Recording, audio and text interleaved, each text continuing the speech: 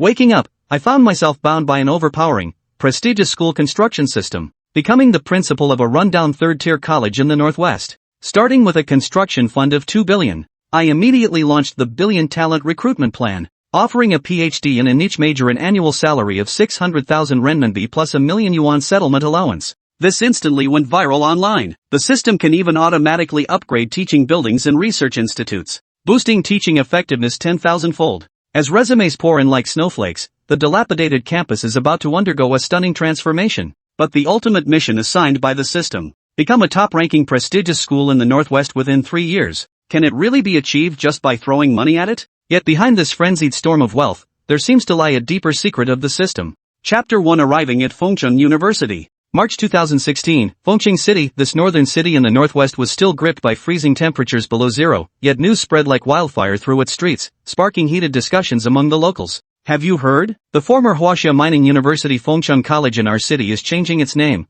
being exceptionally upgraded from an independent college to a full-fledged university. I heard about it too, but what's the point? The original Fengcheng College wasn't even qualified to begin with, just a mediocre third-tier institution, never really thriving. I've heard that school was nothing more than a money-making machine for private investors. That may be true, but this time it's different. Rumor has it that a fund from an overseas Chinese businessman has taken over the school, and they're planning to rename it Fengcheng University. I'm not sure if this is a good thing or a bad thing. Fengcheng already has so few universities, we shouldn't let the students there be held back. At this moment, several luxury cars were parked at the entrance of the former Huaxia Mining University Fengcheng College, now the future Fengcheng University, surrounded by a number of bodyguards. The scene naturally piqued curiosity, but given such a formidable display, no one dared to approach and strike up a conversation. At this moment, in the Maybach at the core of the motorcade, Li Cheng in the back seat harbored no such thoughts at all. Overwhelmed with excitement, he still couldn't process the current situation. To outsiders, he appeared wealthy and influential, even the founder of an overseas Chinese fund. Yet only he knew that just days ago, he had been an unremarkable graduate from a non-elite university, tacked on with an obscure business administration doctorate from some unknown Russian diploma mill. After this gilded journey, just as he was about to return home and ambitiously land a lecturing position at a second-tier Chinese university, he was suddenly bound by a system that manifested in his mind.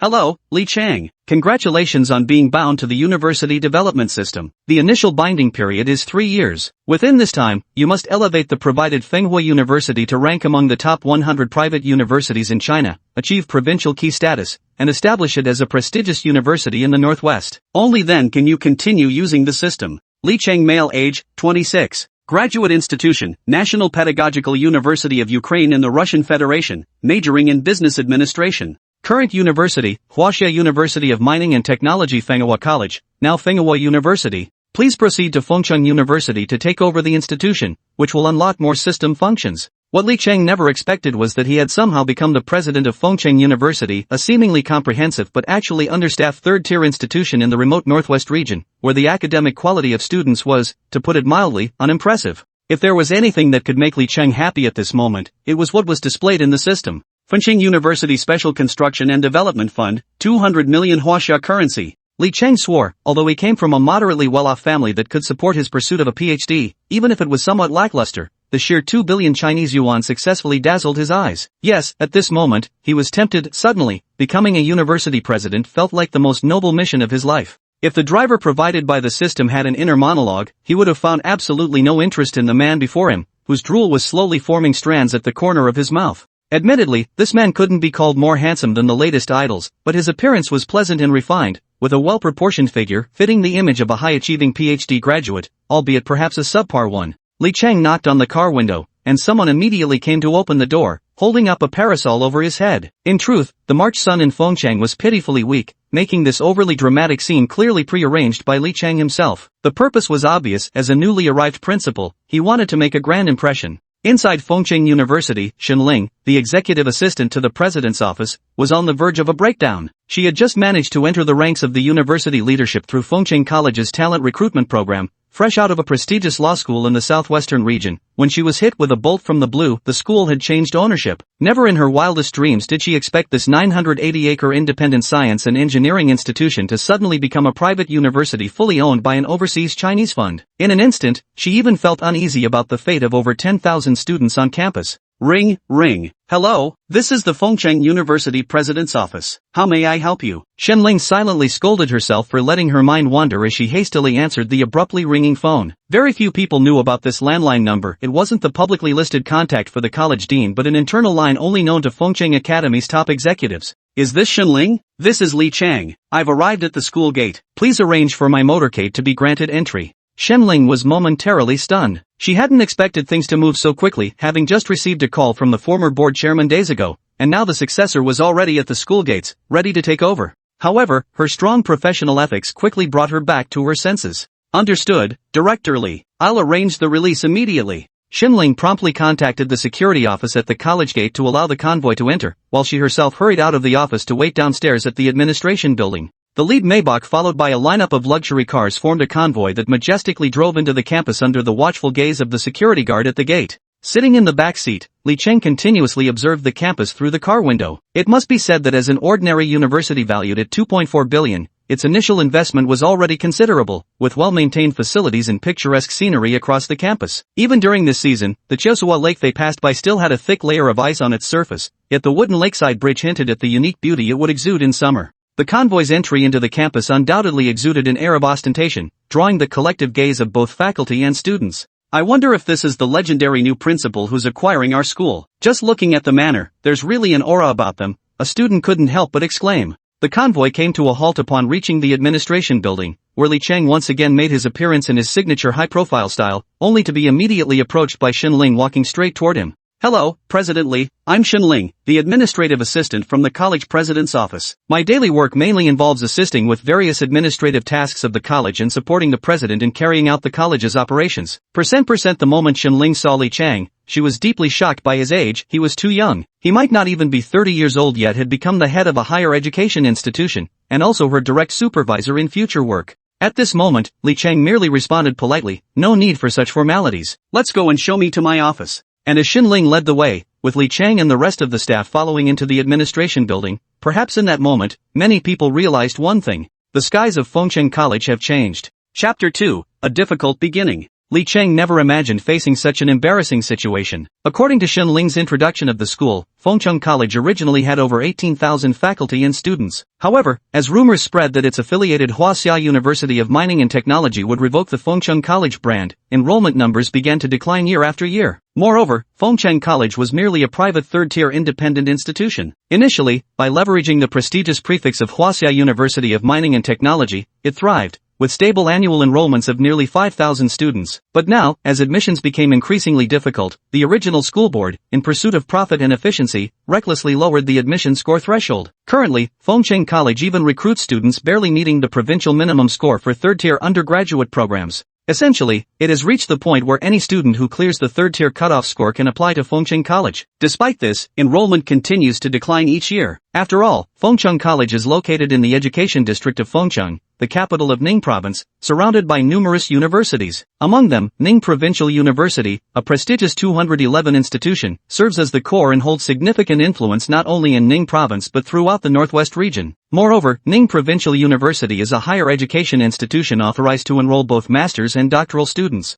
In contrast, Fengcheng College now finds itself in an extremely awkward position. Due to years of poor enrollment, its student population has dwindled from over 18,000 to just 12,000. The gap isn't insignificant, as the admission scores dropped, so did the quality of the student body. Several neighboring independent colleges, once considered peers, now seem poised to leave Fengcheng College far behind. Confronted with this situation, Li Cheng realized that Phoenix City College needed far more than mere campus improvements. What was truly required was continuously attracting top-tier talent, establishing research institutes, launching academic projects to elevate the scholarly atmosphere, broadening student exchange avenues, devising ways to open a graduate school, and even pursuing relentless acquisitions and mergers. Only through such comprehensive measures could the current predicament faced by Phoenix City University, formerly Phoenix City College, be resolved in a short time frame. Shenling, notify all mid-level cadres currently on campus to assemble in the administration building conference room in 1 hour. Also tell them that if they're not there within the hour, they needn't bother coming at all. Currently, Li Cheng faces numerous pressing matters with very limited time. The challenge of elevating the university to become a prestigious institution across the entire Northwest region within just 3 years weighs heavily on his mind. However, with the support of the renowned school system, a glimmer of hope has ignited within Li Cheng's heart.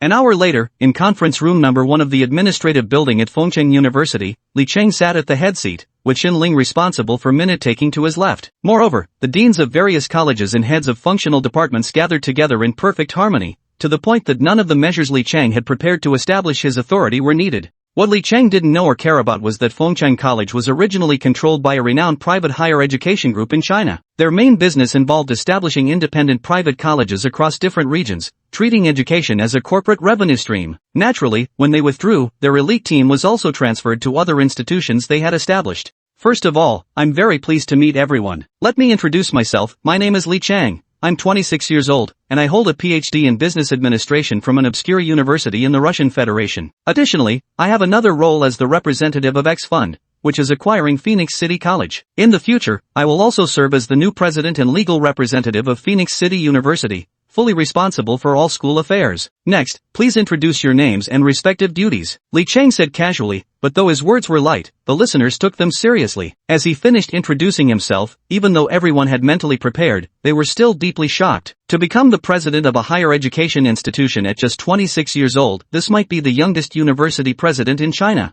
My name is Li Sigua, I'm 37 years old, with a Ph.D. in economics from Fudan University, and currently serve as the dean of the School of Finance and Economics. My name is Du Sisi, I'm 32 years old. I hold a Ph.D. in hydraulic engineering from Ning Province University and serve as the dean of the Hydraulic Engineering College. Upon hearing this, Li Cheng was still quite satisfied. Although young, these two deans did possess solid capabilities. Both held Ph.D.s from Fudan University and Ning Provincial University respectively. While there might still be a considerable gap compared to deans from more prestigious institutions, they were more than sufficient for Fengcheng University at its current stage. However, what followed made his expression grow increasingly dark. My name is Ma Zhihua, 48 years old, with a bachelor's degree in computer science from Ning Province Normal University, currently serving as the dean of the School of Information Engineering. As their introductions gradually concluded, Li Cheng's heart grew increasingly complex. Aside from one doctoral graduate from Fudan University and another from Ning Province University, among the subsequent heads of various schools and functional departments of the university, there even appeared a significant number of individuals with only bachelor's degrees. Even with just a bachelor's degree, their experience was sufficient to maintain the operations of the schools they managed at the current Fengcheng University. This alone was enough to demonstrate how severe the talent shortage faced by Fengcheng University was. After listening to everyone's introductions, first, I would like to address the following points, and I hope everyone will take them seriously. 1. Starting today, Huaxia University of Mining and Technology Fengcheng College is officially renamed Fengcheng University. This change has already received approval from the Ning Provincial Department of Education and can be implemented at any time. Subsequently, the official name will be used for student recruitment, employment, degree conferment, and graduation. All necessary renaming matters across the university's facilities must be promptly addressed. 2. The X Foundation cares immensely about the development and growth of Fengcheng University. This time, I bring not only a resolve for change but also an initial budget of 2 billion Chinese yuan, with additional development funds to be added later. Moreover, apart from me, no one from the foundation will interfere with the university's various development plans. 3. Within the university's campus, I will establish several new research institutes. Additionally, ahead of the upcoming July admissions, multiple colleges will be expanded further. This will later be officially communicated to everyone via formal documents. Today's key focus is this: Fengcheng University must strive to become one of the most influential universities in the Northwest region within 3 years. Achieving this might be challenging, but we must charge forward relentlessly. The first step we must take is to relaunch Fengcheng University's talent recruitment project. Fengcheng University's 10 billion plan. After Li Cheng finished speaking, the entire audience was plunged into deep shock, unable to recover for a long time. Although it sounded easy, the reality behind it was extremely arduous. Becoming a top-tier figure in the Northwest was no simple feat, especially within the short span of just 3 years. Chapter 3: Fengcheng University's billion-yuan talent recruitment campaign trends on Weibo. Fengcheng University. With the new president's forceful arrival, a major upheaval swept through Fengcheng University. Could this 26-year-old university president truly lead Fengcheng University to become a renowned institution in Northwest China within 3 years, as he claimed? Everyone harbored a huge question mark in their minds. Yet online, the once obscure Fengcheng University has ignited a firestorm, primarily due to Li Cheng's proposed 10 billion talent recruitment plan. This initiative allocates 10 billion yuan to recruit diverse professionals across disciplines from medicine and arts to management, spanning existing fields like finance and economics to architecture, civil engineering, and water resources. Essentially, if you meet the requirements, Fengcheng University offers countless career opportunities awaiting your arrival. Fengcheng University, hashtag Fengcheng University 10 billion talent recruitment plan hashtag starting today, Fengcheng University officially launches its talent recruitment initiative. This includes the 4 bottomless pits majors biology, chemistry, environmental science, and material science widely joked about by students. Holders of a master's degree who meet the requirements and pass the interview will receive monthly salary of 15,000 yuan, 500,000 yuan relocation allowance, and 80 square meter residence in the Fengcheng Education Park. Ph.D. graduates receive 50,000 huaxia currency monthly, 1.1 million yuan in relocation allowance, and a residence of no less than 130 square meters within the Fengcheng Education Park. Those willing to undertake research projects may secure up to 100 million yuan in dedicated research funding per project, funds that do not draw from the billion yuan talent recruitment budget. After 5 years of employment, the residence becomes your property. Don't just get excited, take action. Eligible students, submit your resumes now. Fengcheng University looks forward to welcoming you. The topic sparked heated discussion primarily because this third-tier university, which normally attracts little attention, unveiled such a heavyweight talent recruitment plan just one day after its name change. Many couldn't help but question the authenticity of the announcement. Meanwhile, what was Li Cheng, the catalyst for this incident, doing? Naturally, he was staring at the system with a frown and a hint of resignation. The system interface now displayed: host has successfully acquired Fengcheng University. All system functions are now fully accessible. Please review. Fengcheng University. Tier: Private Comprehensive Independent College. Enrolled students, 12,845. Faculty and staff, 545. Primary campus facilities, 8 academic buildings, 15 dormitory buildings, 1 administrative building, 1 library, 1 mechanical engineering research institute, 1 student activity center, 1 main auditorium. Current developable sites. 1. Academic building, 50 million. 2. Research institute, 100 million yuan. Li Cheng couldn't help but feel puzzled. Clearly, the price of the teaching building in the system far exceeded current construction costs. What kind of teaching building required a construction cost of 50 million? The system quickly answered his question. System-produced teaching buildings are 8-story standardized structures designed to accommodate 2,500 students simultaneously. They feature modern electrical systems and intelligent teaching technology, enhancing students' ability to absorb knowledge. Research institutes include not only construction costs but also essential experimental equipment, accelerating academic research and increasing success rates. In an instant, Li Cheng understood. He urgently spent 200 million yuan to renovate the school's existing 8 teaching buildings. However, considering that students were currently attending classes on campus, he could only renovate 4 of them first. The remaining 4 would be constructed after the new teaching buildings were improved. 2,500 students, 4 buildings for 10,000? No, that won't suffice. We must renovate only 2 buildings first, then construct 4 new ones. Though his ambitions soared like a soaring bird, he was constrained by the imperative to avoid disrupting students' normal studies and daily lives. Thus, these plans had to be postponed. As Fengcheng University's 10 billion yuan talent recruitment initiative gained traction online, it captured the attention of numerous professionals, sparking widespread discussion among netizens. I suspect this billion yuan program is riddled with restrictions. Getting the money won't be easy. Don't let them spring some trap contract on us, we'd lose the money and our dignity too. Netizen A. Have universities lost all sense of ethics? They're promoting this recklessly. What if people go through the process only to find they can't get the money? That would be utterly humiliating. Netizen C. The intent is good. China's highly educated talent is underpaid, especially academic specialists like graduates from the 4 major sinkhole majors. Getting into prestigious research institutes is harder than climbing to the moon, wasting so much talent. Netizen S. Lanzhou. Wu Hua is a researcher at Lanzhou University's Institute of Biology. Since graduating from Huazhong University of Science and Technology, he's been doing basic lab work at Lanzhou University, spending his days on menial, unfulfilling tasks. Logically, someone with a Ph.D. from a prestigious institution like Huazhong should not be reduced to scrubbing labware for 4,000 yuan a month. But what choice did he have? He chose biology, one of the 4 major academic dead-end fields. Constant internal competition within the industry, coupled with limited demand for biological talent, means securing a lecturer position at a truly renowned university is a pipe dream without overseas experience from a top-tier institution. As Wu Hua waited for experimental results to record before washing the labware again, he suddenly spotted Fengcheng University's talent recruitment program on Weibo. 1.1 million yuan plus a 130 square meter apartment. Plus a 600,000 yuan annual salary. The glaring string of numbers relentlessly teased Wu Hua's already unambitious heart. He thought of his rural family background, his choice of this field leaving him single to this day, and his aging parents still toiling day and night in the fields, their faces to the soil, backs to the sky. This young man from the countryside suddenly questioned the very meaning of his academic journey thus far. Long nights found him crammed into the institute's single dorm room. In stark contrast, Fengcheng University offered a high salary, housing, and a million-yuan relocation allowance. Uncontrollable tears slid down his cheeks. In that instant, he made what he would later consider the most correct decision of his life. Ding! You have a new email. Xinling stared blankly at the resume before her, its opulence almost shocking. A doctoral candidate from Huazhong University of Science and Technology actually applying to a small university like Fengcheng? She couldn't help but wonder inwardly, was this the power of money? She promptly sent the interview invitation as instructed by Li Chang. Dear Dr. Wu Hua. I am Xinling, Administrative Assistant to the President's Office at Fengcheng University. Following our university's review, you fully meet our talent recruitment requirements for doctoral graduates. Detailed contact information is attached. Our university will purchase a first-class airline ticket for you. When would you be available to come to our university for an interview? Such scenes kept flashing before her eyes, and she couldn't help but wonder how many hearts were racing with excitement at the prospect of such an offer. Chapter 4: The Unbelievably Wealthy Fengcheng University. Late winter into early spring, the lingering chill of winter still hung over Ning province, and people remained bundled in heavy winter coats. The Fengcheng Education Park, usually quiet during the weekdays, was now bustling with activity.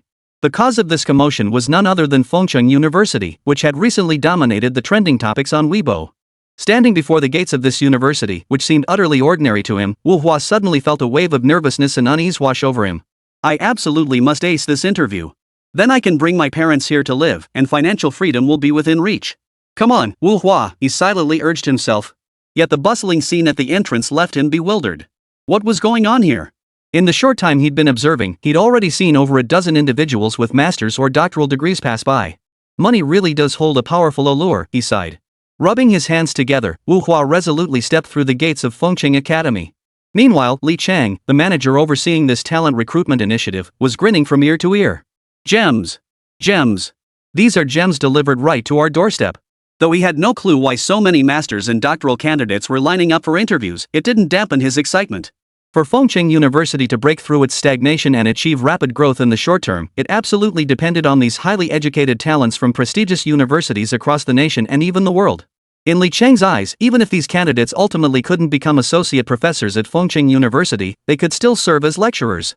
With the university poised to expand its campus and establish new disciplines, qualified and outstanding faculty were essential. The steady stream of young talents pouring in now represented a vast treasure trove, gleaming with gold in Li Chang's vision. The scene shifts to Conference Room 1 in Fengcheng University's administration building. Here, Li Chang interviews faculty candidates with open-door policy, stamping approval seals on resume after resume. Dr. Wu Hua, research fellow at Lanzhou University's Biology Institute? Graduated from Huazhong University of Science and Technology only to work menial jobs? That's a waste of talent. Approved, approved. We've just gained another biology lecturer. Associate Professor Wang Zhang from the History Department at Northwest University? No, this is too much. This requires the high-end talent recruitment program. We can't let such an excellent professor slip away. As acceptance notifications flooded the phones of the interviewed candidates, someone suddenly realized and exclaimed in shock. I got hired. 600,000 yuan annual salary. 600,000 yuan. Who'd have thought a Ph.D. in philosophy would see this day? I got hired too. Oh my god. Environmental engineering finally has its day.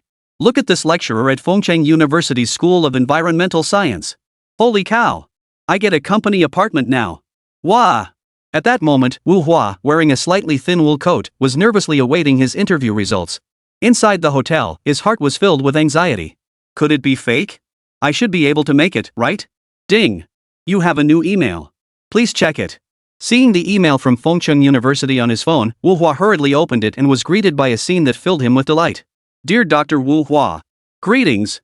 First, we thank you for taking time out of your busy schedule to visit Fengcheng and participate in our billion-yuan talent recruitment initiative.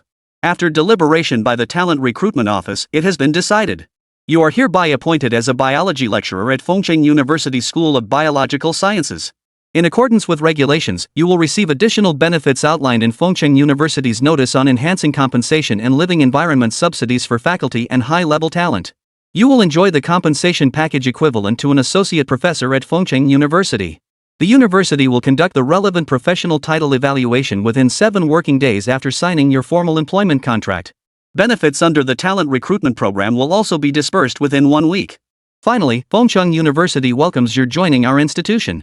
We look forward to meeting you on campus. Fengcheng University. At that moment, Wu Hua's eyes filled with tears of excitement. Without pausing to reflect, he immediately picked up the phone and called his mother back in their rural hometown over 1,000 kilometers away. "Mom! Your son has made it. I finally landed a great job. You won't have to work so hard anymore. In a couple of days, I'll come pick you up myself. Come to Fengcheng. Your son is teaching at the university here." "Oh. Good, I'll be waiting for you." Wu Hua's mother was so overwhelmed with joy that she couldn't find the words to express her happiness. The love of parents knows no bounds. Wu Hua's mother had rarely left their mountain village in her entire life. Perhaps the farthest she'd ever ventured was the town over 50 kilometers away. Yet this didn't diminish her greatness as a mother.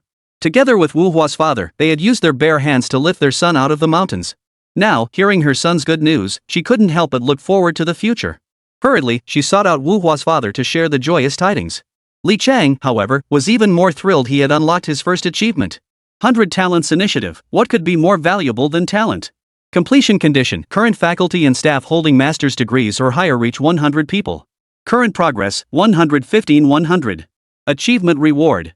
100 million yuan in university construction funds.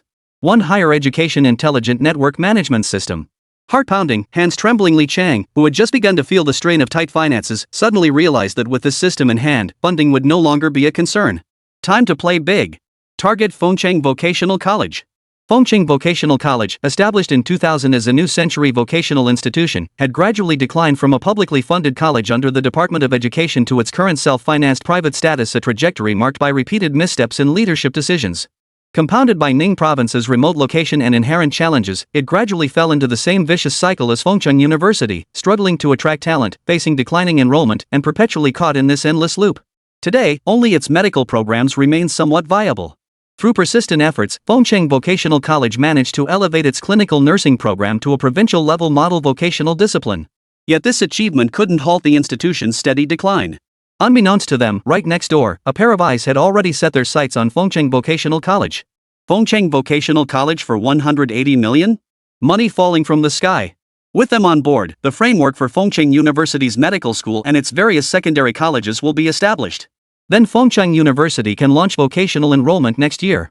As long as I have the money, I'll buy land and build campuses to expand enrollment. Shen Ling.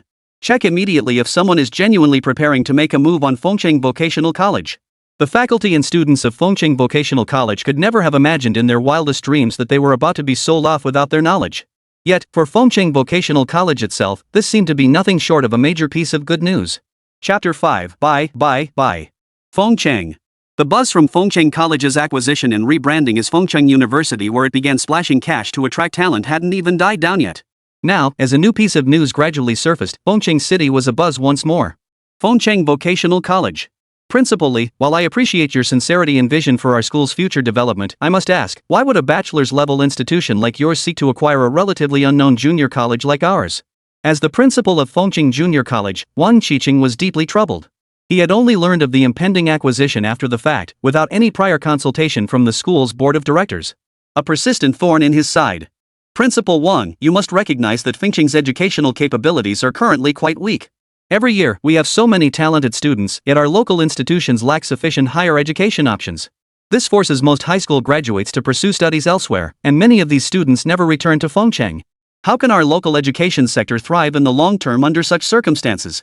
This acquisition of Fengcheng Vocational College involves multiple considerations. While it may not be the top vocational institution in Fengcheng, it stands as a first-tier private vocational college within our city. Li Chang replied. Hearing this, even with all the resentment Wang Qiqing harbored, he couldn't help but feel somewhat relieved.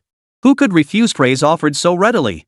Compliments directed at the school he managed were, after all, affirmation of his dedication and leadership. However, Principal Wang, you must also recognize that since the transition from public to private status, your institution has experienced a steady decline in both enrollment and academic quality. Many of the highly qualified faculty members who were previously on permanent staff have transferred to other public vocational colleges following the restructuring. Even vocational colleges and technical institutes that once lagged significantly behind Fengcheng Vocational College have gradually begun to surpass it in recent years. This acquisition aims to leverage Fengcheng Vocational College's existing faculty and students to address gaps in our university's vocational education offerings. Equally important is the synergy we seek, combining strengths to achieve more than the sum of its parts. Rather than a takeover, this is a mutually beneficial partnership. Post-acquisition, we will retain the Fengcheng Vocational College brand. As the name implies, we can operate under dual brands with a unified leadership team for coordinated development. After hearing Li Cheng's explanation, Wang Qicheng had already reached his conclusion. He was merely the president hired by the original school board, while the former president had long since returned to the provincial education department following the transition from public to private management. Over the years, he had watched Fengcheng Vocational College's gradual decline with growing concern, yet no effective policies existed to reverse the trend. Now, Fengcheng University's emergence injected vitality into this stagnant pool of development that could prove beneficial. Moreover, given his advancing age, transitioning to serve as the dean of a branch college within a university seemed a reasonable prospect.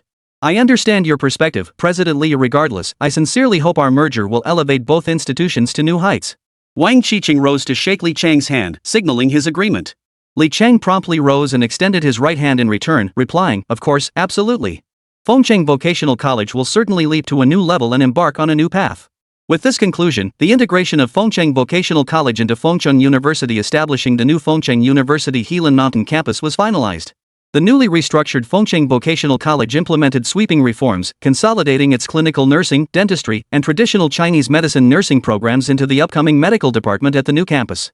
Meanwhile, its existing liberal arts and science programs were reorganized into separate departments: Mechanical Engineering Department and Economics and Management Department. In the future, a large number of Fengcheng University faculty members will continuously be injected into the Helan Mountain campus. This will transform it from an ordinary college into a place where, through the Helan Mountain campus, anyone willing to work hard can access a one-stop pathway for academic advancement from associate to bachelor's degree and even future master's degrees. Students will experience the cutting-edge appeal of disciplines at Fengcheng University. With everything finalized, Li Cheng immediately headed to Fengcheng IRI Hospital. This private, publicly listed chain of ophthalmology hospitals operates hundreds of branches nationwide.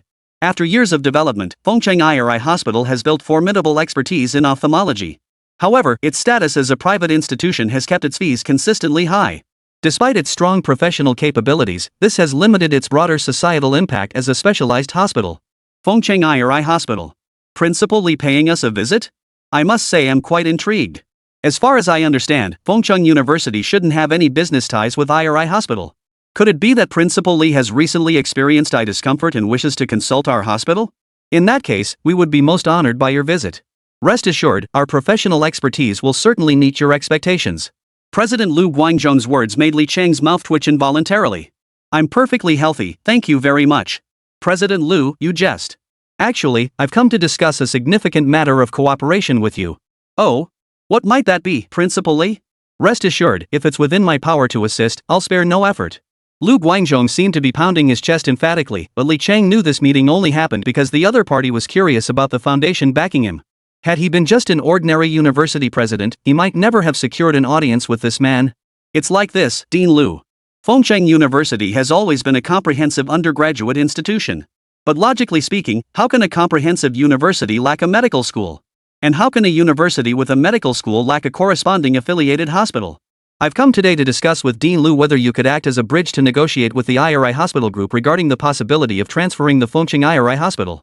This would provide Fengcheng University students with an excellent practical training base.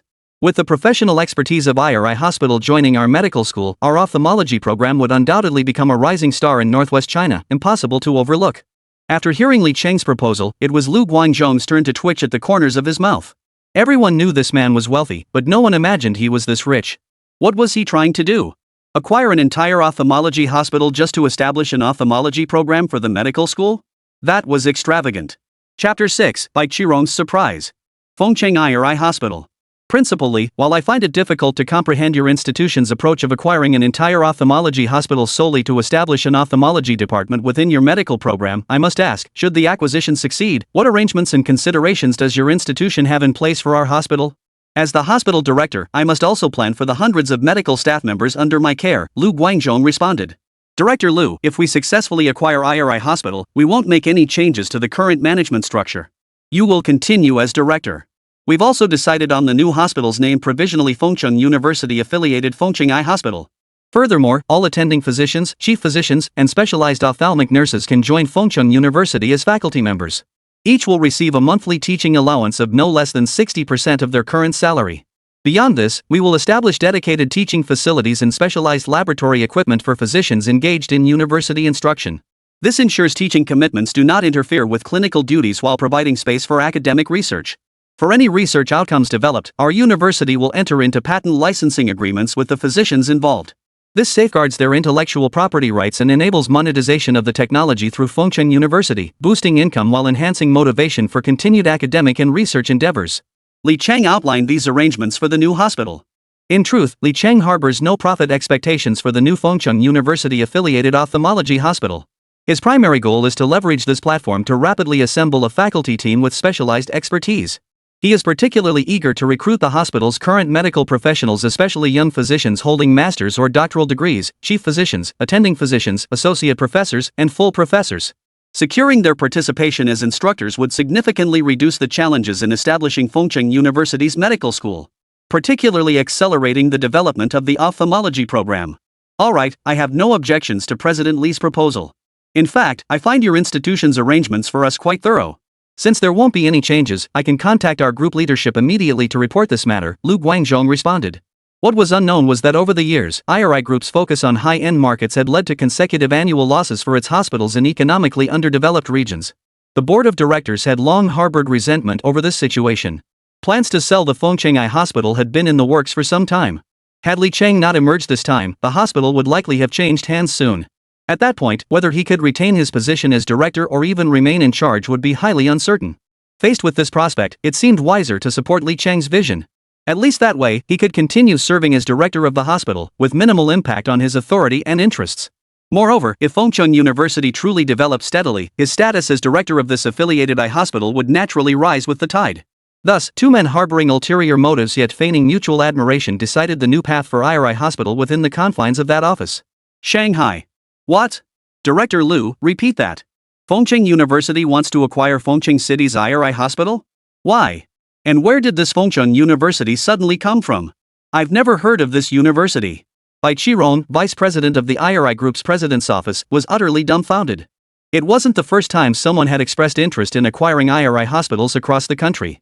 In fact, over the years, as the group restructured its operations and gradually implemented plans to reduce heavy asset holdings, it had actually been eager to shed these underperforming assets in less developed regions. Typically, hospital acquisitions were handled by local private capital or fellow medical enterprises. This was the first time they'd encountered a local university making such an offer, which naturally left Bai Qirong utterly astonished. Yes, Mr. Bai. President Li Cheng of Fengcheng University just left. They've offered 340 million yuan to acquire Fengcheng IRI Hospital. Frankly, I'm also curious about their motivation. But from my discussions with President Li, their goal is to establish an ophthalmology program within their medical school. As for the university itself, it was only recently renamed. You likely heard about it during your inspection visit to Fengcheng. It was formerly known as the Fengcheng College of Huaxia Mining University. But not long ago, for reasons unknown, it was acquired by an obscure foundation. This caused quite a stir locally in Fengcheng at the time. Lu Guangzhong reported truthfully to Bai Qirong, though his own thoughts were elsewhere, thoughts he would share with no one. If that's the case, I can understand it. But does this university truly have sufficient funds to acquire Fengcheng IRI Hospital? That hospital was originally invested with less than 300 million yuan. Over the years, its equipment has depreciated, and its business growth has been mediocre. Aside from having a team of specialized physicians, there's nothing particularly remarkable about it. Bai Qirong was inwardly speechless. It wasn't that he didn't want to sell the hospital, but something about this deal felt off. After all, while the group had considered selling Fengcheng IRI Hospital, it was merely an idea never formally discussed at a board meeting, let alone documented in writing. How did the other party know we were determined to sell? Precisely because of this, their initial valuation was under 300 million. However, considering our brand influence and group revenue, they offered a 30% acquisition premium. Frankly, I feel this price is already quite high. Their assessment was based solely on our original investment and publicly available data. To sell it now for 340 million feels like a solid deal. They seem genuinely sincere. Regarding their funding, perhaps President Bai has been preoccupied lately. Just days after acquiring Fengcheng University, this obscure foundation announced a so-called 1 billion talent recruitment plan, splashing out huge sums.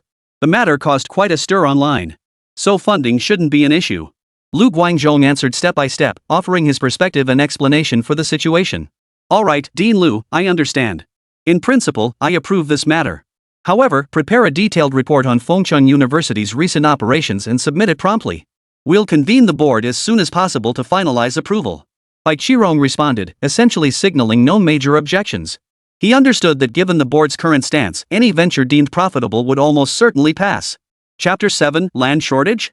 Target the Neighbors. Late March 2016, Fengcheng. As the weather gradually warmed, students began donning lighter spring attire, and the campus once again brimmed with the vibrant energy of youth. How exactly to describe this atmosphere? Cut to the scene. Li Qingning, currently in the Fengcheng University Administration Building, could perfectly capture this essence, at least judging by the telescope propped up beside the floor-to-ceiling windows in his office. Don't mistake this for some peculiar hobby, he genuinely was just stargazing. At least, that's what he told himself. The matter with Fengcheng IRI Hospital still required a lengthy process and wouldn't be resolved anytime soon. Li Cheng had to return to campus to resume his duties, starting with the awkward situation involving the new teaching building he'd ordered through the system. Fengcheng University faced south, with all buildings uniformly oriented toward the southern horizon. Even later constructions adhered to this principle. The new teaching building should have followed suit. Better natural lighting and alignment with the campus master plan would enhance Fengcheng University's overall aesthetic coherence. Now, however, Li Cheng discovered that Fengcheng University's original 980-acre campus was becoming insufficient.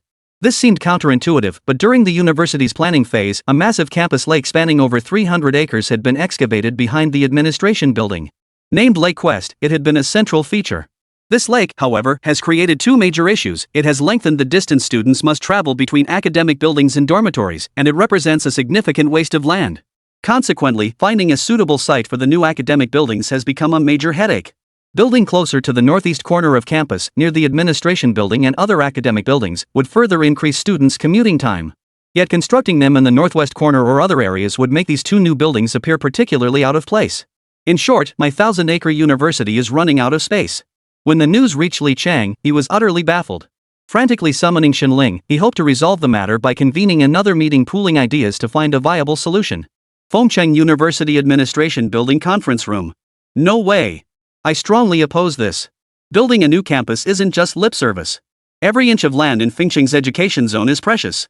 Besides, how could it possibly be completed in such a short time? As President Li mentioned at the last meeting, we aim to become a top-tier comprehensive university in northwest China within 3 years. I fear even 3 years won't be enough to complete an entire new campus.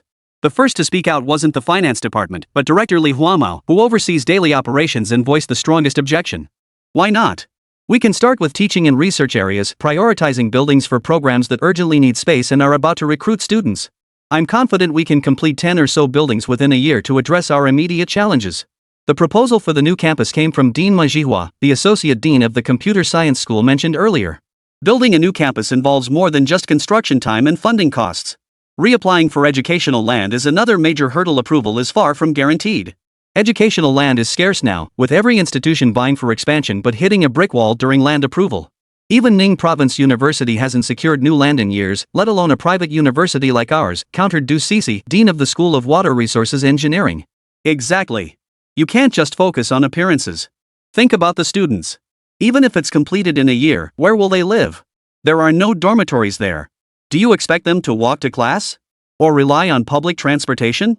If something happens on the way, can you take responsibility? If we can't solve this problem, we'll be stuck with a useless new campus, a liability. Zhao Xuayan, Director of Student Affairs, chimed in with her perspective. All right, quiet down. I understand everyone's concerns, but our circumstances are different. Right now, I'm focused on finding a solution that won't disrupt our normal teaching or future development. If we must build a new campus, then we build it. If we don't, how do we free up space for the two new teaching buildings? Especially when we're already stretched thin with just 2 buildings. Now what about the future? In the future, I plan to establish over a dozen colleges, potentially expanding to more than 20 colleges and over 100 academic disciplines. What then? Where would we place the new research institutes? We can't just focus on the immediate situation. The urgent task now is to discuss a practical, implementable solution. Li Cheng said, tapping the table. Principal Li, it's not that there's no solution, it's just... Dean Du Cixi seemed hesitant to continue. Speak your mind. Meetings exist for open discussion and collaborative problem solving, Li Cheng responded. As far as I know, Ning Province Finance and Economics Vocational College, right next door to us, seems to be considering converting from public to private status. Du Cixi said. Li Cheng's eyes lit up instantly.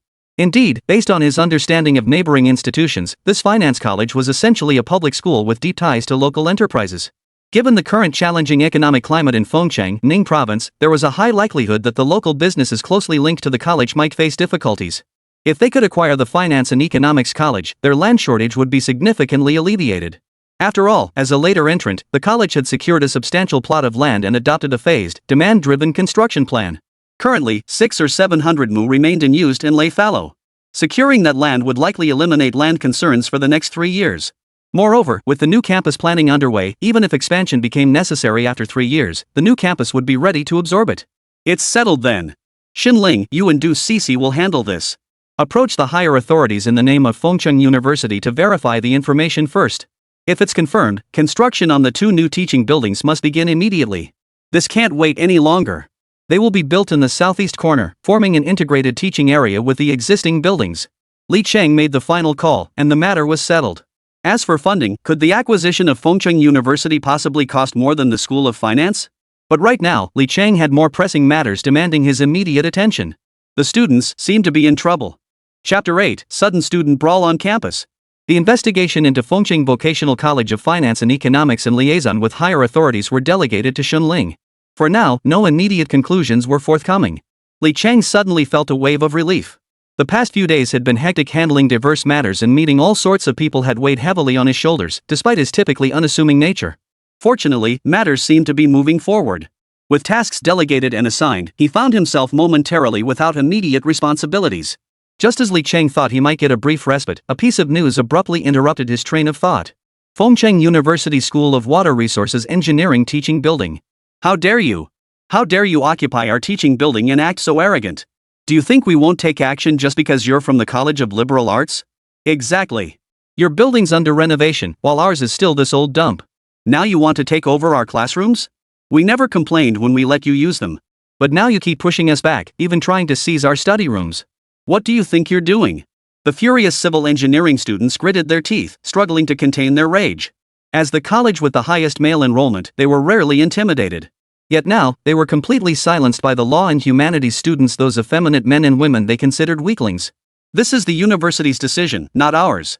Why else would they choose to renovate our building instead of yours? If it weren't for our building's renovation and the university's plan, we wouldn't be here at all. You bunch of roughnecks. A law student, dressed head to toe in designer labels, responded. Though physically slight, his sharp tongue was anything but. Exactly. What do you construction workers need a study hall for? Got any assignments to finish in there? Better spend that time running laps to build muscle, you'll need it to haul bricks later. The root cause was simple, it all came down to Li Cheng. The construction crew renovating the building had reported the situation to him, but he hadn't considered this particular issue. He'd assumed everyone could just squeeze in temporarily, never expecting it to escalate into a conflict. Students from the School of Literature and Law argued that since the university had placed them in the same building as students from the School of Water Resources Engineering, they deserved equal rights like access to study rooms when no alternative arrangements existed. Without notifying anyone, they occupied all the first-floor study rooms to prepare for their legal exams. Under normal circumstances, this might have been overlooked. But at this critical juncture, the situation was different. The College of Water Resources Engineering students already harbored resentment because their college building hadn't been renovated alongside the others. Now, the College of Law and Politics had effectively stepped on their toes. They were all students who was afraid of whom? Word spread like wildfire, students shouted to each other, gathering in droves at the study room doors on the first floor. The hallways became so congested they were practically impassable. A confrontation was about to erupt. Suddenly, at that very moment, a chair flew out from the crowd of engineering students, smashing into the group of humanities and law students. In the dense crowd, it struck one student squarely on the forehead. Blood gushed instantly, but no one knew who had thrown the chair that had cracked his skull open. The already tense atmosphere escalated instantly. With fewer male students and generally less robust physiques compared to their counterparts from the School of Water Resources Engineering, the School of Literature and Law students had no advantage in a fight. They had been hesitant to resort to violence. But they never expected the other side to directly expose their classmates, which instantly ignited the boys' anger. Chaos erupted in an instant, fists flew, shouts and curses filled the air. The female students from the College of Liberal Arts were terrified. Originally standing at the back, they now witnessed the scene and urgently contacted their dean and counselor to report the situation. The dean of the School of Law and Humanities was Tan Zhou. Though still in his prime at over 40, his receding hairline betrayed his age. Despite his relatively young years, his demeanor, combined with the gravitas of his legal profession, made him appear stern and rigid. He had been leisurely sipping tea in his office within the college administration building when the call came, instantly making his forehead break out in a sweat. Fengcheng University had just undergone a change in leadership, and Li Cheng was implementing sweeping reforms and expansions. Now, students from his college were actually fighting with those from the Water Conservancy Engineering College. He immediately called Du Cece from the Water Resources Engineering School. Hearing the news, she too wore a worried expression. But this was no time to sit in their offices devising countermeasures. He walked while talking on the phone, hoping to reach the scene as quickly as possible to prevent the incident from escalating further. Du Cixi, who had been discussing matters with Shenling in her office, received the call and dared not delay a moment, rushing toward the college.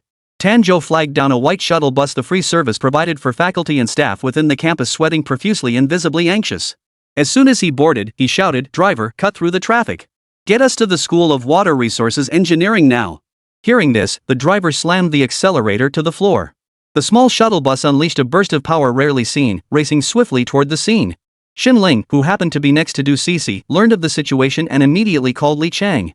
Li Chang hurried downstairs toward the scene, hoping to defuse the situation while simultaneously contacting 120 emergency services, the campus clinic, and security personnel.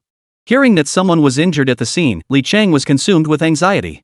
If this incident wasn't handled properly, it could have devastating negative repercussions for Fengcheng University, which had just undergone restructuring. Under Li Chang's direction, every department sprang into action. For many, this was their first direct order from the president since the restructuring. The task at hand was particularly thorny, a student brawl. Handled poorly, this could erupt into major trouble. At best, the ringleaders might face detention. At worst, if serious bloodshed occurred, the university would be in deep trouble. While everyone rushed to the scene, tensions among the students involved only escalated. Students from the College of Liberal Arts were being overwhelmed, but their sheer numbers provided some resistance. As a much larger comprehensive liberal arts college compared to the College of Water Resources Engineering, it encompassed numerous humanities programs. Their numerical advantage allowed them to hold their ground temporarily without collapsing. This proved problematic, however, as the situation rapidly deteriorated. Just then, the campus security team and Tanzhou arrived on the scene. The sharp whistle of a security guard pierced the air. Chapter 9, Dawn Assembly. Fengcheng University. With Tanzhou and the security guards taking the lead, followed by the timely arrival of numerous leaders including Li Chang, the injured students were properly transported to nearby hospitals for emergency treatment. As for the medical expenses, Li Chang didn't hesitate to take full responsibility for them. Determining responsibility in student conflicts is always complicated, especially when such incidents occur on campus. The root cause often lies in inadequate management planning. Rather than letting the university shirk responsibility by covering only part of the costs, it was better to shoulder the full burden, prioritizing student health and safety above all else. This incident served as a stark wake-up call for Li Chang. He realized that while expanding the university's physical infrastructure was important, he must also pay greater attention to the various factors arising from Fengcheng University's continuous growth. Today's incident, though not exceptionally severe, had already caused a very negative impact. Students at a prestigious institution engaging in mass brawls on campus. What kind of behavior was this? It violated both university regulations and the law. Reflecting on it now, Li Chang still felt a chill of dread. Had his response been even a moment slower, who could have predicted how the situation might have escalated or what consequences it might have brought? Therefore, ideological education for the students was undoubtedly urgent. Li Chang decided to personally deliver a profound public lecture on ideological education to his peers. Furthermore, through the concerted efforts of all university departments, he would establish relevant emergency management mechanisms to nip any potential seeds of similar incidents in the bud. Ding! System task generation conditions triggered. New task issued. Host, please review immediately. Task, the importance of ideological education for students.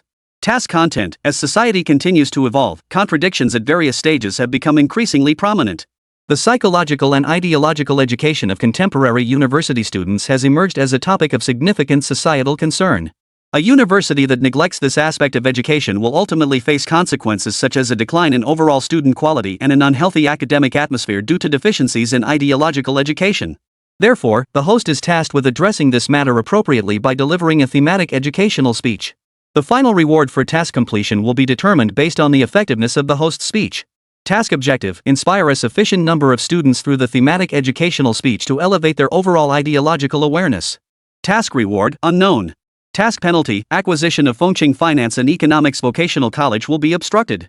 This marked the first time Li Chang experienced the system adapting tasks to Fengcheng University's actual circumstances. The timing of this task issued precisely when Li Chang decided to deliver his speech clearly signaled the system's emphasis on the matter. Moreover, it was also his first encounter with a system task carrying penalties. Following Li Chang's arrangements, the Student Affairs Office at Fengcheng University began its operations. Fengcheng University Men's Dormitory Building A1. Open up, open up. Stonewall, connect. Don't let him down. Yasuo, harvest, harvest. Stop yelling, I'm coming. I'm coming. Just one more hit and I'll ultimate. Push. Push. High ground tower. Take it down and go for the Baron. The hallway of the dormitory building was perpetually filled with the relentless clatter of keyboards, the sound of students battling in Summoner's Rift. It was impossible not to feel a sense of helplessness.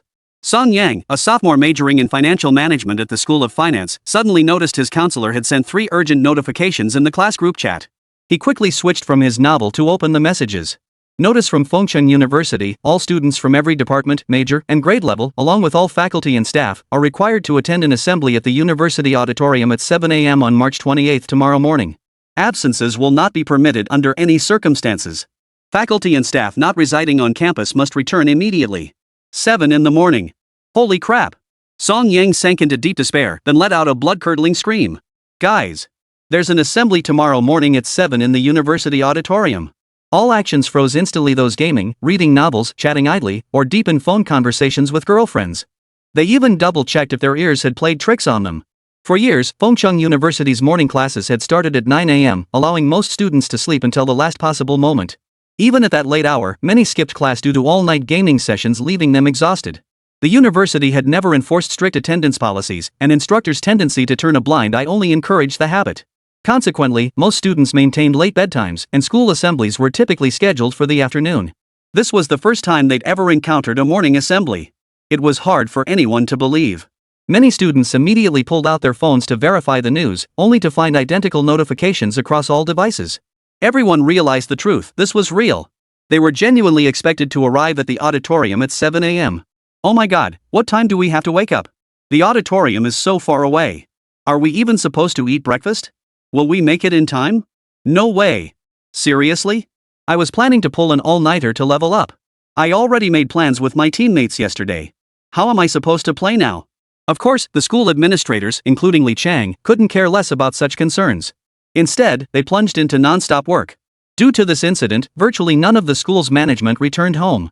Late-night overtime illuminated the administrative building. Truthfully, they were suffering too. But with Li Chang staying put and even the principal sleeping in his office, how could they possibly go home? Besides, the assembly was scheduled for early the next morning. All the work assignments, including urgent cleaning and electrical inspections, had only been distributed that afternoon. Coordination efforts were underway, and the teachers couldn't help but sigh, who knew overtime was always this close? The next day. Dawn. Before dawn, the cafeteria staff were already bustling about, following Li Chang's instructions to start work 2 hours early to prepare breakfast for the students. The breakfast spread was unprecedentedly lavish: 3 meat buns, a bowl of congee, an egg, milk, and even a small fruit snack and chewing gum. Preparing such a breakfast necessitated the early start. Li Chang would cover all breakfast expenses. He feared that such an early gathering might cause students to oversleep, miss breakfast, or avoid dining halls. Thus, he ordered all prepared meals to be distributed free of charge along the campus path leading to the auditorium. Wow! Is the school this considerate? Suddenly, getting up so early doesn't seem so bad. As the time drew near, some early rising students had already received the complimentary breakfast distributed by the school. Chapter 10, the speech begins. As more and more students made their way to the school auditorium for the assembly, an increasing number discovered just how thoughtful and generous the complimentary breakfast provided by the school truly was. Wah! The free breakfast the school gave out is way too delicious. There's so much, how am I supposed to finish it all? But I can't bear to throw any away.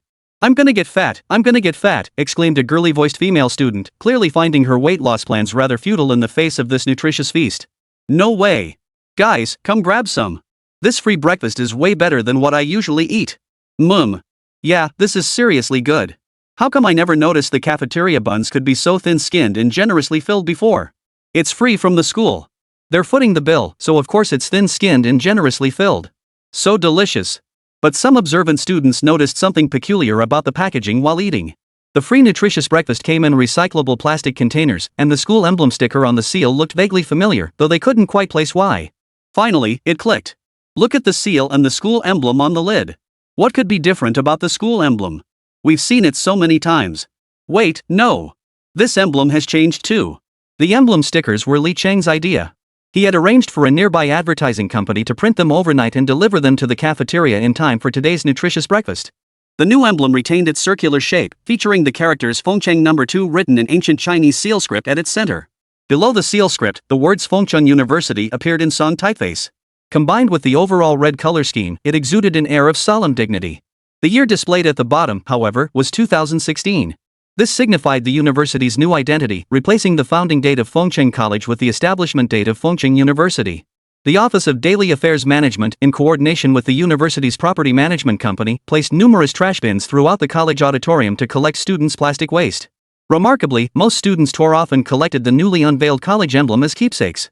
As students gradually entered and took their seats in orderly sections by college, the early spring sky at Fengcheng, still not fully lit at 6 o'clock, created a rather atmospheric scene. As order settled and the buzz of conversation faded, students noticed this assembly differed from previous school gatherings. The front rows of tables and chairs in the auditorium had been removed, leaving the space starkly empty. Yet the unfurled banner bore intriguing words. It read, "Why are you striving?" As the clock approached 7, Li Cheng emerged from behind the curtain. Many students had never seen him before. Today was their first encounter with their new principal. The crowd was stunned by his youth. Dressed in a simple, well-fitted custom suit, Li Cheng walked slowly to the front of the auditorium and began, "Good morning, students. My name is Li Cheng. I am your new principal and the organizer of this 7 a.m. assembly. You might be curious about my age, but I imagine you're also a bit annoyed after all. This gathering cut into many of your good night's sleep."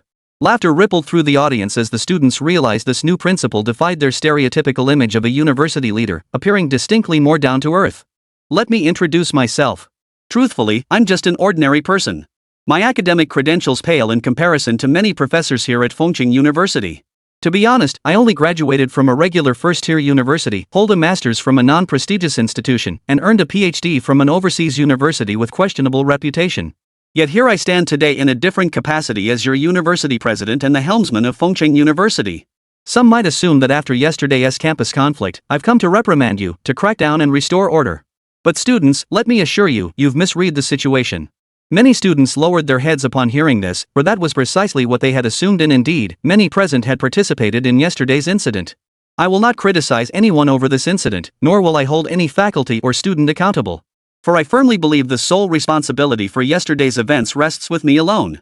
As the president of Fengcheng University, the occurrence of such an incident on campus demonstrates my flawed decision-making, inadequate oversight, and failure to fulfill my duties as your leader. Therefore, I will not discuss this matter further today. Follow-up arrangements will be handled by designated faculty members. Rather than a formal speech, today is more of a conversation I wish to have with you all. Standing on such a grand stage for the first time, addressing over 10,000 faculty and staff, I must admit I feel a bit nervous. Please laugh freely to help ease my tension. The moment he finished speaking, the venue erupted in laughter. The students had never encountered such an engaging president before, their first encounter with such a young leader, and their first with one so approachable. The lingering resentment from earlier dissipated effortlessly amidst Li Cheng's humorous address. Today's theme is, "Why are you striving?" It might sound philosophical, but it's actually quite ordinary and simple.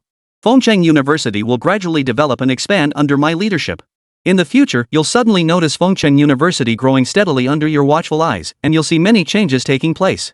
Many well-informed students may already know, we have acquired Fengcheng Vocational College. That is correct. Fengcheng Vocational College will soon be renamed Fengcheng University Polytechnic College of Science and Technology. We are also in the process of acquiring Fengcheng Eye Hospital, which will become the Fengcheng University-affiliated eye hospital. We are currently in discussions with Fengcheng Finance and Economics Vocational College. These changes, both those already underway and those imminent, will become visible to everyone within a very short time frame. The university is continuously developing and advancing toward the future. Our acquisition of Fengcheng University is not purely for profit. While our foundation is not opposed to generating revenue, we will never profit at the expense of our students. This semester, we will demonstrate this commitment to all of you. First to change weren't just the schools themselves, but also our university leaders and faculty. Have you noticed how teaching attitudes seem vastly different now? That's because through our talent recruitment program, more and more highly educated professionals from our nation's top universities are gradually strengthening our teaching ranks. We hope to inject new vitality into Fengcheng University. Chapter 11, Aiming for Something Big. As time passes, you will witness a completely renewed Fengcheng University. The current challenges are temporary. We will continue to increase investment in the university, intensify our talent recruitment efforts, and establish more collaborative partnerships with other institutions. In the not-too-distant future, pursuing graduate studies right here on campus will no longer be just a dream for our students. As Li Cheng's speech progressed, everyone present, including all faculty members, felt the young president's determination and sincerity radiating from the stage. All the students finally realized that this new president on stage wasn't just passing through, treating the university as a money-making tool. He genuinely wanted to develop and expand the school, to propel the students onto higher platforms. All of this came through in Li Cheng's sincere speech. By the latter half of his speech, tears welled up in the eyes of many female students. Indeed, who says students from third-tier universities are inherently inferior? Their setbacks in the college entrance exam do not mean they are permanently dismissed from life's path of development. In the past, no one had been willing to make space for them, show patience, or even acknowledge their existence. But now, the newly appointed Li Chang saw it, felt it, and resolved to bring about change. How could this not stir the hearts of these students still pursuing their university studies? As the speech concluded, tears welled up in Li Chang's own eyes. Looking out at the crowd of over 10,000 students below the stage, he suddenly realized how flawed his previous strategies had been. Rather than hastily acquiring resources to upgrade campus facilities or rapidly expanding the faculty through talent recruitment, he must equally care for every aspect of the students' lives. He must understand their needs, nurture their growth, and truly listen to their voices, all things he had previously overlooked and failed to recognize. As the speech concluded, the entire audience rose to their feet, erupting in sustained applause and unmistakable endorsement of Li Chang's address. Yet he knew this speech was merely a temporary measure, not a masterstroke of transformation. Behind the applause lay the students' expectations for his future work and their blessings for the new Fengcheng University he envisioned. All these changes would demand his relentless effort. He suddenly realized he must better leverage the system's assistance. Through a series of decisive measures, he needed to make swift progress in numerous areas. Significant issues also existed in student daily management, all matters requiring his intervention as president. Being a university president is no easy task. Li Chang sighed inwardly. Ding! Task completed. Congratulations, host, on completing this system task. The system has assessed your completion level as excellent. Rewards are being dispersed. Please check your inbox. Your task reward is Polymer Materials Research Institute 1. Ownership of Fengcheng Finance and Economics Vocational College 1. 2,000 mu of undeveloped land in Fengcheng Education Park 1. Campus Development Funds 5 billion. Ecstatic. Ecstatic. The moment Li Chang saw the system task rewards, he instantly realized how timely these items were and how desperately Fengcheng University needed them. He also grasped that such tasks proactively issued by the system seemed to have unique triggering mechanisms. But he had no time to dwell on that. Now he needed to swiftly handle everything and drive transformative changes across all aspects of the university. Inside the president's office of Fengcheng University's administration building, Wu Hong from the university's finance department was now drenched in sweat, his emotions impossible to describe. Just moments ago, he had heard news that was extremely difficult for him to accept, so he needed to confirm it 3 times over. President Li, shouldn't we reconsider? Are you aware of the consequences of this decision? Wu Hong asked. Of course I'm aware, Li Chang replied, sounding slightly embarrassed. That's precisely why I called you here. After all, you're our school's financial guardian, overseeing all expenditure and revenue management. Then do you know how much our school's annual tuition revenue is? As a private university, our tuition is actually quite high. Some arts programs charge 30,000 Huaxia yuan annually. Combined with accommodation fees, textbook costs, and various first-year miscellaneous fees, we generate substantial profits. Other programs maintain a minimum tuition of 18,000 Huaxia yuan per year. This alone brings in roughly 260 million yuan annually. This represents a steady, continuous income stream. Are you aware of the immense pressure eliminating all tuition fees would place on the university? Precisely because of this, I propose reducing or even eliminating entirely student fees. As for the consequences, Director Wu, have you seen our student loan dependency rate? I have. 55% of our students rely on loans to attend. After 4 years, they graduate burdened with over 100,000 yuan in debt. Director Wu, we have the means to change this. As for tuition revenue, if we must forego it, our foundation will reinvest in Fengcheng University. We have the funds. There's no need to burden students with such pressure. The only thing you need to tell me now is whether waiving tuition fees is feasible under current policies and laws. Li Chang's shift in tone effectively sealed the matter. Seeing that Li Changyu showed no sign of being swayed by his objections, Wu Hong could only nod helplessly. No problem, President Li. As a private institution, we operate on a self-financing basis. Since we receive no government subsidies, there are no restrictions in this regard, Wu Hong replied. Then it's settled. Not only will we waive tuition, but we'll actively implement a refund policy. The newly received 5 billion yuan should demonstrate our foundation's resolve. Even if Fengcheng University were dismantled and sold piece by piece, it wouldn't fetch that much. In short, no more tuition fees going forward, and all previously collected fees must be refunded. Your finance department must present a plan tomorrow detailing the refund process and negotiations with Huaxia student loans. But I want to see the announcement today. Li Chang's decision effectively sealed the deal on tuition waivers. Since the system acquired Fengcheng University, there was no longer a board of directors to constrain him as president. Moreover, the system itself imposed no restrictions on his actions. He had yet to encounter any limitations from it. He sensed that as long as he channeled all system funds toward transforming Fengcheng University, nothing would go wrong. Even something as bold as waiving student tuition fell squarely within that framework. As the announcement went live, Fengcheng University shot to the top of Weibo's trending topics at lightning speed, instantly igniting the students' emotions.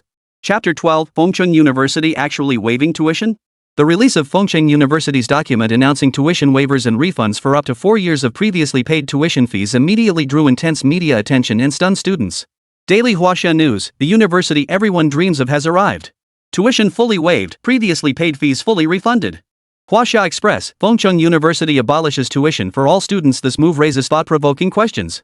Today's net commentary: breaking news. A private university actually did this to its students. Media outlets scrambled to cover the story, amplifying what Li Chang viewed as a routine measure intended solely to ease students' financial burdens during their studies. Misinformation spread like wildfire, turning the announcement into sensationalized speculation. Online commentators erupted with diverse perspectives, some applauding the move, others secretly condemning it. Opinions on Fengcheng University's decision spanned multiple angles, sparking a whirlwind of debate. The university, already in the spotlight for its billion-yuan talent recruitment initiative, now finds itself trending on Weibo once more. This time, however, the public attention seems to far exceed that of the previous billion-yuan talent recruitment plan. The main focus of public scrutiny now centers on why Fengcheng University, a privately run institution without government funding, would take such a step. As a university primarily reliant on student tuition fees as its main source of income, can it maintain normal operations after waiving tuition? Is this move by the acquired Fengcheng University genuinely aimed at easing students' financial burdens, or is it a complete scam designed solely to maintain its online buzz? Amidst these questions and controversies, the university gates suddenly swelled with journalists and self-media outlets sensing a hot topic. Some live streamers even brazenly pulled out their selfie sticks and set up live broadcasts right at the entrance. For current students, the speed of the university's announcement and the magnitude of the action left them struggling to accept and believe the reality of it all. No way. Seriously? The university is going to fully refund all fees we paid during our studies, including but not limited to tuition, accommodation, textbooks, and every other charge? Exactly. I saw the document and notice our advisor posted in the class group chat and was stunned. The whole campus is buzzing now, everyone's debating if it's real. But to me, if the university issued such an official document and through our advisor no less, doesn't that represent the school's stance? They even released a red-headed document. But wait, there's more. Not only are those fees waived, but the university is even refunding class fees. If you contact your advisor with proof of past class fee payments and report it to the school, they'll give it all back. This is insane. Fengcheng University, I love you. The students' skepticism wasn't entirely unfounded. Li Chang's initiative was undoubtedly monumental, a heavy step forward in the university's reform. Prior to this, across the entire nation of Huaxia, only one university in Guangdong province had achieved tuition-free policies for all undergraduates, sustained by continuous donations from wealthy alumni. In contrast, Fengcheng University, a regional institution largely unknown and lacking prominence in the public eye, and moreover a private higher education institution, was making history as the first of its kind in China to implement such a policy. At that very moment, a message flooded every student's class group chat at Fengcheng University. Upon seeing this announcement, all students instantly cast aside their previous doubts. Their excitement erupted into cheers echoing across campus.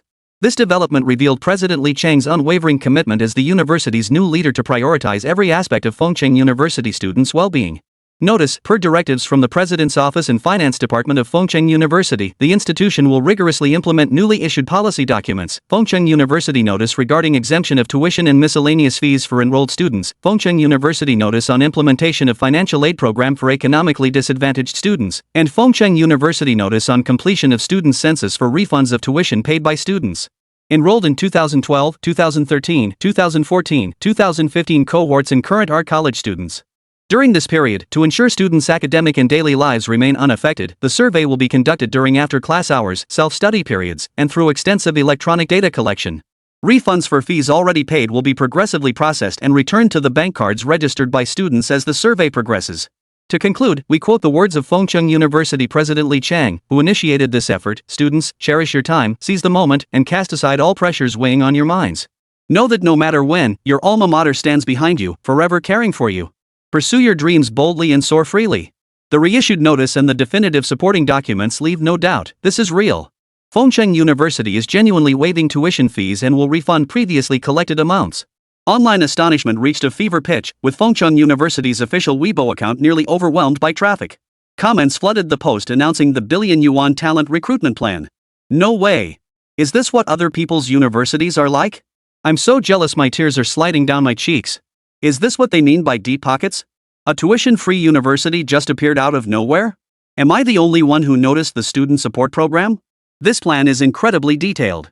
Is all of this real? With this support program, basically 99% of students can benefit, right? Studying at Fengcheng University really is zero cost.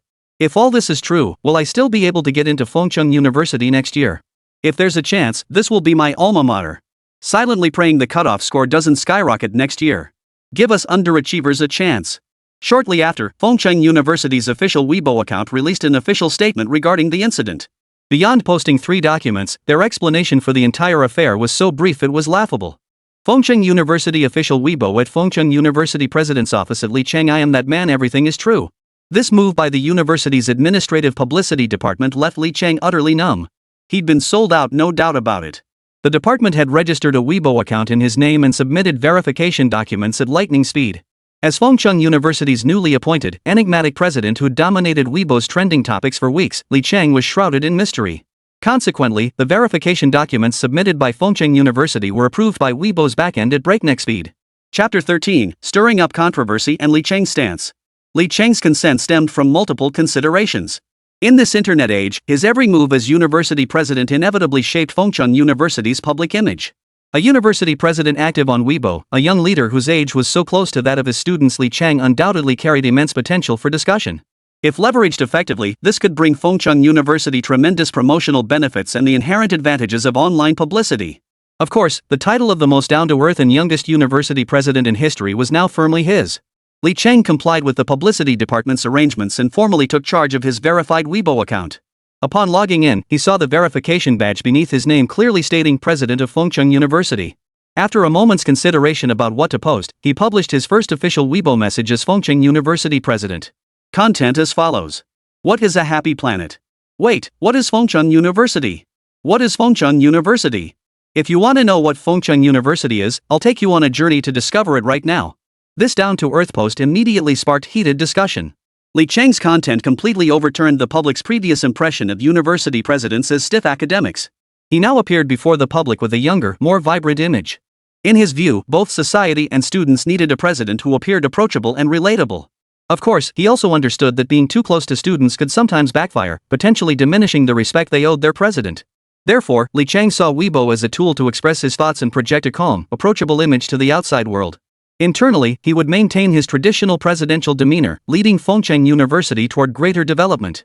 The incident gradually subsided over time, but Fengcheng University remained busy internally. Compiling student information and establishing new data systems demanded considerable effort, and Licheng's deadlines for each department were tight. Consequently, every division treated the matter with high priority. Yet as everyone knows, saving money is difficult while spending it comes easily. Unlike other university tasks that require enforcing student cooperation through strict deadlines, this time, the university was actually refunding money. Who could possibly dislike Huaxia currency? The students' high level of cooperation made the refund process proceed smoothly. As some specialized classes in various colleges worked quickly, the responsible primary colleges and the Student Affairs Office worked through the night to confirm details, and the Finance Office processed payments swiftly. Gradually, students began receiving their refunds. The highest refunds went to students in the music, dance, and fine arts programs of the prestigious Arts College, where tuition originally reached 30,000 Huaxia yuan per academic year. Some senior classes received refunds exceeding 140,000 Huaxia yuan. Oh my gosh, I got it. Did I really pay that much to the school? How come I got so much back? They really didn't keep a single penny. I had a student loan. The China Development Bank texted me that my loan contract is settled early. The interest during my university years is subsidized by the state, so I don't owe a single cent on my student loan now. The school refunded every penny. Our class got refunded too. I also have student loans, but even the 50 yuan class fee I paid last year when I enrolled was fully refunded. As more students received refunds from Fengcheng University, some shared screenshots of their refunds and blurred out student loan clearance certificates on platforms like Weibo. The situation spiraled far beyond Licheng's expectations. For instance, the ugly words that appeared amid the applause left Licheng speechless. Take Professor Li Qingwen from the Economics Department of Guangzhou University of Arts and Sciences, #Fengcheng University tuition waiver #. Is this move by Fengcheng University genuine care for students or merely a public relations stunt? Please do not use compassion as a tactic or aid as a tool. Money cannot buy an academic leap for the university. In my view, if student support is needed, it would be better to provide appropriate assistance to your own financially disadvantaged students and allocate the remaining funds to support other impoverished college students across society. Do not turn tuition waivers into a gimmick, risking a disgraceful spectacle. Although Li Qingguan posted this on his personal Weibo account, his stance is unambiguous. He unreservedly condemns Fengshan University's tuition waiver policy as nothing more than a publicity stunt fueled by its deep pockets, a recruitment ploy, a performance that appears caring but is fundamentally unfair to students. Li Qingguan's post sparked intense backlash. Numerous mindless self-media accounts and small online media outlets scrambled to publish articles smearing Fengshan University's initiative. Some commenters even took the moral high ground, criticizing the university for not using its wealth to support impoverished students nationwide instead of implementing a universal policy that waives tuition fees and refunds payments for all students regardless of family background or financial hardship. This baseless online smear campaign ignited heated debates among netizens. Most remained relatively rational, acknowledging that Fengshan University's initiative was fundamentally a positive act. After all, Li Cheng had done nothing wrong. So what if he's wealthy? Wealth should inspire greater vision. If he's going to do this, he should cover more people. There are still so many impoverished students across China. By only waiving tuition at Fengshan University, which he controls, he's essentially just earning a little less. Who knows if he might recoup it through other means? In my view, Fengshan University made a mistake this time. They rushed into announcing this decision without sufficient social research or consideration of the facts. Ultimately, money shouldn't be spent like this. Wouldn't it be better to use it to enhance the university's academic standards and upgrade research facilities? Shenling compiled much of the public discourse for Li Cheng's review, including Li Qingguan's article from Guangzhou University of Arts and Sciences. However, Li Cheng was currently preoccupied with processing rewards from previous assignments. Regarding how to respond to this matter, Li Cheng's advice to Shenling, "What the hell does it matter to him?"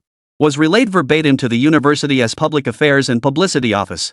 Of course, the publicity department staff were no fools. They knew such a blunt response would backfire badly. So, gritting their teeth, they polished and repolished a statement countless times before finally releasing an official announcement representing the university's stance. Chapter 14, Li Qingguan hospitalized. Fengshan University official Weibo, #Fengshan University tuition waiver #first, we extend our gratitude to all individuals and media outlets for their attention and support toward our institution. However, recent misinterpretations and malicious defamatory comments and articles regarding our internal policy on waiving student tuition and related fees have emerged. Our Legal Affairs Department has completed evidence preservation regarding all self-media accounts and individuals publishing such articles. Media outlets and individuals disseminating false statements or defamatory articles about our university are urged to promptly delete the content and issue a public apology. Failure to do so will result in our university reserving the right to pursue legal action for infringement of our reputation rights. Regarding the implementation of our relevant policies, our university has conducted internal research and discussions. After consulting the President's Office and Legal Affairs Department, we have verified that this policy is compliant, lawful, reasonable, and justified. It is a powerful measure to ensure the quality of our students' academic and campus life during their university years, unrelated to external parties. Our university will continue to implement this policy. Thank you for your interest in Fengshan University. P.S. Allow us to sneak in a plug. Fengshan University, an obscure institution in northwest China, a non-elite national university, and a globally unremarkable campus. Yet we offer tuition-free enrollment, superior accommodations, and a formidable faculty. We eagerly await your applications. With the college entrance exams approaching, we look forward to welcoming students to Fengshan University. Additionally, per arrangements by a certain Bosley, we will soon announce an incentive program for top-scoring students who list us as their first choice. Want to experience the thrill of scholarships pouring in? Why not give it a try? Fengshan University's announcement serves as a powerful rebuttal to all online smear campaigns and biased remarks. Its core message essentially mirrors Li Cheng's original statement with polished wording, while adding a clause reserving the right to pursue legal action. This unyielding stance unequivocally demonstrates Fengshan University's defiance against any rumors. The subsequent humorous advertising campaign has significantly boosted many students' favorable impressions of this once obscure institution. Comments flooded the announcement section in an instant, with all manner of remarks taking over the discussion board. This cracked me up. I didn't even read the rest. A little-known institution in northwest China, not among the nation's top universities, a globally insignificant college. This self-deprecating humor is spot on. Love it. Haha, it looks like an admissions ad, but every word screams they've given up on recruiting. Such a down-to-earth university, I really want to check it out. Hope they don't raise the admission cutoff too high this year. Please take me in, Fengshan University. Netizen reactions didn't stop there. The announcement triggered wave after wave of post deletions. Countless bloggers apologized and took down their content, while numerous self-media accounts paid the price for their actions. Faced with challenging a university offering law programs, they ultimately chose to back down. Yet some stubborn media outlets, unfazed by the uproar, remained convinced that numerous individual self-media accounts and articles still existed. They believed Fengcheng University, as a higher education institution, wouldn't dare to lower itself to sue these minor figures. Instead, they aimed to capitalize on the ongoing buzz to attract more public attention and traffic. Li Cheng's stance was unwavering: if they truly aren't afraid, let them try. Tell the Legal Affairs Department in Tanzhou from the School of Law and Humanities. Since they refuse to apologize, contact the university's affiliated law firm to issue a formal legal notice and take them to court. Following Li Cheng's stance and decision, Fengcheng University's Legal Affairs Department in Tanzhou from the School of Humanities and Law led relevant staff, along with all faculty and students from the School of Humanities and Law, in treating this collective lawsuit over the university's reputation rights as a large-scale professional practice involving all relevant legal disciplines. The professional practice course titled Upholding Legal Authority, Defending Fengcheng University's Reputation commenced at the School of Law and Humanities. Each day, numerous law students busily gathered evidence online and studied relevant legal provisions, treating this reputational crisis as a real-world professional course. Dean Tanzhou even arranged for themed banners to be hung across campus and apply to the Academic Affairs Office for social practice credits to incentivize student participation in this professional activity. Naturally, as the central figure in this entire uproar, Li Chengwen of Guangzhou University of Arts and Sciences was thrust into the spotlight of public scrutiny. Guangzhou.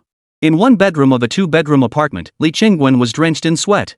He never imagined that his casually published article, originally just a rant against someone's ostentatious wealth, would be deliberately amplified and overinterpreted by certain parties. They twisted his words into an official stance from the college, portraying him as disdainful of Fengcheng University. This excessive interpretation weighed heavily on Li Chengwen. The dean of the School of Economics had just called him, demanding detailed explanations for his article and its severe repercussions for both the university and the school. As the incident escalated, some netizens who dislike Li Chengwen refused to confine their opposition to his personal comments section. Instead, they launched a large-scale attack against Guangzhou University of Arts and Sciences. The dean's final stance was unequivocal: Li Chengwen must personally resolve the crisis he created. Numerous university leaders were monitoring the situation, and the irreparable damage to the institution's reputation was already evident. If Li Chengwen failed to provide a reasonable explanation or mitigate the university's exposure, he would face severe consequences. No leniency would be shown. As Li Chengwen sweated profusely at home, the official microblog of Guangzhou University of Arts and Sciences pushed the incident into sharper focus, revealing that Li Chengwen's predicament might not even register in the eyes of those in power. Guangzhou University of Arts and Sciences official Weibo, regarding the online remarks made by Comrade Li Chengwen, associate professor of the economics department at our university's School of Economics: these do not represent the views of our institution. We express our strong affirmation of the changes implemented by Fengcheng University. Caring for the growth of every student and paying attention to the lives of every student are essential missions that Guangzhou University of Arts and Sciences must fulfill. Our university is also willing to engage in friendly academic exchanges and student exchange programs with Fengcheng University. This is hereby announced. #Fengcheng University tuition waived. Li Chengwen, who was at home, saw the university's statement. Momentarily at a loss for what to do, he desperately wanted to explain everything but found himself trembling uncontrollably. An hour later, his wife discovered him unconscious in the bedroom and called emergency services. Upon news of Li Chengwen's hospitalization surfacing, it drew widespread ridicule. The incident gradually returned to normalcy after Li Chengwen slowly regained consciousness and asked his wife to delete the posts and issue an apology. Chapter 15: Eagerly Seeking Talent. With the apology from Professor Li Chengwen, whose name differed from Li Chengwen's by only one character, the incident gradually cooled down. Most of the third-rate media outlets and individuals who had previously jumped on the bandwagon had already deleted their posts and apologized. However, those who remained stubbornly defiant faced further legal action initiated by Fengcheng University's Legal Affairs Department and law students from the School of Humanities and Law, organized under Tanzhou's leadership. Such lawsuits typically took considerable time to resolve, so Li Cheng simply delegated the matter and paid it little further attention. As one incident after another began and ended, the calendar turned to April, the second month of classes at Fengcheng University. Li Cheng finally found time to examine the ownership of Fengcheng Finance Vocational and Technical College, his latest system reward. He was undeniably excited about this development. System. Using Fengcheng Finance and Economics Vocational College ownership 1. Ding. Activation successful. Relevant documentation will be sent via express delivery. Please ensure receipt. The system's voice had barely faded when Shen Ling knocked on Li Cheng's office door. Knock knock. Come in. Li Cheng responded. Seeing it was Shen Ling, Li Cheng asked, "What is it, Shen Ling?" Well, Principal Li, I was just going upstairs when a delivery guy suddenly came up saying he had a package to deliver. Since the top floor of the administration building is where the school's senior leadership is, I stopped him. Then he gave me a package, saying it was for you. This delivery is quite interesting. What's System Express? A new courier company? I haven't seen it on Taobao. After finishing her sentence, Xinling couldn't help but mutter this under her breath, expressing her confusion at encountering a delivery service called System Express for the first time. Hearing this, Li Cheng marveled at the system's efficiency and speed. He had just asserted ownership over Fengcheng Finance and Economics Vocational College, and already Xinling had received the package while ascending the stairs. However, one thing made the corners of his mouth twitch slightly: the name of the company. Could it be any more blatant? Truly a system product, System Express. Li Cheng had no time to dwell on such thoughts. He hastily opened the package to find, inside the document envelope, the official approval from higher authorities regarding the transfer of Fengcheng Finance Vocational College's property rights, along with the original copies of all procedural documents. It could be said that the stack of papers Li Cheng now held determined the fate of Fengcheng Finance Vocational College. He could take these documents to formally take over the school at any moment, or he could systematically dismantle it step by step. However, Li Cheng's ambitions for Fengcheng Finance weren't merely about buying land for expansion. By integrating the school into a unified entity, Fengcheng Finance's faculty, student body, and accumulated foundational strengths could significantly bolster the current Fengcheng University. Li Cheng pulled out the documents and handed them to Xinling. Please make a trip on behalf of the Fengcheng University President's office to accept them. Also, inform the school's Daily Affairs Management Office to dispatch our security personnel to take control of all campus facilities and management rights overnight. Tomorrow, we'll convene to discuss the gradual takeover with Fengcheng Finance's management team and faculty. As for the nameplate? Fengcheng University Affiliated Vocational College of Finance and Economics. Xinling was stunned by Li Cheng's words. How long had it been since Fengcheng University acquired Fengcheng Vocational College?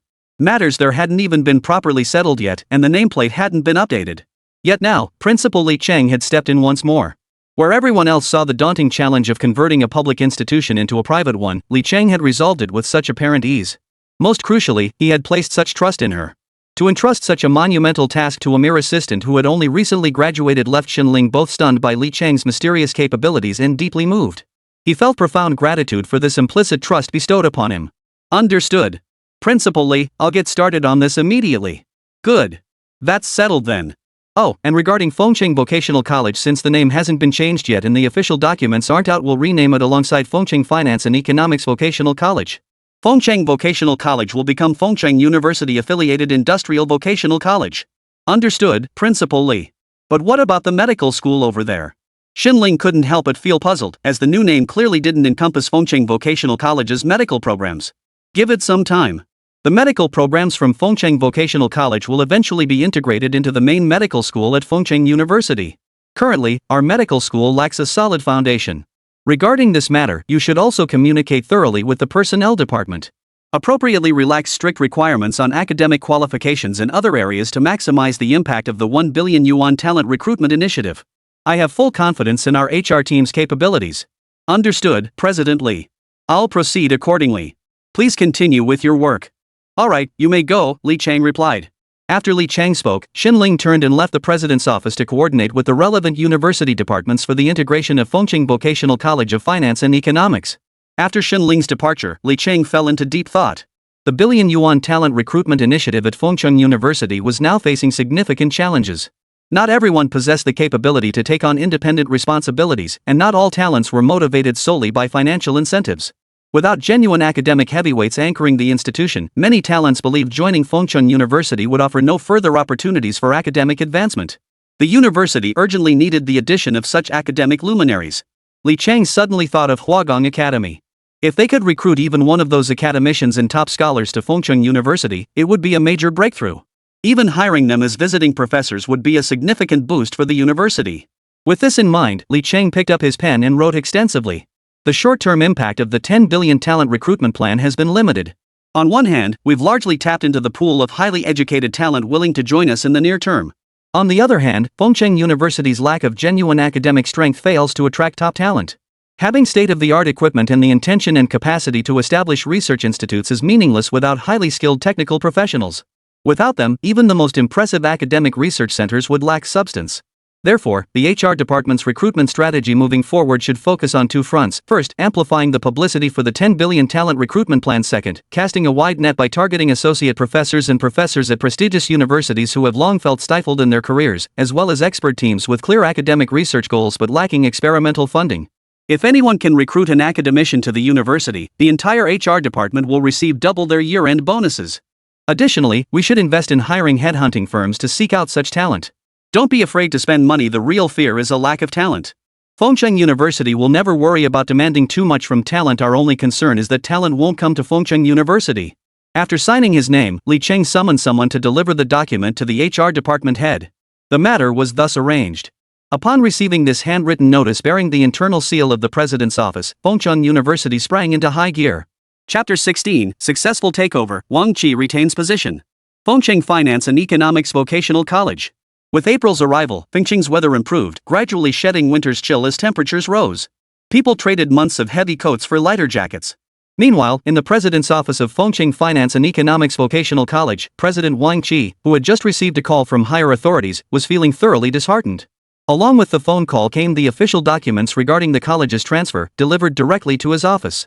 He never imagined that although rumors had circulated for some time about the higher authorities wanting to transfer Fengcheng Finance and Economics Vocational College, he had never received any official notification about it. Until today, he would have dismissed such talk with a laugh. Yet now, to his utter astonishment, it had become a stark reality. The higher authorities had indeed approved the transfer, and all operations and responsibilities were to be handed over to Fengcheng University. He was aware of Fengcheng University, as recent buzz centered heavily on its activities, acquiring the former Huakong University Fengcheng College, renaming and restructuring it into Fengcheng University, followed by a billion-yuan talent recruitment drive, and even the wildly circulated online rumor about waiving student tuition fees. Yet he never imagined that today, the heat surrounding Fengcheng University would land squarely on his shoulders. The notice was mandatory. Though he was the president of a public institution, a position unaffected by the university's future trajectory under China's civil service system, new arrangements had been made. Higher authorities assigned him to serve as dean of the School of Economics at a university deep in the southern mountainous region of Ning Province.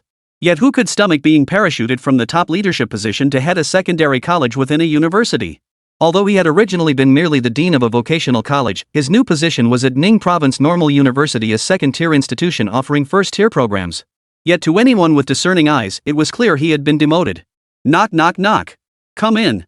Wang Qi responded. The door to the dean's office swung open, revealing his dedicated assistant. Dean, a group claiming to be from Fengcheng University is here to see you. They're waiting in the conference room, she said. Wang Qi hadn't expected them to arrive so quickly, but he felt relieved nonetheless. Waving his hand, he told the assistant, "All right, I understand. I'll be right there." The assistant withdrew immediately. She had never seen the dean look as grim as he did today and wondered what had happened. She also couldn't fathom what Fengcheng University's visit might signify. Wang Qi tidied his appearance and composed himself. The slight easing of his furrowed brow signaled that no matter how much resentment he harbored, he had no choice but to confront the current reality. For now, his only task was to cooperate fully with Fengcheng University's takeover and complete the handover process. It was clear that after today, Wang Qi would no longer exist at Fengcheng Finance and Economics Vocational College. As Wang Qi entered, everyone in the conference room rose to their feet. To his surprise, the delegation was not led by the rumored young president of Fengcheng University, but by a woman who appeared relatively young, still carrying traces of a student's demeanor. He sensed she paid him, the dean, little regard, and a pang of sorrow welled up within him. The leader was none other than Shen Ling. Upon seeing Wang Qi enter the conference room, she rose first and extended her right hand in greeting. "Hello, Dean Wang. I am Shen Ling, assistant to the president in the president's office of Fengcheng University." "Hello, I'm Wang Qi." No matter how much frustration Wang Qi felt inside, he had to face reality. He extended his hand and shook hers in a gesture of respect. The group took their seats. To show respect for Wang Qi as dean, Shen Ling offered him the seat of honor at the head of the conference table. Wang Qi noticed this gesture, which eased his mind somewhat. He understood from her actions that she did not disrespect him, even as he prepared to step down. "Hello, Dean Wang. We're here today representing Fengcheng University to discuss the transfer and takeover of Fengcheng Finance and Economics Vocational College. You should already be aware of the transfer process for your institution, correct?" Shen Ling spoke first, aiming to take the initiative. While maintaining respect, she sought to project a firm stance to lay groundwork for a smooth transition. "Yes, I am aware. I have received the relevant documents. Superiors instructed me over the phone to cooperate with your work and facilitate Fengcheng University's takeover smoothly. Rest assured, I fully support you on this matter and will not cause any trouble. My stance represents our college's position. We respect and strictly adhere to organizational decisions." Wang Qi's words greatly satisfied Shen Ling, who felt the difficulty of this mission had significantly decreased. However, a phone call from Li Cheng just before departure had instructed her on another matter, and now she was at a loss for how to broach the subject. "Dean Wang, it's like this. President Li holds your institution's teaching quality and developmental achievements in the highest regard over the years, and he has expressed profound appreciation for your leadership.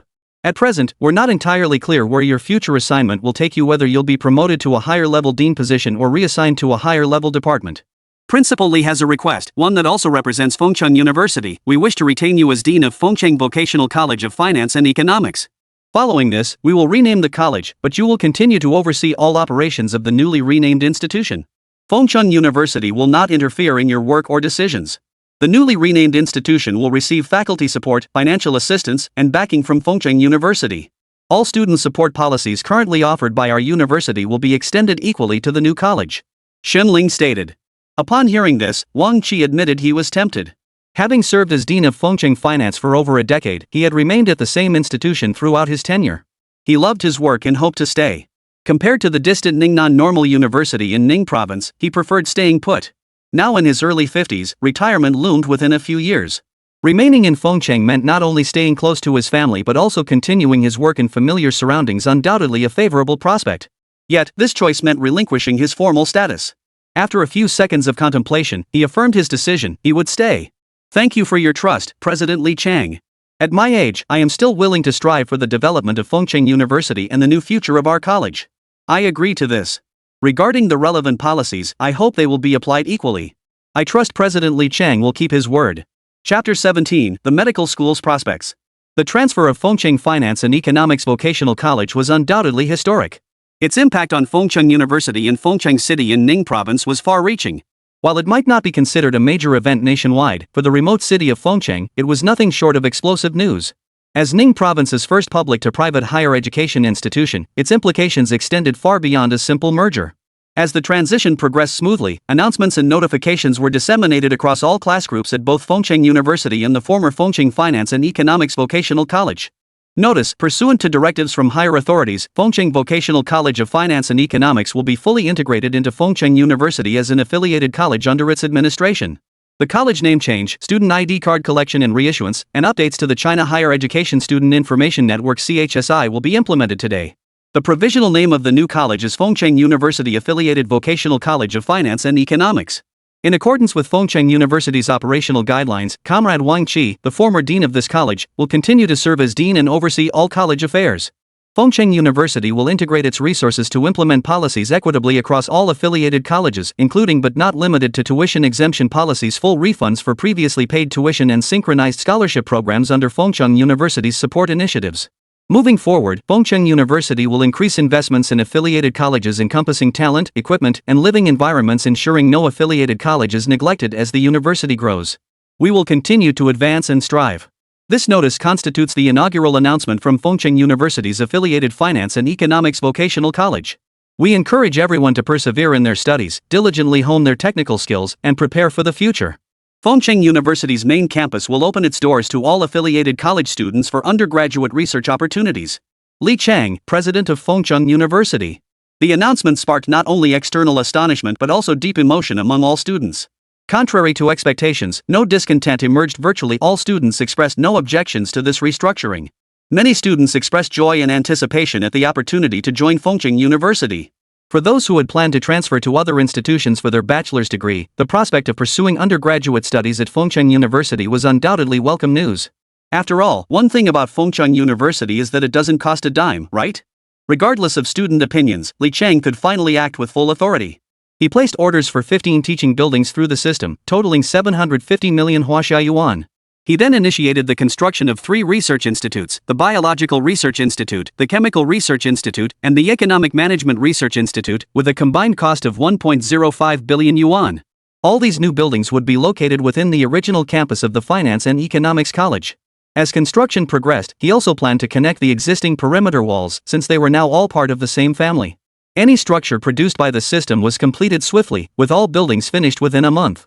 According to the system, the construction materials were of the highest quality, primarily utilizing the fastest prefabricated building methods available today. The time required to build an 8-story standardized teaching building was identical to that of a 6-story standardized research institute. This was because the research institutes housed extensive electrical equipment, and naturally, their interior finishing standards were superior to those of the teaching buildings. The primary purpose of constructing the new teaching building was, of course, to accommodate the upcoming establishment of additional colleges. After completing the renovations of all existing teaching buildings and the construction of the new one, Li Chang planned to remodel the original student dormitory buildings.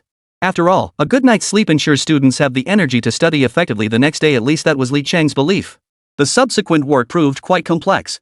Once all teaching buildings were completed, the existing faculty layout would need to be reorganized to accommodate the newly established schools. This likely involved restructuring many academic programs, which promised to be another major undertaking. Fengcheng City IRI Hospital. In the days since Li Cheng's departure, Lu Guangzhong had been vigorously negotiating with the parent company to extricate himself as soon as possible. Li Cheng had offered him a price he simply couldn't refuse. Lu was also eager to facilitate Fengcheng IRI Hospital's transition into an affiliated hospital of Fengcheng University. The change in prestige, the potential increase in his own income, and the recent transformations he'd witnessed at Fengcheng University all strongly tempted him to join Li Cheng's ship sooner rather than later. Finally, after deliberation and approval by the IR Ophthalmology Group's decision-making body, the proposal for Fengcheng University to acquire Fengcheng IRI Hospital was passed. First, Li Cheng's offer was simply too tempting for the group company to resist. Second, the timing of Li Cheng's acquisition couldn't have been better. It coincided perfectly with the group's urgent need to shed non-performing assets and low-profit holdings. Fengcheng University's emergence at this critical moment presented the ideal solution for offloading Fengcheng IRI Hospital, which would also inject a significant cash flow into the group's coffers. Faced with the group company's approval decision, Lu Guangzhong finally felt much more at ease. He immediately dialed Li Cheng's number, eager to share the news promptly so they could sign the contract as soon as possible, finalize everything, and secure this acquisition plan from Fengcheng University. Fengcheng University. When Li Cheng received Lu Guangzhong's call, he was equally delighted. Having assumed the matter would drag on indefinitely, he had tentatively tested Lu Guangzhong with some persuasive tactics, never expecting such a positive response. After all, how could anyone turn a blind eye to such a substantial sum in Manhwa currency? Lu, I've received all the information you mentioned. I'll promptly coordinate with the Legal Affairs Department and Finance Office to draft a commercial acquisition contract. I'll personally dispatch representatives to finalize the acquisition agreement, Li Cheng replied after hearing Lu Guangzhong's report. Excellent, President Li, hearing that puts my mind at ease. Our Fengcheng IRI Hospital is truly delighted to join the greater Fengcheng University family. All decisions and management rest with you, our esteemed leader. I am confident that under your guidance, the Fengcheng University affiliated IRI Hospital will accelerate onto the highway of development. Our academic exchange will flourish, and Fengcheng University itself will reach a historic milestone with our integration. After exchanging a flurry of diplomatic pleasantries, Lu Guangzhong still felt uncertain and added, Principal Li, about my position as Vice Dean of Fengcheng University Medical School and Director of the affiliated IRI Hospital. Rest assured, that position is yours forever. No one will take it away. Li Cheng's reply brought a radiant smile to Lu Guangzhong's face, though behind it all lay nothing more than a mutual exchange of interests. With this resolution, Fengcheng University Medical School could now proceed with its talent recruitment and specialized curriculum planning to be implemented immediately. Chapter 18, Discipline Development and Renaming Ceremony. Establishing a new discipline takes time. It requires organizing relevant technical experts, assembling teams of professors and lecturers, and completing all tasks related to academic development. Li Cheng's fastest approach to building Fengcheng University Medical School within a short timeframe was to upgrade existing programs. He approached the former president of Fengcheng Vocational College. Through strategic planning, leveraging existing nursing programs, and collaborating with Fengcheng University-affiliated IRI Hospital, Li Cheng resolved to establish a medical school framework centered on ophthalmology clinical practice by July, before the upcoming admission cycle. He would recruit lecturers from newly introduced medical professionals, assemble a faculty team by attracting high-caliber talent from private hospitals in neighboring provinces, and form an expert group by recruiting individuals holding senior and associate senior professional titles. This would create a medical school initially focused on ophthalmology clinical practice, encompassing nursing, clinical medicine, internal medicine, orthopedics, and other disciplines. Behind all this, the efforts of the Human Resources Department are indispensable. Following Li Cheng's strategic directives, the university's departments coordinated to convene experts from Fengcheng University's affiliated ophthalmology hospital. They deliberated on academic requirements for program development, striving to accelerate progress without compromising quality. After all, program development is not an overnight endeavor. They aim to seize every moment, striving to complete Fengcheng University's application for the new program as soon as possible. Submitting it one day earlier to the education authorities meant a greater chance of securing approval for the discipline development sooner. The efforts of the Human Resources Department proved highly effective. Through vigorous promotion of the 10 billion Talent Recruitment Plan, targeted recruitment of high-caliber academic professionals, and collaboration with several external headhunting firms, their collective dedication yielded significant results. When the HR department reported to Li Cheng, he felt genuine satisfaction and excitement. Their efforts had secured Fengcheng University 3 senior-level experts, 8 associate professors, 45 Ph.D. graduates from prestigious overseas institutions, 23 nursing professionals with master's degrees, and 12 lecturers and associate professors from other medical schools. Li Cheng understood that financial incentives played a significant role in attracting these talents to Fengcheng University at this time. However, given their willingness to join and backed by the system, he was naturally unwilling to be stingy with modest financial support. With a wave of his hand, he enthusiastically approved all the personnel's employment applications. Many of these professionals had prior teaching or administrative experience at medical colleges or comprehensive universities' medical departments. Some senior scholars and experts possessed extensive expertise in discipline development and demonstrated strong capabilities in specialized program management and curriculum design. By integrating the recruited talent pool, leveraging the hardware facilities of the affiliated ophthalmology hospital, and expanding the foundational academic level of the existing nursing and medical programs at Fengcheng Vocational College, Fengcheng University's 7 medical programs achieved theoretical development and progressed from 0.5 to 1 in a remarkably short time. Li Cheng was delighted.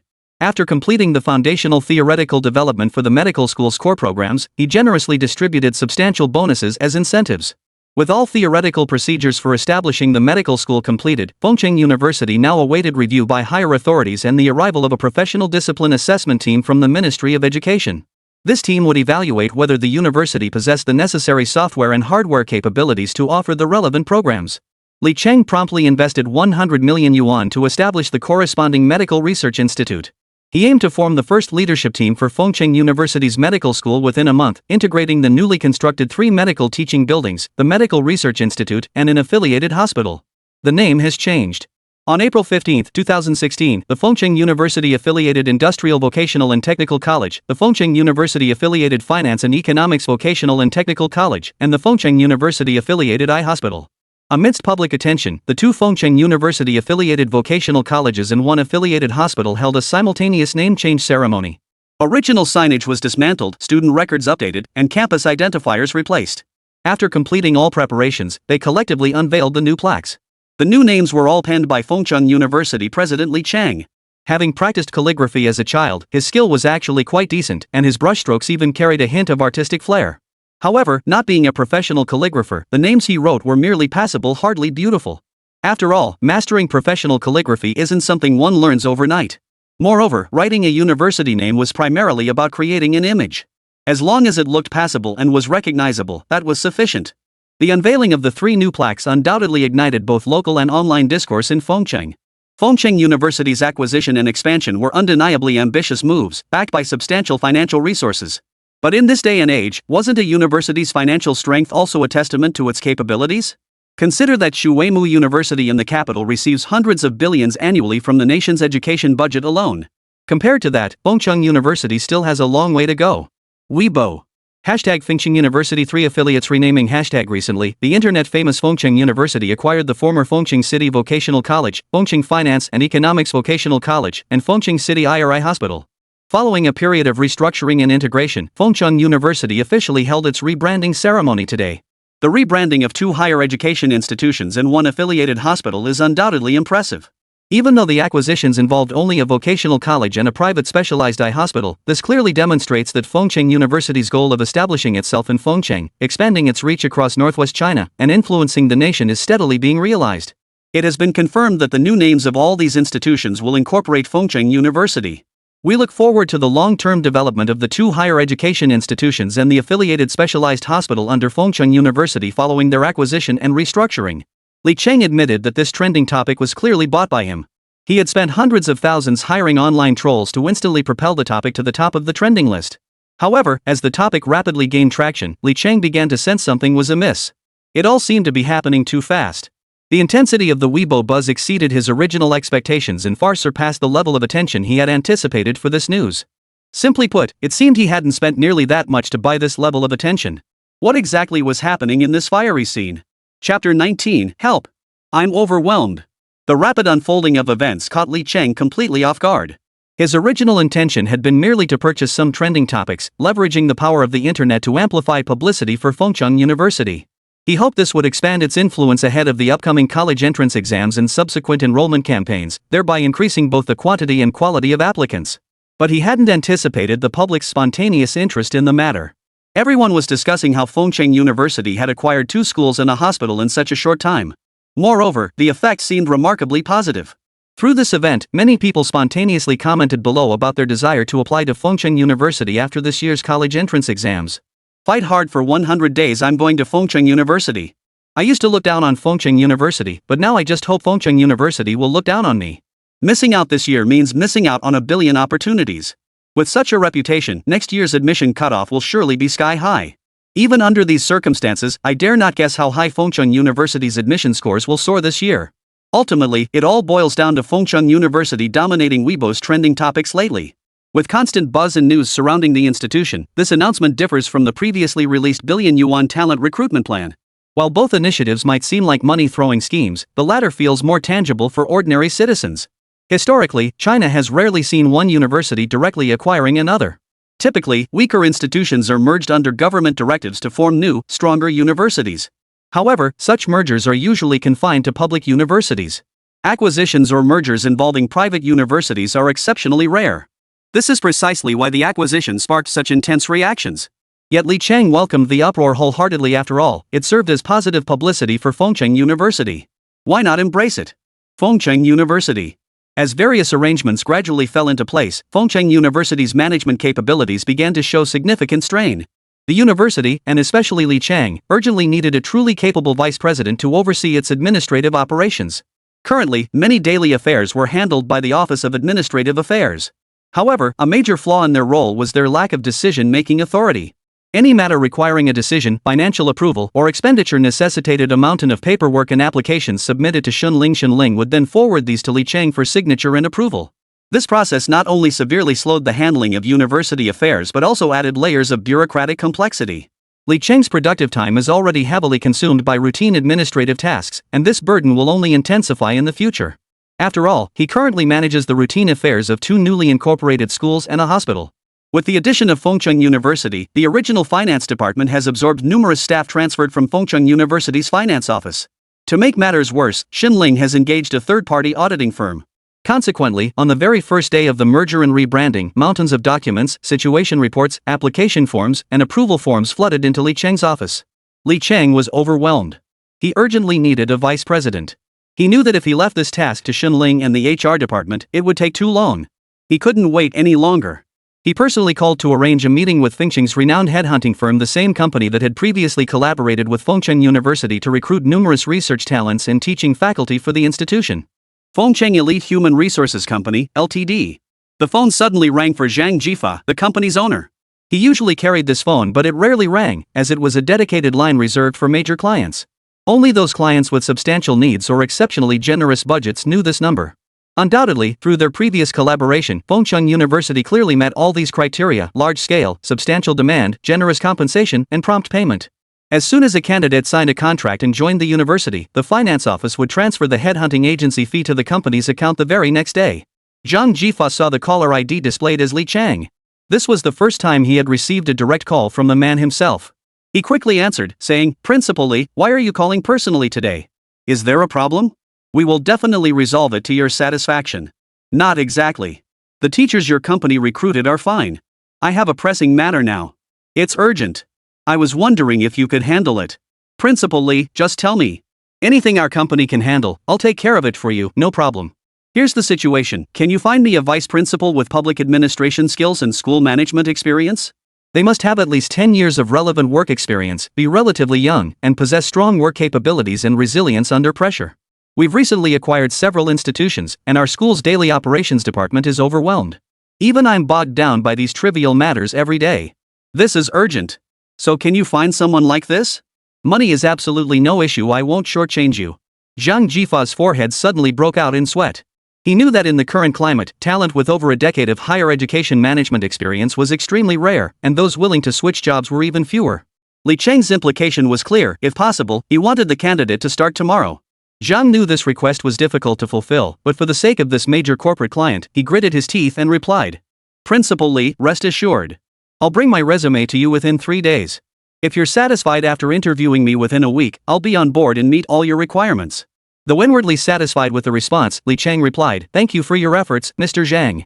This is urgent, please give it your full attention." Zhang Jifa hastily agreed, and the matter was settled. Li Chang could finally catch his breath, then turned back with a look of despair toward the pile of documents awaiting his approval and signature in the corner of his desk. After a moment's thought, he made a crucial decision. He would call Shen Ling to handle it. Yes, he was about to cut corners. Assigning Shen Ling to handle this was undoubtedly the right choice. He instructed Shen Ling to bring the signature stamp and process the documents. He intended to take a stroll around campus. After all this time, he realized he rarely left the administration building during work hours, and that simply wouldn't do. Chapter 20. This meal is truly delicious. After summoning Shen Ling, Li Chang handed over all the approval tasks to her, explaining how each matter should be handled. He only needed to return to his office in the afternoon, briefly review all the documents Shen Ling had processed, and provide feedback if any issues arose. As lunchtime approached, he recalled that he always ate on campus, though Shen Ling had always arranged his meals. Today, he specifically told her he didn't need her to make arrangements. He had originally planned to have lunch with Shen Ling in the office, but he decided to visit the school cafeteria instead. He wanted to eat alongside the students and take the opportunity to inspect the cafeteria's conditions. Previously, Fengcheng College's cafeteria was managed by an outsourced catering company hired by the school. He hadn't made any drastic changes to the cafeteria's operations and paid little attention to it, which was why he decided to personally inspect it today. He also wanted to enjoy a meal from the university cafeteria, something he hadn't done in a long time, as a way to reminisce about his own college days. As it was lunchtime, campus paths teemed with students. Walking from the administration building to the cafeteria, he encountered many students who greeted him. Many recognized him as the young university president from his previous speeches, and he responded to each greeting with a smile. However, the sheer number of students proved awkward. Even though the distance from the administration building to the cafeteria wasn't particularly long, by the time he reached the cafeteria entrance, his face felt almost frozen stiff. The sheer volume of students greeting him was overwhelming. The original construction standards for Fengcheng University's cafeteria were actually quite modest, with limited capacity to accommodate the growing number of students. Faced with this challenge, the former university board of directors implemented a rather ingenious solution. They converted the original Fengcheng University gymnasium into a new food court to replace the original cafeteria, while repurposing the small campus cafeteria into a dining hall specifically for ethnic minority students. Li Chang couldn't really fault them for that decision. This large cafeteria, situated beside the campus's Jiusua Lake, was built to high standards. After all, it was a converted gymnasium, featuring added elevators and other facilities. The space was divided into 3 levels, each offering different cuisines, with students using prepaid meal cards for purchases. Upon entering the cafeteria, Li Chang saw many students already dining, with long lines forming at each food window. Yet his gaze immediately spotted something amiss. There was something seriously wrong with the students' meals. He walked over and sat down next to a student, asking, "How's the food at school? Why is there hardly any meat on your plate? It looks like mostly vegetables." When Li Chang suddenly appeared beside this student, several pairs of eyes in the vicinity turned their attention to them. Although Li Chang had been the president of Fengcheng University for some time, this was his first visit to the campus cafeteria. The student, who had been eating, turned abruptly upon hearing the question, wanting to see who had addressed him. When he saw Li Chang, his face flushed red, and his open mouth instantly went silent, stammering and unable to speak. President Li, the school cafeteria food is actually quite good. It suits my taste perfectly. I didn't have any meat today because I'm not feeling well. I've had a cold lately and am eating lighter meals. Li Chang keenly sensed something was off. The student was lying. His expression was filled with an unidentifiable emotion. "It's okay, student. Just tell me the truth.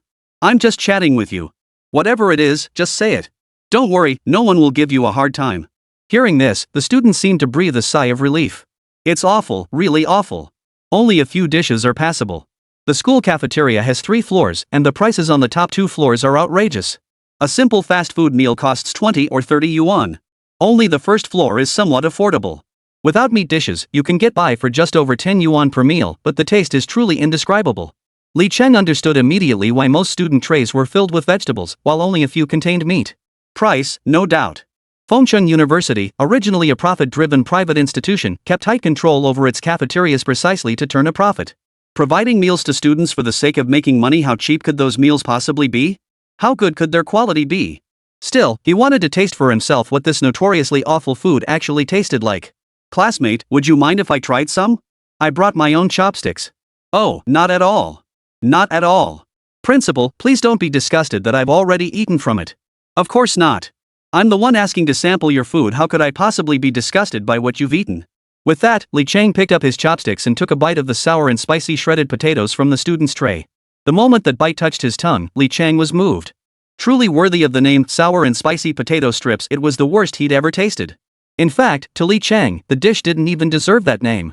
The first sensation was sheer blandness, barely a hint of salt. Then came the absence of oil. As a classic Chinese stir-fry found everywhere across China, no version of this dish had ever tasted like this. Undersalted, underoiled, and utterly lacking in sour spicy flavor. A single serving contained only a few scattered dried chili segments. To cut costs, the cafeteria had skimped on cooking oil, replacing the stir-fry step with boiling water. This transformed the dish's intended crisp tender texture into the current mushy mess. Yet even this mushy texture wasn't uniform. The cafeteria had put effort into that aspect too. Li Cheng could almost picture the scene. To prevent the potatoes from looking too unappealing during boiling, the cafeteria cooks shortened the cooking time. This rushed preparation inevitably left many unevenly sliced strips undercooked, barely beyond raw. Li Cheng remained impassive, saying nothing. He simply picked up his chopsticks again and took another bite of stir-fried baby bok choy. This mouthful left him even more speechless. Stir-fried baby bok choy? Are you sure this isn't the legendary boiled bok choy that gym goers use to add a splash of green to their weight loss meals, purely for visual appeal? At this point, Li Cheng knew he didn't need to taste anything else or ask other students. He had already recognized the problem, the school cafeteria. If nothing changed, it was going to be a major issue. Chapter 21. Li Cheng's face was swollen from the slap. Li Cheng stopped eating. He stood up, bid his classmates farewell, and left. He headed straight for the back kitchen of the school cafeteria. The staff member from the Daily Affairs Management Office responsible for the cafeteria broke out in a cold sweat the moment he saw Li Cheng sampling the student meals. Deep down, he knew exactly what kind of food the cafeteria served. While the meals on the first floor were cheap, the philosophy of cheap but profitable meant the food was severely skimped on and often had an unacceptable taste. Students had complained to him many times, but he always thought, the cafeteria has operated this way for years.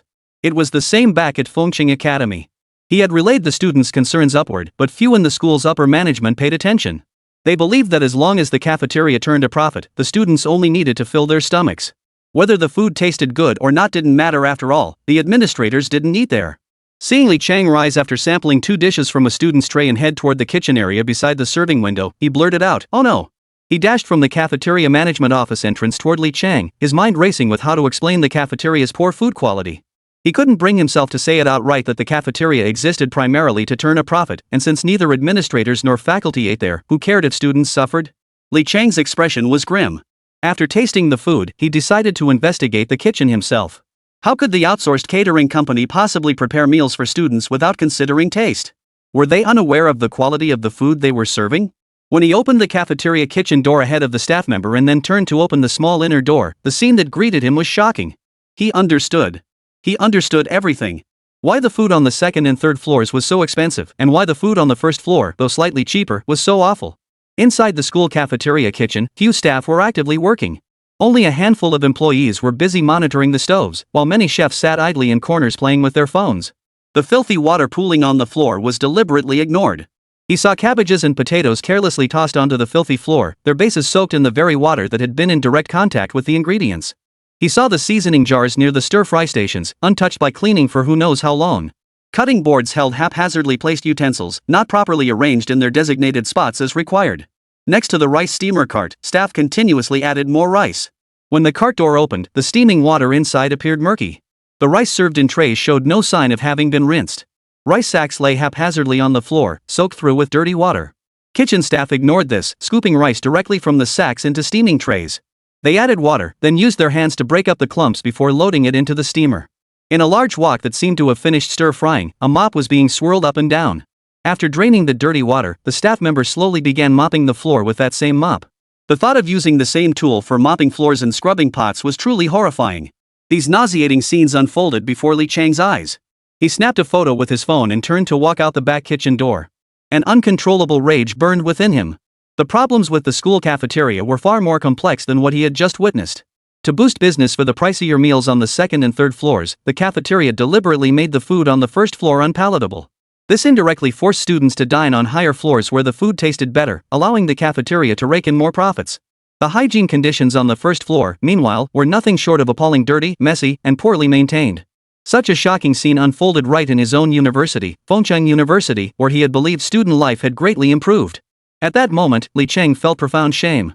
He was filled with guilt for not visiting the cafeteria sooner, for not witnessing this sooner. He had been in charge of university affairs for so long, yet no one had ever informed him about the students' dining issues. Day after day, he sat high up in the administration building, while students, already drained by their demanding studies, could only eat such meals.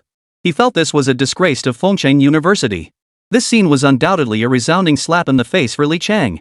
Stepping out of the kitchen entrance, he collided head-on with the frantically rushing staff member.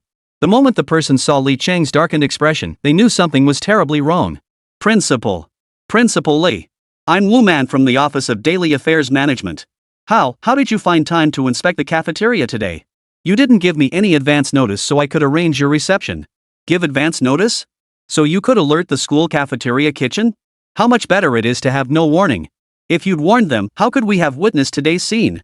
You've done an excellent job, truly excellent. You've taught this principal a lesson. I thank you. Hearing Li Chang speak thus, Wu Man instantly panicked. He knew something major had gone wrong. The kitchen must be problematic, likely unchanged from before. For the new principal Li to witness such conditions and in that tone, clearly expressing dissatisfaction and anger, meant his job was probably over from this moment onward. Take me to the cafeteria broadcast room. Li Chang barked. Yes, Principal Li. Follow me, the broadcast room is in the cafeteria management office. Li Chang followed the staff member to the cafeteria management office. The interior was remarkably well maintained, with the air conditioning set to a comfortable 26 degrees Celsius. The cafeteria PA system clearly hadn't been used in ages. After instructing Wu Man to turn it on, Li Chang's voice echoed throughout the cafeteria and across the entire campus broadcast network. Students, this is Li Chang, president of Fengcheng University. First, I request that all students currently dining in the cafeteria pause your chopsticks and temporarily set aside your meals. For today's lunch, I will arrange for meals to be provided by an off-campus catering service. What follows is a personal statement of reflection. I apologize to every student at Fengcheng University. The cafeteria has always been a vital part of campus life. Though I've been president for over a month, I never found time to visit until today. What I witnessed here feels like a series of hard slaps to my face as president. Chapter 22, How's the food, leaders? As president, what I witnessed today starkly reveals to all, especially to me, the president of Fengcheng University, that the overall management system of the student cafeteria is fundamentally flawed. The cafeteria has completely lost its original purpose of serving students, becoming a place they avoid yet must reluctantly endure. It has transformed into a tool solely for the university to generate revenue. The current Fengcheng University cafeteria, from ingredient quality to dish flavor, is utterly unacceptable. Immediate rectification begins this noon. From now on, the university will cover all students' daily meals by ordering food from off-campus vendors. All expenses during this period will be borne by the university. Li Chang's words over the broadcast resonated powerfully. He could clearly hear the cheers of students dining outside the office doors, cheers that celebrated the university's resolve to transform the cafeteria, while also expressing the long-held dissatisfaction with its current state. The school cafeteria issue could be seen as either significant or trivial. But a cafeteria that failed to satisfy students naturally had no reason to continue existing. Students gradually returned to their dormitories. Today was Friday afternoon at Fengcheng University, and classes were suspended across campus to accommodate students needing to travel home. The early dismissal also helped alleviate traffic congestion.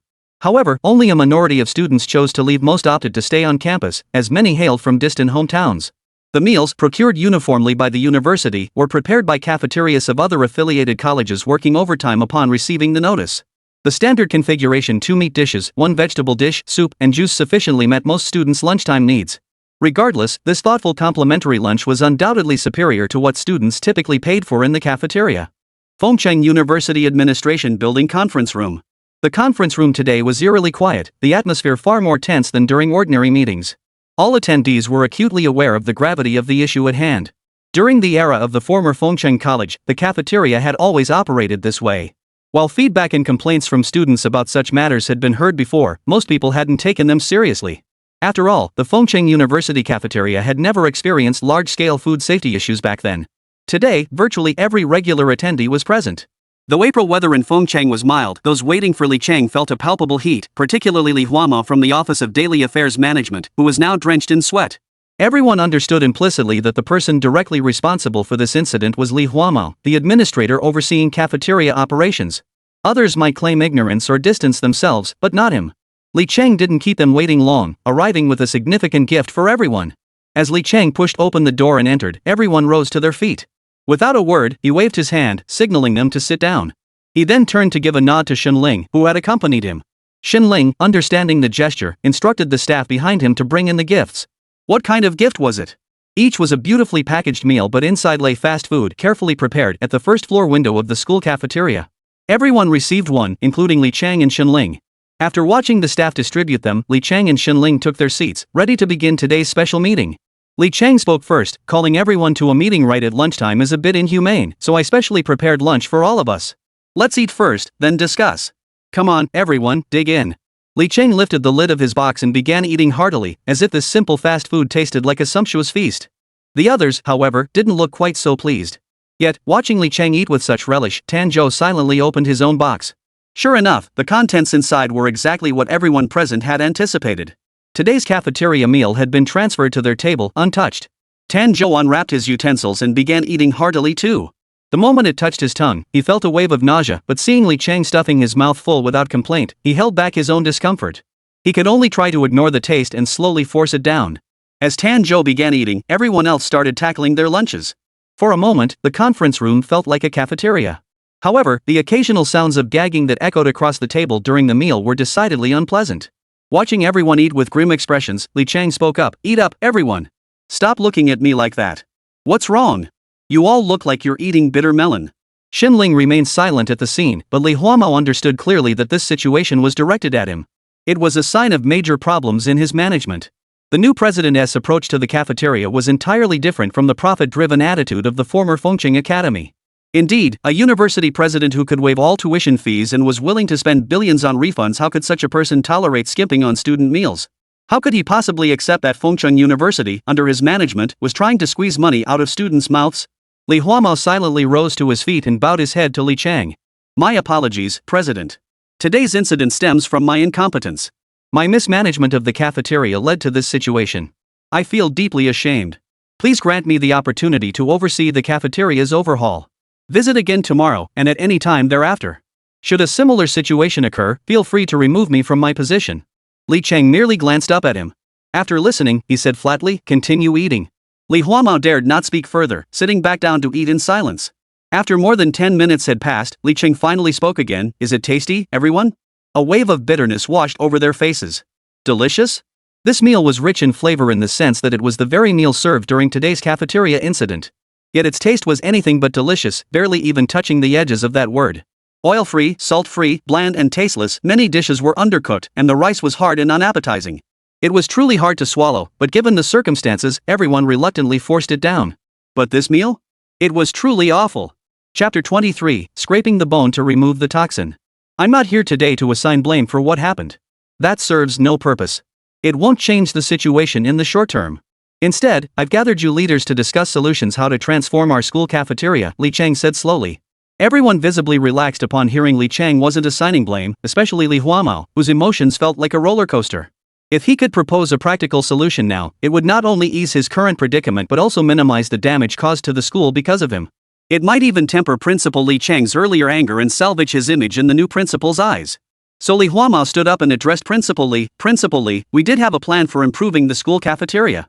However, due to the previous administration's lack of attention to this area, our Office of Daily Affairs Management was powerless to implement it.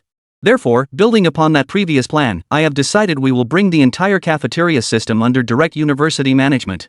We will recruit unemployed individuals from the community, hire a team of skilled professional chefs, and staff positions for cafeteria cleaning and food service.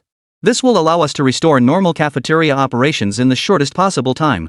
During the initial phase, before all new hires are fully in place, we can temporarily draw personnel from our 2 affiliated colleges to assist.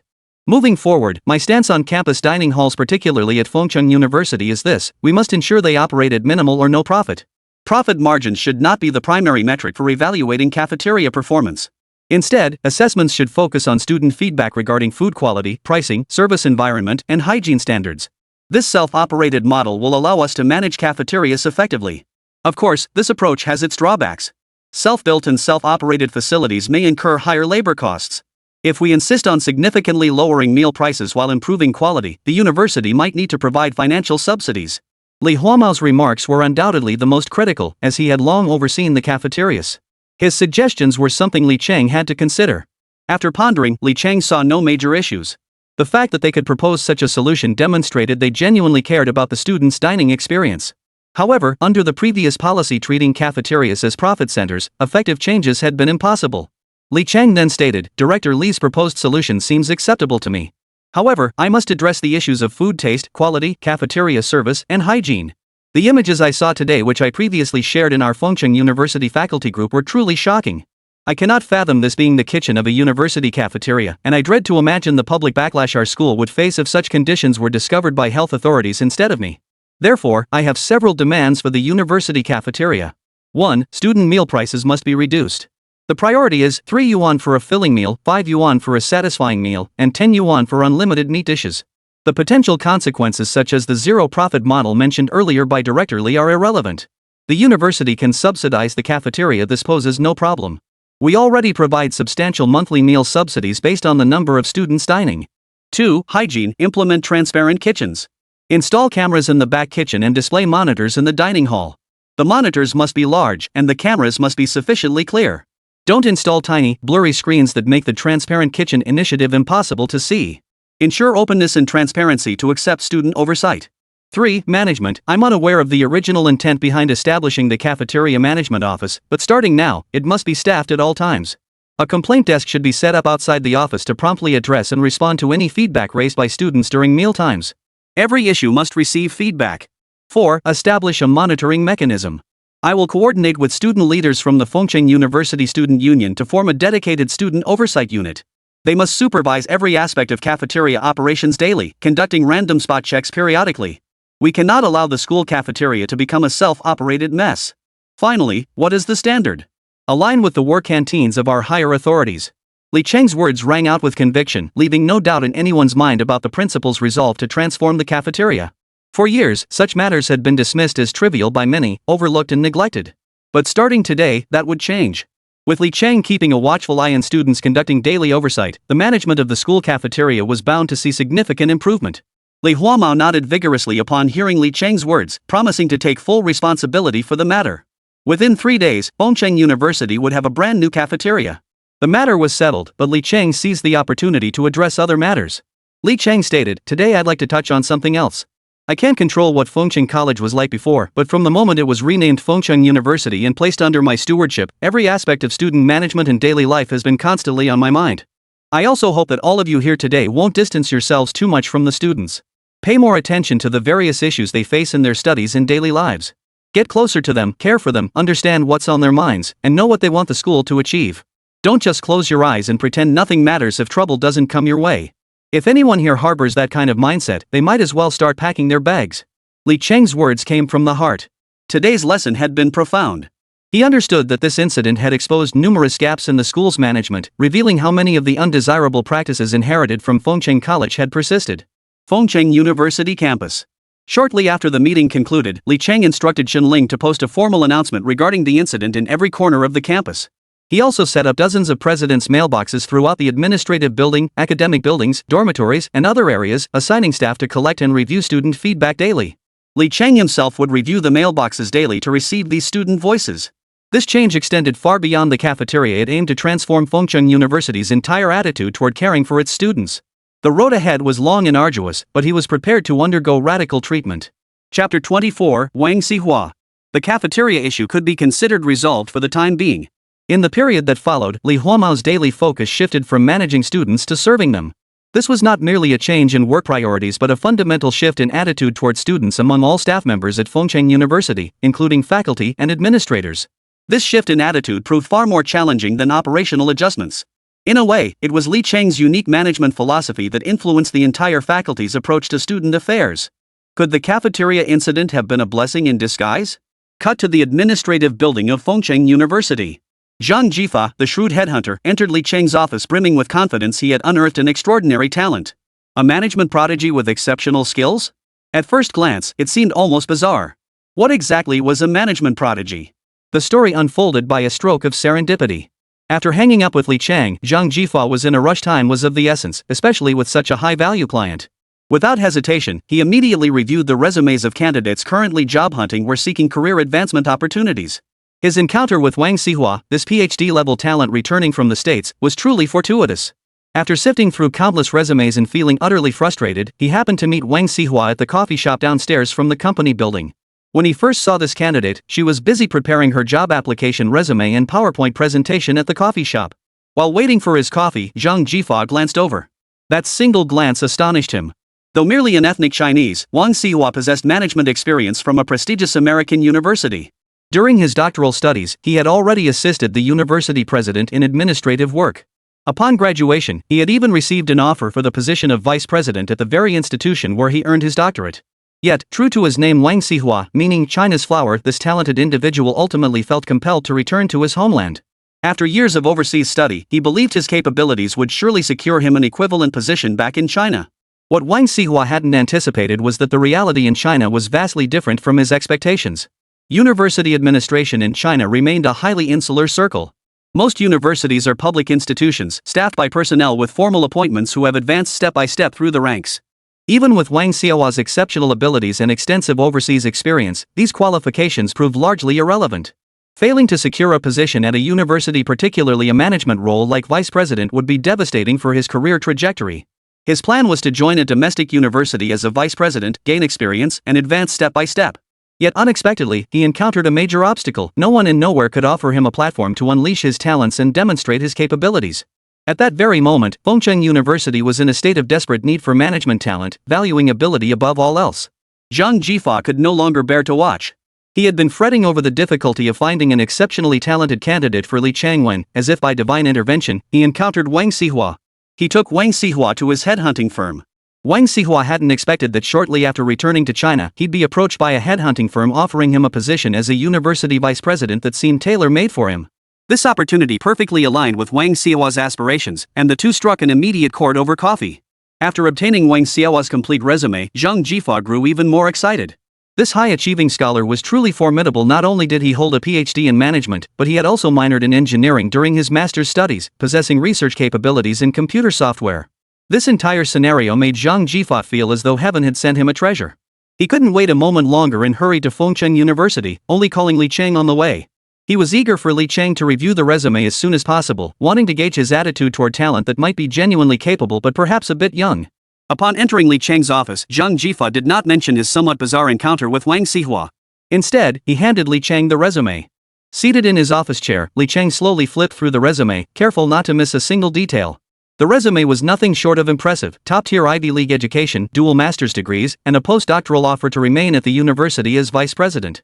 For most, such an offer would be an irresistible temptation. Yet Wang Xihua, true to his name, couldn't abandon his homeland.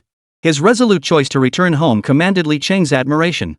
Unlike Li Chang, who had pursued a Ph.D. abroad only to return to China to make his credentials seem more impressive, this man was a genuine doctoral graduate from a top-tier American university.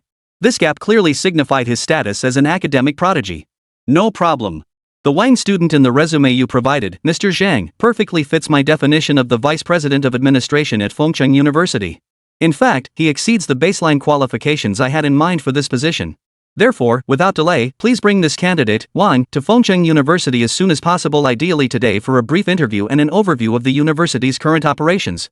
He must quickly familiarize himself with all aspects of his future responsibilities and the university's administrative structure. Given his academic credentials, I anticipate he will adapt swiftly to Fengcheng University and assume management responsibilities effectively. I sincerely hope my future vice president of administration arrives without undue delay. With someone managing internal affairs, I can better sound the trumpet for Fengcheng University's expansion. Currently, the university frequently faces various internal issues that consume an enormous amount of Li Chang's energy. Having a professional take over responsibility for these matters will significantly lighten his load. Li Chang believes this would significantly lighten his load, freeing him to dedicate more time to researching systems and charting a new course for Fengcheng University's next phase of development. Chapter 25: Fengcheng University's New Beginning. Wang Xiao's capabilities were undeniably strong. After formally receiving Li Chang's approval for the interview, she swiftly immersed herself in learning about Fengcheng University, an institution she had previously known little about. As Wang Xiao's understanding of Fengcheng University deepened, he grew increasingly perplexed by Li Chang's various actions. The university's investments across all fronts were undoubtedly massive, often disproportionate to its returns in many respects. The massive investments had undeniably elevated Fengcheng University's standing in the academic world. The influx of talent had led to a rapid leap in the capabilities of faculty across various disciplines. Student life and learning experiences at the university had also seen significant improvements. After repeatedly familiarizing himself with the institution, Wang Xihua gradually took over some of the decision-making responsibilities originally assigned to Li Chang. An office adjacent to President Li Chang's suite was allocated for Wang Xihua as the vice president for administration. However, all approvals for institutional matters continued to bear the authority of President Li Chang's office. However, Wang Xiao's arrival provided Li Chang with much-needed relief from the overwhelming workload that had previously left him breathless. While Li Chang still had numerous responsibilities, particularly overseeing the restructuring of academic programs and the renovation of Fengcheng University's various colleges, the shared burden significantly lightened his immediate operational load. Fengcheng University Administration Building Conference Room. Since Li Chang took office, the most immediate observation among Fengcheng University's leadership was the surge in meetings. The new president insisted on convening discussions for every significant decision, and each session brought tangible new developments to the campus. Yet behind these changes lay the relentless efforts of the entire university community. Today's meeting will be unique. I've arranged lunch for all attendees, and we may be here for quite some time. Our main agenda includes establishing new undergraduate programs, creating new secondary colleges for these programs, refining the restructuring of existing programs within faculties, and advancing the development of Fengcheng University's graduate school. Li Chang's opening remarks set the tone for the day's proceedings. President, must we proceed so urgently? With the college entrance exams approaching, establishing new majors, launching a graduate school, and restructuring existing programs across schools is no small undertaking. Might we consider delaying enrollment until next year? That would afford us a full year to build these programs properly, alleviating this sense of urgency. Dean Du Ceci was the first to speak. Newly appointed Vice President for Administration Wang Xihua voiced similar reservations. I've only recently joined and am still familiarizing myself with the university's operations. While I support the reorganization of academic programs across faculties given Fengcheng University's current circumstances, I'm not convinced about abruptly launching a batch of new programs and faculties. While herding one sheep is herding sheep, and herding a flock is also herding sheep, I feel it's not a wise choice to rashly establish such a large number of new programs simultaneously with the college restructuring. Yes. Restructuring departments and reorganizing majors alone wouldn't be too challenging, but launching an entirely new batch of majors? That's just too difficult.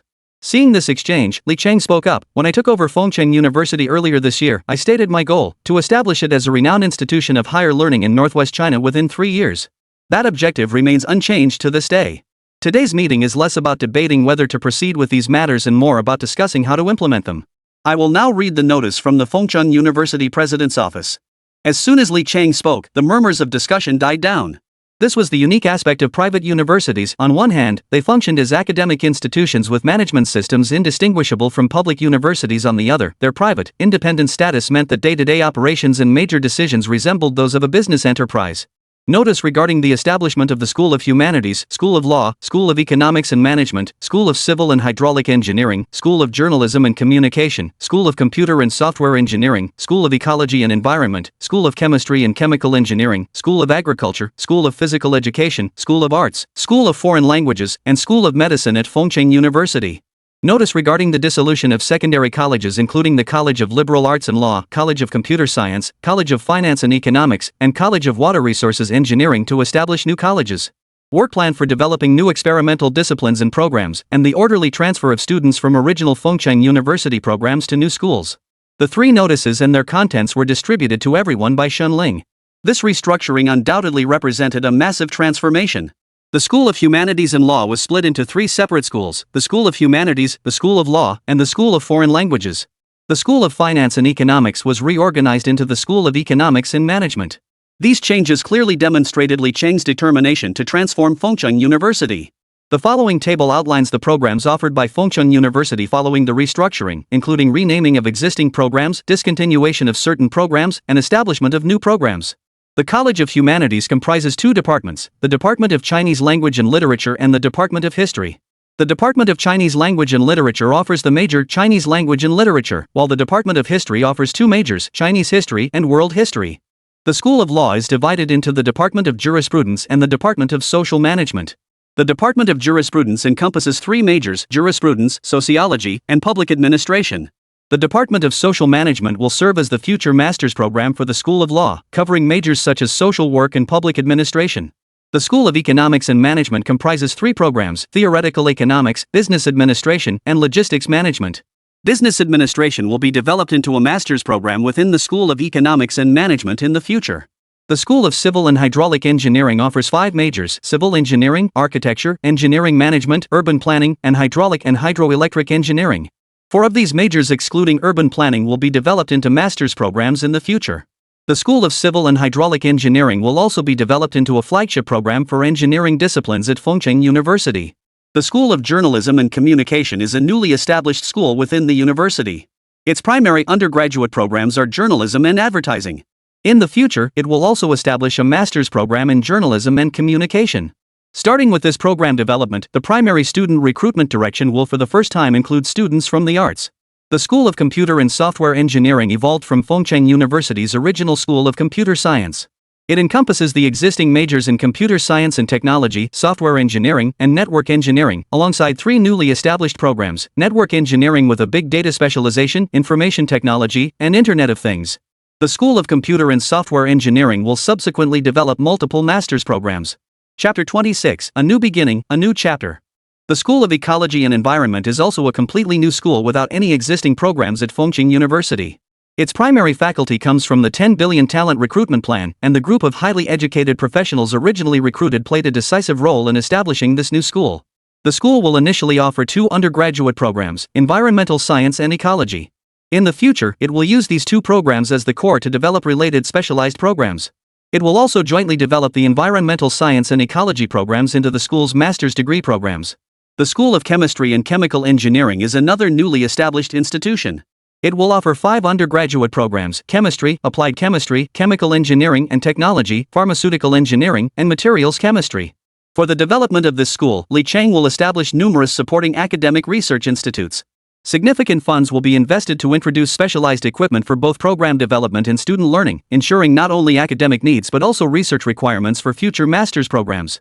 The establishment of the College of Agriculture reflects multifaceted considerations.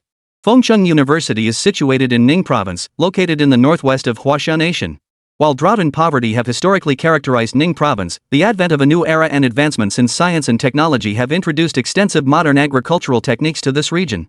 The establishment of related technology industries also requires a substantial pool of local talent. Consequently, Fengcheng University has established 9 undergraduate programs encompassing agronomy, forestry, animal science, veterinary medicine, grassland science, plant protection, agricultural resources and environment, horticulture, and animal husbandry. Through talent recruitment initiatives, the university has attracted a large number of specialized professionals to strengthen the faculty and advance the development of this college. The establishment of the School of Physical Education also set a precedent for Fengcheng University in developing related disciplines.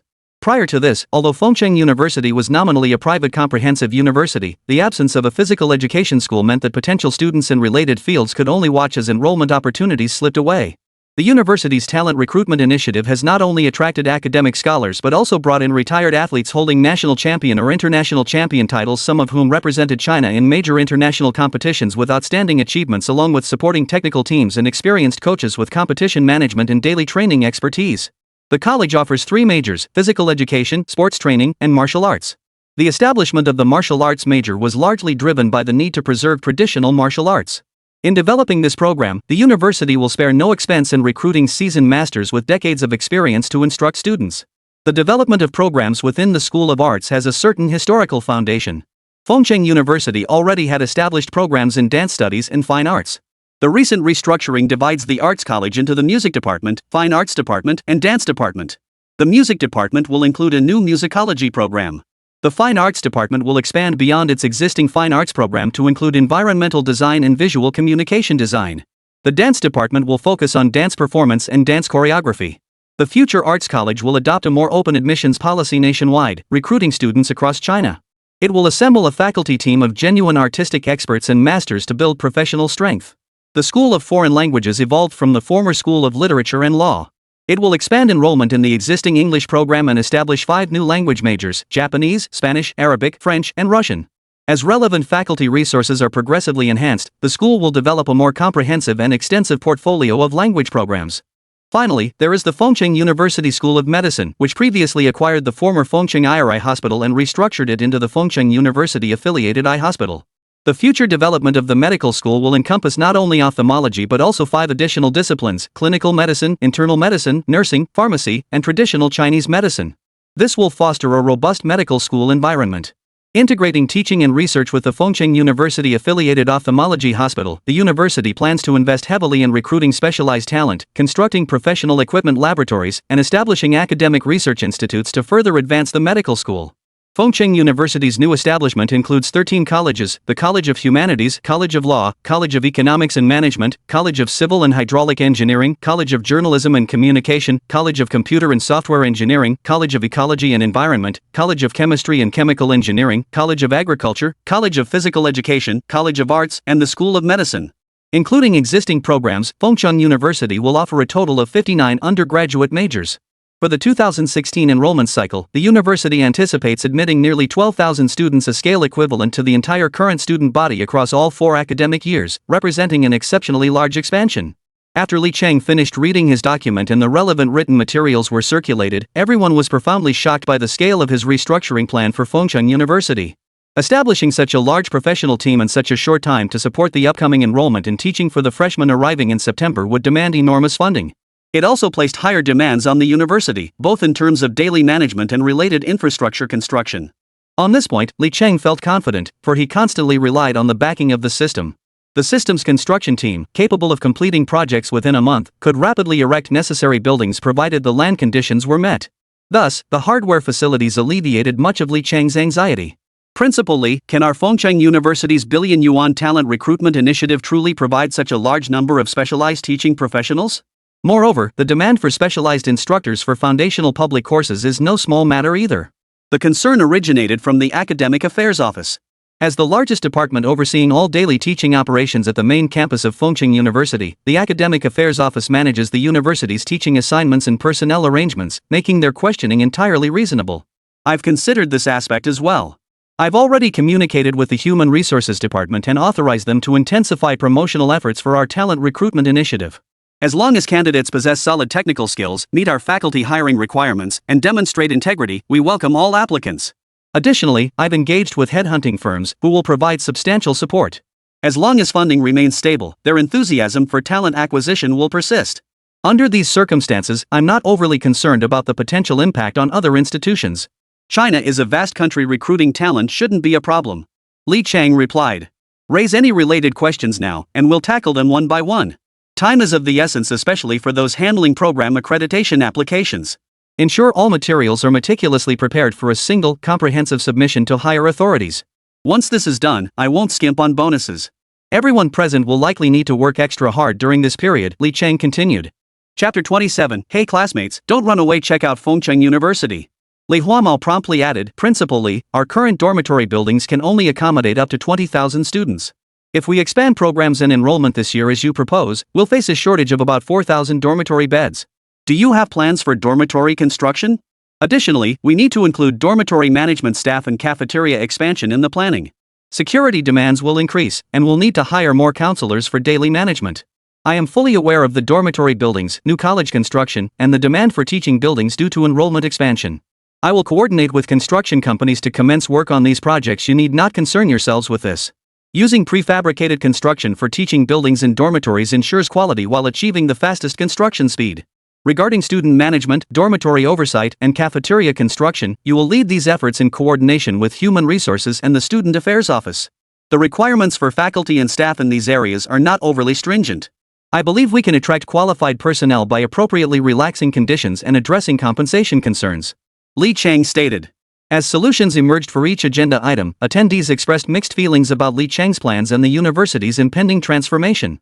While some voiced concerns, the prevailing sentiment was excitement about the institution's bold strides forward.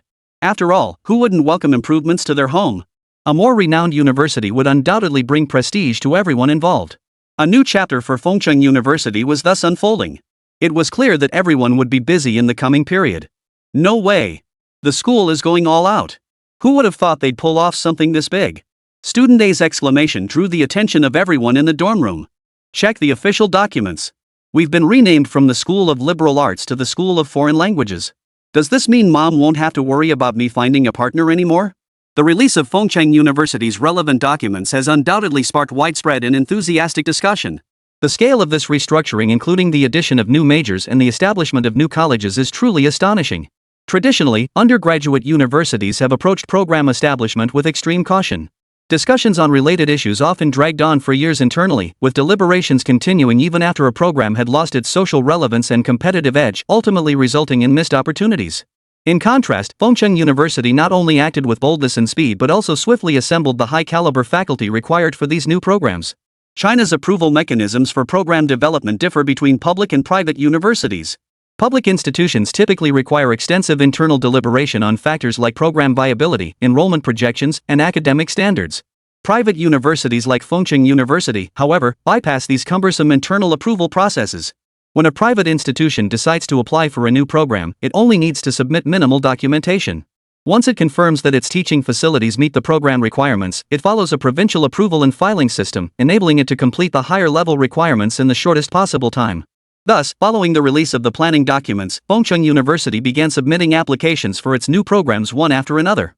Meanwhile, in the president's office at Fengcheng University, Li Chang was reviewing the elite institution growth system he hadn't paid much attention to for quite some time. The system's assistance to Li Chang had always been undeniable. However, whether in daily task assignments or regarding his actions, the system had never interfered excessively. Li Chang had previously harbored doubts about this aspect in his mind, and the system's response was nothing short of divine excellence. This system will not unduly interfere with the host's daily activities. It will only issue system tasks at specific times and in specific situations. Currently, only the functional development of the daily campus construction block is available. Future functionalities will be dynamically unlocked in real time based on the development level of the university managed by the host. The system's explanation undoubtedly dispelled many of Li Chang's lingering doubts at the time. Opening the system. Fengcheng University. Tier, Private Comprehensive Independent College. Huaxia Nation University Rankings, Private Universities 158,749. Enrolled students, 12,845. Faculty and staff, 982. Primary units, Fengcheng University Undergraduate Main Campus, Fengcheng University Affiliated Industrial Vocational and Technical College, Fengcheng University Affiliated Finance and Economics Vocational and Technical College, Fengcheng University Affiliated Eye Hospital. Hardware facility construction cost breakdown. Dormitory buildings, 20 million yuan, academic buildings, 50 million yuan, research institutes, 100 million yuan, comprehensive campus infrastructure upgrade project, 800 million yuan. System evaluation, not only did the revolution fail, comrades, but you need to try harder. While Li Chang rejoiced at the system's changes, he couldn't help but feel exasperated upon seeing its evaluation. Unbeknownst to him, the system had quietly added a university ranking feature. Perhaps unable to compete with the entire Huaxia nation in rankings, it currently displayed only private university rankings. Online buzz intensified, though most visible content remained advertisements for Fengcheng University's talent recruitment initiative. With graduation season approaching, the university launched numerous programs targeting undergraduates in scarce disciplines while expanding its recruitment team. They visited surrounding universities waving banners, offering generous compensation packages, money, housing, whatever graduates demanded. For instance, at the current Ning Province Graduate Job Fair, Fengcheng University's recruitment booth was packed with applicants. Simultaneously, numerous staff from Fengcheng University's HR department were vigorously promoting positions and benefits to graduates ranging from entry-level roles like academic advisors and lab assistants to lecturers, teaching positions, HR roles, and logistical support jobs. The impression was that Fengcheng University could offer any position imaginable to those who joined them. Particularly appealing was their tiered talent recruitment compensation system, tailored to graduates from different universities and academic levels. This was particularly evident at Ning Province University, a comprehensive regional top-tier institution with dozens of doctoral programs.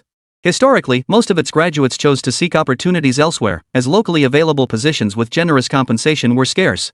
Fengcheng University seized this moment, waiving substantial sums of Chinese currency to attract these soon-to-be graduates. Undeniably, this strategy proved highly effective. Students ranging from undergraduates to doctoral candidates were stunned by Fengcheng University's policy offering compensation packages ranging from 200,000 to 300,000 yuan, or even up to 1 million yuan, plus housing. The recruitment results were outstanding. Chapter 28, Comprehensive Renovation Project for Campus Facilities. Within Ning Province University. Through high-level negotiations with Ning Province University's Admissions and Career Services Office, Fengcheng University established a robust cooperative relationship with the institution. Fengcheng University gained the right to conduct recruitment activities on Ning Province University's campus and received related support, including but not limited to access to classrooms and permission to hold multiple on-campus job fairs. In return, Ning Province University received assistance from Fengcheng University in improving its graduate employment rate and gained the option to recommend outstanding graduates for direct employment at Fengcheng University without entrance exams. This arrangement is mutually beneficial. Fengcheng University has flourished on Ning Province University's campus, attracting a large number of specialized graduates. However, the positions and recruitment quotas offered by Fengcheng University to Ning Province University graduates cannot accommodate all interested students. The HR department has repeatedly reported this issue to Li Chang, whose response has been straightforward: accept them. For those wishing to join Fengcheng University, if positions are insufficient, more will be created. Students whose academic qualifications fall short but wish to join Fengcheng University when campus positions are filled may still be accepted. They would join as reserve talent, first gaining experience through study and work at Fengcheng University's 2 affiliated schools. 10 miles of spring breeze pale beside you. Fengcheng University welcomes you here. Classmate, do you know what you're missing most? Fengcheng University. No need to wander far for a job just 10 miles from campus. Fengcheng University welcomes you. Similar slogans dotted the campus of Ning Province University, drawing repeated glances from graduating students. Consequently, at every campus career fair, themed recruitment event, and job exchange, Fengcheng University's HR representatives consistently occupied the most sought-after recruitment booths. The success of Fengcheng University's recruitment drive at Ning Province University proves beyond doubt that targeting graduates from peer institutions was a shrewd strategy. Copying this playbook, Fengcheng University's HR department expanded the approach to neighboring schools and prestigious universities. After reaching cooperative agreements with local institutions, they tailored recruitment conditions and salary packages to match the prestige of each partner university, ensuring that whatever could be solved with money was solved with money. Meanwhile, Zhang Jifua from the headhunting firm delivered more good news. Their efforts to poach professors and associate professors from higher education institutions never ceased, as Fengcheng University offered irresistibly high salaries for talent possessing independent expertise in specialized disciplines. Within months, the 10 billion talent plan once again dominated China's online discourse. The difference was stark. While the initial buzz stemmed from netizens' astonishment at Fengcheng University's lavish spending as a third-tier institution, the current impact was largely bought. This scenario played out across universities nationwide, with some openly denouncing it as the blatant display of a nouveau riche. Yet it was precisely these direct, tangible incentives that enabled Fengcheng University to attract the most urgently needed specialized talent, significantly bolstering its faculty. The professors recruited by Zhang Jifua represented high-caliber professionals whose academic expertise would serve as an anchor for the future development of master's programs. Thus, Fengcheng University poured immense effort and funds into talent acquisition. Li Chang, meanwhile, spent 800 million yuan purchasing the university's comprehensive renovation project within the system. He wanted to assess what improvements were needed beyond the campus's already solid hardware infrastructure. The system did not disappoint. Shortly after the funds were allocated, teams of specialists in plumbing, electrical systems, and property management arrived at Fengcheng University to commence renovations, followed by long lines of construction workers. The comprehensive hardware upgrade project brought transformative changes to Fengcheng University. Joshua Lake, previously maintained with minimal care, underwent a complete overhaul after the team's arrival. The lake was pumped dry for thorough cleaning, with specialized technological equipment pre-installed in the drained lakebed. Ecological monitoring devices were erected along both shores. The transformed Joshua Lake now stands in stark contrast to its former state. The once murky waters have cleared, teeming with ornamental fish species alongside economically valuable varieties. During the lake's drainage, large quantities of grass carp, common carp, and other fish were discovered. These were delivered to the university cafeteria, inspected, and served as complimentary additions to faculty and students' meals. The pavilions and walkways along both shores were renovated, with numerous dilapidated structures demolished. Numerous new technological installations were introduced across Fengcheng University. The campus access gates were upgraded with the latest facial recognition systems. The old shuttle buses were retired from service and reassigned to the cafeteria logistics team as cleaning vehicles. The entire fleet was replaced with more environmentally friendly and efficient electric premium shuttles, ending the era of open-top gasoline-powered buses where passengers were greeted by the smell of gasoline. These new vehicles were custom-ordered from a professional urban bus manufacturer. Each 9.7-meter-long bus features 19 premium seats and is painted entirely white, with the university's name and emblem prominently displayed on the front and sides, exuding an imposing presence. These buses are provided free of charge to students. The procurement extends beyond shuttles. 15 brand-new mid-range Hongqi sedans and 5 premium Hongqi models are now dedicated to faculty and staff official travel. These black vehicles also bear the university's name and emblem on their sides. Simultaneously, Fengcheng University procured 30 high-end commercial buses, establishing dozens of routes to comprehensively address the commuting needs of all faculty and staff. The daily operation of these buses traversing Fengcheng City has become a new promotional landmark for the university. To accommodate the massive parking and maintenance demands of this fleet, the renovation team constructed a standardized large-scale parking facility within the university grounds. Technically, this parking lot is located within the campus of Fengcheng University's affiliated Finance and Economics Vocational College. Originally, air conditioning existed in Fengcheng University's dormitory buildings. However, due to rising annual costs and the university's neglect of maintenance, these units were gradually decommissioned and removed. As a result, students had been without summer air conditioning for years.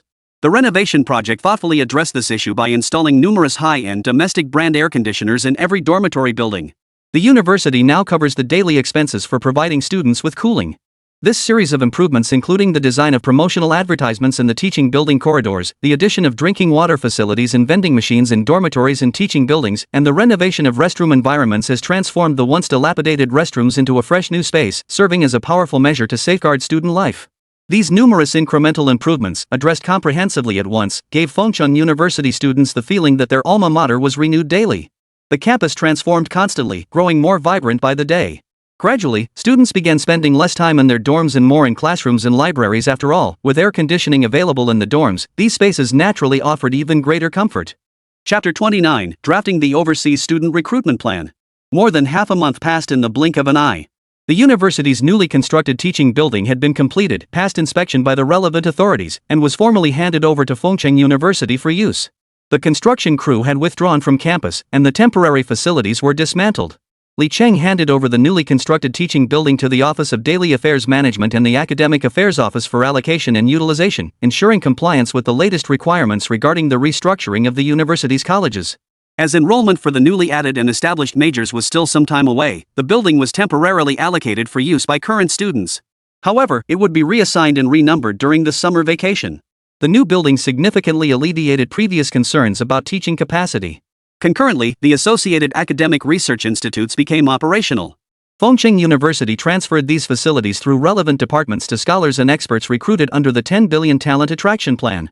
Li Cheng's first task now is to revive the previously suspended plan for recruiting international undergraduate students. Regarding how to implement this plan, Li Cheng had his own ideas. In the past, and indeed even in the current international environment, Huaxia had already established itself as a major power in the East. Every action underscores China's formidable influence as a major power. However, certain institutions, driven solely by the pursuit of international enrollment numbers, have adopted extreme measures. While enhancing benefits for international students is understandable after all, they come from abroad, offering preferential treatment to students from impoverished nations is appropriate. Yet the reality is deeply distressing. Many institutions, in their quest to expand and showcase their so-called international influence, have adopted discriminatory practices toward domestic Chinese students. They provide international students with superior housing and dedicated dormitories, grant them extensive academic autonomy, waive tuition fees, and even award substantial scholarships. Some institutions go beyond preferential treatment, fostering an atmosphere of discrimination where domestic Chinese students are perceived as inferior to international students. While such practices have long existed at other universities, making it difficult for Li Cheng to publicly critique their validity, he is determined to prevent this from happening at Fengchun University when formulating its international student recruitment plan. Beyond this, he must instill sound values in current Chinese students. Regarding interactions, even romantic relationships between international and domestic students, the university should adopt a neutral stance, neither endorsing nor discouraging them. Yet proper guidance is essential. Li Cheng had no desire to see the campus overrun with mixed-race children a year after recruiting international students. He planned to organize relevant awareness lectures, imparting knowledge while also strengthening character and moral screening for international students during the application process. Students exhibiting extreme personalities or moral failings would be rejected outright. Pre-arrival medical examinations would be mandatory, with Fengchun University not recognizing results from other institutions. Though originally specializing in ophthalmology, the university's affiliated eye hospital had evolved under Fengchun's ownership to include comprehensive health screening centers and laboratory departments dedicated to student wellness. Subsequent international student medical examinations will only be permitted at Fengchun University's affiliated ophthalmology hospital at the student's expense, with only those results being recognized. Students with certain blood disorders or infectious diseases will also be denied admission. While this approach carries some bias, Li Cheng naturally disregarded calls for equal treatment, prioritizing the health of the growing number of Chinese students on campus. After all, on Chinese soil, the Chinese people hold sway. On Fengchun University's grounds, all rules remain under Li Cheng's authority. He paid no heed to potential backlash from making this policy public and remained utterly uncompromising. You may choose not to come, but if you do come, you must arrive healthy and well-adjusted, not with the intent to harm other Chinese students. After all, you are here to study at Fengchun University, not to engage in other schemes. Li Cheng would not tolerate this. Regarding which majors to initially open for international student enrollment at Fengchun University, Li Cheng's preliminary consideration was to open computer science, water resources and engineering, chemical engineering, economics and management, and a limited number of Chinese language and literature majors. In Li Cheng's vision, overseas students should possess a certain level of Chinese language and cultural proficiency to qualify for admission. He does not plan to establish specialized English-taught programs or courses in other languages on campus. This approach serves two purposes: it reduces the teaching burden on faculty, and more importantly, conducting instruction in Chinese allows international students to genuinely appreciate the cultural uniqueness and linguistic excellence of China. This language requirement serves to filter out students lacking genuine, heartfelt interest in China. The inclusion of Chinese language and literature programs accommodates students from impoverished third-world nations who lack the natural conditions for learning Chinese but excel in other areas. Such students can first enroll in these programs for 2 years of intensive study. Upon passing the required language proficiency exams, they may then transfer into the second year of their chosen major. While this approach extends the undergraduate studies of these international students by 1 year, it ensures they acquire sufficient Chinese proficiency to complete their academic journey. With this approach in mind, Li Cheng decided to draft a preliminary plan for submission to the Academic Affairs Office and the Admissions and Employment Office. After further refinement, they would release the official International Student Recruitment Plan. Regarding whether international students should receive the same treatment as other domestic Chinese students, Li Cheng had also considered this. In his draft document, he noted that outstanding international students who genuinely possess excellent character, meet the admission requirements, and satisfy all Fengcheng University's enrollment criteria should be granted the same treatment as other domestic Chinese students under equivalent conditions. This includes tuition waivers and access to relevant subsidy and support measures. Establishing scholarships for outstanding international students to support their academic pursuits is also feasible. However, this would increase the pressure on the Admissions and Employment Office in this regard. Student screening would need to be stricter, and the campus performance of international students after enrollment would require long-term tracking and monitoring in conjunction with feedback from other university departments and faculty. While support systems can be established, this does not mean Fengcheng University can offer preferential treatment. Regarding international student admissions, Li Cheng will propose establishing a Fengcheng University International Student College under full university supervision. Academic programs will be delivered with support from faculty members in other Fengcheng University colleges. Safeguarding the fundamental human rights of every overseas student and establishing comprehensive restrictions are not mutually exclusive. All measures are implemented for the advancement of Fengcheng University, and thus these policies are both passable and destined to be accepted by international students seeking admission through the university's overseas student program. Chapter 30: Opening International Student Recruitment. As Li Cheng's proposal to relaunch Fengcheng University's international student recruitment program progressed through discussions, the focus shifted not on recruitment methods but on which countries the policy should target. Recruitment efforts were conducted through multiple channels. One approach involved establishing local recruitment offices, though this method proved costly, reached a limited number of students, and required significant time and effort. It did offer advantages, however, as on-site visits by assigned recruiters enabled more thorough screening of candidates against the university's criteria and facilitated the discovery of exceptional talents. After weighing all options, Li Cheng opted for a more traditional approach, a dual-channel system combining applications through the Unified International Student Recruitment website of the higher education authorities and direct applications via the university's official website. The advantages of this approach were evident: it reduced the university's workload in screening international applicants. Following multiple educational reforms, China had established a rigorous admissions process for foreign students entering its higher education institutions. Overseas applicants first underwent qualification reviews and exam registrations at local Chinese embassies. The embassy then administers the first round of Chinese proficiency tests, which are divided into 4 levels, level 1 to level 4, with level 1 being the highest. Generally, passing the level 4 Chinese proficiency test is the minimum requirement to study in China. However, top Chinese universities typically require applicants to demonstrate proficiency at level 3 or even level 2 and above. This approach is practical, primarily to enable students to integrate into academic and daily life in China as quickly as possible. A certain level of Chinese proficiency also greatly facilitates their daily activities, preventing various restrictions due to language barriers. Additionally, it eases the teaching burden on university faculty. Instruction is challenging, particularly for international students. Many hail from countries where English isn't widely spoken, and students from nations with less common languages often possess weaker English skills than their Chinese proficiency despite their intent to study in China. However, Li Cheng had already anticipated these limitations. Consequently, he established that students applying to Fengcheng University for programs other than Chinese language and literature need only pass the HSK Level 3 exam to gain admission.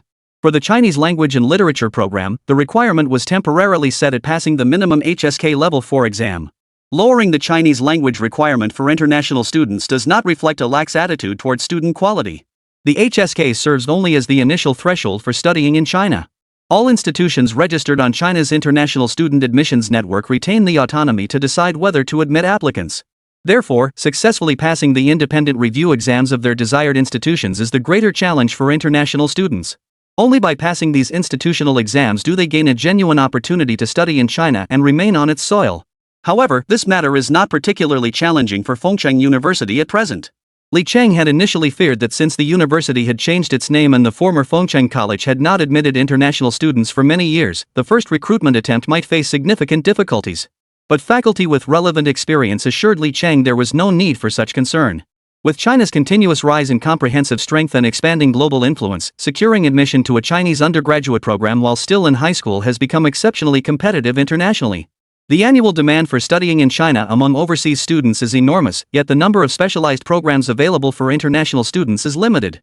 A significant portion of these spots, particularly at prestigious universities, are allocated to partner institutions or renowned high schools abroad. Only a small fraction of enrollment quotas are directed into China's domestic international student admissions system, creating a substantial imbalance between supply and demand. Renowned overseas universities can establish cooperative programs or mutual recognition agreements with prestigious Chinese universities, similar to China's C9 League or America's Ivy League.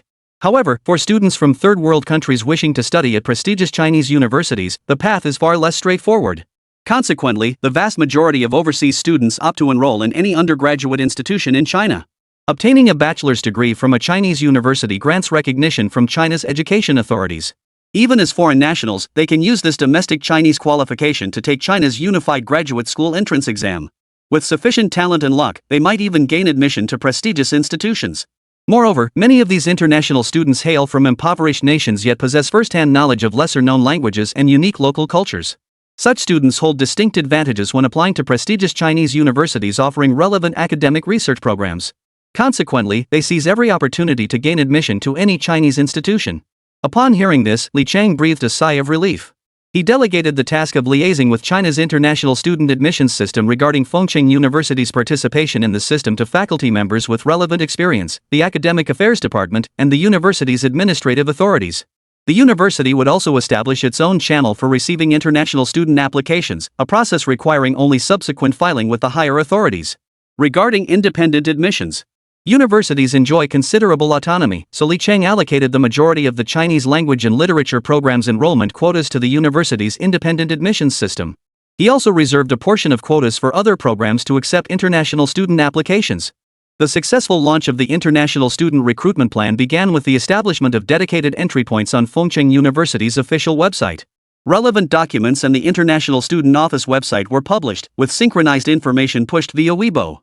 However, Weibo's reach primarily covered domestic students, prompting Fengcheng University to register an official Twitter account to disseminate policies and requirements for overseas students wishing to study in China. What Li Cheng hadn't anticipated was that the requirements he considered quite stringent were viewed by many international students as a godsend virtually non-existent. This led to the university's overseas-focused international student admissions website nearly crashing under the overwhelming traffic. Chapter 31, Tia. South Africa. Historically, this nation enjoyed a period of splendor, as its gold and diamond reserves and production consistently ranked among the world's highest. Its comprehensive national strength gradually developed alongside its economic prosperity. For a long time on the African continent, South Africa was a powerful regional force among its neighbors.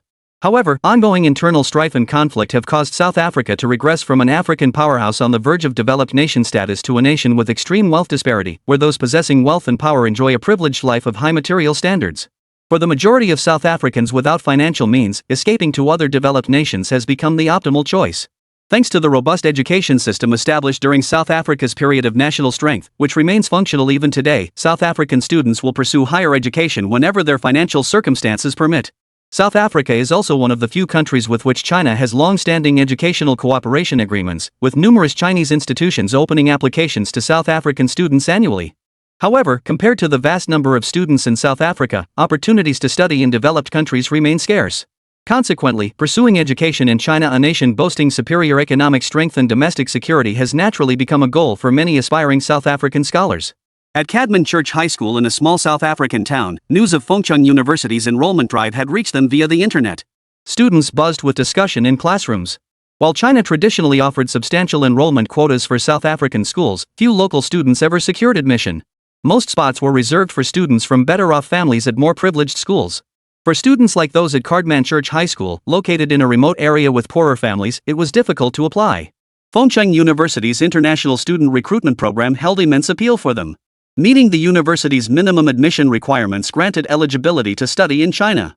Demonstrating exceptional talent in any field is recognized by Fengcheng University, entitled students to the same tuition waivers and financial aid as domestic students on campus. This exceptional talent encompasses, but is not limited to, outstanding performance in specific academic subjects. For instance, students with award-winning achievements in sports, arts, or various academic competitions can qualify as special students and receive these benefits. A notable loophole exists in the system. African athletes possess innate advantages in long-distance running, a fact globally recognized for its impact on endurance. Consequently, many African students qualify for special recognition through running expertise. Those without competition experience may undergo athletic aptitude testing at Fengcheng University. Approved local institutions' passing results are equally valid for university recognition. This policy reflects a strategic consideration. Given the influx of international students from diverse nations, Fengcheng University aims to leverage this opportunity to address its relative weaknesses in sports and arts programs compared to other institutions. This approach effectively communicates Fengcheng University's commitment to prospective international students. Tia, with your outstanding long-distance running skills, why not apply for Fengcheng University's International Student Program? As far as I know, since you're a girl, if you can't get into university, your family will likely arrange a marriage for you. This girl named Tia was an ordinary student at a church-run high school in South Africa. However, due to her family's limited means, despite meeting all academic requirements for local universities, the exorbitant tuition fees were beyond her family's reach. Since her freshman year, her focus had been on learning Chinese to enter China through its International Student Recruitment Program. Thanks to numerous Chinese aid projects in the area, a group of Chinese people had come to South Africa to do business and work. Among them was a Chinese language teacher from China who volunteered at her church high school. This allowed her to study Chinese during her high school years. Through her own diligence and hard work, this young girl named Tia achieved remarkable proficiency in Chinese. She had originally planned to rely on her Chinese language skills to pass the National College Entrance Exam and study in China. But now, an opportunity presented itself, a university offering full tuition and living expense waivers, plus additional financial aid, for students with exceptional talents. How could she not be tempted? She resolved to leverage her long-distance running prowess to qualify as a special student. Securing this designation from Fengcheng University would likely grant her an exemption from the Chinese proficiency test, paving her way to enrollment. After all, for her, the opportunity to leave her homeland and study in China was undoubtedly something her entire family could be proud of. Regardless of whether she returned to South Africa in the future, the knowledge she gained in China would be sufficient for her to continue her studies anywhere. She firmly believed her dedication to learning would not be in vain. It was remarkable that Tia's talent for long-distance running stemmed from her village's distance from the church high school. To avoid being late for classes, she would walk and run to school every day. Over time, she developed the ability to run the entire distance from home to school. This experience led her to win first place in the women's category at the local high school long-distance running competition, earning recognition from her school. Yet, she was utterly clueless about how to apply for the medical evaluation in the city or how to apply to Fengcheng University. So, she decided to seek advice from her Chinese teacher. Tia's Chinese teacher was a recent graduate from Huaxia University with a degree in international Chinese language education. His name was Lu Zhong. Upon graduation, he resolutely chose to join an international charity organization, becoming an international Chinese language teacher aiding Africa. He came to this church-run high school in South Africa to teach Chinese to children. On one hand, he aimed to plant the seeds of Chinese language and a longing for China in the hearts of these young students before they reached adulthood. On the other hand, he was also striving through his own efforts and actions to enhance China's international influence. This work has kept him in South Africa for many years.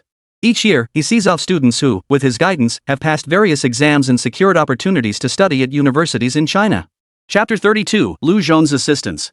Tia, as your Chinese teacher and a fellow Chinese person, I'm delighted you've chosen China as your future study destination. Regarding Fengcheng University, which you mentioned wanting to apply to, I'm somewhat familiar with it.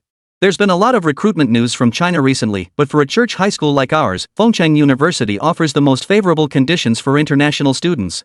I sincerely hope you pass their review, Lu Zhong told Tia. Lu Zhong was quite satisfied with Tia as a student.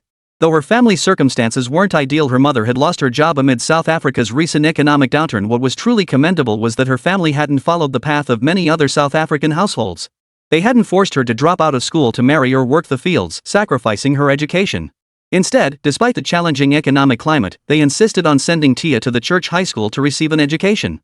Fortunately, hard work pays off, and Tia consistently excelled academically in her class. Now, graduation was approaching, but given Tia's family circumstances, it seemed nearly impossible to find a university that would waive or reduce tuition fees, no matter what means they tried. More significantly, in South Africa, particularly at his church high school, Lu Zhong had personally received substantial aid from China years ago when he first arrived. With China's growing global influence, many students at Cademan Church High School now aspire to continue their studies at a Chinese university. Teacher, I love China. Through the Chinese language lessons you teach us and your introductions to China, I've grown to deeply love this mysterious Eastern nation. I long to go to China to continue my studies. I want to major in Chinese language like you, and one day become an international Chinese language teacher myself, Tia responded. Tia, I'm delighted to hear you have such aspirations. Is there anything I can do to help you right now? If so, please tell me. I'll do my utmost to support you in achieving your dream of studying in China. Lu Zhong was astonished by his students' ambition. Locally, most students began learning Chinese solely to pass the HSK exam, the first ticket to studying in China. Upon arrival, however, the majority abandoned Chinese studies, shifting instead to disciplines that better aligned with their interests. It's like this, teacher. I heard that to pass Fengcheng University's review, I need to apply for a sports performance assessment at the relevant municipal department. Only then can I qualify for the tuition and living expense waiver mentioned in their international student admission plan. I want to try, but the city is so far away. Going alone would be very difficult, and my mother is busy with farm work every day at home. She probably won't have time to accompany me for this assessment. Teacher, could you go with me? After saying this, Dia lowered her head, knowing full well that her request was something a Chinese teacher might easily refuse. It wasn't part of her job description. To Tia's surprise, however, teacher Lu Zhong's response filled her with delight. I see. No problem. I'd be happy to accompany you to the city and take you to the sports administration office for the assessment. Tia, I believe your previous results don't represent your full potential. Prepare well, and I'll take you tomorrow. But before that, I'd like you to get your parents' consent before coming to school tomorrow morning. Yes, rest assured, teacher. I will definitely convince my parents. They will surely be delighted to see me gain admission to a university in China. After Tia left, Lu Zhong fell deep in thought. This news from the homeland had caused quite a stir, especially within the rigidly institutionalized overseas student recruitment system. Fengcheng University had truly broken new ground with this unique approach. After all, most universities had been reluctant to recruit students from underdeveloped regions. Even when quotas existed, they were scarce and monopolized by wealthy children from those areas. Few poor students could pass the rigorous academic assessments, let alone master Chinese, a language internationally recognized as notoriously difficult to learn. By making Chinese proficiency a key criterion, they effectively closed the door on study abroad opportunities for underprivileged students. Consequently, even with Chinese teachers like him at Cademan Church High School, the vast majority of students aspiring to study in China found their dreams difficult to realize. Fengcheng University offered South Africa a significant number of application slots and unprecedentedly included Chinese literature among its open majors. It's worth noting that this major is typically unavailable to international students at most institutions in China. Most institutions harbor significant prejudice regarding whether international students can master traditional Chinese literature, believing foreigners struggle to grasp Chinese literature as subject even native Chinese students find challenging. Fengcheng University, however, defied this trend by offering a substantial number of spots in Chinese language and literature. This delighted Lu Zhong, for every additional spot in every new program opened represented a precious opportunity for local black students eager to transform their lives through studying in China. Every opportunity is precious. The bell rang, signaling the end of the school day at Cademan Church High School. The children raced homeward. After all, the church-run high school only provided a free lunch, and dinner awaited them at home. Despite support from the church and international organizations, the school struggled to afford an additional lunch for every student, given its free tuition model with no revenue stream. Among the crowd, Tia was the fastest runner. She was desperate to get home quickly to tell her mother the news, hoping to persuade her parents to give their consent as soon as possible. After all, traveling to the distant land of China was a common occurrence for locals. But in Tia's village, it was unheard of. Tia was nearly 18 this year, yet the farthest she'd ever traveled was to the city, and that was when the Cademan Church High School took her to participate in a city-organized long-distance race. Like a whirlwind, Tia made it home before sunset. Her mother was astonished to see her daughter home so early. She knew her daughter adored Chinese culture and language, and usually stayed at the church high school to study after classes before heading home. Tia's face was radiant with joy, the sweat on her forehead glistening in the setting sun. Her mother was also delighted to see her daughter home so early, though she wondered why Tia had rushed back without even stopping for her usual Chinese studies. Surely there was something important she wanted to share. Chapter 33, Tia's Father's Delight. Tia bent over to catch her breath, then eagerly told her mother, "Mom, I want to apply for the Huaxia country's international student recruitment program. I plan to enroll in a university there to continue my studies. I love Chinese, and I love Huaxia country even more. I've already talked to my Chinese teacher at the church high school. She'll take me to the city tomorrow to take the athletic talent assessment required by that university. If I pass the assessment, with my Chinese proficiency, I have a strong chance of securing a full scholarship covering tuition and living expenses to study in China. Tina's mother, in her 40s, had lost her job during South Africa's economic downturn and unemployment wave. The years spent farming at home had etched a look of hardship onto her face. But upon hearing her daughter's words, the wrinkles on her face, wrinkles that seemed out of place for her age, seemed to smooth out in an instant. She knew her daughter loved Chinese and admired China, and she supported that passion. She had always hoped her daughter could gain admission to a Chinese university after high school. Yet the thought of overseas study, even at institutions offering partial tuition waivers, brought her constant worry over the exorbitant living costs during her daughter's studies abroad. Her husband, too, felt uneasy whenever the topic arose. Yet within the limited scope of their understanding, they reached a remarkable consensus unimaginable to others: to enable their daughter to study hard, gain admission to university, leave this impoverished little town, and depart this underdeveloped country to start her life elsewhere. Of course, even if studying abroad proved impossible, the couple would sell everything they owned, scrimp and save, and even take on debt to ensure their daughter could attend university in South Africa. But now, hearing her daughter speak of an opportunity to study in China, the country she longed to visit, and even attend a university that covered tuition and living expenses, Tia's mother was overcome with excitement. Really? We must thank your teacher properly. Do we need to approve this? Tia, rest assured your father and I wholeheartedly support you taking this assessment. Wait here, I'll prepare some money. Traveling to the city tomorrow won't be cheap, and anything could happen along the way. We can't have your Chinese teacher helping you and then having to pay out of his own pocket. Thank you so much, Mom. I'll work incredibly hard to pass this assessment. Last semester, with teacher Lu Zhong's help, I already passed the level 3 Chinese proficiency exam. If I can achieve the required results here and meet that university standards, I'll receive an admission letter from China and get to study there. Tia's delight was unmistakable. She was overjoyed that her mother supported her dreams so wholeheartedly. In her small village, Tia was undeniably fortunate. Unlike many of her female classmates who had to abandon their studies early to help their parents with farm work or marry complete strangers, she had parents who consistently supported her education.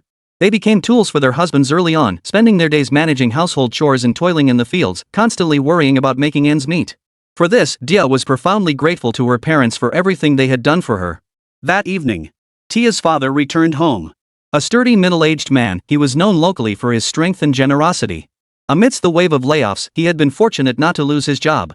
His boss seemed reluctant to part with him, a man whose energy and strength, despite his age, surpassed that of younger workers. Having served this employer for many years, he returned home each day from the quarry utterly exhausted. Today, however, was different. As soon as he arrived home and shed his outer clothes, his wife delivered news so astonishing it left him speechless.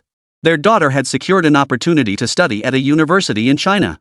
Truthfully, his understanding of China was rather vague. But years ago, Chinese aid workers from a project supporting South Africa had come to his small village. They treated illnesses, shared knowledge about preventing infectious diseases, and even dug a canal in the northwest corner of the village to connect it to the river. Without that, life for the villagers on this barren land would have been even harder. Therefore, he had always been overwhelmingly supportive of his daughter's dream to go to China. Despite his exhausting work, he spent most of his income to send her to Caveman Church High School. After all, even though the church high school was tuition-free, in a time when his wife was unemployed, he didn't pull his daughter back home to help with the livelihood. This choice alone made him stand out among the villagers. Many even whispered behind his back that he was a softie.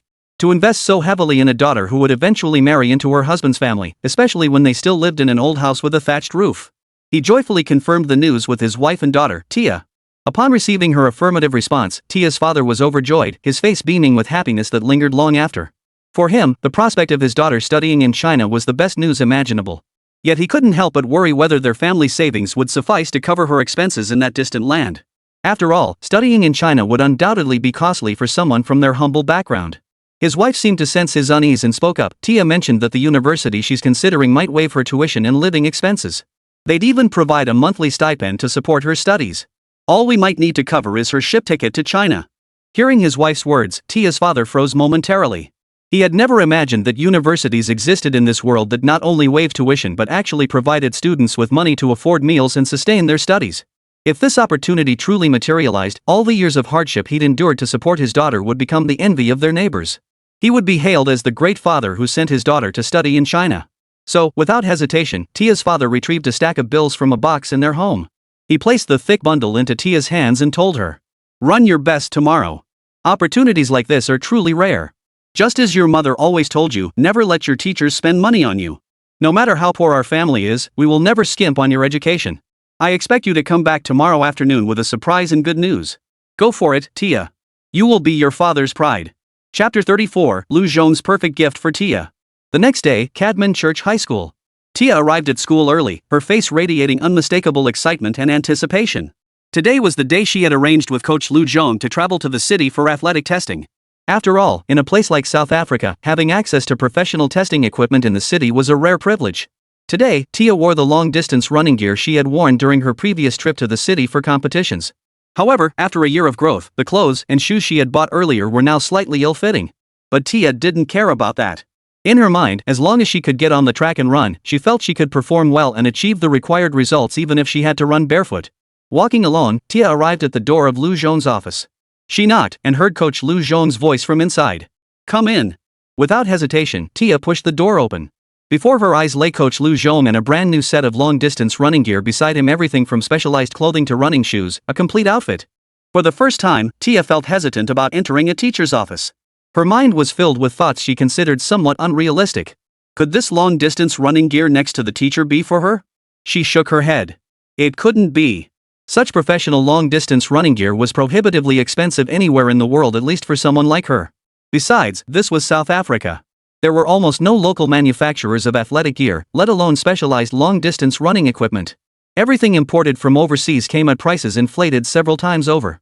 The running gear Tia was wearing now was actually provided free of charge by the foreign sponsor during her first city-organized long-distance race. Even though her parents showed little concern for investing in her education, she still wouldn't allow them to buy her such expensive clothes and running shoes. "Oh, Tia, you're here. I didn't expect you to arrive so early. The teacher isn't even ready yet," Lu Zhong spoke up. Hearing this, Tia felt a bit embarrassed. Overcome with excitement today, she'd arrived at school much earlier than usual.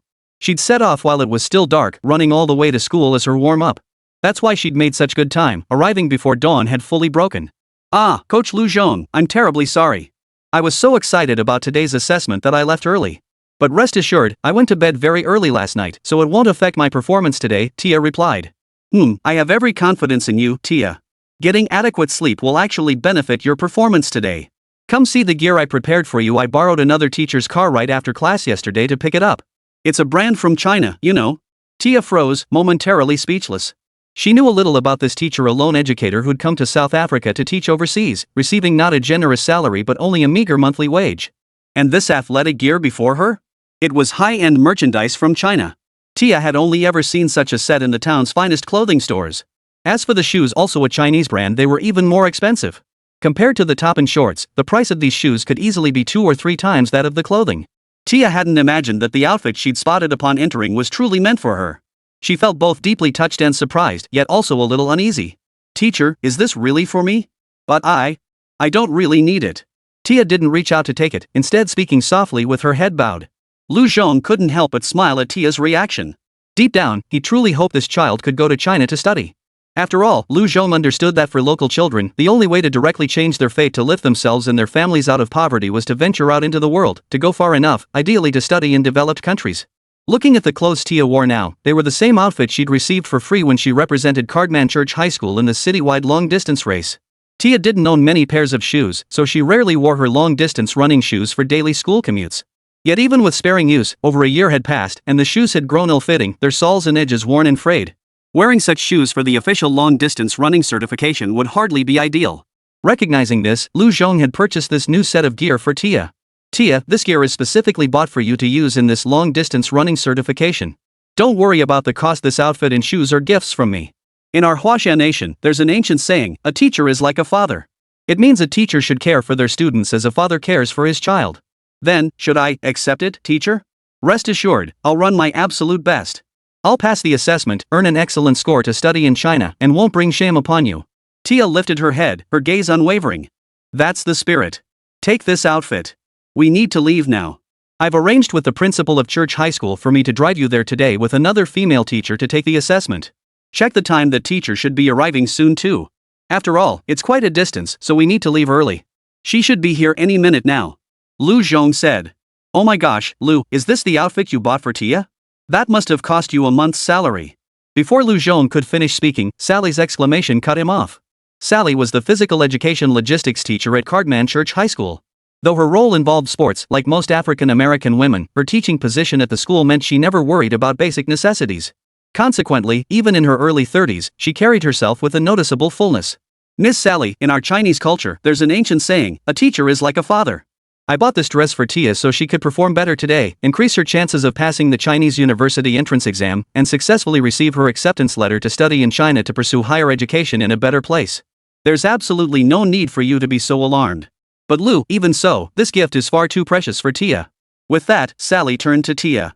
You must give it your all today. Work hard to pass this exam and successfully study in China. That way, Teacher Lu's kindness and generosity won't be in vain. Tia nodded firmly upon hearing this. Rest assured, Teacher Sally, I will give it my all. Chapter 35, Applications pour in from around the world.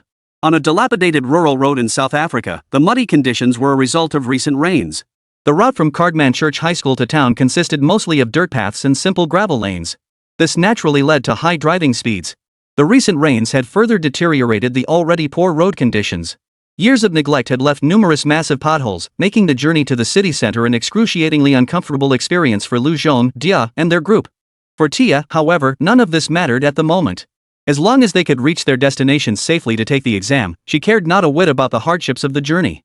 On the muddy path, the principal's worn-out pickup truck plodded forward, its cabin filled with bursts of laughter. Such scenes were not unique to South Africa, they were replicated in many countries around the world. Over the past decade since China's opening up, countless Chinese citizens had ventured across the globe. While seeking livelihoods abroad, they also carried with them Chinese culture, broadcasting signals of China's openness and strength. All of this perfectly reflects the nation's strength, evident in the fervor surrounding China's annual recruitment of international students. Fengcheng University International Student Office.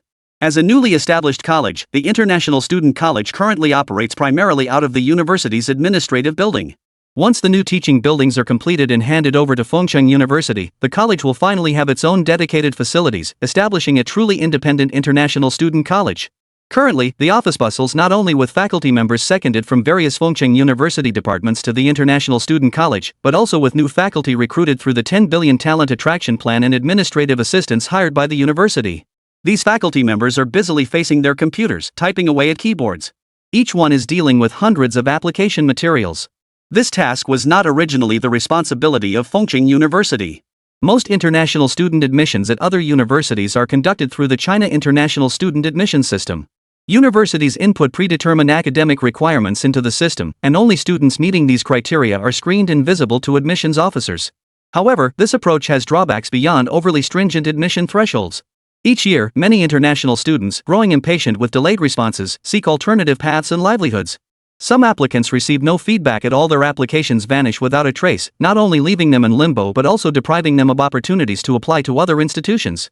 This situation, however, does not occur at Fengcheng University. The institution employs a dual-track strategy. While accepting applications through the unified China International Student Admission System, it independently recruits a significant portion of its students. Although this approach increases the university's workload, it effectively lowers the threshold for students applying to Fengcheng University. Li Chang sees no reason why this shouldn't be the case. Li Chang imposed strict requirements on the faculty responsible for review and verification. For every document submitted by applicants, they must contact the issuing authority to verify authenticity. To facilitate this, Fengcheng University established several dedicated international phone lines for the International Student Admissions Office, enabling transoceanic calls.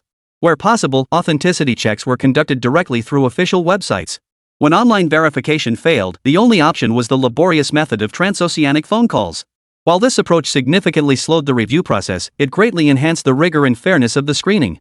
Students found to have submitted fraudulent applications to Fengcheng University would be barred from submitting any future applications for an extended period. Even if an application passed through China's unified international student admission system, it would be detected and rejected during subsequent reviews. In short, ensuring the quality of incoming students is the paramount task. However, to improve efficiency and support the faculty of the International Student Admissions Office, the university mobilized a significant number of relevant teachers from across the college to assist. Even Xin Ling was conscripted to help for a whole morning, only escaping when Li Chang had an urgent matter to attend to. Faced with applications from students worldwide, the review office staff experienced a bittersweet mix of pain and pleasure. The university mandated that regardless of outcome, every applicant must receive an email confirmation to their submitted address or contact method, detailing the final review result and, if rejected, the specific reasons. These review comments were also archived alongside the students' applications. While this helped prevent favoritism or misconduct, such issues were virtually unseen in practice. After all, it was difficult to fabricate anything, and the truth would inevitably come to light during future on-campus assessments. After several hours of travel, Tia and her group finally reached the nearest city. The bumpy journey had significantly dampened the joy and anticipation on everyone's faces. Seeing this, Lu Zhong couldn't help but worry that such a long trip might affect their competition performance. Therefore, Lu Zhong decided to first visit the city's sports department's performance verification center to inquire. If the assessment could be held tomorrow, he would contact the school and inform Tia's parents to stay overnight in the city. Resting properly before the assessment the next day would be safer and more likely to yield a good result. With this plan in mind, Lu Zhong turned to Tia and said, "We've been traveling all day. Even though it's not yet afternoon, long-distance running is a sport that tests both physical strength and endurance. I'm concerned your performance might suffer. So I've decided we'll find a hotel in the city to stay overnight. We'll take the test the next day. I'll take you to the hotel first, then go check on the situation. Of course, Tia. Rest assured, I'll call the school to inform your parents of this arrangement so they won't worry. We'll return immediately after tomorrow's assessment concludes." Hearing teacher Lu Zhong's words, Tia, already weary from the long bus ride, couldn't help but feel deeply moved. To ensure her smooth journey to study in China and her athletic qualification approval, this international Chinese teacher had gone above and beyond what was required of him. He'd invested his money, time, and energy, and now he'd even considered such a minor detail. "Teacher, I can do it. I think I can still go running this afternoon, as long as they haven't closed," Tia stubbornly replied to Lu Zhong. Lu Zhong shook his head. "It's not about that, Tia. I have every confidence in your abilities. But we need to conserve your strength. Only with a better score will you have a stronger chance of passing the review for Fengcheng University, where you wish to study. So today, listen to your teacher. Miss Sally will accompany you tonight." Chapter 36, Sleepless Night. Night. In a room at a hotel in a city in South Africa. Though the moon had risen long ago, hanging high in the night sky, Tia felt no drowsiness. Of course, after the long journey and the rough roads, she was exhausted. Yet now, an unconscious mix of excitement, anticipation, and anxiety fought within her, keeping sleep at bay. This state could be summed up simply: insomnia. Tia tilted her head to look at Ms. Sally lying beside her and asked, "Ms. Sally, are you asleep?" Hearing Tia's voice, Sally opened her eyes and looked at her. "What is it, child?" "I haven't fallen asleep yet." "Why aren't you sleeping? You seem troubled?" Sally seemed to sense the knot in Tia's heart and spoke gently. "Teacher, I'm wondering if I'll pass the assessment tomorrow. What if I fail?" Tia voiced the source of her unease. She felt anxious now. After all, this opportunity was likely her only shot. Missing it would undoubtedly widen the gap between her and her dream of studying in China. Even if she later passed the Chinese Student Recruitment System's assessment and managed to gain admission to another Chinese university through her Chinese language scores. But unlike Fengcheng University, those institutions would impose enormous tuition burdens. Such costs were a colossal expense, one her family could scarcely afford or bear. Every year, countless children, even after successfully applying, miss out on educational opportunities due to financial constraints. After all, life abroad is vastly different from home, and often, one finds themselves helplessly caught in the middle. Moreover, if she couldn't attend Fengcheng University, Tia had little hope for other institutions in China. She didn't want her father to struggle so hard for her again, because if she chose another school, he would undoubtedly support her decision. He would undoubtedly throw himself into work with renewed vigor, sacrificing everything at home to fund her education. He would borrow money from neighbors and others, all for Tia's sake. Tia's heart couldn't bear the thought of all this happening. That's why she was so anxious about tomorrow's assessment results. If she failed, where would she go from there? At this moment, Tia felt utterly lost and uncertain. Hearing Tia's words, Sally's mind raced with thoughts. Compared to many children, Tia's fate was undoubtedly fortunate. Of course, Tia's own hard work had brought her this far. Yet in a place as impoverished as South Africa, countless children studied just as diligently. How many of them, however, would ever get a chance like this? In that sense, Tia was both hardworking and fortunate. Sally desperately wanted to see Tia succeed in tomorrow's assessment. Yet no one could predict the outcome. No one dared make any guarantees, for such opportunities were rare and never guaranteed. Only through relentless effort could one seize such a chance. Sally herself had been born into a wealthy family during South Africa's economic boom, her parents senior bankers with ample means to fund her education all the way through university. Having experienced this herself, Sally understood profoundly how university could transform a student's destiny. She wanted to reassure Tia, ease her nerves, and help her pass tomorrow's assessment smoothly. Sally pulled Tia close into her embrace and told her, "Sweetie, you really don't need to overthink this. You're exceptionally talented, far more so than your teacher Sally ever was. It's just that you haven't lived in a country that suited your potential. Still, be grateful for your homeland. Many people in this world face far tougher circumstances than you or I. But that doesn't matter. Tomorrow, just run as you always do in school, as you did in competitions before. You'll meet the assessment requirements and fulfill your dream of studying abroad." Sally's words carried a gentle yet encouraging strength, motivating Tia while also offering her emotional support. Tia nodded in agreement as she listened. Ms. Sally's words made perfect sense. No matter what, today had come to this point. She couldn't let anyone down, and she certainly couldn't let this opportunity slip away. After all, not everyone got a chance like this. At Cardman Church High School, there were other students her age facing similar circumstances. But could all of them come here for the assessment like she had?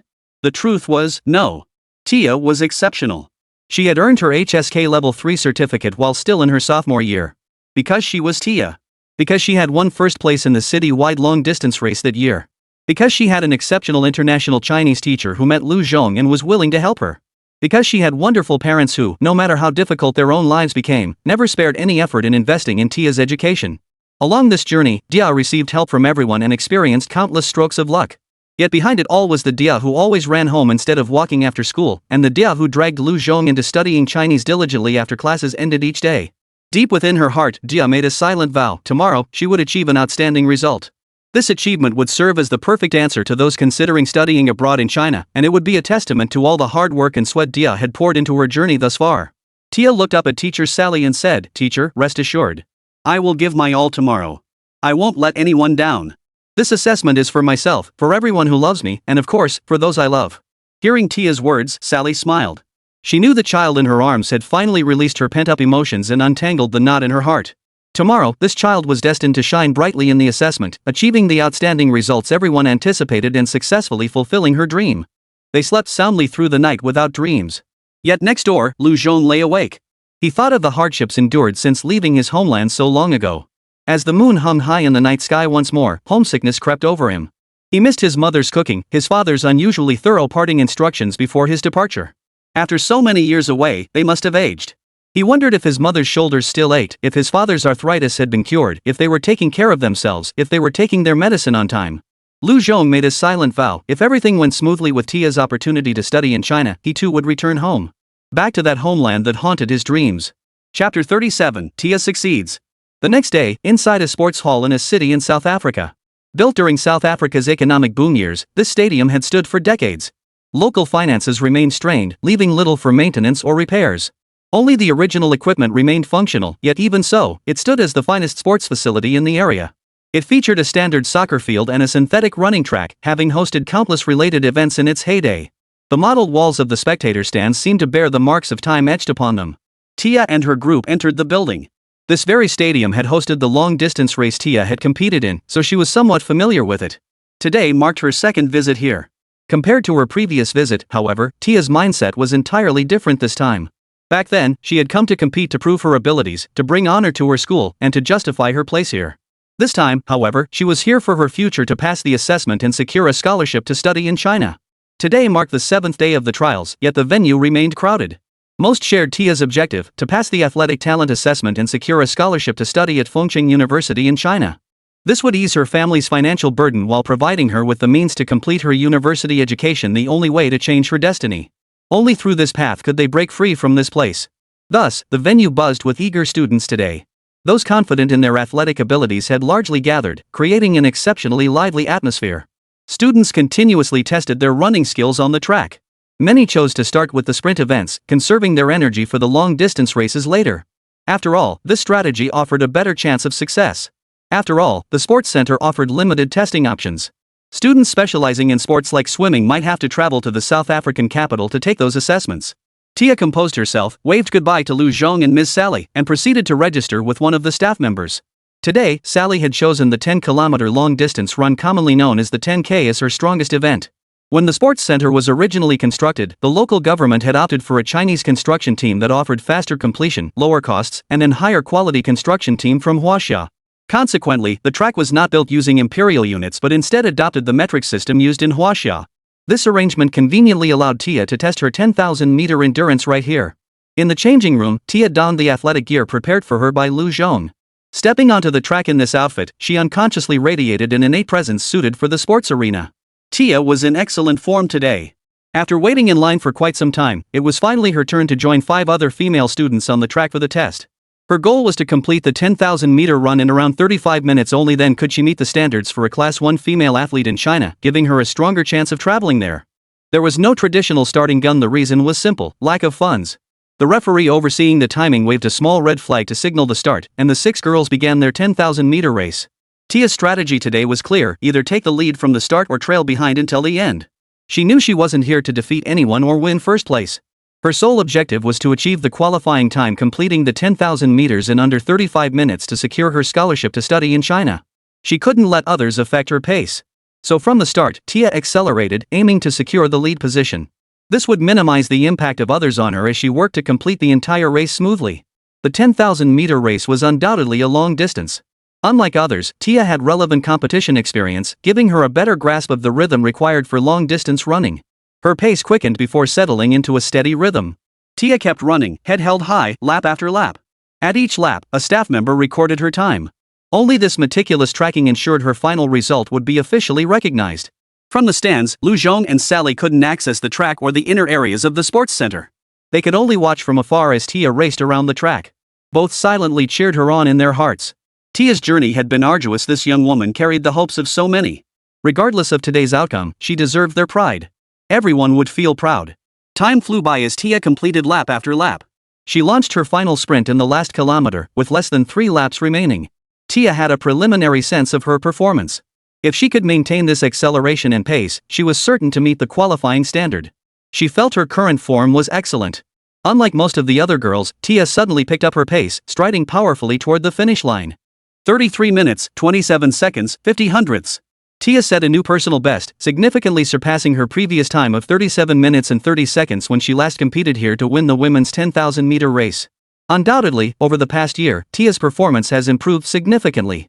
Through her spirit and perseverance, Tia has undoubtedly achieved her goal. She had successfully attained the level of a class of female 10,000-meter runner in Huaxia.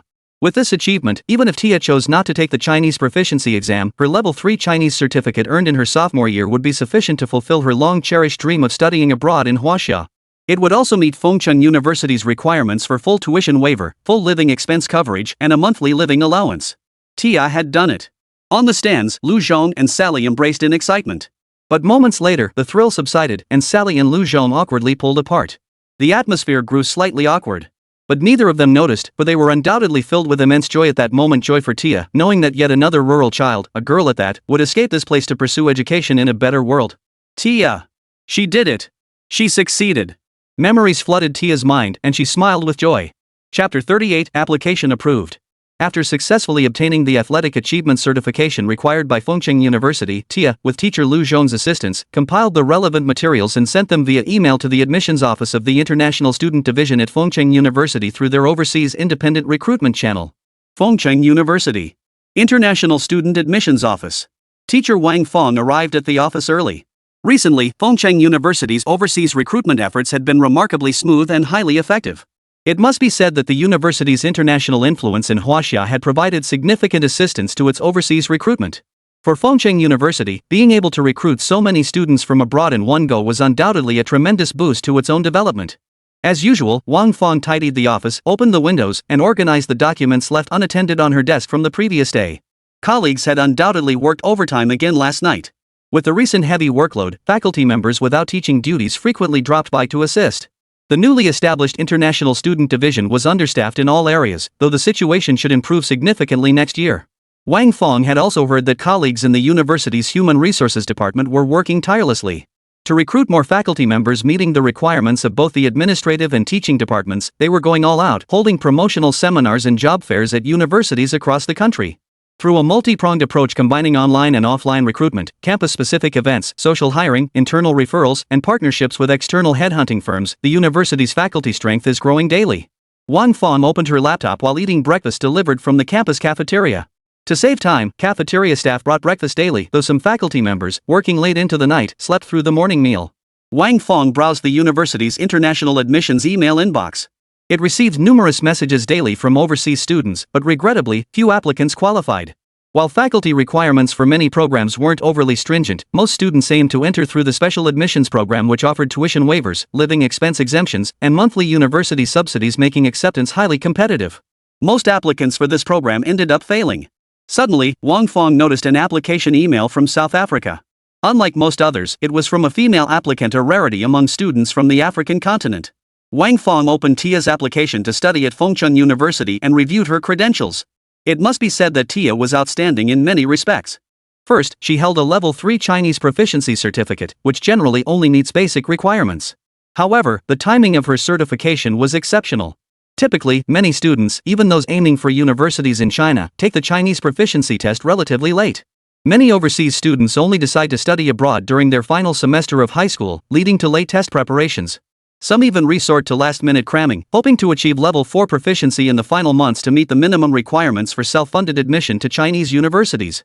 Tia's situation was different. By passing the HSK Level 3 exam in her sophomore year, she demonstrated that she had resolved early on, perhaps even upon entering high school, to pursue only Chinese universities. This is because few students proactively study Chinese, and even those learning it as an extracurricular interest abroad rarely take such exams. These Chinese proficiency tests differ significantly from China's unified national certification exams for international students. The HSK Levels 1-4 are primarily for overseas students applying through China's international student admission system. Overseas, this certificate serves mainly that purpose. Even within China's domestic job market, many employers don't recognize such scores. This outcome inevitably pleased Wang Fong, especially upon learning the student sought admission through the Special Student Recruitment Program. This program imposes stringent requirements, mandating applicants demonstrate exceptional talent in a specific field beyond the capabilities of most students. Only those meeting Fengcheng University's rigorous assessment criteria qualify for full tuition and living expense waivers, alongside access to all institutional support policies and subsidies available to domestic Chinese students. Moreover, students maintaining outstanding academic performance during their studies could, through this recognition, apply for both the China Scholarship and the China Scholarship for International Students, two national-level scholarships.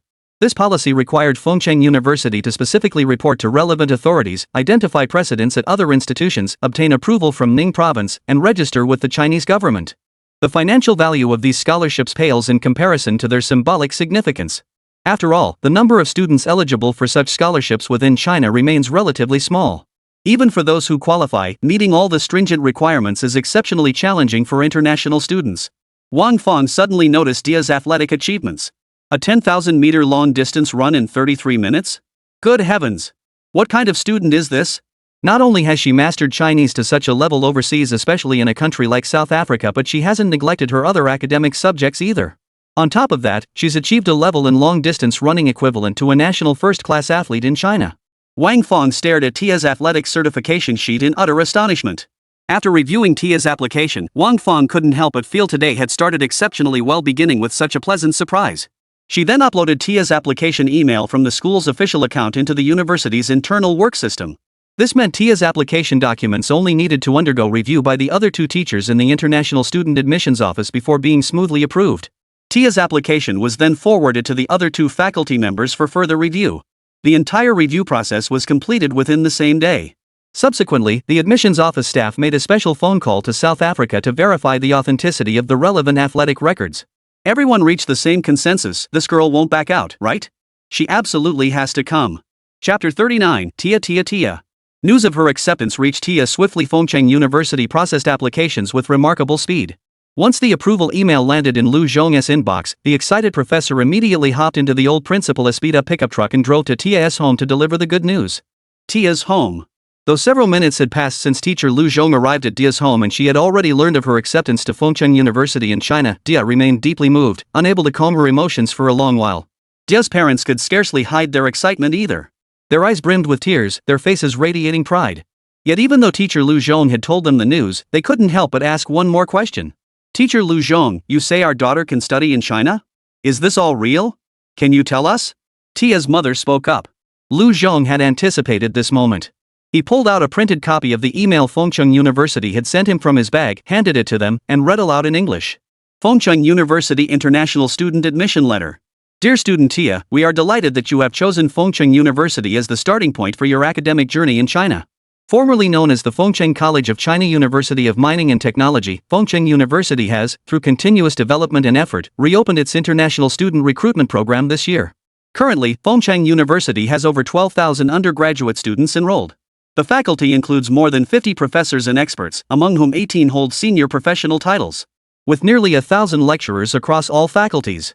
Through vigorous development of the International Student College and relentless progress, Fengcheng University will undergo transformative changes in the near future. When you arrive at our international student college, it will undoubtedly fulfill all your expectations of the university campus. Here, you will be able to step onto the international stage from Fengcheng University, immerse yourself in the ocean of academia, build your professional blueprint, and take a firm first step toward your future academic journey. Dear Dia, following a thorough review by the admissions office of Fengcheng University's International Student Division, all submitted materials have been verified as accurate. In accordance with the relevant provisions of the Overseas Student Recruitment Plan of Huaxia Nation, you are hereby admitted to our 2-year Chinese language and literature program. After completing this 2-year program, you may transition into the 3-year Chinese language and literature program. All associated costs during this period will be covered by our university. Additionally, following deliberation by the Fengcheng University Graduate School Admissions Office and review by the Master's Program Development Committee, we are pleased to inform you, Tia, that you have been provisionally admitted to the 3-year Master's Program in Chinese Language and Literature at Fengcheng University. This provisional admission is contingent upon your successful completion of all undergraduate coursework and fulfillment of all university requirements for independent application to our master's programs. Welcome! Tia, we await your arrival at Fengcheng University. Fengcheng University International Students College. Upon hearing Lu Zhong finish reading the letter, Tia's parents who had limited education could not hold back their tears. The surprise was overwhelming. A master's degree. Originally, her parents had only hoped their daughter could study abroad in China, gain admission to any university, and complete an undergraduate program. Yet now, their daughter had achieved so much more. To be recognized by a university in this vast nation thousands of miles away, to secure direct admission for her daughter to pursue a master's degree without additional exams after completing 5 years of undergraduate study. Once she earned that master's degree, her daughter's prospects in China would be limitless. Truthfully, neither Lu Zhong nor anyone else had ever imagined that Fengcheng University would offer her direct admission from undergraduate to master's studies. That Tia could be so highly regarded was astonishing. Little did he know, however, that all of this had come about through a series of unexpected twists and turns. Just days before Tia submitted her application, Fengcheng University had received official approval to establish a master's program in Chinese literature. Upon gaining this qualification, the university immediately notified the entire faculty, particularly the International Student Division, which was in the midst of a vigorous recruitment drive. The goal was to offer preferential admission to outstanding overseas students who had successfully passed Fengcheng University's independent admissions review. On one hand, this was a pleasant surprise. On the other, Li Cheng had his own strategic considerations. Every international student admitted to Fengcheng University represented significant investment in resources and effort for the institution. He was determined not to pour substantial funds into cultivating outstanding students only to see them all head off to pursue graduate studies at other universities within China, leaving Fengcheng with nothing to show for its investment. That outcome was utterly unacceptable to him. After all, Fengcheng University was currently recruiting talent nationwide. In his view, the university was at a critical juncture where every graduate, even those who had previously left, deserved attention. They couldn't be allowed to slip away from Fengcheng University so easily. Why give them to others when they could pursue master's degrees right here? Better yet, offer direct admission to master's programs during undergraduate recruitment to those with outstanding applications. Win their loyalty early on. Even if things went south later and the students didn't meet expectations, those failing to meet requirements wouldn't be granted smooth admission to graduate studies anyway. You couldn't blame Fengcheng University for breaking its promise. It was simply a matter of necessity. If you weren't diligent enough in your studies, well, who else can you blame? As more master's programs gained approval, the International Student Office's admissions became increasingly competitive. Online forums were flooded with screenshots of outstanding students who had successfully passed Fengcheng University's review, flaunting their acceptance emails and direct admission to the university's master's programs. This sparked envy among many. Some couldn't help but lament their own failure to study Chinese diligently enough to qualify for direct admission to a master's program. Yet for most students, simply meeting the undergraduate admission requirements and gaining entry to Fengcheng University was achievement enough. They no longer dared to dream of such a fortunate opportunity as guaranteed admission. Tia was overjoyed. After excitedly confirming everything, she threw her arms around Lu Zhong. Tia was already an 18-year-old girl, and African people, especially women, tend to develop earlier. This made Lu Zhong's face flush slightly. Yet he didn't dwell on it. Lu Zhong understood this was Tia's way of expressing her overwhelming joy, a way for her to channel her emotions. In such a poor place, the chance to study abroad could undeniably transform everyone's destiny. Undoubtedly, the path to this moment had been arduous. Yet Tia's relentless efforts throughout her journey had finally been acknowledged and validated in this assessment. Lu Zhong knew she deserved every bit of it. So he smiled as he accepted her embrace. After hugging him, Tia began to cry. Chapter 40, Expand Admissions or Postpone? The matters concerning international students were entrusted to the specialized department and faculty of the university's International Student Office. So, what had Li Cheng been up to lately? It must be said that Li Cheng's workload hadn't lightened much with the arrival of the new vice president. While he spent less time on campus management minutiae, major decisions still required his input as president. The approval of some of the university's master's programs was a result of Huaxia's gradual opening of academic degree authorization policies to private universities. Within this broader context, wave after wave of private universities that met the criteria possessing the relevant academic standards and sufficient teaching and research capabilities in both software and hardware had gained this qualification. Fortuitously, these conditions perfectly suited Fengcheng University. While lacking in many areas, Fengcheng University excelled in one aspect: funding. This abundance of funds didn't necessarily mean the university invested heavily overall. This was evident in the master's programs approved this round, which didn't require high-end laboratories or specialized research institutes. Most of the approved programs were in fields like literature and management. Nevertheless, securing approval for master's programs in select disciplines was undoubtedly an exciting development for Fengcheng University. Fengcheng University Men's Dormitory Building A1, Room 302. This is amazing. A master's degree program. I was worried about getting into grad school, but now I can totally aim for Fengcheng University when I apply after graduation this year. While others transfer from vocational colleges to undergraduate programs, we're advancing from bachelor's to master's. The university has been quietly striving behind the scenes for us students. The university's development and progress aren't entirely unrelated to students, but it's safe to say they're not directly connected either. The successful approval of the master's degree program was confirmed by official documentation. On the day the documents were publicly announced, Fengcheng University, having received advance notice, immediately mobilized all resources to prepare for establishing its graduate school. The approved master's programs at Fengcheng University are Chinese History and World History from the College of Humanities, Business Administration from the College of Economics and Management, Journalism and Communication from the College of Journalism and Communication, Law and Social Management from the College of Law, Forestry from the College of Agriculture, and 4 programs from the College of Civil Engineering, which had the most approved programs, namely Civil Engineering, Architecture, Engineering Management, and Hydropower Engineering. A total of 11 programs passed the review this time.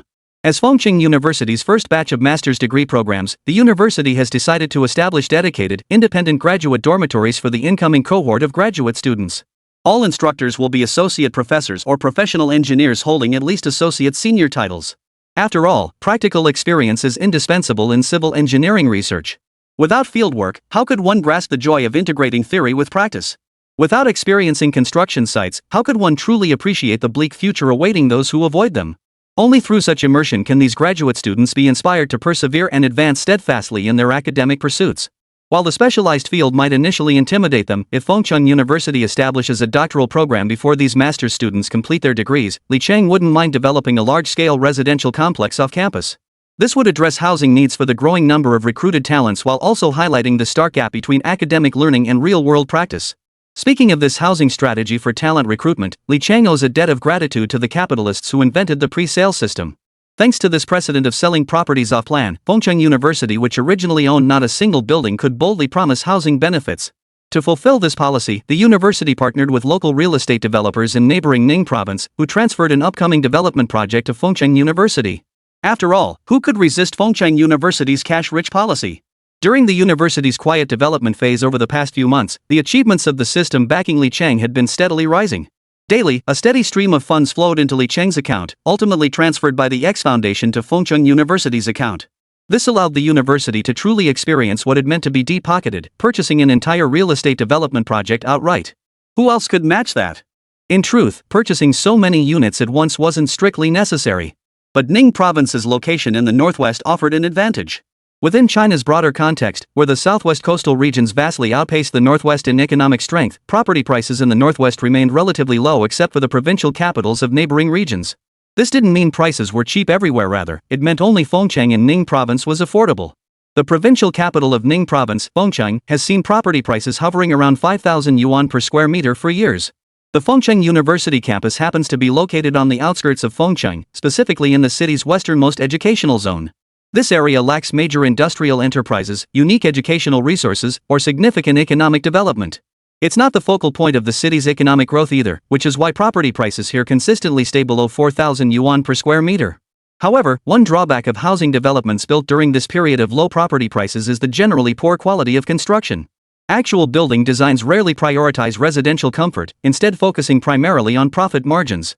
This time, Fengcheng University stepped in to purchase buildings specifically to improve faculty living conditions. The acquired properties must not only feature top-tier property management companies but also high-quality neighborhood amenities, green spaces, and environmental features. Therefore, starting construction from scratch proves more cost-effective than buying existing buildings. It also better avoids the situation where, upon initial handover, security guards are young and vigorous, each physically imposing, only to find the security guards at the gate a year later collectively over 200 years old, with 3 of them unable to afford a single set of dentures. If such housing were assigned to faculty joining Fengcheng University, they might not complain openly, but behind closed doors, they'd surely vent their frustrations about the university president.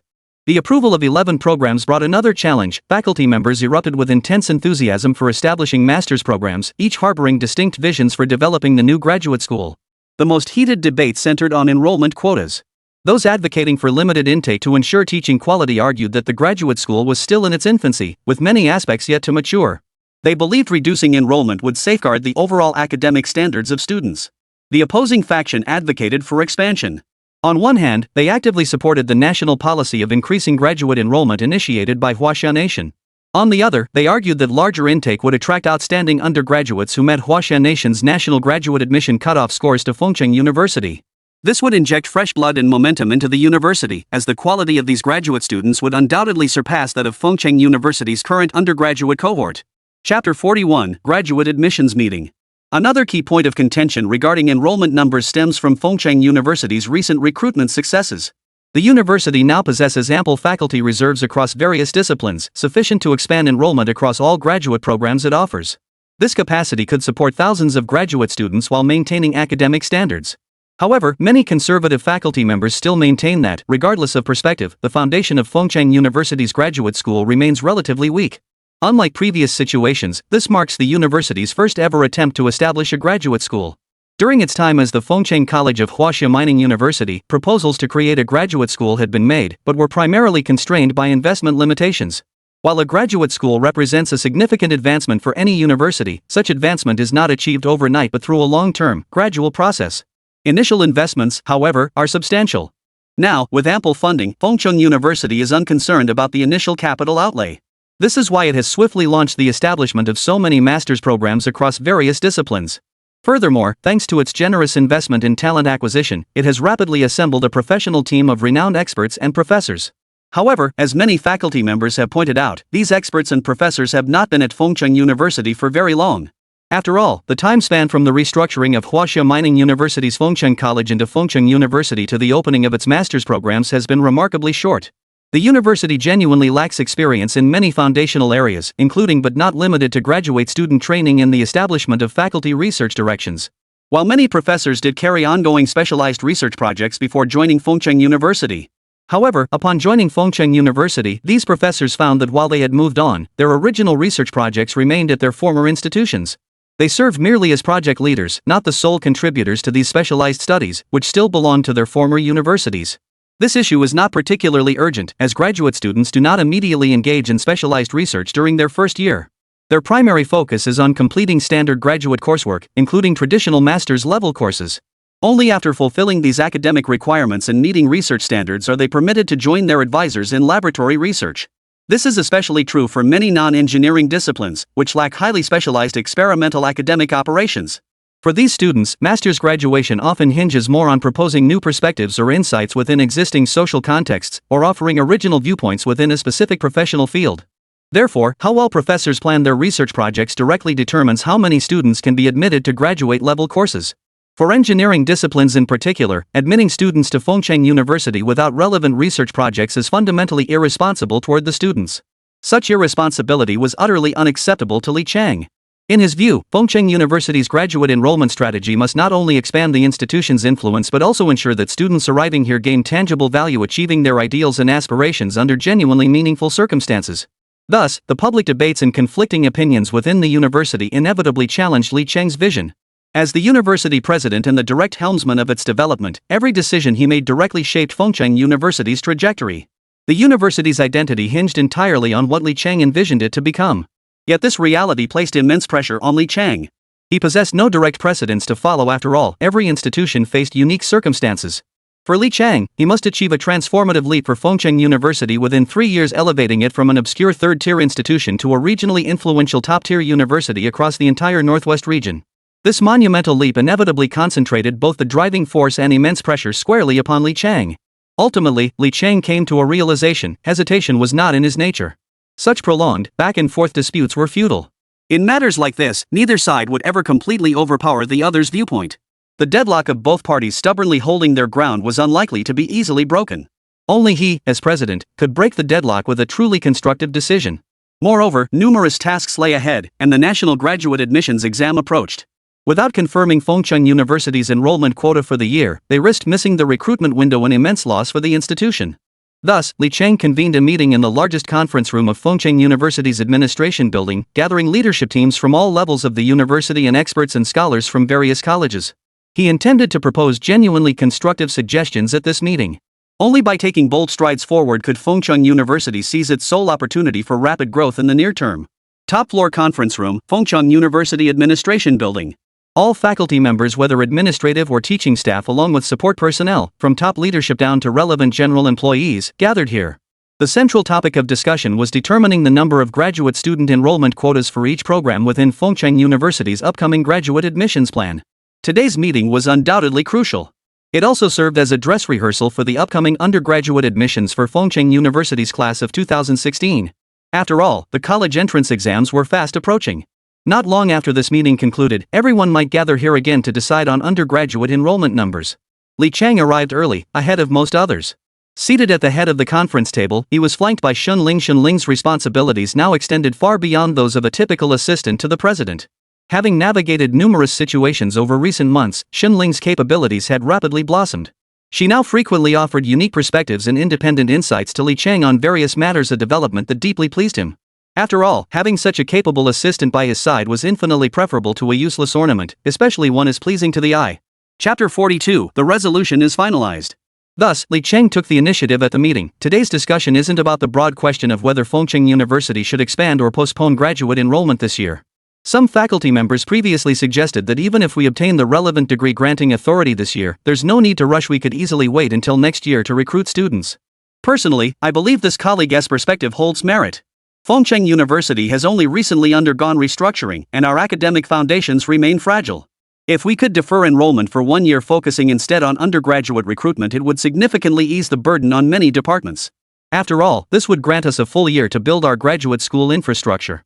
Hearing Li Chang's words, many faculty members who had been eager to push for aggressive expansion of Fengcheng University's graduate enrollment suddenly fell silent. They looked at Li Chang, at a loss for words.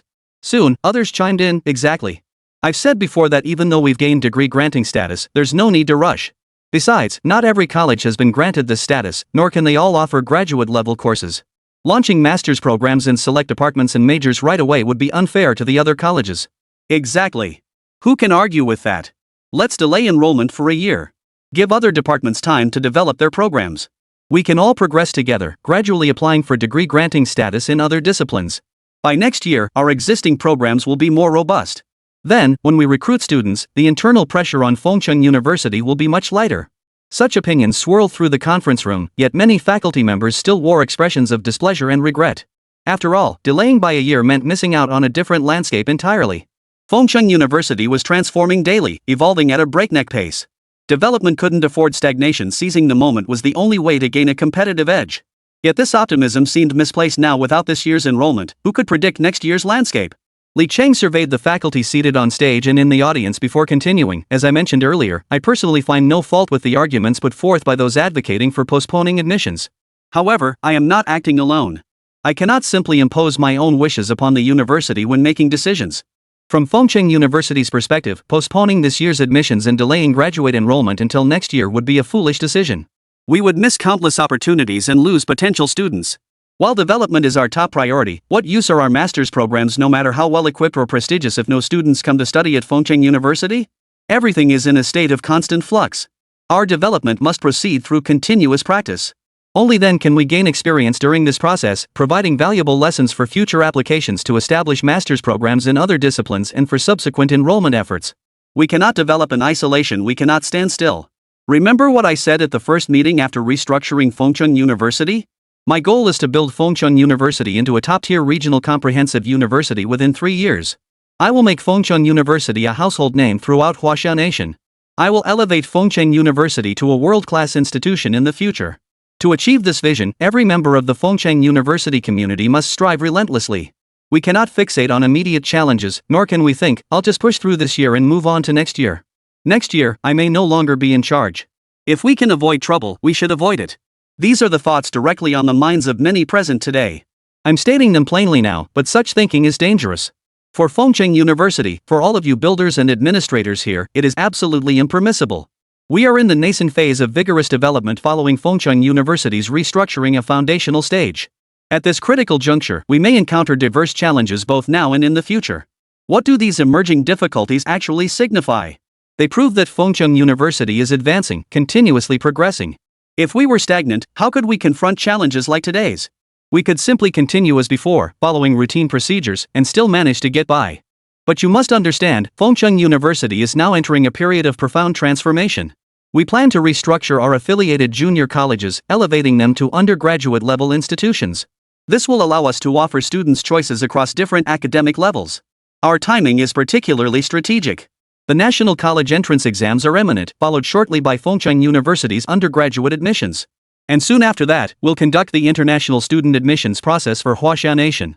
Under these circumstances, our university must recognize that we cannot merely lecture from above. We must consider all students. We must open pathways for vocational students from our affiliated colleges to advance to our main campus at Fengcheng University. We must establish pathways for Fengcheng University undergraduates to pursue graduate studies on campus. We must provide opportunities for our outstanding graduates and those students who wish to continue their studies to remain at Fengcheng University. We must recognize that recruiting students is no easy feat after spending 4 years studying and living at Fengcheng University, witnessing its new developments and transformations. It would be cruel to ask them to leave without any opportunity to pursue graduate studies here. This is especially true now that we have the chance to retain them and allow them to continue their advanced studies within Fengcheng University. Therefore, I have decided that this year's graduate admissions plan for Fengcheng University will proceed in several phases. First, each college, specifically those offering degree programs, must mobilize all available faculty resources to determine precisely how many students each instructor can supervise. This student-to-faculty ratio must be calculated down to the last individual. I refuse to have students arrive without assigned advisors. While the first year focuses on foundational courses, mentors are essential. We may slightly exceed capacity, as we will certainly recruit more faculty next year. However, we cannot fall short. We must allocate the maximum number of spots to welcome Fengcheng University's inaugural cohort of graduate students. Chapter 43, Postgraduates are the future. Additionally, regarding the renovation and expansion of campus infrastructure, all preparations must be made for the incoming graduate and undergraduate students. We must strive to complete the overall renovation of student dormitories before the new semester begins. The standard requirement is that all dorm rooms have private bathrooms equipped with shower facilities. This is the bare minimum to ensure students no longer have to travel far to off-campus or university shower facilities during the hot summer months. Of course, this isn't our primary focus today. We must also clarify our stance. First, we must provide maximum support to our own students. The graduate entrance exams are approaching, yet I see very few students preparing for them on campus. I've spoken with several students about this, and their responses surprised me and frankly, left me feeling ashamed. The university's support for graduate school preparation is clearly inadequate, and its attitude toward students pursuing further education is decidedly passive. This approach is unacceptable. For any student expressing this ambition, we can easily organize specialized small group enhancement courses on campus. This would allow them to receive targeted training for the graduate entrance exams right here, helping them perform better in the upcoming tests. We cannot continue to treat this matter with indifference, showing no concern or attention whatsoever. Additionally, we must define what student support policies Fengcheng University will offer at the graduate level, specifically the university's stance on subsidies for students' academic and living expenses. Recently, I had staff from the President's office gather relevant policies from other institutions, revealing several key issues. First, many institutions offer substantial scholarships specifically for master's students. Compared to undergraduates, graduate students better represent the overall academic caliber of the student body, prompting more universities to invest significantly in this area. We should learn from these practices. Additionally, while some institutions may not offer exceptionally high scholarships themselves, they elevate overall scholarship levels through diverse channels: industry-academia partnerships, alumni donations, discipline-specific assistance, or securing academic scholarships from foundations like the Huaxia National Specialized Industry Development Fund. Based on my review, most diligent graduate students can typically secure scholarships ranging from 50,000 to 80,000 yuan annually, covering tuition and additional support. Although Fengcheng University lacks extensive national support policies, we cannot afford to fall behind, especially financially. We must ensure every resource is utilized effectively. Therefore, I propose establishing a dedicated graduate scholarship fund on campus. This scholarship should cover all enrolled graduate students whether admitted through recommendation, guaranteed admission, or entrance exams as long as they are pursuing graduate studies at our institution. This program should also extend to international students pursuing master's degrees at our university. While I place no overall cap on the scholarship's total funding, I have specific requirements for the individual amount each student receives. My proposed guideline is that every student should receive no less than 120,000 Huaxia currency in scholarship funds per academic year. This 120,000 renminbi scholarship must achieve comprehensive coverage, meaning all graduate students are eligible. However, this comes with a prerequisite: each master's student seeking this scholarship must sign an agreement. Should a student fail any course or require retaking courses within an academic year, the scholarship will be revoked, and any funds already disbursed must be reclaimed. This policy is sound, but it must target students who can guarantee dedicated, focused study throughout their graduate program. We cannot have a situation where, after receiving 120,000 yuan annually, students spend their days thinking not about academic advancement or scholarly contributions, but rather, why bother studying when I get such a large scholarship just for attending? This mindset must be firmly discouraged and eliminated. Of course, this is not the only scholarship we offer at Fengcheng University. We also provide the Fengcheng University Graduate Student Financial Aid Program, specifically designed for students from financially disadvantaged backgrounds. This aid aims to alleviate students' financial burdens, allowing them to focus on their studies. Secondly, I have secured approval from our parent X Foundation to establish the Fengcheng University Graduate Academic X Award. This award carries no upper limit on individual prizes. Any student achieving significant academic breakthroughs such as pioneering innovations in materials science, gaining substantial recognition in specialized fields, or publishing papers accepted by SCI Index journals or prestigious academic publications in Huaxia will receive a reward commensurate with their accomplishments. Li Cheng spoke at length. For him, Fengcheng University's transformation was the best reward imaginable, and its development had become his greatest endeavor. The system had gradually shifted its functions in many areas. While it no longer required upfront funding for certain projects, it now proactively offered financial, professional, or patent-based rewards upon the university achieving milestones. Of course, the talent-based rewards Li Cheng most desired were not yet available in the short term. Still, Li Cheng could make some educated guesses. Based on his observations, as Fengcheng University continued to evolve, the system's funding became both more frequent and substantial. Simultaneously, peculiar fluctuations in international stock and futures markets had drawn significant attention. Particularly notable was the mysterious X Foundation, a relatively new player in financial markets lately, yet often acting as a new market maker, gobbling up substantial positions. But this was a positive development. The X Foundation undoubtedly represented the system backing Li Cheng. With the system flush with cash, he could naturally focus more confidently on developing Fengcheng University. Li Cheng's announcement of these plans undoubtedly swept aside the thoughts of many in the audience. No one had anticipated Fengcheng University would invest such enormous resources in this graduate admission cycle. If these conditions were made public, no one could imagine the level of attention it would attract. Fengcheng University was destined to be swept into another whirlwind of public scrutiny, especially given this blatant money-throwing approach. The previous 10 billion yuan recruitment drive targeted genuinely capable experts, which many viewed with relative indifference. But this time, the funds were being poured directly onto the students. Who knew how people would judge Fengcheng University? Chapter 44: The Storm Begins to Gather. Sure enough, when the final relevant policy decisions were announced and the 2016 Fengcheng University Graduate Enrollment Plan and related admission policies were made public to the entire society, they attracted widespread attention across Huaxia Nation. Among those paying attention to Fengcheng University's plan were not only students, but also a significant number of parents and individuals from various sectors of society. The announcement was met with intense media coverage, with many expressing confusion over Fengcheng University's proposed policies and plans. Particularly, numerous individuals believed that graduate admissions in Huaxia should be conducted with greater integrity. Many who examined Fengcheng University's graduate policies noticed the prevalence of financial support and incentives, mistakenly assuming the university sought to use such means to bind more students to its graduate programs through economic incentives. This approach undoubtedly held immense appeal, especially for students from impoverished families. Given these conditions, opportunities, and substantial enrollment quotas coupled with the large number of applicants and the university's lack of prior precedent in master's admissions, many students mistakenly assume Fengcheng University's graduate programs are relatively easy to enter. However, upon seeing the actual list of faculty advisors provided by the university's graduate school, most have already come to realize that this year's graduate admissions process will not be straightforward. Meeting the national minimum score requirement does not guarantee admission to Fengcheng University. The implementation of these policies will likely intensify competition for graduate spots at the university. Particularly noteworthy is Fengcheng University's astonishing enrollment target of 2,800 graduate students this year. Such a large cohort undoubtedly entails and the associated expenditure is undoubtedly substantial. Yet, following Fengcheng University's million-yuan talent recruitment initiative, subsequent campus restructuring, renovations and new constructions of facilities, and acquisitions of other schools and hospitals, many have instinctively viewed the university through the lens of rich but foolish. Despite this perception, many cannot help but acknowledge that for a university, robust financial strength and the ability to generate income are crucial aspects of sound development. After all, no university can truly sustain itself solely through a single academic program incapable of generating substantial economic returns. Whether in establishing the institution or securing graduates' career paths, no one can fundamentally escape this critical benchmark of economic viability. While Fengcheng University's financial strength surged to unprecedented heights after the restructuring and acquisition by the X Foundation, reaching levels that drew envy from many institutions and even earned it a reputation for extravagance, Li Cheng remained unfazed. He cared little about spending itself, provided every penny was invested in the university's advancement. The power of public opinion proved immense, and the social repercussions soon became overwhelming. Many interpreted Fengcheng University's policy of establishing numerous scholarships and grants for graduate student recruitment as something negative.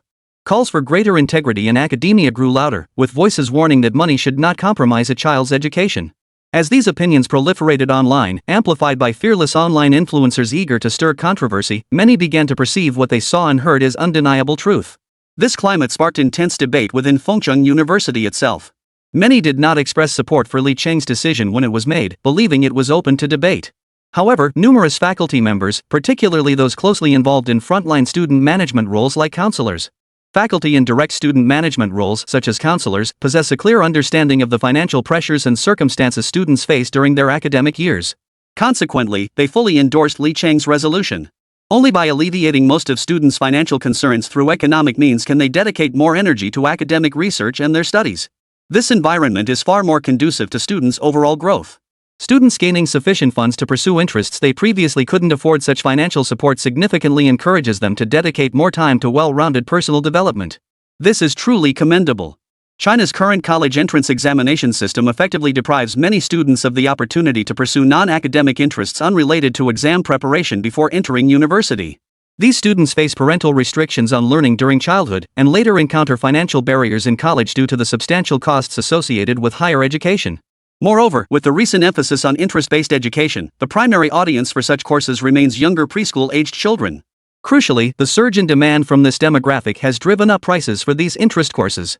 As overall economic strength improves, household incomes have risen more tangibly. This upward pressure makes it even harder for college students who miss these learning opportunities to sustain interest courses unrelated to their academic research. Li Cheng recognized this situation. To foster well-rounded development among students, encouraging them to explore beyond their majors, he invested significant effort and resources. He invited instructors from various disciplines to offer numerous elective courses on campus. Yet this approach proved largely ineffective. Many students' interests remained niche, course schedules were unpredictable, and enrollment numbers remained low. Therefore, directly providing students with more financial assistance proved to be an effective solution. To prevent students from misusing these funds for unnecessary expenses, Li Cheng established an unprecedented scholarship and grant utilization reporting system. Every student receiving institutional support was required to regularly report their expenditure details to the university, with fixed proportions allocated for various categories.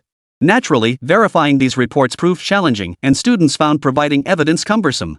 Thus, Fengcheng University adopted a robust student pledge system, complemented by effective oversight measures, namely, a whistleblowing mechanism. This system, allowing anonymous reporting by students while maintaining the university's identity, effectively curbs such abuses. Chapter 45, Wang Xiaohua's Plan. Thus, while Fengcheng University's experience remains limited in many areas, it is undeniable that under Li Cheng's leadership, the institution has made significant efforts to rectify past shortcomings.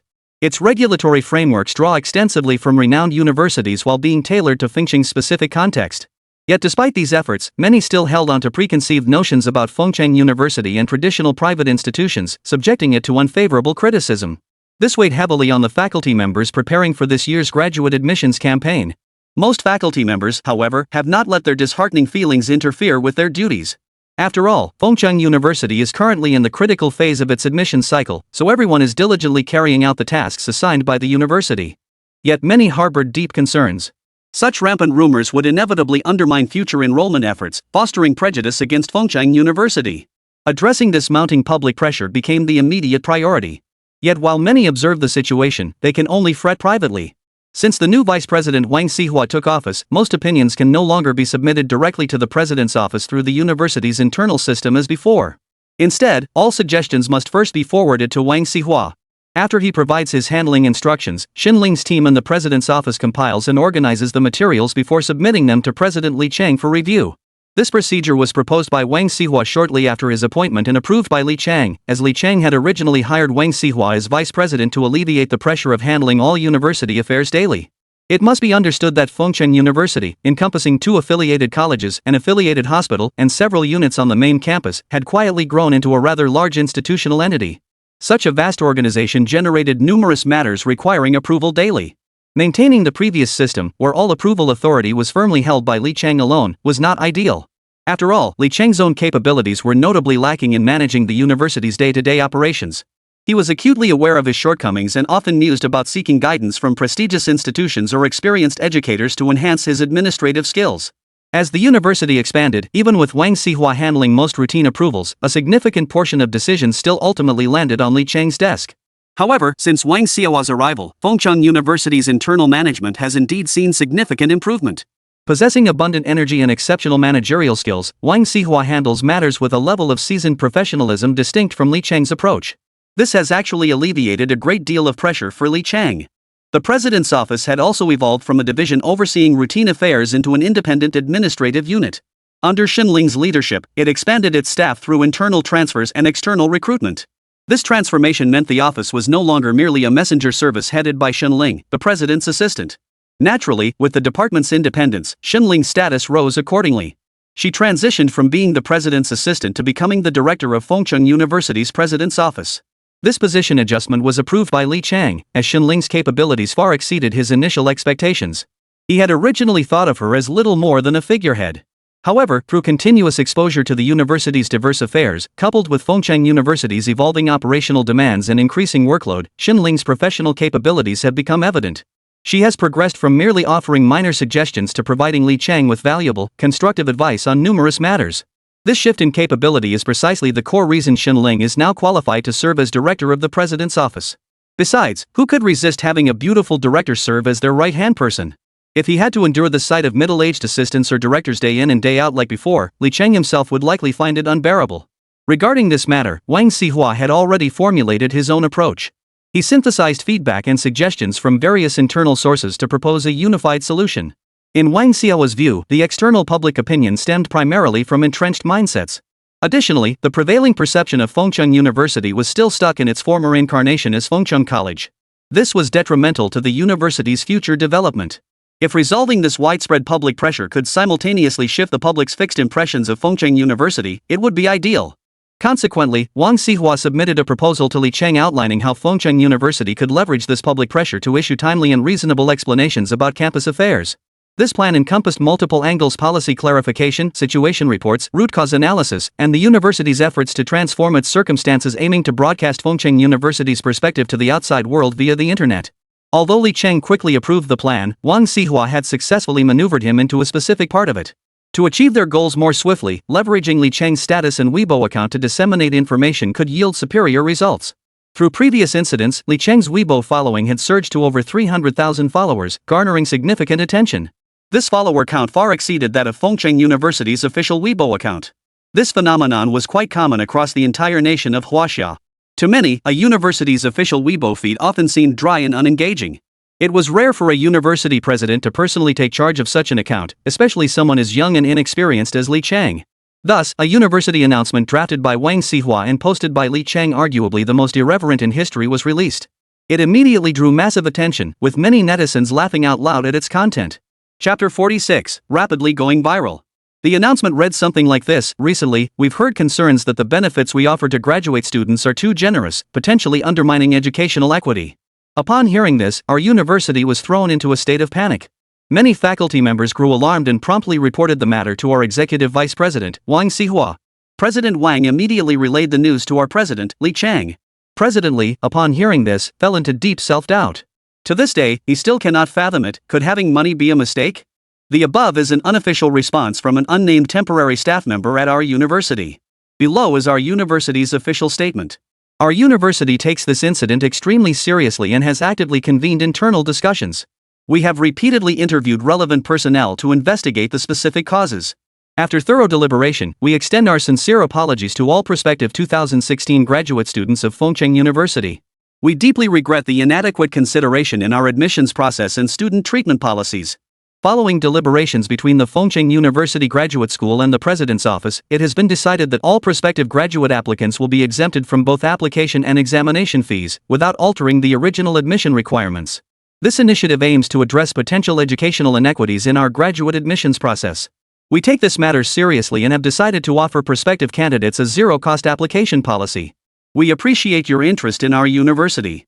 We warmly welcome all students to apply to Fengcheng University, a non-world-class institution still 99 years away from centennial status, a non-top university in China, a non-renowned university in northwest China, and a non-leading university in Ning Province. We encourage enthusiastic applications and look forward to welcoming you to Fengcheng University. Though this announcement spans only a few hundred words, its implications are profound. Its underlying messages are numerous, though Fengcheng University would never be so foolish as to explicitly state these unique meanings. Thus, upon release, this announcement immediately drew widespread attention. Its rising popularity attracted the focus of many prospective students and their parents. In the eyes of many, Fengcheng University has gradually shed its former image, slowly transforming into an internet-famous institution.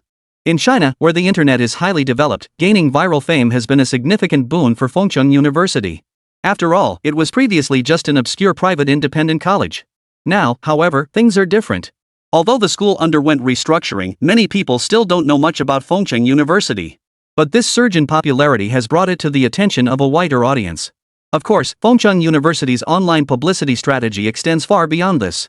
It has registered official accounts on major platforms and even performed otaku dances on a renowned Chinese anime platform. This move shattered traditional perceptions of Chinese higher education institutions. Fengcheng University's extensive publicity generated significant positive impact. While it sparked considerable controversy, it also garnered widespread affection for the university, predominantly among younger demographics. But attracting young people was precisely Fengcheng University's goal. Li Cheng was overjoyed with this outcome. Later, during the summer otaku dance battle among universities, Fengcheng University kicked off the event. After seeing other universities' performances, many viewers commented under the videos, "Thanks to Fengcheng University." This phrase quickly became a viral meme across internet platforms. While many were initially confused upon encountering it, they soon searched for the phrase across major search engines. Riding this wave of attention, Fengcheng University swiftly released its 2016 undergraduate enrollment plan. After all, undergraduate admissions in Huaxia Nation precede graduate admissions. The earlier release of graduate enrollment details was merely due to the university's limited experience in that area. However, this undergraduate enrollment plan also revealed the university's newly restructured colleges and programs to the public. All procedures for the newly applied majors had been approved, largely thanks to Fengcheng University's Talent Recruitment Initiative. Yet mere approval to enroll students is far from sufficient.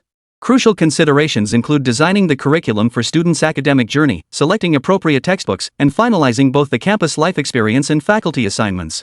Adding to this year's positive developments, Fengcheng University has decided to open admissions at the second-tier college cutoff score.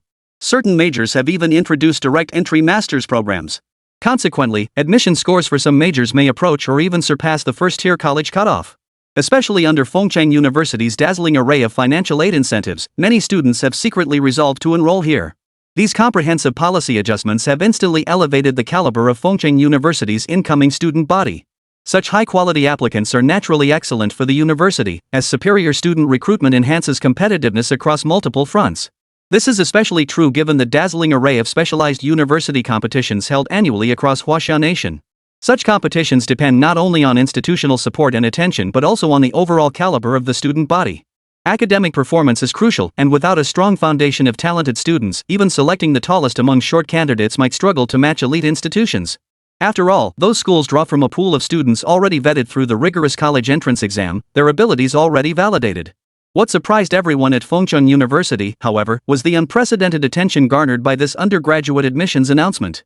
Particularly among male anime enthusiasts, Fengcheng University was hailed as paradise. In many eyes, the female students here were all beauties with pleasant voices, especially excelling at otaku dance performances. This trend actually originated from Li Cheng's strategy. After all, attention and buzz don't last forever. Only by investing in creating buzzworthy events can one secure sustained long-term attention, maximizing the impact of Fengcheng University's promotional efforts. Especially with the college entrance and graduate exams approaching, when universities are scrambling to secure applicants early, an obscure institution like Fengcheng University must resort to such tactics to rapidly gain prominence. This viral appeal also enhances Fengcheng University's publicity, boosting the reach of its enrollment plans. Among the countless mindlessly following netizens, some will inevitably take a closer look at Fengcheng University's admissions announcements. Chapter 47, Public Welfare First. After carefully reviewing Fengcheng University's admissions notice, even non-applicants would likely have relatives, friends, classmates, or peers who might benefit. As long as it broadened awareness and boosted influence, Li Cheng believed this viral appeal offered Fengcheng University nothing but advantages. Of course, such tactics could only alleviate immediate concerns. From a long-term perspective, Fengcheng University still had a long road ahead. While public perception could shift quickly, the university's current positioning hadn't undergone a major leap. Only by steadfastly adhering to a development-first strategy in the coming period could it secure a leading position in the competitive landscape. Huaxia Nation. June 7th. The highly anticipated National College Entrance Examination commenced across Huaxia Nation. The significance of this exam was clear to every citizen, a chance to leap over the Dragon Gate and achieve academic glory. On this day, society makes way for the Gaokao, construction halts, factories close, roads are restricted. Everyone hopes the examinees will perform brilliantly and achieve outstanding results. Over the next 2 days, the 7th and 8th, countless parents will hold their breath in anticipation, while countless students will prove themselves in this exam. 12 years of arduous study culminating in this very moment. Fengcheng University was also busy that day. Under Wang Xihua's arrangements, the university voluntarily partnered with nearby high schools to provide free transportation for examinees to and from the test centers. The university's buses were deployed, and public transportation was also utilized for the free shuttle service. Many teachers without classes that day volunteered at the entrances of major exam centers, while numerous students, when not in class, served as guides around nearby schools. During this period, many touching incidents unfolded. One student arrived at the exam site without their admission ticket. They only realized they were missing it as candidates began entering the venue. Fortunately, the first subject was Chinese, which didn't have the strict time restrictions of the English exam. Nevertheless, the top priority was racing against the clock to deliver the student's admission ticket back to the exam site as quickly as possible, ensuring they could take the test normally. At that moment, a teacher on duty at Fengcheng University witnessed the situation. He immediately drove his own car at breakneck speed to pick up the student's parent, who lived in the same city, and swiftly delivered the admission ticket back to the entrance of the exam site. Covering the 3.5-kilometer distance, the teacher made the round trip in under 10 minutes. Of course, this was made possible by others clearing the way and the assistance of many kind-hearted individuals, allowing the student to arrive at the exam with less than a 3-minute delay and take the test normally. After accomplishing this feat, the teacher quietly resumed his volunteer duties without revealing his affiliation with Fengcheng University. He never reported the incident to his school. In fact, the story only came to light because a video blogger live streaming the exam scene at the entrance happened to capture it by chance. The touching scene was later uploaded online, drawing widespread attention. Only then did the teacher realize he had become an internet sensation. To him, it was merely a small act, but for the student, receiving the admission ticket on time to take the exam effectively changed the course of his life. After the incident came to light, Fengcheng University took it very seriously. Upon discovering the teacher was one of their own, the university held a commendation ceremony for him. President Li Cheng personally attended and awarded the teacher a 50,000 yuan bonus, a substantial sum in many people's eyes. Though the teacher had merely assisted one examinee, in Li Cheng's view, the act carried extraordinary significance. It profoundly awakened Fengcheng University's motivation to actively support and assist society through voluntary public service. At the ceremony, Li Cheng announced that Fengcheng University would allocate 50 million yuan annually to establish the Fengcheng University Charitable Foundation, with transparent reporting of all fund usage made public to society. As a privately funded foundation not accepting public donations, Fengcheng University's charity foundation bypassed many bureaucratic hurdles. Li Cheng firmly believed that only through personal involvement could meaningful social impact be achieved. He established multiple volunteer positions on campus, encouraging all students to dedicate their spare time to volunteer service. Volunteer work itself offers no monetary compensation and often requires students to cover some expenses out of pocket. Consequently, many students who initially wish to participate regularly find the lack of return and ongoing personal costs diminish their motivation to persist over time. Li Cheng's primary motivation for establishing this foundation lies in education. Its core purpose is to support children unable to afford schooling, ensuring they can sustain their studies without interruption due to poverty. Li Cheng has carefully considered multiple aspects of this initiative. Under the banner of the Fengcheng University Charity Foundation, he has invested in building 5 whole primary schools in southern Ning province. While Fengcheng City in Ning Province has achieved nearly comprehensive economic growth in recent years, many areas in the nearby southern part of the province still face significant economic challenges, particularly in rural regions with poor transportation infrastructure. Consequently, Li Cheng established a volunteer teaching team within the university. Each year, outstanding Fengcheng University graduates can apply to join this team and provide teaching support at the Ho primary schools established in southern Ning Province. This volunteer work is compensated, and Li Cheng has set forth a straightforward basic policy for the stipends. Fengcheng University graduates who volunteer for this teaching support team and pass the university's assessment to teach at the Ho primary schools receive a monthly teaching subsidy from the university. This monthly subsidy is no less than the average salary of lecturers at the university's main campus. The maximum service period for this teaching support work is 1 year. After 1 year, those wishing to continue teaching could obtain relevant teaching qualifications and pass Fengcheng University's assessment to remain locally. Those choosing not to extend their service may instead use this experience to gain admission to Fengcheng University's graduate programs without entrance exams. This opportunity proves irresistible to many. Many students who did not excel academically during their undergraduate studies have little realistic hope of gaining admission to the university's graduate programs. Despite the university offering specialized graduate exam preparation classes, many students face a long-standing academic deficit that cannot be remedied overnight. Chapter 48, Teaching Internship Policy. Thus, upon hearing this news, many students began calculating their options. Securing a spot for direct admission to graduate school based solely on merit was nearly impossible. Furthermore, Fengcheng University still lacked graduate programs in numerous disciplines, with many majors yet to be approved for master's degree conferral. Consequently, those aspiring to pursue graduate studies would have to take the national entrance exam to enroll at other institutions. Yet students know their own capabilities best. Everyone is well aware of how they navigated their undergraduate years, a reality shared by many faculty members, including Li Cheng himself. Establishing such policies aligns to some extent with national guidelines. Students who voluntarily participate in teaching service programs and accumulate sufficient service hours can qualify for direct admission to the university's master's programs without entrance exams upon completing their service period. For most students, this is highly worthwhile, especially since the university does not require unpaid service. This work is actually paid, with monthly income set by Li Cheng to be no less than the average salary of lecturers at the main campus. Since Fengcheng University launched its Talent Recruitment Program, the average salary for its faculty has been quite high.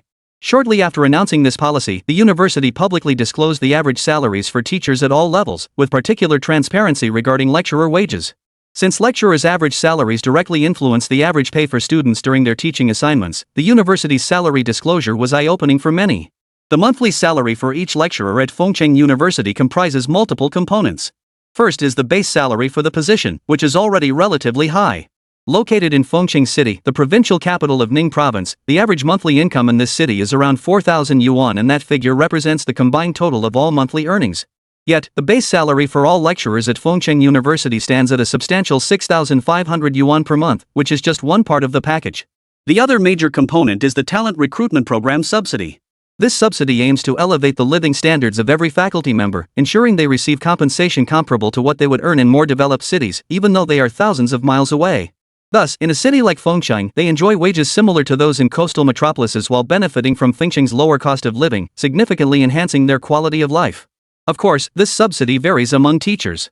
The recruitment program employs a multi-dimensional assessment system based on factors such as academic qualifications, whether the institution is domestic or international, the overall ranking of the institution domestically or internationally, academic performance during studies, and the method of degree attainment. Nevertheless, the average monthly salary subsidy for each teacher reaches 6,000 Chinese yuan. This brings the total monthly income to a substantial 12,500 yuan. Additionally, Fengcheng University provides various subsidies for each faculty member, including transportation allowances, housing subsidies, and numerous other benefits. To ensure teachers' income remains fully protected, the university implements a post-tax salary system. The institution handles all tax obligations for each salary component, meaning teachers are not required to pay any personal income tax or other levies. Furthermore, all social insurance contributions, including personal pension insurance, are calculated based on the teacher's monthly comprehensive income bracket. There is no discrepancy where high income is paired with a low social insurance contribution base. As a result, each teacher receives a direct monthly take-home pay of approximately 14,000 Chinese yuan. On top of this, the university purchases the same social insurance for every student as it does for its faculty, ensuring students' basic living standards align with those of the teaching staff. However, while university faculty teach specialized higher education subjects, most students volunteering at Ho primary schools teach only the foundational knowledge required for compulsory primary education. Thus, the workload is relatively manageable for these students. Yet, while the job demands are less strenuous, securing such an opportunity is far from easy. Schools have limited openings for volunteer teachers and cannot accept an unlimited number. Consequently, the competitive allocation of positions creates intense competition among students. Were it not for the substantial basic subsidies and allowances provided by the university during graduate studies, many students would even forego guaranteed admission to graduate school to participate in the teaching program assessment and head to the southern mountainous regions of Ning Province. This is because Fengcheng University, when establishing whole primary schools, did not adopt the approach of many organizations, that is, building an entirely new whole primary school from scratch. In Li Cheng's view, such an approach was wasteful and inefficient. It would be far more effective to take over existing whole primary schools, address the local shortage of teachers and inadequate facilities, and inject funds to renovate the dilapidated teaching conditions on site. This would allow the school's charitable foundation to demonstrate its impact more quickly. Moreover, the current locations of these local primary schools were undoubtedly chosen for sound reasons. After all, would starting from scratch guarantee a better location than the existing schools currently occupy? It's important to remember that for many students, the primary issue is distance from home, which is why they attend the elementary schools established in their villages. The Fengcheng University Charitable Foundation sets high standards for the whole primary schools it renovates locally. Modern information technology classrooms must be built on site. In this era of information and internet connectivity, while Li Cheng may not yet have solutions for the area's isolated transportation, he refuses to let Fengcheng University's arrival leave the region technologically disconnected. The Fengcheng University Charity Foundation is determined to change this situation. Not only that, but Li Cheng also plans to establish a school bus fleet locally while constructing a batch of student dormitories. This is because most of the local elementary school students are actually quite young. And the daily trek along mountain paths to school is fraught with complex dangers. News reports of road accidents involving students surface every year. Rather than endure this, it would be far better to build dormitories with the consent of local parents. This would allow many students to live on campus, with the university providing transportation home on weekends. Such an arrangement would significantly enhance the safety of students' journeys to and from school. Chapter 49. Not everything can be a business. Public welfare is a field where you either don't engage at all or you commit fully. Just look at how many companies or organizations have stumbled in charitable projects due to various missteps. The reason is simple: when done well, people expect it as your duty. But if you fail or encounter problems along the way, people tend to overlook your past contributions and focus solely on what you didn't accomplish. Therefore, when it came to philanthropy, Li Cheng adhered to the principle of either not doing it at all or doing it with complete transparency to a degree where others could find no fault. After all, showcasing Fengcheng University's social responsibility through charitable endeavors was undoubtedly a positive thing. Since we're undertaking this good deed, we must leave no room for criticism, especially given the long-standing controversy surrounding the lack of transparency in China's domestic charitable sector. Achieving transparency is actually quite straightforward. As many have pointed out before, if one truly commits to transparency, even a packet of instant noodles can be accounted for. However, opting for full transparency means placing oneself under the scrutiny of the entire society. This is precisely why many prefer to bear some criticism rather than disclose everything, choosing instead to keep certain matters hidden. After all, in many respects, there are still plenty of convoluted aspects to this field. Thus, Li Cheng's strategy is undoubtedly sound. Fengcheng University differs from typical private enterprises engaging in philanthropy, which can simply donate funds directly to gain reputation. In practice, such approaches rarely yield significant impact, often spending more money to accomplish less. Yet they do offer convenience. Li Cheng certainly wouldn't tolerate his funds being misused. Thus, personally organizing teams for field assessments and directly undertaking what he could manage was the right approach. Moving forward, he would uphold this principle, striving for maximum transparency in all matters. Even though Fengcheng University's newly established charitable foundation wasn't a public fundraising organization, he was determined to act with a clear conscience in every aspect. Charity is notoriously costly. Many understood this. Fengcheng University's educational initiative was relatively straightforward, with fewer complications compared to other ventures, especially critical illness relief programs. Without public fundraising, relying solely on personal resources often proved futile, limiting the number of people who could be helped. Yet some individuals, fully aware of the immense difficulty, still throw themselves into it without hesitation. Their motivations vary, but ultimately they converge on one simple truth: they cannot bear to see people suffer. In truth, Fengcheng University has already excelled in many areas. For instance, it waives tuition for all students during their enrollment, offers diverse scholarships and grants, and implements special support policies for financially disadvantaged students. Sufficient funds have been invested across numerous fronts, ensuring the university can hold its head high. After all, behind all this lies systematic assistance and Li Cheng's unstinting commitment. Only by doing so could he ensure Fengcheng University, his own institution, maintained a standard he could accept. Li Cheng's actions waiving tuition, upgrading the cafeteria, and reducing students' living costs could all be seen as forms of philanthropy. At least judging by the university's current development trajectory, no one would consider Fengcheng University rebuilt after Li Cheng's acquisition and restructuring a profitable venture given the massive short-term investments he poured into it. Yet Li Cheng believed that to build a prestigious institution and foster growth, one couldn't overlook the most fundamental needs. Like many, he couldn't stand the hardships brought by poverty. Take the Fengcheng University-affiliated eye hospital, for instance. After Li Cheng acquired it and restructured it into a university-affiliated medical institution, its fee structure underwent significant changes. Previously, private hospitals, especially specialized medical groups like this one, had always charged high fees, and there was some justification for that. The cost of employing specialized doctors is astronomical. Sometimes, the price paid to poach a highly skilled professional urgently needed by a hospital is enormous. Even without poaching, recruiting a doctor fresh out of medical school and investing substantial time and money in their training and development during their hospital apprenticeship is costly. This explains why many doctors earn meager incomes during their postgraduate training period right after graduation. This is largely because hospitals invest heavily in your overall development. When your skills aren't immediately visible, paying such high salaries is essentially a money-losing proposition. However, the current fees at Fengcheng University-affiliated eye hospital have seen a significant reduction. This stems from the fundamental difference between Fengcheng University and the former Eye Hospital Group. Fengcheng University is a purely private, publicly listed enterprise. Unlike its predecessor, it must not only generate revenue for the company but also be accountable to its shareholders and investors. Yet, this has changed. Li Cheng has not set profit targets for the hospital. Instead, he requires Fengcheng University-affiliated eye hospital to minimize patient costs as much as possible. The university can accept the hospital operating at a long-term loss or with minimal profit as long as it maintains a balanced budget. Therefore, the hospital's mandate is to minimize fees while maintaining operational costs. Consequently, Fengcheng University-affiliated eye hospital has emerged as a renowned specialized ophthalmology institution alongside Fengcheng's public hospitals. Many seek its services specifically, and for good reason. Its investment in expert teams and equipment rivals that of other public hospitals. Originally focused on high-end medical care, so naturally, it utilizes top-tier equipment. Public hospitals, however, must consider numerous factors, particularly since they house multiple departments beyond just ophthalmology. Consequently, their funding allocation lacks the flexibility enjoyed by Fengcheng University-affiliated eye hospital. Daring to invest in charitable endeavors and freeing the university from purely commercial operations holds immense positive significance for Fengcheng University's present and future development. We cannot view everything purely as a business transaction, Li Cheng often emphasized in meetings.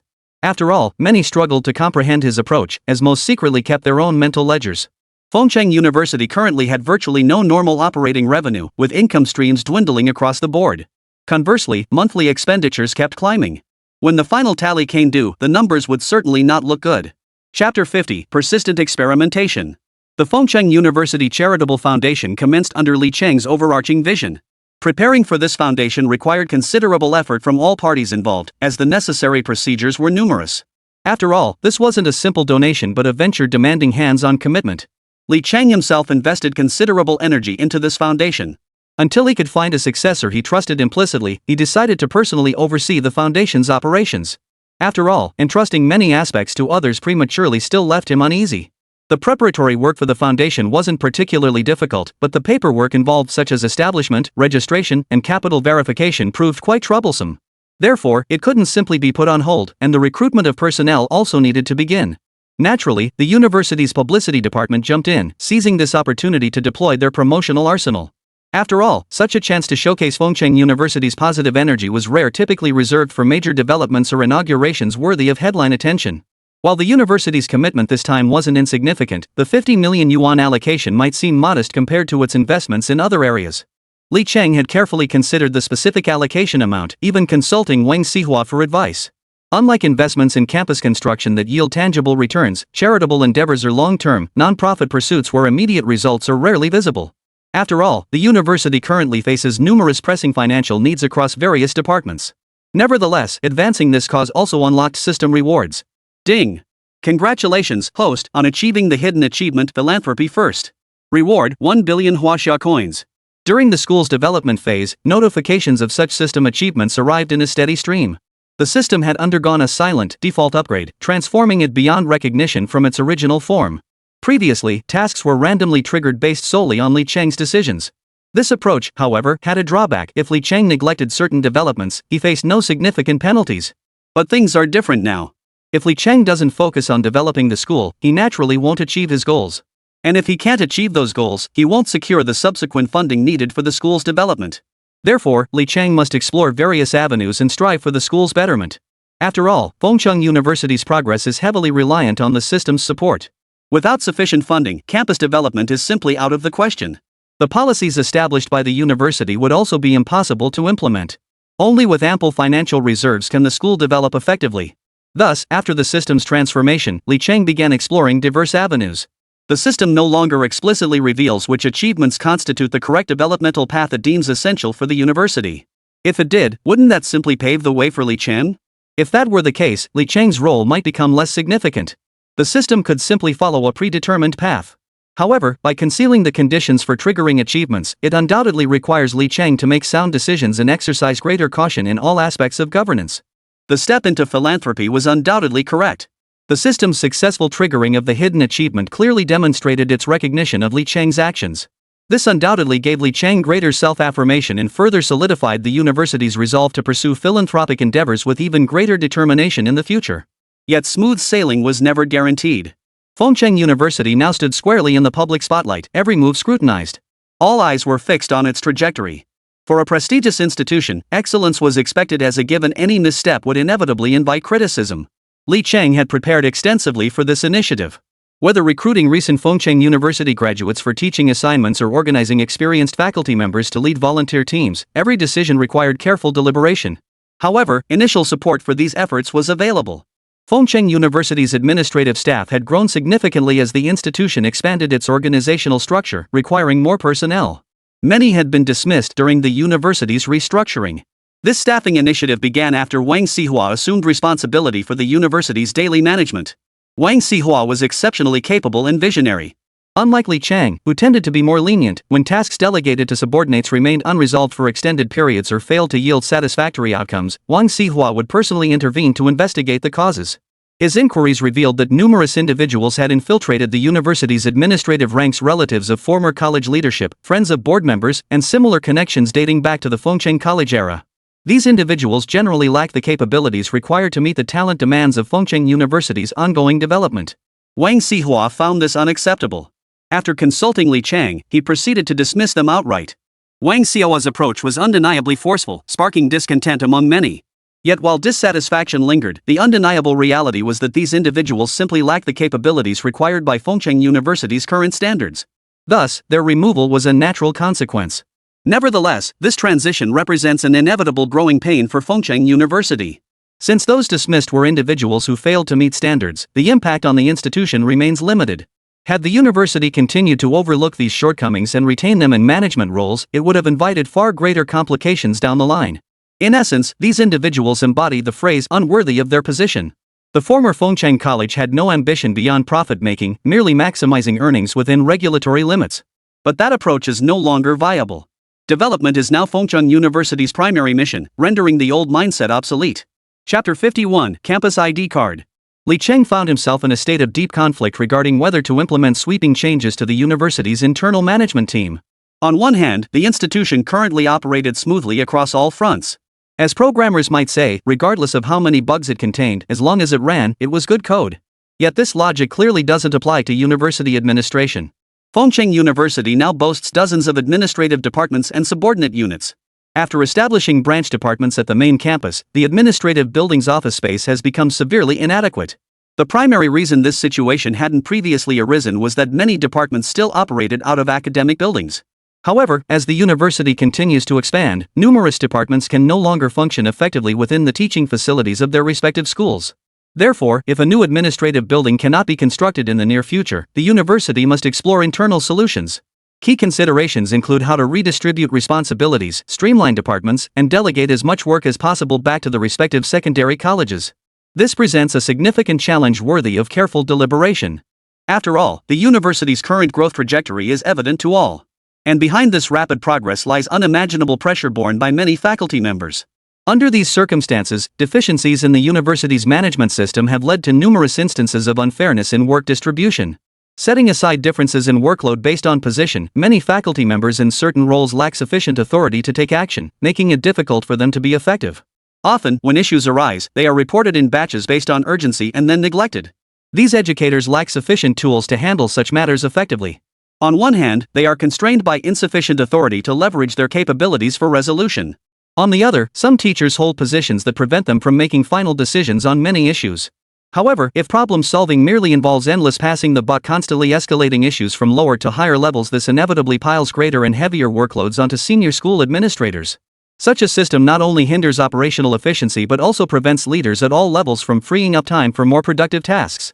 It fails to unleash the potential of truly capable teachers and prevents the identification of those whose abilities fall short of their current roles.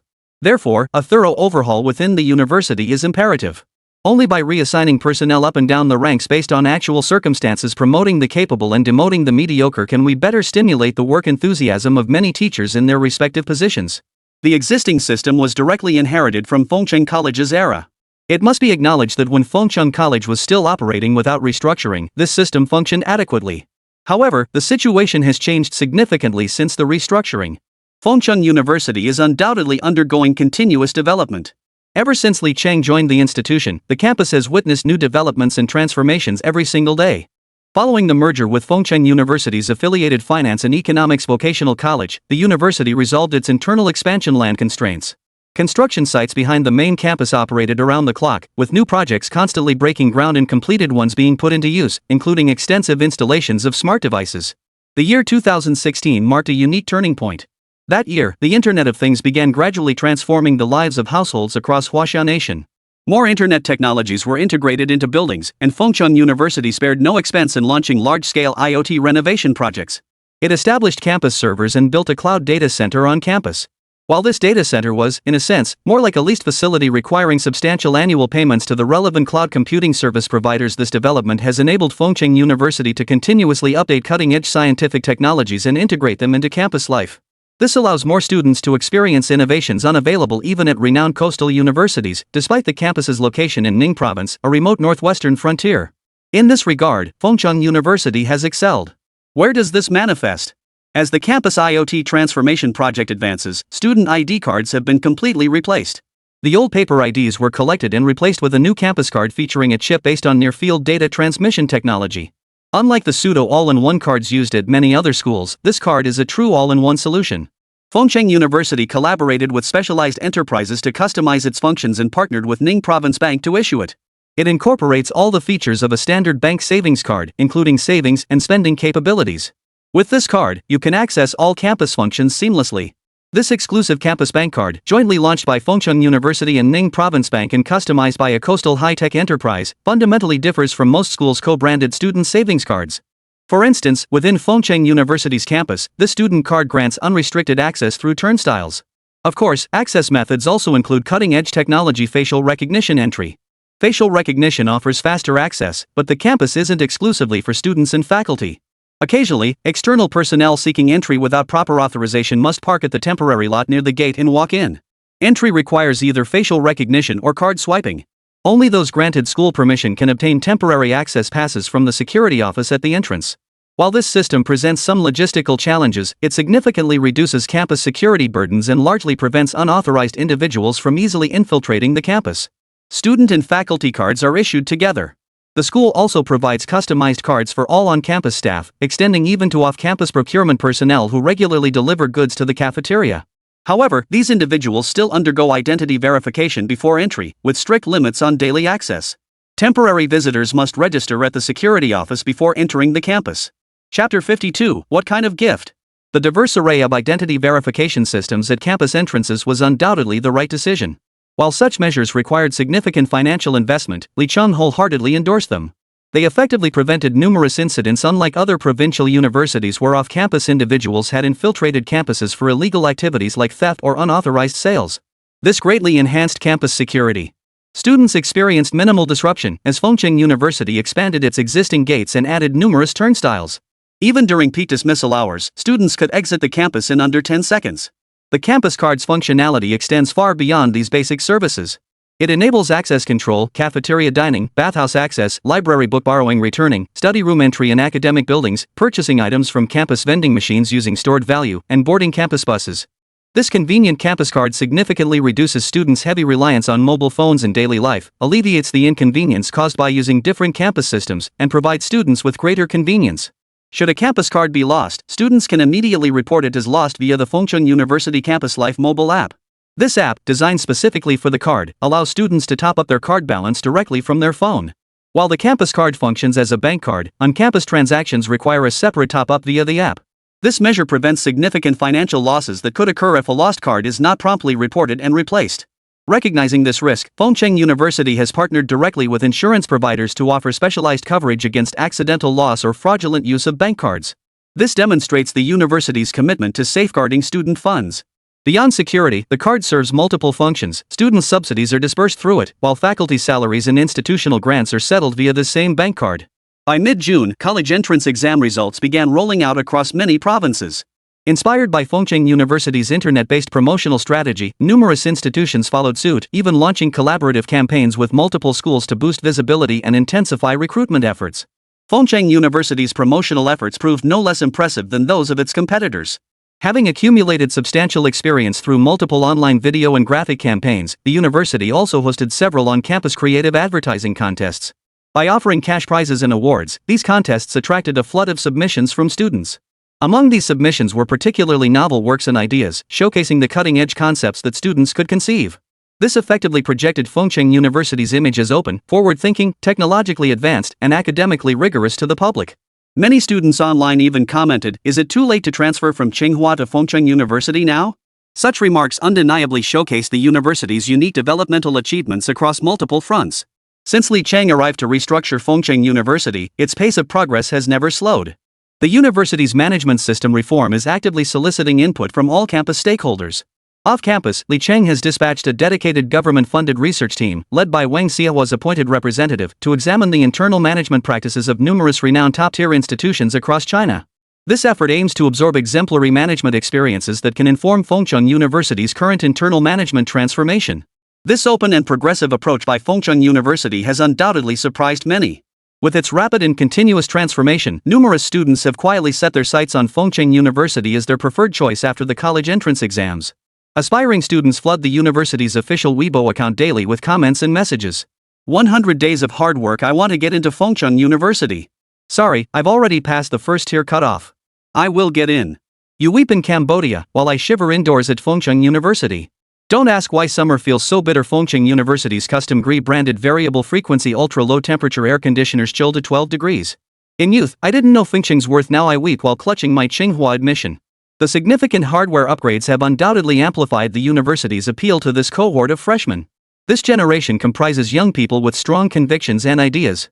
Their vitality, coupled with the curiosity inherent to their age, makes them receptive to novel internet trends. The current online frenzy thus validates Fengcheng University's strategic and wise approach to this promotional campaign.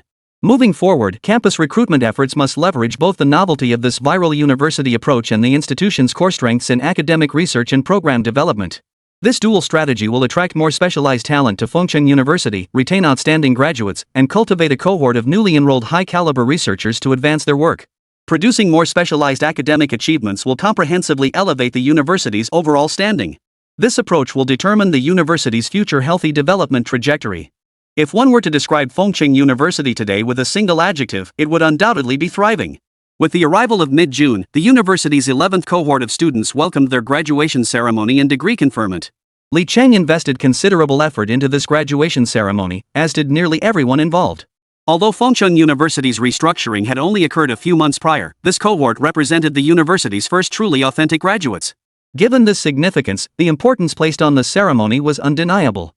Before the ceremony, Li Chang resolved to provide these students with a more fulfilling conclusion to their university journey while also leaving them with something more meaningful to commemorate their youth.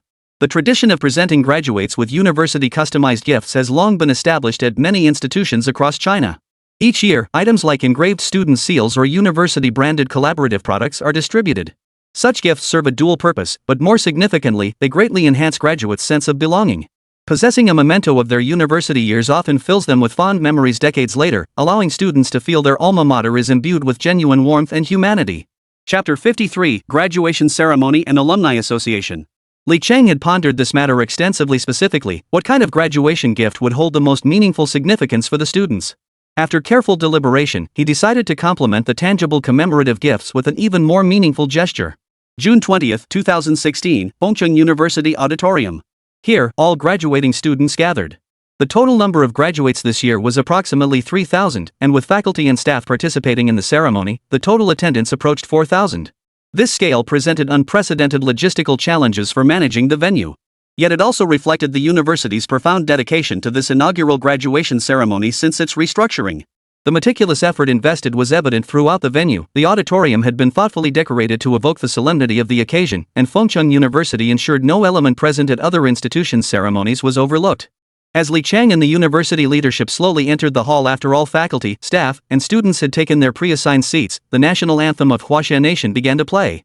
Amidst the anthem, Li Chang and his entourage ascended the stage and stood at the long table at the front of the auditorium, joining all present Fengcheng University students in singing the national anthem with pride. Following the anthem, the university's own song was played. This song had been commissioned by Wang Xihua. Shortly after taking charge of Fengcheng University, Wang had identified numerous deficiencies within the institution, particularly in matters of formality. While excessive emphasis on formalities might not be ideal for a university, certain essentials were non-negotiable. It was under these circumstances that Wang Xihua reported to Li Chang and requested a budget for creating a new university song. Fengcheng University spared no expense in hiring professionals to compose, write lyrics, and produce this anthem. Wang Xihua reported to Li Chang and secured the budget for the anthem's production. Fengcheng University spared no expense in commissioning professional composers and lyricists to craft this anthem, resulting in a piece of remarkably high quality. Our solemn campus, science exalted, embracing China's heritage, with simple yet mighty spirit. Fengcheng University, nestled in the northwest, Fengcheng University, with its heart set on the world. Our students come from all corners of the land, our students care for all humanity. Fengcheng University, majestic in the land of China, Fengcheng University, pursuing knowledge without end. Culture comes first, dedicated to China's science is paramount, approached with reverence. Striving ceaselessly, we bring glory to our university succeeding today, we build for a century. The custom-crafted university anthem of Fengcheng University is nothing short of grand in scope. While drawing inspiration from the lyrics of many other university anthems, it also embodies Fengcheng University's unique beliefs and ethos, a quality evident in the new university motto inscribed by Li Chang. Following the conclusion of the anthem at this graduation ceremony, the MC proceeded to introduce all distinguished guests in attendance. Li Chang then commenced his presidential address. Today is a solemn and momentous occasion not only for all Fengcheng University graduates gathered here, but also for every faculty member and staff member working at this institution. For today we celebrate the inaugural graduation ceremony and conferment of bachelor's degrees for Fengcheng University's first graduating class. In such a setting, I imagine many of you arrived here with mixed feelings. Perhaps you were told what Fengcheng University is like, what it represents. You may have come here reluctantly or by choice, yet despite that, you persevered to complete all undergraduate coursework at Fengcheng University and successfully defended your bachelor's thesis. Before today's ceremony, I had a heated argument with President Wang. We simply couldn't agree on one crucial question: why are we here, and what kind of people should Fengcheng University graduates become? Earlier, President Wang told me that as teachers, we shouldn't directly address many matters. After all, every student has their own choices, we have no right to interfere, nor can we make decisions for them. So I've actually given this a lot of thought. Today, I've prepared a gift for all the graduates. Of course, this gift also features our Fengcheng University's new motto. Let me be the first to introduce this new motto to everyone. I believe that after hearing Fengcheng University's new motto, you will surely gain a deeper understanding of the gift our university is offering today to all the graduating students of Fengcheng University. At that moment, the electronic screen behind Li Chang displayed 8 large characters in calligraphy, exuding an undeniably grand and majestic aura. This calligraphic inscription was personally penned by Li Chang. To perfect these 8 characters for the motto, he had specifically sought guidance from a renowned local calligraphy master. After several days of intensive study, he finally produced these 8 characters imbued with profound spirit for Fengcheng University's new motto. The 8 characters read, "Compassion for all, perseverance without ceasing." After the characters appeared on screen, Li Chang continued slowly. Some students may wonder why such a seemingly unremarkable motto is being presented with such solemnity today. After all, it doesn't differ much from the mottos of many other universities. Before addressing that question, I'd like to introduce a new department established by Fengcheng University, the Fengcheng University Alumni Association. Initiated by Fengcheng University itself, this association aims to serve every graduate who has walked through our gates. When you encounter hardships outside, when your career faces setbacks, or when life presents any difficulty, I hope every Fengcheng University student will never lose hope. Instead, face all life's challenges with courage, for the past is behind us. Many of you are about to face life's challenges, encountering setbacks and adversities along the way. Life is not easy. You may encounter countless difficulties and feel tempted to give up countless times. Yet no matter the challenge, I urge every Fengcheng University student to never choose surrender. That is why we established the Fengcheng University Alumni Association. Should you ever face any problem, you may call the association to seek your alma mater's assistance. While our university may not be able to help in every way, after all, we cannot resolve every student's future emotional struggles. Such matters are beyond our capacity. Yet the support we offer extends far beyond financial aid or psychological counseling. More than anything, I hope the Fengcheng University Alumni Association can provide you with assistance anytime, anywhere. Chapter 54, Graduate Charity Initiative. The university's resources alone cannot solve every problem, but you must also believe in the growing strength of our alumni network. Therefore, dear students, never abandon your drive to strive upward. Be confident that Fengcheng University will always be your strongest, most steadfast support both during your time on campus and as you venture into the world beyond. Therefore, I am here today to announce another matter, a gift Fengcheng University presents to every student on occasions like this. This gift may not be sufficiently valuable to be exchanged for monetary gain, nor does it hold any economic worth for you. Yet I firmly believe it will bring profound commemorative significance and spiritual strength. This gift is the Fengcheng University Alumni Association Charitable Aid Program. Allow me to introduce this initiative to all of you. It is a plan that President Wang, myself, and many members of the university's leadership team have deliberated on extensively before deciding to implement. In today's Huaxia nation, despite continuous economic growth and rising GDP year after year, and living standards have significantly improved compared to the past. Yet, fellow students, you must understand that even in today's societal context, there remain students like yourselves facing financial hardship. Particularly among the left-behind children in remote mountainous regions. Though young, they cherish every hard-won opportunity to learn. However, the challenges of their mountainous environment remain beyond what children at their age can overcome. Thus, they strive even harder in their studies, hoping one day to rise above their circumstances. They seek to acquire sufficient scientific knowledge and experience to transform their impoverished hometowns. As the saying goes, our aspiration as contemporary university students is not merely to escape poverty through education, but to elevate our hometowns out of poverty by enriching ourselves with knowledge and culture. In this context, Fengcheng University has resolved to contribute its own effort and effort shared by all its graduates. Fengcheng University, in partnership with the Fengcheng University Charitable Foundation, will annually donate 3,650 yuan in the name of each student to the foundation as charitable funds. This contribution will be donated in the collective name of all students to support those in need. Yet this donation carries a special significance. When your circumstances improve, you may contact the Fengcheng University Alumni Association to convert this annual 3,650 yuan contribution into a personal donation. Of course, my hope is that you will take on this charitable endeavor only when you have achieved stable financial independence through your own efforts. We do not compel any student to contribute. This donation will continue to be funded annually by Fengcheng University in the name of its graduates until a student voluntarily takes over the responsibility of making the annual contribution. However, if a student is still in their developmental phase or has limited income, the Fengcheng University Alumni Association and the Fengcheng University Charitable Foundation will not approve their application. This commitment must not compromise your livelihood. Approval will only be granted when your income genuinely meets Fengcheng University's criteria for sustaining such annual contributions. Therefore, many students should not rush to take on this responsibility. The alma mater, in collaboration with all staff of the Fengcheng University Charitable Foundation and the Fengcheng University Alumni Association, will strive to extend our blessings to every graduate of Fengcheng University. What Fengcheng University represents is shaped by the character of each graduate. What Fengcheng University stands for is defined by the evaluations its graduates impart.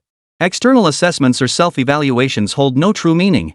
Only the heartfelt appraisals from every graduate present here today constitute the highest commendation and affirmation for Fengcheng University. Finally, staff members present will distribute donation certificates to graduates. Each certificate can be tracked on the Fengcheng University Charitable Foundation's official website, with every charitable contribution permanently linked to the student who received it. The growth of Fengcheng University relies on the dedication of every student. Every effort made by our students is recognized by the university. As your president, I wish each of you success in your future endeavors. May you uphold the fine traditions of Fengcheng University, embody its spirit, and face every challenge ahead with unwavering passion and determination. Having delivered this impassioned address, Li Cheng found himself somewhat parched. No sooner had he finished than a wave of sustained applause erupted from the audience. This applause was for Fengcheng University, for every student present. The deeply moving scene brought tears to the eyes of many female attendees. Many students were deeply moved. How could they not cherish their alma mater after witnessing such a magnificent display of excellence? As contemporary university students, they naturally possessed ideals and aspirations. Yet many were also acutely aware of the harsh realities awaiting them upon leaving campus. Thus, Fengcheng University's graduation ceremony and bachelor's degree conferment slowly drew to a close. Of course, a final surprise awaited at the very end, a scene all graduates would find unforgettable. This surprise was truly unexpected, originating from the newly established Fengcheng University Alumni Association. This organization had already garnered significant attention before the ceremony, and its internal staffing had been finalized beforehand. With most preparations complete, they orchestrated this surprise for the graduation ceremony. The scene unfolded as numerous students and faculty members, while preparing to depart, suddenly produced microphones they had concealed for some time. The university anthem began playing once more, this rendition starkly different from the initial broadcast version. This time, the performers were university leaders and faculty from Fengcheng University's main campus. Many administrators, including Wang Xihua, joined in singing, eliciting cheers from the assembled students. With this, the class of 2016 at Fengcheng University was about to embrace their own graduation journey. Chapter 55, Preparing for the Teaching Internship Exam.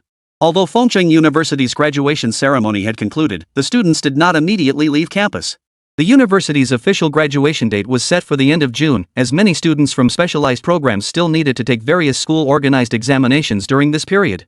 The primary focus of these examinations was the 2016 Fengcheng University Student Support Program for Teaching at Affiliated Hope Elementary Schools, organized by the Fengcheng University Charitable Foundation. Only by passing this exam could the university fairly select students with genuine talent and capability who met the basic teaching requirements for the Fengcheng University Teaching Support Corps. This ensured all students, regardless of exam results, experienced the university's commitment to providing equal competitive opportunities. This examination has undoubtedly captured the attention of many students across campus. The university is supporting a total of 5 whole primary schools, whose renovations have already commenced.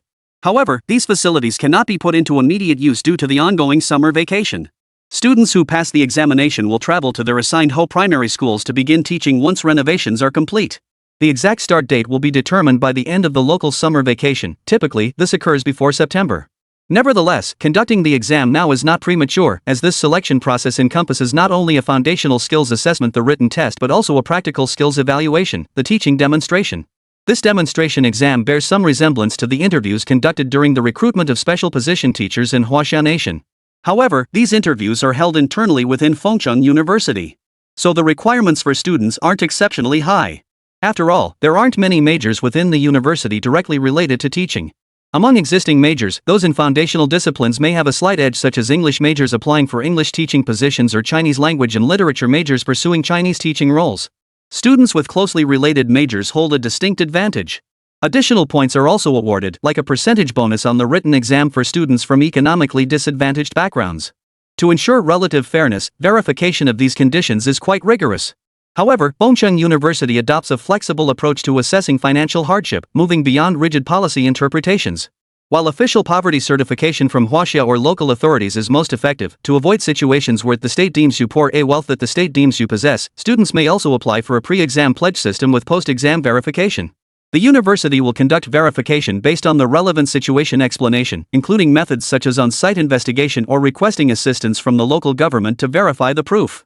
If the verification results match the candidate's explanation, the candidate will receive the bonus points normally before the results are announced.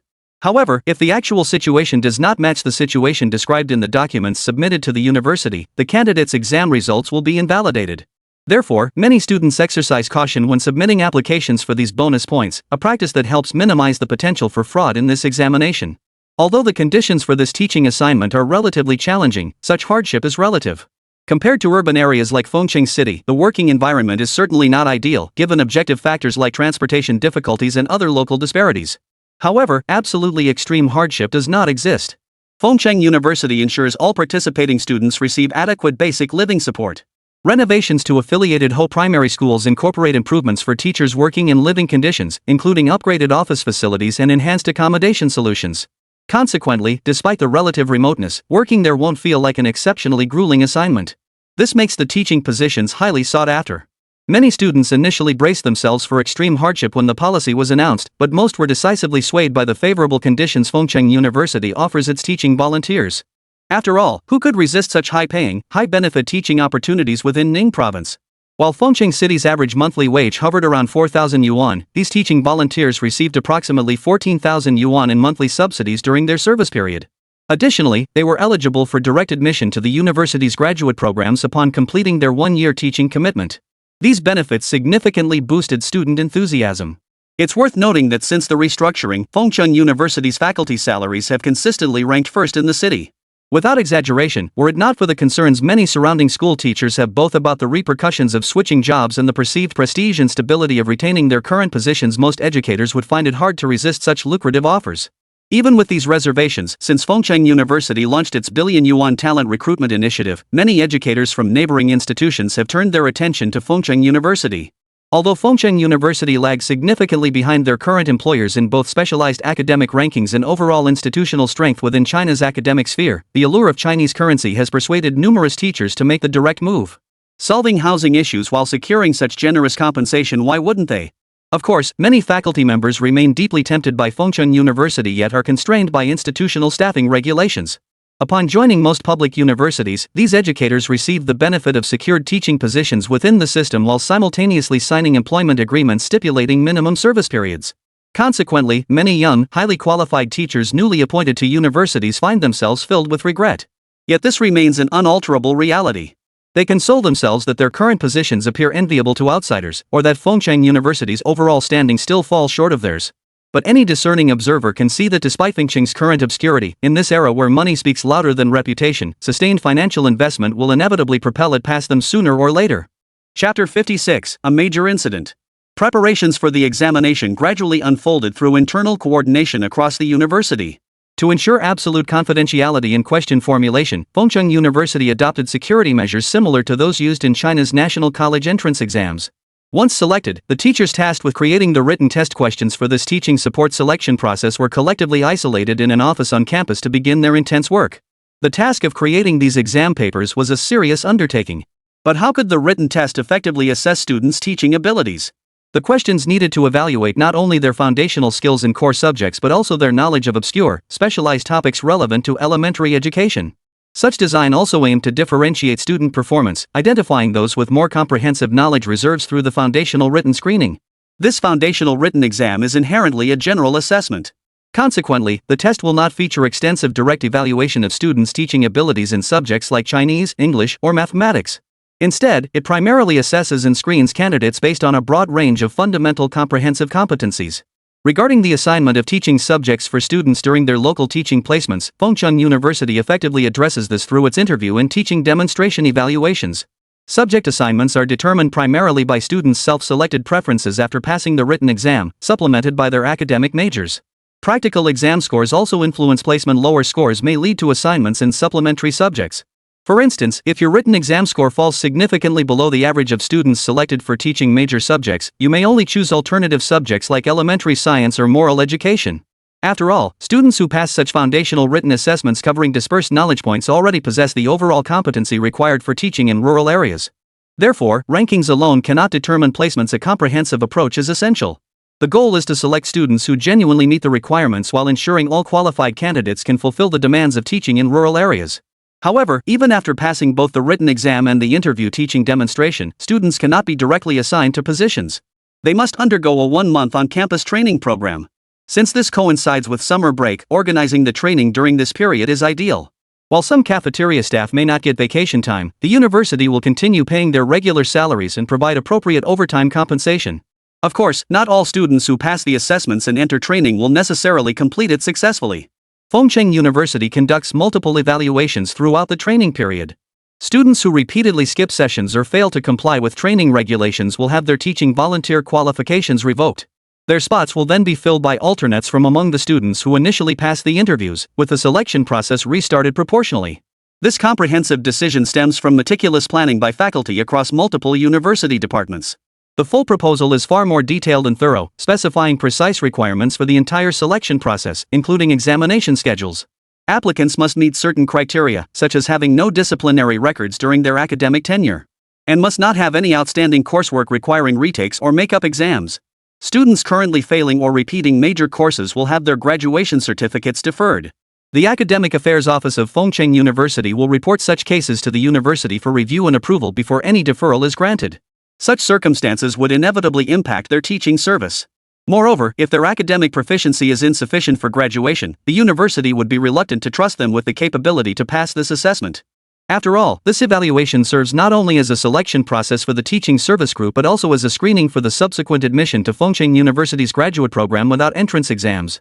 These teaching service students are expected to return to Fengcheng University after 1 year to pursue master's degree programs. While the university's examination paper preparation was underway, the end-of-term professional course exams for freshmen to juniors were also approaching. Relevant faculty members worked tirelessly day and night to complete the necessary paper preparation. Consequently, the task of creating written examination papers for students applying to the teaching program was assigned to faculty members from the university's Basic Education Research Group. Naturally, this was not a task that could be handled or decided by a single department alone. Consequently, during the implementation phase, numerous faculty members from other colleges, particularly the College of Liberal Arts and the College of Law, were also recruited to participate in the examination development. Fengcheng University entered a tense period of final exam preparation. The campus library, usually quiet, became packed to capacity during this time. After all, university exams share a particularly distinctive feature observable in nearly all institutions across China: the large-scale end-of-term migration. It's quite amusing how, come exam season, students nationwide instinctively flock to study rooms or libraries during any spare moment, creating a phenomenon akin to a campus-wide population shift. Students participating in this migration even coined a nationwide catchphrase to explain their behavior: high school exams take 3 years to prepare for, but college exams only take 3 days. While students frantically review, administrative work in the university buildings never slows down. To outsiders, teaching might seem to follow the same rhythm as students. Teachers get breaks when students do. But this rarely holds true in universities, especially during summer break. As students prepare to embrace their summer break or graduation, many teachers at Fengcheng University face their busiest time of the year. The primary reason? The college entrance exam results for the entire nation of Huaxia have been released, and Fengcheng University had unexpectedly been designated to recruit students at the first-tier college admission threshold this year. Unlike many countries, China's education system features a unique college entrance examination structure. Each year, the admission batches are not subjectively chosen by universities but determined through a process where local education authorities make recommendations, which are then reviewed and finalized by national higher education management departments. Universities themselves hold no authority in this selection. Chapter 57, What to Do Now? For reasons unknown this year, perhaps due to the higher education authorities in Ning Province recognizing Fengcheng University's transformation and efforts, the university's internal assessment had projected an admission tier near the second-tier cutoff line. Yet the suddenly announced tier was elevated to above the first-tier cutoff line. This disruption severely undermined Fengcheng University's admissions department's original plans, as they lacked sufficient preparation for recruiting students in the first-tier early admission batch. Their original strategy targeted second-tier candidates. Due to regional variations in score thresholds under educational reforms, determining specific provincial scores was relatively straightforward. Fengcheng University had set its cutoff by referencing local admission scores from other institutions in each region. Now that the university had been elevated to the first-tier category, determining the new cutoff scores and whether to reallocate enrollment quotas across regions became Fengcheng University's immediate priority. Moreover, this change wasn't merely communicated internally, it was publicly announced nationwide when this year's unified higher education admissions roster was released, directly designating Fengcheng University as a nationally recognized first-tier institution. This leaves Fengcheng University unable to urgently appeal the enrollment tier classification made by the higher authorities. Moreover, it's not just a few programs at Fengcheng University that have reached the Tier 1 threshold. All previously designated programs will now enroll students at the Tier 1 level. This created immense pressure. The first-tier category clearly offered Fengcheng University no competitive edge against other institutions, as this tier predominantly comprised prestigious universities with rich historical and academic legacies. Yet this year, Fengcheng University was placed entirely within the first-tier batch, creating unprecedented enrollment pressure. After all, during the second-tier enrollment phase, institutions could adjust admission scores downward to fill vacancies and meet enrollment quotas. But now, even the lowest admission requirement demanded students exceed the first-tier cutoff score. If Fengcheng University failed to recruit enough students at that level, supplementary enrollment became virtually impossible. This left the university struggling to compete with other institutions. More critically, in this fierce battle for top students, Fengcheng University held no advantage whatsoever. Consequently, when this news broke, it immediately sparked intense controversy. Internal discussions are now intensifying over how to address this situation. While Li Cheng had anticipated such a scenario, he never imagined it would unfold so rapidly. Upon receiving the news, the university promptly contacted the Higher Education Admissions Authority of Ning Province. The response was straightforward, based on a comprehensive evaluation by the Ning Province Admissions Authority and assessments by higher-level departments. Fengcheng University possesses the overall capability to recruit students at the first-tier admission threshold and meets the requirements. Therefore, it was confirmed that Fengcheng University would recruit students at the first-tier threshold this year. However, the higher authorities also disclosed part of the reason to Liqiang. Ning Province's overall economic development has consistently lagged behind coastal provinces, leading to a widening gap in the overall strength of its higher education institutions compared to those in other provinces. Even Ning Province's nationally key supported universities have seen their annual admission scores decline year after year. Due to funding constraints, neighboring Ning Province University of Science and Technology was denied approval when it sought to advance to the first-tier category this year. Meanwhile, Fengcheng University, recently the subject of heated online debate. Fengcheng University, which had been the subject of heated online debates, was well funded. Whether in investments for discipline-specific laboratories or talent recruitment for expert teaching and research teams, they could largely meet the requirements for first-tier admissions. Ning Province decisively promoted them, and unexpectedly, through a twist of fate, they obtained approval from higher authorities. Thus, Fengcheng University was destined to recruit students from the first-tier admissions pool this year. When this news reached Fengcheng University, it should have been cause for celebration. For any institution to leap from third-tier to first-tier admissions is typically a major achievement, one that warrants bonuses for the university president and signifies national recognition. Such a status brings significant benefits, both in terms of student quality and institutional prestige.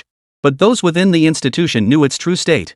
Most faculty members understood Fengcheng University's current predicament. While its infrastructure and faculty met the requirements, most basic labs and research institutes remained underutilized. Many of the newly recruited talents had barely settled in, and expecting them to deliver immediate results was unrealistic. Thus, this situation was abruptly thrust upon Fengcheng University, leaving Liqiang feeling rather helpless. Wang Xihua, in particular, reacted not with delight but with alarm upon first hearing the news. Though he had only recently assumed the role of vice president, he maintained a clear-eyed understanding of whether the university could realistically recruit sufficient students for its first-tier enrollment. However, both Wang Xihua and Liqiang understood that if the higher authorities' decision remained unchanged and given the current circumstances, it was almost certain it wouldn't be reconsidered. Had the matter not been approved at the national level, there might have been room for negotiation. But now that it was finalized, adjustments were impossible. Moreover, the issue ran deeper. The annual allocation of enrollment tiers for China's higher education institutions had always been a highly confidential process. The original intent was to prevent schools from exerting improper influence on education authorities to secure higher tiers. Yet this system, in place for decades, has long faced criticism precisely because of recurring incidents like Fengcheng University's. While such problems were previously heard of only in theory, now that they've materialized at Fengcheng University, nearly everyone wore a look of deep concern. Faced with this situation, many have proposed directly reducing overall enrollment quotas while simultaneously expanding the proportion of graduates from the university's affiliated junior colleges admitted to Fengcheng University's internal transfer programs. This would involve appropriately increasing the number of transfer spots allocated to these students. This approach could largely ensure this year's enrollment targets are met, preventing the awkward situation where a university clears the first-tier admission threshold yet fails to fill its quota even after multiple rounds of supplementary admissions. While such shortfalls might be embarrassing internally, public exposure would be truly humiliating. However, this approach also carries drawbacks, particularly for students preparing for the Unified College Entrance Examination. If the number of transfer students becomes excessively large, it would be unfair to these prospective students. Chapter 58, The Solution. Therefore, the most crucial task is to balance all perspectives and develop an admission strategy tailored to Fengcheng University's current realities. With the first batch early admissions period imminent, the university cannot afford to miss this opportunity. If undergraduate enrollment quotas aren't reduced this year, it risks facing the same predicament as many institutions: suddenly elevated admission tiers, leaving numerous majors unable to recruit sufficient students. Ultimately, if a program attracts only a handful of students, the university may be reluctant to continue offering it, forcing students to switch majors. Yet students who chose this university and this major did so because they genuinely had an interest in it. If they cannot study their chosen field and are instead pressured by the university to switch, any subsequent issues that arise, the university would likely bear responsibility. This hesitation stemmed from the significance of this year's enrollment. It marked Fengcheng University's first undergraduate admissions since its restructuring. For most institutions in China, undergraduate recruitment is a paramount task except for a handful of nationally designated, highly specialized universities. Failing to secure sufficient enrollment at the undergraduate level would render the university's plans for enhancing its overall strength nothing more than an empty promise, impossible to achieve. Thus, the most urgent task was to resolve Fengcheng University's current predicament. Liqiang was understandably anxious, but this was not a decision to be made on a whim. If enrollment quotas were reduced only for Fengcheng University to see unexpectedly strong applications this year, it would truly be shooting themselves in the foot. Thus, concrete implementation required thorough discussion and a well-thought-out plan. Objectively speaking, the recent shift from third-tier to first-tier admissions represented a hard-won opportunity for Fengcheng University. The significance of first-tier status extended far beyond mere enrollment improvements. Fengcheng University Administration Building Conference Room. Present today are some of Fengcheng University's most renowned experts, scholars, and senior administrators. The purpose of this meeting is clear to many. Such a significant matter cannot be concealed. Given the prevalence of the internet, news of this development surfaced online almost immediately after it occurred. While student reactions are one concern, the greater challenge lies in the malicious speculation fueled by online media. Many believe Fengcheng University risks major embarrassment this time. After all, abruptly elevating to the first-tier admissions bracket means its physical infrastructure and staffing must meet the minimum requirements for recruiting first-tier students. However, college admissions are not merely about institutions selecting students, they are primarily about students choosing institutions. The initiative lies with the students. Even if Fengcheng University were to deliberately set its cutoff score at the minimum for first-tier admission, it would be futile.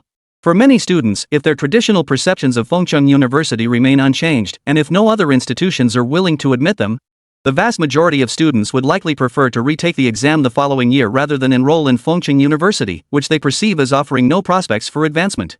After all, students who excel in the Gaokao and reach the first-tier cutoff are typically driven by a sense of pride. Their achievements stem directly from the hard work invested throughout high school. Even if Fengcheng University manages to recruit a certain number of students, inadequate promotion or unforeseen circumstances could lead to mass withdrawals. What then? Remember, as an institution, the university has no authority to compel students to stay. Li Cheng entered the conference room last, accompanied by Wang Xihua. Before the meeting began, Li Cheng and Wang Xihua had exchanged opinions multiple times. Neither had much experience handling situations like today's. For them, mishandling this matter would not only diminish Fengcheng University's influence but also jeopardize its future development. Li Cheng undoubtedly placed high hopes on Fengcheng University's 2016 enrollment efforts. Many of his aspirations depended on this cohort of students, whose quality significantly surpassed those enrolled during the previous 4 years of Fengcheng College.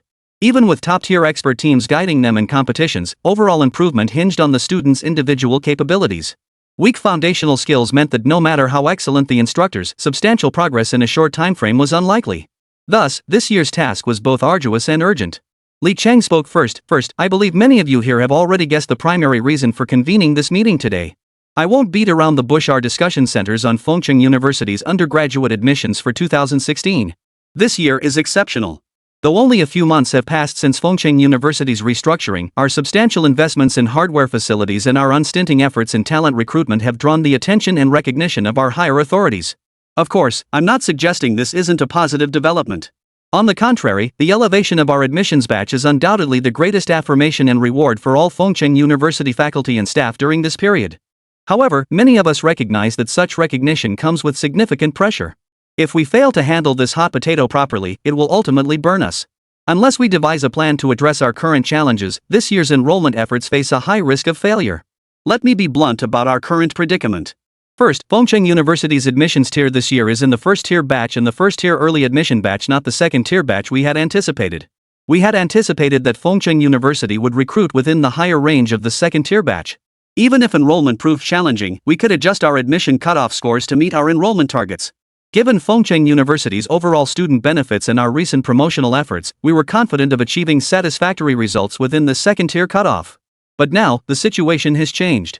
Chapter 59, Tactics in Full Swing. This year, we've been designated for first-tier admissions. Our cutoff scores have nowhere to go but up. This isn't pessimism on my part, it's simply beyond our control. The first-tier and early first-tier admission thresholds are fixed, as are the national minimum scores. We cannot recruit below the national line. Our only recourse is to explore other avenues. Some faculty suggested allocating more spots to students graduating this year from our affiliated junior colleges. I strongly oppose this. It's not that I lack confidence in our own students, but I have no faith in this plan. Have we considered the consequences? Typically, institutions recruiting in the first-tier batch don't accept junior college graduates for bachelor's programs. Originally, we planned to recruit students in the second-tier undergraduate batch this year. Naturally, we could have opened spots for students from our affiliated vocational colleges to advance to the main campus undergraduate program through the provincial vocational to undergraduate exam. But that's no longer feasible. Not only can we not expand enrollment, but we must scale back and prioritize spots for students admitted through the national college entrance exam. While we can accept transfer students, they must first pass the provincial exam and meet the provincial cutoff score before taking our university's independent transfer screening exam. This will determine whether we can seize this hard-won opportunity to establish a foothold among first-tier institutions. I refuse to let Fengcheng University's progress be merely a fleeting, superficial achievement. Even if higher authorities push us upward prematurely, we must ascend with integrity and stand tall with dignity. Therefore, I have decided that Fengcheng University's undergraduate enrollment plan for this year will remain unchanged. We will moderately expand enrollment quotas for popular majors that attract significant student interest. Simultaneously, for less popular or niche majors, each college may independently research and discuss whether to reduce quotas. This enrollment cycle serves as a test for Fengcheng University and a major assessment of our recent promotional efforts. All colleges must seize this opportunity, engage in frequent communication and collaboration with the university's publicity department, and effectively promote Fengcheng University's investments in disciplinary development and its expert teams in specialized research. We must showcase our relentless efforts to convince prospective students that we offer unparalleled preferential treatment and support policies unavailable elsewhere, while also demonstrating our formidable strength in academic disciplines. Our development is advancing by leaps and bounds. We must convince prospective students that if they give our alma mater a chance, it will repay them with a brighter future. One task after another has piled up this past June. It's safe to say that internally, June has been an exceptionally challenging month for Fengcheng University. This month alone involves welcoming our graduates, organizing selection exams for the teaching support team, overseeing final exams for other students, and conducting undergraduate and graduate admissions. Amidst all this, we cannot neglect the university's other ongoing responsibilities. This led to many reserve cadres and teachers recruited during the Billion Talent Attraction Plan receiving notices to conclude their training early. One by one, they were deployed to positions where Fengcheng University needed them most to intern, to work, and to demonstrate their capabilities through performance. Only by showcasing tangible skills could they better apply their talents at the university. However, the capabilities of these reserve cadres are undeniable.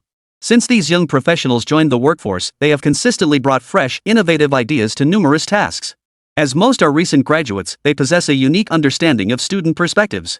Their work effectively aligns with students' genuine needs, addressing practical challenges head-on, an approach that deserves recognition. Of course, this alone is far from sufficient. The university assigns these reserve cadres to various locations to serve in deputy roles or positions within departments with less pressure, allowing them to apply their skills. While Fengcheng University classifies this period as an internship, many individuals facing such scenarios still regard it as real-world experience. One can only imagine the pressure faced by managers in Fengcheng University's critical positions. The university's publicity department has ramped up its promotional efforts, with recruitment advertisements for Fengcheng University woven throughout. The university's publicity department even deployed large teams to areas densely populated with tutoring institutions or large residential communities, securing massive recruitment billboards and launching aggressive online promotional campaigns. Of course, none of this would have been possible without the generous budget allocated this year by Li Cheng to the university's admissions office and publicity department. Who else would dare to spend the school's money so freely? Moreover, this large-scale direct commercial advertising campaign set a precedent among universities in Huaxia Nation.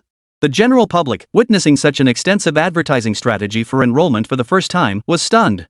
This dual-track online and offline promotion strategy peaked on the day senior high school students returned to campus to fill out their college applications. Since application deadlines for different admission batches were staggered, students returning early to submit their first-tier university applications were Fengcheng University's prime recruitment targets, the most precisely defined audience. Upon pinpointing this opportunity, Fengcheng University mobilized extensively, particularly enlisting student leaders on campus. With generous daily stipends provided, the students' enthusiasm was palpable. Since Fengcheng University achieved adequate faculty staffing, the student union has faced increasingly challenging times. Student leaders could only offer marginal assistance to teachers, with opportunities for developing resilience or enhancing skills virtually non-existent. Tasks requiring such capabilities were largely monopolized by intern teachers, leaving little room for student leaders to contribute. Fengcheng University's shuttle buses shuttled back and forth incessantly, precisely dropping off large numbers of students at every high school entrance in Fengcheng City. Adopting an approach that spared no one, they deployed every promotional tactic imaginable: banners, posters, pamphlets, both useful and otherwise. At the very least, within that single day, countless Fengcheng residents became acquainted with Fengcheng University and witnessed the terrifying capabilities of its promotional team. Chapter 60, Recruitment Fair. The selection exams for the teaching volunteer group organized by Fengcheng University's charitable foundation were swiftly prepared and administered on campus. The attractive benefits and compensation for this volunteer program drew numerous Fengcheng University graduates to participate, especially those who had originally planned to take the National Special Post Teacher Recruitment Exam, most of whom chose to abandon that path. They turned their focus back to preparing for Fengcheng University's teaching volunteer selection exam. Even if one passed the special post teacher exam, the benefits offered were nowhere near as generous as those provided by Fengcheng University. The benefits for Huaxia's special post teachers were roughly equivalent to the local average wage for workers, and they did not guarantee permanent teaching positions. Before Fengcheng University introduced this program, special post-teaching positions, though lacking permanent status, still offered a relatively stable career path. However, they paled in comparison to the opportunities offered by Fengcheng University's teaching volunteer program. The students weren't foolish, they knew how to make the right choice. It must be said that Fengcheng University's establishment of this teaching support selection exam through its charitable foundation serves not only to highlight its social responsibility but also, more profoundly, addresses the intense internal competition within China's current job market. Many recent graduates face immense pressure and difficulty securing satisfactory employment, especially for institutions like Fengcheng University, a relatively new school that cannot compete with China's established universities. Fortunately, Fengcheng University is located in Ning Province, northwest China. With economic development not as advanced as coastal provinces, and the talent pool is not as saturated. Consequently, numerous positions remain available for recent graduates. Recently, even students who did not register for the job fair have witnessed Fengcheng University's growing influence on campus. Thanks to the dedicated support of the X Foundation behind Li Chang, the university has attracted recruitment efforts from foreign enterprises and influential listed companies. The participation of these companies undoubtedly laid the groundwork for Fengcheng University's inaugural graduate job fair. The participation of these major corporations has undoubtedly made many local enterprises in Ning Province restless. For the first time, they have truly sensed the profound connections and background of Fengcheng University. Previously, everyone assumed the so-called X Foundation backing Fengcheng University was merely a wealthy benefactor with deep pockets but limited insight. Little did they expect the formidable strength behind this benefactor to be so formidable. As Fengcheng University flourished under Li Chang's leadership, its achievements steadily gained prominence. Behind these accomplishments lay the system's relentless pursuit of funding for Li Chang. To ensure he could spend freely, the system had no choice but to make its moves in international futures and global stock markets, gradually increasing its holdings in major corporations. Perhaps even the system hadn't anticipated that in this world, there existed a form of stock trading where one could become a shareholder simply by trading. This development, however, proved immensely beneficial to Li Chang. With such formidable backing at his disposal, he leveraged the prestige of the X Foundation to extend invitations to major corporations. Upon learning that Fengcheng University was wholly owned by the X Foundation, these enterprises had little choice but to comply, obediently attending the campus recruitment fair. As for whether the students met the requirements to secure internships or jobs, the companies had only intended to make a token effort. They never planned to hire many people. But while getting in was easy, getting out proved far more difficult. Li Chang had long seen through these companies their attendance hinged solely on connections within the system. Given the system's formidable influence, his attitude toward them was predictable. While invitations were extended initially, mandatory attendance quotas were imposed during the job fair. Furthermore, companies were permitted to terminate internships early or dismiss underperforming students during the probationary period. Yet, exercising such authority required careful consideration of the X Foundation's stance. And secondly, bared the associated costs themselves. After all, China's labor protections and benefits are now quite robust, with strict legal regulations in place. Especially for these listed companies and foreign enterprises, they'd rather absorb some financial losses than risk any legal trouble. That said, taking a hard line is sometimes the only option. The reality is undeniable. The overall caliber of this graduating cohort simply doesn't match that of students from many prestigious universities. The quality of instruction they receive during their studies and the level of effort they put in during their academic years are fundamentally different. Li Chang was well aware of this. Fengcheng University Job Fair. Numerous prestigious companies had gathered at the event. Li Chang wandered the venue, observing the HR representatives from these major corporations. Despite their obvious reluctance, they maintained the professional demeanor expected of large enterprises, forcing smiles to uphold basic workplace etiquette. Yet their faces, seemingly on the verge of tears, unmistakably revealed their true feelings. They couldn't comprehend their company's decision to recruit at this obscure third-tier university.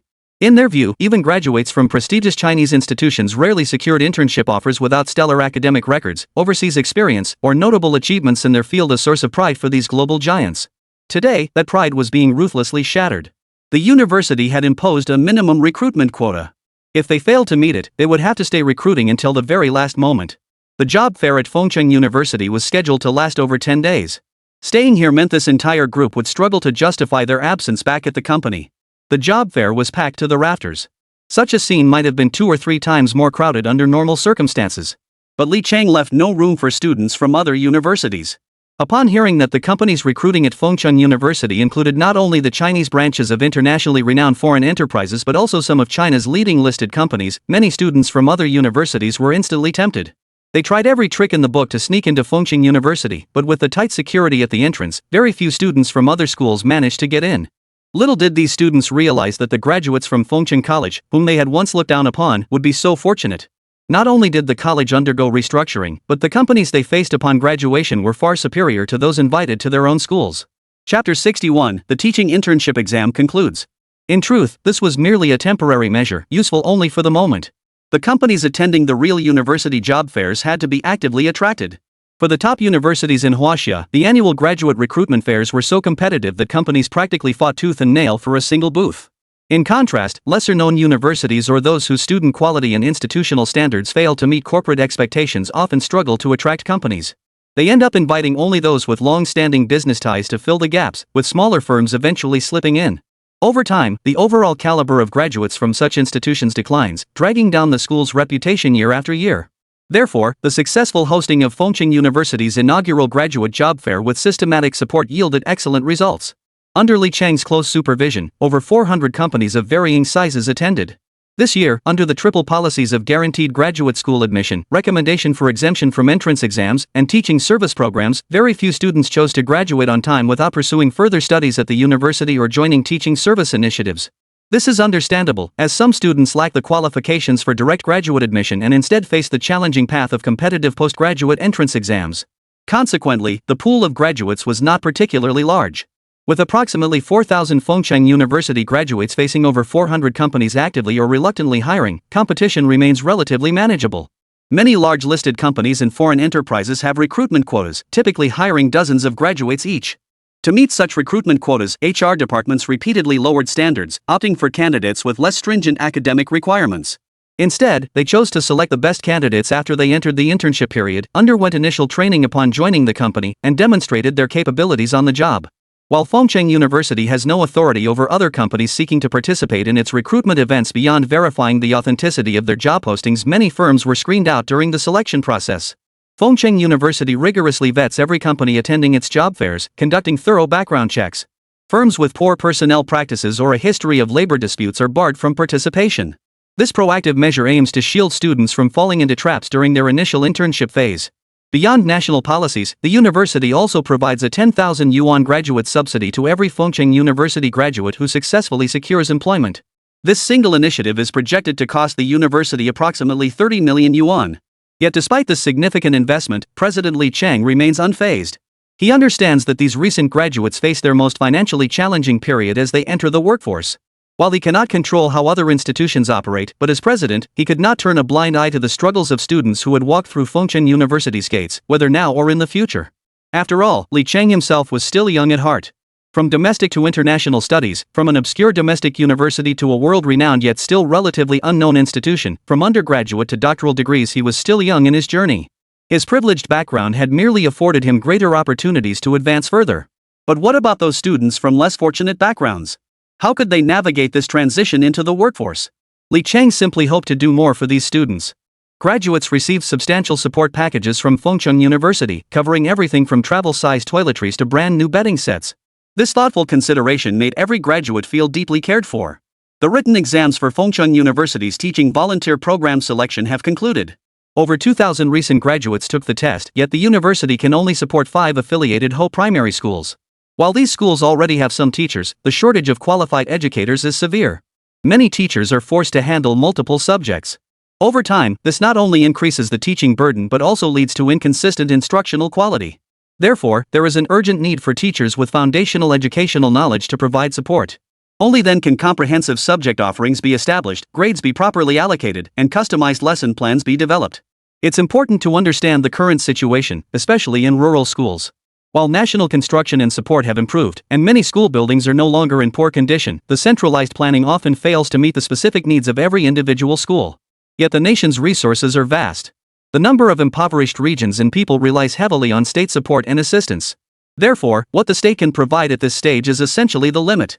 This is precisely why greater attention and support from social forces are needed to help these schools overcome their difficulties, especially the challenges faced by teachers. Virtually every Ho primary school and secondary school in impoverished areas across China faces a shortage of teachers.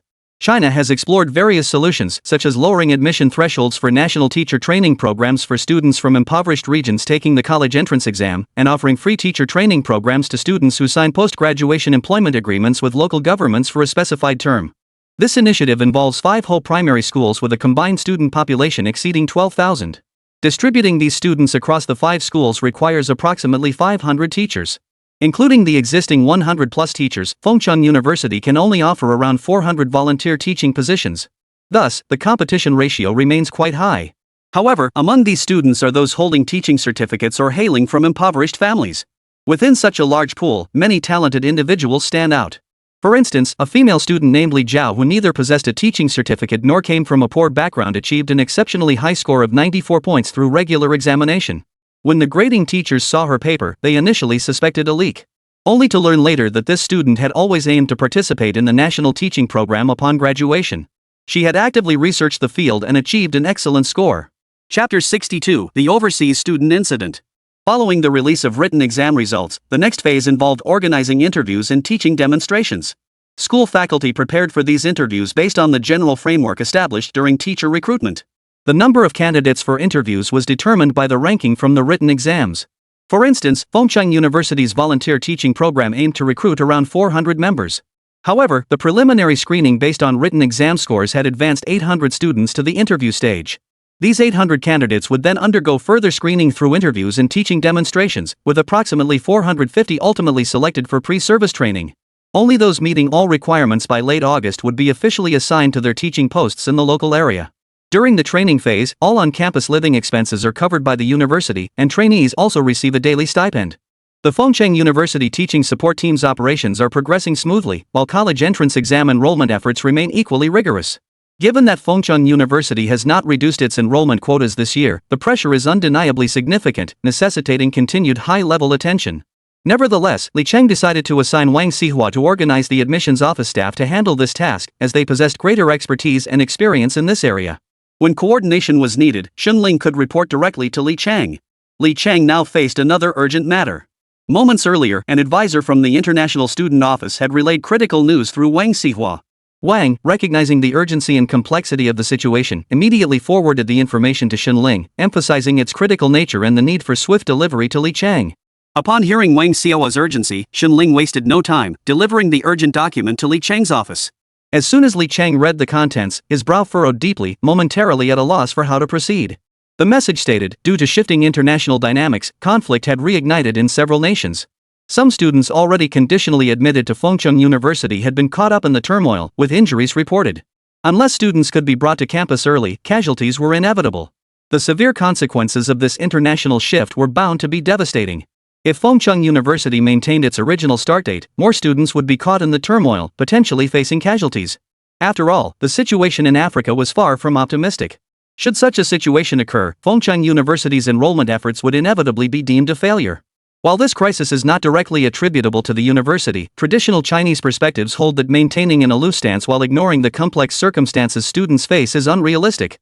Therefore, the staff at Fengcheng University's International Student Office suggested considering options like advancing the start date or extending the window for students to arrive in China.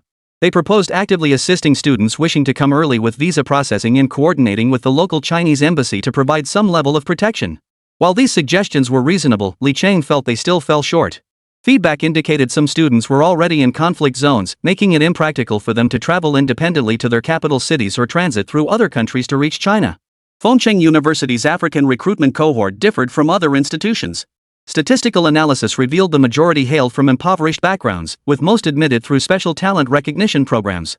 Under Fengcheng University's independent international student admissions policy, candidates demonstrating exceptional abilities were prioritized over those offering only basic Chinese proficiency scores. To ensure these students could arrive at Fengcheng University safely and begin their studies without disruption, Li Cheng decided to promptly file a report with the relevant higher authorities in Fengcheng University's name. He requested assistance from China's embassies abroad, aiming to leverage this diplomatic channel to support students who had already received preliminary admission notices from Fengcheng University. Naturally, Fengcheng University could not stand idly by. Li Cheng directed the International Student Admissions Office to act swiftly, repeatedly emailing students using their original contact information to inform them of the university's current start date and relevant policies. Any overseas students requiring assistance were to be responded to immediately, facilitating their prompt arrival in China. Relevant authorities responded swiftly upon receiving Fengcheng University's documentation and situation report. It is important to note that higher education institutions hold significant prestige within China at all times. The entire Chinese society has consistently held education in high regard, and domestic policies have always prioritized educational development. This underscores a fundamental truth: a nation that prioritizes education, investing substantial resources and effort into its advancement, ensures its citizens access higher learning. This elevates the overall quality of its populace, which in turn reflects the nation's comprehensive strength and fosters its future development. No developed nation in the world neglects the education of its citizens. All place education in a position of high importance. Therefore, regarding the difficulties encountered by overseas students in Fengcheng University's independent enrollment process, relevant departments promptly initiated contact with the Ministry of Foreign Affairs and embassies consulates abroad. This swift action undoubtedly reflects the significant facilitation and green-lighted support provided by higher authorities, all aimed at ensuring the successful enrollment of this cohort of international students at Fengcheng University this year. In truth, the development of higher education within Ning Province has historically been suboptimal, though this situation is largely unavoidable. Consider neighboring Lan Province. Despite having institutions like Lan University with initially strong comprehensive capabilities, higher education institutions often face geographical constraints during recruitment. After all, a glance at China's map reveals that Lan University is situated in an even more remote location than Ning Province. This has led to significant brain drain among Lan University's faculty and staff. Many faculty members were tempted by the generous compensation packages offered by coastal provinces. Naturally, with Fengcheng University's sudden rise over the past few months, numerous professors from Lan Province University have also chosen to join Fengcheng University. Chapter 63: Steal it back if needed. This introduction primarily serves to illustrate that for any university, regardless of location, relevant authorities accorded high priority. China possesses a highly developed safeguard system in this regard. Within this framework, both public and private universities operate under its oversight while benefiting from its support. Constraints and assistance coexist to ensure that higher education institutions remain unaffected by potential economic downturns or societal pressures, guaranteeing every student's academic journey. This explains why, despite varying levels of overall economic strength or institutional development among China's higher education institutions, instances of universities closing down and leaving students without educational options have been extremely rare. The relevant departments of Huaxia responded swiftly. Internal emails from Fengcheng University were rapidly distributed to every overseas student. Li Cheng's directive was straightforward: spare no effort to safely return these international students to Huaxia and to Fengcheng University. After all, these students constituted the university's first independently recruited cohort of international students, whose overall caliber had earned unanimous recognition from many faculty members. Having met Fengcheng University's rigorous standards, every single one of them possessed the potential to flourish rapidly within the academic environment the university would provide. Unlike many institutions that recruit international students primarily to showcase their internationalization credentials, Fengcheng University sought to prevent talented students from being overlooked due to poverty, conflict, or other global circumstances. Admitting them not only preserved their potential but also bolstered the university's overall strength. In the future, these students may well choose to remain in China, applying the knowledge gained at Fengcheng University to contribute to the nation's development. Even if they ultimately depart, they will carry with them the experience of studying in China and the knowledge acquired at Fengcheng University, returning to their homelands to transform them.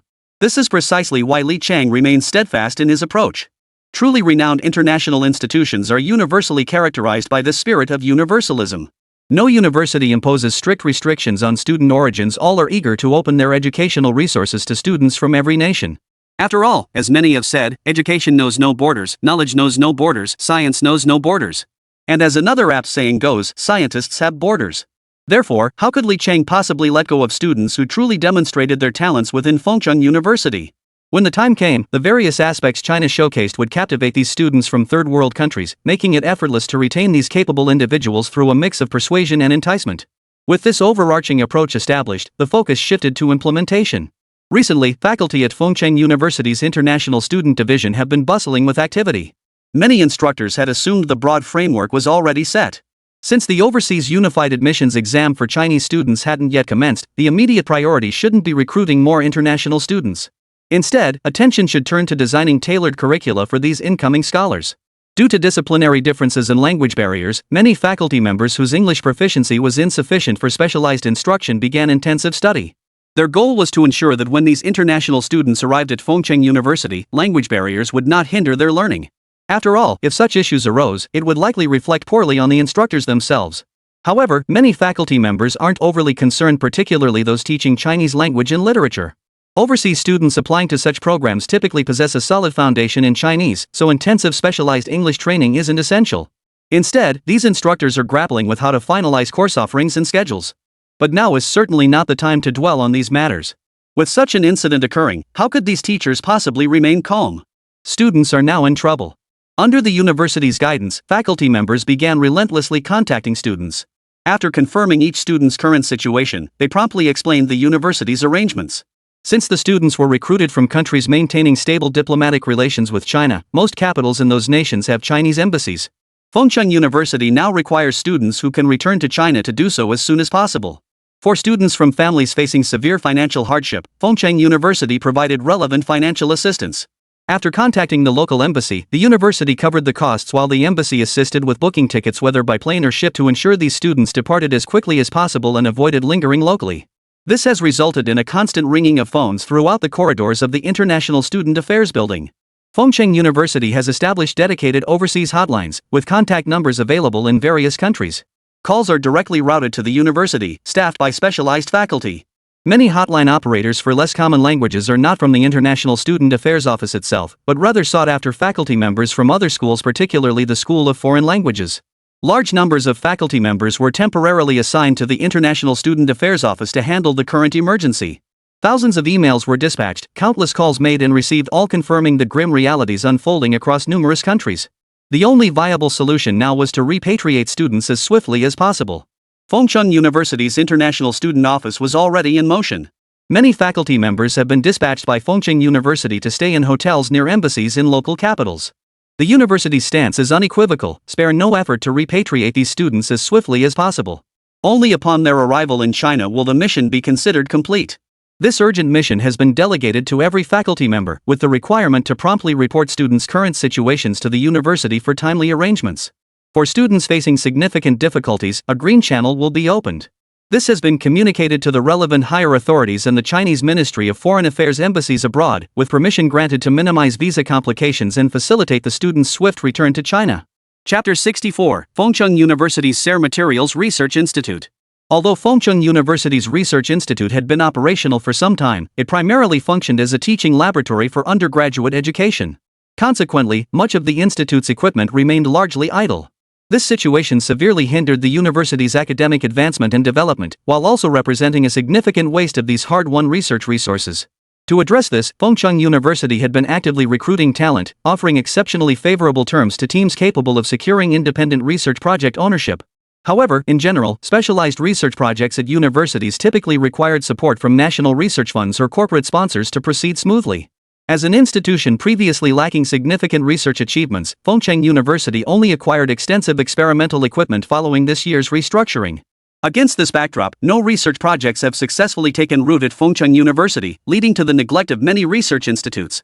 July 1, Fengcheng University Materials Research Institute. As one of the university's first research institutes, it had been operational for over a month. Yet, lacking a lead researcher with sufficient academic standing, it functioned merely as a teaching laboratory for students. Today, however, Fengcheng University signed a commission research agreement with American Sale Materials, a company invested in by the X Foundation, to jointly establish the Sale Materials Research Institute at Fengcheng University. The goal is to develop a modified steel alloy for the automotive industry. Naturally, Fengcheng University is not the only institution working on this alloy. Countless other universities are conducting parallel experiments. Progress on this modified steel project has been disappointing thus far. Compounding this, long-standing external biases regarding the research capabilities of Chinese universities have made this collaboration the first instance where SER Materials has chosen a Chinese institution to establish a joint research institute and initiate experimental projects. Undoubtedly, this initiative owes much to the backing of Li Cheng's system. Leveraging his influence to secure the project for Fengcheng University serves dual purposes. It significantly enhances the research experience of the university's Materials Research Institute through this specialized study, and potential research achievements could generate substantial revenue for the institution. The total research funding for this project amounts to 200 million yuan, a substantial investment. Yet compared to other international universities participating from the United States, this sum is pitifully small. The underlying implication was clear. Ultimately, even SER Materials of the United States did not believe Fengcheng University's research would yield any substantial breakthroughs. Their participation stems solely from the demands of the X Foundation, one of SER Materials' shareholders, leaving them no choice but to comply. For SER Materials, this commissioned research offered merely an opportunity for publicity stunts, a means to slightly boost the company's visibility within China. Despite the hidden agendas and true intentions of all parties involved, the signing ceremony was a display of utmost hypocrisy. The agreement stipulated that if Fengcheng University successfully completed the commission research and developed a cost-controlled, modified composite steel meeting all data requirements and ready for mass production, Sale Materials would not only pay Fengcheng University a $1 billion research incentive but also share a percentage of future profits from the material's commercial production with the university. Once Fengcheng University's technology matures, it could secure 20% of product profits through technology sublicensing. Naturally, this agreement carries a time constraint. Should Fengcheng University fail to deliver the required material results within 2 years, it would compensate Sale Materials for losses amounting to 150 million yuan. Despite this, many within Fengcheng University wondered what had possessed Sale Materials to invest in their Materials Research Institute and commission their experimental studies. This led to much speculation. Though consensus eventually emerged, it could only be attributed to the formidable backing of the foundation supporting Fengcheng University. Otherwise, it defied explanation why Sale Materials would engage in such an overtly unprofitable venture. The signing ceremony was overseen by Wang Xihua. Present were representatives from Sale Materials, researchers from Fengcheng University's Materials College and Materials Research Institute, and highly enthusiastic officials from the Fengcheng Municipal Higher Education Office.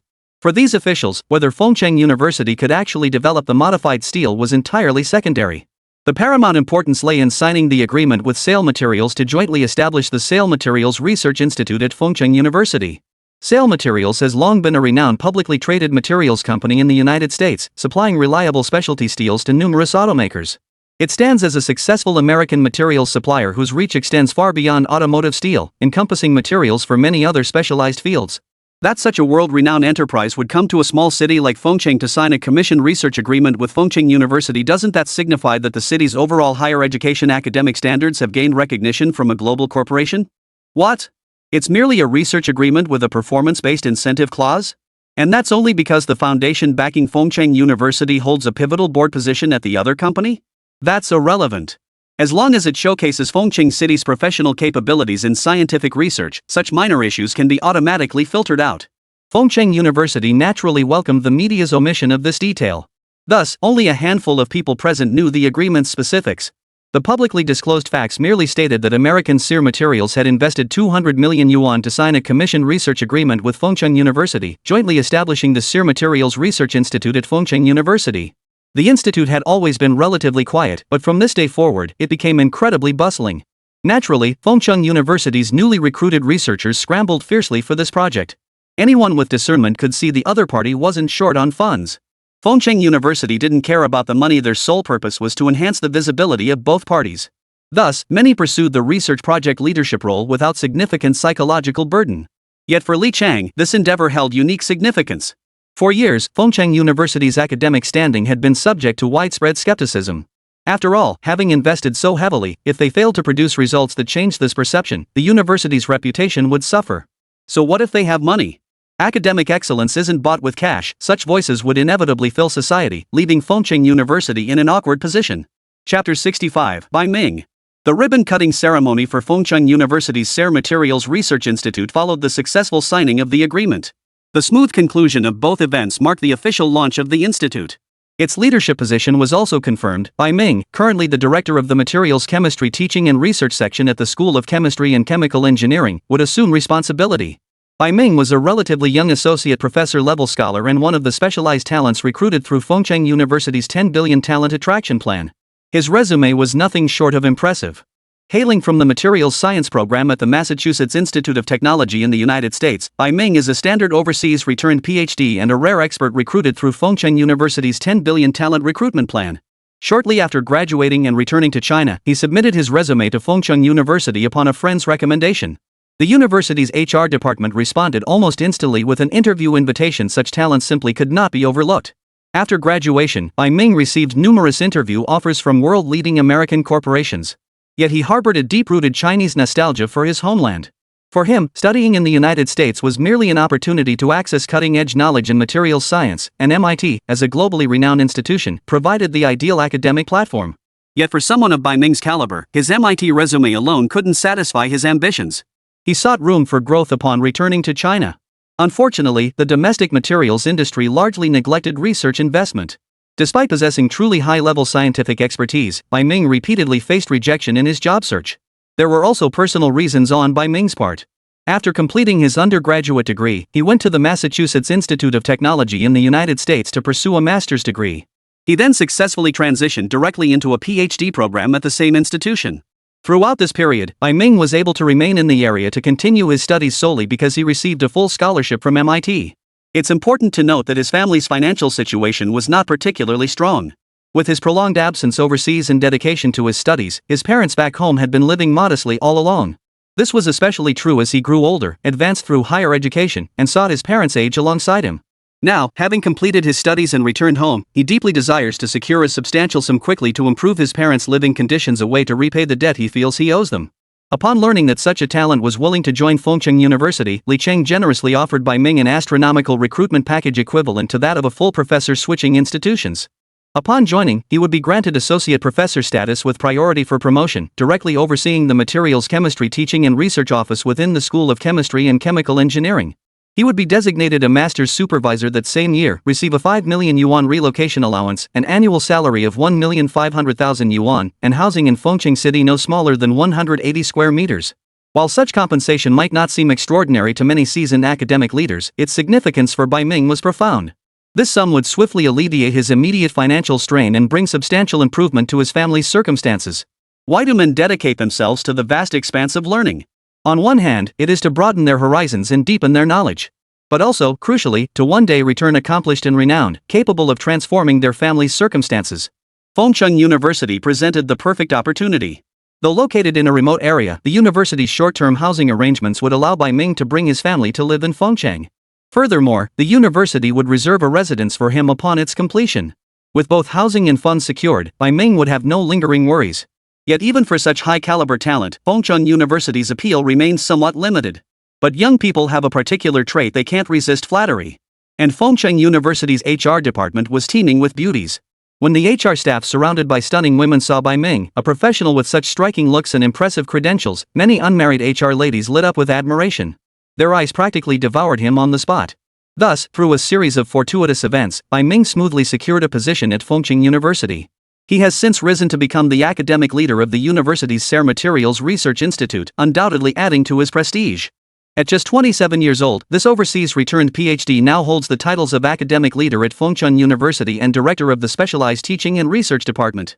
It wasn't just the single female faculty members at Fengcheng University who gazed at Bai Ming with admiration. His handsome appearance had also captured the secret affections of many female students.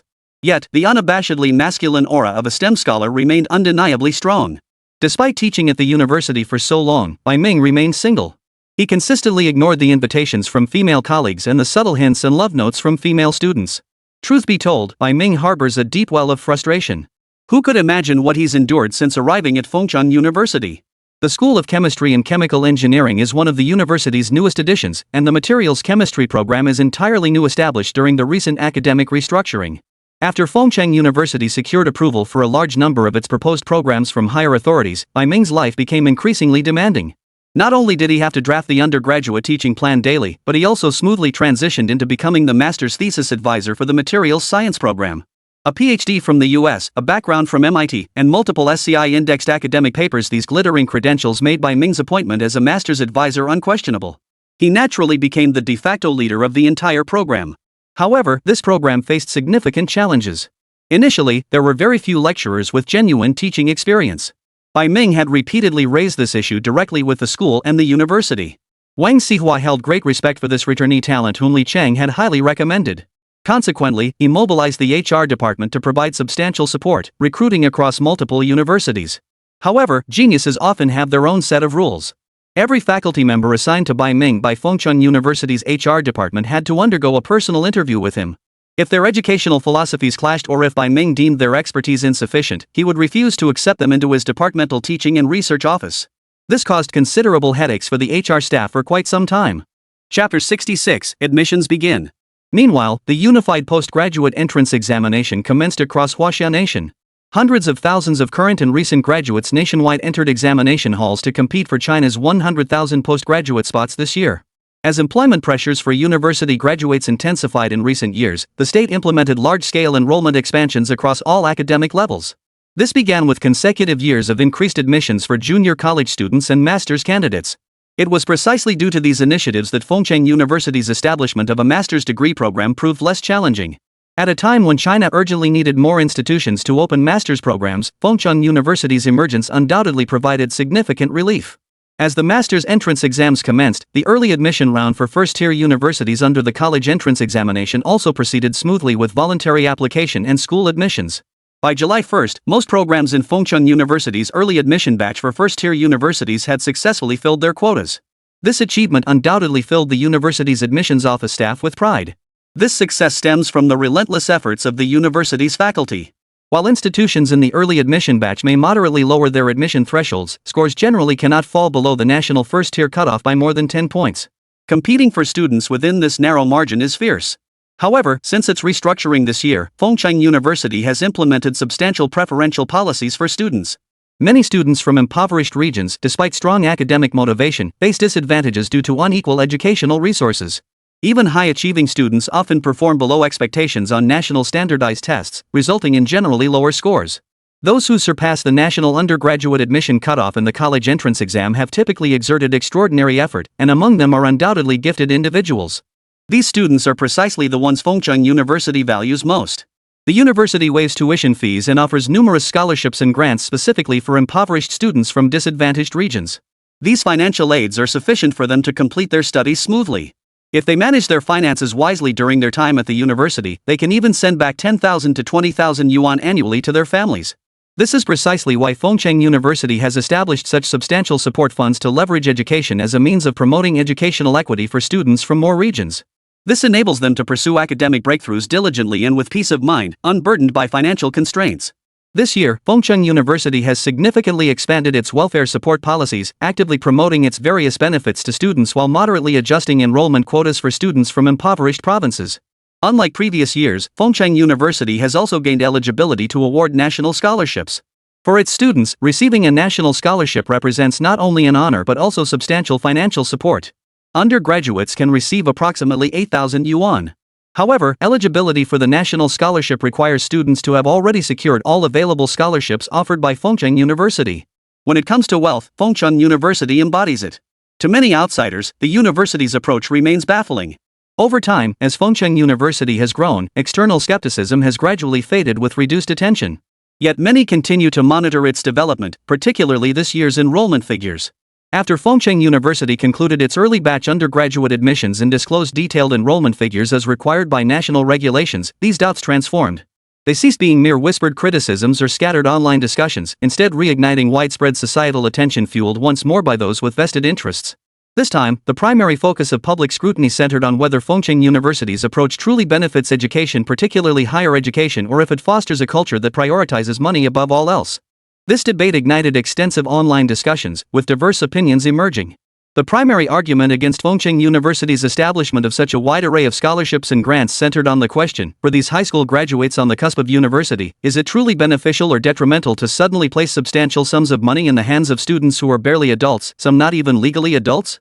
Would such large scholarships genuinely motivate students to excel academically?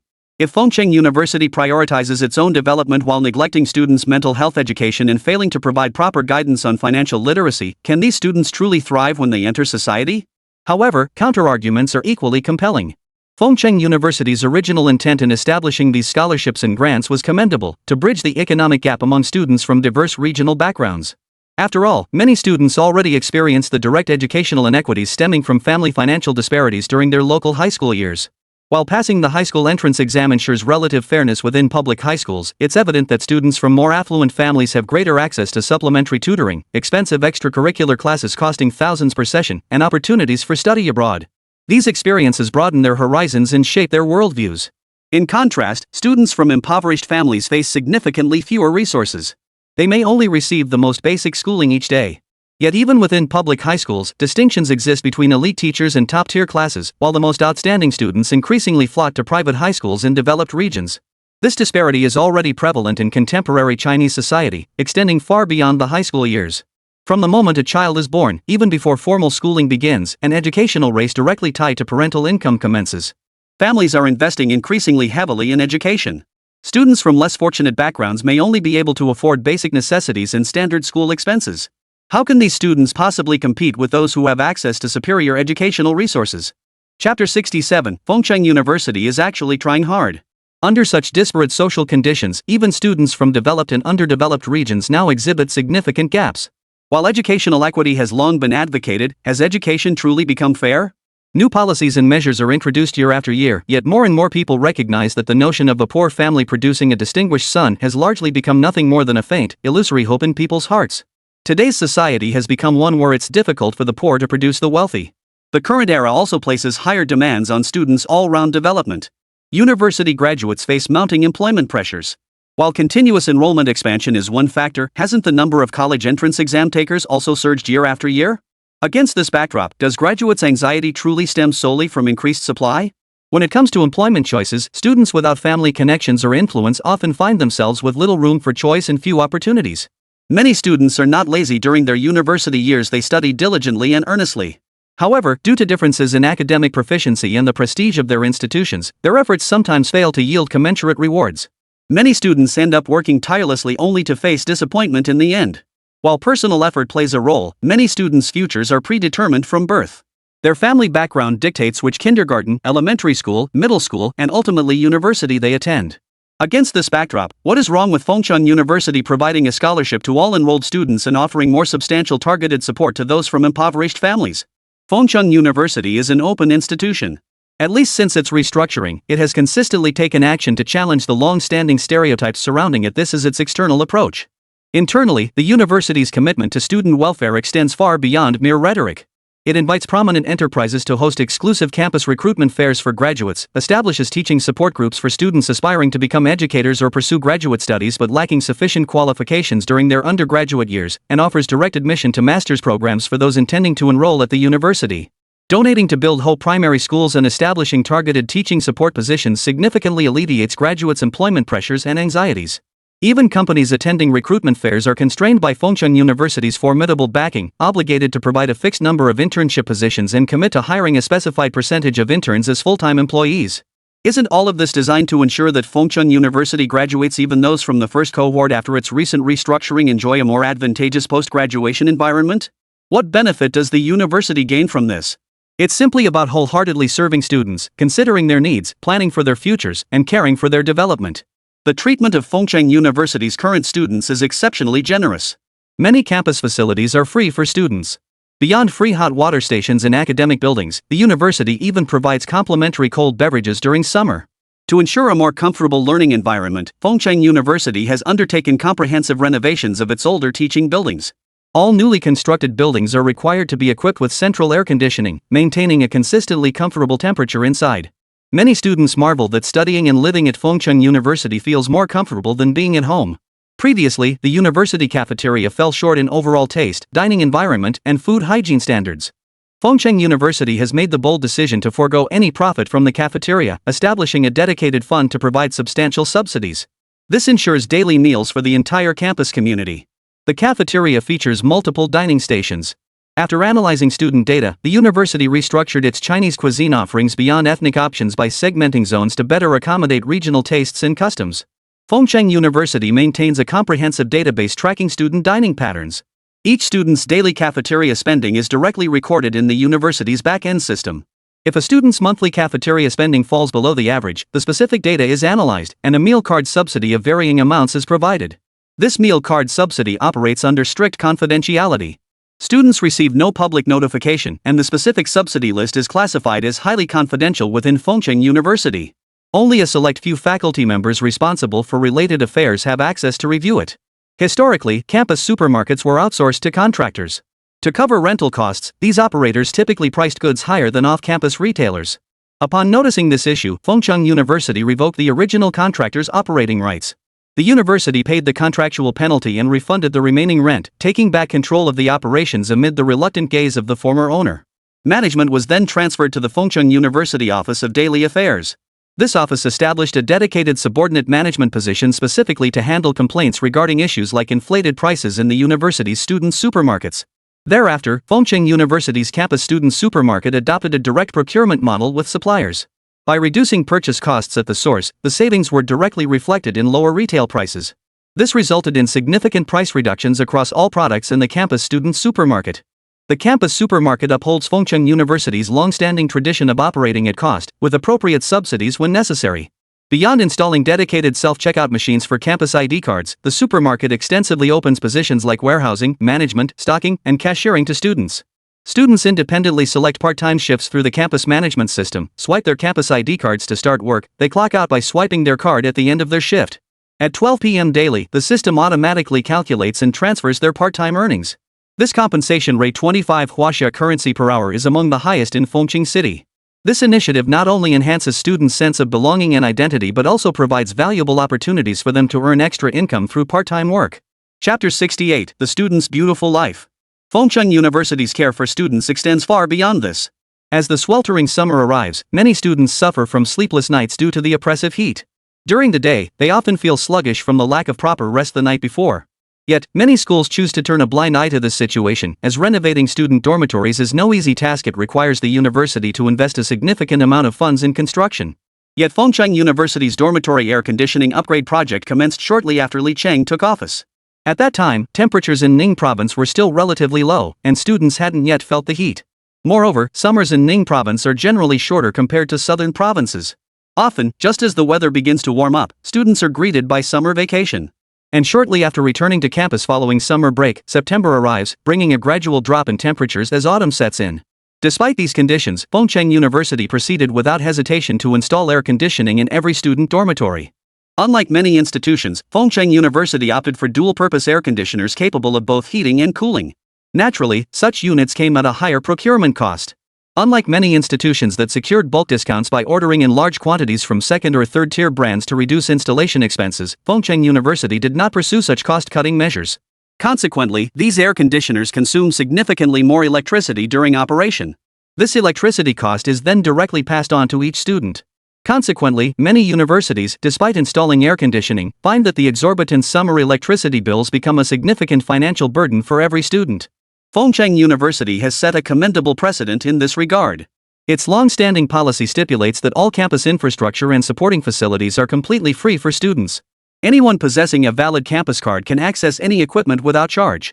The university has even gone so far as to establish an on-campus gym, a rarity in China, equipped with high-end fitness machines comparable to those found in premium commercial gyms. This facility is open to all students and faculty free of charge during designated time slots. Each student receives a fixed monthly fitness quota. Should capacity be insufficient, students can request additional free usage time through the campus system by contacting the gym's back-end management. However, the standard quota provided by the university is generally sufficient for most students.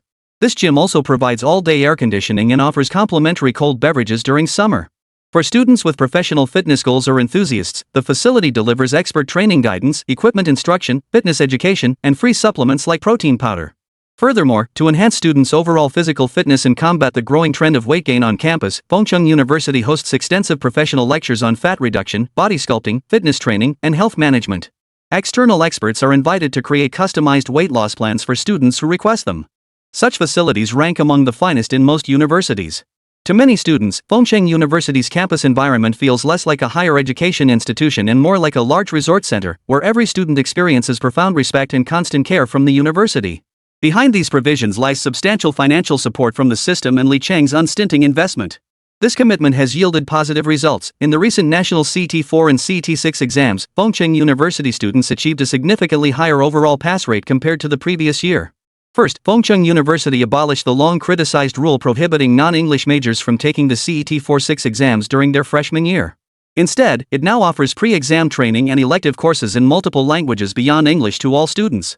Those interested in related subjects can simply register for these electives through the university's academic system. To ensure punctual attendance and prevent widespread absenteeism, Fengcheng University implemented several measures. The most significant involved adopting big data analytics on campus. Nearly all daily student activities require the use of the student ID card. This card tracks daily access to academic buildings, classrooms, and dormitories, logging every activity. While administrative staff cannot directly access detailed data, the university's intelligent student management system faithfully analyzes each student's daily activity patterns and movement trajectories. When significant time discrepancies arise, the system sends SMS reminders to the student. Dear student, the Office of the President at Fengcheng University kindly reminds you to ensure you complete all required courses alongside your meals. Please avoid skipping classes. Such thoughtful reminders not only convey the university's care but also protect student privacy.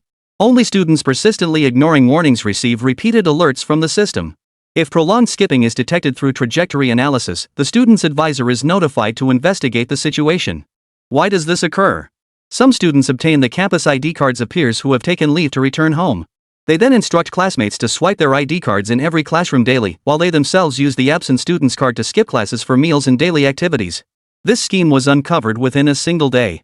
The school's intelligent management system detected anomalies during its daily analysis. One student consistently attended classes without eating, while another consistently ate without attending classes.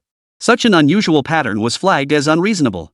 The system then identified that one of the students had submitted and received approval for a leave of absence through the campus platform, with the system indicating they were currently on leave. This situation became glaringly peculiar. Both students belonged to the same college, major, and dormitory and naturally shared the same academic advisor. Such information was promptly forwarded by the school to the student's advisor for investigation. What exactly was going on? Consequently, the student was identified that very day and faced disciplinary action. Chapter 69, We're Here. Although Fengcheng University's student management system did raise suspicions of infringing on student privacy, many faculty members had to admit that since its implementation, it had significantly improved attendance rates. Massive absenteeism had been drastically reduced, as few students could outsmart the system. For the sake of their final grades, most students chose to attend classes diligently. Fengcheng University possessed neither the supernatural ability to instantly redirect every student from misguided paths nor the power to directly instill knowledge into every student's mind. It could only strive to provide positive guidance to every Fengcheng University student. Through multifaceted efforts, including enhancing faculty quality and implementing long-term oversight mechanisms for teaching effectiveness, the university aimed to deliver higher quality specialized courses to each student. To quell online skepticism and redirect public attention away from Fengcheng University's peculiarities toward its positive developments such as its enrollment in the first-tier admissions category, the university has deployed its tried-and-true three-pronged approach. The first prong involves using its official microblog to consistently promote the institution's core values. What is the purpose of the university's journey thus far? What direction will its future development take?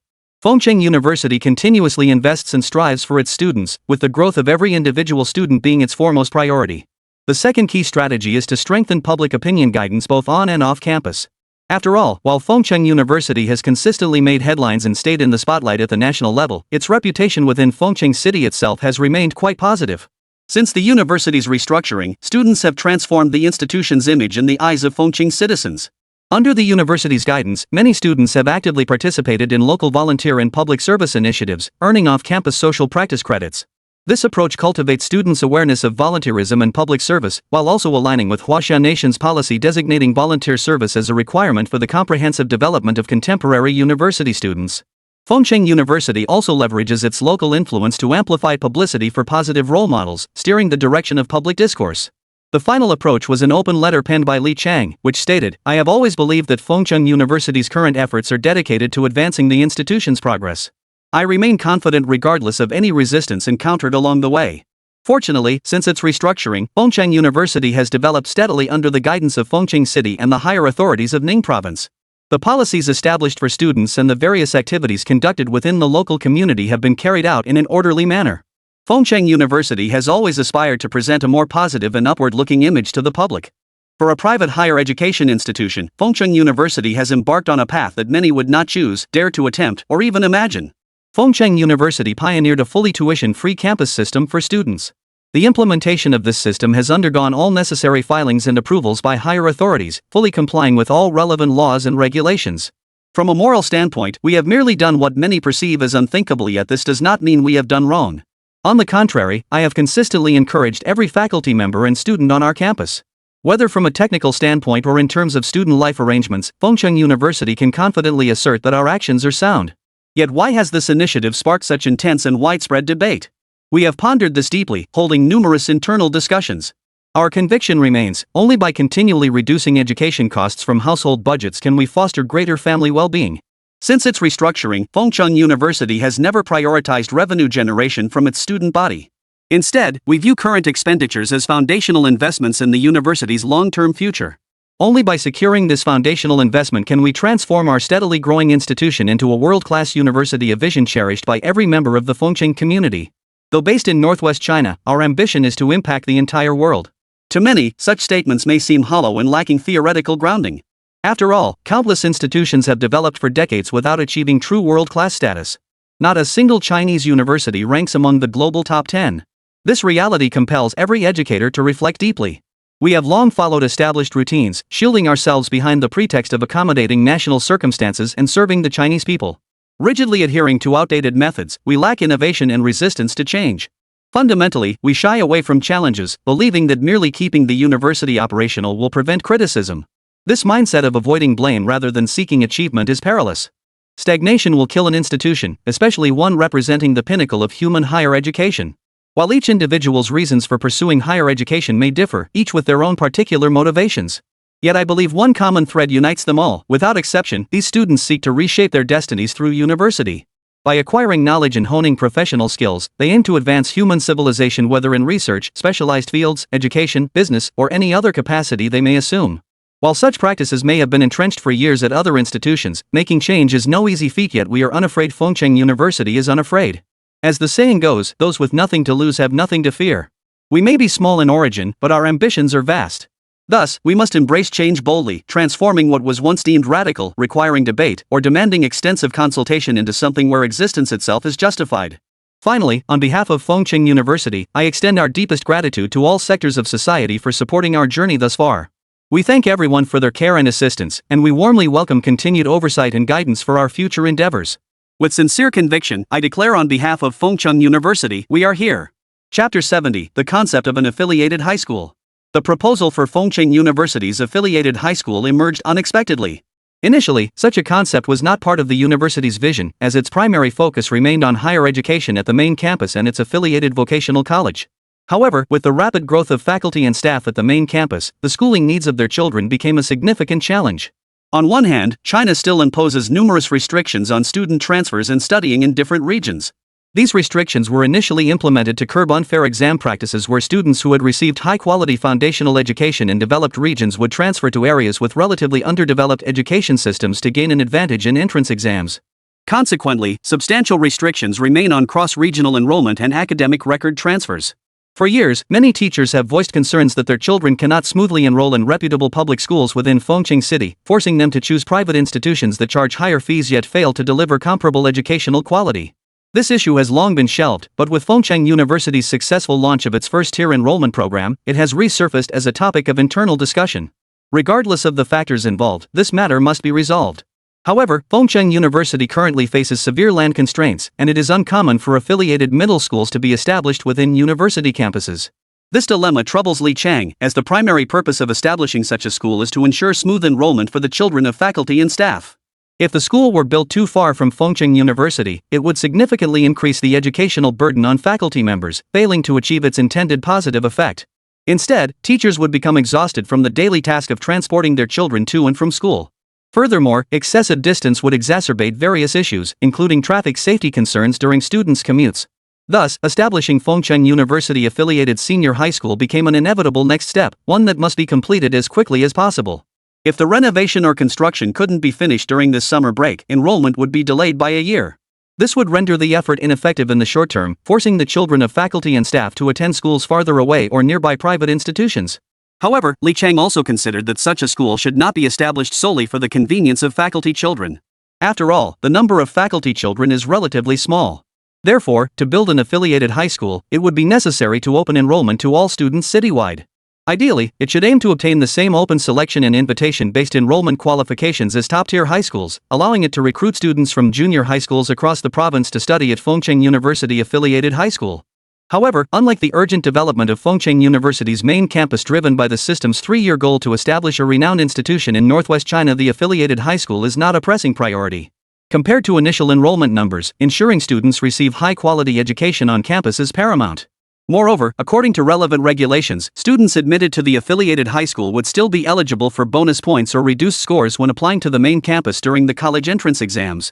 Yet this arrangement carries inherent unfairness, necessitating careful deliberation and approval from higher authorities. Education has always been a high-investment, low-revenue endeavor with a lengthy return cycle. Many schools lack comprehensive investment plans, leading them to directly pass on substantial operational costs to students through tuition fees. Consequently, opaque fee structures frequently occur even at many senior high schools. Should Fengcheng University establish an affiliated high school, it must uphold the institution's long-standing tuition-free policy. However, this high school differs from the university's undergraduate, graduate, international, or vocational college programs. Its students possess greater educational options. If students ultimately fund others' education, top performers may instead pursue admission to other prestigious institutions within Huaxia, potentially rendering the tuition-free policy counterproductive.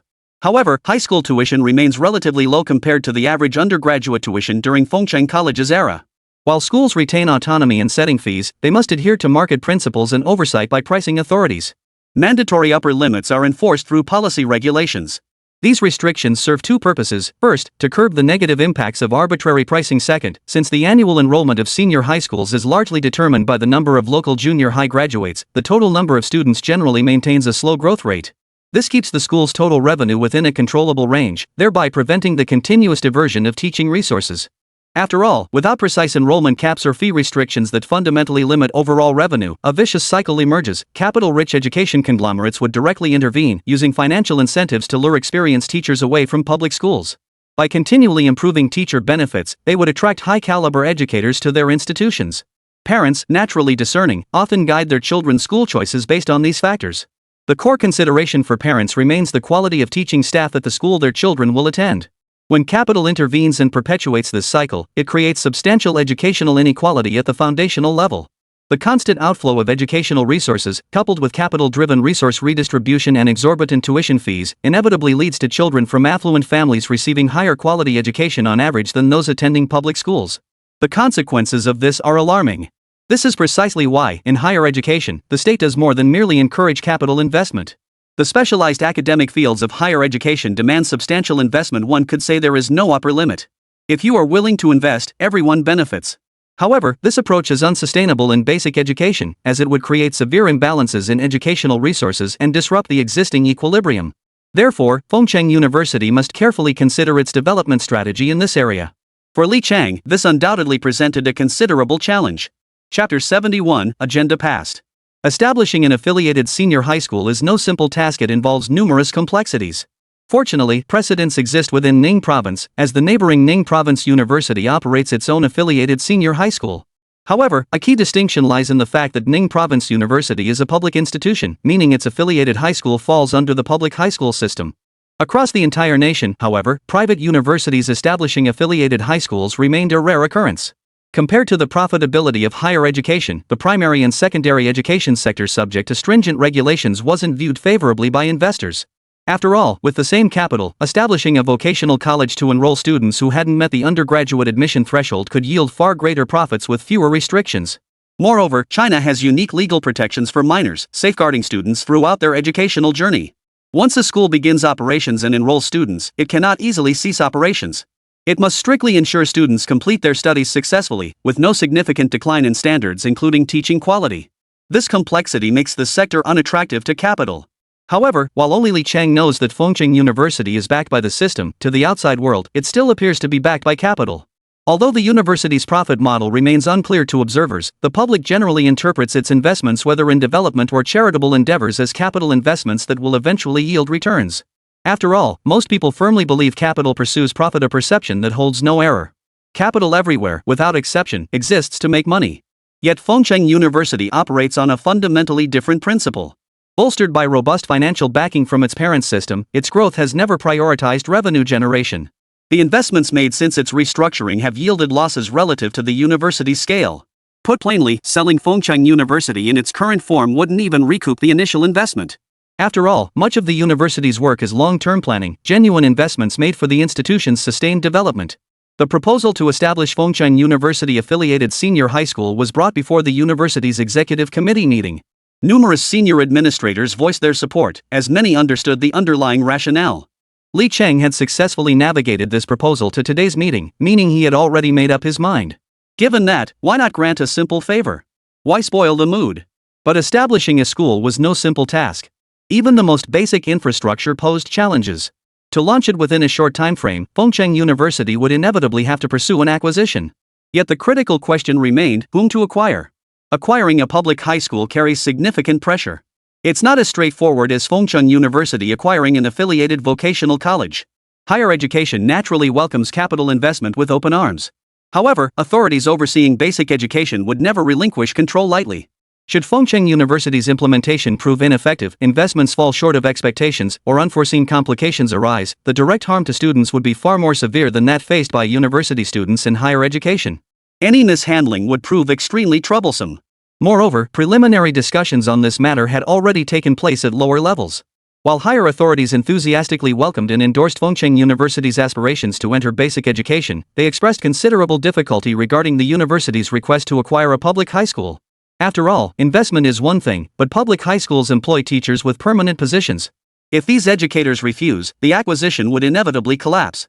Such a failed acquisition would not only prove ineffective for Fengcheng University, but if opposition arose at the final stage or worse, sparked large-scale parental protests, it could not only derail the project but also expose the university to public scrutiny. Public opinion is a double-edged sword. Handled well, it becomes the university's most powerful promotional tool. Mishandled, however, even unavoidable negative coverage can deal a significant blow to an institution. Therefore, the immediate priority remains identifying a private high school that meets Fengcheng University's criteria for acquisition, renovation, and development. This school must be located within a reasonable distance from the university campus. If it were too far, it would defeat the original purpose and intent of establishing an affiliated high school, which is primarily to address the educational needs of faculty and staff children. Cut to the conference room in Fengcheng University's administration building. Li Cheng addressed the gathering. So, that's the situation. We face considerable challenges. The university administration must take action. We need to draft a comprehensive proposal for this initiative and submit it promptly to secure the necessary educational licenses. Of course, another critical point is identifying a suitable school. I realize our options are likely limited, perhaps even scarce. While this is a university town and educational hub, high schools are few and far between, and private high schools are even rarer. Once the proposal is approved, this agenda item must be elevated to a core development goal for Fengcheng University. We need to meticulously plan all requirements, and the Human Resources Department should begin scouting for teachers with extensive teaching experience. Ideally, we should recruit recently retired, seasoned educators to be rehired at our affiliated high school. This approach will enable us to assemble a team most efficiently, ensuring no aspect is neglected. High school education fundamentally differs from our current teaching support programs.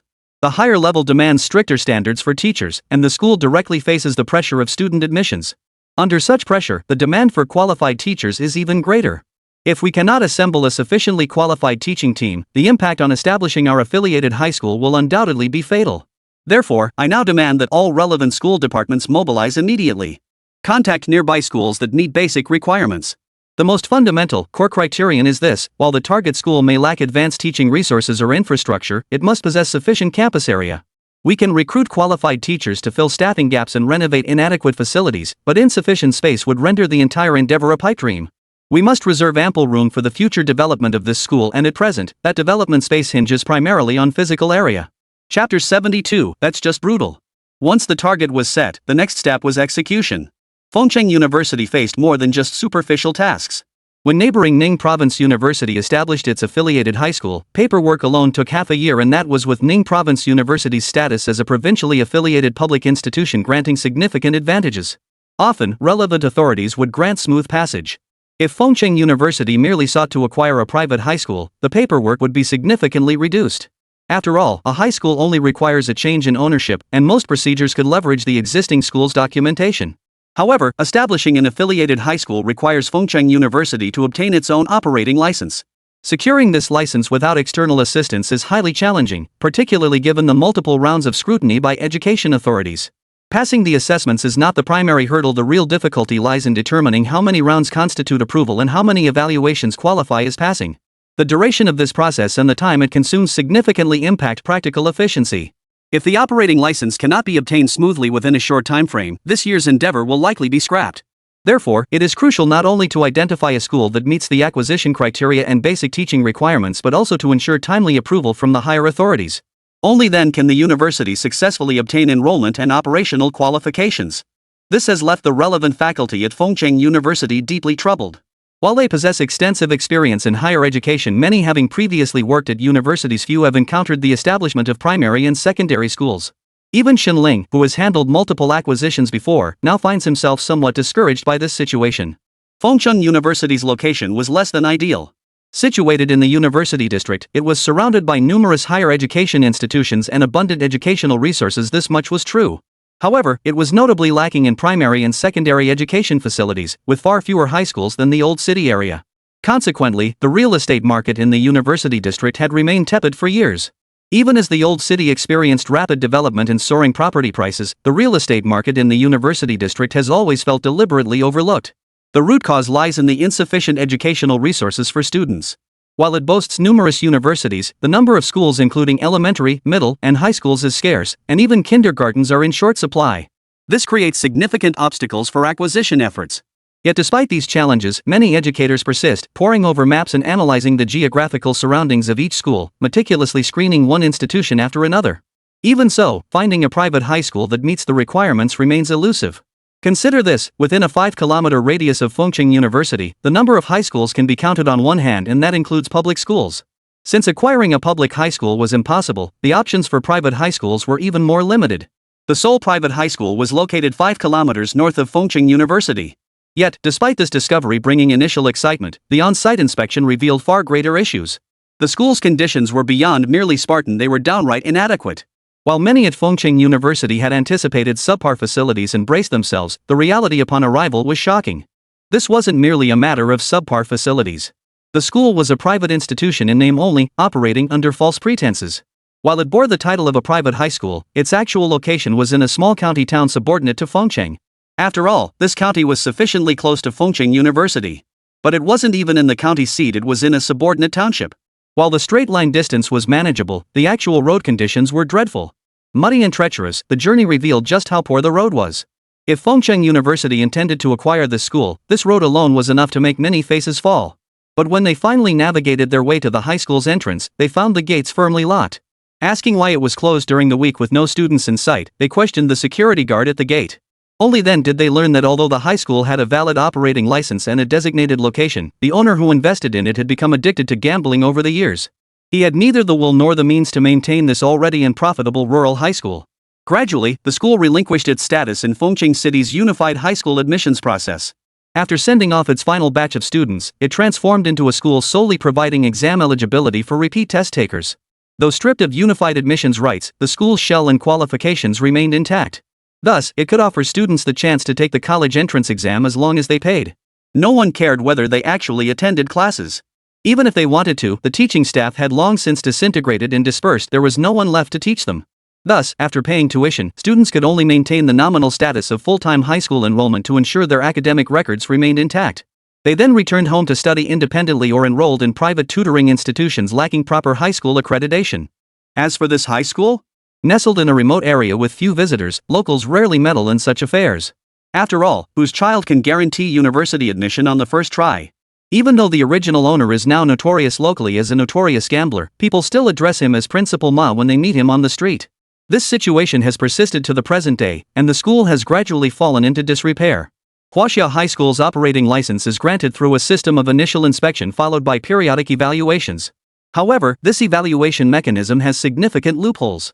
Compared to this privately run high school, located in a remote area with a rugged and hard-to-find road, which inspectors would be more inclined to conduct spot checks at those flashy public key high schools? Over time, this has become, with its rugged roads and difficult-to-find location, inspectors preferred to spot check the flashy public key high schools. Over time, this place became a no-man's land, and the high school managed to hang on to its operating license by putting up a false front. Moreover, the school maintains a nominally substantial enrollment. After all, Fengcheng City produces a considerable number of students who fail to pass the college entrance exam each year. Many students unwilling to return to traditional schools are sent by parents to these seemingly more prestigious, freer, and naturally more expensive educational institutions for exam preparation. But what about their academic records? These institutions either refer students to this high school or directly submit student information to it. In extreme cases, the students' academic records are kept by the training institutions themselves. When the college entrance exams conclude and records need to be retrieved, the institutions issue them in the high school's name. Chapter 73, When All Seems Lost. Thus, this high school survived in the cracks. Lacking oversight in every aspect, it existed in a state of unregulated operation. Yet, for the staff at Fengcheng University, it represented the best option available on paper. After all, despite its dilapidated campus hardware virtually non-existent, with only 2 crumbling academic buildings remaining and not a single teacher, just a security guard and a temporary worker handling document distribution, it still represented a viable option for Fengcheng University. Yet this choice began to dishearten the staff members who had come to inspect the site. Even with all the necessary paperwork and permits, how could such a school possibly meet Fengcheng University's consistently high standards?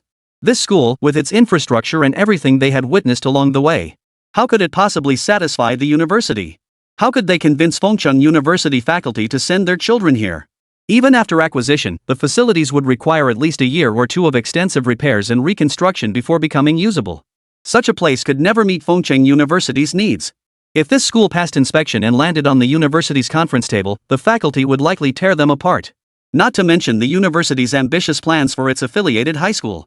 They intended to model it after Ning Province University's approach, establishing a directly affiliated institution.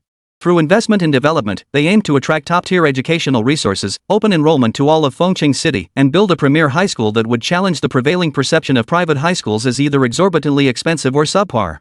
Building such ambitious goals on this school's foundation would not only cost the university a fortune in wasted funds but also entail an unacceptable time investment for Fengcheng University. Yet what alternative did they have? Private high schools in Fengcheng's vicinity were few and far between, and this particular institution boasted the most complete documentation. The research materials gathered online proved hopelessly outdated. Only through on-site inspection did the true extent of its inadequacies become apparent. Yet none of the other schools met the university's requirement of being within a 5-kilometer straight line distance. This was the thorny problem confronting the acquisition team members organized by Fengcheng University. If no solution could be found, the university's plan would inevitably fail, marking the first time Fengcheng University had been unable to fulfill a set agenda.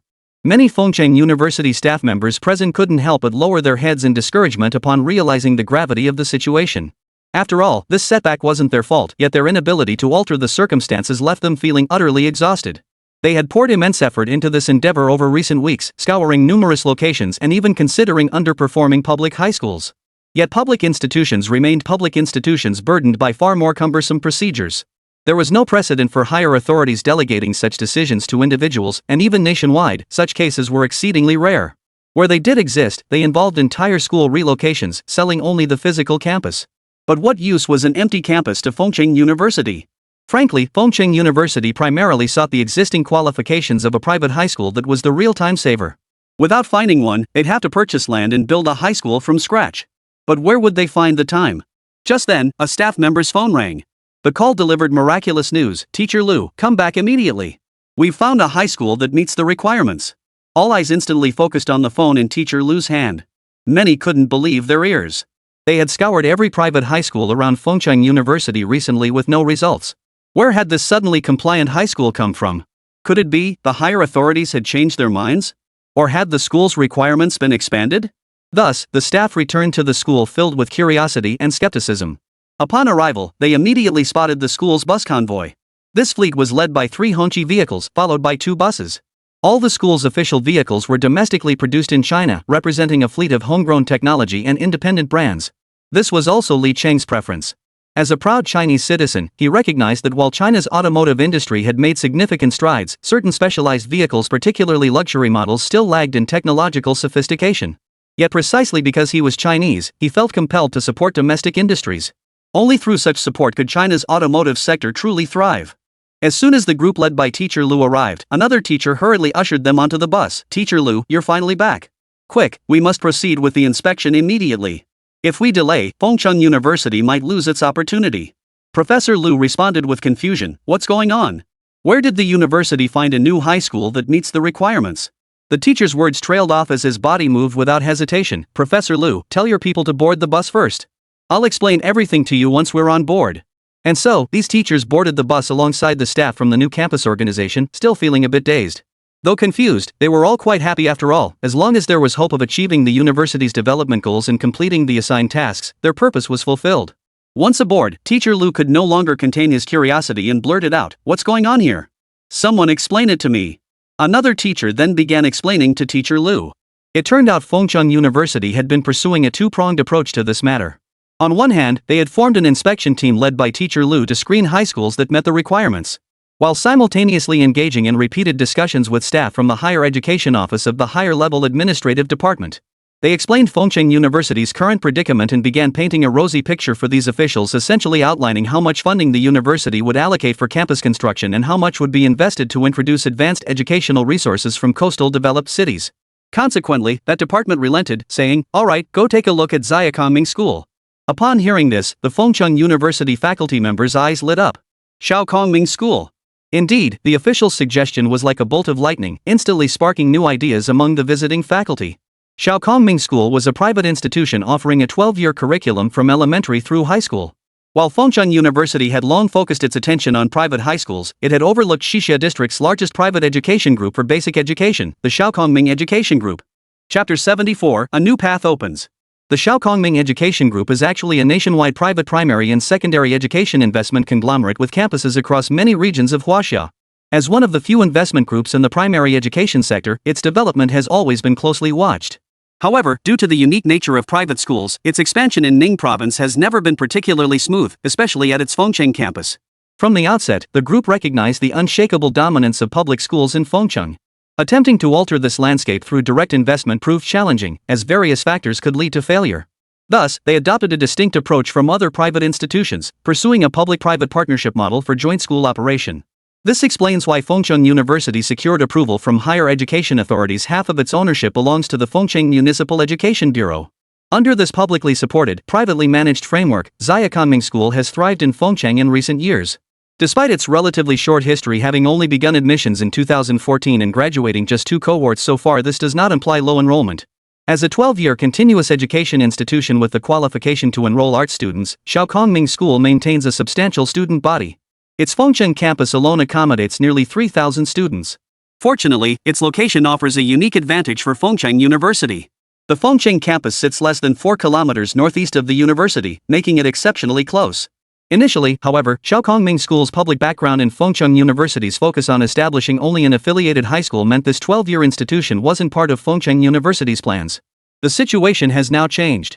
With Fengcheng University facing obstacles in its external acquisitions, Xiaokongming School has become the university's sole viable option for establishing a school within the year, and arguably the best one. First, Shaokongming School's Fengcheng campus is sufficiently large, covering 200 mu, approximately 13.3 hectares, with nearly 40,000 square meters of floor space. Most crucially, just this past March, the school obtained relevant approvals from Fengcheng city authorities to acquire an additional 400 mu, approximately 26.7 hectares of prime vacant land adjacent to the campus. This expansion plans to increase the campus's floor area to around 70,000 square meters and establish a Shaokongming kindergarten. With such a school situated right next to Fengcheng University, how could the university not be tempted upon receiving this news? Although the acquisition process would be complicated, securing Xiaokongming School is essential. Ideally, Fengcheng University should directly sign a contract with Xiaokongming School to bundle their high school and arts departments. This would be the most advantageous approach for Fengcheng University. As for the kindergarten, elementary, and junior high divisions, Fengcheng University admittedly hadn't fully considered them yet. After all, incorporating those would place significant pressure on the university. Taking too big a step at once wasn't advisable. With the target set, Fengcheng University swiftly initiated institutional-level negotiations with Shaokongming School, establishing foundational cooperation intentions. Yet their partnership was destined to encounter significant hurdles. After all, this was a relatively new institution whose development trajectory, while not stellar, was far from disastrous. While lacking Fengcheng University's financial clout, Kongming School was no stranger to significant investment. Internal Fengcheng University research on Kongming School's Fengcheng campus revealed that the existing operational campus alone had cost nearly 300 million yuan, merely the foundational construction expenses. This figure excluded expenditures on current faculty, campus infrastructure, and the recently acquired 400 mu educational land parcel. Fengcheng University's negotiation team was quite formidable, comprising Li Chang, Wang Xihua, Xin Ling, and the newly appointed Director of Basic Education Development, He Guang. He Guang was discovered during Fengcheng University's review of specially recruited talent. Remarkably, his resume included a 6-year tenure as principal of a prestigious high school in a major city. Later, this talent was transferred from the principal position to serve as a training department director at a state-owned enterprise. This reassignment directly angered Principal He Guang. While he was indeed a teacher, educating and nurturing students being both his duty and his aspiration, he preferred working with actual students rather than conducting professional training at a state-owned enterprise, especially since he lacked expertise in that field. Thus, He Guang, a public high school principal in his 40s who had transitioned to a state-owned enterprise director, resigned in indignation and came to Fengcheng University. His initial application was for the position of director of the Basic Education Research Office in the undergraduate division. However, Fengcheng University was actively seeking individuals with experience and management skills in the foundational education stage. Thus, the university's personnel department identified Principal He Guang and recommended him to Wang Xihua. After Wang Xihua gained a deeper understanding of He Guang, he discovered that although this teacher was no longer young, he possessed remarkably innovative ideas for the foundational education stage. Unlike many principals and administrators in public schools who clung to outdated stereotypes, he was both visionary and capable, with relevant experience to boot. Wasn't this the ideal candidate? After deliberation at Fengcheng University's meeting, the transfer and appointment procedures for He Guan were swiftly finalized. He was assigned to lead the newly established Basic Education Development Office, primarily tasked with overseeing the university's upcoming acquisition and establishment of an affiliated high school. What no one anticipated, however, was that the acquisition plan for the affiliated high school fell through. Now it seemed that the Little Kongming Education Group was unwilling to release only the high school and arts departments, instead seeking to establish a full-stage educational partnership with Fengcheng University. This development caught many at the university off guard. Surprise aside, the goal must still be achieved. Whatever needs to be done this year must be completed this year. Regardless, Fengcheng University now has little room for alternative choices. However, this does not justify allowing the other party to make exorbitant demands. Xinling, who refused to engage with the Shaokongming Education Group, noted that their attitude could hardly be described as enthusiastic. It bordered on agitated. They seemed highly receptive to Fengcheng University's outreach intentions and did not outright reject the acquisition request. Instead, they adopted an ambiguous stance. This ambiguous stance is precisely why Fengcheng University is organizing an inspection team to visit Shaokongming School today to conduct an assessment while simultaneously discussing the matter. Chapter 75, Something's Fishy. Li Chang sensed something else behind the invitation for Fengcheng University to visit and discuss. The other party was clearly not just interested in a straightforward acquisition negotiation. Unexpected complications were bound to arise once they arrived. Still, Fengcheng University likely had no other choice at this point. The convoy slowly rolled up to the gates of Shaokongming School. Many couldn't help but marvel at the sheer scale of investment and construction. The entire campus was built to rival that of a university, with no expense spared in any aspect of its design. The main gate itself was quite imposing, blending traditional Chinese architectural elements with modern Western design techniques. Even the entrance radiated a strong scholarly atmosphere.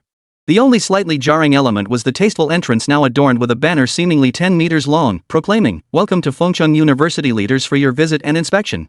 This message carried more weight than its simplicity suggested. Prior to this acquisition proposal and brief communication, the two institutions had no prior connection. The excessive warmth seemed somewhat out of place, though certainly not unwelcome. Such respectful overtures naturally delighted the Fengcheng University delegation. After all, who would welcome a cold reception? Li Cheng observed it all. As soon as the convoy came to a stop, a middle-aged man approached, seemingly having waited for quite some time. Seeing this, Xinling swiftly opened the passenger door and stepped out to assist Li Cheng. This display carried a certain significance to the uninitiated. It might have suggested the chairman of some major corporation. As Li Cheng stepped out, the man hurried forward. "This must be Principal Li Cheng," he said. "It's a pleasure to meet you, Principal Li. You're truly young and accomplished. I'm Ma Wei, principal of Xiaokongming School. I may be a few years older than you, but if you don't mind, you can just call me Old Ma." Ma Wei's words made Li Cheng feel somewhat flattered, but he couldn't afford to relax. After all, he couldn't fathom why they were being greeted with such high-level protocol. It wasn't just Fengcheng University's motorcade waiting at the school gate. Dozens of representatives from Xiaokongming School alone had come to welcome them. Was this the standard practice among traditional private schools? Yet Fengcheng University had never witnessed such scenes. Whether it was visiting inspectors, observers, or officials reviewing school paperwork, Fengcheng University had never extended such high-level hospitality. Sometimes, due to communication lapses and failure to notify the university in time, visitors were even turned away at the gate. Seeing the elaborate display at Little Kongming School, Li Cheng briefly considered whether Fengcheng University should adopt similar practices. Yet the thought vanished almost as soon as it arose, dismissed by Li Cheng himself. After all, Fengcheng University was destined to develop toward the goal of becoming a world-class institution. While it didn't matter now since the university hadn't yet reached that level, Li Cheng believed that with the backing of the elite university development system, Fengcheng University would one day catch up to or even surpass existing world-renowned institutions. It would become a new world-class university and the legendary, truly divine institution people envisioned. Naturally, there would be no need to make a big deal about such matters. Seeing Ma Wei's expression, Li Cheng responded with a smile, "Principal Ma, you're too kind. I couldn't possibly be called Old Ma after all. Compared to you, I'm both a newcomer and a junior. If you don't mind, calling me Little Li would be more appropriate." "Ha, then I won't hesitate. Please, President Li, let's tour the campus together. We can discuss the upcoming matters in the conference room. It's also a perfect opportunity for me to show you around our Fengcheng campus and for us all to get acquainted." Upon hearing this, Li Cheng introduced Ma Wei. "This is our Executive Vice President of Fengcheng University, Wang Xihua. President Wang oversees all daily operations of the university. This is Director He Guang from the Basic Education Development Office." Should future collaboration arise, director he will represent Fengcheng University in overseeing the overall planning, development, and daily management of our basic education initiatives. As for this lovely lady, she is Xinling, director of the president's office at Fengcheng University and my deputy. Her responsibilities are quite comprehensive. She is also the leader of our inspection team this time, and Director Shin will primarily handle the details of our upcoming discussions. After Li Cheng finished introducing Wang Xihua, He Guang, and Xinling without any indication of further introductions, Ma Wei stepped forward to shake hands with each of them, saying, "Pleased to meet you all. Welcome to Xiaokangming School for your inspection tour. Please don't hold back during the visit. If you notice any issues, feel free to speak up directly. I'm always eager to hear feedback, especially insights from leaders of other institutions. Your perspectives serve as guiding lights for our school's development." After that, Ma Wei continued, "Principal Li, now that you've finished your introductions, let me, old Ma here, introduce the people standing beside me. First is Cui Jia, our executive vice principal. Principal Cui is around the same age as Principal Li. After studying abroad, I personally requested him from the group to serve as vice principal at our Fengcheng campus. He is a rising star. I had to put in quite an effort to bring him on board. This lady is Director Ding Jia of our Xiaokangming School's basic education department. Director Ding may look young, but she's an outstanding teacher with over a decade of experience. We recruited her from Fengcheng No. 1 High School with great effort when our school first opened. She now oversees all teaching and administrative management for students across all grades at Xiaokangming School. Next is our Mike. Teacher Mike comes from Canada and was transferred to us as an international instructor. He primarily manages our school's professional foreign teaching team, serving as the head of the foreign teaching department. He possesses extensive teaching experience and speaks fluent Huaxiayu. Though he looks like a foreigner, he's actually quite knowledgeable about Huaxia culture. Li Cheng followed Ma Wei's lead, shaking hands with each teacher in turn, mirroring the attitude Ma Wei had shown toward Fengcheng University's Xinling and the others earlier. Though outwardly he shook hands with a smile, inside he was overjoyed. What a collection of talent! Little Kongming School had attracted so many capable individuals, though most were affiliated with their group. Today's business negotiations wouldn't be easy. The constant references to the Little Kongming Education Group during introductions were likely to become the focal point of contention. The crucial challenge lay in how to free Little Kongming School from its original group's influence or persuade the group's upper management to relinquish control over the high school division. Chapter 76, Is Studying Abroad the Only Way Out? The scene shifts as Li Cheng and his group tour Xiaokangming School's campus, guided by Ma Wei's team. Though neither side utters a word about the acquisition or partnership throughout the visit, both parties are already calculating their moves internally. This is especially true for Xiaokangming School's representatives. Securing the greatest possible benefit for the school in this acquisition is their paramount concern. In truth, Xiaokangming School's calculations were quite straightforward. When word first spread that Fengcheng University intended to acquire the school's high school division and arts department, nearly everyone at Xiaokangming who knew about it sensed a golden opportunity presenting itself. If Xiaokangming School could secure this acquisition, it would soar to new heights and largely dispel the long-standing prejudice held by many local parents in Fengcheng City toward private schools like theirs. Crucially, with Fengcheng University's backing, as the university continued to grow and rise, Xiaokangming School benefiting from its powerful ally would inevitably flourish and expand. Many within Xiaokangming School hoped Fengcheng University would collaborate with the Xiaokangming Education Group to establish a new institution, ideally transforming it into an affiliated campus of Fengcheng University. Securing such a designation would make the potential loss of control over the Fengcheng campus in this negotiation seem insignificant. The core concern weighing heavily on many minds, however, lies in Fengcheng University's consistent policy of implementing tuition-free education and generous scholarship programs for acquired institutions. Should this model be applied to Xiaokangming School post-acquisition, the Xiaokangming Education Group would gain exceptional development opportunities but face significant challenges in generating economic returns from the school. For private schools, establishing a campus is itself a costly investment and a high-stakes gamble. If they can successfully establish themselves locally, the long-term returns can be substantial. However, if Xiaokangming School were to partner with Fengcheng University and adopt its policies, the school could survive but profitability would be dismal. It's no secret that while Fengcheng University is currently experiencing rapid growth and achieving commendable results, it is widely recognized as a money-losing venture. Its profitability model remains elusive in the short term, a source of significant concern for many. For a higher education institution, especially a private university like Fengcheng University, possessing a sound profit model is paramount. Only by generating economic returns can the school sustain healthy development and allocate sufficient funds for its growth and construction. Yet Fengcheng University's current model is detrimental to sustainable growth and defies logical and common sense principles. While the outside world rejoices at its rapid rise and development, concerns linger. After all, endless investment is unsustainable. Universities built by throwing money at problems aren't unheard of. King Saud University in Saudi Arabia is a prime example, but such ventures require formidable financial backing. Ma Wei and his group led Li Chang and his companions on a tour, stopping intermittently to explain various campus development concepts and recount the efforts invested in building this campus. Li Chang clearly had little interest in these details and was eager to get straight to the point, but he forced himself to hold back out of courtesy. Wang Xihua seemed to sense Li Chang's thoughts. Having toured most of the campus and recognizing that these details held little practical value for the school, as all relevant architectural data was publicly available on the Ziyakangming School website, he cut to the chase. Principal Ma, your campus development is truly impressive. I'm curious about how well the internal software integration is working. It's getting late, so why don't we head over to the conference room in your administration building for a look? Ma Wei's heart skipped a beat upon hearing Wang Xihua's words. Was this person here to evaluate the school's faculty?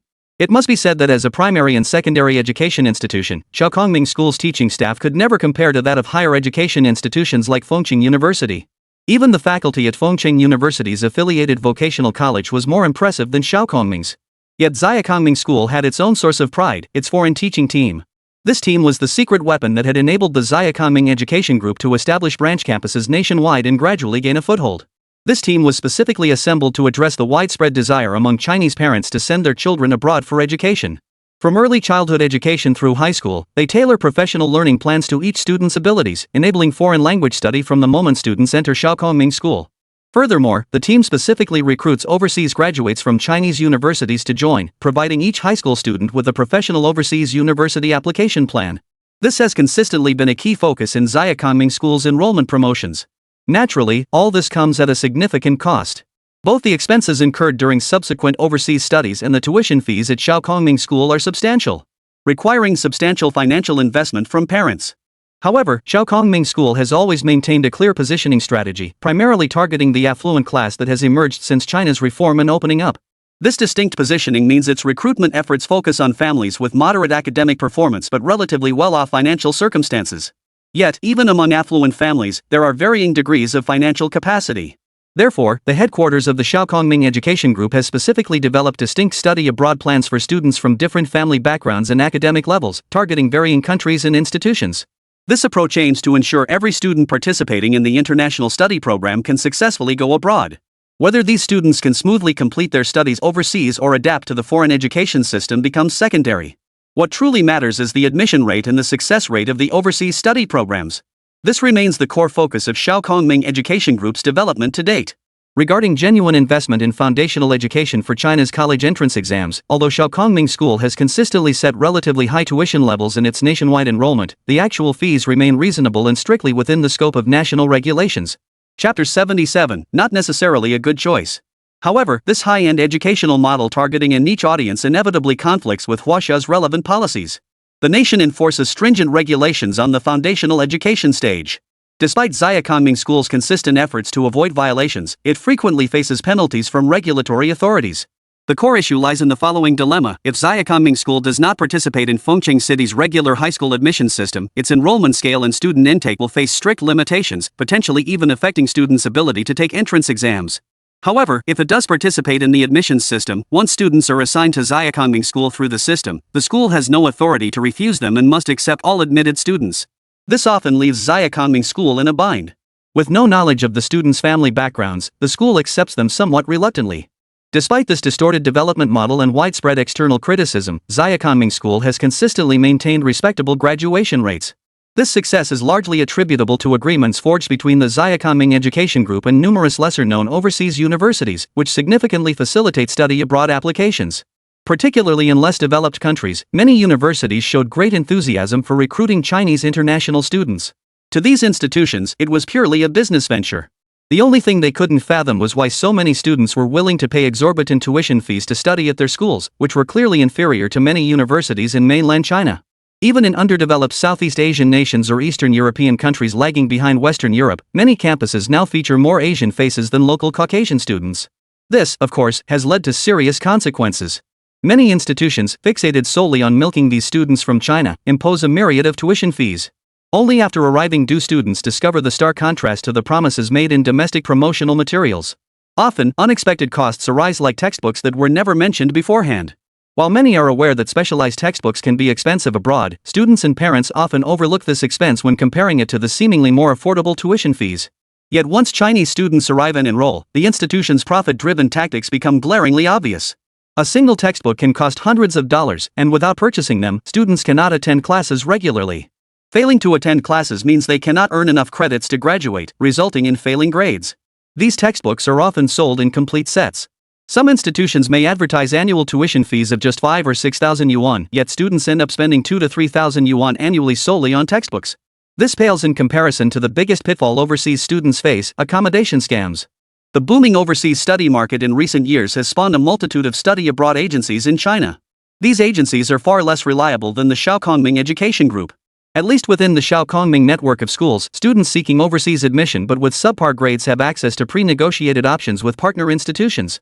In contrast, the capabilities and standards of these agencies vary wildly. Every year, countless students suffer from their services. The most critical issue lies in the vast gap between their marketing claims and reality. China's deeply ingrained traditional mindset means many students and parents have little understanding of foreign environments or universities abroad, often believing that simply sending their child overseas is sufficient. As for the quality of these schools, they must at least be better than those in China, right? Besides, their families are well off, and their children deserve a superior education. However, many institutions worldwide do not offer lenient treatment to Chinese international students. Instead of providing on-campus housing, they require these students to find off-campus accommodation. Renting a place often becomes the first hurdle these naive young people face upon arriving in a foreign land. Many students struggle with language barriers, especially since parents often send them to Eastern European countries or nations with less common languages instead of English-speaking ones. This leaves newcomers feeling lost and isolated, with many crying out to return home. Parents back home struggle to comprehend this. Having invested heavily to send their children abroad, their hope is for them to study diligently overseas, graduate successfully, gain an international edge, secure a sea turtle status, and return to land a good job or join the family business. Yet these aspirations often go awry. Students from privileged backgrounds typically lack social experience, and when they encounter study abroad agencies without local teachers or offices, they may find themselves not only unmet at their destination but also stranded on the streets due to language barriers. This is no exaggeration. In Spain, a student from Jiangsu province arrived only to discover the agency promising airport pickup had cancelled at the last minute. Subsequent calls went unanswered. Stranded in a foreign airport, the student attempted to contact home but fell victim to thieves. With limited English and no knowledge of Spanish, survival became a struggle. After nearly 2 days stranded at the airport, surviving on pocket change meant for tipping foreigners, he finally connected with the embassy through a fellow Chinese tourist. Afterward, the student's parents immediately reported the incident to the police and sued the study abroad agency. Only then did they discover the agency had no legitimate credentials whatsoever. Its recruitment materials were nothing but lies. If the student had actually managed to enroll in that so-called Spanish university, it would have been a real disaster. The supposedly world-class, highly ranked Spanish university turned out to be nothing more than a community college-level institution established to gather idle local high school students. Even this community college was a victim, having unwittingly signed an online agreement with the Chinese agency claiming to recruit more students for them. In the end, the agency lost the lawsuit, but the boss had long since fled. Only after Chinese police tracked him down and brought him back did this family receive some compensation for their losses, and their child had already wasted a year. Chapter 78, Mingda High School. Therefore, upon learning of the situation, Fengcheng University staff immediately included relevant materials and information in their investigation report on the Fengcheng campus of Shaokongming School. They specifically issued a warning about the current chaos in the study abroad market. Although Shaokongming School's study abroad business constituted a significant portion of its total revenue, such practices clearly contradicted Fengcheng University's existing educational philosophy. Li Cheng deeply understood how the relentless pressure from parents for their children to succeed had driven a constant exodus of Chinese students abroad. Over the years, China's overseas study market had descended into chaos. Regardless of academic qualifications, relevant experience, or genuine interest in the field, anyone with sufficient funds could secure a spot at a foreign institution. Upon returning from abroad, the prestige of these overseas institutions often carries considerable weight within China. Traditional biases persist, with many believing foreign education inherently superior. However, as China's economy continues to grow and its international influence rises, an increasing number of students from other countries now prefer to study in China. This has created a peculiar phenomenon: people from outside want to come in, while those inside want to get out. Yet, as the saying goes, every phenomenon exists for objective reasons. Not all overseas institutions are solely money-driven. Admission to top-tier international universities remains highly competitive. The primary criticism often targets schools with limited global recognition or influence, or those ranked higher in international rankings. Driven purely by profit motives, institutions continuously launch specialized study abroad programs exclusively for Chinese applicants. This approach significantly amplifies external factors influencing the process, making overseas education increasingly accessible and attracting a growing number of students to pursue international studies. However, such overseas education offers little genuine benefit to students. Therefore, should Fengcheng University acquire Zhiakoming School's high school and arts departments, any cooperative programs with subpar international institutions that prioritize overseas enrollment over academic merit must be decisively eliminated. Ma Wei led Li Chang and his group into the conference room of Zhiakoming School's administrative building. Its spaciousness and grandeur were immediately apparent to all present.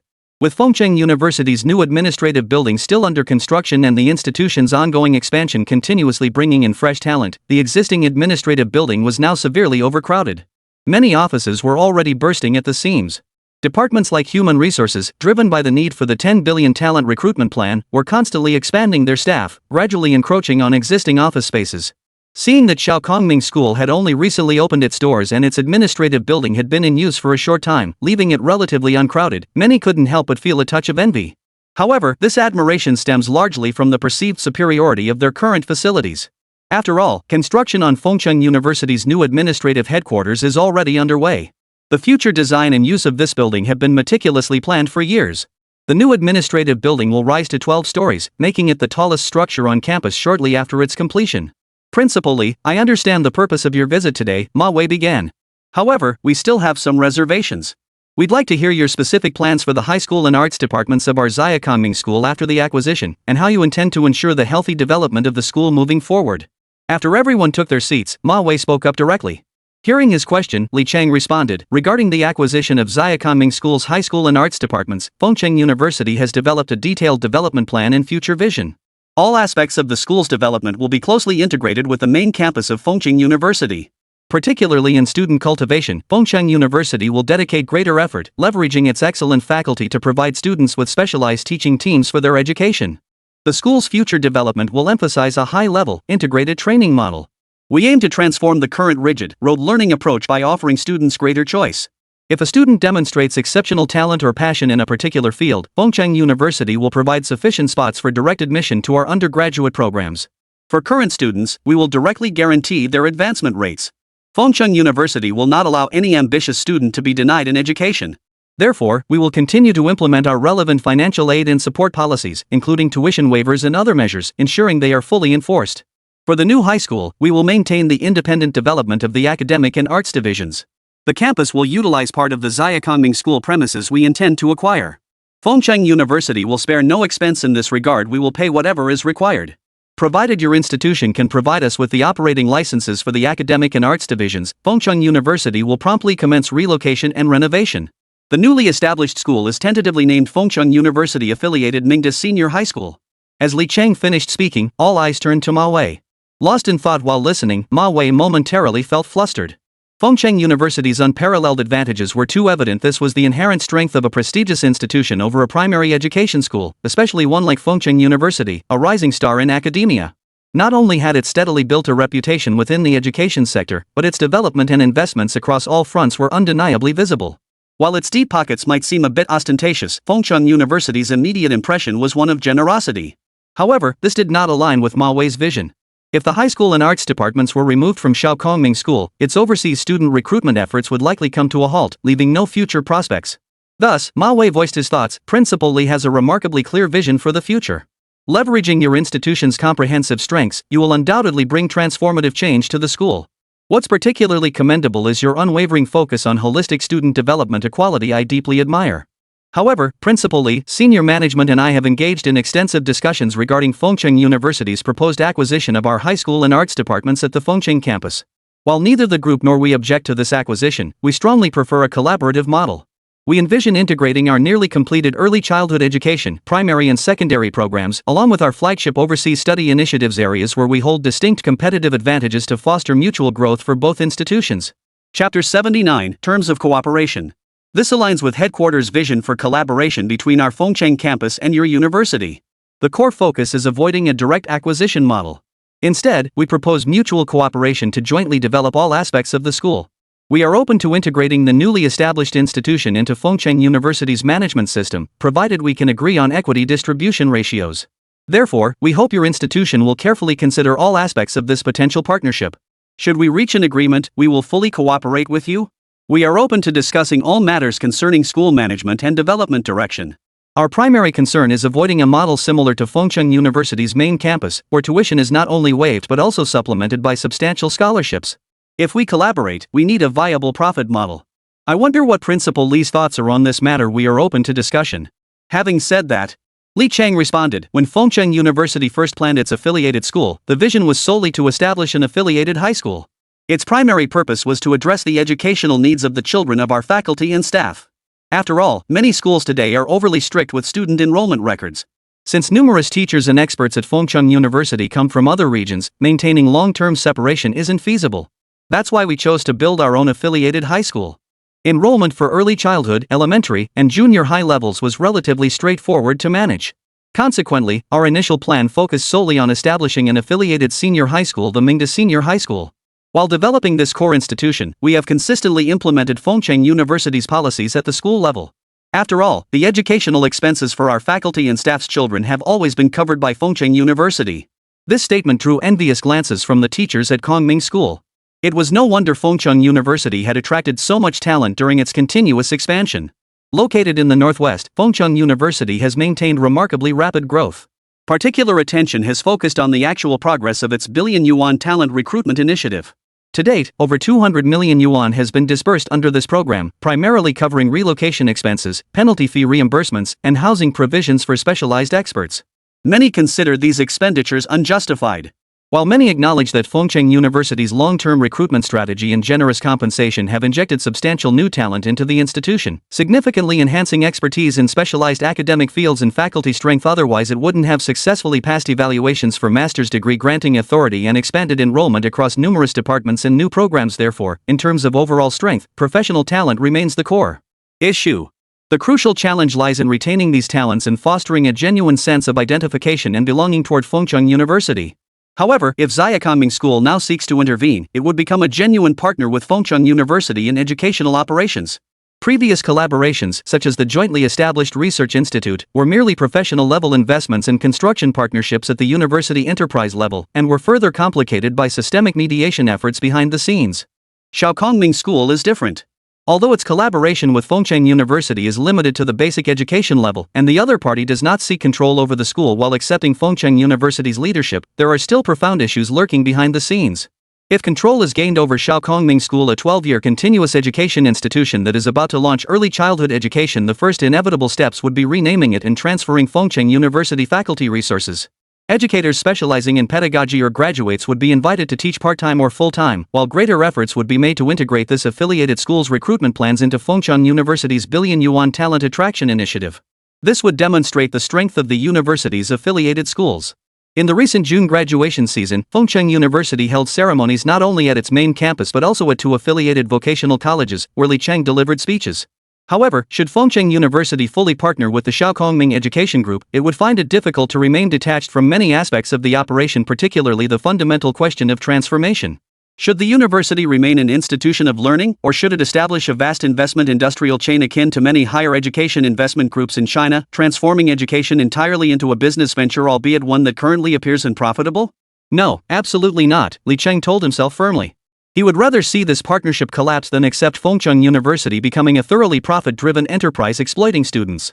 The incident involving Fengcheng College had only just been resolved, and the institution had paid a heavy price to change that. It had rolled out various preferential and supportive policies, promoting them externally to transform Fengcheng University's public image. Only by persisting in this direction could there be hope of truly establishing academic excellence and institutional development as the university's foundational pillars. Therefore, Li Chang spoke again, Principal Ma, regarding this partnership, Fengcheng University is both willing and fully open to establishing a series of collaborations with the Kongming Education Group. However, Fengcheng University is an institution with far-reaching developmental goals.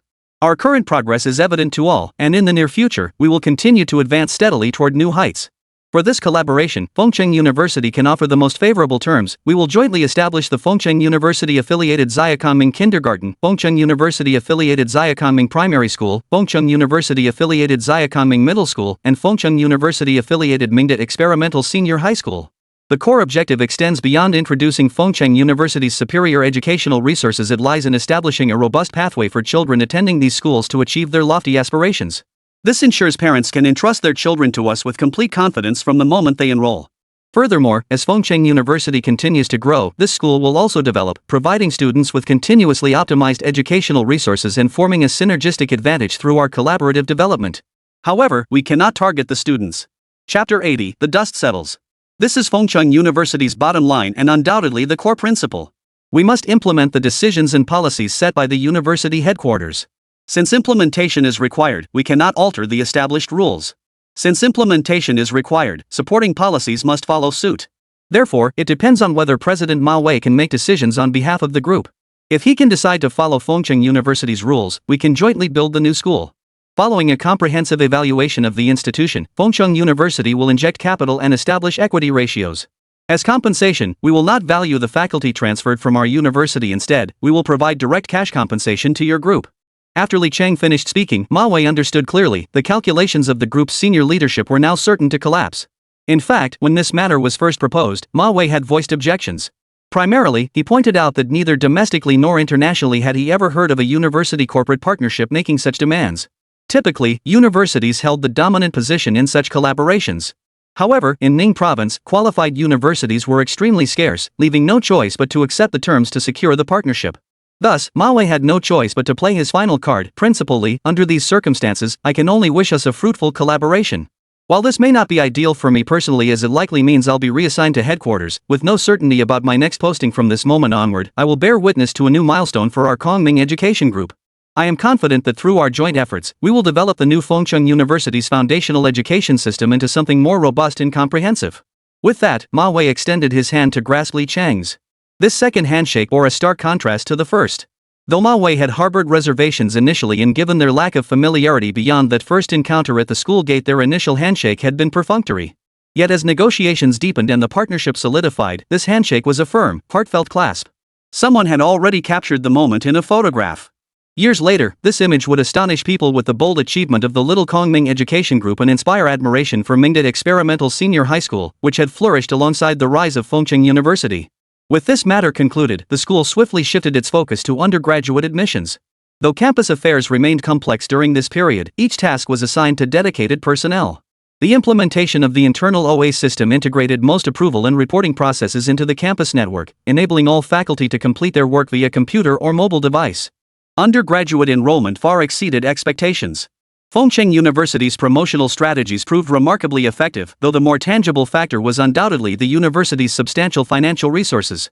At least, this was how many students described Fengcheng University in online comments.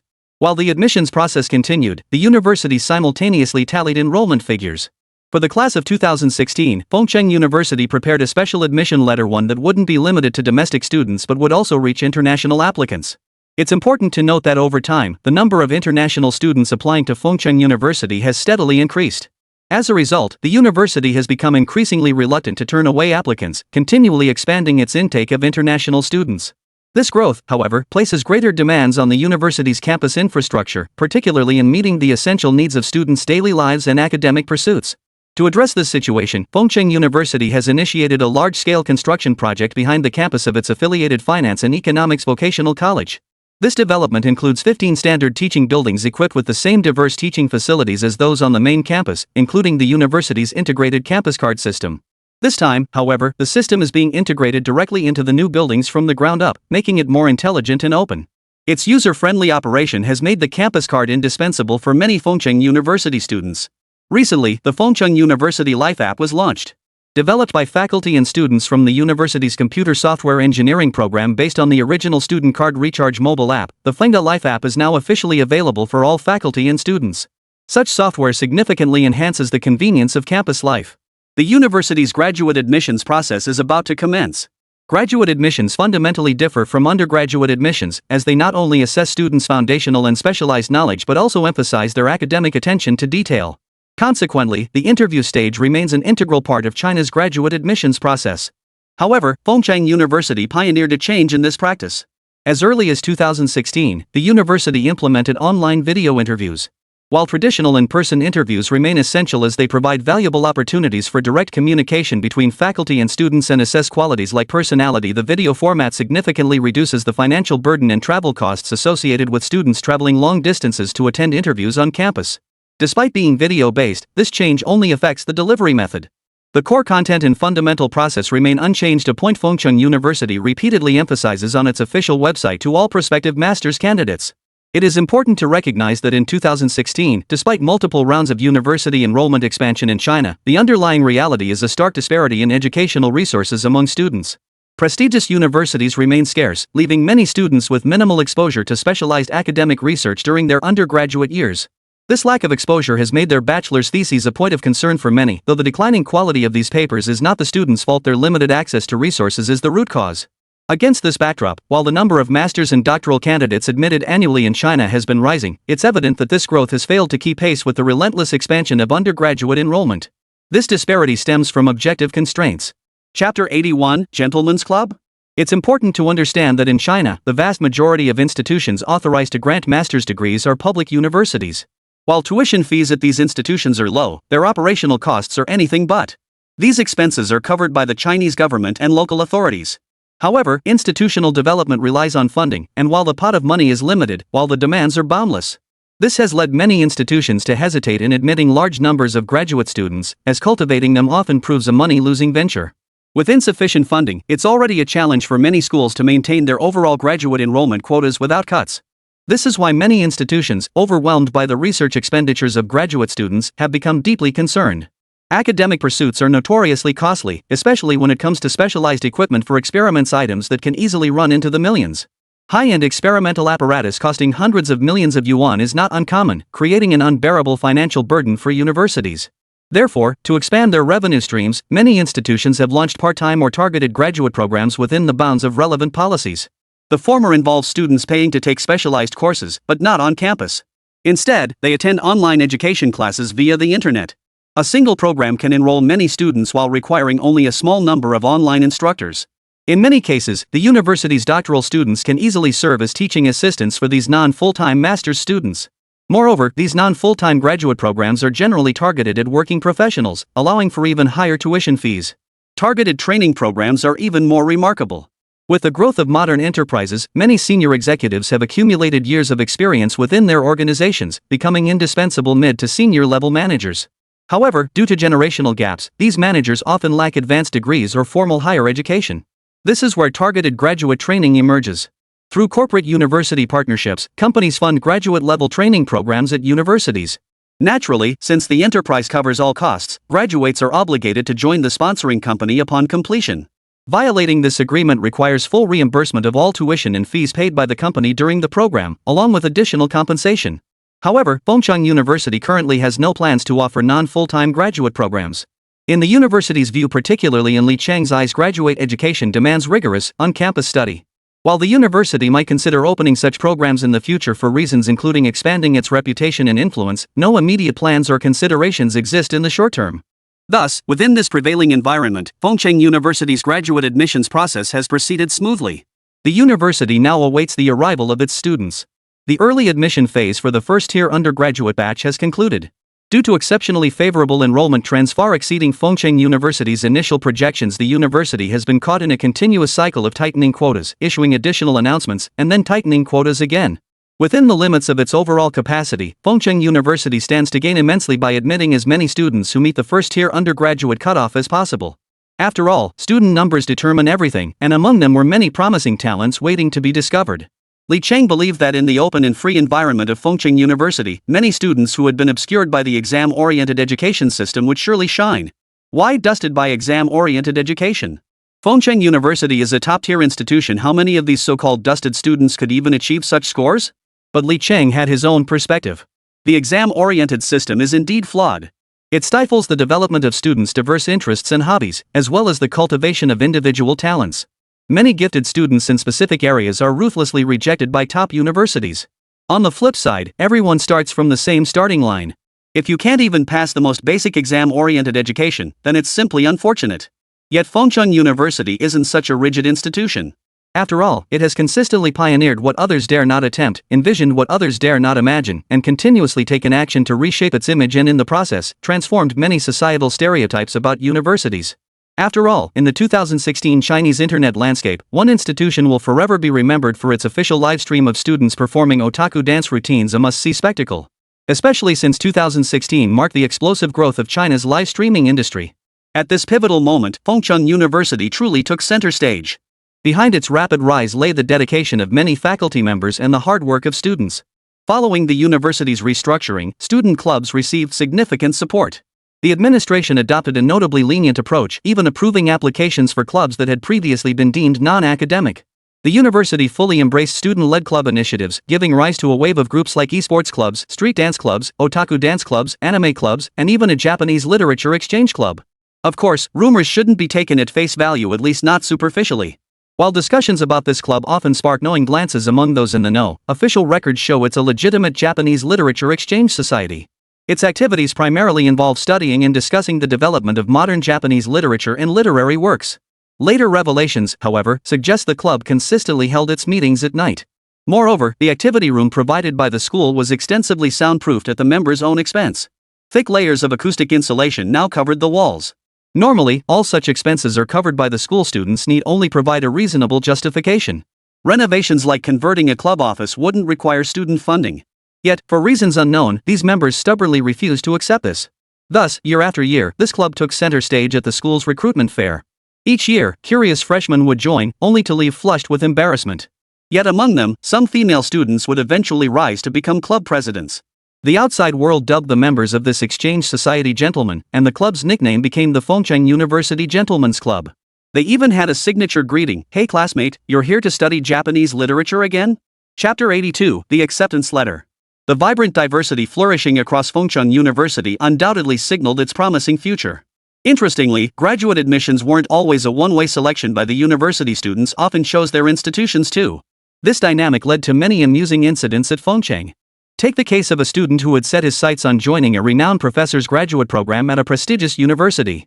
Just before the entrance exams, after both parties had already communicated directly, a practice common among exceptionally confident and well-qualified applicants, the professor couldn't withstand his wife's relentless nagging.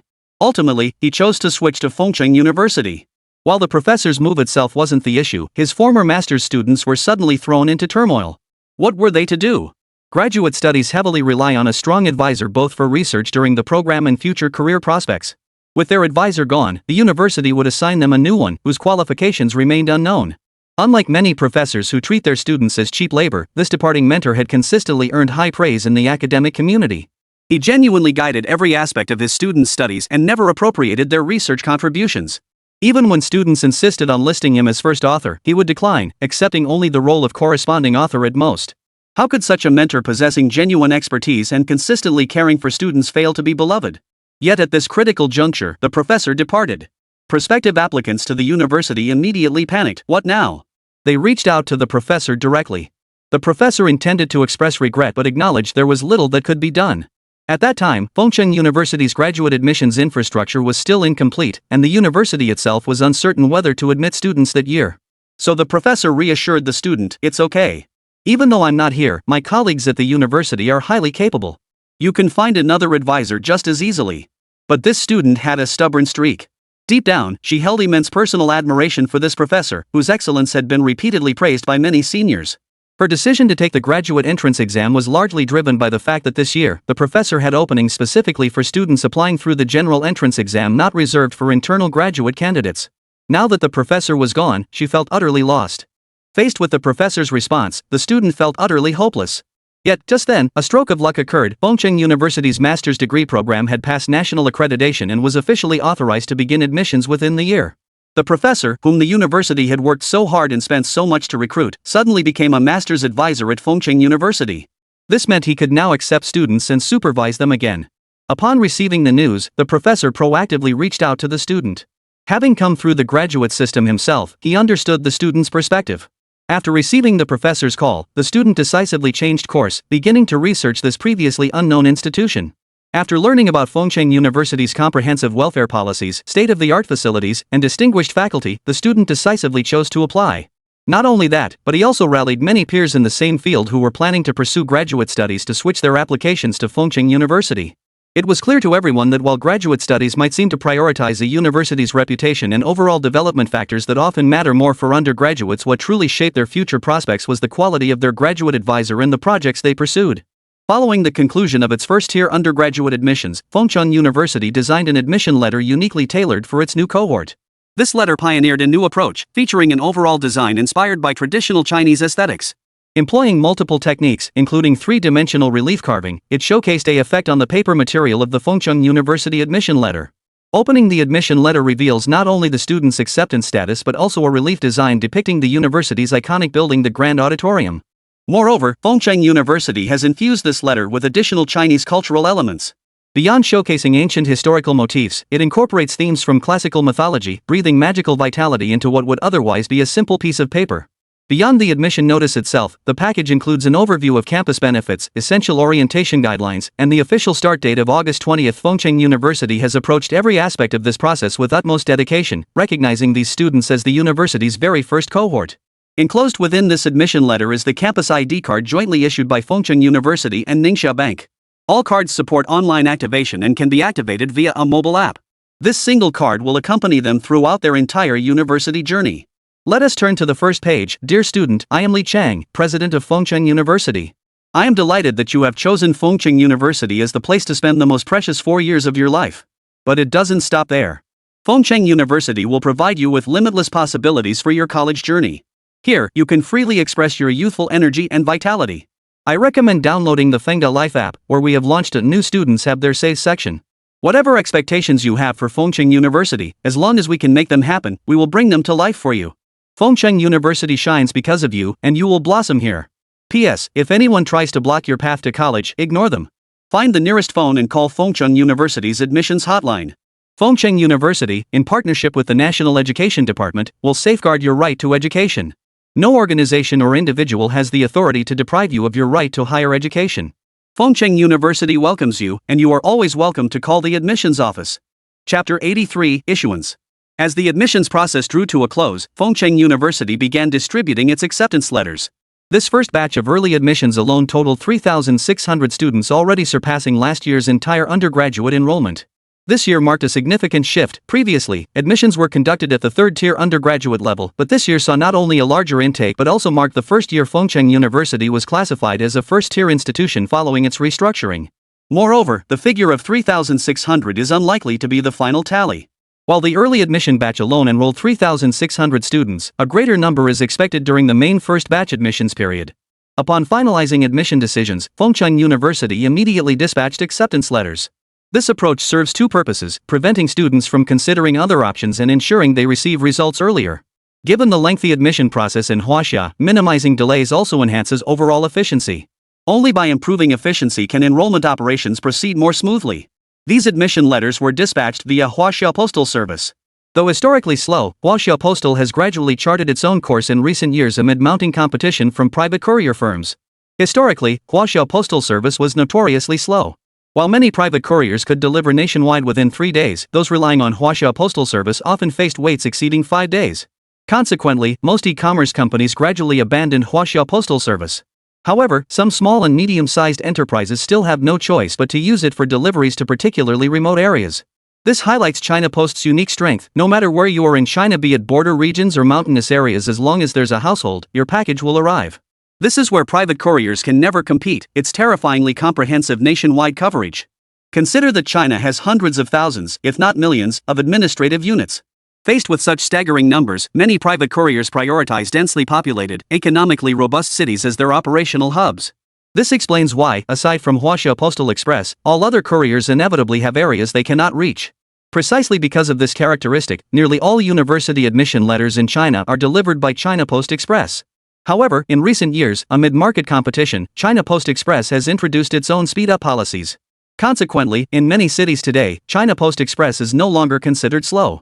To ensure real-time tracking and monitoring of Fengcheng University's admission letter deliveries, the university has partnered with Huaxia Postal Express. This collaboration links all Fengcheng University-related parcel information to the Fengda Life app. Students who have been admitted can track their admission letters' mailing status through this app. To safeguard student privacy, the verification process is intentionally complex. Applicants must register using the mobile number provided during their college entrance exam registration, and additionally verify their candidate ID and exam admission ticket number. This ensures that unauthorized individuals cannot access students' personal details through other means. It's important to note that every year during university admissions season marks a peak period for telecom fraud within China. Fengcheng University takes this situation very seriously. Leveraging its strong influence across major online media platforms, the university has produced numerous authentic and educational video clips. The goal is to educate students fresh out of high school to stay vigilant, never answer calls from unknown numbers, never transfer money to strangers, and never trust anything a stranger tells you. First, Fengshan University issued an official statement clarifying its position. All applicants must remember that the university has signed cooperation agreements with all major domestic mobile phone manufacturers and the 3 major telecom operators. It has established official phone numbers and employs advanced information network screening methods to minimize the occurrence of fraudulent calls. Furthermore, there is only one official admissions office phone number, and this number rarely initiates calls to students. It's important to note that the number of extensions for Fengshan University's official admissions office has been steadily increasing recently. Parents, students, and various individuals call the university when encountering issues. The admissions staff patiently explain the university's various enrollment incentives and introduce the campus environment to every prospective student. The announcement explicitly addressed this, then boldly declared, Fengshan University is not short on funds, so we will never charge any student a single penny. If anyone attempts to collect fees in the name of Fengshan University, send them packing immediately. Similarly, if someone claims to offer financial aid but demands payment upfront, reject them outright. Fengshan University's financial aid distribution has no preconditions whatsoever. We offer both universal and application-based subsidies, and every enrolled student will receive the appropriate support. The announcement immediately drew significant attention, prompting many universities to issue their own statements based on their circumstances. While these announcements varied slightly, their core messages remained largely similar. However, despite the minor differences in content, in the end, no other institution dared to echo Fengshan University's bold declaration, Fengshan University isn't short on funds. This very phrase became a running joke among netizens regarding the university's admissions office promotional tactics. As admission letters were dispatched one by one, an increasing number of students began receiving them. Fengshan City. As a native Fengshan resident, Ma Ling was destined to stay in Fengshan for university. Just when she had resigned herself to her college entrance exam scores being insufficient for Ning Province universities, Fengshan University appeared out of nowhere. Its dazzling recruitment campaign pierced straight through Ma Ling's heart. Such an intriguing university attending it would surely be wonderful, especially since it was so close. Chapter 84, Received. When the call from the Huaxia postal delivery driver came, Ma Ling was still fast asleep. Though she did check the Fengshan University Life app the day before and seen her acceptance letter was nearly delivered, typically arriving the next day after an afternoon dispatch. But due to the distance between her home and Fengshan city center, plus the remote location of the delivery hub, packages usually arrived in the afternoon. Today was different. The courier, breaking from routine, had prioritized her admission letter for morning delivery. Truthfully, for every courier at Huaxia Postal Express, delivering admission letters to students each year instills a profound sense of mission and fulfillment. After all, every student receiving these letters is a future university student, the true pillars of Huaxia's future development. These letters represent the best reward for 12 years of diligent study. Therefore, every year at this time, delivery stations set aside these admission letters from across China for priority dispatch. Each courier on the route is repeatedly reminded that absolutely no mistakes can be made in delivering these packages. After all, they hold the fate of every student in their hands. Upon receiving the courier's call, Ma Ling grabbed her ID as instructed. For such critical deliveries, each admission letter requires in-person verification of the recipient's identity during delivery. This ensures absolute accuracy, preventing even the most basic errors like misdelivered letters. Hence, the utmost care is taken. Ma Ling hurried downstairs after the call, but what she encountered was unexpected. Faced with the large cardboard box the delivery person handed her, she was taken aback. She knew admission letters were typically mailed in standard document packaging. Why such a huge box? She weighed it in her hands. It felt surprisingly heavy. After verifying her identity with the deliveryman, she accepted the box amidst his well wishes. Eager to rush home and open the package, Ma Ling warmly acknowledged his blessings before hurrying upstairs in her slippers. Upon opening the package, a massive box resembling a flight case for JK uniforms came into view. In bold calligraphy, the words Fengshan University were inscribed across its surface. Inside, the first thing visible was the admission letter's custom-made gold embossed cover. Opening it revealed a three-dimensional relief of the university's iconic building. Tucked beside it was a gold foil-stamped paper detailing, "Dear student Ma Ling, following review by the Ning Province Education Examination Authority, congratulations on your admission to Fengshan University as a 2016 undergraduate. You have been accepted into the Applied Chemistry program within the School of Chemistry and Chemical Engineering for a 4-year undergraduate degree. Please report to the university on August 20th with this letter to complete enrollment procedures. Fengshan University Admissions Office." Tears welled up in Ma Ling's eyes as she read these words. In that moment, she finally understood the overwhelming joy many felt upon receiving their university acceptance letters. 12 years of diligent study had culminated in this opportunity for higher education. She firmly believed her choice was correct. To successfully counter her family's objections and secure her spot at Fengchun University, she had exerted tremendous effort.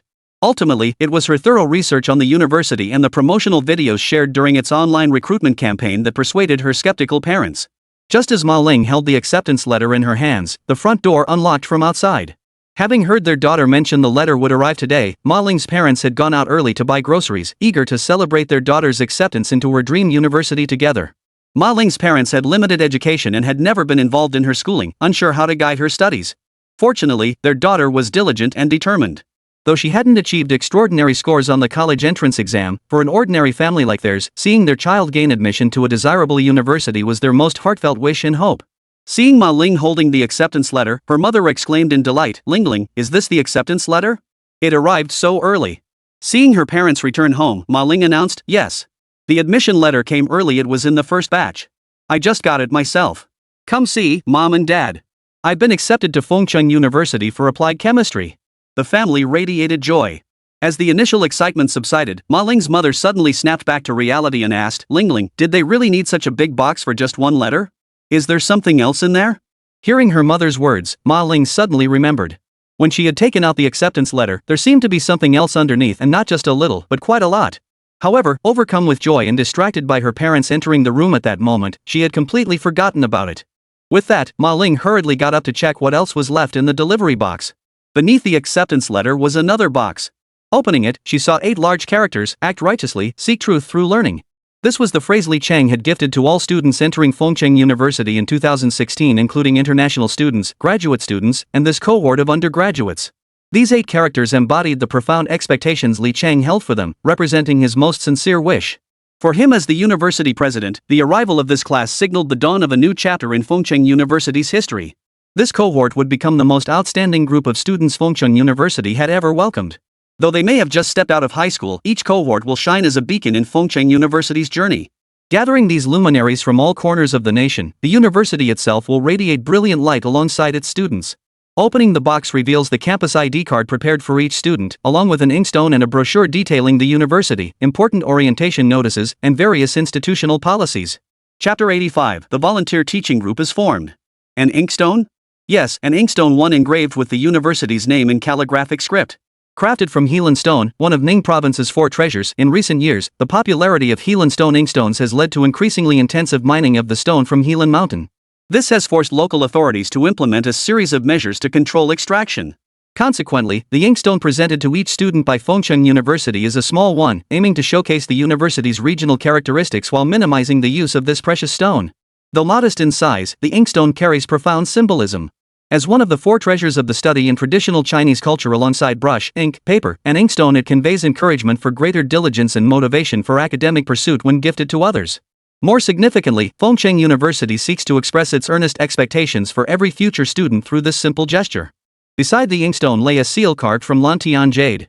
The seal bore the student's name, meticulously engraved by hand, signifying congratulations on their transition from a minor middle school student to a contemporary university student of Fengchun University. These 2 gifts lay before Ma Ling. Not only was Ma Ling thrilled, but her parents were equally moved.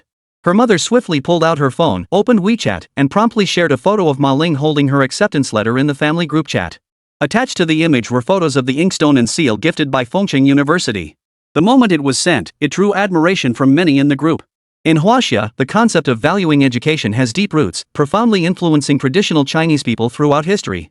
Whether it was the scholars of old who toiled through years of study to pass imperial examinations and bring honor to their families, or today's students who endure 12 years of hard work to gain admission to their dream universities, the goal remains the same. However, as society evolves at an increasingly rapid pace, many struggle to adapt to these new developments. Yet, when a family produces a college graduate, it often evokes a sense of pride akin to a golden phoenix emerging from a remote, impoverished village in ancient times. In today's world, while academic credentials may not be the sole determinant of success, lacking them undoubtedly makes life significantly more challenging. A prestigious university represents a promising career, and a promising career signifies a bright future. This is why society places such high value on higher education, ensuring every child has the opportunity and right to receive a quality education. Ma Ling is merely one example. As Fengchun University sends out more and more acceptance letters, an increasing number of students receive this blessing from the institution. This somewhat heavy acceptance letter has been shared online by more and more students or their parents, drawing widespread attention and media coverage. Fengcheng University, a school that consistently trends whenever news breaks, once again found itself at the center of online discourse.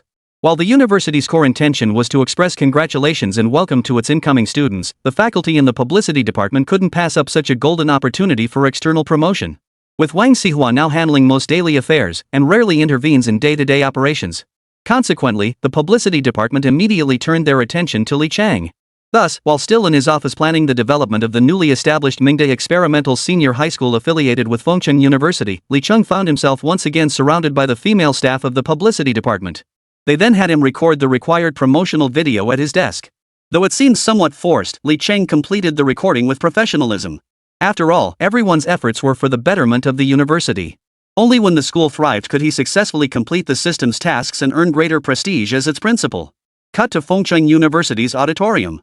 Today was a solemn occasion, a day of great significance for Fengcheng University. Students gathered here for the final assembly before summer break, with the central purpose being to showcase those who had passed all university reviews and reached the final stage of training before joining the teaching support program. Following tradition, Li Chang took the podium. Today marks the final day before summer break at Fengcheng University. All colleges and departments completed their comprehensive academic proficiency assessments yesterday, what we commonly call final exams. I'm sure many students feel a weight lifted, perhaps even planning how to make up for all the effort put into exams during their vacation at home. This is perfectly understandable. However, I wish to inform every student that our gathering today serves a purpose far greater than announcing tomorrow's commencement of summer break or the imminent return of our students to their homes for joyful summer activities. It is to declare the official launch of Fengcheng University's 2016 Public Service Teaching Corps for Ho Primary Schools in the southern mountainous region of Ning Province. After rigorous selection, Fengcheng University has assembled a team of 450 outstanding graduates from various departments and disciplines to form this volunteer corps. This philanthropic journey officially begins today. Of course, these 450 students will remain on campus for final training before heading to their teaching posts. But every single one of them here today deserves our applause for making it this far. The moment the words were spoken, the venue erupted in sustained applause. Only our students truly grasped the grueling nature of the selection process for this volunteer teaching group. Both the initial written exams and subsequent interviews were rumored to be exceptionally challenging. Those who passed this year's rigorous assessment undoubtedly represent the university's finest and brightest. These students are genuinely promising for the future. Participating in this public service initiative not only grants them salary subsidies comparable to those of faculty at the main campus but also provides accommodation and living conditions in the local area that meet or exceed the standards of university dormitories. Behind all this, everyone knows it all stems from the seemingly ordinary man standing on the auditorium podium. Though Fengcheng University has long been regarded by outsiders as a viral sensation, and President Li Chang as its viral figurehead, the sheer effort behind this achievement is something nearly every faculty member and student at the university can witness firsthand. Chapter 86, Volunteer Teaching? We're in. Many outsiders have long scrutinized Li Chang's background.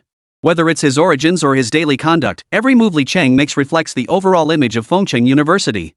Consequently, he himself maintains strict self-discipline. In fact, Li Chang has always resided on the Fengcheng University campus, a fact widely known. Every morning at 6 o'clock sharp, students begin trickling out, some for early morning exercises, others heading for breakfast. Almost every day, these students could spot Li Chang on campus, sometimes on the sports field, other times along the lakeside path encircling Jiusuo Lake. Many understood the immense pressure weighing on Li Chang's shoulders. Despite the financial backing from the foundation, the university's goal of becoming a top-tier institution in northwest China within 3 years seemed almost unbelievable to outsiders. While renowned universities in the Northwest lagged behind many institutions nationwide, let alone globally, Fengcheng University had emerged from the restructuring of Fengcheng College with shallow roots. Every current effort aimed to fulfill the ambitious goal Li Chang had declared before everyone present at the restructuring conference. Of course, this ambition wasn't solely Li Chang's vision, it was a shared developmental goal for all Fengcheng University faculty and staff. Yet the university's progress has been remarkably swift, its strides remarkably bold. Fueled by this relentless momentum, Fengcheng University has already achieved significant milestones. The scene shifts back to the venue. Representing the university, Li Chang paid profound tribute to all members of the volunteer teaching group, including some faculty and staff alongside these 450 students. After all, everyone understood how extraordinarily difficult it had been for these children to reach this point. Among the audience were many non-graduating seniors and current students. Witnessing this scene today, how could they not plant the seeds of aspiration and determination deep within their hearts? Today, these outstanding seniors were about to begin their pre-service training before heading out to teach. Teaching in remote areas was not only a realization of their personal dreams but also offered tangible benefits, substantial subsidies during their service period, and the opportunity to pursue master's degrees at their alma mater without entrance exams upon completion. Yet none of this diminished the fact that volunteering to teach in these areas was an act of public service worthy of universal respect. After all, while China's development is undeniably evident to all, in the southern mountainous regions of Ning Province, not far from Fengcheng City, there remain numerous schools lacking basic educational facilities and students deprived of proper schooling. If these children cannot be guaranteed the same right to education as their urban peers, it will become even harder for them to break free from the mountains and escape poverty, let alone transform their hometowns and bring hope through higher education. Therefore, only by placing sufficient emphasis on education, particularly the basic education of minors in impoverished regions, can this nation achieve meaningful transformation. Li Cheng continued, "Today, on behalf of our university, I announce that following extensive negotiations with the Little Kongming Education Group, we have formally established a partnership with the Fengcheng campus of Little Kongming School. Together, we will establish the Fengcheng University-affiliated Mingda Experimental Senior High School, alongside the Fengcheng University-affiliated Little Kongming Kindergarten, the Fengcheng University-affiliated Little Kongming Experimental Primary School, and the Fengcheng University-affiliated Little Kongming Experimental First Middle School. Among these, Mingda Experimental Senior High School will operate under our direct management. We will invest substantial professional teaching resources into this institution, providing not only the foundational knowledge required for the traditional college entrance exams but also specialized training courses in various fields of interest. This will create a new pathway for every student admitted to this high school to pursue diversified development. Additionally, our affiliated schools including kindergartens, elementary schools, and junior high schools are jointly operated with the Shaokongming Education Group. Building on this partnership, our university will prioritize allocating its premium educational resources to these institutions, integrating more high-quality traditional culture into the entire basic education process. We will begin enrolling students from the broader community starting this year. Further details regarding this initiative will be announced on our official website in due course. However, my primary purpose in addressing you today extends beyond this announcement. Now, let us all, the students of Fengcheng University, extend a warm welcome to Principal Ma Wei of the Fengcheng campus of Xiaokongming School, part of the Xiaokongming Education Group. Ma Wei, who had appeared somewhat uneasy on stage earlier, now seemed visibly nervous. Though rarely exposed to gatherings of this scale, his experience as a school leader meant he was no stranger to such occasions. With composed poise, he stepped to the podium, took the microphone, and addressed the audience. "It is a great honor to address so many students and faculty members in the Grand Hall of Fengcheng University today, especially many of my fellow educators. What I wish to share today is not of great importance, but rather something I felt compelled to do after learning about Fengcheng University's volunteer teaching program. I hadn't intended to share it, but President Li Cheng insisted I announce this to everyone. So, with a touch of embarrassment, I'll briefly introduce the modest contribution Shaokongming Education Group is making to Fengcheng University's teaching support initiative. The Shaokongming Education Group's foreign teacher team will provide targeted support to whole primary schools in the southern mountainous regions of Ning Province. This initiative will organize our expert foreign teacher team to provide support to 5 schools per school. However, many whole primary schools Fengcheng University assists, our Shaokongming Education Group will assist the same number of whole primary schools. We hope that through our expert foreign teaching team, more children will develop a greater interest in English and the wider world, helping them learn foreign languages more effectively and grow to love them." No sooner had the words left his mouth than applause erupted throughout the hall, particularly from the section where the 450 students of the volunteer teaching group were seated. Everyone understood the value of the foreign teaching team. Even in a city like Fengcheng, not a first-tier metropolis, a professional foreign teacher with foundational teaching skills was worth no less than tens of thousands of yuan per month. This current phase alone featured 25 expert foreign teachers providing a year of assistance, the worth of which was self-evident. How could it not move these students, fresh graduates of the volunteer teaching program? Chapter 87, Tia arrives. The final meeting at Fengcheng University gradually drew to a close. While the students entered their summer break, the members of the teaching support group commenced their pre-service training. Fengcheng Airport. Amid the thunderous roar of landing aircraft, an international flight touched down at Fengcheng Airport. Historically a third-tier airport serving only domestic routes, Fengcheng Airport underwent a transformation following shifts in national foreign policy. With state approval for investment and renovation, the city seized the opportunity to upgrade the facility over several years into a second-tier airport capable of handling international flights. This initiative aligned with policy implementation, but more crucially, it integrated the airport's development with the construction of Fengcheng's high-speed rail station. In Fengcheng's master plan, the future airport will serve as a comprehensive transportation hub, integrating air travel, long-distance buses, subways, high-speed rail, and public buses. As the plane touched down, passengers gradually disembarked. Tia gazed at the scene before her with bewilderment. This was her first time traveling so far. Fortunately, her Chinese teacher, Lu Zhong, accompanied her for the enrollment process. Though Tia appeared somewhat reserved, Lu Zhong's heart was filled with immense excitement. Their flight had made a stopover in Huadu, but they hadn't disembarked there. Instead, they waited for passengers bound for Huadu to disembark before taking off again for a direct flight to Fengcheng. Thus, after years of absence, Lu Zhong now trod upon the soil of China once more. As a Chinese national, life abroad had always been harder than back home. Having brought Tia to enroll in school, Lu Zhong planned to return to his hometown to visit once everything was settled. He wondered what his hometown had become after all these years. What his hometown had become. He'd heard bits and pieces from phone calls home over the years that his hometown had undergone earth-shaking changes. But that much, he could already see for himself. Though he had never visited Fengcheng City before, Lu Zhong, speaking fluent Mandarin, faced no communication barriers as a native Chinese speaker. On the flight, however, Tia's fluent Chinese drew curious glances from fellow passengers. Even the flight attendants occasionally struck up conversations with her, clearly intrigued that this young African girl could speak the language so proficiently. Lu Zhong tightened the straps of his backpack and turned to Tia. Tia, stay close to me. It's very crowded here. The teacher will take you directly to Fengcheng University. That will be where you study and live in the future. Of course, this city beneath your feet will likely become your first starting point in China. Let's go. We'll head out together. Tia nodded firmly at Lu Zhong's words. When she received her acceptance letter, she had been so overjoyed she couldn't find words. Her parents, who had previously harbored some worries, saw the hope of their daughter studying abroad in China upon receiving the letter and began spreading the news throughout their village.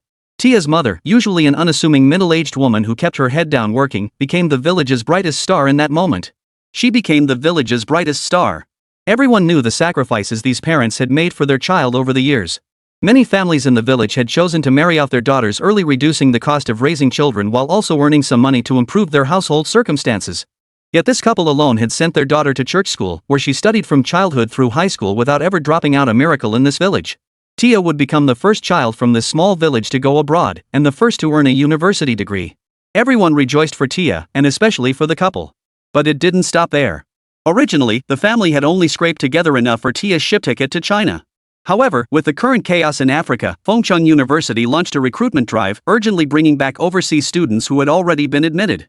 Given the unstable situation in Tia's country, the university specially purchased an airplane ticket for her. Moreover, after hearing Tia and Lu Zhong's story, the admissions office staff at Fengcheng University's International Student Division were deeply moved.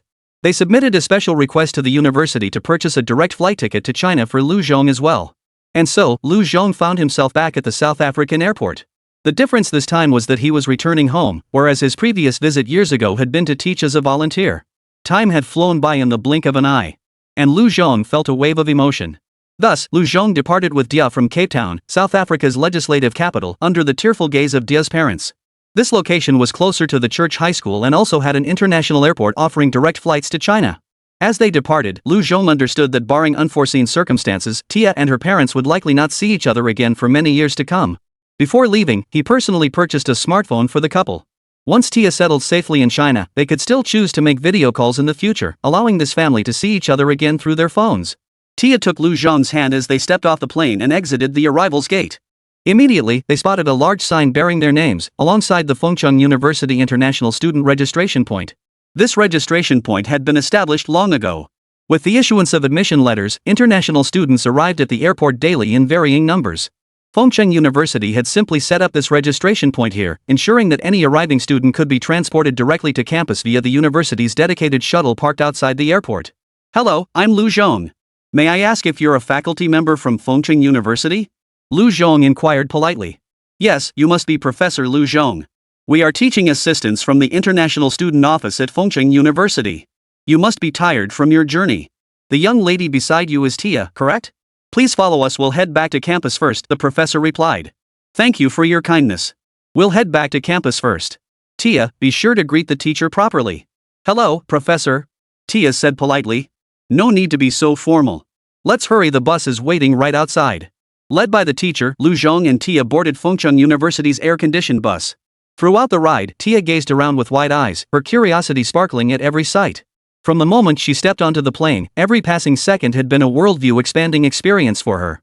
Along the way, she encountered countless new wonders. Many things that had only existed in textbooks were now tangible before her eyes. Flying to China, especially, was something Tia had never dared to imagine. Chapter 88, Campus Shuttle. Guided by the reception staff, Tia and Lu Zhong boarded Fengcheng University's dedicated shuttle bus parked at Fengcheng Airport. The air-conditioned coach departed immediately for the campus. Fengcheng University had stationed 3 such buses at the airport, newly purchased commuter vehicles bearing the university's livery specifically deployed to transport international students arriving at the airport. This arrangement adhered to established protocol. While there was no precedent for providing dedicated airport pickup services to international students, the current situation was different. With students arriving early each day for various reasons, Fengcheng University had no choice but to arrange these pickups after confirming schedules with the students in advance. The bus glided through Fengcheng streets. The journey from Fengcheng Airport to Fengcheng University in the city's university district was lengthy. Due to its geographical location, reaching the campus required traversing nearly the entire city. This, however, afforded Tia the perfect opportunity to glimpse the charm of China through the window. "Teacher Lu, is this Fengcheng City? Is Fengcheng University, the one that accepted me, located here?" Tia asked Lu Zhong while staring out the window. "Yes, Tia. This is the city where you'll study and live. You'll spend your university years here. Teacher, this city is so beautiful. Before, I could only see all this on the computers at my church high school. I never imagined I'd actually come to study in China. Teacher, is all this real?" Tia turned to ask Lu Zhong. "Tia, it's all real. This is just one of China's less developed cities, but for you to be able to study here is already a great opportunity. In the days ahead, you must cherish this chance and not slack off in your studies. Teacher Lu, rest assured. Tia won't slack off in her studies. Tia hopes to return to my homeland someday. Of course, if China offers me opportunities to stay here, I'll bring my parents over. We'll live together in China, it's simply too beautiful," Tia said. Lu Zhong looked at Tia. Yes, China was truly beautiful. Compared to Tia's homeland, China was undoubtedly a paradise on earth. Here, there was no war, no poverty, anyone willing to work hard could find opportunities for growth. Yet in Tia's country, such things were nothing but a luxury. Of course, for Lu Zhong, the prospect of returning to his homeland filled him with immense excitement. Yet his immediate priority wasn't homecoming, it was ensuring Tia's safe arrival at Fengcheng University. Completing her enrollment would fulfill his duty as her teacher, and he'd promised her parents before leaving that he'd take good care of her in China. The sky blue air-conditioned bus, emblazoned with Fengcheng University's emblem and name on its side, entered the campus without delay upon reaching the gates. After all, surveillance cameras equipped with license plate recognition systems were installed at the entrance. Commuter vehicles like the university bus, with their frequent daily access requirements, were typically granted automatic clearance. Once the bus came to a stop in the Fengcheng University parking lot, the receptionist stood up and addressed Lu Zhong. "Professor Lu, we've arrived. Let's all get off now. Please be careful stepping down and avoid tripping." Lu Zhong slowly guided Tia down the steps. Before them stretched Fengcheng University's vast campus. Beyond the expansive grounds, numerous students were diligently studying, participants in the volunteer teaching program still undergoing training. Tia also spotted several faces matching her own skin tone. Undoubtedly, these were fellow international students, though they had arrived earlier than her. "Ms. Lu, Tia, I'll take you to complete your enrollment procedures first. Once that's done, Tia can be assigned to a dormitory. However, since few students have arrived yet, Tia's dorm might not have any roommates. She may have to stay alone tonight, but rest assured, the university provides comprehensive living facilities," the group leader explained. "Alright, let's proceed with enrollment now. Tia, stay close to the teacher," Lu Zhong added, glancing back at Tia. He believed that although this was foreign soil for her, having come from such a challenging environment, Tia would surely demonstrate resilience beyond anyone's expectations. "Alright, Teacher Lu, please wait a moment." The group leader pulled out his phone, logged into the Fengda Life app, and soon a campus shuttle pulled up in front of Lu Zhong's group. "Hop on board. The International Student College is a new campus. The university has undergone significant changes this year, and it's quite a distance away. We'll take the shuttle there," the lead teacher advised. This feature, allowing students to book campus shuttle rides via a mobile app, was developed by faculty and students from Fengcheng University's software engineering program within the School of Computer Science. Its launch significantly improved shuttle utilization rates. Unlike the previous model where shuttles aimlessly circled campus routes, the new reservation system retained the original flag down service while adding point-to-point booking. However, with few students on campus during the break, shuttle ridership remained low. The original reservation system has nearly evolved into a ride-hailing app model, with minimal wait times. Given Fengcheng University's campus size, such shuttle services are somewhat wasteful. They were originally established because many faculty members struggled to reach their next classroom on time after the first lecture due to the short break period. However, as Fengcheng University's campus continued to expand, not only faculty but also many students sometimes struggled to arrive on time. The university's Office of Daily Affairs Management received numerous student feedback reports through the Fengda Life platform, prompting them to collaborate with the School of Computer Science to develop this new feature. Lu Zhong and Tia boarded the campus shuttle once more under the guidance of their instructor. A gentle breeze brushed their cheeks as the group slowly made their way toward the Fengcheng University International Student College, accompanied by the hum of the shuttle's electric wheels. Chapter 89, Tia Enrolls. It didn't take long. After a few minutes' ride, the shuttle arrived at Fengcheng University's International Student College. During campus construction and restructuring, the original plan for the International Student College was not to establish a separate college building, instead integrating its courses into the specialized curricula of various independent colleges. Yet plans inevitably lagged behind reality. Fengshan University's overseas enrollment boomed, with quotas continually expanding. Crucially, the university's assessment of international students truly began upon their arrival, often stricter than for domestic students. To accommodate growing numbers, President Li Chang ultimately allocated 2 dedicated academic buildings to the International College. This arrangement explains the existence of Fengshan University's 2 independent academic buildings for the International Student College. It also streamlined class scheduling for students and teaching for faculty. Consequently, the International Student College, including its admissions office, relocated entirely from the administrative building. The entire administrative staff was fully integrated into the International Student College as an independent secondary college. Led by the accompanying faculty member, Lu Zhong guided Dia into building 1 of the International Student College. This building housed the college's administrative units, though only on the first floor. The remaining floors were dedicated to classrooms for teaching purposes. After all, regardless of changes, the primary function of academic buildings remains student instruction. The current scale of the International Student College's development has not yet necessitated a separate administrative building. That said, not all departments could do without dedicated administrative space. With admission results now finalized, many secondary colleges had clear projections for this year's enrollment. Early admission rounds had concluded, and the regular undergraduate admissions process is underway. Fengshan University admits not only students who listed it as their first choice, but also those who placed it as their second or third choice. Students who scored below the cutoff for their first or higher ranked choices are also admitted to Fengshan University. Consequently, many colleges this year are continuously selecting specialized faculty from the university's Talent Recruitment Program reserve pool to expand their teaching and research teams. However, such expansion cannot continue indefinitely. Li Chang addressed this directly in a subsequent meeting. While the university is currently providing this opportunity to boost apparent overall strength through numbers, faculty growth cannot be unregulated. All faculty members are subject to evaluations by the university and its various teaching oversight departments, with annual assessment requirements. Those failing to meet teaching quality standards and lacking active research or academic projects, they risk demotion or dismissal. Thus, even though students are on break, faculty find no respite. Especially with planning for the new semester's tasks and organizing various initiatives, teachers across all departments are diligently at work. Fengshan University is gradually cultivating a vibrant academic atmosphere. With the construction and commissioning of new laboratories and research institutes, experts and scholars who originally brought their projects to the university are now fully engaged in their research, supported by the institution's unwavering assistance. Additionally, many students can choose to remain on campus during the break for personal reasons. During this period, the university maintains its standard monthly living subsidies for students while also waiving dormitory fees for those staying in student housing. Li Chang understood that most of these students sought to reduce their living burdens by spending the summer on campus, so he maintained these subsidies. Lu Zhong smoothly completed Tia's enrollment procedures. True to expectations, Tia was the first international student to register for her program that day. Consequently, she was the sole occupant of the student dormitory that evening. However, the admissions office had already made all necessary arrangements for her. First and foremost, the university's management system for international students largely mirrored that for domestic students. Each international student cohort was assigned a dedicated counselor to facilitate campus life, ease initial adjustments, and prevent situations where students faced academic or personal challenges without support. The university's thoughtfulness extended further. The dormitories arranged for international students at Fengshan University were identical to those for domestic students. Tia was assigned to a female dormitory shared by students from other departments, though it was currently sparsely occupied. The moment Tia stepped into her dorm room, she was stunned by the scene before her. She had never traveled such a long distance, nor had she ever set foot in China. Though her journey had exposed her to countless things she'd never seen before, most of those experiences felt distant and unrelated. But this dorm room, this was where she would live for the duration of her university life. Tia couldn't help but be amazed. The university's dormitory design consistently incorporated student-driven creativity, embodying a student-centered philosophy in numerous ways.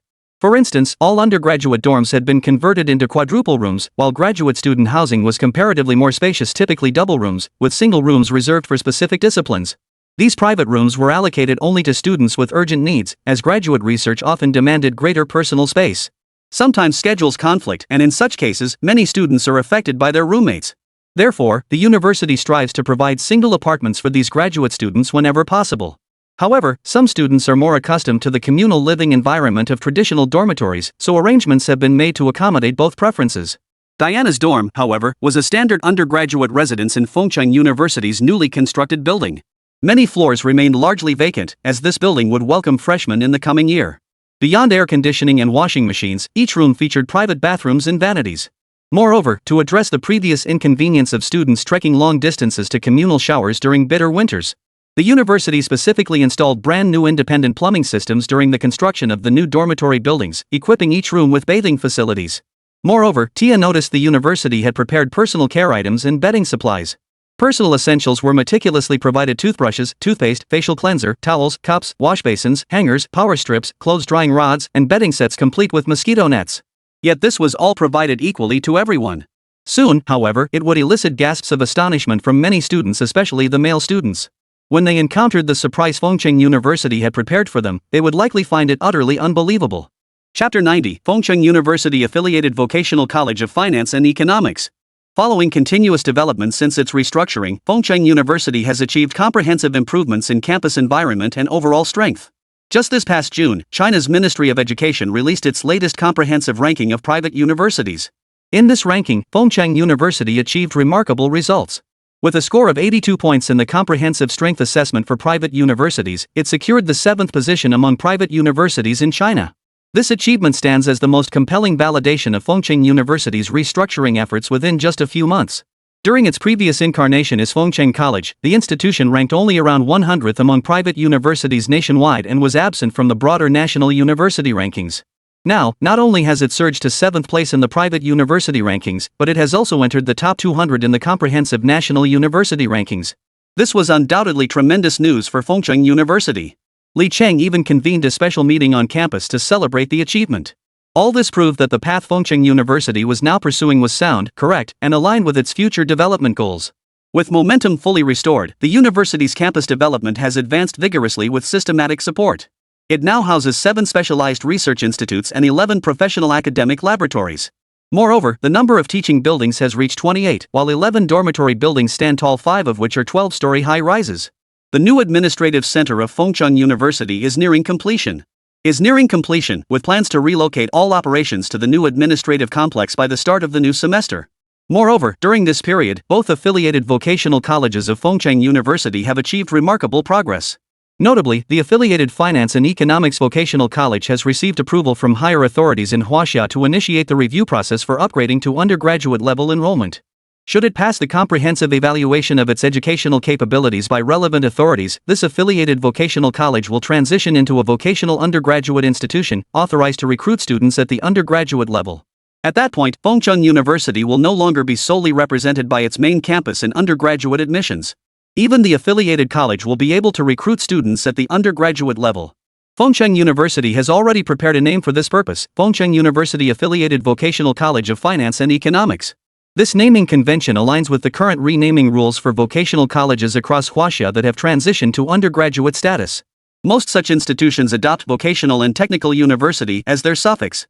Initially, Fengcheng University Affiliated Finance and Economics Vocational College was merely a school acquired by Fengcheng University to address land constraints during its construction phase. However, the situation has changed. Leveraging Fengcheng University's faculty resources, this affiliated college has continuously learned from its parent institution. It has become more aggressive in developing key disciplines. Previously, its business administration program was merely a versatile major, popular but facing intense employment pressure common among many vocational colleges in China. However, due to Fengcheng University's current faculty reserve system, many professors are temporarily assigned to teach at affiliated colleges. This prevents talent from being underutilized, especially for those professors who currently lack teaching assignments at the university due to insufficient student enrollment.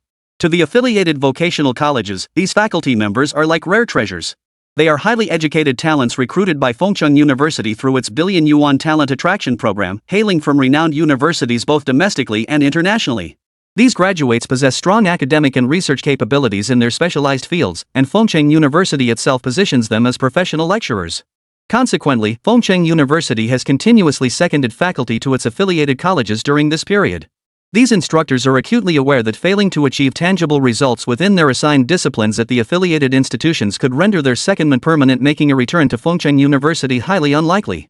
However, such concerns are largely unnecessary, though no one would openly deny their validity. After all, stimulating the competitive spirit of these highly educated individuals serves a positive purpose.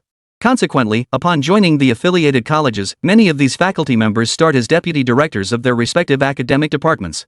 While fulfilling their teaching duties, they also reviewed and optimized the overall structure of the relevant programs, including the course offerings. Many traditional yet outdated concepts were discarded outright. Furthermore, faculty from all disciplines conducted teaching competency training for the affiliated colleges' instructors. Although many faculty members at the affiliated college voiced reservations during this process, they were compelled to humbly accept the advanced concepts presented by their counterparts. This was largely due to the genuine expertise and sound reasoning behind the changes, leaving little room for resistance despite any lingering dissatisfaction. Such conceptual renewal is no simple feat, yet it exemplifies the capabilities of these professionals. For instance, the proposal to transform the Fengcheng University-affiliated Finance and Economics Vocational College into the Fengcheng University-affiliated Finance and Economics Vocational University. A key component of this academic advancement originated from one of the experts seconded for this initiative. Institutional development cannot be confined to narrow horizons. Nationwide, numerous institutions have already joined the wave of upgrading vocational colleges into universities of applied sciences. For schools aspiring to progress, such transformation is essential. It cannot perpetually position itself as a vocational college sheltered under a mighty tree. Today, vocational colleges that excel in program development and demonstrate a genuine desire for advancement can still achieve undergraduate status. Moreover, with Fengcheng University now serving as a formidable pillar of faculty strength, it brings extensive expertise in program development. Even if mistakes occur, specialized professionals will be on hand to provide guidance. Thus, upon seeing this situation, the original management team decided it was better to take action directly. It must be noted that Fengcheng University-affiliated Finance and Economics Vocational College is a relative newcomer compared to Fengcheng University-affiliated Industrial Vocational College, which was incorporated into Fengcheng University earlier. However, if they can achieve undergraduate status first, it would undoubtedly be a remarkable turnaround, proving that latecomers can surpass their predecessors through hard work. Chapter 91. Where do the teachers come from? With the conclusion of all admissions work for 2016, Fengcheng University entered a slightly more relaxed period.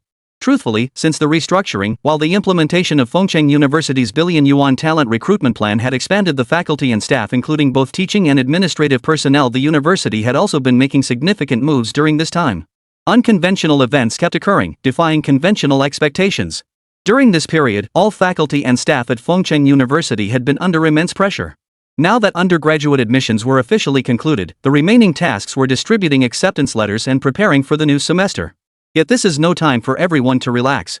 Many still wore worried expressions, particularly Director He Guang of the Basic Education Development Office, who has been assigned to formally represent Fengcheng University in its cooperative education initiative with the Shaokongming Education Group.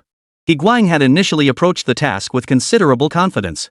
Yet he never imagined that the actual implementation and execution would prove exponentially more complex than he had anticipated. The first challenge facing Fengcheng University was that the kindergarten, primary school, and junior high school components of the upcoming Shaokongming School could proceed without issue, directly utilizing existing educational qualifications. The sole major obstacle and difficulty lay in the educational qualifications for Fengcheng University-affiliated Mingda Experimental Senior High School. Unlike the lower-level basic education institutions mentioned earlier, this senior high school was managed primarily by Fengcheng University, while the others were led by the Shaokongming Education Group. This high school alone presented He Guang with his greatest challenge. The foremost challenge is that while Fengcheng University can provide some support for the teaching staff through its main campus, this support is limited. How to ensure Fengcheng University successfully passes the qualification review before the teaching team is fully matched and adequately staffed is a major problem.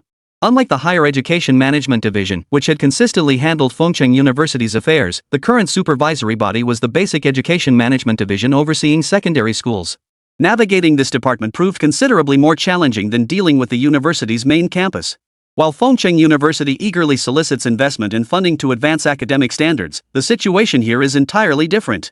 Despite your financial resources, direct operation of a school remains impossible. The dominant position of public schools cannot be challenged. Therefore, obtaining approval for private basic education remains highly difficult.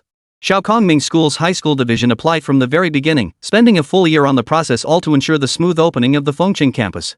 Only after Shaokongming Education Group transferred a significant number of renowned teachers from its nationwide branch campuses did they finally gain approval. But Fengcheng University currently lacks such high-caliber educators. Its faculty consists of university-level specialists. It's like using a sledgehammer to crack a nut. Different educational tiers even have issues with teacher certification. Fengcheng University simply can't find enough teachers qualified for high school instruction. The urgency is palpable, yet recruiting high school teachers proves difficult even when poaching from other institutions. Typically, female teachers dominate the public school system, but these mid-career educators often lack pressing financial needs. In contrast, Fengcheng University's billion-yuan talent recruitment initiative targets high-level academic professionals. These elite scholars have greater financial expectations. Meanwhile, foundational education teachers typically graduate from teacher training colleges, having already invested years in their academic studies. By the time these educators finally overcome countless hurdles to stand at the lectern and begin teaching, they have already endured undergraduate studies, master's programs, teaching placements, internships, and a decade of monotonous instruction. Through this arduous journey of prolonged study and teaching, gradually gaining recognition, they pursue student advancement rates daily to qualify for promotions from junior to intermediate to senior teacher. After enduring such a protracted journey, when Fengcheng University attempts to simply use financial incentives to lure them out, what immense cost will it incur? After all, current public school teachers are supported by state subsidies, enjoying rock-solid stability within the system. Leaving this system regardless of potential earnings elsewhere carries the stigma of being looked down upon by peers. Yet the urgent need for talent is undeniable. The problem arises when targeting recent master's graduates or education majors, including those who obtain teaching credentials during their studies. But are these fresh graduates truly qualified to teach? Moreover, to bolster public primary and secondary education, China has established state-funded teacher programs at all top normal universities. The most outstanding students are enrolled in these programs. Upon graduation, these state-funded graduates cannot directly teach at private schools. They must return to their hometowns to teach for several years before considering their next steps. After years of teaching locally or at home, most of these students have married and started families, making them even less inclined to relocate. Consequently, Guang now wore a look of deep worry. Not only had the Kongming Education Group offered little assistance, but they were also preparing to withdraw their existing high school teachers after the school break, leaving Fengcheng University to handle the subsequent teaching responsibilities. This task had been assigned to him by Li Chang. His failure to accomplish it would reflect poorly on his competence. With no other options, he had no choice but to call his old classmate and friend, Chen Yaowen. "Old Qian, I need urgent help. I'm in big trouble. Think of a solution fast." Guang blurted out impatiently as soon as he got through. "What's going on? Didn't you start teaching at Fengcheng University? What kind of trouble could you possibly have? Are you being marginalized or something? That shouldn't be the case. My friends who went to Fengcheng say the reputation there is pretty good." "Bull. How could I be bullied? It's just that my own abilities might be a bit lacking. I've been transferred to the basic education department as director. The university is partnering with the local Little Kongming school to establish a high school, but I currently have no way to find enough high-quality high school teachers. Quick, think of a solution for me. High school teachers? That's a real headache. Qualified ones won't come, and those who can come probably don't meet the requirements. But let me think, there should be a way around this." Xian Yaowen said. "Wait. Old he, have you considered this? Since we can't get public school teachers or top-tier recent education graduates, what about teachers from other private high schools nationwide?" Xian Yaowen's words instantly jolted Guang out of his daze. Why hadn't he thought of this? Teachers from other private high schools would surely meet the requirements. "I don't know about other aspects of the school, but when it comes to poaching talent, they're unmatched. Thanks, old Qian. I'll treat you to a meal later. Gotta go, I need to start putting this idea into action right away." Xian Yaowen listened to the dial tone with a wry smile. His classmates' competence was undeniable, though that impatience from their school days hadn't changed. Whether that was a good or bad thing, he couldn't say. Chapter 92, a bit tricky.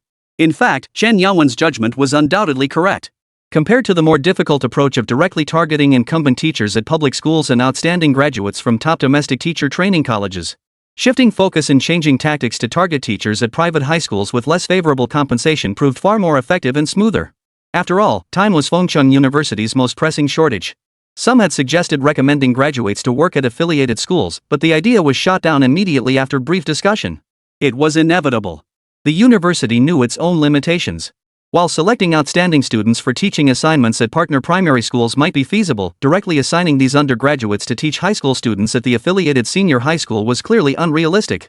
Few students could obtain senior high school teaching qualifications during their undergraduate studies. Moreover, there was the question of whether these students truly possessed the capability to handle teaching responsibilities. This wasn't a dismissal of their abilities, but rather a reflection of Fengcheng University's ambition to establish its reputation in basic education through Mingda Experimental Senior High School. The university believed that if something was worth doing, it should be done thoroughly and to the highest standard. Regardless, Fengcheng University would never abandon a project simply because it faced initial difficulties. Challenges exist to be overcome. Only by fearlessly confronting obstacles can the university play a positive role in its future development. Thus, when He Guang approached his colleagues in Fengcheng University's HR department, he already harbored a clear understanding of the situation. However, his proposed solution required the support of his HR colleagues. Though not deeply familiar with the HR department, he was well aware of their workload. Since Fengcheng University launched its restructuring and new round of program and college development, the HR department had consistently been one of the university's most intensely busy units. It had even earned a notorious nickname outside the university, the Fengcheng University Talent Exchange Bandits. For the staff of Fengcheng University's HR department, this was actually a compliment. The work of the HR department was indeed demanding. The development of every college and program at the university depended on talent, especially experienced professionals. Faculty are indispensable for both curriculum design and program development. To address the university's talent needs and fill gaps in new programs, the HR team at Fengcheng University has always operated at full throttle. Rather than relying solely on external headhunting firms, they developed their own website. While ostensibly designed to help highly educated professionals nationwide find jobs, its true purpose was to attract talent specifically for Fengcheng University. What no one could have anticipated was that this website, initially created through a collaboration between the university's HR department, the computer science school, and the campus network management team, would grow steadily alongside Fengcheng University's development. Fueled by the relentless efforts of its students, it evolved into a premier recruitment platform for high-caliber talent nationwide, benefiting countless individuals. Yet, at present, its primary function remains as a tool for the university to attract talent. When He Guang shared his thoughts with a colleague from the HR department, the gleam in the other person's eyes made him feel as if he had committed some unforgivable offense. However, they didn't make things difficult for him. Instead, they explained that the university's HR department was severely understaffed, especially with the upcoming semester. Many colleges still had vacancies for lecturers, so the HR team was working around the clock and couldn't spare much time to assist them right away. This left He Guang feeling utterly stuck. While he was familiar with administrative work and basic education, he was a complete novice when it came to human resources. Still, as the saying goes, nothing ventured, nothing gained. He needed to secure the HR department's cooperation first. Seeing that this avenue was temporarily blocked, He Guang could only turn to Wang Xihua, feeling a bit like he'd hit a brick wall. After all, most of the school's work was actually handled by Wang Xihua. Although the construction of Mingda Experimental Senior High School was nominally under the supervision of Lai, the director of the Basic Education Department, in reality, Lai reported directly to Wang Xihua. When He Guang approached Wang Xihua to explain his purpose, even Wang couldn't help but frown. He understood better than anyone the severity of the school's current talent shortage, particularly the stark imbalance in specialized faculty. While some subject areas were already overstaffed to the point where teachers had been reassigned to teach at affiliated vocational colleges, many disciplines still faced acute shortages. With less than 2 months until the new semester began, Wang Xihua felt a mounting sense of urgency. Yet this was precisely the period when the HR department was stretched thin, prioritizing the main campus. Asking them to divert resources to assist He Guang's department now seemed unreasonable. Wang Xihua suspected that even as vice principal, he might be beaten to death in the HR office without resorting to some underhanded tactics. Such a request was, after all, quite unreasonable. Yet he couldn't simply abandon this project. The construction of Mingda Experimental Senior High School was a key focus for the university in the coming period, as it fell directly under Fengcheng University's jurisdiction. Turning to He Guang, Wang Xihua proposed, "Director He, here's what we'll do. I'll revisit the HR department to negotiate and persuade them to assist you as much as possible. But realistically, their support may be limited. I still suggest exploring multiple avenues. To start, here's an idea. On behalf of the school, I'll first approve your proposal to establish a personnel department directly under Mingda Experimental Senior High School. This department isn't just for current teacher recruitment needs, it's also for the various demands that will inevitably arise as the school develops in the future. We can't afford to be too short-sighted." Chapter 93, How Could We Not Intervene? Wang Xihua continued, "Furthermore, establishing your own HR department will, in the long run, better enable Mingda Experimental Senior High School to maintain a high degree of operational independence while operating under Fengcheng University's direct jurisdiction. I believe granting you this relative autonomy will also be more conducive to your development. In fact, I've discussed this matter with Principal Li Chang. Our consensus is that while Fengcheng University will provide initial support, you should swiftly establish not only your own HR department but also an independent management structure and leadership team. This approach is truly the most beneficial for your development. Of course, this remains between us for now. It's a verbal agreement between President Li Chang and myself. Specific details will be finalized and implemented after deliberation at the upcoming school executive meeting." Hearing this, even someone as slow as He Guang could grasp the implication. Being the director of the Basic Education Development Office was no easy task. It seemed clear that fulfilling all the university's objectives for this high school would be a grueling endeavor. In the coming period, he would be pushed to his limits as director, if not physically exhausted, then certainly worn down to the bone. Yet for a talent like He Guang, this challenge was also a test and a trial. After all, compared to the dire straits of many schools facing both funding shortages and staffing crises, Fengcheng University-affiliated Mingda Experimental Senior High School suffered only from a staffing shortage. The funding issue had been addressed long ago by Principal Li Chang during a school executive meeting. Moving forward, whether it's the affiliated primary and secondary schools or the vocational colleges attached to the university, any needs for talent recruitment or personnel expenditures can be covered by Fengcheng University's 10 billion yuan Talent Recruitment Fund. This money comes directly from the university's talent acquisition program. However, despite the apparent influx of new hires into Fengcheng University during this period, the 10 billion yuan represented by this fund remains a substantial sum. To this day, only a fraction of it has been utilized. For Fengcheng University, the pressing shortage now lies not in the yuan, often the primary concern for most institutions, but rather in time and talent. He Guang grasped Wang Xiao's meaning and understood the university's stance toward the newly established high school now directly under its jurisdiction. It suddenly dawned on him why, after transferring the high school to Fengcheng University's direct oversight, the university had delayed appointing a principal or even identifying a candidate. He Guang grasped one crucial point. In his view, only by successfully ensuring Mingda High School opened on schedule could he truly cement his position as director of the Basic Education Development Office. Otherwise, how could a newcomer like him have risen to this position so quickly? Within Fengcheng University's organizational structure, the Basic Education Development Office under He Guang's purview held equal standing to the Student Affairs Office and Academic Affairs Office at the university's main campus. His director rank was relatively high, though currently, it was more a matter of title than substance. His actual responsibilities remained limited. He Guang understood this and bid farewell to Wang Xihua. To truly demonstrate his capabilities and prove his worth, this hurdle was one he had to overcome on his own. Within Fengcheng University, the university's construction projects were largely nearing completion this year. Even the new administrative building, eagerly anticipated by nearly all faculty and staff, had entered its final stages of construction. Finishing materials were being delivered in batches, and numerous workers bustled in and out daily, striving to meet the deadline. But as the saying goes, system produced, guaranteed excellence. Li Chang had no worries whatsoever about whether they would be able to move into the new building on time. Yet a more pressing matter now preoccupies Li Chang: the reconstruction of 5 whole primary schools in southern Yunnan province. Originally, Fengcheng University's charitable aid program was planned to be implemented gradually. Moreover, the Fengcheng University Charitable Foundation had only intended to focus on educational poverty alleviation. It had no plans for major illness assistance, as the Fengcheng University Charitable Foundation was independently funded by the university itself, unlike public foundations that accepted donations from the general public. However, a recent piece of news left Li Chang feeling deeply troubled. A young girl from the mountainous region of southern Ning province had been accepted into a prestigious university outside her hometown.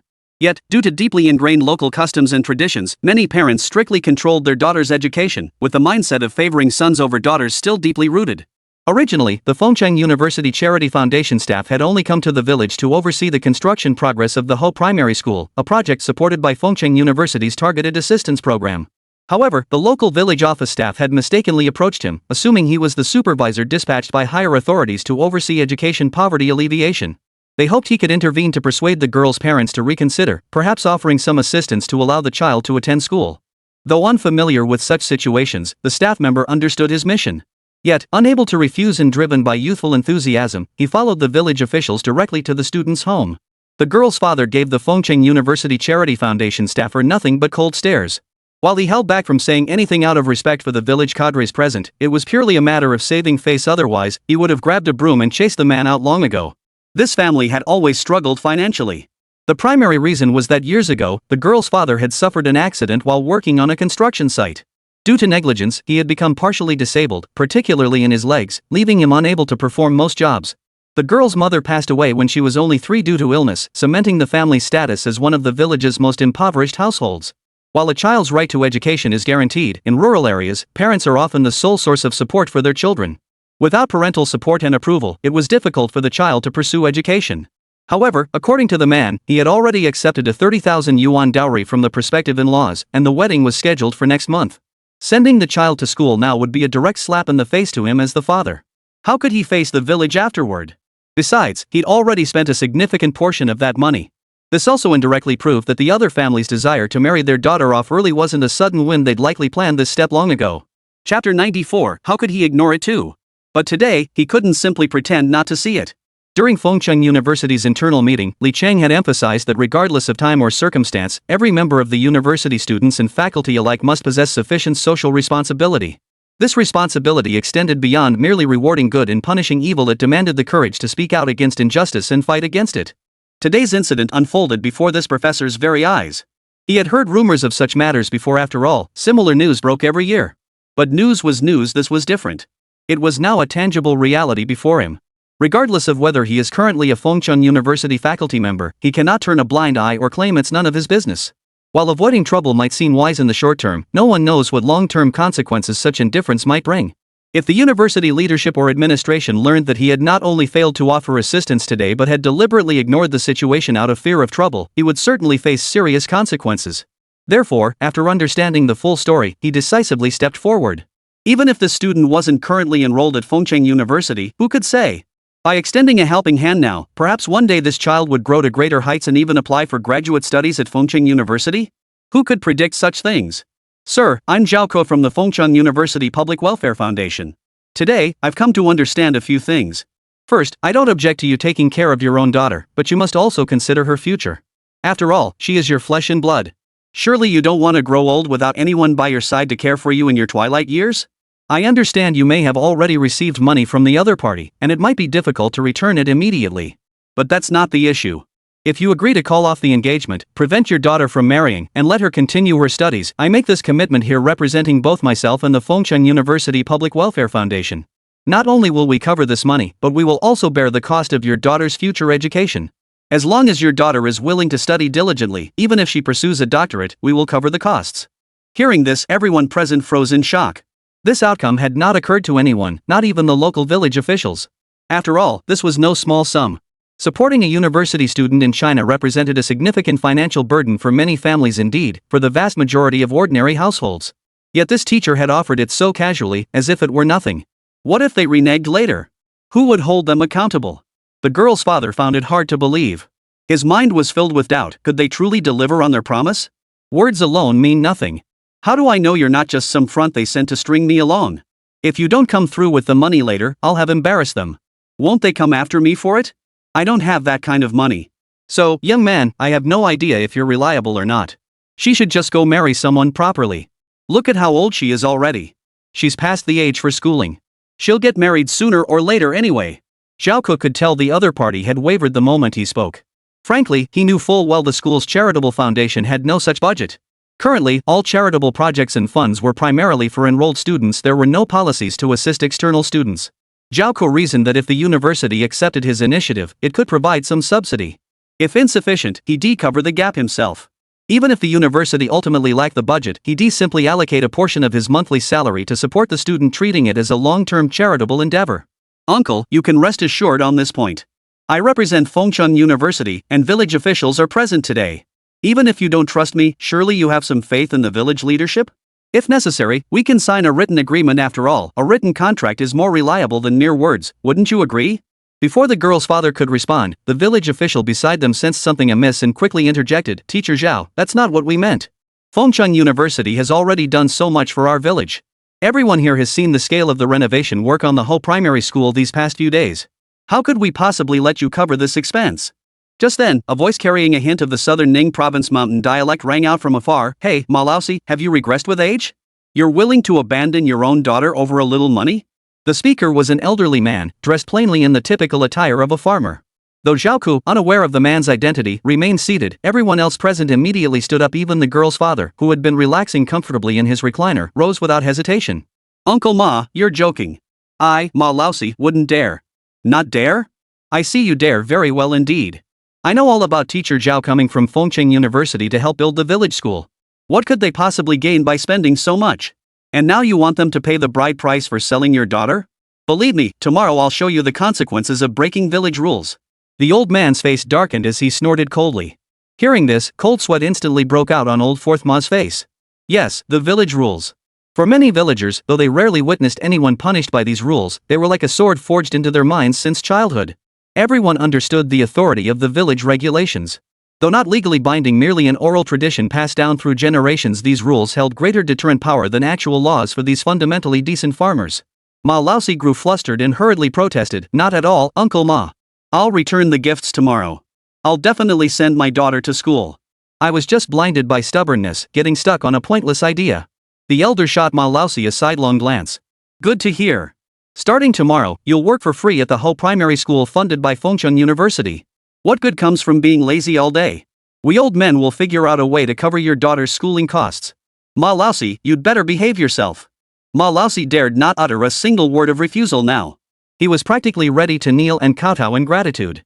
After all, violating village rules meant expulsion at the very least. Without the village's protection, where could he possibly go? Chapter 95, The Scholarship Plan Takes Shape. Though the matter seemed resolved, Zhao Ku knew it couldn't end here. As the village representative for Fengcheng University's charitable foundation, today's events were technically none of his business. His primary role was overseeing the reconstruction of the Ho Primary School funded by the foundation and coordinating various tasks. But now that this incident had occurred, the words he had spoken could not be easily taken back. So Zhao Ku spoke up. Hello, old ma. I am Zhao Ku, the village representative for the Fengcheng University Charity Foundation. I witnessed everything that happened today. The village faces hardships, and every household struggles financially. It would be more appropriate for us to cover this expense. The very purpose of our foundation is to support education for children who have dropped out due to poverty or illness, a situation I fully understand. We can all see that Uncle Ma's family is indeed struggling financially. To send a child to university to study with peace of mind, they cannot rely solely on the help of fellow villagers. Our Fengcheng University Charity Foundation is also willing to contribute. Fengcheng University would welcome this young lady to apply to our graduate school in the future. As soon as Zhao Ku finished speaking, the elderly man addressed as Uncle Ma by Ma Laosi interjected, Commissioner Zhao, I understand everything you've said. But you've already built the Ho Primary School for our village, a debt of gratitude we can scarcely repay. How could we possibly ask you to spend more money to send our village children to other schools? In my opinion, we shouldn't have let the child apply elsewhere in the first place. Applying to Fengcheng University would have been so much better. It would have allowed us to repay their kindness. At this point, the female student spoke up. Grandpa Ma, Fengcheng University was my first choice when I applied. With all the turmoil in the village lately, even I've heard bits and pieces. Unfortunately, my exam results weren't good enough to get in. Zhao Ku seemed to grasp something. Fengcheng University's early admission batch for undergraduate programs recruited within 30 points below the national first-tier cutoff. If a child couldn't get in under such conditions, it simply meant their college entrance exam scores weren't particularly strong, though that was understandable. Having been in the village for some time now, Zhao Ku had a clear understanding of the educational opportunities available to local students. It must be said that while China set different college entrance exam cutoff scores for each province to account for varying educational standards nationwide, it remained incredibly difficult for students from rural areas to gain admission to university with only limited educational resources. Take this young woman, for instance. That she managed to surpass the second-tier undergraduate cutoff score under such harsh conditions, achieving results sufficient for Fengcheng University, speaks volumes about her diligence. Most students in these mountain villages only receive primary education. Learning opportunities within the village are inherently limited. While Ho primary schools have emerged in recent years, this student likely received instruction solely from the village's sole rural teacher. It's not that the rural teachers lacked competence, but the gap between these children and their urban peers had already widened significantly by primary school. The difficulty of subsequent studies then increased exponentially. In this village with only an elementary school, fulfilling China's national 9-year compulsory education program requires sending children to junior high schools in the town. Yet even when children are sent to study in the town, the educational resources available in the township can only support students through junior high school. Since the township-run junior high must serve all school-age children from surrounding villages, it faces severe staffing shortages and declining teaching quality, a problem common across many regions. Most new teachers are reluctant to return to their hometowns to teach, let alone at such a township junior high. Setting aside the inadequate teaching capacity and outdated infrastructure at the township junior high level, students still cannot continue their education in the town after junior high. They must be sent to the county seat to pursue high school. Even by the time they graduate from junior high, these children are only 14 or 15 years old. Why must students so young be sent so far from home to pursue education? The underlying reason is clear to many. The belief that education transforms lives continues to sustain these children's families. This explains why, despite China's remarkable economic progress over the years, dropout rates among children in impoverished and mountainous regions show little improvement. The question remains uncertain: can education truly alter one's destiny when it requires such a distant journey from home? Consequently, most rural parents are reluctant to let their children pursue further education after junior high. Instead, they either send them out to work or have them return home to farm alongside their parents, helping with household chores. At that moment, Zhao Ku suddenly understood why the school had held a special meeting for their group before departure. Though their numbers were small, only 5 elementary schools were designated for targeted assistance this year. Li Chang had still insisted on addressing them repeatedly during the meeting. With a tone of deep concern, as if he could never fully let go, he had meticulously laid out the specific terms of the school's policies, entrusting them with each detail as if making a solemn commitment. The Fengcheng University Charity Foundation was far more complex than its outward appearance suggested. Zhao Ko had also heard that the university's intentions extended beyond merely providing targeted assistance to whole primary schools through the foundation.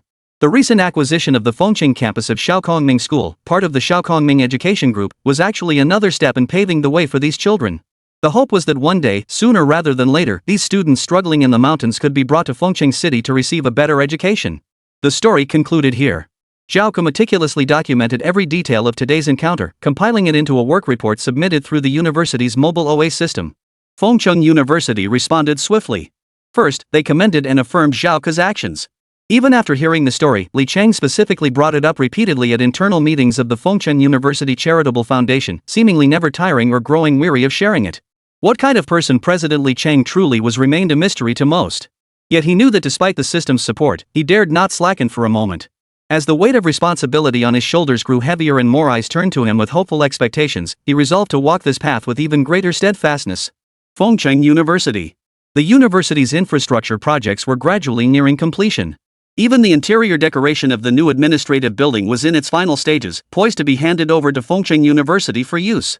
It was at this very moment that Fengcheng University once again made it to the trending topics list. This time, however, it was different from the previous instances where Fengcheng University had hired paid commenters to artificially boost its online presence for recruitment and talent attraction. This time, it was truly leveraging Fengcheng University's own promotional tools. Fengcheng University Charitable Foundation launches Student Aid Program. The Fengcheng University Charitable Foundation Scholarship Program aims to provide relatively equal educational opportunities to all children in China who have dropped out of school due to poverty, illness, or other hardships. Through education, it seeks to empower students to acquire knowledge and transform their hometowns. This principle is explicitly outlined in Fengcheng University's current scholarship program. Recipients must commit to dedicating 3 years of their lives to transforming their hometowns after completing their undergraduate education, provided they have no plans for further academic advancement. In introducing this program, Fengcheng University stated, "After launching our initial charitable initiatives, we identified numerous challenges. Given our current scale, our capacity to address them is extremely limited. Therefore, we have made significant efforts to secure funding from Fengcheng University's own resources. Our hope is to empower college students from impoverished families, enabling them to transform their own destinies through education while simultaneously changing their hometowns. The purpose of higher education is not merely to escape poverty through learning, but to acquire knowledge that enables one to return to their hometown upon graduation and help lift it out of poverty." Chapter 96, Innovation and Entrepreneurship Alliance.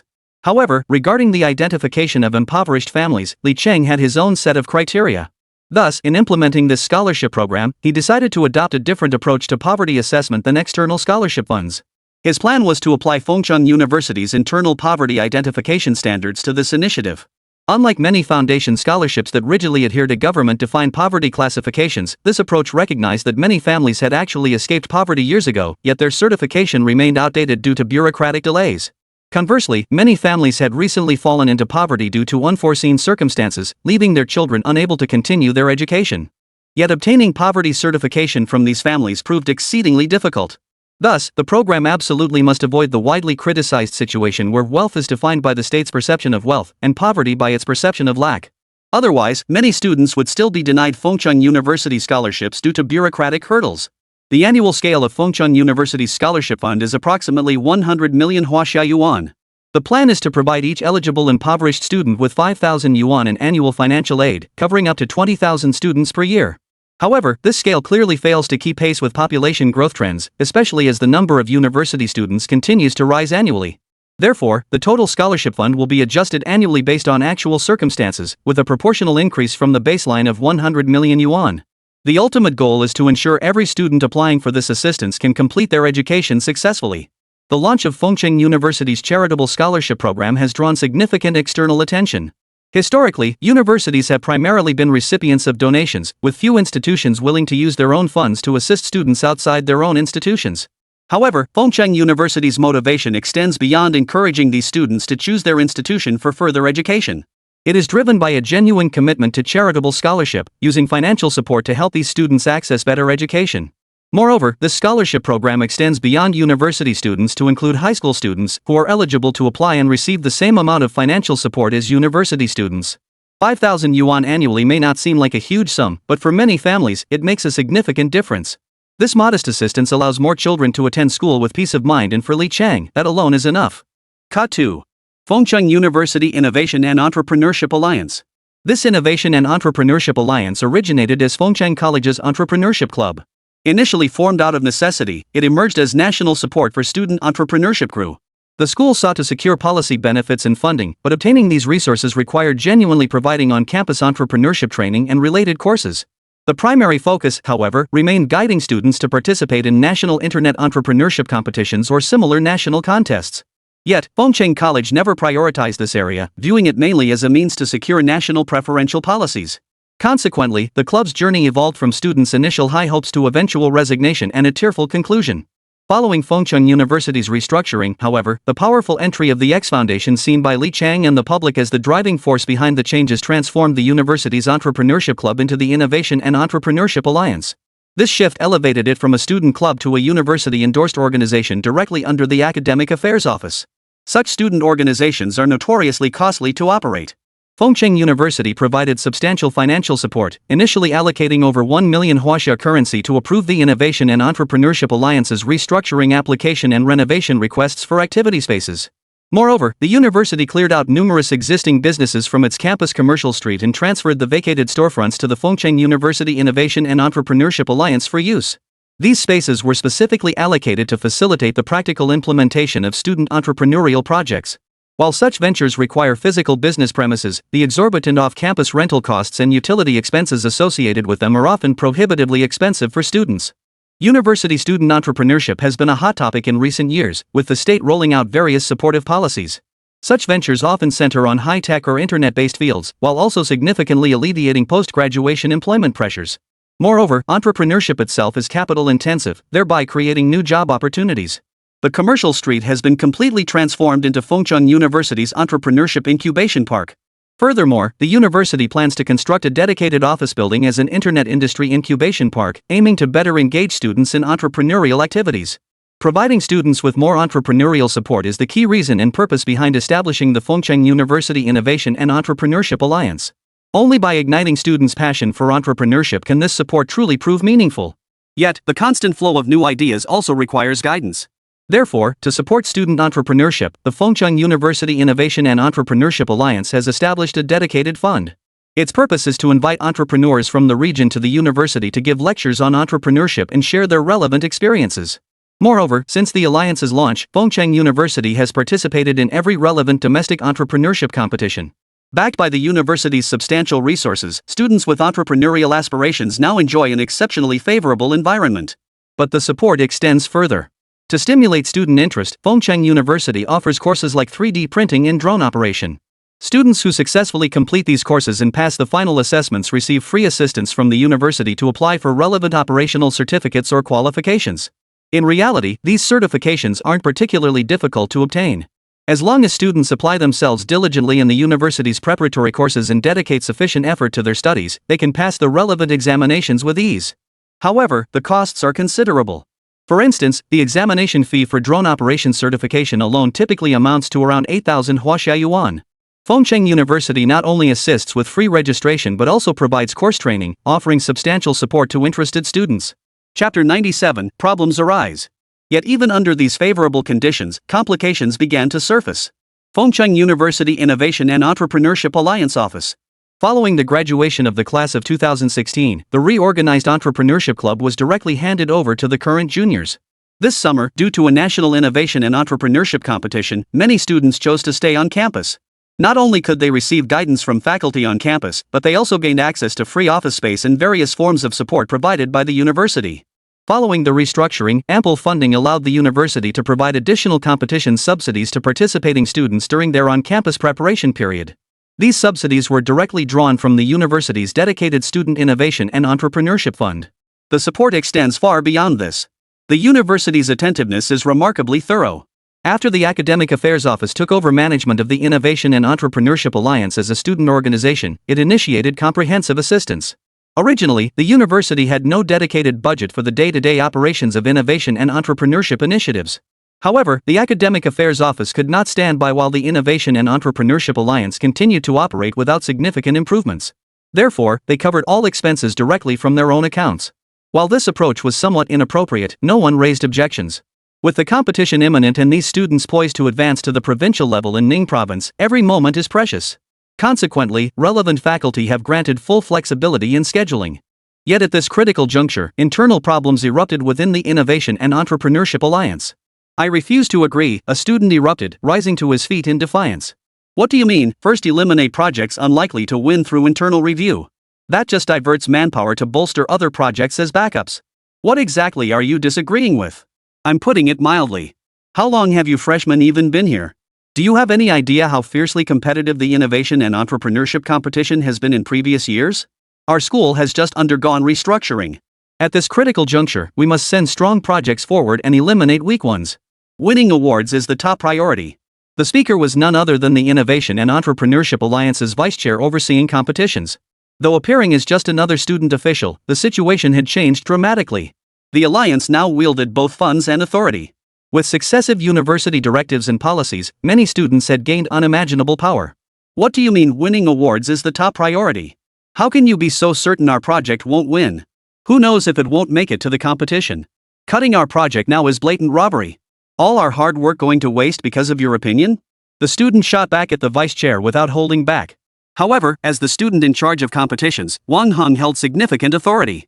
While he didn't have the final say in selecting projects to send to the provincial level, he wielded considerable influence in the decision-making process. The faculty member overseeing the school's involvement was actually a graduate recruited from another institution. Their expertise stemmed from having won a gold medal in a provincial innovation and entrepreneurship competition, giving them considerable experience. However, this instructor's expertise was limited to competition procedures. Although the competition fell under the jurisdiction of the Academic Affairs Office, most staff there specialized in foundational academic courses. The university's innovation and entrepreneurship curriculum for undergraduates wasn't even scheduled to launch until the following academic year. This is precisely why Wang Heng now speaks with such audacity. In his view, while the university has provided substantial resources, distributing them across so many competing teams remains unfair. As a junior entering his senior year next semester, this represents his only opportunity to compete. While it seems like there's still time, that's not actually the case. The University Innovation and Entrepreneurship Competition requires that both the project and the participating team members be created by current students who have not yet graduated. Therefore, he hopes his project can receive greater support. To achieve his goal smoothly, the straightforward solution would be to eliminate several other projects. However, this approach would undoubtedly be unfair to the other students. First, the team members were finalized during registration based on each project's actual headcount, making changes impossible. If eliminated, students from those projects might be reassigned to assist others. Yet should those teams win, the awards and recognition would hold no connection to them. How could these students not be upset? "Wang Heng, Chairman Wang, I'm being polite here. Don't give me that bureaucratic line about us lacking experience. What makes you so special just because you're a junior? Every project starts from scratch, every word typed out, day and night.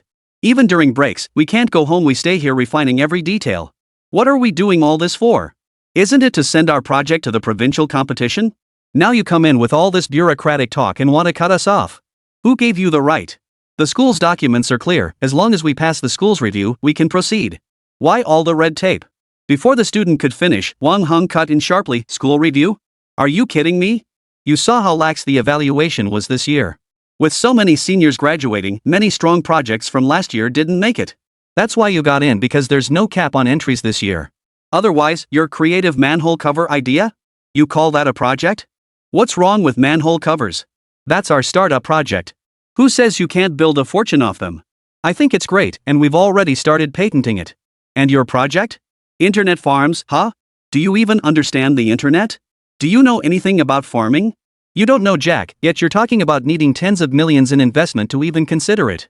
Mine might not be perfect, but it's in the startup track for the competition. What's yours? The innovation track? Isn't that embarrassing? Can making a decent PowerPoint presentation really be called talent?" Hearing this student speak so disrespectfully, Wang Heng, who prized his reputation and believed he was qualified to oversee the competition, flared up. Slamming his fist on the table, he declared, "Just you wait. I'll see how far this project of yours gets. You're so full of yourself, let's see what good comes of it." That said, Wang Heng's appointment as vice chair overseeing the competition department after the restructuring wasn't entirely without merit. He had the backing of faculty recommendations and had been actively participating in competitions since his freshman year, though his best achievement was merely a provincial bronze award last year. But under the current circumstances, with all the seniors having graduated, there were no other viable candidates available. They had no choice but to promote this young man with a bit of relevant experience. Chapter 98, Agricultural Research Institute. Li Zhuoran, stop playing the big shot with me. Just give me a straight answer. I want that entire manhole cover project team disbanded. Can you make it happen? Don't keep telling me there's no such regulation at the school. I'm the vice chair overseeing competitions, and you're the chair in charge of the entire Innovation and Entrepreneurship Alliance. If we team up, what can't we accomplish? Wang Hong stepped out of the Innovation and Entrepreneurship Alliance activity room and immediately called the alliance's chairman, Li Zhuoran. His goal was clear: revenge. The chairman had just trampled his vice chairman's dignity into the dirt, and Wang Hong couldn't possibly swallow that humiliation. Wang Hong, I don't know what exactly happened between you two, or how I offended you, but the situation is what it is. Things aren't like they used to be. Back then, we were just a student club, we called the shots internally. But now, with faculty from the Academic Affairs Office overseeing us, a lot of things just aren't possible. Though he spoke these words, Li Zhuoran genuinely wished to stay out of the matter. After all, it offered him no benefit whatsoever. Not only that, dissolving a team outright and abandoning a project was clearly difficult to pull off, especially figuring out how to explain it to the relevant faculty in the Academic Affairs Office. Just thinking about it gave Li Zhuoran a headache. Moreover, Li Zhuoran and Wang Hong had known each other for a long time. Li Zhuoran had been interested in this kind of competition since his freshman year, which is why he joined the entrepreneurship club right away. Not only that, but if not for this restructuring, Li Zhuoran would have easily earned the position of next term's club president based on his abilities. But now the restructuring had happened. For him personally, it was an absolute godsend. After all, compared to the previous state of being neglected and overlooked, the Innovation and Entrepreneurship Alliance was now the hottest thing on campus. Many students were envious of the various subsidies the school provided to the alliance. As he spoke, Li Zhuoran activated the call recording function on his phone. Naturally, this was to ensure he could distance himself from any potential trouble that might arise later. Compared to Li Zhuoran, Wang Heng's political savvy was noticeably lacking. He possessed no trace of smoothness or tact. Had Wang Hong not been so bluntly confrontational, instead opting for behind-the-scenes sabotage, the project likely would have collapsed just before dawn anyway. But now, he believed the other party looked down on him, thinking he lacked the capability to control them. Wang Hong wanted to make it clear that he was still the one calling the shots. Fine, Li Zhuoran. So you're playing this game with me now? Don't say I didn't warn you. Since the restructuring of the university's Innovation and Entrepreneurship Alliance, you know exactly how much you've pocketed, no need for me to spell it out. Remember, the university's procurement process this time was unclear about what exactly was needed. While major items were purchased by the school, many smaller, miscellaneous items were bought up front and then reimbursed, right? As for the quality of these items, how much you actually paid for them, and what amounts appear on the invoices you submitted to the school, others might not know, but as vice chairman, I know every detail. I even know where your uncle's office supply store is located.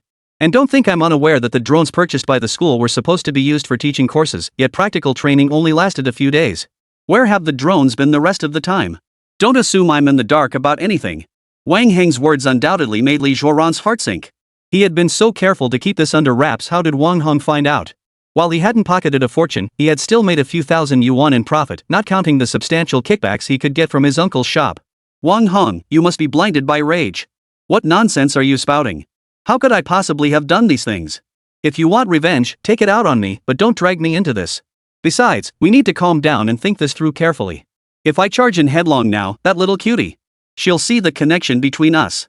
Li Zhuoran lowered his head. Wrong was wrong. Though the school hadn't caught on, he'd thought it would blow over. But now that Wang Hong held this over him, he had no choice but to help him out reluctantly. Deep down, he felt guilty toward those students. Why did he have to cross such a petty person? Wang Hong smiled when he saw Li Zhuoran finally give in. He obtained this information quite discreetly. He overheard and observed bits and pieces himself, then pieced it together. After all, while Fengcheng University provided generous subsidies, Li Zhuoran had recently gotten a girlfriend and was spending heavily on her. This had already strained his already tight living expenses. Yet since the procurement began, Wang Hong hadn't seen Li Zhuoran acting like his usual self, no more frequent outings or constantly borrowing money from classmates. Instead, he'd become unusually generous. To anyone paying attention, it was obvious something fishy was going on. Wang Hong said, "Then I'm grateful for Chairman Li's generous assistance. I'll follow your lead on how to handle this matter. Let's find a time to sit down and discuss it thoroughly. It'd be best if we could make everything seamless." Li Zhuoran's head nearly exploded upon hearing Wang Hong's words. Such actions were bound to violate university regulations. But now he was holding the ace. Though he'd been careful to conceal his actions, Wang Hong's suspicions were merely baseless assumptions based on his recent lifestyle. Fengcheng University Agricultural Research Institute. Originally, Fengcheng University had no agriculture-related programs. However, during a talent recruitment drive, it attracted numerous highly educated, high-caliber professionals in the field. Seizing the opportunity, the university decided to go all in, establishing agriculture-related majors, founding a college of agriculture, and setting up an agricultural research institute. Currently, the institute operates only one laboratory, the Novel Wheat Crop Seed Laboratory. This research project originated as the vision of a newly recruited professor at Fengcheng University. After joining the institution, he developed the academic proposal and submitted it for approval, which was granted. Thus, Fengcheng University's Agricultural Research Institute was formally launched. Agricultural research, particularly seed research, has always been challenging. Its most standard and universal characteristic is its long-term nature. Projects typically span extended periods, and research funding expenditures are substantial. Chapter 99, Huaxia Agriculture. Despite these challenges, Fengcheng University provided substantial support, offering comprehensive backing for the newly established Agricultural Research Institute. Agricultural research, especially seed research, requires experimental fields. Given that the chosen research direction is the mainstream hybrid breeding method, this necessitated numerous researchers not only continuously collecting data in the fields but also conducting field investigations, seed selection, breeding, screening, and hybridization across many locations nationwide. The time investment involved was substantial. To ensure the smooth progress of the institute's projects, Fengcheng University selected a plot of land neither too large nor too small, roughly 20 mu, about 3.3 acres, in a nearby village. This land was designated as the Research Institute's experimental field, specifically to facilitate the academic research. After all, while tangible results might be difficult to achieve in the short term, from a long-term perspective, any breakthroughs from this research could significantly benefit Fengcheng University. What the university currently lacks most is a sufficient number of relevant academic achievements. Of course, this shortfall cannot be entirely blamed on the predecessor institution, Fengcheng College. Originally established as a primarily profit-driven institution, it naturally prioritized financial returns over academic investment. As for academic standing or international rankings of scholarly influence, those were of little consequence to the former Fengcheng College. But now, after the restructuring, they matter immensely to Fengcheng University. After all, Li Cheng's vision and development goals aim to transform the university into a world-class, even globally unique, institution of divine caliber. How could academic research in this area afford to lag behind? Not only that, Fengcheng University not only places no restrictions on research funding for academic projects but has also launched a new round of acquisitions. This time, the target is a renowned domestic core academic journal. Editorial Office of Huaxia Agriculture. Huaxia Agriculture is one of the few core academic journals in the field of agriculture in Huaxia. After years of development, its international standing has steadily risen. Previously, the journal's development was constrained by higher authorities. However, with Huaxia's recent relaxation of controls over core journals, it underwent privatization from state ownership, a transformation that proved undeniably successful. Although the reform introduced profit-driven pressures, the involvement of capital has continuously enhanced the journal's international influence. Notably, it was recently included in the SCI Q2 category. This development holds significant appeal for scholars seeking to publish related papers. With a domestic SCI indexed option available, why submit papers to international journals, especially given the exorbitant page charges often associated with foreign publications? Although China Agriculture Journal has seen its page charges rise year after year since restructuring, it remains relatively affordable. Moreover, as a Q2 journal, its paper review standards are actually quite lenient. But now, things have changed. Fengcheng University has arrived. After multiple rounds of evaluation, the relevant faculty unanimously agreed that, given the current favorable conditions, having their own academic journal would be immensely beneficial. Acquisition emerged as the optimal solution. Given Fengcheng University's current influence and research capabilities, launching a new journal from scratch would likely be a dead-end endeavor. Without a solid foundation of high-quality papers, its impact would inevitably decline. The relatively young China Agriculture Journal, which had not been in operation for very long, immediately caught the attention of these Fengcheng University faculty members. While critics might later claim it was merely the acquisition of a core journal, if the acquisition could benefit Fengcheng University, who would care about such public opinion? Moreover, acquiring an established journal that could operate smoothly upon takeover would provide valuable reference for Fengcheng University to establish its own journal once it develops sufficient research capabilities. Thus, Fengcheng University dispatched an inspection team to Huadu, the location of Huaxia Agriculture's editorial office. Editor I'll get straight to the point. Fengcheng University has considerable interest in China agriculture. Our investigation indicates it would be a highly suitable fit for our institution. We'd like to inquire whether your organization is open to selling. Naturally, we've done our homework beforehand.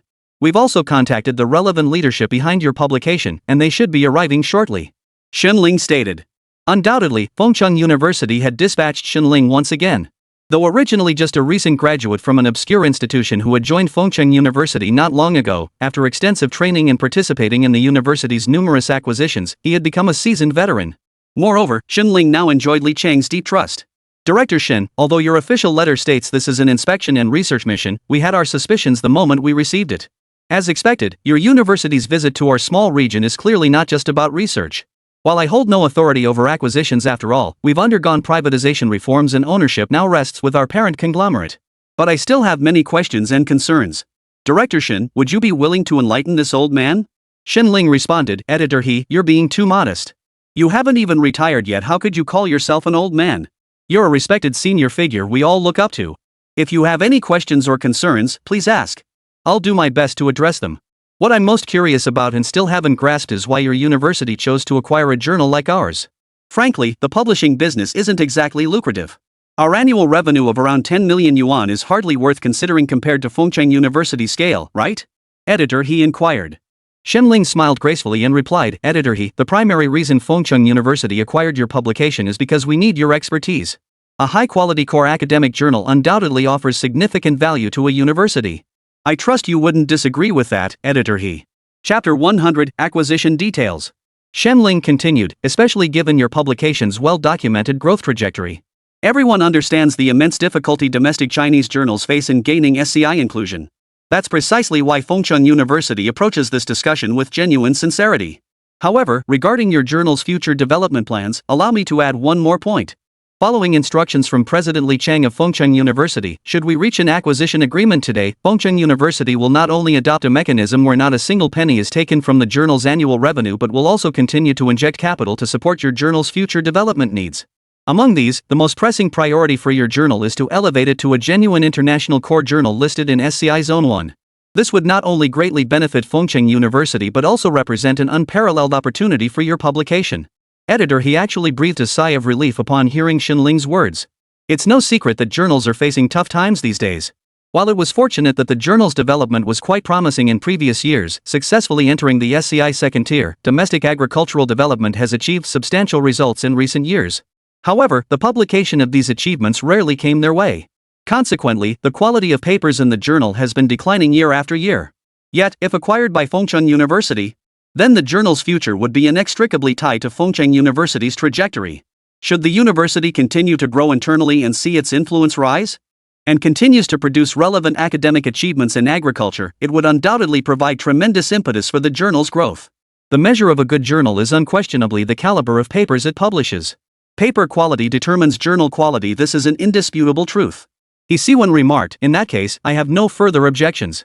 However, regarding the ownership of the journal and whether your university can successfully acquire us, I cannot speak for that. As Director Shen mentioned, we have already completed our privatization reform. Upon hearing He Siwen's words, Shenling naturally refrained from further comment. He understood that reaching a favorable outcome today would likely prove difficult. After all, acquiring a core academic journal is inherently challenging. The slightest misstep could cause the entire endeavor to collapse.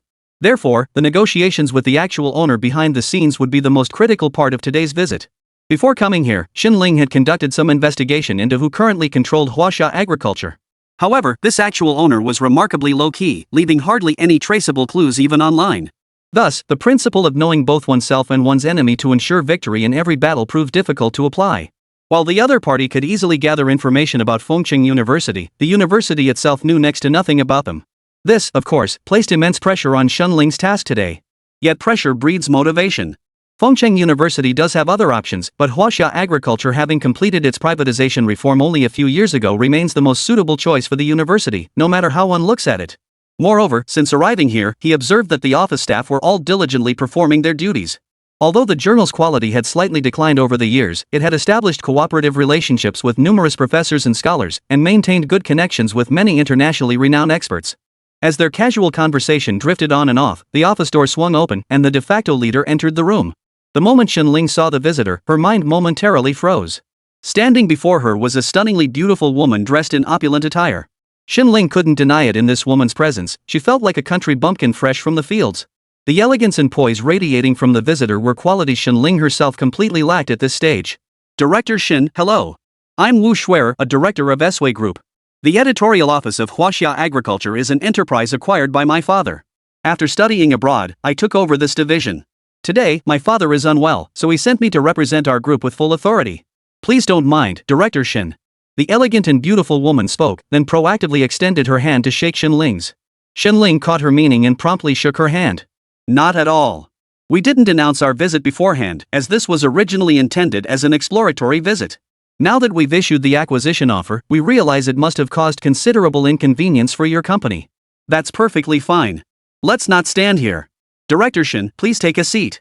I extend my warmest welcome to Fengcheng University for visiting us today. Even my father remarked that he never imagined we'd have the opportunity to engage directly with one of China's most renowned universities. Wu Shuer smiled. The speaker meant no harm, but the listener understood the implication. Xinling quickly grasped the underlying meaning behind those words. Before today, Fengcheng University knew very little about the Sway Group. They were aware it was a specialized conglomerate in China's agricultural fertilizer sector and a share-listed company with a market value now exceeding 20 billion yuan. The group's scale was undeniably substantial. Their words now clearly elevated Fengcheng University. While genuine respect for the institution might be a factor, it was more likely driven by caution stemming from interest in Li Cheng of Fengcheng University and the X Foundation backing him. The guest follows the host's lead. We're already thrilled that Chairman Wu could join us. After taking their seats in the reception tea room, editor-in-chief he sat beside Wu Shuer. At first glance, it was clear that Siwen now seemed to have encountered his nemesis, sitting stiffly like a quail, not uttering a single word. This side note served as a reminder to Xinling, the woman before him was far more than just beautiful and elegant. Not only had she seamlessly taken over the entire operations of this journal shortly after returning from her overseas studies, but she also held the editor firmly in her grasp. This clearly indicated her capabilities were anything but ordinary. After all, many companies acquiring journals often clashed with the original editors. The fact that she had the editor firmly under her control spoke volumes.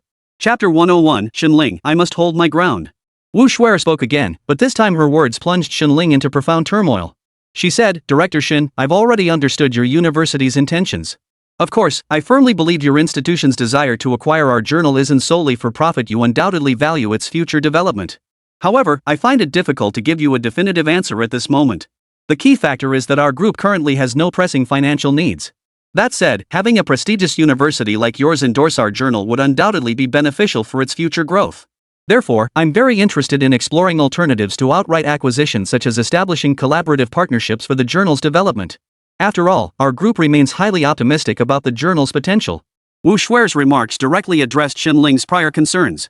Before arriving, Xinling had convened a meeting with senior university leadership, including Li Cheng and Wang Xihua, to discuss the acquisition. He had also carefully considered the College of Agriculture's stance on the acquisition proposal. The ultimate conclusion remained that the other party would be reluctant to relinquish control, undoubtedly Fengcheng University's greatest challenge. If they refused to transfer the journal outright or fully consent to the acquisition. If they instead pursued a cooperative agreement, the future trajectory of the journal, including who would hold the reins over its internal management and decision-making, would become a critical issue. Without securing that control, the very purpose of Fengcheng University acquiring the academic journal Huaxia Agriculture would be nullified. The university had no intention of being taken for a ride. Therefore, Xinling responded with the prepared statement he had anticipated during his time at the university. Chairman Wu, Fengcheng University has not prepared specific contingency plans for bilateral cooperation in this area beforehand. Primarily, our position is that only through a full acquisition can we better secure management control and initiative. If we were to proceed with a negotiated partnership for future operations, numerous complications would arise. Moreover, Fengcheng University's acquisition of your journal is not profit-driven. To clarify the first point, after the acquisition, Fengcheng University will not divert any of the journal's annual revenue. Not only that, but we will continuously inject capital in phases to support the journal's future development. Mr. Wu, to be candid, while the status of an SCI core journal is indeed unique, and Huaxia Agriculture currently enjoys a comfortable position at least from an external perspective, its future trajectory appears promising. Our university, as a comprehensive institution, lacks substantial practical experience in journal development. That said, how should I put this? We possess considerable insight into the broader journal landscape. With the internet advancing so rapidly, countless academic journals are struggling to survive, and print publications face an uncertain future. While the journal currently generates some annual revenue, complacency will inevitably lead to demise, and a grim one at that. Of course, I trust someone as astute as Chairman Wu has considered these points. Otherwise, I doubt he would have taken time out of his busy schedule to sit down with me, the humble director of the president's office at Fengcheng University, for this discussion. It must be said that Xin Ling's recent experiences had greatly enhanced his capabilities. At least when facing Wu Shuer, he showed no fear or hesitation. Instead, drawing on his own insights and the university's prior research into the journal's surrounding circumstances, he articulated his views logically and reasonably. Yet this was insufficient to sway the woman before him. Wu Shuer countered, "While I acknowledge some of the issues your university raised have come to my attention and been reported, your claims border on alarmist exaggeration. If your institution intends to acquire us through such tactics, it will surely end badly. You must understand that today's Huaxia agriculture is no longer the stagnant entity it was before completing its privatization reform. It has evolved into a renowned journal capable of independent operation, generating substantial annual revenue. Moreover, our current development trajectory is robust. Our group's agricultural operations and revenues have seen consistent growth year after year. Even this meeting between us today was arranged at my father's explicit instruction, otherwise, I would be attending a much larger gathering hall right now, not sitting in this modest office. Our group seeks collaboration with your institution precisely because we recognize the remarkable progress you've made since restructuring. Rather than viewing this partnership as merely a journal collaboration, it represents an investment in your institution. After all, if your university faces developmental bottlenecks, it would be equally detrimental to Huaxia agriculture. Therefore, I firmly believe your institution can collaborate with our group to manage this venture. As for the management rights and autonomy you mentioned, we can sit down and discuss these details at length. As a woman, I find it difficult to offer a convincing response on my own. Director Shen, I hope you will also carefully weigh the pros and cons involved." This silver-tongued woman across the table was indeed formidable. In just a few sentences, she made it clear she wasn't short on funds and wasn't overly concerned about acquiring Fengcheng University. Instead, she sought to leverage the university's influence and reputation to collaborate and strengthen the journal, aiming for future achievements and tangible results. But did this truly align with Fengcheng University's interests? This dilemma weighed heavily on Xin Ling, leaving her equally uncertain. The awkward reality was that if she could step out to call Li Chang, she'd likely receive a far better answer. Yet if she left now, if she stepped out to call for advice, Li Chang wouldn't blame her.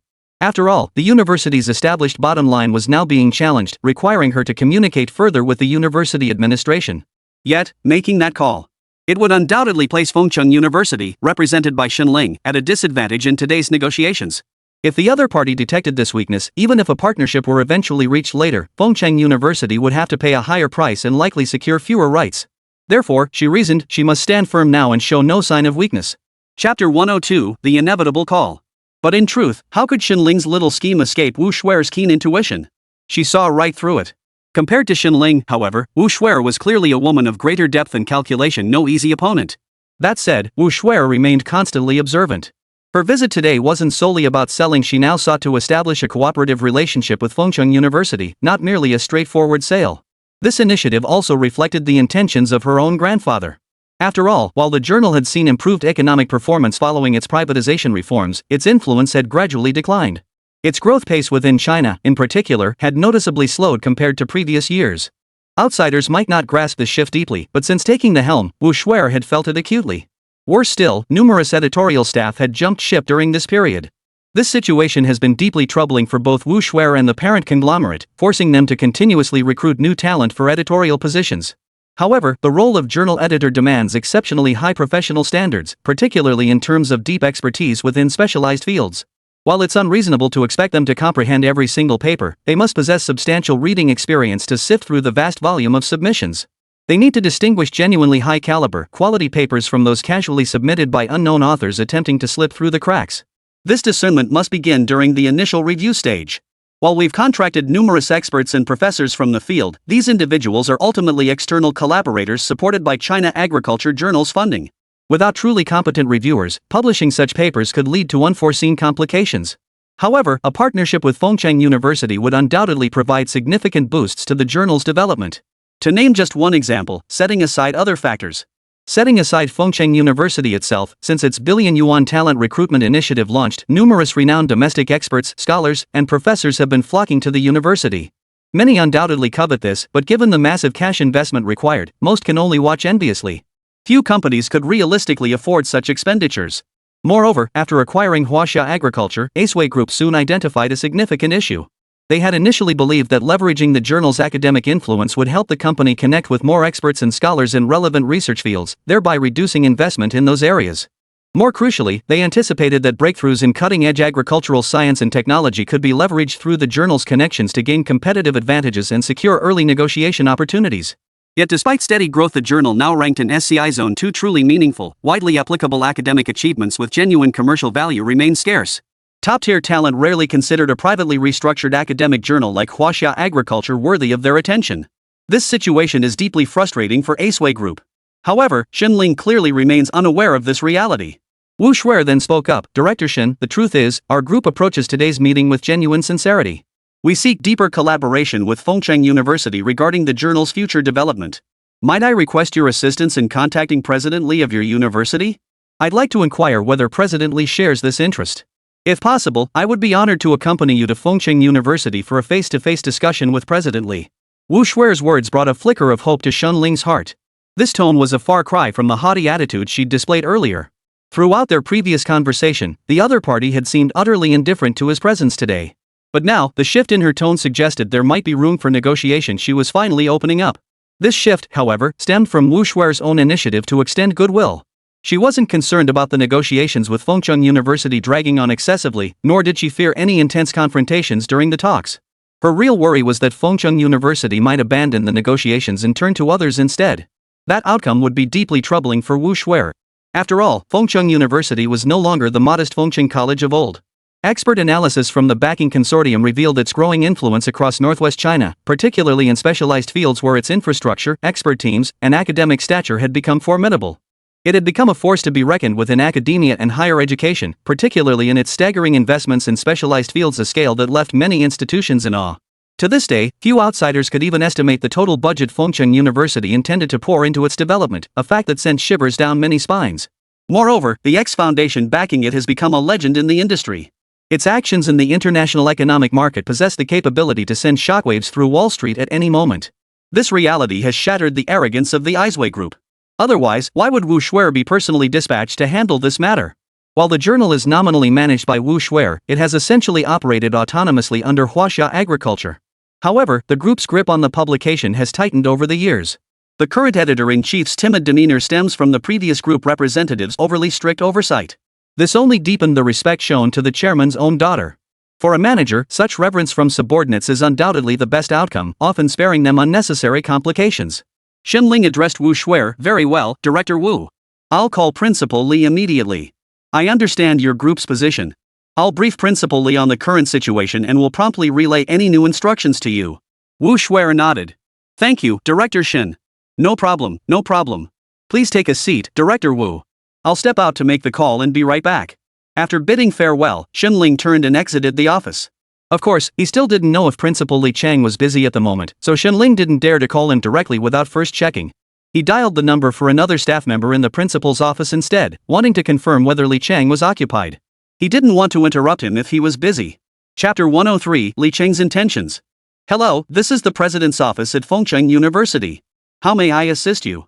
Such a standard greeting hadn't existed before. It was essentially a replica of those used by major telecom operators. Where did this greeting originate? From Xinling himself. After repeated internal meetings at Fengcheng University, the standards for administrative staff had grown increasingly stringent. Contrary to the preconceptions of many who believed their position as university administrators entitled them to a certain air of authority, Fengcheng University strictly prohibited such bureaucratic attitudes. Just as Li Chang emphasized to all faculty and staff, everyone at Fengcheng University is a steward of the institution. Yet, each individual serves merely as a guide on students' path of learning and development. All must cultivate a service mindset, not one of unconditional deference or concession like restaurant waitstaff. Rather, it means shedding outdated notions and transforming one's words and actions to reflect the university's ethos. While this might sound like empty rhetoric, the astute Xinling immediately sensed a deeper meaning. He promptly changed the office phone greeting from, "Hello. This is the office of the president at Fengcheng University." Not only that, but lines were often busy, requiring lengthy waits to connect during work hours. Now, however, after optimizing the internal management system and refining staffing, calls to any department connect instantly. Of course, as a university operating regular business hours, this applies only during working hours. Fengcheng University isn't a commercial enterprise requiring 24/7 hotlines. This is Xinling. I have urgent matters to report to President Li. Please check if he's available in his office. If he's busy, don't bother him. If he's free, inform him that I have new developments to discuss. No sooner had Xinling finished speaking than the receptionist responded promptly, "Understood, Director Xin. I'll go immediately." As the staff member surnamed Zhou hurried off to Principal Li Chang's office, Xinling quietly reflected on his meeting with Wu Shuer earlier that day. Her assertiveness and bearing had indeed given Xinling a fresh perspective today.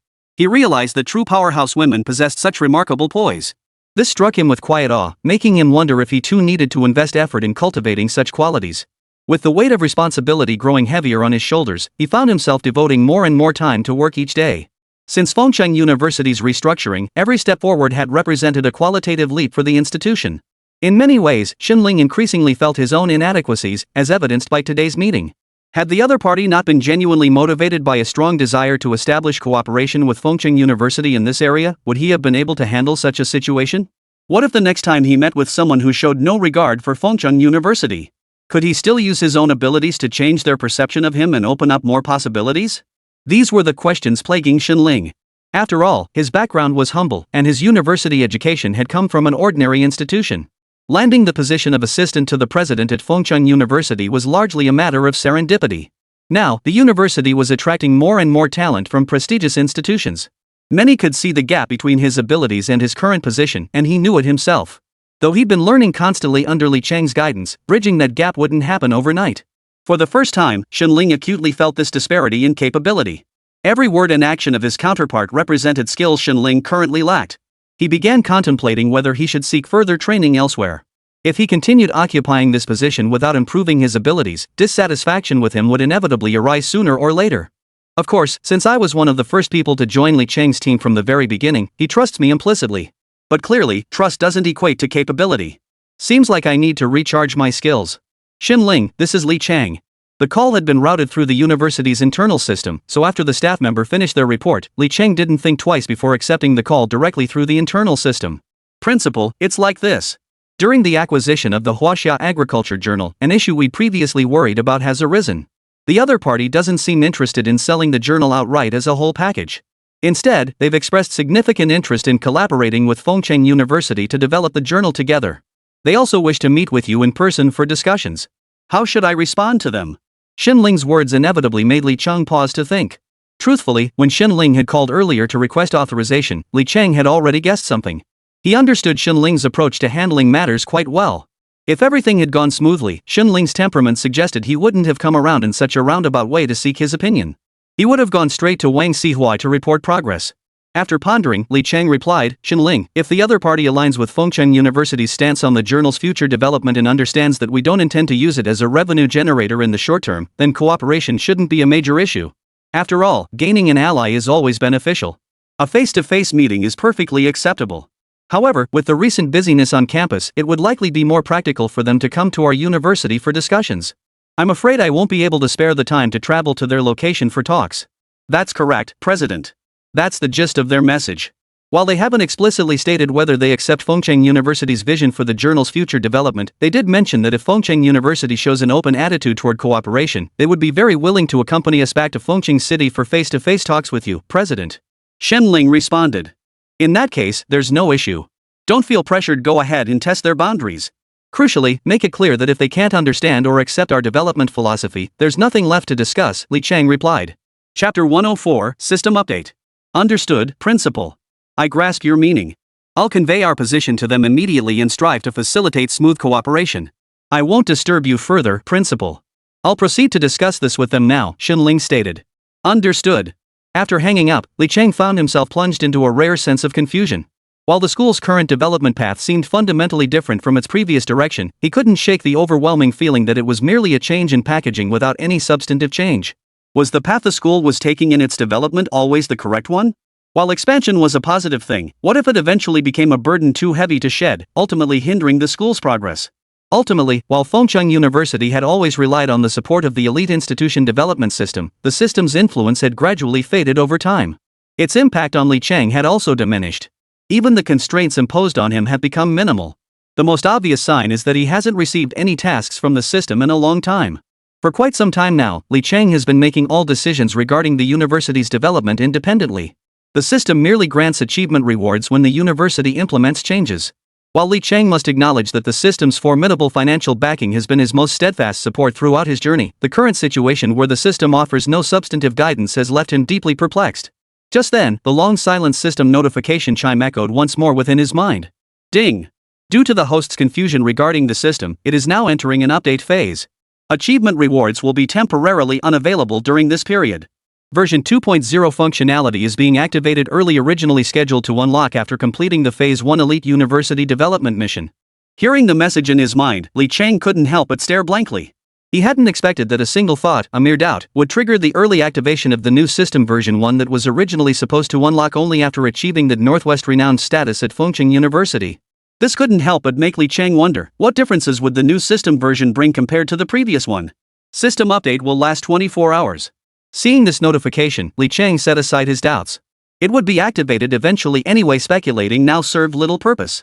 Once the update concluded, he'd know everything. The scene shifted to Xun Ling's side.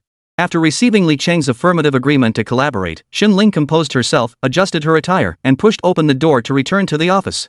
In truth, she hadn't come alone today, other Fengcheng University staff members had accompanied her. Thus, upon entering the office, she couldn't help but be taken aback by the scene that greeted her.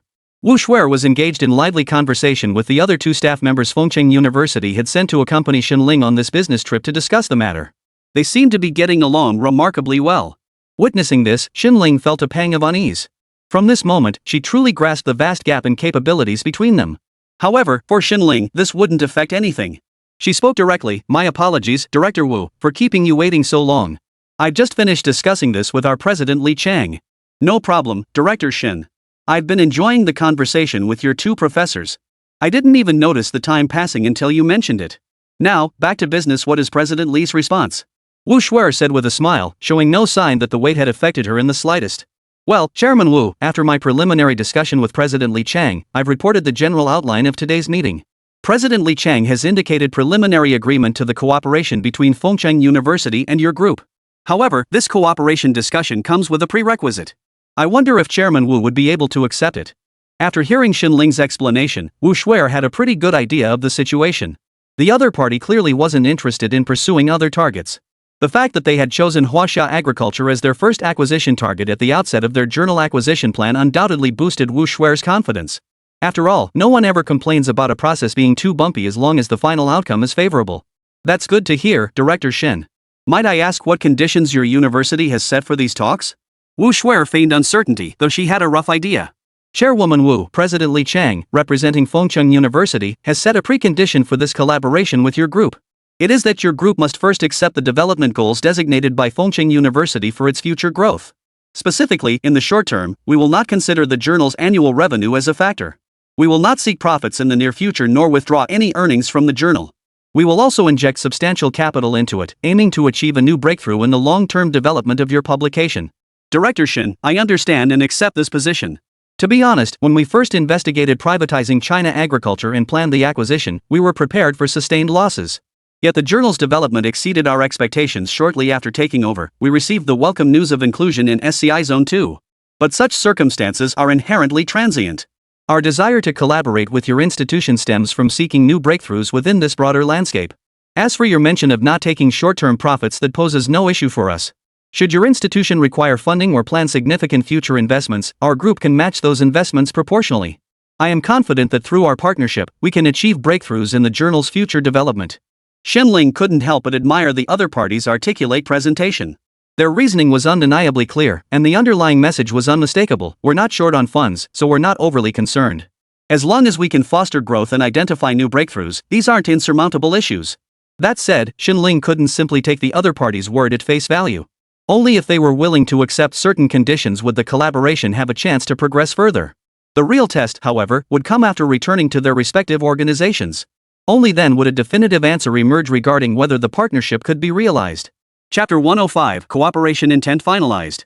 Xun Ling and Wu Shuer thus finalized their cooperation negotiations. Both sides appeared satisfied, but they knew deep down that in this contest, Xun Ling had lost. Where exactly had he lost? Xun Ling understood it himself. The final outcome was less a result of his negotiations and more a testament to Wu Shuer's clever concessions. Step by step, she had maneuvered with perfect precision. She had safeguarded her own vision without compromise, ensured the partnership could proceed smoothly, and, on another level, had been very considerate of Xun Ling's feelings. Though Xun Ling seemed to sense something, he didn't quite grasp it. Nevertheless, this exchange sparked a sudden surge of interest in Fengcheng University within Wu Shuer, who had previously known little about it. Back at the hotel. After shedding her outerwear, Wu Shuer retrieved her cherished cartoon pajamas from the wardrobe and slipped them on. No one could have imagined that the poised, capable woman seen by the outside world would adopt such a relaxed demeanor in her own room. Had anyone else witnessed this, they would surely have been utterly astonished. But that was unlikely. From attending university domestically to being sent abroad by her father to study in Europe, Wu Shuer had encountered countless admirers over the years, some drawn by her looks, others by her family background. Yet, all these years, until she completed her studies and returned home late last year, no one had ever heard of anyone succeeding with her. It wasn't that Wu Shuer had no interest in men. After all, she was still a young woman, roughly the same age as Li Chang, who had achieved what many found impossible.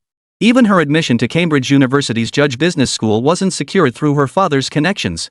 She earned her place through her own merits. It's worth noting that Judge Business School is unquestionably ranked among the top 10 business schools globally. Beyond that, her Cambridge background undeniably validated her capabilities.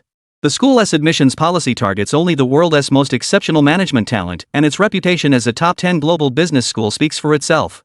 Cambridge Business School admits the smallest cohort annually, with fewer than 200 students each year. These students hail from every corner of the globe, drawn to the school in droves. That said, its overall strength is undeniably formidable. Even someone like Wu Shuer, widely regarded as a prodigy, faced a tumultuous journey during the admissions process and nearly failed to secure a spot. Competing for fewer than 200 spots against applicants from dozens of countries worldwide creates immense pressure. What no one knew, not even Wu Shuer herself, was the extent of this struggle. In fact, during the final assessment phase, when Wu Shuer was on the verge of being eliminated, it was her father who intervened. He reached out to numerous business associates to secure assistance, ultimately enabling her to enroll. This assistance was limited to the admission process, however.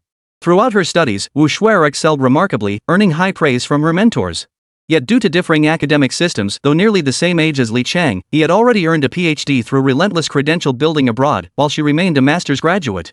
The weight of these degrees, however, was worlds apart. They were fundamentally not on the same level. Wu Shuer slipped into her cartoon pajamas and deftly leaped onto her hotel bed. Since returning to China often involved unavoidable business meetings, her father had arranged long-term room reservations at dedicated hotels in every city she might visit. While this arrangement might seem extravagant, for top-tier business executives, a good night's sleep far outweighed any perceived waste. She deftly turned on the TV, switched to Crayon Shinchan, and picked up the fruit tray room service had placed in the lounge, alongside a freshly opened bottle of red wine. While this was the monotonous existence of the wealthy, none of it mattered to Wu Shuer. The most important thing before her eyes was the episode of Crayon Shinchan playing on the screen. Her cheerful laughter was cut short by the ringing phone. After returning to the hotel, Wu Shuer always diligently switched her phone to silent mode. At this hour, even the most urgent matters couldn't reach her. After all, savoring life was her top priority. Of course, there were exceptions. She dared not silence her father's calls, so she had set up a special alert for his number. Picking up the call, she heard her father's voice on the other end. "Shuer, was work tiring today? Everything go smoothly? Dad, I'm in my 20s now. You really shouldn't keep asking me these things. But today's negotiations went smoothly overall. Tomorrow, I'll be flying to Fengcheng City with the inspection team they sent over. Come to think of it, I've never even been to Fengcheng before," Wu Shuer replied with a sigh. Who would have thought that the head of a publicly traded company worth tens of billions would be such a devoted daddy's girl? But it made sense. Wu Dad spent every moment outside of work with his daughter, and it had been that way since she was little. It wasn't hard to understand. After all, how many fathers in this world don't adore their daughters? That's good, that's good. Remember to stay safe on your way to Fengcheng. As for the specifics of the partnership, Dad trusts you to make the best judgment. Handle any details yourself. I won't bother you anymore. Get some rest early, you've got another flight out of town tomorrow. Wu Shuer replied, "Okay, Dad. I understand. I'll be careful. But if this matter yields a positive outcome and we can establish cooperation with them, I believe it will be of significant benefit to our company, especially for China agriculture." Hearing this, Wu Dad felt reassured. Truthfully, he had poured immense effort into his daughter's education since her birth. Yet she had proven herself worthy. Graduating from Cambridge University's business school demonstrated her business acumen was no less than his own. Perhaps all she lacked was experience. This was precisely why, since her return to China, Wu Dad had gradually transferred many group company affairs to Wu Shuer. While framed as gaining experience, it was essentially giving her hands-on practice. As for profits or losses? What difference did it make? Chapter 106, The Move. That said, Wu Shuer's capabilities were not lost on many. The other directors of the company were no ordinary figures. Had Wu Shuer truly failed to demonstrate matching competence, they likely wouldn't have turned a blind eye to her actions. However, after returning to China and joining the group, Wu Shuer not only contributed valuable insights to corporate affairs but also demonstrated exceptional competence in managing other group subsidiaries like Huaxia Agriculture, earning widespread recognition. The phone call ended amidst the usual cliched expressions of concern. After hanging up, Wu Shuer couldn't help but ponder tomorrow's schedule. Her curiosity about Li Chang was undeniably strong. Ever since initiating her investigation into Fengcheng University, she had been fascinated by this man who had made such significant moves in the education sector. Was he truly just a puppet agent pushed forward by the foundation, as outsiders speculated? Yet the decisiveness Li Chang displayed bore no resemblance to that of a marionette. On the contrary, he seemed to have his own distinct approach to many matters. The external speculation remained just that speculation, and for the first time, Wu Shuer found herself intrigued by a man her own age. Even she hadn't realized this about herself. Still, Wu Shuer's current interest in Li Chang stemmed solely from the gap between his demonstrated capabilities and the external speculation surrounding him. She didn't dwell on it further. She returned to her hotel bed and resumed watching her crayon Shin-chan, but soon drifted off into a deep sleep. To say she wasn't tired would be a lie. Not far away, in another hotel, Shin-ling tossed and turned, unable to sleep. Today's meeting had undoubtedly been a failure. Of course, this wasn't entirely Shin-ling's fault. Although she had played a crucial role in the previous acquisition of Fengcheng University, most of the negotiations for out-of-town acquisitions had involved Li Chang or Wang Xihua to some extent. Today, however, was markedly different. This was Shin-ling's first time truly leading a team independently, having been granted some authority and negotiation power regarding the school. Yet she had clearly gotten off to a rocky start, significantly influenced by the other party. Their formidable presence left Shin-ling momentarily overwhelmed. Ultimately, it came down to her own lack of capability. Facing such a situation, she still felt inadequate. Yet, the fact that Shin-ling could recognize her own shortcomings was already a step forward. Yet Shin-ling was clearly fixating on a narrow path, obsessed with relentlessly improving herself to better handle the job. Little did she realize that the gap in capability wasn't something that could be bridged overnight. The scene shifted to the next day. Shin-ling arrived at the airport early. After the business meeting concluded, she had promptly booked her flight tickets, naturally, at a premium price. Considering Wu Shuer's needs, she had also specifically coordinated with Wang Xihua. Familiar with the ins and outs, Wang Xihua decisively had Shin-ling upgrade to first class, scrapping the original business class plan. This allowed Shin-ling and his group to experience the luxury of first class. Though Shin-ling found it novel, Wu Shuer seemed entirely accustomed to it, showing no particular reaction. The flight took off smoothly and would arrive in Fengcheng City in a few hours for further cooperative discussions. Fengcheng University. During the previous innovation and entrepreneurship competition, the resentful Wang Hong and Li Zhuoran had indeed been busy. After face-to-face discussions, they realized the competition was imminent and that delay could lead to complications. They acted decisively, with Li Zhuoran stepping forward to halt all resource support for the manhole cover team. The explanation was blunt: following an internal assessment by Fengcheng University's Innovation and Entrepreneurship Alliance, the project was deemed lacking the fundamental requirements for competition participation. The team was hereby dissolved. Members could choose to leave or join other groups to gain experience for next year's competition. But how could such a notification possibly convince these students in the prime of their youth? Opposition erupted swiftly, spearheaded by Lu Jinian, who had clashed head-on with Wang Hong during the internal meeting. He voiced fierce opposition to the alliance's decision. Naturally, Lu Jinian understood this matter was likely tied to Wang Hong. If Li Zhuoran could issue such a resolution on behalf of the alliance, it was certain that Li Zhuoran and Wang Hong were now in cahoots. Thus, even with his limited social experience, Lu Jinian understood the underlying complexities ran far deeper than surface appearances. Though currently under Wang Hong's direct supervision during the competition period. But he knew Li Zhuoran well enough from daily interactions, a man of extreme smoothness and cunning. For him to target Lu Jinian so directly this time, there must be something at play that he didn't know about. Given this, Lu Jinian came to a clear realization: why waste breath and energy on direct confrontation? Instead, he'd be better off filing a formal complaint with the university administration. After all, the campus was now brimming with channels for such grievances. To promote transparency in campus management, Fengcheng University had invested considerable effort in this area. Any student who felt unfairly treated on campus could directly file a complaint with the university administration. But why, under these circumstances, did Wang Hong and Li Zhuoran dare to act this way? Deep down, they knew that escalating the matter to the university level would make things extremely difficult. They were aware that their current justification might not hold up under close scrutiny. Yet with the competition deadline fast approaching, they could stall any investigation the school might launch in the short term. But time waits for no one. Once they fobbed off the school, the manhole cover team could forget about competing this year. Moreover, both students were just a semester away from graduation. The Innovation and Entrepreneurship Alliance was also about to undergo a leadership transition. Once the leadership changes, what does it matter what happened in between? What does it have to do with them? They'll be long gone by then. Even if the school uncovers some details of the problem, they could easily claim insufficient due diligence in their work at the time. Even if held accountable, how far could the consequences go? Ultimately, they would achieve their intended goal, and the school would be powerless against them. That's why they dared to act this way, not out of any pure desire to destroy them, but simply to spite Lu Jinian and ensure he missed out on this competition. Chapter 107, Every Trick in the Book. For them, the means didn't matter, nor did the excuses. As long as they achieved their goal, nothing else was important. But honestly, Li Zhuoran felt deeply helpless. This incident had Wang Heng directly thrusting him, the legitimate chairman, into the eye of the storm. Yet Li Zhuoran's election as chairman of Fengcheng University's Innovation and Entrepreneurship Alliance wasn't merely about surface-level social skills. Li Zhuoran hadn't merely used the notice to represent the alliance's stance, he had also reported the matter to relevant faculty members in advance. Of course, due to management's failure to follow up promptly and the frequent temporary assignments of those faculty members to other departments, Li Zhuoran had only provided a brief, embellished overview when reporting the situation upward. The young faculty supervisor, whether fully understanding or not, signaled agreement and marked the notice as approved within the university's internal management system. This internal notification review system was developed collaboratively by faculty and students from the university's computer science department.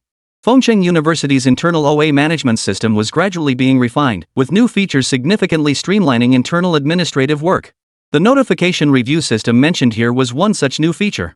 Initially developed to address the chaos of notifications across various school departments, it was designed to prevent errors that could damage the university's reputation.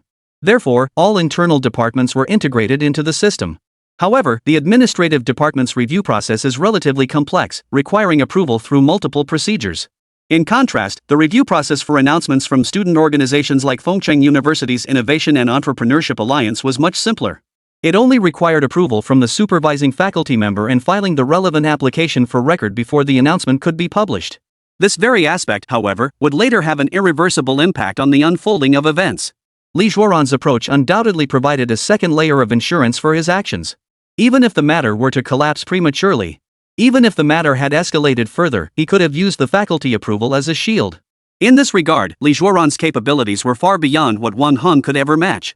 Wang Heng, meanwhile, was far from idle. Though initially shaken by the direct blow to his pride, he quickly regained his composure and recognized his immediate priorities. Without hesitation, the moment Li Zhuoran's alliance announcement was released, Wang Heng immediately acted according to its terms. His notification bluntly demanded dissolution, exploiting the fact that the group was far from united internally. Wang Heng began privately contacting the other members of Lu Jinian's entrepreneurial group. The purpose of these one-on-one meetings was unambiguously to sow discord. He addressed the other students in Lu Jinian's group directly. You've all seen the school's official notice. This isn't merely the alliance's internal stance, the alliance's position has been reviewed and approved by the school administration. Therefore, the situation was now set in stone. If they didn't want to disband immediately and go home, or be hastily absorbed into other teams as non-roster members who wouldn't even get their names on the award list, I can now offer you a solution. If you agree to promptly accept the alliance's notice and refrain from contesting the school's decision, you can proactively acknowledge internal team issues and admit this project is unsuitable for such competitions. Then I can use my connections to place your names on another team's roster. Even if that fails, I can directly add you to Wang Heng's team. This way, you can compete while switching to a better project and team, perhaps even securing a higher ranking. It must be said that Wang Heng's approach was nothing short of ruthless. If he succeeded in this move to undermine the foundation, Lu Jinian would truly become a lone figure, not only fighting alone but also facing the pressure now coming from both Li Zhuoran and Wang Heng. But it wasn't just that. While everyone understood the principle that when the lips are gone, the teeth feel the cold, more people recognized that those who recognize the times are the true heroes. These two were clearly in cahoots now, and any attempt to resist was virtually impossible. Lu Jinian's lesson had been sufficiently profound. For this reason, before consulting with Lu Jinian's team members, Wang Heng had already reached an agreement with the other teams. Any member of Lu Jinian's team wishing to join their group would require the league's assistance to utilize the final, precious personnel adjustment slot for the provincial competition. This arrangement was undeniably unfair to all other teams. Yet, given the current circumstances, who could possibly challenge these two? Moreover, everyone understood that even if consequences followed, it would all be for naught. Time waits for no one, especially in such a high-stakes competition.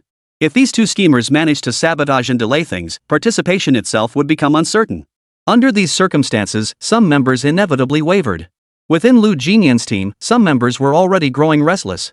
With the competition imminent, if a swift decision wasn't made now, Wang Heng's promises, no matter how compelling, couldn't override the tournament rules. The team that had formally entered the entrepreneurship competition had already been dissolved. What was the point of staying here? Lu Jinian's team consisted of only 6 members. Besides himself, there were 2 female students and 3 male students. The other members were from different majors within the university, a result of the school's recommendation at the start of the campus competition for students to form teams across departments and disciplines. Although they had collectively passed the university-level review and evaluation committee, their personal bonds weren't particularly deep. Consequently, aside from Lu Jinian himself having no alternative, the other 5 members had tacitly accepted Wang Heng's suggestion and were already considering which other teams to join. While this behavior was perfectly understandable from their perspective, seeking advantage and avoiding harm was a universal instinct, it left Lu Jinian hanging in limbo. At this moment, Lu Jinian felt like he had 2 heads on his shoulders. Chapter 108, Principal Wang, I'm wronged. Of course, while the situation was overwhelmingly unfavorable for Lu Jinian, he wasn't about to sit idly by and accept defeat. He knew that if he didn't fight back now, the other side would easily get their way. The urgency of time was not lost on Wang Hong and Li Zhuoran alone, it was crystal clear to Lu Jinian as well. Therefore, he didn't merely raise his objection through the school's internal system. If he only submitted it through the system, the school would have to go through all the internal management procedures, schedule interviews with relevant personnel for investigation, and who knew how long that process would take. So Lu Jinian chose a more direct approach. He intended to confront the principal. However, for a student, facing the president directly carried considerable psychological pressure. Though Lu Jinian had this idea in mind, he couldn't predict what outcome he'd receive if he approached Li Cheng directly. After all, he would be confronting the president of Fengcheng University. After a long internal struggle and careful deliberation, Lu Jinian ultimately decided against approaching Li Cheng directly. This didn't mean he abandoned the idea entirely. Instead, he opted for the next best course of action, approaching Wang Xihua.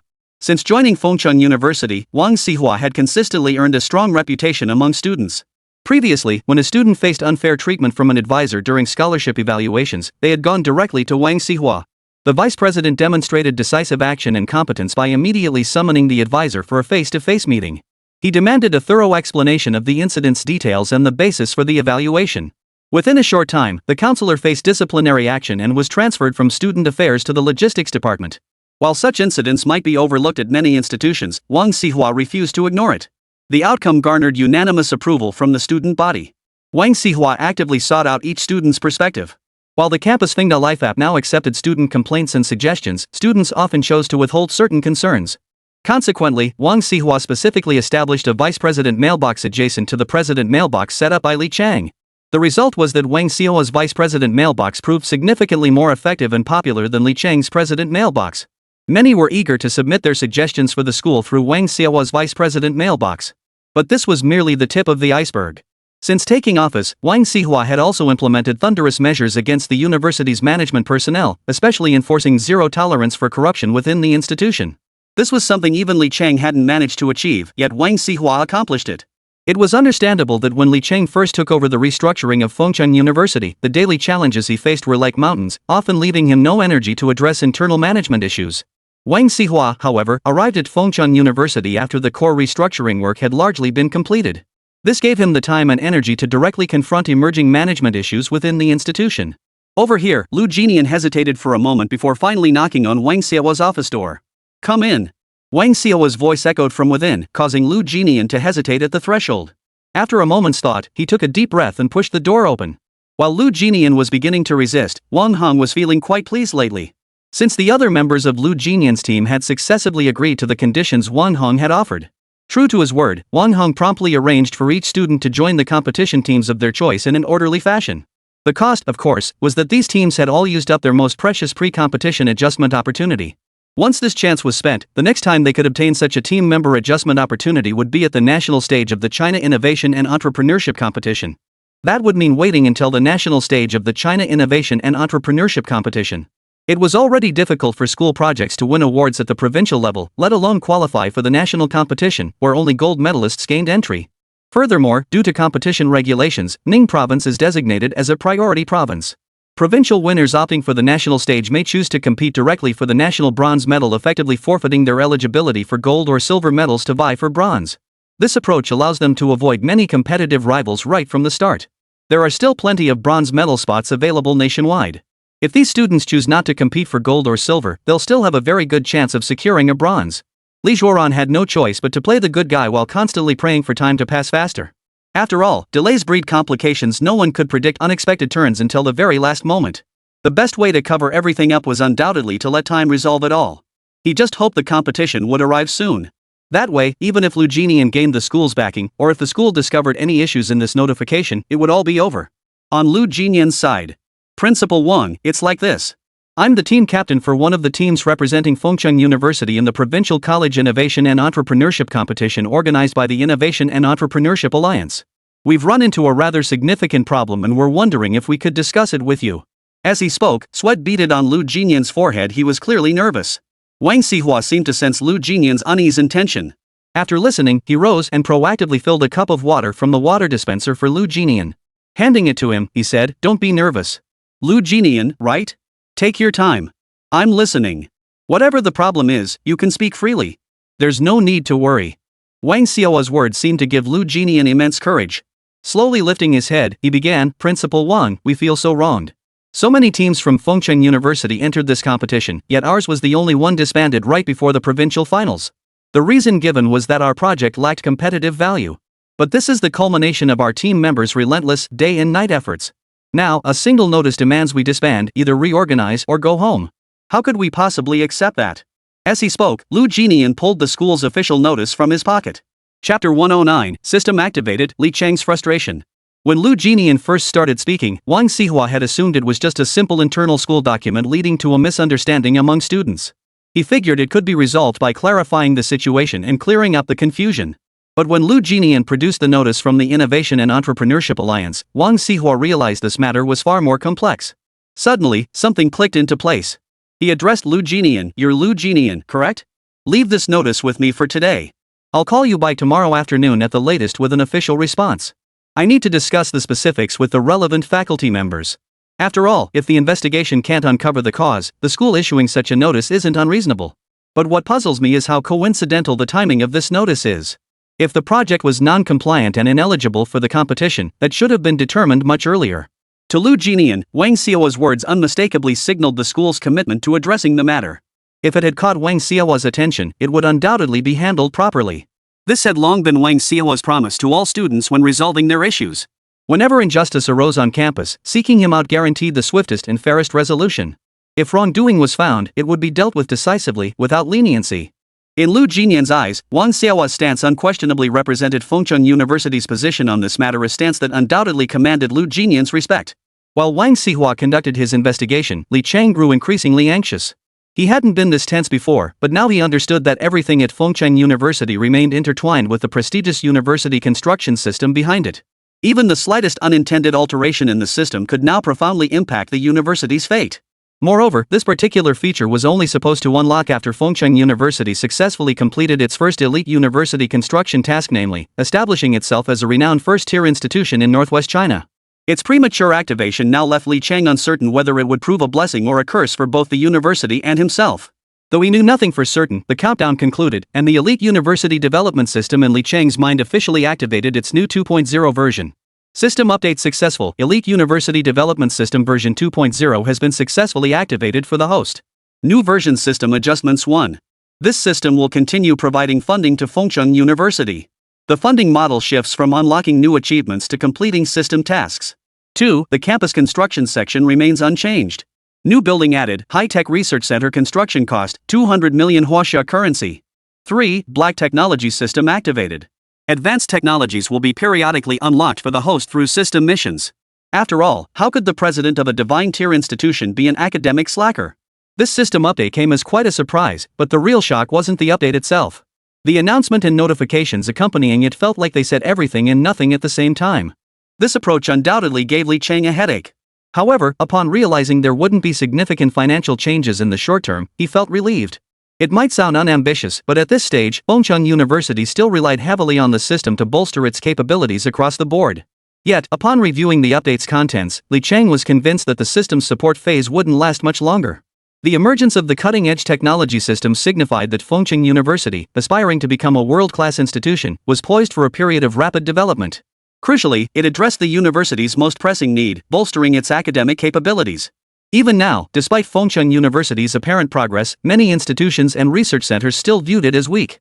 The core issue was that while the university possessed research capabilities, experimental teams, and renowned professors in academic fields, however, it has yet to produce any truly groundbreaking research achievements worthy of showcasing as the university's flagship academic accomplishments.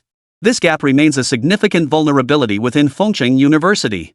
While most understand that the institution is still in a foundational phase of rapid development, many remain skeptical that Li Cheng's initial goal of transforming it into a top-tier university was ever seriously intended. To avoid setting overly ambitious goals that might undermine confidence too early, the current target is to establish the university as a renowned first-class institution in northwest China. Even this modest goal is far from easily attainable. Currently, Fengcheng University's academic achievements remain virtually non-existent. The former SER Materials Research Institute has yet to produce results, and no major breakthroughs are expected in the near term. Yet with the cutting-edge technology system from the Elite University Development Program now in place, under Li Cheng's leadership and with the system's support, substantial academic achievements should emerge in the not-too-distant future. Regardless, Fengcheng University's construction progress remains commendable, a point that brings Li Cheng considerable satisfaction. Yet his relief is short-lived as the first system task arrives. Ding! System task issued. How can my university harbor corrupt elements? The Fengcheng University Innovation and Entrepreneurship Alliance is currently embroiled in shady backroom dealings. Students are facing unfair treatment, and there are reports of embezzlement involving university funds allocated for prestigious institution development. As the university president, how can you turn a blind eye and claim ignorance? Task requirements: resolve this matter as swiftly as possible, restore justice for the affected students, and hold the responsible parties accountable. Reward, determined by task completion speed and resolution outcome. Li Cheng was utterly stunned by this assignment. Fengcheng University had historically paid little attention to its internal student organizations, maintaining the same student cadre structure inherited from its days as Fengcheng College. Only this year, on the eve of graduation, had a comprehensive student cadre transition ceremony been held. At that time, Li Cheng had even received an invitation to attend the ceremony. Observing the student leaders on campus then, he felt a sense of satisfaction. After all, during the period of the university's restructuring, the student leaders had played a significant role, contributing to efforts like admissions and daily student management. They were also preparing for the upcoming semester's welcome party for new students. The arrangements and budget for this event had already been approved by the university, aiming to present a fresh start for incoming students at Fengcheng University. But unexpectedly, right at this critical juncture, a problem arose, and it happened to be with the only entity that had received modifications, the Fengcheng University Innovation and Entrepreneurship Alliance, which Li Cheng valued highly. How could he possibly accept this? Chapter 110, Nothing good can come of this.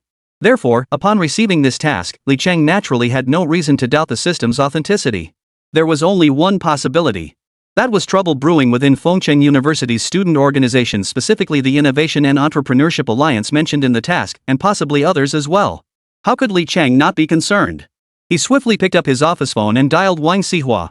When Wang Xihua answered, Lu Jinian had just left the office moments earlier.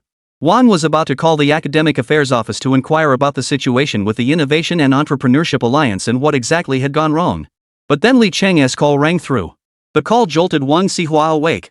As soon as he answered, Li Cheng blurted out, "Principal Wang, has something happened with the Innovation and Entrepreneurship Alliance at Fengcheng University?" At first, Wang Xihua was a bit bewildered. He knew only that a student had just come to report the incident to him. How could Li Cheng already be aware of it? The student hadn't mentioned this earlier. Could it be that the student had reported it to Li Cheng first? But that didn't make sense either. If the student had already approached Li Cheng, the president, Wang Xihua knew Li Cheng well enough to realize he would have immediately sent someone to resolve it. Why would the student bother coming to him, the vice president? Though he himself had only just learned of it and hadn't yet grasped the details, he found himself momentarily speechless under Principal Li Cheng's questioning. Yet that didn't mean he could simply brush it off with a "I don't know." So Wang Xihua replied, "It's like this, Principal. I have some understanding of the situation. Students have also come to my office to report it. I was just about to discuss it with the relevant teachers below me to get a grasp of the details. After all, we need to investigate first before we can speak with authority." Hearing Wang Xihua's explanation, Li Cheng felt reassured. As long as Wang Xihua was aware and had initiated an investigation, the matter would ultimately be resolved. In this regard, Li Cheng placed considerable trust in Wang Xihua. After all, since arriving at Fengcheng University, Wang Xihua's performance had been such that no one could possibly doubt his integrity. However, simply handing the matter over to Wang Xihua didn't align with Li Cheng's current situation. He had received a system task. Following Fengcheng University's formal investigation process, while not slow, would still take a relatively short time to resolve. But for Li Cheng, that was too slow. He wanted to add fuel to the fire to expedite the investigation and bring closure to the matter. "We should have some findings today," Li Cheng told Wang Xihua. "If there are indeed problems, no punishment should be spared for the students involved. Teachers must face demotions or disciplinary actions, no leniency." Li Cheng's words clearly set the tone for a swift resolution. Wang Xihua understood this well. While he didn't know how Li Chang had learned of the matter, it was evident that Li Chang was now personally invested in paying close attention. Naturally, Wang Xihua could no longer proceed with the usual handling methods. He responded decisively to Li Chang, very soon. Investigation today, action tomorrow. Absolutely no leniency. Upon hearing this, Li Chang understood Wang Xihua was determined to handle the matter. He didn't press further, exchanged a few brief words, and hung up to attend to other duties. While Li Chang was off handling his own affairs, Wang Xihua sprang into action immediately after ending the call. He promptly phoned the Academic Affairs Office, instructing the on-duty supervisor and the faculty member responsible for managing the Innovation and Entrepreneurship Alliance to assemble swiftly in the small conference room of the school administration building. The number of personnel involved in this matter was limited, so the large conference room used for Li Chang's regular meetings with all school leaders wasn't necessary.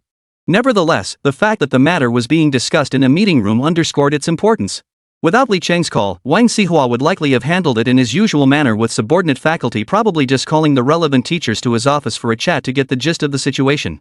Meanwhile, in handling this matter, Wang Xihua naturally lacked Li Chang's systematic approach at this stage. He couldn't dissect the situation thoroughly from the outset but could only piece together the details bit by bit. Small conference room, Fengcheng University Administration Building. Wang Xihua took the seat of honor at the conference table. After all, among all the teachers present, his position was the highest, and naturally, no one would object to him occupying this seat. However, the faculty members seated elsewhere appeared visibly uneasy. This meeting had been called on short notice, and Vice President Wang Xihua had specifically summoned only the Academic Affairs Office staff, particularly those responsible for the Innovation and Entrepreneurship Alliance. This could hardly be a commendation or encouragement, it must be bad news. After all, if it were good news, they wouldn't have been the only departments summoned. Such matters typically bypass academic administrative departments like the Academic Affairs Office. This leaves only one possibility: the Innovation and Entrepreneurship Alliance must have encountered trouble. The most anxious person right now was actually teacher Han Yu, who had approved the notification sent to Li Zhuoran. This young teacher Han had just graduated with a master's degree from Ning Province University next door and joined the Academic Affairs Office through Fengcheng University's campus recruitment. It was quite difficult to get into a department like the Academic Affairs Office. However, during his undergraduate years, teacher Han Yu had participated in a national-level innovation and entrepreneurship competition. Although he was merely a team member at the time, and the field wasn't as open as it is now with invitations limited to prestigious universities, his involvement in the national competition still demonstrated his capabilities. Consequently, when Fengcheng University's Innovation and Entrepreneurship Alliance sought to restructure and recruit experienced faculty, this MBA graduate who had already gained relevant competition experience during his undergraduate studies emerged as the most suitable candidate for a management role at the university. After joining Fengcheng University, he underwent training and guidance from relevant faculty in student management. Once he developed independent insights, he was transferred to the Academic Affairs Office. There, he serves as the advisor for the Fengcheng University Innovation and Entrepreneurship Alliance, overseeing internal student management operations. Chapter 111, Wei Qing looks up at the sky. In the realm of student management, this young instructor Han clearly lacked some experience, particularly with newly restructured student organizations like Fengcheng University's Innovation and Entrepreneurship Alliance. It wasn't just Han Yu who lacked relevant experience, it was difficult to find any faculty member within Fengcheng University with expertise in this area. Of course, if such an experienced teacher had existed, young teacher Han wouldn't have been so smoothly and quickly promoted to oversee this management role. Once most attendees had gathered, Wang Xihua began, "I haven't called everyone here today for anything particularly urgent. But before we get into it, let me make one thing clear: this meeting isn't about assigning blame. Overall, I'm quite satisfied with everyone's work." Though Wang Xihua's words were meant to reassure the teachers present, no one truly took them at face value. Everyone understood that if this matter were insignificant, it wouldn't be brought up here. Following past precedent, they would have conducted a private investigation first to gain a general understanding before convening a meeting to discuss it. Instead, it was being laid out openly for discussion right now. Wang Xihua continued, "Today, including Principal Li Chang, we've all received feedback from students regarding an issue with a notice recently issued by the Fengcheng University Innovation and Entrepreneurship Alliance. There are problems with how the relevant students were handled, as well as with the attitude and approach taken in addressing the matter. I'll now present this notice for all the teachers to review." At these words, Han Yu immediately focused his attention. So the Innovation and Entrepreneurship Alliance had indeed encountered trouble. No wonder they had specifically insisted that even a junior instructor like him attend this meeting. After all, every person seated here held a position higher than his own as a lowly assistant instructor, boasting greater seniority and stronger capabilities. Of course, Fengcheng University wasn't a place where seniority alone determined status. After all, the restructuring had only recently taken place, and most of the faculty were simply continuing in their roles from the previous administration, bringing with them their experience and capabilities.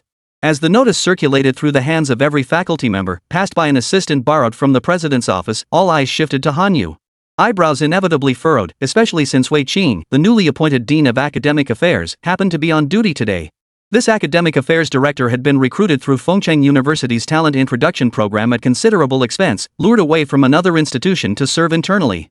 He possessed nearly 2 decades of rich experience in this field. However, regarding this innovation and entrepreneurship competition, everyone present including Wang Xihua was new to the role. While they weren't completely unfamiliar with it, their understanding was far from deep. They hadn't formally studied any related knowledge, only knowing that it was a newly restructured student organization within the university, aligned with the general policies of China. The directly supervising department was none other than the Academic Affairs Office of Fengcheng University, represented here by Han Yu, the very person whose forehead was now glistening with sweat as he sat like a fish out of water. Mr. Han, is it correct that you've been managing the Fengcheng University Innovation and Entrepreneurship Alliance? I also see your name listed as the reviewer on this notice. Could you briefly outline the specifics of how this notice was issued? Wang Xihua's words, though phrased politely, fell to Han Yu like a dagger plunging straight into his heart. Upon hearing this, Han Yu immediately rose to his feet. His voice trembled as he replied, "Leaders, it's like this. Since the restructuring of the Fengcheng University Innovation and Entrepreneurship Alliance, I've been responsible for student management and internal oversight. Regarding this notice, our student president, Li Zhuoran, submitted a document outlining the notice's content and provided recommendations. After reviewing it and finding no major issues, and following some inquiries with Li Zhuoran, I approved it for release." Han Yu was actually wronged, but when nothing went wrong, no one paid attention. Now that a problem had arisen, as the notice reviewer and the faculty supervisor for the student organization, he would inevitably be held primarily responsible. However, Wang Xihua could clearly sense Han Yu's nervousness. This new instructor was evidently lacking in experience, though it was understandable given Fengcheng University's severe staffing shortage, specifically, a dearth of faculty with relevant expertise. Such experience couldn't be acquired overnight, particularly in this particular field. It wasn't just Fengcheng University that lacked experienced full-time faculty. Many institutions, including those with higher academic rankings and overall strength, faced the same shortage. Fengcheng University was certainly no exception. Wang Xihua inquired, "So, Teacher Han, after questioning Li Zhuoran about the circumstances you described, did you not uncover any further issues? Did you follow protocol to investigate the relevant questions at that time? Or did you simply approve the review and permit the issuance?" At this, not only did Wang Xihua's eyes lock onto Han Yu, but even many faculty members from the Academic Affairs Office who had been looking down raised their heads to stare at him. This only intensified Han Yu's already palpable nervousness. Yet, since Principal Wang had already posed the question, as a subordinate, he had no choice but to answer stiffly, "It's like this, Principal Wang. The Innovation and Entrepreneurship Alliance at Fengcheng University underwent restructuring not long ago, and I haven't been in charge for very long. For the most part, this student, Li Zhuoran, has handled the internal student affairs very well. Personally, I believe he has done an excellent job, so I didn't verify the relevant information he reported this time." Hearing this, Wei Qing, the Dean of Academic Affairs beside him, couldn't help but feel like raising his head to the heavens. This guy was utterly bizarre. How could such an attitude toward work even exist? He clearly lacked relevant experience. Wang Xihua felt somewhat helpless, but he still needed to understand the situation. He continued, "So, in this matter, there is a lack of deeper understanding of the situation. Therefore, I will directly address the relevant issues here. Based on feedback from some students and the judgment of myself and President Li Chang, there must be some problems with this matter. Specifically, whether this action is reasonable. And whether issuing such a notice took into account whether this treatment is fair to the relevant students. This requires further internal verification by your Academic Affairs Office. I need to know the full truth of this matter by the end of today. While I don't demand an exhaustive investigation, I must understand the reasons behind this decision." Chapter 112, Approved. The incident had already occurred. Now was not the time to assign blame or pinpoint who was at fault. The immediate priority was to thoroughly investigate whether the relevant circumstances were factual. After all, Principal Li Chang was still awaiting Wang Xihua's response. Thus, the meeting concluded abruptly. Yet the murderous glances exchanged among attendees made it clear that, though Wang Xihua currently showed little concern after all, prompt resolution would minimize the school's impact. It was also unwise to exert excessive pressure on the Academic Affairs Office at this juncture. After all, the office now oversaw the entire university's teaching operations. Even during the vacation period, many essential tasks could not be scaled back, especially with the imminent arrival of the incoming freshmen. This intake held particular significance. It represented the first genuine cohort of students since Fengcheng University's restructuring. Moreover, it constituted the strongest pool of applicants the university, including its predecessor Fengcheng College, had ever attracted. Every student had been recruited above the first-tier admission threshold, making each one exceptionally hard-won. Each student represents the dedicated efforts of the university's relevant departments. This year's outstanding enrollment results stem not only from Fengcheng University's comprehensive policies supporting student learning and life but also from the institution's sustained long-term commitment. More crucially, the university's public relations department has already held a celebratory banquet to honor the outstanding achievements in this year's admissions campaign. However, the Academic Affairs Office now faces immense pressure. It must coordinate teaching arrangements for the entire university, especially for this cohort of freshmen. This includes planning course offerings and assigning instructors all tasks requiring comprehensive oversight from the office. Thus, the Academic Affairs Office is currently one of the busiest departments at Fengcheng University. Fengcheng University Affiliated Finance and Economics Vocational College. Since its restructuring, the affiliated college has experienced rapid development. This year, it secured eligibility for upgrading to a bachelor's degree granting institution. While the final evaluation outcome remains pending, most faculty and staff are confident the upgrade will be approved. It's important to note that, backed by Fengcheng University, the affiliated college has benefited from multifaceted support and assistance as the university's undergraduate campus continues to expand. After all, the two institutions are now effectively one family. While the leadership team has not undergone major restructuring, numerous faculty transfers between the two campuses have taken place. Through its talent recruitment program, Fengcheng University has introduced many urgently needed professionals to the affiliated college. While their capabilities may not yet match those of the economics faculty at the main campus, the affiliated college has no room for being selective.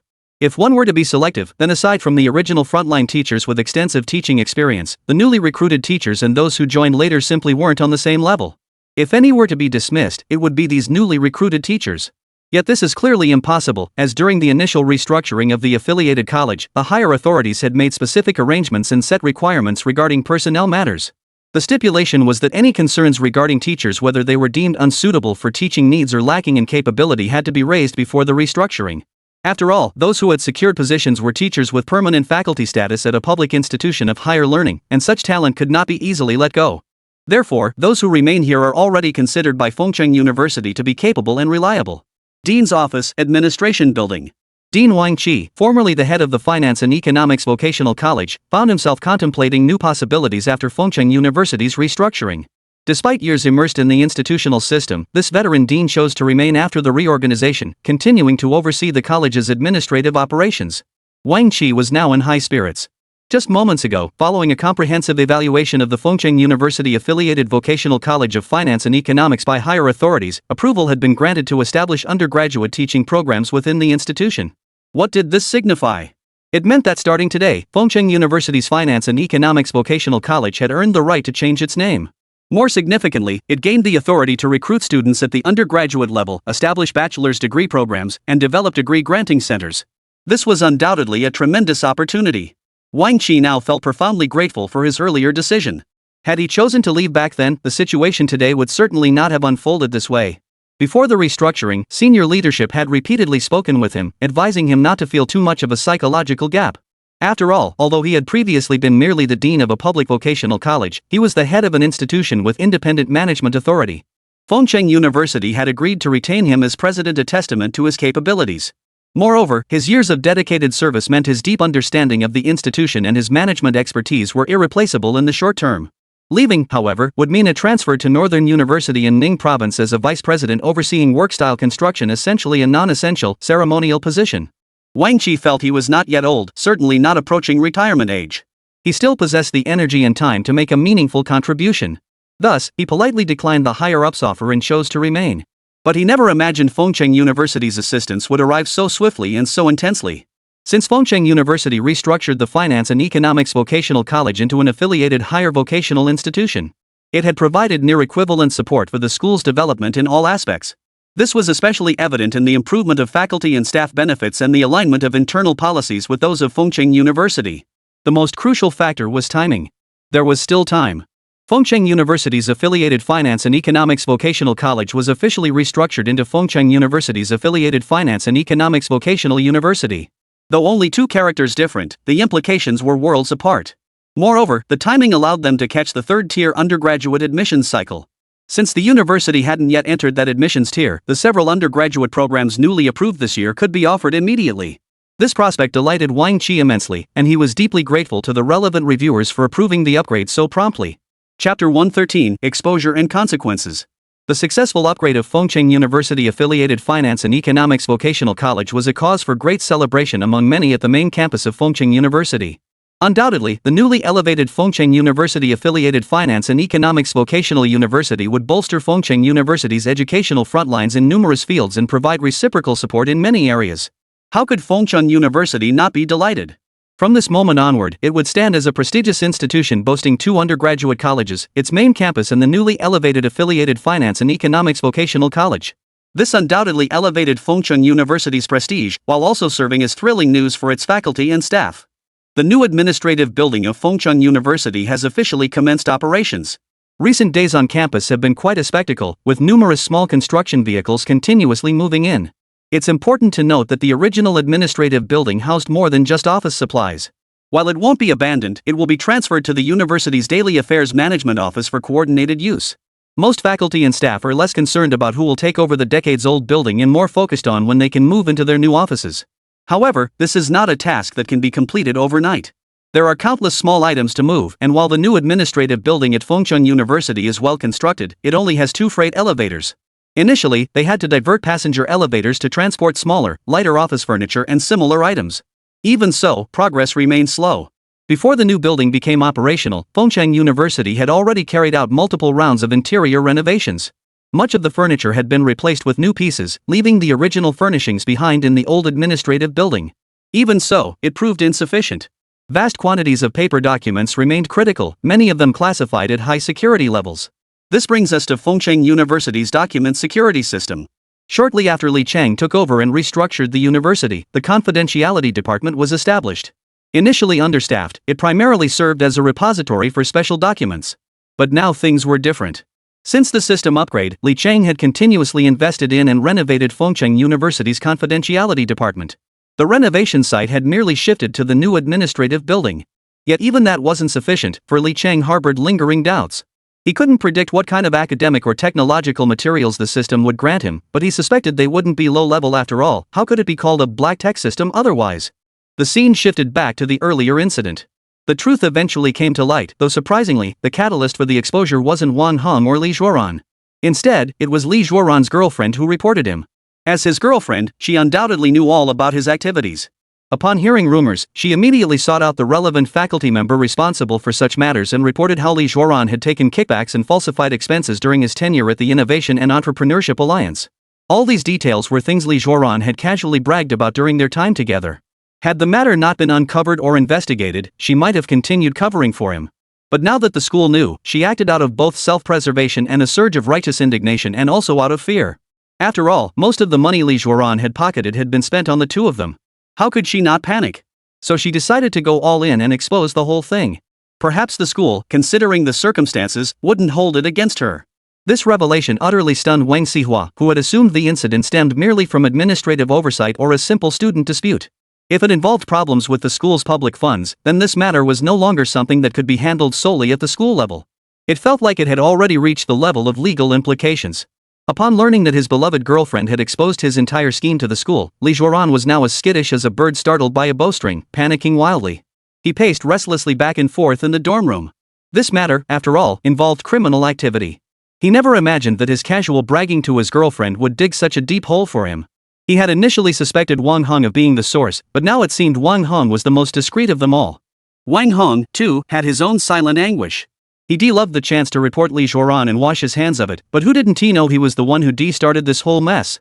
How could he possibly absolve himself so easily? While he was certainly in trouble himself, he still hoped, as Li Zhuoran had suggested, that the worst outcome would be a demotion or a mild warning from the school. But who could have predicted that trouble would erupt so swiftly on Li Zhuoran's end? Though the investigation was being conducted confidentially within the school, Han Yu had been on edge ever since the meeting concluded. He stormed into the Innovation and Entrepreneurship Alliance to find Li Zhuoran, calling him on the way to demand he come to his office immediately. This incident undoubtedly tarnished the reputation of Han Yu and the fledgling Innovation and Entrepreneurship Alliance. Without a thorough investigation, explaining the situation to the university would be problematic. As for Li Zhuoran, the moment he received the call, he knew something was wrong. Normally, Professor Han Yu rarely contacted him unless it was urgent, especially now that the Innovation and Entrepreneurship Alliance was solely focused on preparing for the competition. The tone over the phone was so unpleasant that there was only one possible explanation: the matter Wang Heng had tasked him with had gone wrong. Panic surged through Li Zhuoran. He called his girlfriend, intending to say he might not be able to accompany her to the movies that afternoon. But in passing, he mentioned that something he'd done earlier might have been exposed. Li Zhuoran was referring to the incident where he'd abused his position to issue that announcement. However, the girl clearly misunderstood.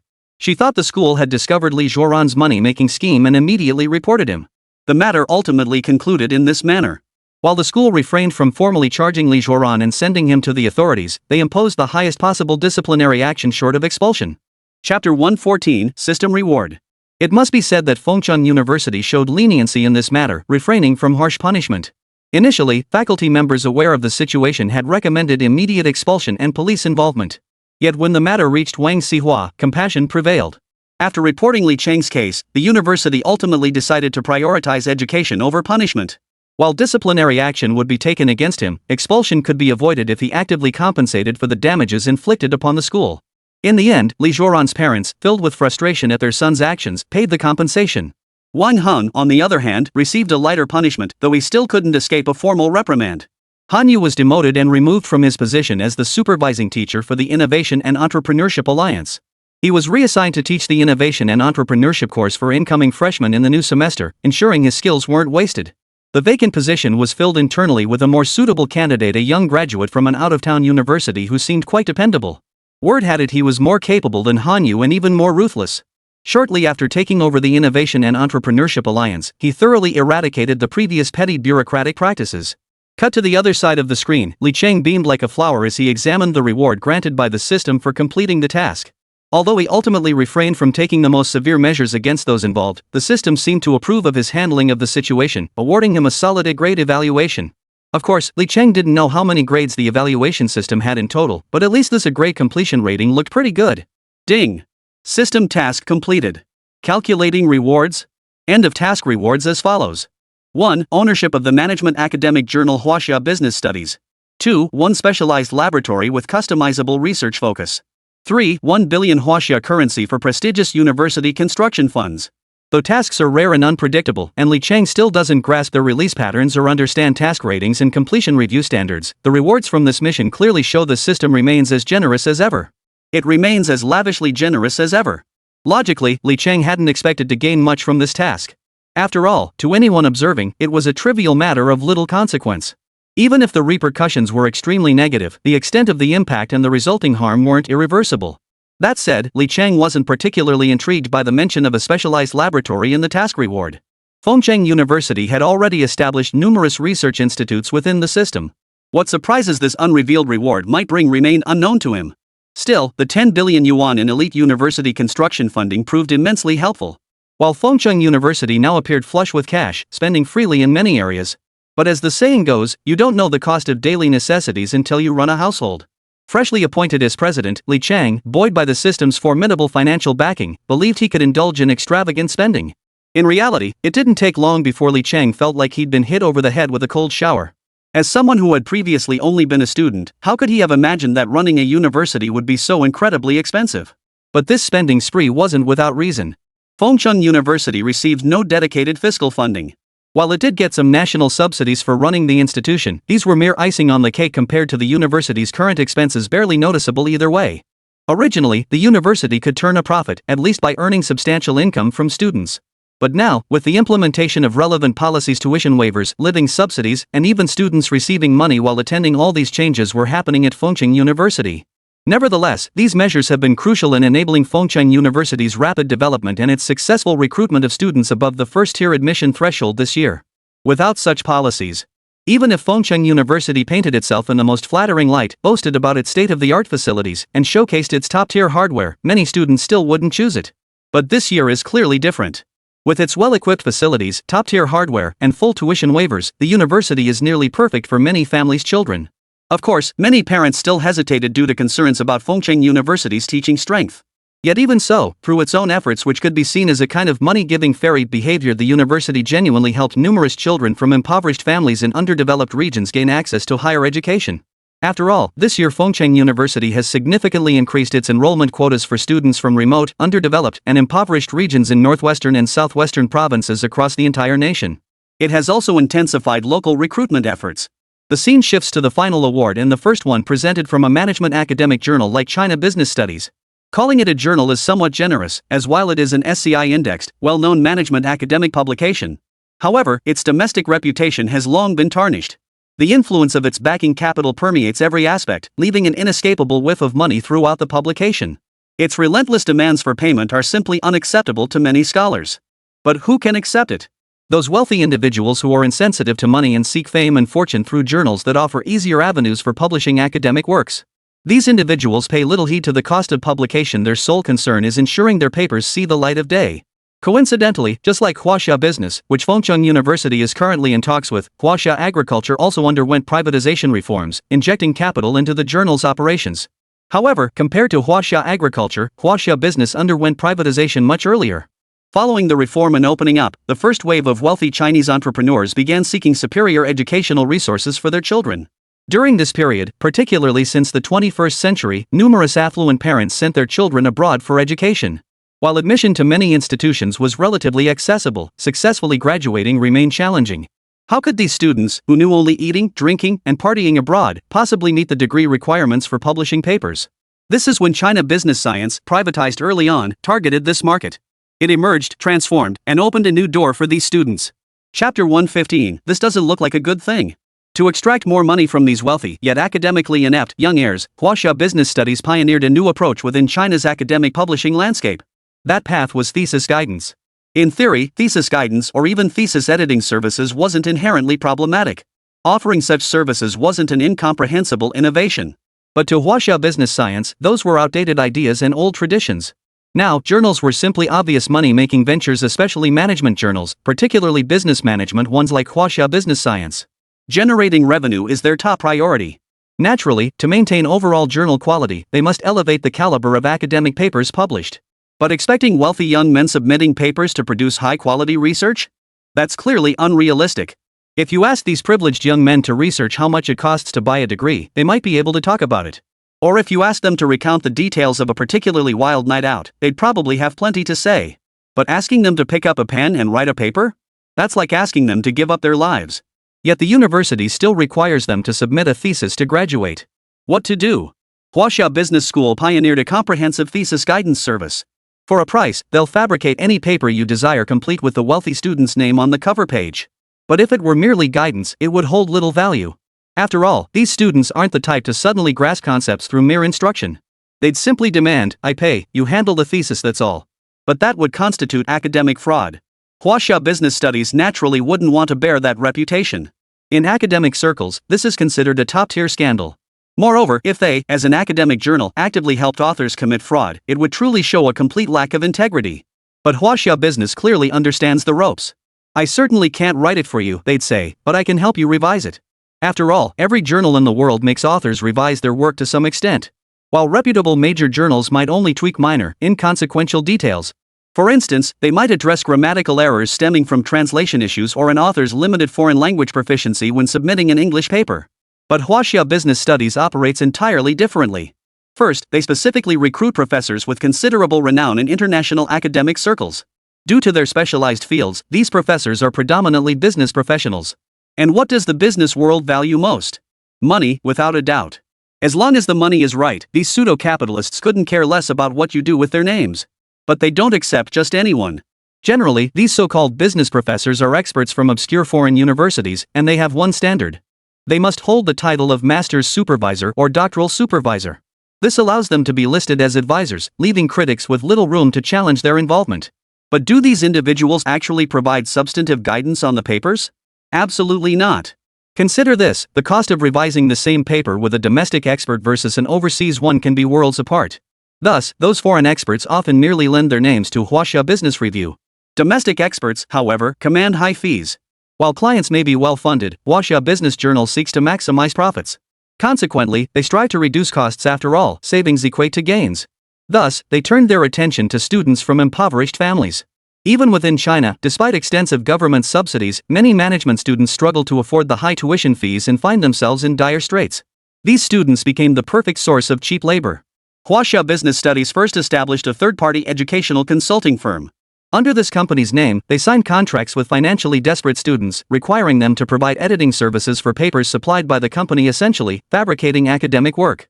But Huaxia Business Studies would never admit to this. The contracts signed with these impoverished students stipulate strict confidentiality regarding both the contract terms and the thesis content. After all, they were merely performing so-called simple revisions on the papers. Minor revisions imply that the copyright of these papers remains with the wealthy students who commissioned them. But what is the reality? These wealthy students needn't even prepare a thesis topic. By paying sufficient sums to other educational consulting agencies, they can simply wait for their so-called edited papers. The poor students receive roughly 2,000 yuan per paper for their editing work. Yet when these fully English language papers reach the wealthy students' hands, the price skyrockets. The price starts at a minimum of 80,000 huaxia currency, with no upper limit. Such prices and profits make huaxia business studies willing to risk being looked down upon by the entire academic world to pull off this scheme. Undoubtedly, after years of employing such tactics, huaxia business science has become the undisputed leader in profitability among commercial thesis journals, though this title is limited to domestic huaxia's restricted business management journals. Many academic journals don't rely on this for major profits, they see it as the most basic way to make money. Even so, the capitalists backing huaxia business science are overjoyed. This service is far more complex than it appears on the surface. Each of these wealthy patrons comes from a powerful entrepreneurial family. The intricate network of connections surrounding this venture attracts capital like moths to a flame. Entrepreneurs often seek to cultivate relationships with institutions like huaxia business studies, as who wouldn't want to enhance their reputation through such means? Who wouldn't want their children to secure degrees from prestigious overseas universities through these channels? Back home, it becomes yet another legendary tale of the father as hero and the son as champion. But only those privy to the inner workings understand how shameless and pathetic it all truly is. But for Li Chang, currently staring at the ownership transfer contract provided by the system, this revelation instantly left him feeling utterly screwed. This thing looked anything but promising.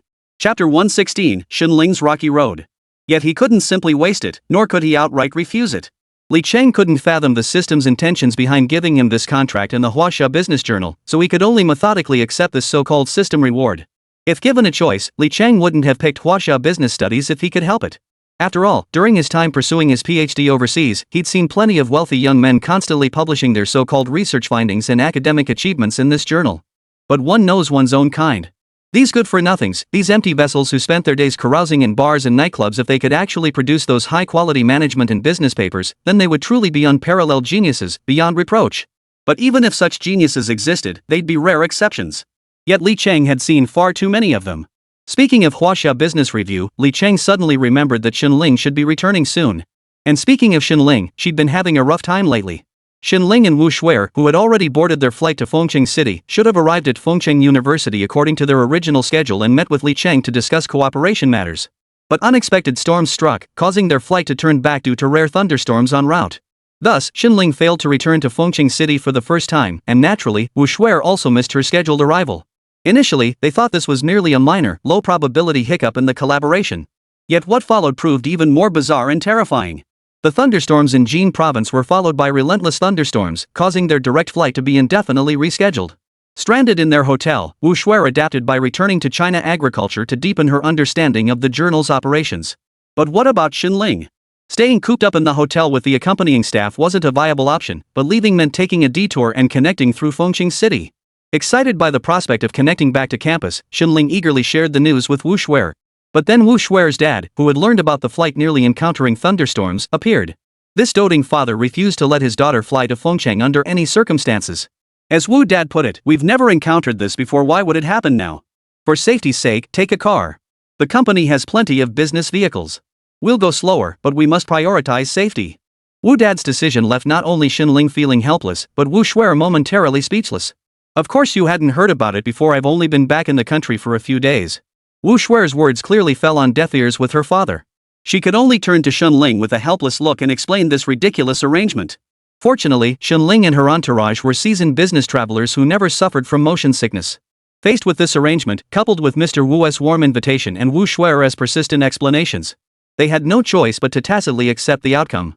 And so, a small convoy of vehicles, each with bodyguards positioned both in front and behind, set off. Xinling had braced himself for an arduous journey ahead. After all, traveling by car was incomparably slower than flying direct. The two modes of transport weren't even in the same league. Yet she still underestimated the extravagant lifestyles of these conglomerate leaders, especially for someone like Wu Dad, the head of a publicly listed corporation. To him, money was merely a string of numbers. Changing modes of transportation didn't mean his daughter would suffer any hardship during the journey. On the contrary, Xinling swore this was the most luxurious trip of her life. Though they traveled entirely on expressways, daily driving never exceeded 4 hours. Each day, Xinling felt they'd barely begun their journey before the convoy smoothly exited the highway. After checking into a local luxury hotel, they'd embark on exploring the region. Rather than a business trip with a specific destination, this journey felt more like a self-drive vacation without the need to drive oneself a leisurely pace of stopping and starting. What should have been a journey of just over a day was stretched out to a full week. Only then did Xinling's group, along with Wu Shuer's business representatives and the convoy of bodyguards, finally arrive in Fengqing City. Even so, Xinling found the pace excessively slow, while Wu Shuer's father still felt it was too fast. They'd left without experiencing the local customs and culture along the way. To this, Xinling could only retort, "Aren't we supposed to be heading back to Fengqing City to start the business negotiations? How did this turn into a road trip, for crying out loud?" Fortunately, no incidents occurred along the way, and they arrived safely at Fengqing University. For Xinling, that was the only silver lining. Of course, the entire trip felt like a week-long vacation to Xinling. And the fact that she'd eaten her way through the journey just like Wu Shuer? Well, that was something Xinling wouldn't mention. The convoy slowly entered Fengqing University, coming to a stop in front of the new administrative building. The group finally made their leisurely way onto campus. The bodyguards eagerly opened the sunshades and unlocked the doors. Inside the car, Xinling's heart raced with excitement, though no one could fathom what exactly had her so thrilled. Xinling thought to herself, "I'm finally back. After such a long journey, I hope Principal Li doesn't scold me to death." But sharing these thoughts with anyone was pointless. The group exited the vehicles and headed straight for the university conference room, an arrangement coordinated in advance as Xinling neared campus.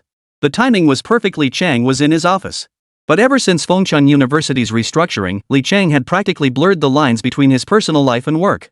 Xinling had actually voiced her concerns about this to him more than once. But what did Li Chang care? With so much going on at the university now, and no holidays or special occasions, where else could he possibly go, alone in Fengqing City? Frankly, Li Chang himself was growing weary of this state of affairs. Were it not for his schedule being packed solid with work every day, he would have long since sought out some form of diversion. Yet Li Chang understood his new responsibilities. As the president of Fengcheng University, his every word and action represented the institution's image. To uphold this image, Li Chang could only bid farewell to places like bars, tears in his eyes. Truth be told, Li Chang possessed quite an appealing appearance. To everyone's surprise, no one at the university had ever heard rumors about him having a girlfriend. This had stirred the hearts of many single female faculty members, and even Xinling found herself occasionally fluttering with feelings whenever she grew closer to him. Yet Li Chang's focus remained solely on the university's development and its affairs.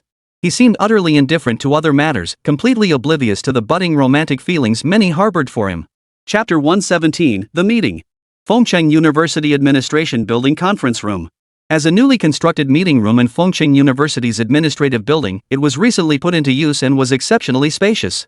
It addressed various issues present in the old meeting rooms, such as ventilation problems when accommodating large groups, while also incorporating more high-tech equipment. These upgrades were uniformly procured and integrated into the subsequent renovation of this meeting room.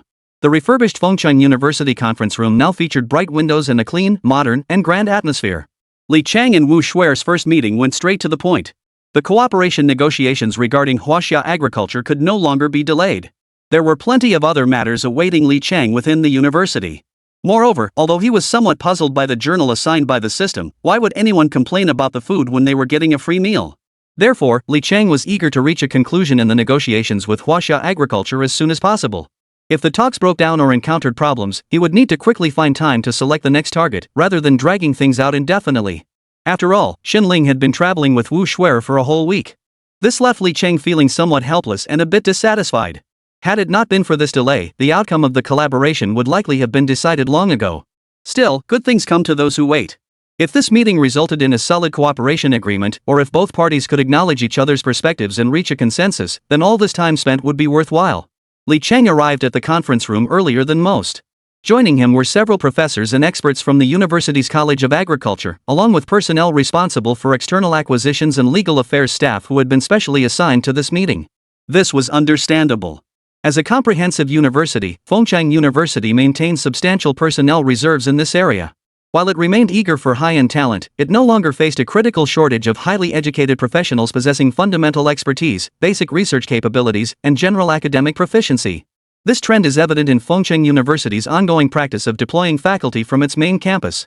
However, these deployments remain internal transfers. The so-called external assignments primarily involve personnel moving from the main campus to affiliated institutions and organizations, including the Fengcheng University-affiliated eye hospital and the university's two affiliated colleges.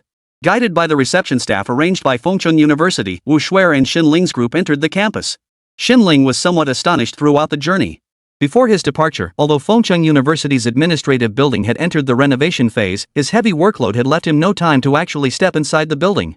He had been too busy to actually tour the interior of the building. Returning now, he found the administrative building already in full operation, leaving him bewildered. He didn't even know where his own office was located. Xin Ling wasn't the only one bewildered.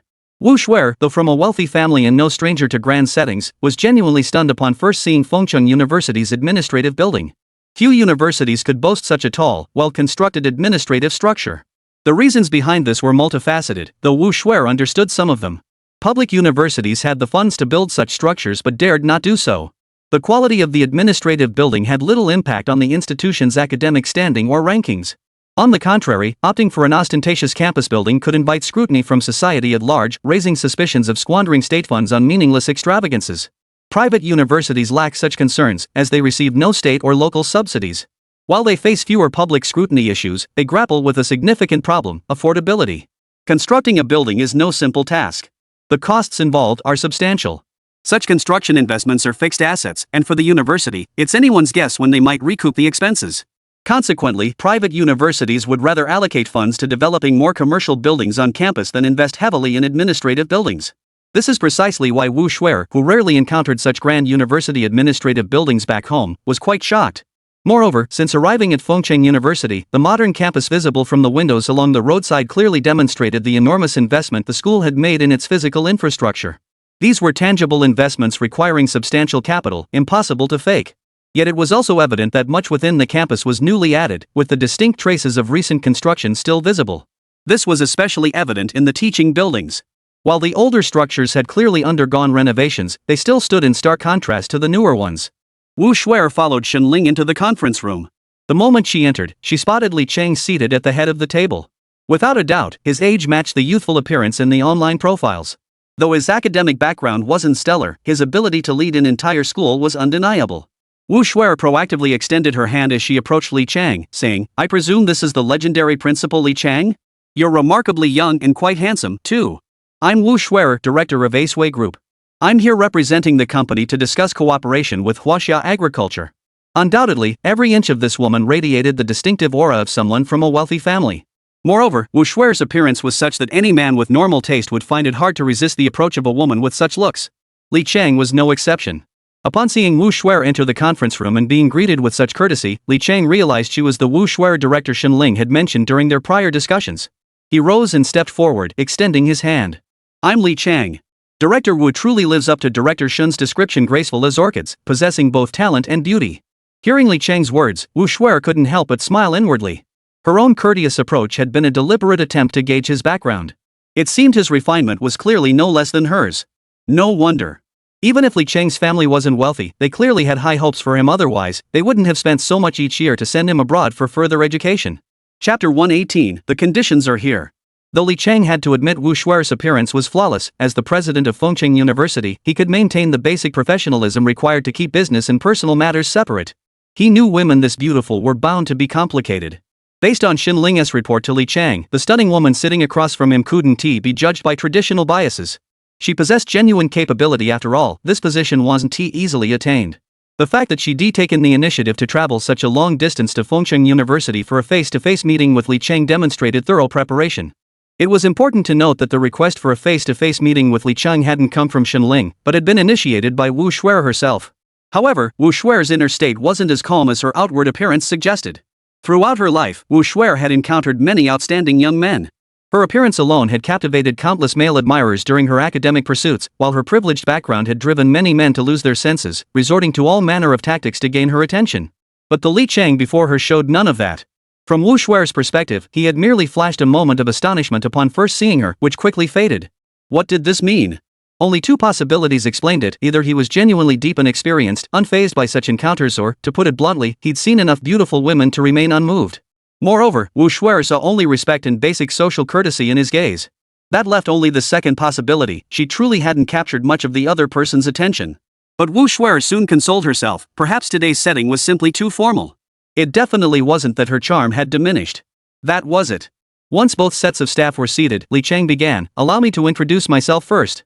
I am Li Chang, president of Fengcheng University. Today, I welcome everyone from the SWA group to our campus on behalf of Fengcheng University. Especially Ms. Wu, your presence is truly dazzling and far exceeds my expectations. Naturally, I sincerely hope today's cooperation discussions will yield positive results. After Li Cheng finished, Xin Ling and Wu Shuer both spontaneously led the applause. This was basic courtesy and respect, a fundamental practice in China when leaders deliver speeches. Wu Shuer then spoke. We apologize for the unexpected delays en route that caused our late arrival, keeping the leadership of Fengcheng University waiting. On behalf of SWA Group, I express our delight at visiting such a renowned institution of higher learning in Northwest China. We approach these cooperation discussions with the sincere hope that both parties will achieve satisfactory outcomes, thereby strengthening our collaborative relationship. Hearing these words, Li Cheng dared not underestimate the woman seated across from him. He then stated, "Let us get down to business. As time is of the essence, we shall now discuss the specific cooperative details regarding the Huaxia Agriculture Journal. Director Shen, please outline Fengcheng University's proposed collaboration framework."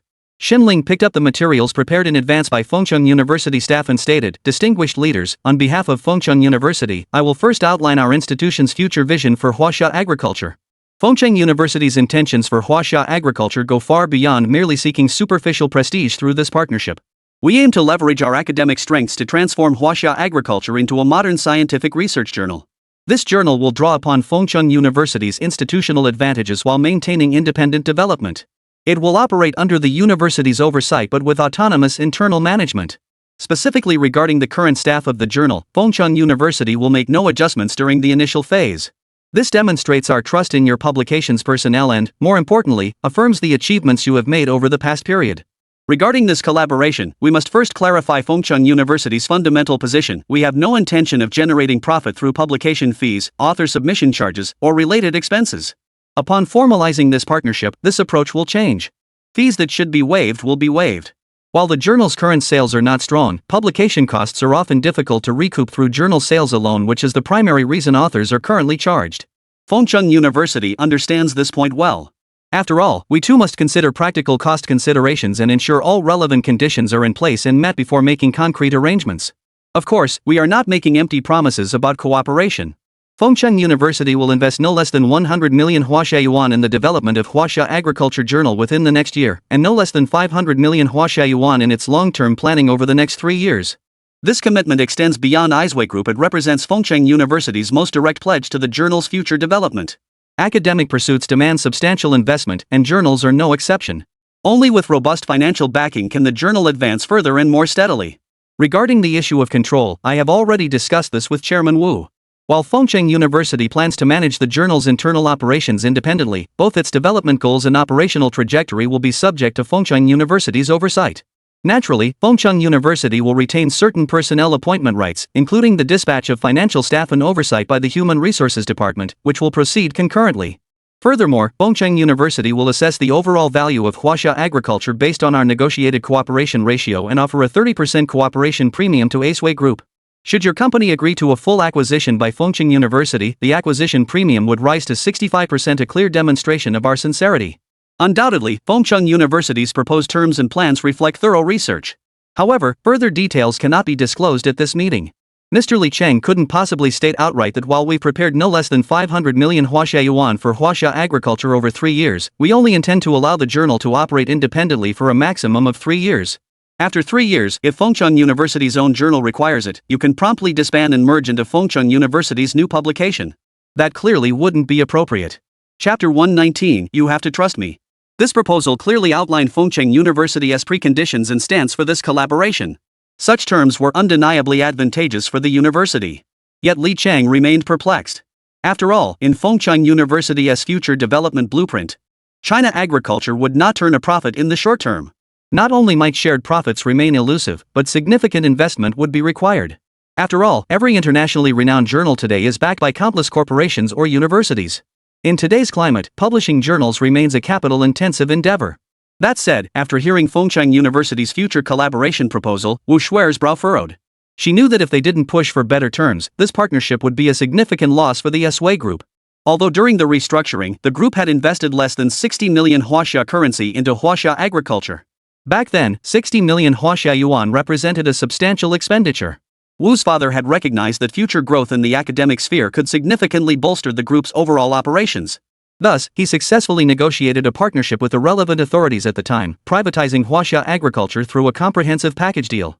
Unlike the capital behind Huaxia Business Review, which Li Chang received as a system reward, Wuba did not treat the academic journal as a purely commercial venture.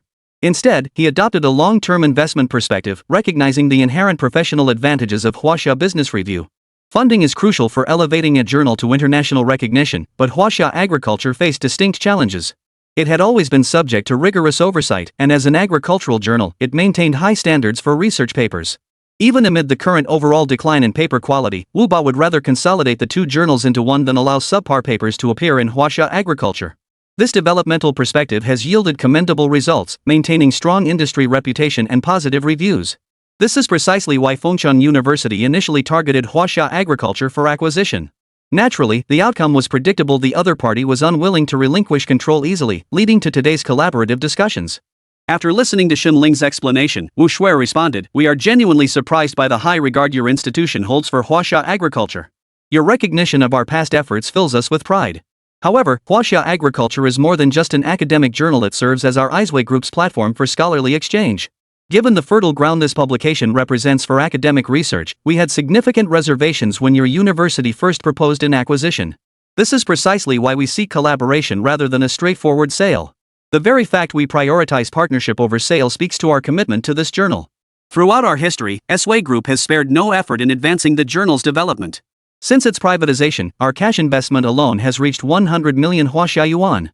Regarding your proposal to waive fees for several years and not take profits during that period, today, I can clearly state on behalf of Eiswei Group that we are open to any cooperation terms beneficial to our partnership and conducive to development. However, regarding the future control of the journal, we must also address our own concerns. Specifically, what does Huaxia Agriculture truly mean to your institution, and what developmental trajectory will it ultimately follow? These are the points of our uncertainty. Therefore, we still hope to further discuss the issue of control, or alternatively, to be granted veto power to counter potential risks that may arise in the journal's future development. After Wu Shuai finished speaking, many law professors from Fengchun University present furrowed their brows. While absolute control was indeed the goal, it would become meaningless if countered by a veto right. While a veto right might not yield significant benefits or achievements, it could indeed paralyze progress if the other party acted maliciously or failed to grasp Fengchun University's developmental direction. From a management perspective, this would be highly detrimental to the university. Wu Shuai's words were like wrapping a cannonball in sweet candy before firing it back. If Fengchun University agreed to this demand, how could it later integrate Huaxia Agriculture into its own flagship journal or make other arrangements after publishing it? Therefore, Li Cheng declined without hesitation, stating, "It's like this, Director Wu. We understand your concerns. After all, if Fengchun University were to hold absolute dominance, it would be a high-stakes gamble for your side. However, Chairman Wu, our partnership must be built on mutual trust. For Fengchun University, Huaxia Agriculture represents our first bold step in innovation in the domestic academic sphere. We aim to tightly integrate your journal's development with that of our university. In future development, we will inevitably share in the dividends generated by each other's progress, especially given Fengchun University's remarkable growth trajectory. Absolute control is not an absolute hard requirement on our part, but it is a prerequisite we set to ensure the journal's smooth development. If we lack oversight and absolute control, how can we determine the future direction once our personnel join your publication? Who will have the final say? Huaxia Agriculture holds immense significance for Fengchun University. Should your group wish to successfully collaborate with Fengchun University in this partnership and make these negotiations truly meaningful, you must accept our conditions and place absolute trust in our university. Therefore, I hope Chairman Wu will understand our sincere intentions." Chapter 120, The New Semester Approaches. Cooperation often works this way. Once both parties lay their cards on the table, matters become simpler. Through their earlier exchanges, Li Chang and Wu Shuai had already prepared themselves mentally for the potential outcome of this partnership. Although Li Chang was a novice in this field, particularly in business negotiations, and had served as president of Fengchun University for only a short time. However, he was well aware of his own limitations. Before this meeting, Fengchun University's staff had prepared ample negotiation materials for him. It was precisely with the help of these materials that Li Chang was able to avoid appearing at a disadvantage in this area. It must be understood that in such cooperative negotiations, as well as in many business discussions, the requirements for the demeanor of both parties are quite high. Sometimes, the cooperation is not just about the matter at hand, but more about the human factor. Of course, none of that was the most crucial point. What mattered most was that this meeting would yield a final outcome. Wu Shuai addressed Li Chang, "President Li, in that case, on behalf of Eiswei Group, I welcome Fengchun University to join our Huaxia Agriculture Journal. I hope that through our joint efforts in future collaboration, we can elevate the future development of Huaxia agriculture to new heights. Li Chang was somewhat surprised by Wu Shui's statement. What he didn't know was that while this partnership was insignificant to Sui Group, it represented a valuable development opportunity for Fengcheng University. Truthfully, Wu Shui's interest lay less in Fengcheng University itself and more in Li Chang personally. That said, since the terms of cooperation weren't overly demanding, securing the partnership would be ideal. After all, this arrangement was mutually advantageous. For Sui Group, the China Agriculture Journal represented only a minor segment of its commercial portfolio, merely an initial venture by Wu's father. He had never anticipated that, due to broader environmental factors and its own developmental opportunities, the journal would transform within a few short years. It had evolved from awaiting privatization reforms to achieving a remarkable revival. It has since grown steadily into a publication with significant influence within China's academic sphere. While this influence is currently confined to the field of agricultural science within China, this is hardly surprising. This phenomenon extends beyond Huaxia to the global stage. Specialized journals typically wield significant influence only within their respective fields. Consider the internationally renowned medical journal The Lancet. Comparing its standing to other globally prominent publications is largely meaningless, as their primary focuses diverge fundamentally. Therefore, for China agriculture, the immediate priority remains establishing its reputation domestically and, more crucially, internationally. It must transcend being merely influential within China's specialized field to become competitive and impactful on the global stage. With that, the matter came to a close. Yet time marched relentlessly onward.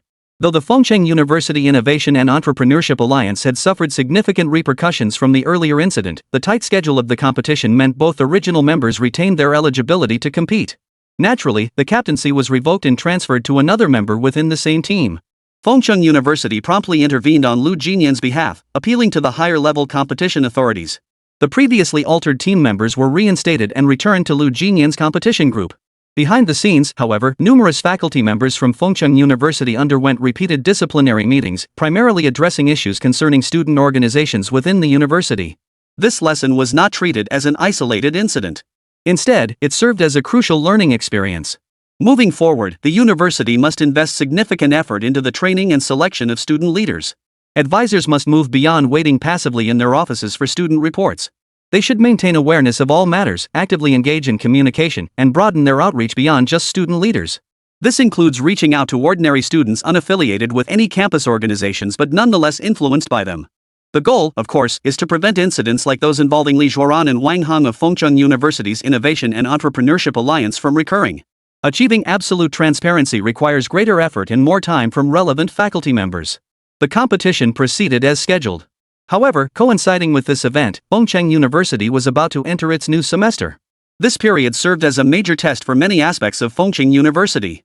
It marked the official conclusion of the university's overseas student recruitment drive, during which Fengcheng University achieved outstanding results comparable to its domestic enrollment efforts. Internationally, the university enrolled over 2,000 international students. The majority hail from developing nations or regions, though students from developed countries meeting requirements were also admitted where capacity permitted. It should be noted that Fengcheng University's international admissions policy was established long ago by Li Chang. The requirements are straightforward. First, there must be sufficient understanding of the student's character. Due to geographical constraints, this understanding is achieved through ongoing monitoring by the relevant homeroom teachers or counselors after the international students enroll. Each student is required to comply with the relevant laws and regulations of China. Li Chang certainly didn't want these overseas students to create chaos and disorder within Fengcheng University after their arrival. Such chaos would run counter to the university's original purpose of recruiting international students to study and live in China. Therefore, monitoring students remains an ongoing, long-term task. The International Student Office also enrolls many overseas students who have graduated from Chinese universities. In fact, after completing their studies in China, many international students prefer to stay and work within the country. Undoubtedly, this trend stems from China's remarkable transformation over the past few decades, which has played a decisive role in attracting international students and scholars to China. Consequently, the International Student Office has taken decisive action by launching specialized recruitment fairs at numerous Chinese universities with international student populations. The goal is not to insist that foreigners must educate foreigners, but rather to ensure that first-year international students arriving at Fengcheng University can be guided by senior students who have lived in China for many years. This mentorship will undoubtedly help them adapt more quickly to the pace of life at a Chinese university. Chapter 121, Myra. The most crucial point lies in the fact that these foreign students harbored a strong desire to remain in China. However, in recent years, the overall employment landscape had deteriorated due to the broader economic climate. Coupled with the continuous rise in the number of domestic graduates and the ever-growing cohort of international students, securing a promising career path and a good job in China had become increasingly challenging for these foreign students. Myra is one such student. Originally from Russia, she knew virtually nothing about China before coming here to study. Yet, due to historical ties between the two nations, Myra had harbored a deep interest in China since childhood. After graduating from a Russian university with a bachelor's degree in education, she could have easily found work as an elementary school teacher back home. Yet, driven by her passion, she resolutely enrolled in a special international student program at a university in Heilongjiang province, choosing to study in China. After completing her master's studies, she had truly fallen in love with this magical land of China. Back in Russia, everyone assumed China remained as backward as it had been decades ago. Even her own parents struggled to understand her choice. But after 3 years of studying and living in China, Myra realized how outdated the outside world's descriptions of China truly were. Here, she clearly felt life was more convenient than back in Russia, whether it was transportation or other aspects. Especially the cuisine compared to Russia's buttered bread, she preferred Northeast China's chicken stewed with mushrooms. That's why after graduation, she wanted to stay here even more. What she hadn't anticipated was that, though she'd expected to find a decent international school teaching position domestically, the recent surge in overseas study trends had led to international schools, international departments, and international classes sprouting up like mushrooms after rain. Yet, even more foreigners from different countries and regions had come to China to teach. The number of these foreign teachers far exceeded the demand for foreign instructors in China's international schools. This made Myra's job search after graduation quite challenging. Only private tutoring institutions aggressively recruited her, but Myra wasn't a newcomer to China. To her, these places were like unregulated educational institutions, scary and untrustworthy. Working there wouldn't fulfill her dream of becoming a teacher. She was willing to work anywhere she could find a professional school, even as a Russian teacher at a middle school. However, Russian was essentially a minor language in China. While more students studied it compared to languages from some smaller European countries, there were simply too many students like her or foreign students in general. Just then, her school counselor called, asking if she'd be interested in teaching at Fengcheng University in Ning Province. The university had launched its international student program this year and established a dedicated international student college, urgently seeking full-time homeroom teachers who could also serve as counselors and were proficient in various foreign languages. While this position fell short of Myra's original dream of standing at the lectern, it offered a crucial difference: the hiring institution was a bona fide university. Upon hearing the news, Myra readily agreed and attended Fengcheng University's recruitment presentation on campus. Following the presentation, she smoothly underwent on-site interviews with representatives from the university's HR department and the International Student Office. Undoubtedly, Myra, whose appearance met all the criteria, was no ordinary international student.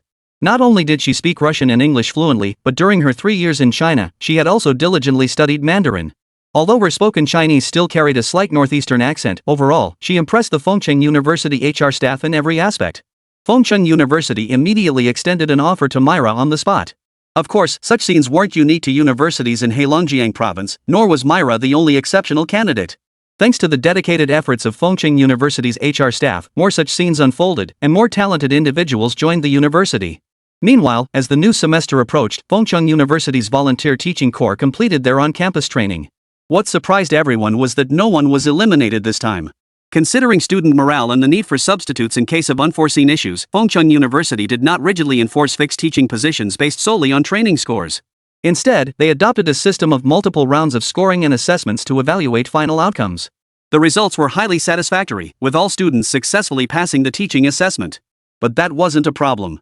More teachers were always better than fewer, especially when students showed such enthusiasm for teaching. Fengcheng University couldn't have been happier to welcome them. With a generous wave of the hand, the university decided to send them all. Thus, the several hundred-strong volunteer team was divided into 5 squads. Li Cheng personally presented graduation certificates to the student representatives of the volunteer group. When this volunteer team arrived at their destination, they unexpectedly demonstrated a resilience and perseverance that no one had anticipated. The academic performance of the local students underwent a qualitative leap. They shattered the curse that had trapped many students in a cycle where completing 9 years of compulsory education meant no further educational opportunities. This young, vibrant, and professionally capable volunteer group set off. They boarded air-conditioned buses on campus in batches, heading south toward Ning Province. As they departed, Li Cheng personally saw them off at the school gates. Truthfully, Li Cheng harbored complex feelings about this volunteer group. On one hand, he worried whether these students could quickly adapt to local living conditions upon arrival. More significantly, he harbored concerns about their ability to effectively fulfill their roles as volunteer teachers. However, as mentioned earlier, these students did not disappoint anyone's expectations. Advanced teaching philosophies and methodologies spread from Fengcheng University in northern Ning province to the children in the southern mountainous regions through these students. Fengcheng University also entered its countdown to the new semester. In recent days, international students had been steadily arriving to register. Due to time constraints and varying distances, the university later extended the registration period to cover the entire summer vacation. Consequently, this summer proved anything but idle, with faculty at the International Student Office working tirelessly to manage the influx. Chapter 122, Building a University that Delights Students. However, the more critical challenge and arguably a major internal test for Fengcheng University was the enrollment of high school graduates recruited domestically within China. While the university had been delighted with this year's enrollment scale and student numbers, some concerns remained. Even the university's Administrative Affairs Office had begun working overtime, while a large-scale recruitment drive for campus cleaning, security, and other support staff was underway, all to ensure a smooth enrollment process for these students. But the critical issue extended beyond this. The military training program for Fengcheng University's freshmen remained unresolved, causing even Wang Xihua some anxiety. Historically, the university had conducted standard military training by hiring retired military personnel or sports coaches from external institutions. When this training proposal was submitted to Li Chang, it was swiftly rejected. The feedback was that it lacked innovation and failed to meet the national requirements for military education during freshman orientation. Consequently, Li Chang drafted a separate outline of military training principles and submitted it to Fengcheng University's Academic Affairs Office. 1. Students must personally experience authentic military camp life. 2. Training must be conducted by professional active duty military instructors. 3. No specialized objectives or mandatory final demonstrations should be required. 4. Students must, however, grasp the significance of national defense and military education. While the first 3 points seemed challenging, they at least provided direction.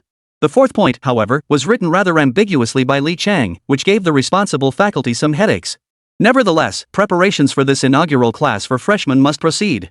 For these newly enrolled university students, military training represents their first lesson on campus and undoubtedly the most distinctive one.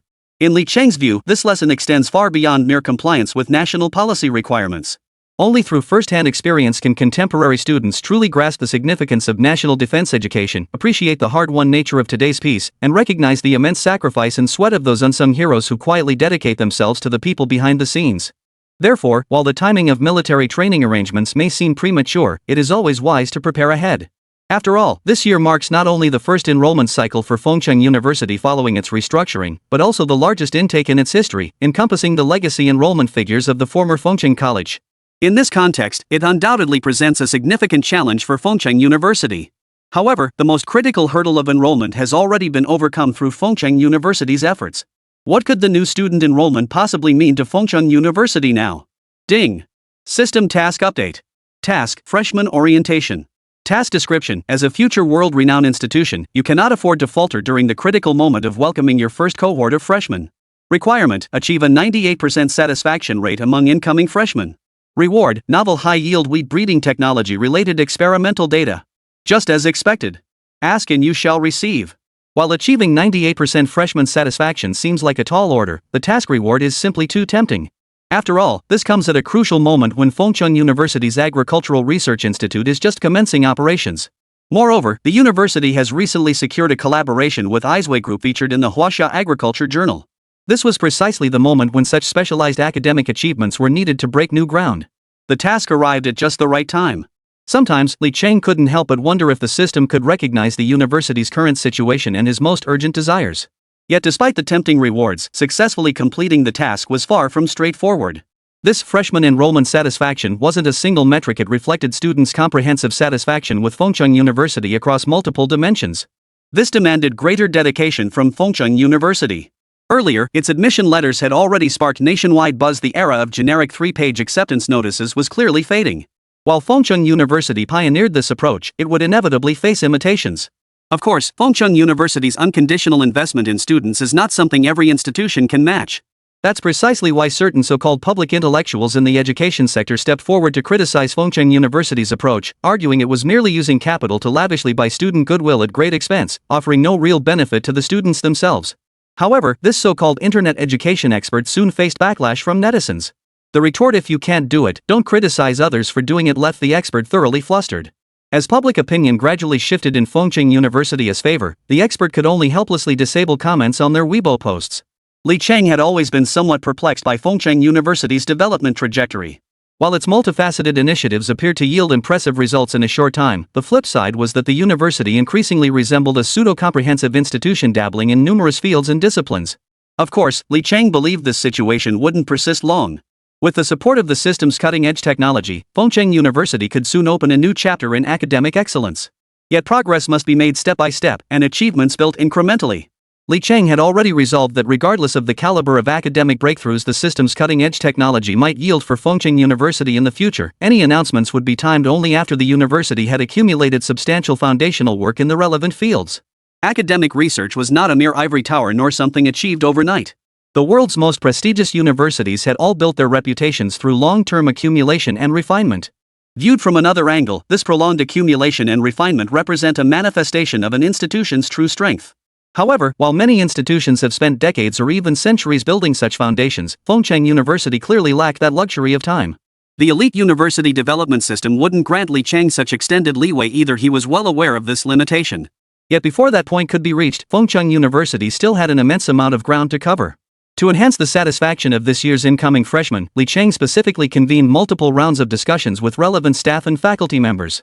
While some were puzzled by his intense focus on student satisfaction, they understood his consistent care for students, a concern everyone could feel and see. Chapter 123, I come to offer advice for the university. The meeting's theme was straightforward and uncompromising: how to build a university that truly satisfies its students. While many institutions had explored this topic before, most had only scratched the surface. Few established universities possessed the boldness to genuinely transform themselves for their students. Fengcheng University was different, or more accurately, its president, Li Cheng, was different. He wasn't someone who shied away from consequences or hesitated to innovate. After all, many of the initiatives currently implemented at Fengcheng University were rare domestically and seldom heard of internationally. To become a university that truly satisfies its students, one must dedicate significant effort to this endeavor. After this meeting, many participating faculty members expressed understanding. Yet they remained perplexed about how to implement improvements and changes, or where to begin. After all, they had spent years teaching, but their own student days were long past. Moreover, today's conditions bore little resemblance to those experienced by these veterans during their university years. This difference extends beyond societal changes and overall developmental levels. It also encompasses a shift in mindset. Back then, attending university anywhere in China was considered a matter of great honor for one's family. In many villages, if a student from the community gained admission to university, every household would hang red lanterns to celebrate this joyous occasion. The concept was akin to the descent of the star of literature or the ancient achievement of becoming a top imperial scholar. But that was then. After years of development, Huaxia has essentially entered modern society. While the overall living conditions of its people have improved significantly, education has also undergone multiple transformations. While change extends far beyond education, the transformations in this field have left many feeling increasingly left behind. It's undeniable that over the years, higher education enrollment has surged year after year, reaching a point where the number of university students doubles every few years. Naturally, such transformation is beneficial for a nation from every perspective. The rising overall educational attainment of the populace signifies continuous improvement in national quality. Many existing disparities stemming from educational inequalities will gradually level out. This is precisely why education has been so highly valued throughout Chinese history. Even during the nation's earliest years of extreme poverty, investment in education never faltered, for education is the foundation of the future. With a sweeping gesture, Li Cheng launched Fengcheng University's first initiative in this endeavor, a comprehensive I Offer Advice for the University campaign, both on and off campus. The objective was straightforward: to entrust the direction of change to netizens and students. The campaign aimed not only to transform Fengcheng University but also to serve as a lesson for all universities through this approach. Though Fengcheng University may seem relatively small now, perhaps lacking the clout of renowned domestic institutions, Li Cheng believed that with a willingness to change, he could eventually build it into a towering giant in China's educational landscape. That day wouldn't be too far off, though the effort required would be immense. Fengcheng University official Weibo, #MyUniversitySuggestions, #regardless, your university years have undoubtedly left an indelible mark. Now, share those campus frustrations that were most unbearable during your time there. Fengcheng University will actively address suggestions from netizens, striving to provide an even better learning environment for our students, a mission we will always uphold. The announcement from Fengcheng University immediately sparked heated discussions among netizens. As a unique phenomenon in online publicity, Fengcheng University can be considered one of the earliest domestic institutions to gain internet fame. It has consistently projected an image of being young yet boldly innovative. Honestly, the worst part of my college experience was the shower facilities. They were a nightmare for anyone with social anxiety. No privacy whatsoever, let alone private stalls. In the middle of summer, everyone was bathing naked together. I literally wouldn't set foot in there unless I was stinking to high heaven. Netizen B, if campus facilities are the easiest problem to fix, then my current school, Hey Province University of Technology, is beyond redemption. The gender ratio here is downright inhumane. Don't even think about sweet campus romances here. This pure engineering school is practically a monastery. Netizen C, honestly, for freshmen, as long as the school's facilities are passable, it's not a huge deal. How bad could satisfaction levels really get? What's truly dreadful are those schools that are incompetent yet full of nonsense, especially the student union officials. Their endless inspections and activities left me mentally and physically drained right from the start. The comments from netizens were all noticed by the relevant staff at Fengcheng University. For some good suggestions and opinions, they didn't wait for the final comments from netizens but chose to record them directly. Naturally, as the closest stakeholders, Fengcheng University's own students offered the most valuable feedback for the university to listen to and consider. However, this time, the students' suggestions and opinions left many faculty members scratching their heads. Fengcheng University student 8, honestly, the campus is great in every way. Even though the university keeps expanding, and the shuttle service makes it feel manageable, I can't shake this feeling that something's missing in the atmosphere. Fengcheng University student B, I knew exactly what you meant when you mentioned the atmosphere. The library here hasn't changed much over the years. Even though the university has invested significant resources, it's practically empty except during final exams or major national qualification tests. What's missing is that scholarly atmosphere and prestige you expect from a university. Additionally, some students have inquired whether they could establish fan clubs, while others who enjoy collectible figures have asked the school to purchase a batch to enhance the anime and manga atmosphere on campus. These suggestions left many teachers at the school feeling deeply moved. Times are changing so fast, it's hard to keep up. Chapter 124, Student Management Issues. Of course, this matter was set aside for the time being. After all, the activities wouldn't conclude overnight. As long as the suggestions were useful before the start of the semester, Fengcheng University wouldn't wait for final results before making changes. They would act immediately. Time waits for no one, and the university was about to welcome the new semester. However, one particular suggestion caught the attention of a Fengcheng University faculty member: the university's student council system. Initially, the student council system had been conceived with good intentions. It fosters communication among students, and many university student councils perform various functions, such as dispatching student representatives to oversee cafeterias and conducting surveys on student satisfaction with dining services. Many schools' student unions also had unique characteristics. Of course, this system wasn't exclusive to China. Neighboring Japan also had such student union systems. Historically, Japan's modern universities developed earlier than those in China, resulting in a longer implementation period for this system. While Japan's student council system has given rise to a notorious student bureaucracy linked to campus bullying incidents, it also offers valuable lessons. One key difference from China's university student union system is that in China, student unions typically operate under the supervision and management of teachers or the school administration. Japan's system, however, operates differently. Student councils there are truly student-run organizations, rarely involving faculty in daily operations. They self-organize and self-manage, often engaging directly with Japan's relevant education authorities without school intermediaries. Such autonomy naturally attracts more student volunteers.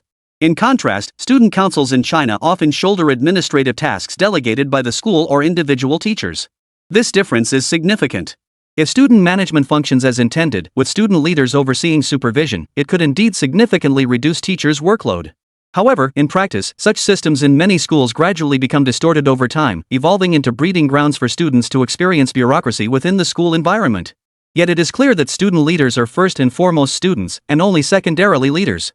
Their service-oriented mindset gradually dissipates, fostering a sense of superiority over fellow students.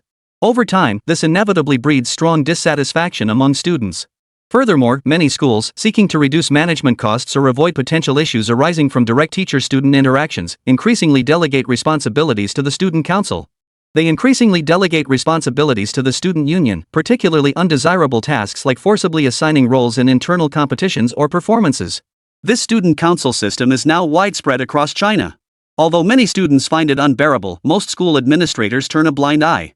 As long as no major incidents occur, having student cadres manage students on the school's behalf is a win-win situation for the institution. This is precisely the case at Fengcheng University today. While many tasks are delegated layer by layer from the relevant administrative departments, the workload on frontline homeroom teachers and counselors remains substantial. For various reasons, Fengcheng University currently faces a significant shortage of counselors. The causes are quite complex. Although the university recognized this issue early on and recruited numerous counselors from outside the institution. However, the role of counselor often tests not just academic credentials or professional competence, but crucially, the ability to quickly connect with students. This rapport is key to ensuring subsequent work proceeds smoothly. Consequently, many newly hired counselors at Fengcheng University, despite demonstrating impressive abilities during recruitment and pre-service training, earning recognition from veteran counselors, often struggle to adapt once assigned to their posts. This highlights the unique role of counselors in university settings. While nominally similar to high school homeroom teachers, their responsibilities differ significantly. Unlike high school teachers who often instruct their own classes, university counselors primarily manage the myriad details of students' academic and daily lives. While the workload may seem lighter, the reality is quite different. A significant gap between high school and university lies in the liberation of students' thinking during their college years, an issue that cannot be overlooked. Many students approach their university studies with an attitude of letting loose, believing that after years of grueling preparation, they've finally reached college. Their goal becomes simply coasting through to graduation, viewing it as the ultimate achievement with no further aspirations. This often leads to a more indulgent lifestyle. But logically speaking, aren't there still some students who diligently follow the routine and study hard? Aren't those who give up on themselves and let loose still in the minority? But here lies another distinction: the difference in how they spend their free time. University coursework is actually quite light, and homework assignments are minimal for many majors. After the restructuring, the Academic Affairs Office at Fengcheng University did conduct an assessment of the academic curriculum. However, based on feedback from faculty and students, no significant changes or adjustments were ultimately made. The development of programs and course offerings involves numerous considerations, and the university cannot arbitrarily alter certain course structures. These matters fall under the jurisdiction of higher education authorities. All specialized programs and daily course offerings are strictly regulated at the national level, with even class hours subject to mandatory guidelines. Unilaterally increasing students' academic burden would inevitably provoke widespread dissatisfaction. Consequently, after conducting exploratory surveys, the Academic Affairs Office at Fengcheng University decided against making changes. Compared to high school, the sudden reduction in academic pressure, the relative freedom during campus life, and the comparatively relaxed management on university campuses all contribute to college students having more discretionary free time. As the saying goes, idleness breeds mischief. Often, all sorts of troublesome incidents arise from this, bringing pressure to the grassroots counselors. Compounding this, due to Fengcheng University's initially inadequate arrangements and understaffing, many counselors ended up managing as many as 500 students. Chapter 125: Construction of the Partner Elementary School. Managing such large student populations proved challenging for Fengcheng University's counseling staff alone. Consequently, the university adopted a management approach common to most institutions: the student union system. However, Fengcheng University's student union system gradually revealed the same flaws seen in many other schools. The recent incident involving the Innovation and Entrepreneurship Alliance was not an isolated case within Fengcheng University. If effective, standardized management protocols for student organizations could not be established, the original intent would inevitably be distorted beyond recognition, rendering the very purpose of the student union counterproductive. This clearly contradicted Fengcheng University's long-standing people-oriented educational philosophy, especially given Li Cheng's almost pathological favoritism toward students. However, this favoritism has not been without effect. Within just a few months of the university's restructuring, students have demonstrated unimaginable potential. Even setting aside current students, the 2016 graduates of Fengcheng University showed no hesitation in facing the challenges of the volunteer teaching program. This alone demonstrates that Fengcheng University students possess sound values and a strong sense of social responsibility. Camera shifts to Fengcheng University Volunteer Teaching Corps. Wutong Village, Gushi City, Southern Ning Province. Southern Ning Province is predominantly mountainous. Despite Ning Province's reputation as the Yellow River enriches Ning Province, outdated water conservancy infrastructure has limited arable land in these southern mountainous areas. Compounded by poor transportation and water facilities, this region remains Ning Province's most economically underdeveloped. In such a region, allocating substantial funds to education remains challenging. While urban educational conditions have improved somewhat with overall economic stability, the backwardness of rural facilities exceeded even the expectations of Fengcheng University when they selected Wutong Village Primary School as their designated aid project. Before Fengcheng University arrived in Wutong Village, the school's construction deficiencies and severe teacher shortage were beyond expectations. Such conditions are rare to find in present-day Huaxia. Yet Wutong Village Primary School was already the result of joint funding from several surrounding villages, supplemented by the maximum financial assistance available from local authorities. Despite its remote location, this village-run school served as the primary educational institution for students from 6 surrounding villages, including Wutong Village itself, with a total enrollment exceeding 300 students. When Fengcheng University selected Wutong Village Primary School as one of its first targeted aid projects after multiple rounds of evaluation, the news brought tears of joy to the teachers, students, and villagers alike. Though many villagers knew little of the outside world, their simple hearts understood that only by ensuring their children received a proper education could they break the cycle of poverty, a belief deeply ingrained in these humble farmers. The assistance from Fengcheng University did not keep the villagers waiting long. Soon, the professional construction team hired by the university arrived in Wutong village. On the day the convoy entered Wutong village, the excited villagers lined the streets to welcome them, setting off firecrackers in celebration. Behind all this was their most genuine emotion, for they knew help had come for their children. The construction team swiftly conducted a comprehensive assessment of the elementary school's overall condition, but the final results left many feeling disheartened. The school buildings in Wutong village were in a precarious state. Built long ago with limited funding, they were mostly single-story structures, with many sections using mud as a binding material. This clearly fell far short of Fengcheng University's basic renovation requirements. Thus, only one path lay before them: tear down and rebuild. However, reconstruction and renovation are two entirely different matters, with a vast disparity in the funding required. Nevertheless, Fengcheng University had mentally prepared for this disparity before undertaking the targeted assistance project. They approached the renovation with the mindset that it would be ideal if it could be done, but it was perfectly acceptable if it couldn't. Upon receiving official confirmation from the university, Fengcheng University's on-site staff wasted no time. They swiftly coordinated with construction crews, consulted the local village committee, and proceeded directly with the demolition of the school buildings. The veteran village committee members welcomed this move wholeheartedly. They were well aware of the dilapidated state of the village's primary school buildings and had long desired change, but without funds, all their pleas fell on deaf ears. Fengcheng University acted swiftly and decisively. While coordinating the demolition with the construction team, they simultaneously presented the design blueprints for the new 8 buildings, prepared by relevant faculty from the university's architecture department. They promptly contacted the factories involved to initiate advanced construction. After all, Fengcheng University had resolved that in all assisted villages where existing school buildings failed to meet standards, they would be uniformly demolished and replaced with the university's pre-selected prefabricated building solutions.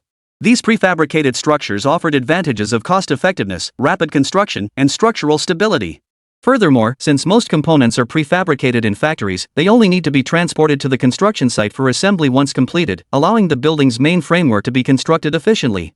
Following the main construction phase, only interior finishing work remains. Fengcheng University has spared no expense in this aspect, mandating that interior decoration standards match those of classrooms at the university's main campus. Naturally, due to differences in educational levels, appropriate modifications were made locally to suit primary school needs. However, essential campus electronics and internet infrastructure remained indispensable, with facilities like multifunctional electronic displays provided as one-time aid. Furthermore, considering the age of the students, many of whom walk long distances daily from other villages to attend classes, and the need to improve housing conditions for the student teachers from Fengcheng University's volunteer teaching group. Therefore, Fengcheng University mandated that the renovation of the village school also comprehensively address accommodation needs. The design includes 3 teaching buildings, 1 administrative building, 3 dormitory buildings, and supporting campus sports facilities. These facilities must include a standardized 400-meter synthetic track, an artificial turf soccer field, and basketball courts. Once this series of construction goals was set, coupled with Fengcheng University's continuous funding as the primary investor, the construction pace accelerated rapidly. As the saying goes in China, the speed of the contractor depends on the client's payment speed. Progress moved swiftly while maintaining quality and quantity. Every day the facilities were completed ahead of schedule meant one more day for teaching preparations before the new semester began. Time waits for no one. Chapter 126, Those Most Pure Moments of Emotion. By the time the Fengcheng University volunteer teaching group boarded their vehicles to depart, construction had been fully completed at all the village-run primary schools they had partnered with for assistance. Moreover, due to the extensive use of high-cost, zero-formaldehyde building materials during construction and renovation, indoor volatile organic compound levels quickly fell within acceptable limits, allowing the facilities to be put into use without delay. In truth, many touching stories unfolded during this period. Almost spontaneously, after Fengcheng University's construction team began work in the villages, numerous local villagers began offering voluntary assistance. Particularly challenging was the remote location, which made meal logistics difficult for the construction crew. Every day, food had to be transported by vehicle from a distant town back to the village. When the villagers noticed this, things began to change subtly. At first, the cook in charge of logistics noticed that fresh vegetables would mysteriously appear outside the kitchen door. At first, no one paid much attention, assuming the delivery person had found the kitchen door locked and left the produce outside. But soon, something seemed off. One time, heavy rain in the area made the long mountain drive for supplies seem unsafe, so they decided not to go for fresh vegetables. The construction crew had planned to make do with instant meals for a while, given the tight schedule. Many on the construction crew understood that building the school was a great act of merit and kindness. They dared not slack off, knowing students would soon end their vacation and return to school. If the construction team, bound by contract, failed to complete the project on time, the fines imposed by Fengcheng University would be the least of their worries.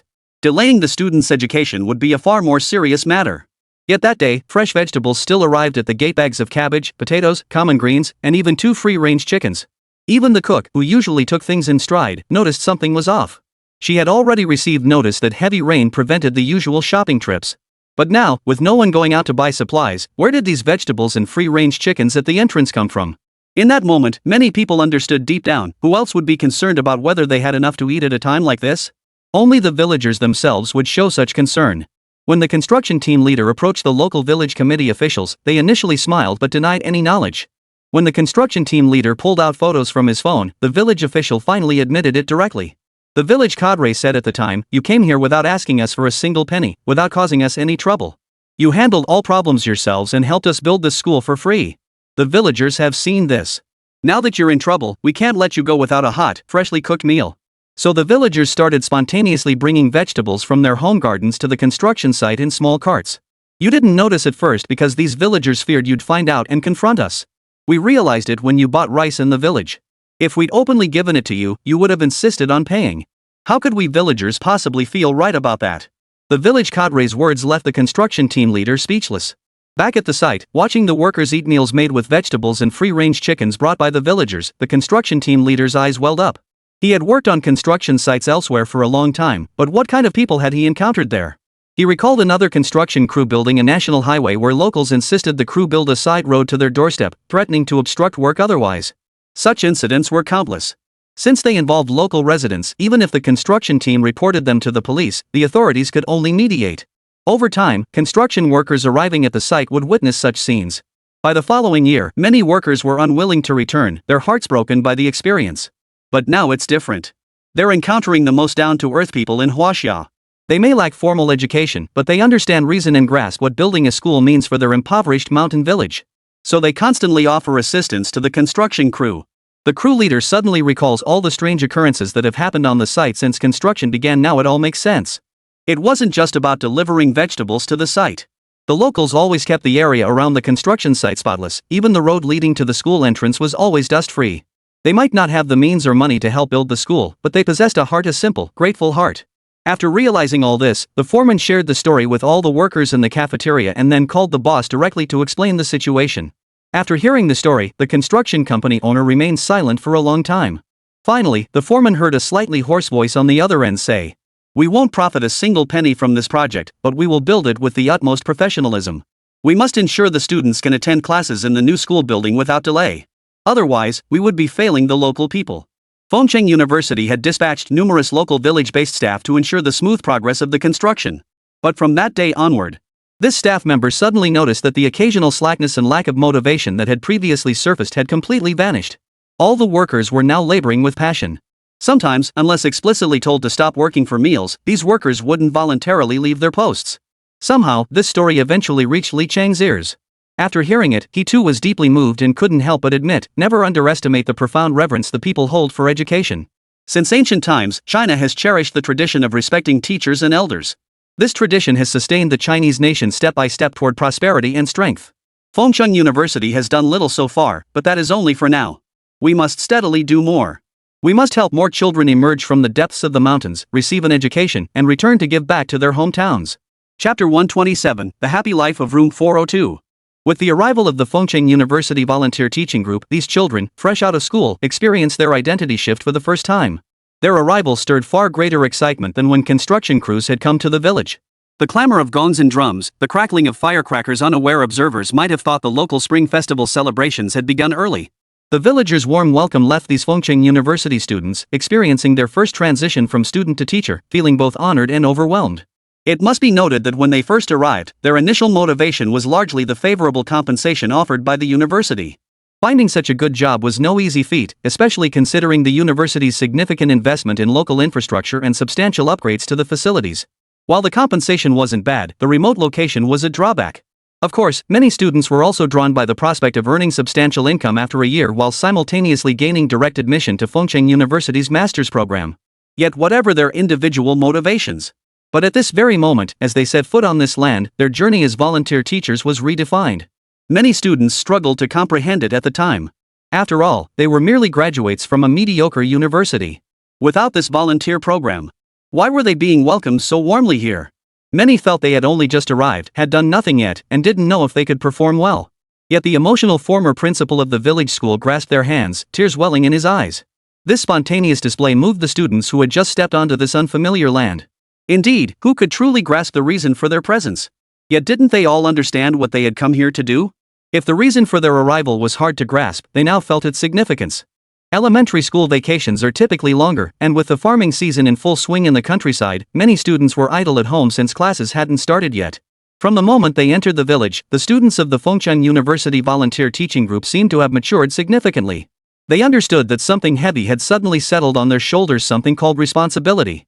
Though they had only recently left campus themselves, the moment they arrived at this village-run elementary school, they became teachers, honorable elementary school teachers. This transformation occurred with a speed none of them had anticipated.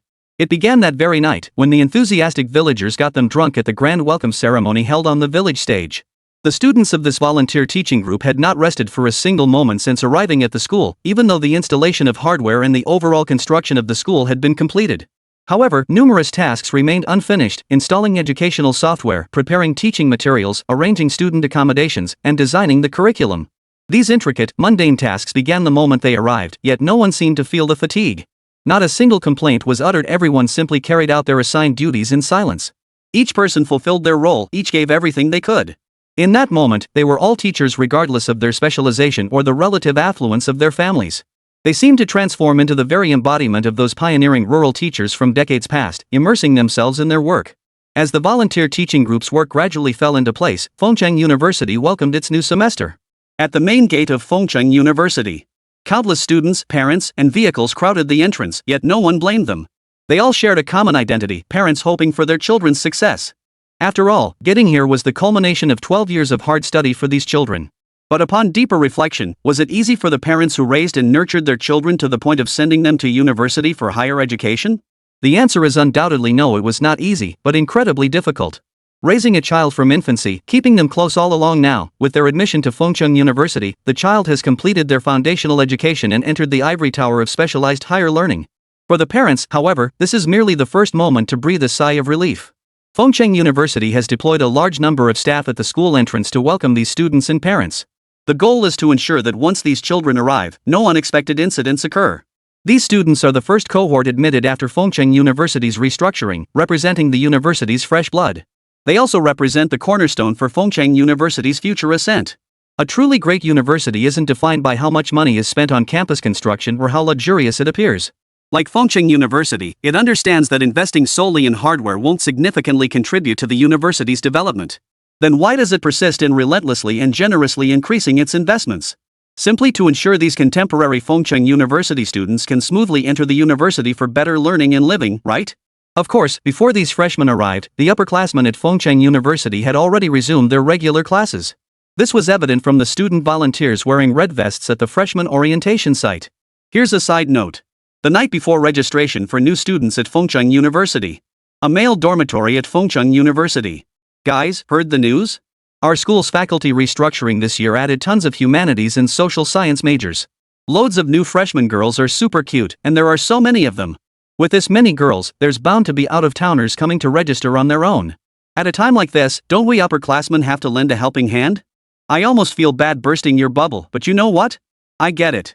Just look at this year's admissions brochure. The Foreign Languages College alone has recruited a ton of students. I bet most of these new majors are packed with beauties. Then what are we waiting for? Quickly message the advisor. Tomorrow I'll be the most dazzling volunteer on campus, and will be the coolest volunteer squad dorm. The good life in room 402 is about to begin. Let's go. Chapter 128. We can't just sit around waiting.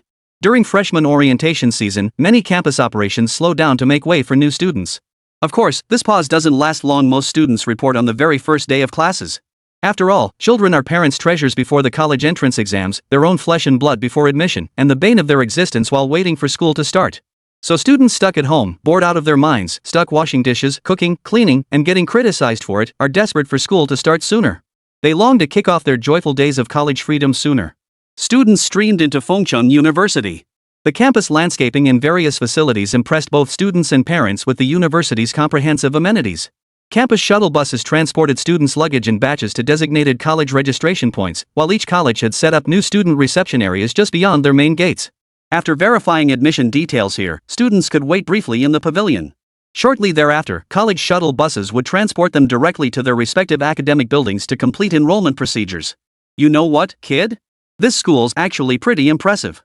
I was telling myself if it wasn't up to par, I'd rather withdraw and retake the entrance exams. But just on the way here, I saw so many international students. A school that attracts this many foreign scholars can't be too shabby, I reckon. Holy crap, bro, look! Is that the legendary Quest Lake? They say if you study here, every day you'll see a bunch of cosplay girls dancing by the lake. I'm already falling in love with this place. Shao Kai, come quick. I'm about to lose it. Look at that. The club building. Check it out closer. Isn't that the esports club and the National College Esports Championship promo? What does this mean? Fengcheng University can compete in the National College Esports Championship. With a place like this, who needs anything else? I'm in love with Fengcheng University. Scene after scene on Fengcheng University's campus unfolded before the eyes of students and parents alike. The university's vast grounds, its state-of-the-art facilities, and the countless students encountered along the way all bore witness to this institution's extraordinary stature. Amidst the crowd of incoming freshmen, a shadowy figure moved furtively. Hey, everyone! Today marks your streamer's first day of freshman orientation. But as a new student, I've already completed the basic registration process via the Fengcheng University app and activated our campus cards. As a food reviewer famous for my culinary critiques, our top priority today is to uncover whether Fengcheng University's cafeterias live up to their online hype. A student clutching live streaming gear and carrying a simple backpack suddenly darted out of the crowd. Scanning the campus signs, he searched for the location of Fengcheng University's cafeteria. All this had already caught the attention of many Fengcheng University volunteers and staff members. But when they approached and heard what this student was saying, they didn't stop him. After all, this was Fengcheng University, a place that afforded students ample freedom. As long as you adhered to the university's fundamental rules, followed regulations, stayed within the bounds of national law, and met basic moral standards, you were free to pursue your passions. This was a paradise of freedom where you could pursue any endeavor you desired. The university provided ample space for interests, allowing you to fully express yourself. While freshmen were gradually processing enrollment, dorm assignments, and class placements according to the schedule, the conference room in Fengcheng University's administrative building was filled with heated debate. The subject of this debate revolves around the issue raised by Li Cheng during a previous campus meeting concerning the military training arrangements for Fengcheng University's class of 2016. Many faculty members believe that if there were no issues, the university should simply continue working with the previous military training organization. However, Li Cheng firmly opposed this. It wasn't unreasonable for him to do so. To truly make students appreciate the importance of national defense education, it was essential to use active duty personnel, real-life scenarios, and authentic training grounds. If possible, Li Cheng would gladly allocate funds to support local military units, enabling students to undergo training at their facilities. But that goal seemed unrealistic for now. After all, Fengcheng University had a strong enrollment this year, and sending so many students to barracks was clearly impractical. Nevertheless, certain essentials remained non-negotiable, foremost among them being the instructors. In my opinion, the students have already enrolled, yet the military hasn't given us a response. We can't keep dragging this out. Tomorrow is the last day for registration, and according to the schedule, we must start military training the day after tomorrow. We can't keep waiting like this, said Li Huamao, the director of the Office of Daily Affairs Management. I believe we should reach out again. If we're going to do this, let's do it right. If absolutely necessary, we can appropriately postpone the training schedule, but we must firmly convey the university's stance, stated Du Ceci, Dean of the School of Civil and Hydraulic Engineering. Dean Du, it's easy for you to say. Do you know how much the university has prepared for this training? Countless supplies are piled up in our logistics department's warehouse. Our department has already completed all the training facilities and safety preparations. We're just waiting for the university's final decision, stated Ma Ke from the university's logistics support department. Originally, Fengcheng University's Logistics Support Department was under the Office of Daily Affairs Management. However, with the university's accelerating development pace, demands on campus logistics have grown increasingly stringent. Therefore, the department had to be spun off into an independent entity. Ma Ke, formerly the deputy director of the university's General Affairs Management Office, was appointed as the new director of the Logistics Support Department. The debate had raged since the meeting began, but the current difficulty remained. Li Cheng and Wang Xihua had repeatedly represented Fengcheng University in communications with the higher authorities, only to receive the same response: wait a little longer, wait a little longer. This matter requires leadership approval. Your concerns have been conveyed to the leadership, but it still needs to be discussed at a meeting. Li Cheng and Wang Xihua had heard this countless times before. But clearly, they couldn't listen to this anymore. Waiting any longer would truly be too late. A decision must be made quickly. After a moment's thought, Li Cheng surveyed the heated debate and spoke up. The higher authorities claim that as a private university, there is no precedent for inviting active-duty military units to conduct student military training on our campus. That's why they say we must wait and discuss it. But it's clear now that the outcome of these discussions is unfavorable, and even at this point, they still cannot give us a definitive answer. While I've been fixated on this matter, it ultimately reflects our own leadership and management shortcomings. Had we communicated and prepared earlier, we wouldn't be in this passive position now. On behalf of Fengcheng University, I hereby announce the following arrangements for this year's freshman military training. Chapter 129, Countermeasures. As soon as Li Cheng finished speaking, all the Fengcheng University leaders who had been arguing fiercely, their faces flushed red, pricked up their ears to hear what new arrangements Li Cheng had for this matter. Requirements: the Fengcheng University Administrative Department must initiate multiple rounds of communication with the higher authorities. If necessary, personally visit them repeatedly. Wang Xihua will be responsible for liaising with the relevant leaders. As a contingency plan, Director Li Huama will establish connections with external military training institutions. If all else fails, we will implement this backup plan. However, this backup plan does not mean lowering standards, nor does it imply relaxing the intensity of the students' military training. While this intensity may provoke student dissatisfaction, it is necessary to ensure every student comprehends the critical importance of national defense and appreciates the value of defense education. Maintaining a certain level of training rigor is essential. Furthermore, all instructors must be retired veterans, preferably those who recently left active duty. You must also ensure strict oversight of all instructors' conduct during Fengcheng University's training period. I will not tolerate incidents like those occurring at other institutions happening here.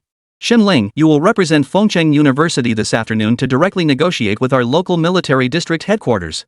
Attempt to establish contact. If we rely solely on higher-level education authorities to mediate, who knows how long it will take to get a response? Missing the timing would render President Wan's efforts equally meaningless.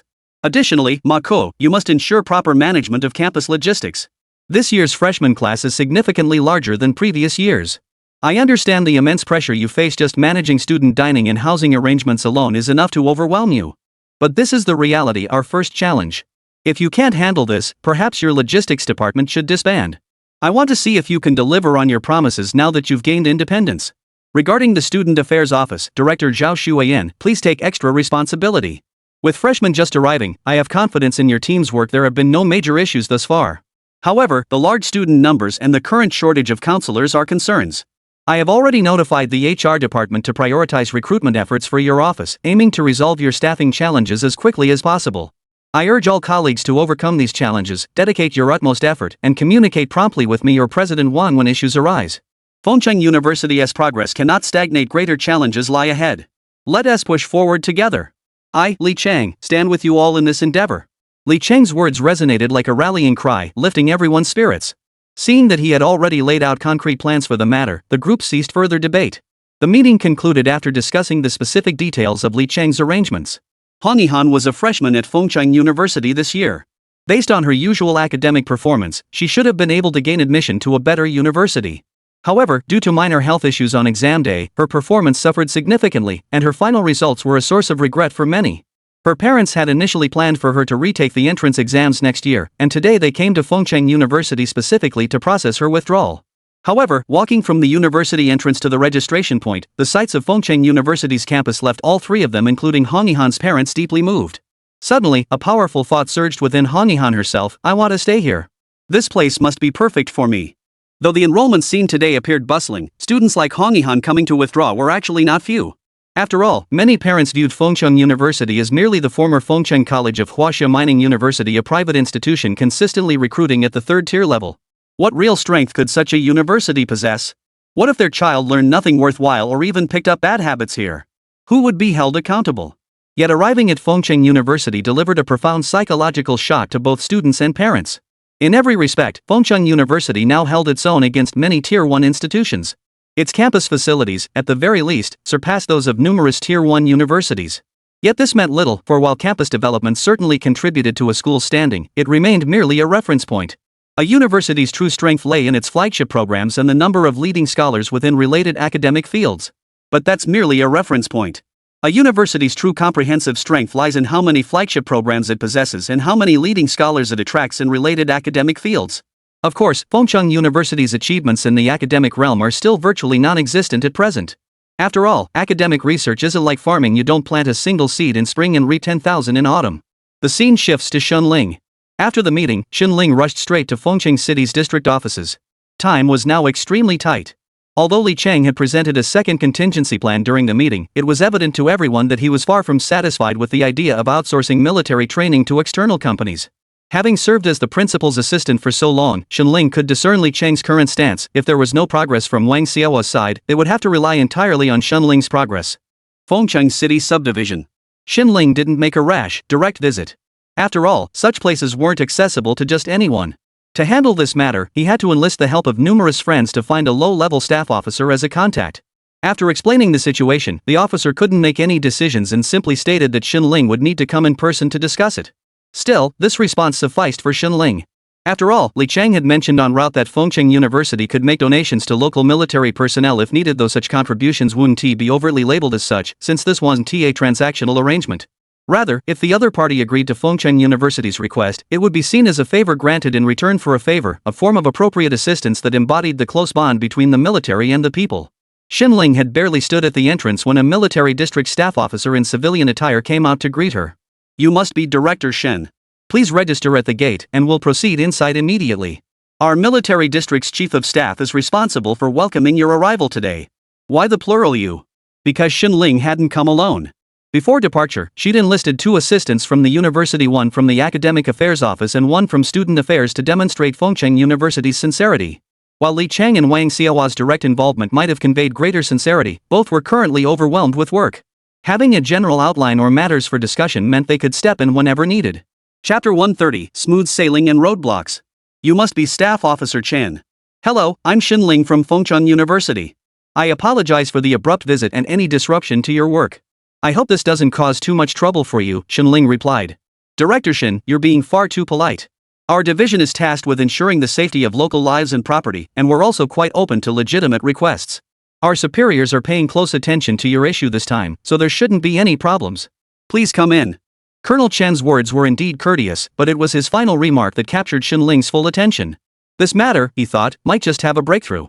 Led by Staff Officer Chen, Shunling and his group entered the district headquarters. The building was quite old, having been relocated to its current site during Fengcheng City's early development in the last century.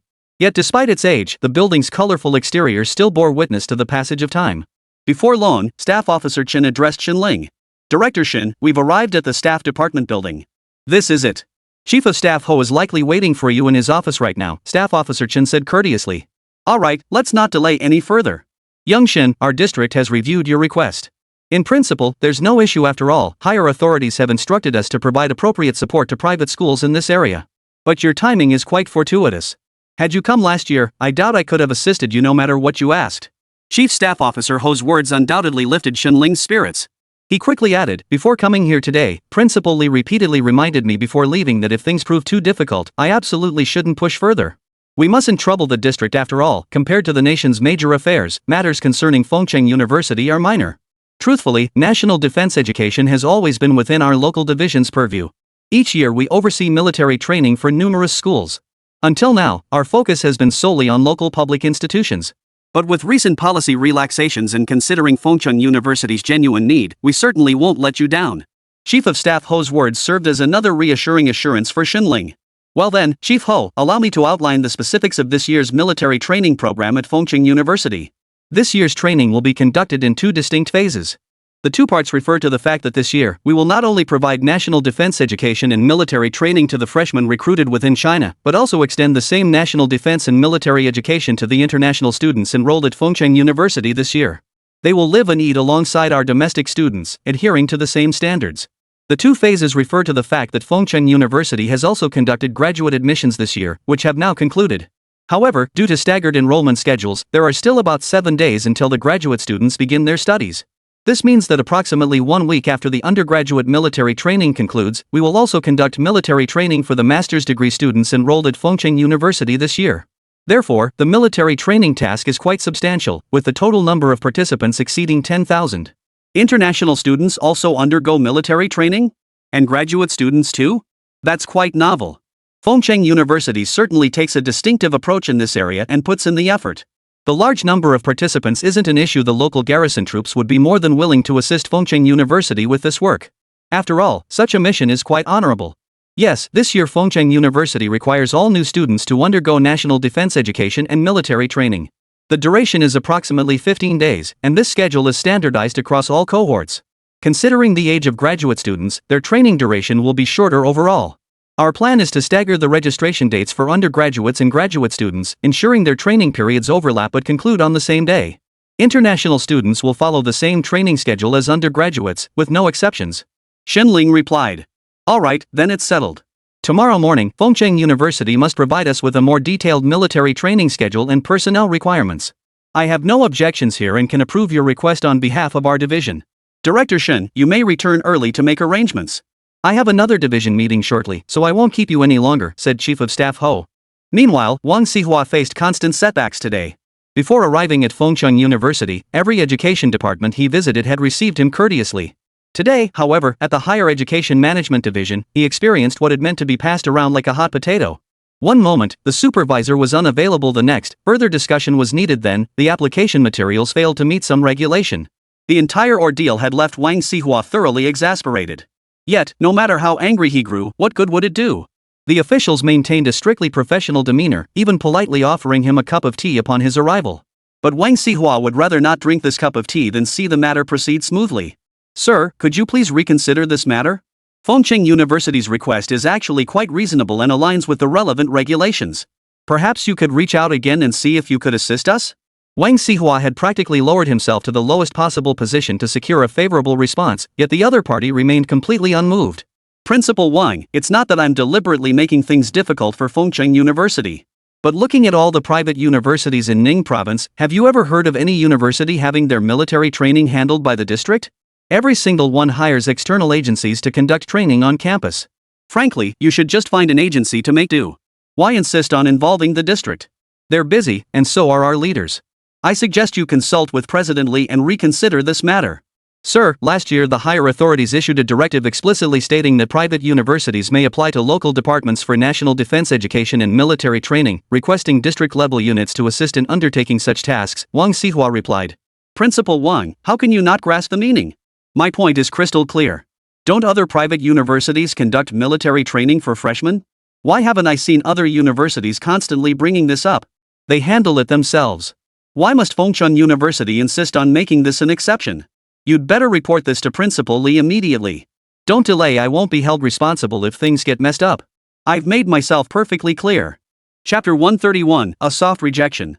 The staff member's words undoubtedly struck a deep nerve within Wang Xihua at that moment. Though seething with anger inside, he couldn't afford to show it now. After all, everyone understood the gravity of this matter. Though Fengcheng University had surpassed many local public universities in numerous aspects. At this moment, however, Wang Xihua acutely felt the awkward position Fengcheng University occupied as a private institution. Sir, we truly don't intend to trouble you or break any rules.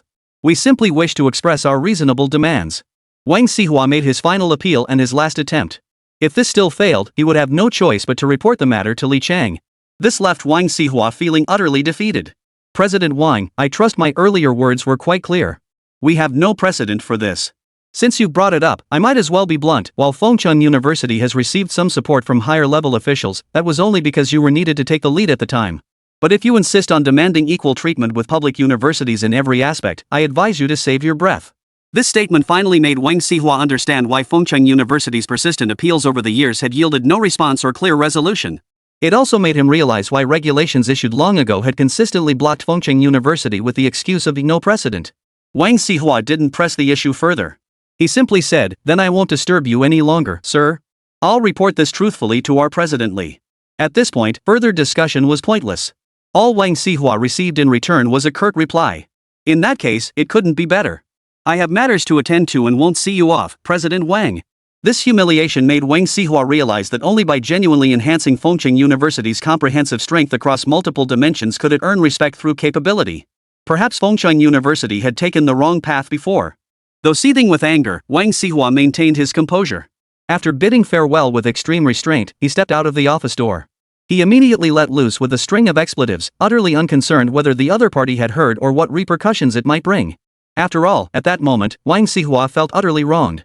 Upon receiving the relevant developments, Xinling promptly returned to Fengcheng University to report the good news. Since she had scheduled the meeting in advance, she arrived relatively late. By the time she reached the university, Wang Xihua had also long since returned to Fengcheng University.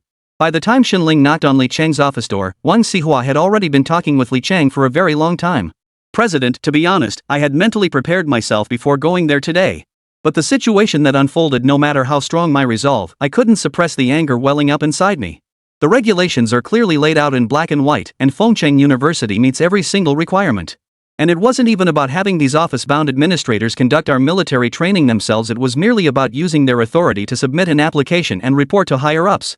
Yet they still came up with so many excuses to block me. Principal Li, I'm sorry for disappointing you and failing Fengcheng University's expectations of me. Wang Xiao's words plunged Li Cheng into deep confusion. Yet after hearing the full story, though he shared Wang Xiao's anger, he sensed something deeper at play: the notion that Fengcheng University had been making too much noise lately. This couldn't be a simple case of someone trying to brush them off. Li Cheng suspected other motives were at play. Perhaps someone harbored resentment toward Fengcheng University. Before the conversation could extend much further, Xinling knocked on the door. With Li Cheng's invitation to enter, she stepped into the office wearing a delighted expression. "See, Principal Wang?" The moment I saw Director Shen smile, I knew things must have gone smoothly. Wang Xihua also noticed the radiant smile on Xinling's face and felt a surge of joy. It seemed Xinling had indeed made progress, otherwise, why would he look so pleased? "Principal Li, I can sense Director Shen has brought us good news." Hearing Wang Xihua and Li Cheng's words, Xinling smiled faintly and said, "Indeed, nothing can escape the notice of our two presidents at Fengcheng University. We did receive good news during our visit to the district today." Before Li Cheng could respond, Wang Xihua, who had been holding back his excitement, eagerly stood up and asked, "What good news? Did the district approve it?" Li Cheng smiled as he looked at Xinling and Wang Xihua before him. Yet, his gaze shifted to Xinling the moment Wang Xihua finished speaking. He too was anticipating this good news. "Yes, President Wang. Today we visited the district and briefed the district leadership on the relevant circumstances. We also presented Fengcheng University's requests on our behalf. After learning the specifics, the leadership didn't say much or make any demands. They simply agreed to our request. As long as Fengcheng University provides a military training schedule and a headcount of relevant personnel, the district will dispatch military training instructors to assist with our national defense education and military training."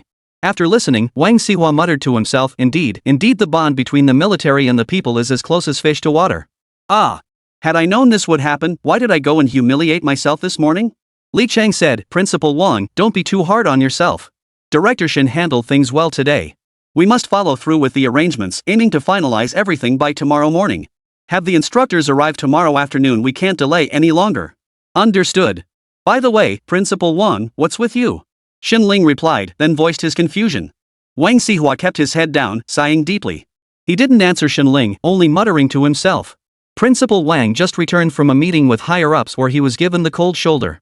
We were discussing that earlier. Understandably, he's feeling rather conflicted right now. Don't worry, Xinling, I'll send you the detailed arrangements shortly. Oh, and you need to coordinate with the university leadership on my behalf to finalize the military training arrangements.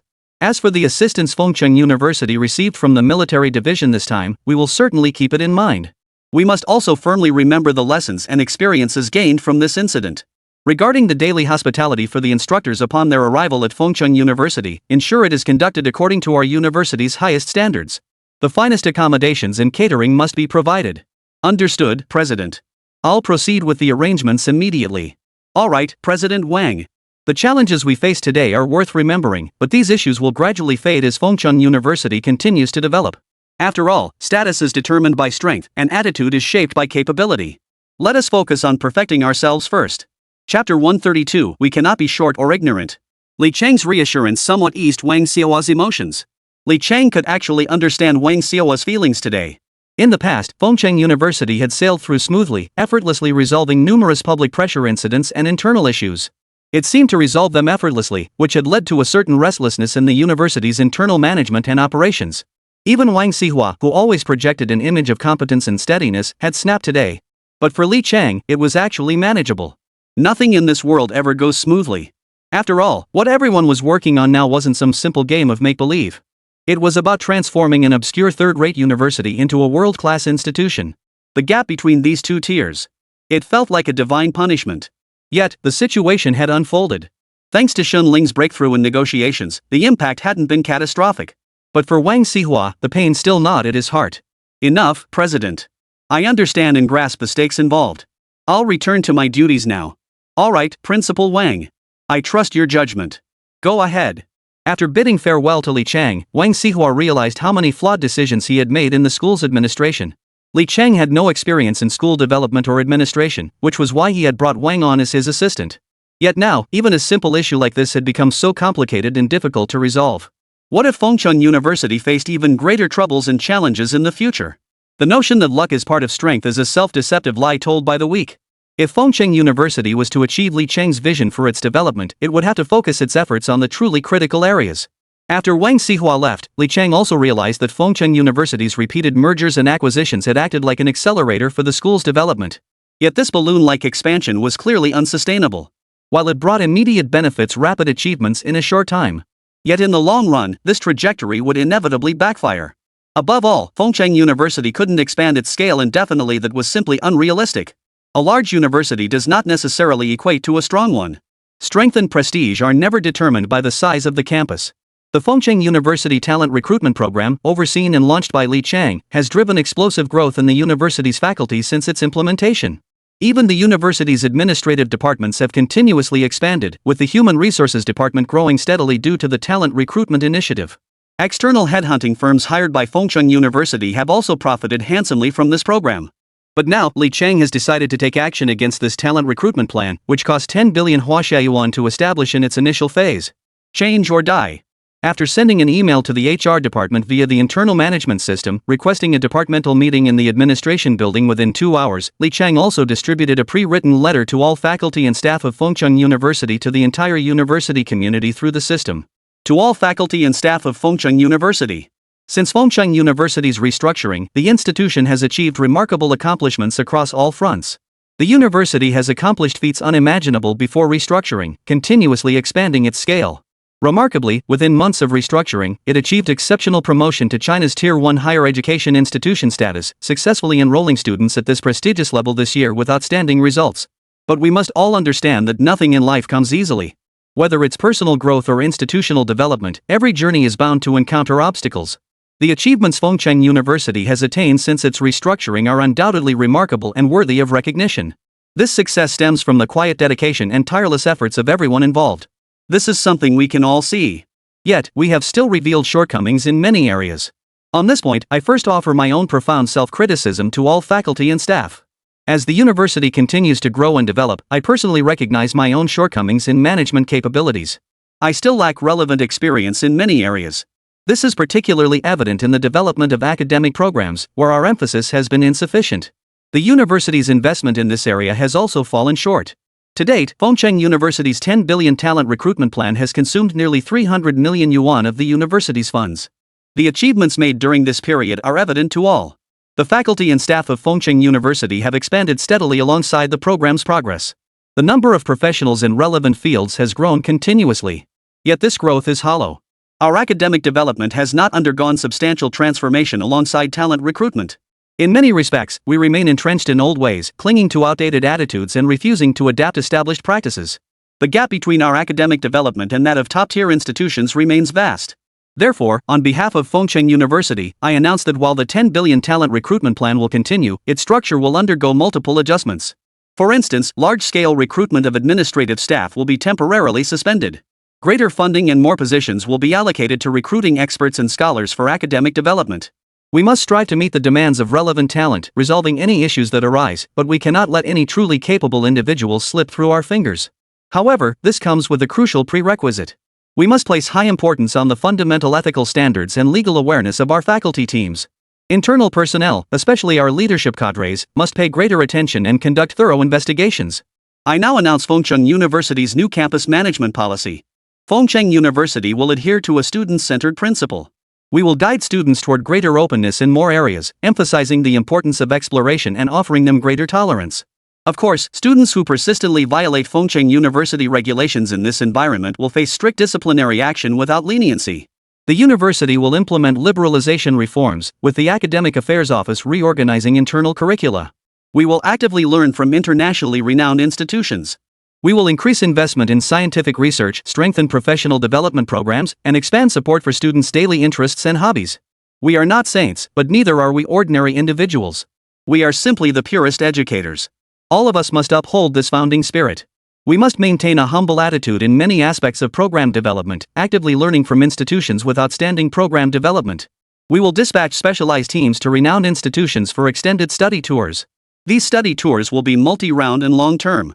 All our leadership cadres must participate, experience these visits firsthand, and understand where our gaps lie.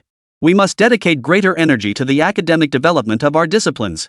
Moving forward, the university will significantly increase investment in research institutes, doubling the funding for our existing 2 institutes.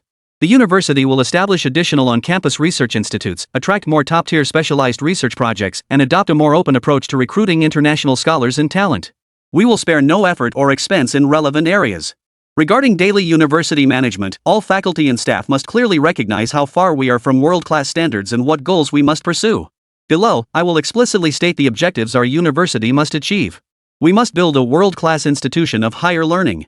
We must dare to venture out, dare to learn, and dare to discard all outdated traditions and old-fashioned ideas that hinder development. I understand this is challenging, especially for our veteran colleagues. To realize our vision, we must endure this growing pain. I hope all faculty and staff will understand every decision made by the university. In the coming period, multiple rounds of adjustments to internal management positions may occur. Many outstanding faculty members will be sent abroad by our university. They will study, exchange ideas, and explore the path Fengcheng University should and must take in the future. Now, we must clarify one fundamental stance. Fengcheng University must never become a giant in hardware, a dwarf in academics, or an illiterate in specialization.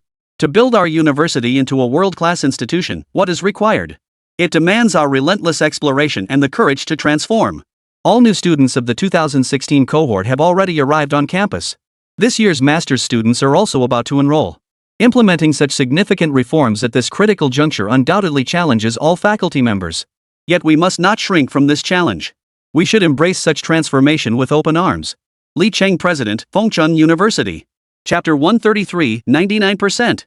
Li Cheng's letter to all faculty and staff undoubtedly caused a huge stir. It sparked particularly intense discussions among the university's faculty and staff. Yet everyone understood what Fengcheng University truly lacked at present. In the past, no one paid attention to this aspect because Fengcheng University had been pursuing the fastest path to growth. This included acquiring and restructuring affiliated junior colleges, upgrading the affiliated Fengcheng University Finance and Economics Vocational College. The massive investments poured into the affiliated ophthalmology hospital and the collaborative construction of the affiliated high school with Xiaokanming School. All these represented repeated expansions of Fengcheng University's overall facilities and structural scale. But looking back, what about the academic realm?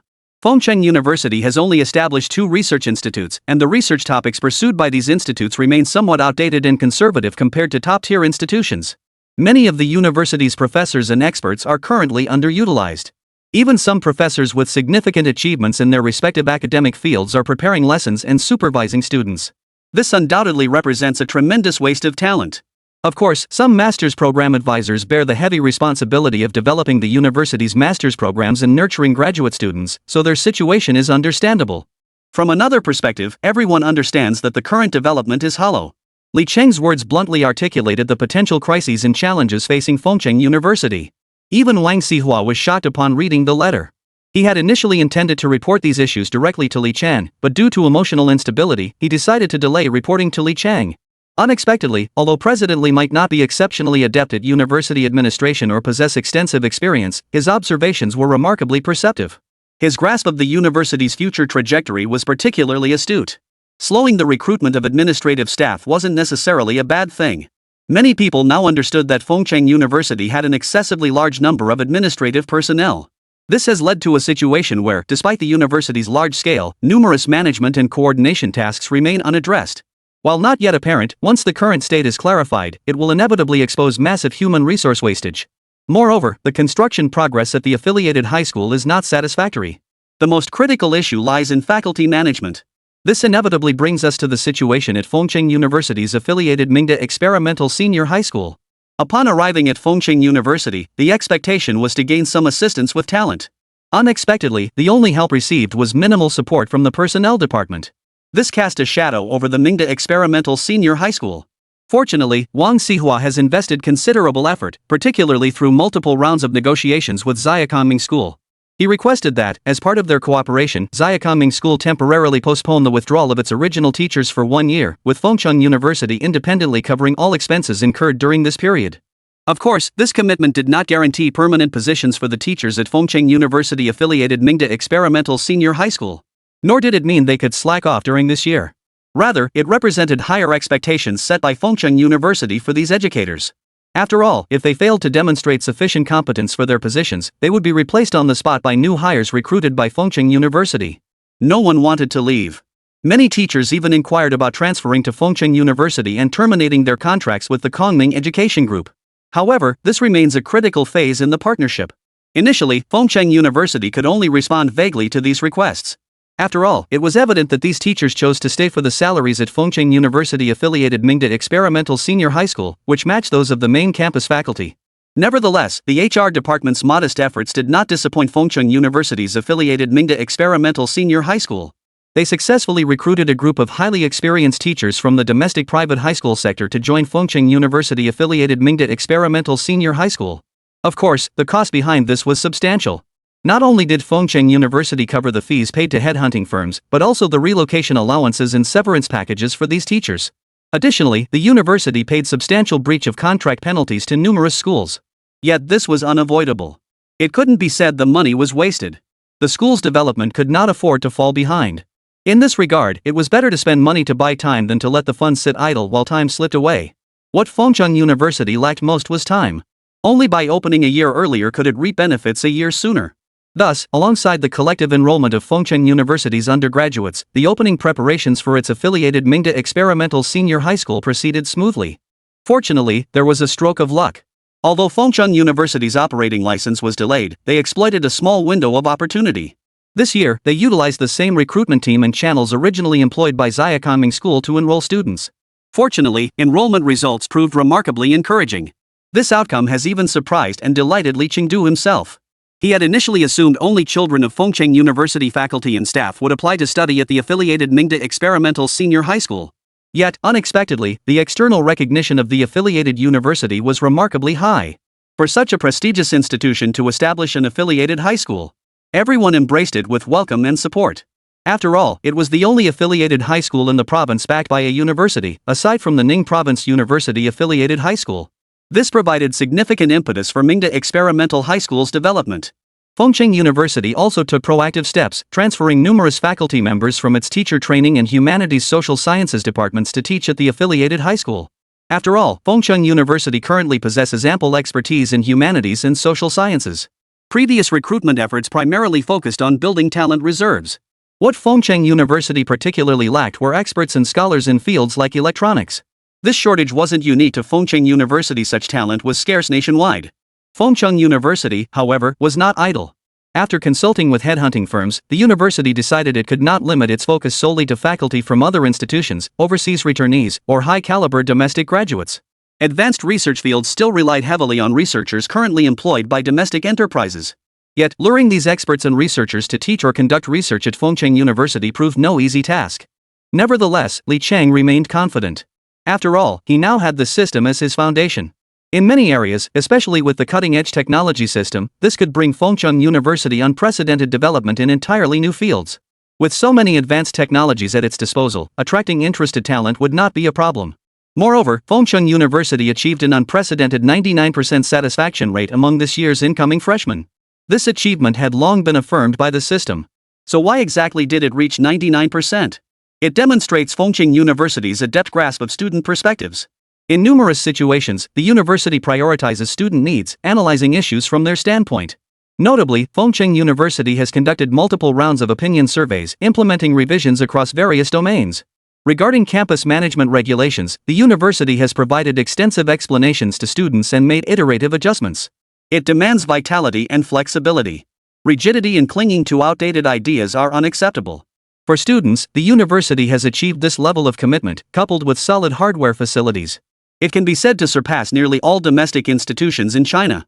Admittedly, that statement might be overly absolute, but Fengcheng University remains confident that in terms of physical facilities and infrastructure, it surpasses every private university in China. Chapter 134, Professor Li is in for a rough time. So the previous tasks were completed smoothly.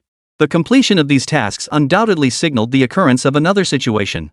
That is, Li Chang would be able to secure the mission reward without issue. This particular reward held significant importance for Li Chang, as it marked the first appearance of cutting-edge technology within the system. However, the final settlement hadn't yet occurred, and there was less than a day left until the deadline. Li Chang remained unconcerned. With a full day left, barring any major unforeseen events, he was confident of securing the mission reward. Meanwhile, Li Chang's letter had undoubtedly sparked considerable attention within the university, particularly regarding the proposed shift in the Future Development Center's focus. The transition from expanding the university's scale to prioritizing specialized academic development was especially noteworthy. Naturally, many were also curious about the specific direction the university would take, especially since most universities today focus their disciplinary development on individual programs. However, Fengcheng University's development goals clearly diverged from this path. Rather than concentrating on the advancement of specific disciplines, it aimed to build a comprehensive university with strong overall capabilities. Therefore, balancing the developmental needs of all disciplines has become the top priority. Yet it must be acknowledged that academic development cannot be achieved overnight. Many disciplines, in particular, require time for accumulation.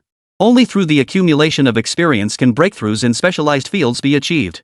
Li Chen must acknowledge that an unbridgeable gap exists between Fengcheng University and world-class institutions, at least for now.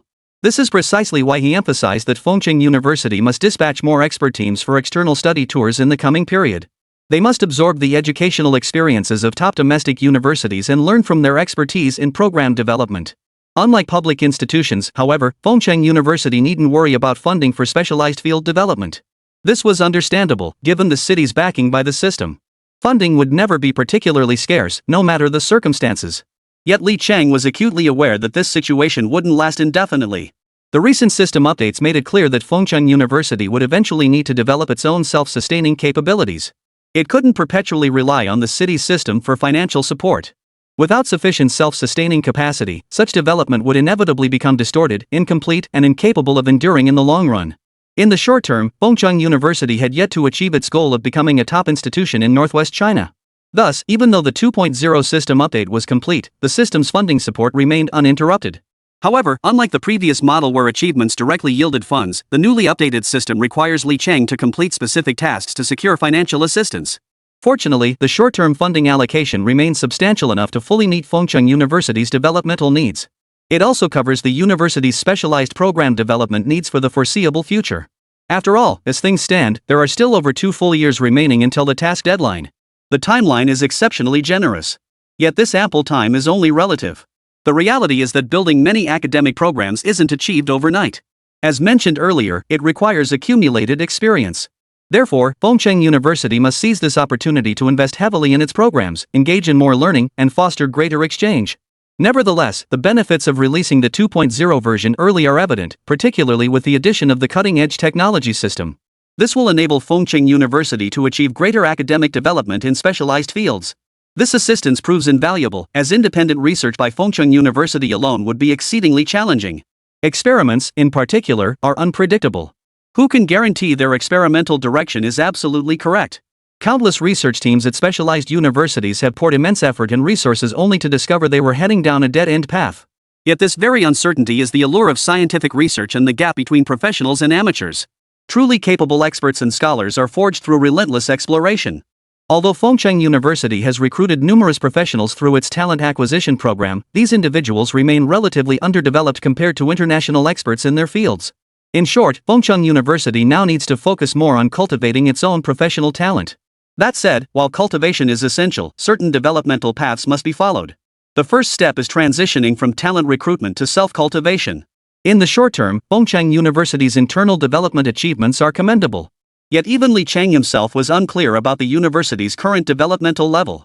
Since the system overhaul, he hadn't seen the institution's rankings for quite some time. Specialized evaluation agencies do compile institutional rankings, but such assessments span extended periods. Current metrics alone cannot fully demonstrate Fengcheng University's capabilities. Nevertheless, Fengcheng University's unprecedented leap from a third-tier to a first-tier institution demonstrated significant improvements across many aspects of its recruitment capabilities. Yet Li Chang himself understood that this ascent had been too rapid. Moving from third-tier to first-tier status should have taken Fengcheng University considerably more time. This rapid pace represents an unsustainable development model.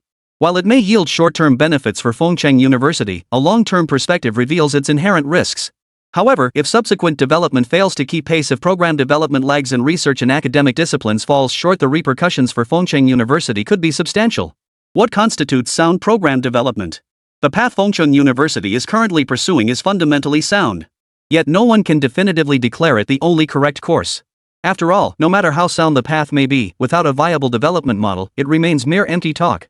Many genuinely welcome this transformation, yet one associate professor at Fengcheng University may find his days ahead far less comfortable. Professor Li was originally recruited by Fengcheng University through its Talent Introduction program from a research institute affiliated with a college at Shan Province University. However, the recruitment process itself was fraught with problems. Only those who were directly involved in the talent recruitment department at the time later recalled the truth. What sounded like a recruitment effort was actually something else entirely. In reality, it was a collusion between Professor Li and an employee of the external headhunting firm hired at the time. They achieved the goal of joining Fengcheng University by fabricating his past academic credentials.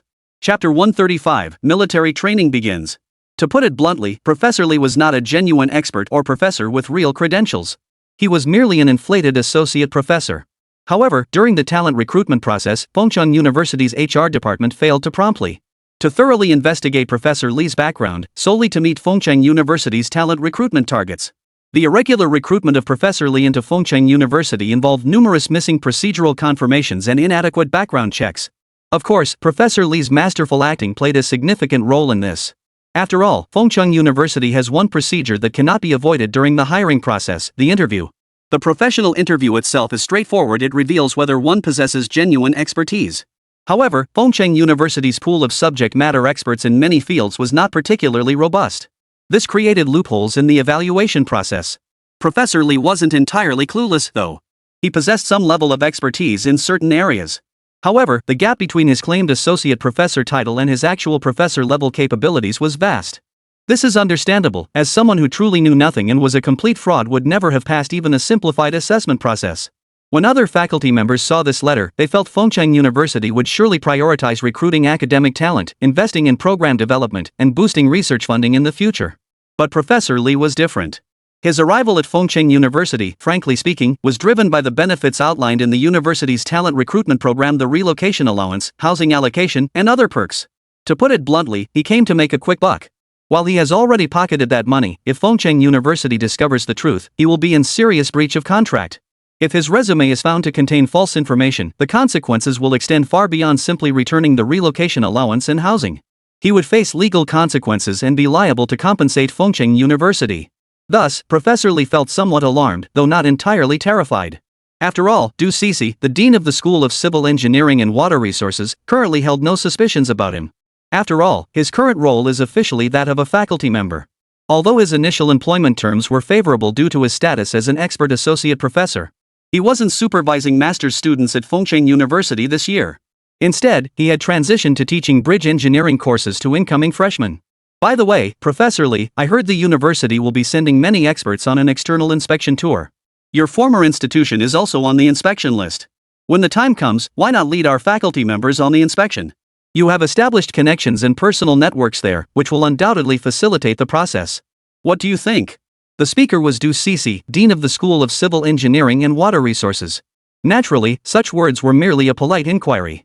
But while the speaker meant no harm, the listener took it to heart. Professor Li knew that if he returned to his former institution, everything would be exposed. At his former institution, he had only recently been promoted to associate professor. During that promotion period, he had pulled numerous strings and invested considerable effort to secure the position. Returning would create a glaring discrepancy in his resume. After all, the resume he submitted to Fengcheng University stated that he had been promoted to associate professor many years ago but had never been promoted to full professor due to feeling stifled at his former institution. But if he didn't go, he still worried that if anyone asked about it, the truth would come out. Therefore, Du Cixi's words now undoubtedly pushed him into a corner. Nevertheless, after some thought, he replied, "All right, Dean Du, if an inspection team is dispatched later, I will definitely accompany them. We can go together to learn and exchange experiences. There are still many commendable aspects at my former university. If Fengcheng University can learn some advanced practices, I believe it will greatly benefit our university's future development, especially for our college." After hearing this, Du Cixi smiled and replied, "Then we'll be counting on Professor Li." Meanwhile, after Xin Ling forwarded the relevant materials to the district office, they responded swiftly. That very afternoon, over 100 instructors were dispatched to Fengcheng University. They were there to assist Fengcheng University with national defense education and military training. Such speed undoubtedly delighted Fengcheng University beyond measure. Receiving such substantial assistance at such a critical juncture was truly a godsend for the university.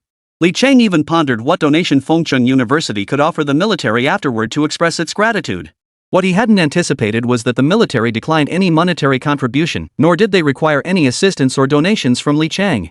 They simply stated, the bond between the military and the people is as close as fish to water. The arrival of the instructors undoubtedly signaled the end of the easy days for Fengcheng University's freshmen. They were about to embark on this year's military training and national defense education courses.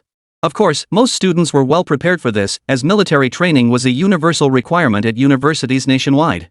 When all students were required to participate, enduring the hardship and fatigue of military training was nothing out of the ordinary.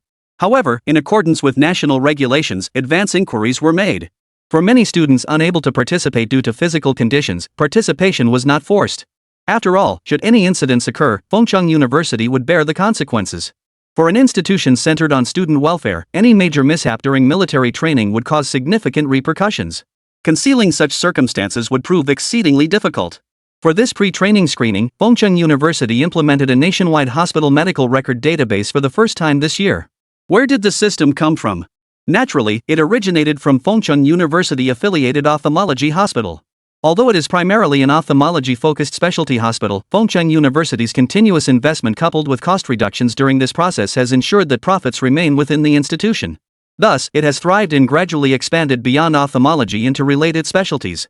Li Cheng also aspires for it to evolve into a comprehensive affiliated hospital someday. Such a hospital naturally qualifies for access to the national networked medical record system. Thus, Fengcheng University-affiliated eye hospital played a significant role in this process, ruthlessly exposing students who had used fake medical records. Verbal reprimands followed, as forgery is hardly commendable behavior. Military training aims to temper students' resolve, though these events unfolded only on the second morning of the drill. Chapter 136, Li Cheng's Little Scheme. Why was this investigation postponed until the next morning? In truth, Li Cheng had a little scheme in mind. Why call it a little scheme? Because at midnight that same day, the system task required settlement completion. If these students were exposed or the training's intensity announced before then, Li Cheng's goal of achieving a 98% freshman satisfaction rate would be completely unattainable. The current satisfaction rate would undoubtedly plummet. While it might seem underhanded, it was within the rules and not particularly wrong. That same evening, however, an early warm-up was conducted. Fengcheng University's logistics department had already distributed camouflage uniforms and other training supplies directly to the students. Due to Fengcheng University's policies, all on-campus fees were fully waived, including the military training uniforms. All these expenses were covered by Fengcheng University. Students wouldn't spend a single extra penny. What was unusual was the presence of many foreign faces in this training cohort, which gave a sense of psychological balance to Fengcheng University students who had assumed international students wouldn't participate in military training. After all, in many universities across China, international students often receive special treatment. This is particularly evident in some third-tier private universities, where the preferential treatment extended to international students can be described as outrageous. For instance, international students are often housed in graduate dormitories, their coursework is significantly less rigorous than that of domestic students, and they receive special accommodations. Most institutions exempt international students from military training, reasoning that subjects like national defense education hold little relevance for foreigners. By waiving such training altogether, they even project an image of boldness and magnanimity. But this clearly doesn't fly with Li Cheng. He doesn't buy into that nonsense. Everyone must undergo military training, even master's students. Besides, as an international student on Chinese soil, what exactly do you expect to do if you refuse military training and disobey arrangements? You came here to study, not to act like a big shot. Of course, this didn't cause any negative repercussions. Many international students found it novel and were eager to participate. After all, most of the international students enrolled at Fengcheng University this year hailed from impoverished countries or regions abroad. Compared to domestic students, these young people possessed greater potential for endurance and hard work. That said, Fengcheng University's military training proceeded smoothly the next day. Before that, however, Li Cheng received his task reward. New wheat breeding technology and experimental data. This task reward undoubtedly provided immense assistance to Fengcheng University, especially for the College of Agriculture and the Agricultural Research Institute. It was undoubtedly a tremendous boon. However, as Li Cheng now examined the materials in his hands, he was utterly baffled. The materials had appeared suddenly. A thick stack of densely packed experimental data and documentation had materialized on Li Cheng's desk. Of course, to facilitate Li Cheng's use, an electronic version of the materials was also stored on his computer. However, to prevent technology leaks and ensure the security of this information, the electronic version on Li Cheng's computer automatically verified whether it was being accessed by Li Cheng alone before opening. The system had thoughtfully addressed this. If anyone else was present, the files would remain permanently inaccessible. Still, expecting Li Cheng to complete the technical evaluation and publish related papers at this stage was challenging. He needed either assistance or more time. Nevertheless, with the reward secured, Li Cheng is now better positioned to focus on other initiatives. For instance, the collaboration with Aizwei Group on the Huaxia Agriculture Project. The Huaxia Agriculture collaboration undoubtedly marked Fengchun University's first step into the academic sphere. However, neither this project nor the previous Huaxia Business Award had been formally secured yet. Regarding Huaxia Business, Li Cheng has only dispatched 2 representatives from the university to conduct preliminary investigations and facilitate the handover process. No significant changes have been implemented yet. But the Huaxia Agriculture collaboration must advance swiftly now. After all, the research outcomes are already in hand, and the publication of papers is surely imminent. Put simply, with tangible results and experimental data, publishing papers is a piece of cake. If the technology is right in front of you, with all the relevant experimental data and principles laid out, and you still can't write the paper, then you'd better pack your bags and leave. After all, Li Cheng could write the paper himself. Though not an agronomy major, he understood the fundamental rules of academic writing. His English proficiency isn't bad either. While academic English has its limitations, many terms aren't entirely clear. With systematic support, he believes these aren't insurmountable challenges. But Li Cheng hesitated at the idea of presenting himself as some kind of all-around genius. After pondering it, he resigned himself to the idea. If no one else stepped forward to take the lead, then he would have to do it himself. Even if it meant sticking her neck out, there was no way to avoid it before. After all, the source of these technologies was the system itself. How could he explain it to others? It wouldn't make sense. Besides, these were rewards from the system. Academic knowledge couldn't be freely given away, especially when the source itself was a major issue. How could he possibly tell others about something with such epic-spanning significance?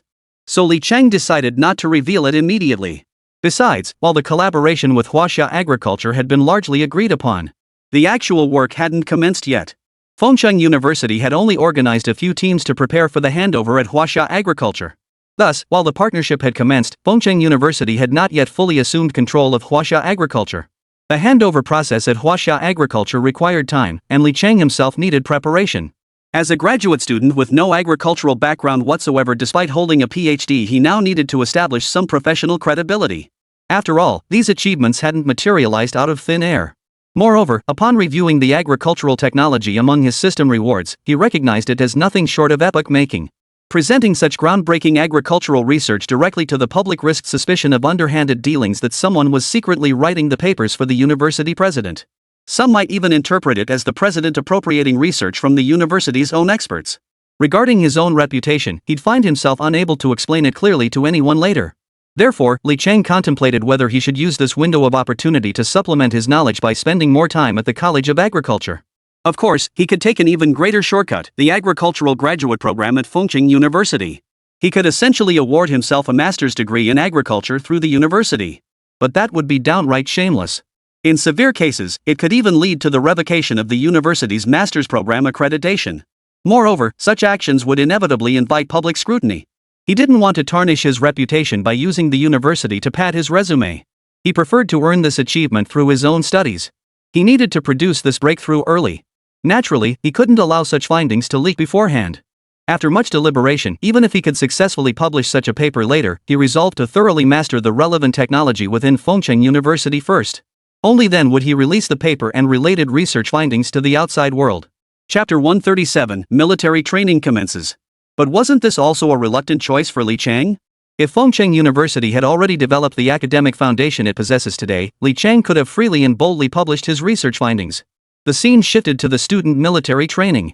The 2016 freshman class at Fengchun University had officially commenced their training, complete with the customary pre-training rally and speeches. Having recently transitioned from student life himself, Li Cheng keenly understood the feeling of listening to speeches as a student below the stage. Thus, he kept his remarks brief. After briefly outlining key points, he encouraged Fengchun University's students to continue embodying the spirit of hard work and perseverance during training. What he didn't mention, however, was that Fengchun University's military training was markedly different from that of many other institutions. Fengchun University had invested substantial funds into this training, significantly exceeding the budgets of many other institutions. Naturally, Fengcheng University bore the entire cost independently. That said, what makes Fengcheng University's military training unique? As Li Cheng initially explained to the faculty, Fengcheng University extensively utilized specialized equipment typically employed by zone-assigned instructors during regular military training. Although this training is essentially basic national defense education and introductory military training for university freshmen, not formal military training, Li Chen's substantial investment in procurement of extensive equipment indicated it's far from simple. Consequently, this training program is actually quite demanding in both difficulty and intensity. Fengcheng University Campus Sports Field. All students of Fengcheng University's class of 2016 assembled here, fully prepared and awaiting the broadcast announcing the start of training. As the announcement came over the loudspeaker, Li Cheng declared, "Military training begins." The drill instructors in formation sprinted to their respective squads. This year, Fengcheng University organized training by college, with companies conducting unified drills. This approach had one key advantage and was the original intent behind military training at many schools to rapidly unite scattered individuals into a cohesive whole, facilitating the initial icebreaking among students. But in saying this, Li Cheng was actually overthinking things. He was still judging today's students based on past assumptions. Most students today didn't need military training to achieve this icebreaking effect. They had already become familiar with each other spontaneously upon enrollment. This shift is understandable. Students from all corners of the country converge at Fengcheng University to pursue their studies. Barring unforeseen circumstances, the peers they encounter now will likely be the same classmates they graduate with 4 years later. Such a university life is bound to be fulfilling, especially since friendships formed during college can withstand the test of time. Therefore, many students arrive with a great deal of curiosity. Why such curiosity?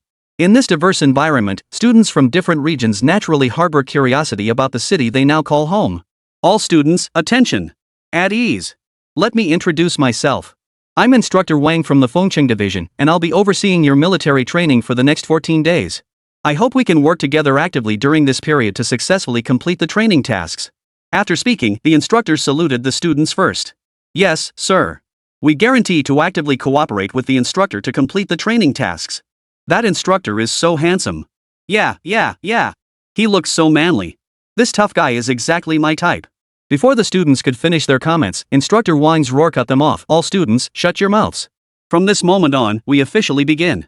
I will be fully responsible for your company's military training for the coming period. And I have no intention of seeing our company finish dead last in the final demonstration. What does last place mean? I trust you all understand. But I also trust that those of you who made it to Fengcheng University weren't last in your high school classes. Last place students wouldn't have gotten here. So do you want to be dead last? If not, shut your mouths right now. The usually affable Instructor Wang had barely finished speaking when the students' chatter erupted into a roar. His sudden shout stunned everyone. A tense atmosphere instantly filled the ranks. Everyone held their breath, not daring to breathe, listening quietly to Instructor Wang's words. What was going on? Hadn't someone mentioned in the freshman group chat that Fengcheng University's military training wasn't that tough? And every year, the instructors had been so kind and approachable. This year seemed a bit unusual. They'd heard last year's instructors were outsourced, but this year they were apparently assigned by district. Could that be the difference? But this was too unusual, wasn't it? The gap from last year was simply too vast. Could it be that the seniors in the group chat had been deceiving them? Everyone felt a bit confused. But no one dared say anything. Immediately after, Instructor Wang continued, "Starting today, I'm establishing a rule for all of you. From now on, whether it's movement or speech, every action must be reported. Of course, you may choose not to report. But I'm warning you now, don't blame me for being ruthless and crushing flowers when I crack down on you students." This scene played out across all military training companies at Fengcheng University, not just this one. However, all eyes were currently on the international student contingent. Fengcheng University had conducted multiple advance consultations with the district authorities regarding the inclusion of international students in the military training program. The district authorities, considering practical circumstances and various factors, specially assigned numerous cadres from within their ranks to oversee this training mission. These cadres possess excellent academic backgrounds and strong foreign language proficiency. They can easily handle the communication needs during daily training. True to expectations, the international students have been highly cooperative with the arrangements.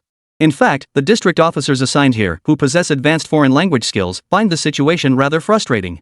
Their original duties within the district were already demanding enough. Suddenly being assigned to Fengcheng University for this so-called military training task seemed pointless to these professional soldiers. To them, training these students was mere child's play. Why bother involving them? However, such thoughts dissipated upon arriving at Fengcheng University.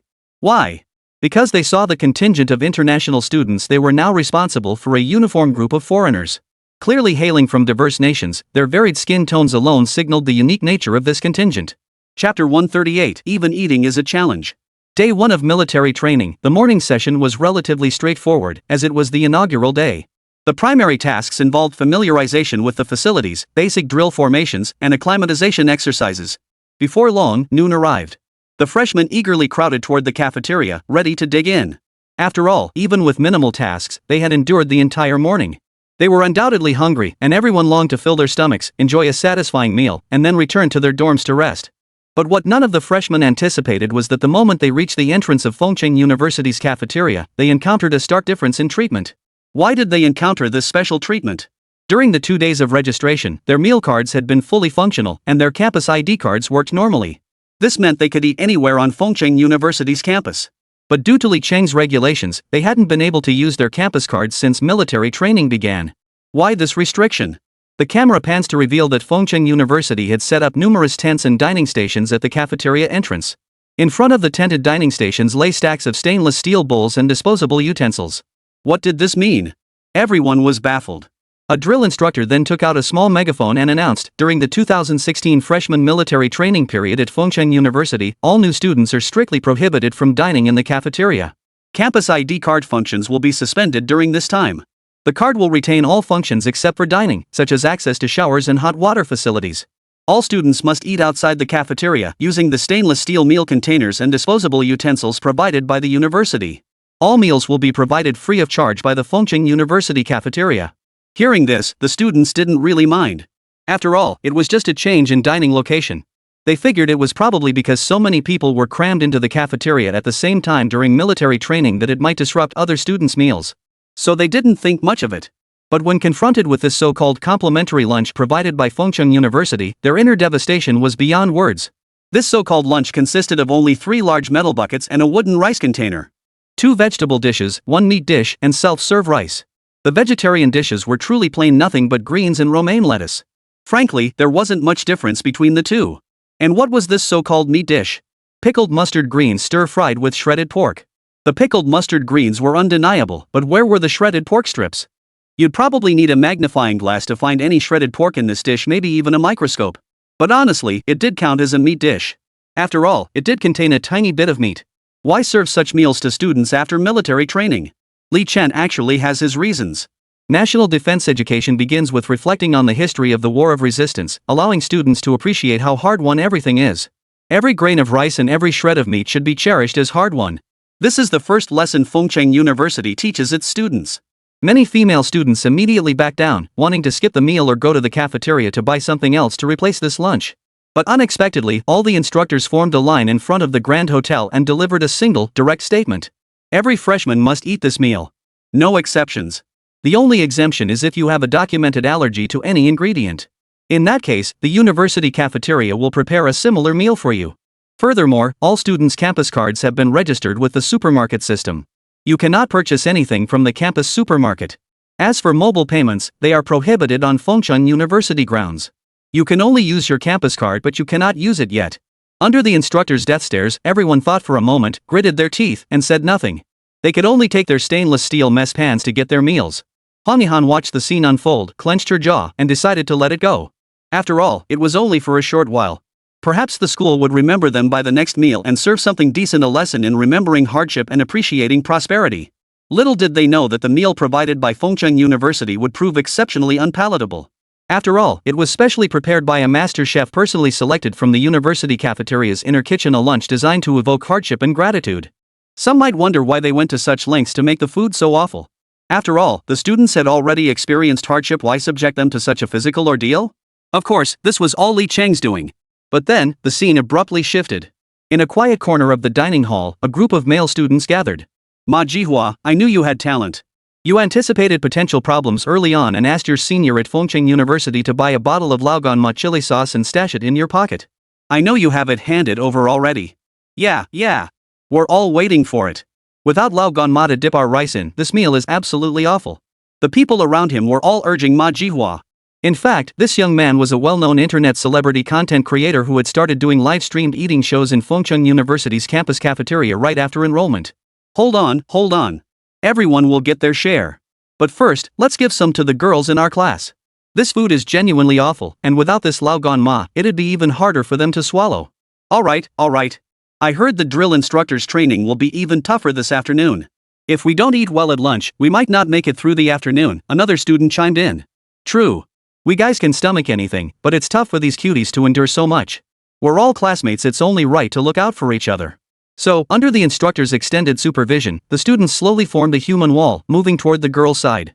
They passed out the lao gan ma chili sauce to the female classmates in their major. As they distributed the sauce, they exchanged meaningful glances with the girls, silently urging them to keep quiet. When Wang Jihua pulled out the lao gan ma from his pocket and popped the lid, the girls instantly understood his intention.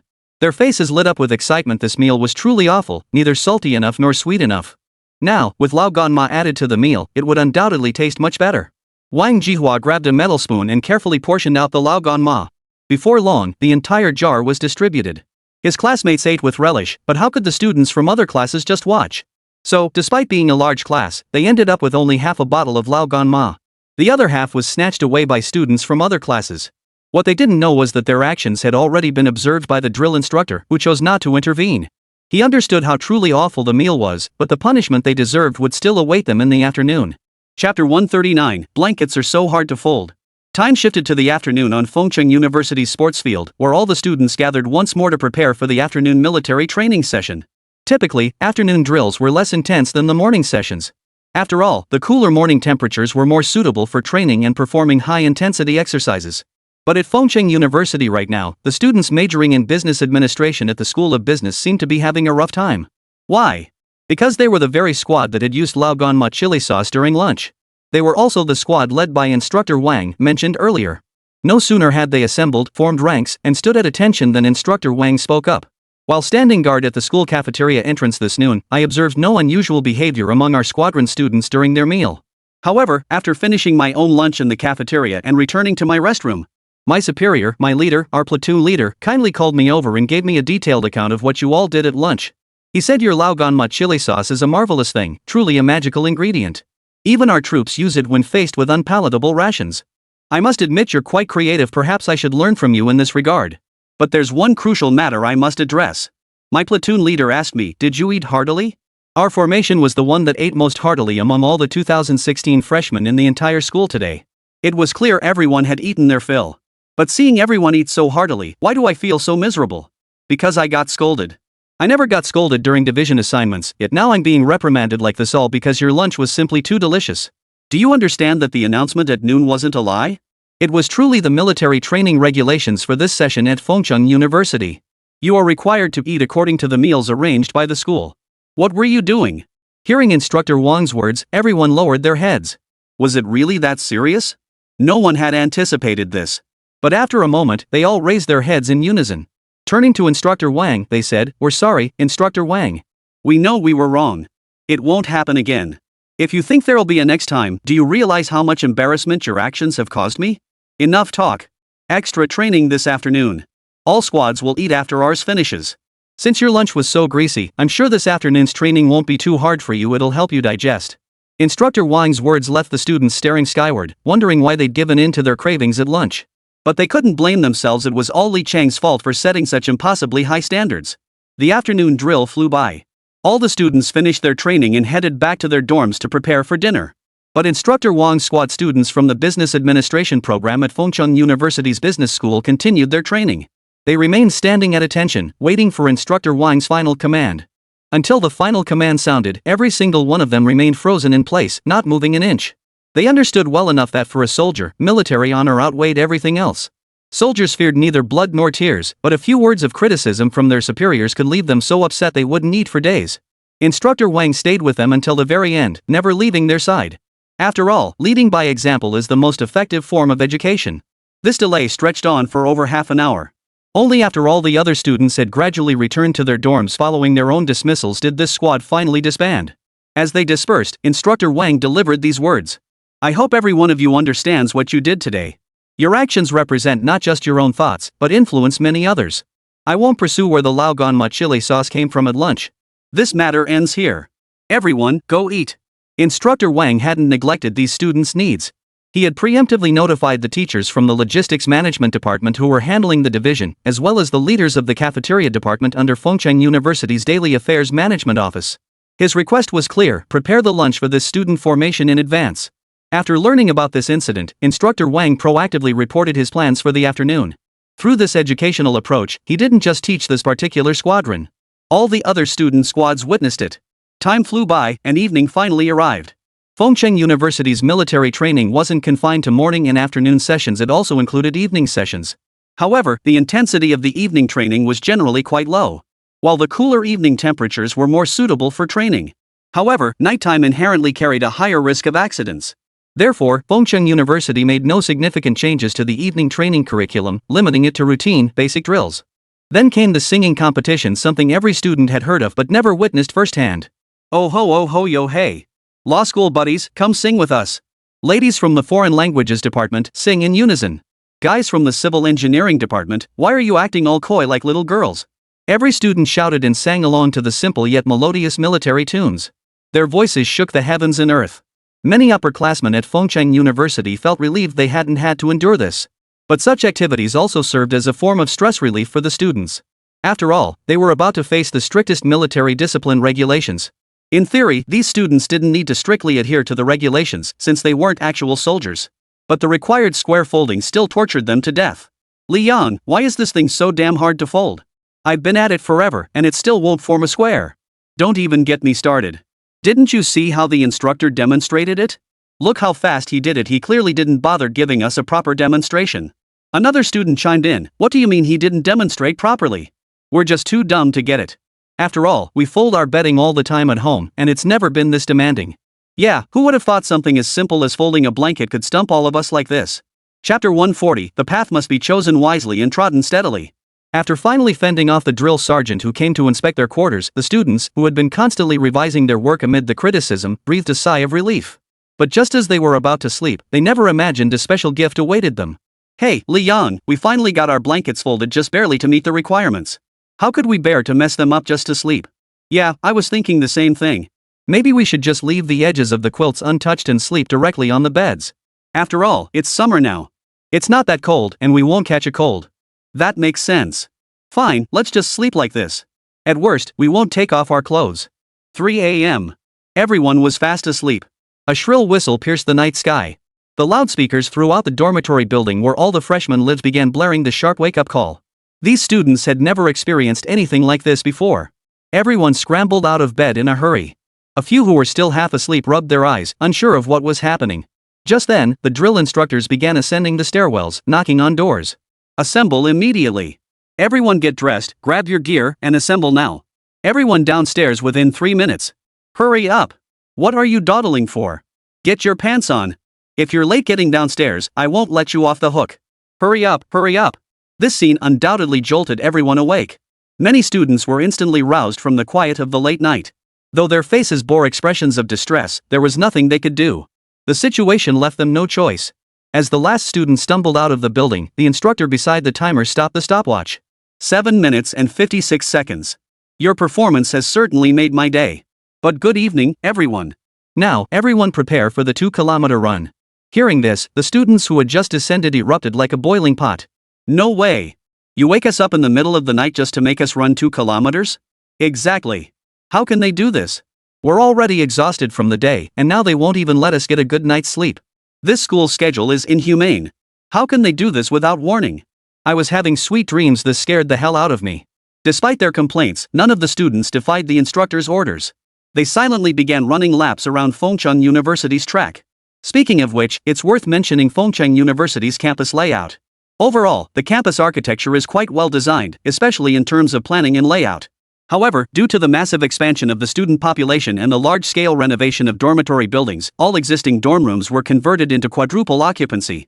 This has led to a shortage of student housing, necessitating continuous expansion to meet accommodation needs. This expansion has caused Fengcheng University's campus to grow larger and larger, so the university has built multiple athletic fields. After all, a standard 400-meter track field simply couldn't accommodate so many students running at once. Therefore, Fengcheng University has set up 4 standardized athletic fields on campus to meet the needs of all faculty and students. This is especially crucial for the requirements of this military training session. This meticulous advance preparation clearly demonstrated Fengcheng University's commitment to the military training mission. After all students completed their 2-kilometer run, the evening jog concluded. The drill instructor blew his whistle and announced over the PA system. He announced over the PA system, "Everyone, return to your dorms and get some sleep. Tonight's night run is over." You tell me how unfair is that? Everyone thought to themselves, "Good heavens. You roused us in the dead of night and now we've only run 2 kilometers? We thought something major was happening." But this was merely the beginning of military training. Even greater surprises awaited them ahead. Inside the president's office at Fengcheng University, Li Chen and Wang Xihua were discussing their next strategic objectives. After all, the university's general development framework had been outlined. Now it was time to refine these policies. After all, if they couldn't implement them effectively and achieve smooth results, it would all remain empty talk that wouldn't help the university at all. Instead, it would just waste economic resources. President Wang, what are your thoughts? How do you believe Fengcheng University should proceed down this path? Li Cheng spoke first. Well, President, Wang Xihua replied, I believe Fengcheng University is still in its early stages. While we've achieved commendable progress in development, we mustn't become complacent. Instead, we should humbly learn from established institutions. In truth, Wang Xihua had hit the nail on the head, and Li Cheng shared this perspective. This sentiment had also been expressed in that letter. Yes, that's exactly what I meant. While Fengcheng University appears large in scale, it's essentially a castle in the air hollow upon closer examination. We cannot merely possess experts, equipment, and funding without yielding any meaningful outcomes. A strong university can't just float on the surface, it must build solid foundations through steady accumulation. Li Cheng's words unconsciously summarized Wang Xiao's point and represented his own stance toward the future. The university's progress relies on both Li Cheng's dedication and the support of the system behind him. Yet, only he can determine which path to take. If he chooses wrongly, the mission will inevitably fail. After all, the system hasn't provided a clear direction for the university's development, only the vague goal of becoming a top-tier institution in northwest China. This concept remained rather vague. In terms of reputation alone, Fengcheng University already held considerable influence in the northwest, and many people were aware of it. But in reality, the system's lack of recognition speaks volumes. At the very least, the university's current efforts haven't met the task objectives. Given this, only one possibility remains: Li Chen's earlier conjecture that Fengcheng University's academic influence remains insufficient. While the university has established cooperative development with 2 academic journals, Huaxia Agriculture and Huaxia Business. However, these collaborations remain limited. The university's sole academic achievement did not originate from the main campus but from Fengcheng University's affiliated eye hospital. Some time ago, a doctor at the Fengcheng University affiliated eye hospital published a research finding from routine work, credited to the hospital itself. This was widely perceived as an internal research achievement of Fengcheng University. However, Li Cheng knew full well that he could never take credit for it. It was entirely the result of that doctor's research. Chapter 141, Technology must be unveiled sooner. This inevitably brings us to Fengcheng University's internal regulations. The university has a reward system in place for faculty members who achieve research breakthroughs. In this regard, Fengcheng University was quite generous. After all, sacrifice brings reward. If such incentives could motivate faculty to produce professional research outcomes, it would significantly benefit the university. Compared to financial investment, what everyone truly needed now was breakthroughs in the academic field. This was something Li Cheng understood clearly. He therefore instructed Wang Xihua, the academic achievements of that doctor from Fengcheng University's affiliated ophthalmology hospital must be widely publicized externally. However, during promotion, we must not boastfully claim these as Fengcheng University's research outcomes. It must be clearly stated that these are the dedicated results of this doctor from the affiliated ophthalmology hospital. This initiative should galvanize the academic research enthusiasm of all faculty and staff within Fengcheng University. We cannot simply remain confined to teaching duties, isolated from the outside world, gradually losing our professional edge in routine work. Academic standards must become an integral part of performance evaluations for all faculty and staff at Fengcheng University. However, we must not emulate the rigid, formulaic approaches of so-called prestigious institutions obsessively fixating on metrics like the number of publications, their journals, or specific article types. We must develop our own academic assessment framework. All teaching departments should be evaluated, but we must also consider the time required for academic achievements, which often cannot be produced overnight. Therefore, the assessment period should be sufficiently long, and if special circumstances arise, relevant faculty members should be able to apply to the university for an extension. After all, fields like the School of Electronics and the College of Agriculture face greater challenges in producing outcomes, whereas disciplines in the School of Business and the Humanities and Social Sciences tend to yield results more readily. Our title evaluations must account for this, but we do not prioritize output above all else. We prioritize capability, and this principle must remain unwavering. Li Cheng's words undoubtedly sparked profound inspiration in Wang Xihua, who promptly continued, if we're simply addressing this issue, why not organize a large-scale promotional event within Fengcheng University? We should convey to our faculty and staff the significance of academic research for the university. To be honest, President Li, even I'm tempted. I'm considering returning to my old field and resuming academic research. The new academic research incentive system you've established at Fengcheng University is truly compelling. Speaking of which, this incentive system, while Fengcheng University did have some form of rewards before, the amounts were quite meager. This reform marks Fengcheng University's genuine recognition that investment in academic fields is indispensable. We cannot remain confined to outdated thinking. This marked Li Chen's first major reform initiative. Notably, he included the academic achievements of a physician from Fengcheng University's affiliated ophthalmology hospital as the inaugural expenditure under the new incentive program. Nearly 1 million huaxia currency. Why nearly? Because this award is subject to taxation. Without deductions, it would have been a full 1 million huaxia currency. This sum of money is no small figure for any family or individual. There's nothing wrong with using it to improve one's own or one's family's living conditions. Of course, behind this lies a deeper affirmation and affirmation of oneself, of one's capabilities, and of one's achievements. Academic research is an exceptionally tedious field. After all, many people toil away in obscurity their entire lives without making significant contributions, making it difficult to rise to prominence. Top-tier experts and scholars fare better, of course, with access to projects and national funding. With numerous researchers under their command and the trust of their institutes, they can extract substantial funds from projects, a practice now common among many university professors. Of course, this represents only a minority. The vast majority of scholars retain their integrity, understanding that every penny of national funding is hard-earned and must be spent prudently and effectively. Even if research yields no tangible results, project funds should never be squandered. In this regard, Fengcheng University has indeed introduced a new model for managing funding allocation. If it were to experience the same massive financial losses as many other universities, the very essence of academic research would be corrupted. For many scholars, while they possess ideas and research topics, securing sufficient funding remains challenging. Yet within Fengcheng University, such concerns are alleviated. The university's investment in academic pursuits continues to grow substantially, a development largely attributable to strategic adjustments in its overall institutional development. Consequently, upon hearing this news, numerous Fengcheng University experts and scholars decisively chose to resume their previously shelved research projects and papers, eager to re-enter the front lines of academic inquiry. Meanwhile, the university's Human Resources Department has been working tirelessly. Although the 11th Talent Recruitment Plan has significantly adjusted the recruitment of internal administrative staff, moving away from the large-scale hiring seen in the past. However, this does not mean their workload has lightened, rather, it has grown heavier. The challenge now lies in recruiting specialized researchers, professional research institute staff, or experienced experts and scholars. These individuals are notoriously difficult to attract. Their current employers, research institutes with deep pockets, often offer perks like housing allocations and financial incentives. This isn't unique to Fengcheng University, it's an industry-wide practice. After all, compared to these well-funded research institutes, universities are relatively underfunded. Moreover, many researchers prioritize professional growth over monetary compensation. Without guidance from seasoned experts, they would rather join research institutes with limited financial rewards than join a university solely for the money. This presented a significant challenge for the HR department: how to persuade these researchers to join Fengcheng University.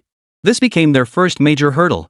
If you ask me, we should appeal to the university to increase the one-time investment in the talent program. Implement a monetary strategy. Don't believe anyone dislikes money, one staff member suggested. Haven't you noticed? This isn't about money at all. Fengcheng University invests substantial funds and offers competitive salaries to these researchers. Why won't they come? Don't you see it? Another HR staffer countered. Deep down, we all know the truth, it's just no one dares voice it. I understand it best. Frankly, they don't see Fengcheng University's future potential. They view it as a private institution with naive administrators and deep pockets. There's no growth here, no upward trajectory, and no chance for groundbreaking academic achievements. Another person, seemingly a leader in the HR department, voiced what everyone else was thinking but dared not say. During their external recruitment efforts, they frequently encountered this issue. The moment candidates heard it was Fengcheng University, a private institution, they'd hang up immediately, expressing no interest whatsoever. This explains why Fengcheng University has historically only attracted doctoral and master's graduates, recent graduates, and associate professors from lesser-known universities or those dissatisfied with their positions at prestigious institutions. Or perhaps lecturers. In the academic pecking order, researchers at this level occupy the lowest rung. The true heavyweights, at this stage, still look down on Fengcheng University. But who would deliver this survey result to Li Cheng? That became an even bigger problem. An administrative staff member who had recently joined the HR department suggested, "No problem. I'm new here, and President Lee doesn't know me. I can represent Fengcheng University's HR department in responding to the school. After all, this isn't our fault. We have many tasks on our shoulders now and can't remain stuck here indefinitely. We should still seek the opinion of the school leadership." All the colleagues shot the staff member grateful glances. Everyone knew this task was thankless and fraught with difficulty. His willingness to step forward was a huge help to everyone. After all, no one could predict whether Li Chang would fly into a rage upon hearing the news. The staff member merely waved his hand dismissively, saying nothing more. He rose and headed toward the president's office at Fengcheng University, preparing to report the matter to Li Chang. At that moment, Li Chang was discussing future development strategies for the university with Wang Xihua. Mid-conversation, a knock sounded at the door. "Come in," Li Chang said politely, wondering who would be knocking at his office door at this hour. "Hello, President Lee. I'm Zhao Ming, a newly recruited staff member from the Human Resources Department of Fengcheng University. If it's convenient, I'd like to discuss some challenges we're currently facing in HR." Zhao Ming, who had seemed quite relaxed during the internal meeting earlier, now felt somewhat nervous in Li Chang's presence. "Well then, please proceed. I'd actually like to hear your insights since joining Fengcheng University."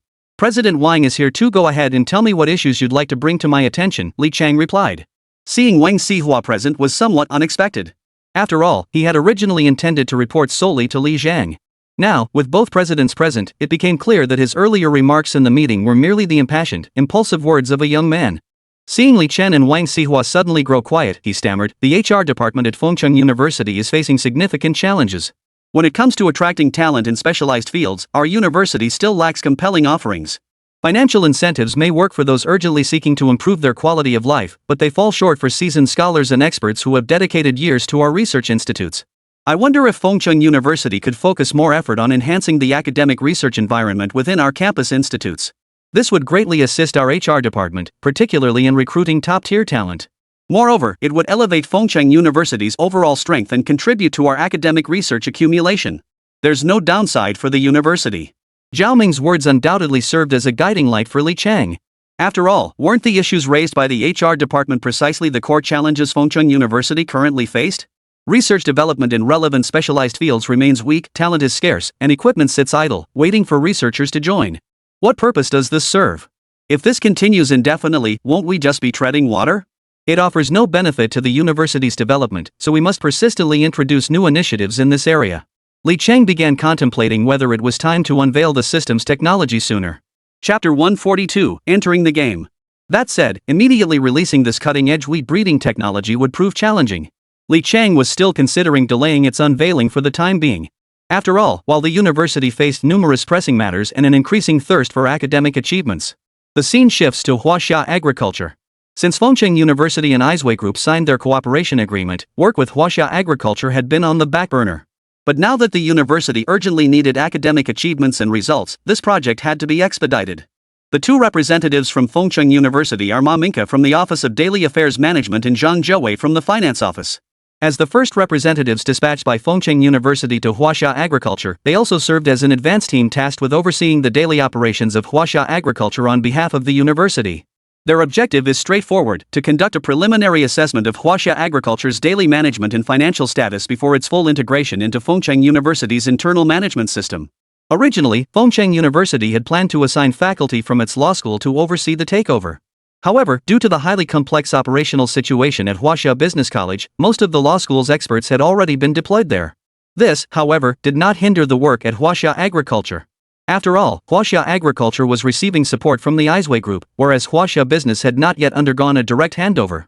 Therefore, the transferred Huaxia Business School would not receive support from its original backing capital. Fengcheng University must independently conduct all research, investigations, and management. Professor Zhang, I wonder what complications might arise since the university only sent us two to oversee the investigation and takeover at Huaxia agriculture. I heard Eiswei Group didn't gain much from this partnership. What if they give us the cold shoulder? Uncooperative staff would make this job incredibly difficult, Ma Minka remarked to Zhang Zhouwei. Don't even mention it. I've already considered this before coming. But I figured your task is relatively straightforward, just conducting a comprehensive survey of the journal's internal management and personnel situation. Mine is different. Who knows what financial issues might surface here? Just don't end up digging a massive hole for Fengcheng University, Zhang Zhouwei replied with a bitter expression. Hearing this, it became clear why their arrival felt so rushed. Most of Fengcheng University's investigative and receiving teams had been redeployed to Huaxia Business School. The university still lacks sufficient personnel. The number of staff we can deploy is too small. We're carrying the weight of the school's immense expectations. So, Teacher Ma, let's both do our utmost to work diligently. After all, we can't disappoint the university's trust in us. I understand that, but the university's situation is complicated.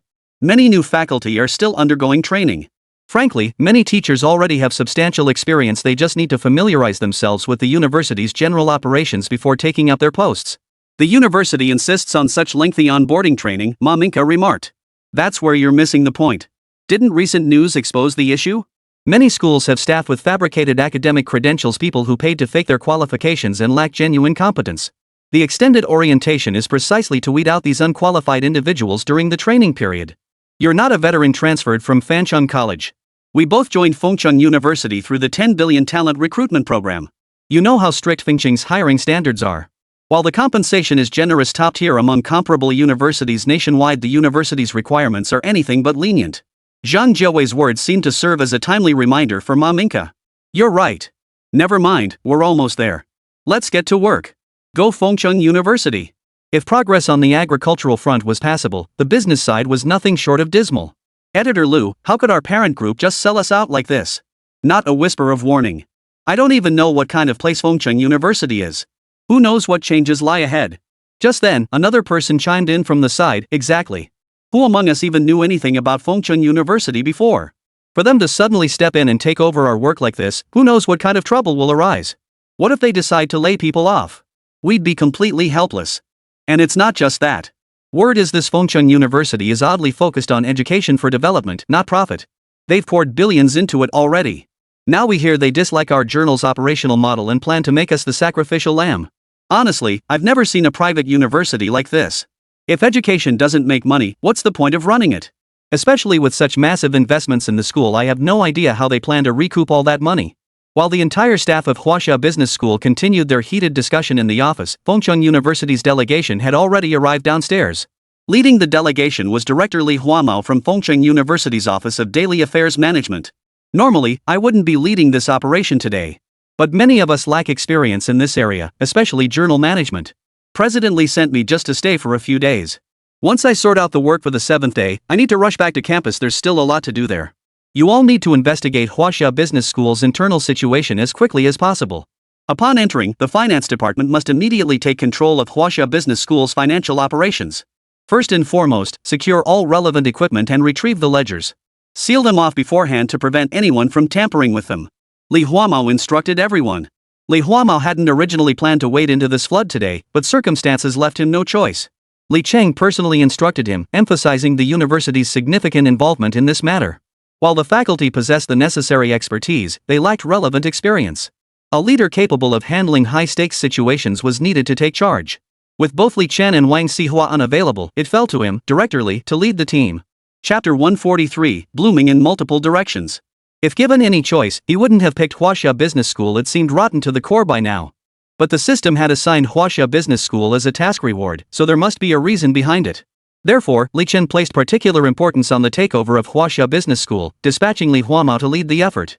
He had originally intended to send Wang Xihua, but the university's internal affairs were far too complex, extending far beyond just Huaxia Business School.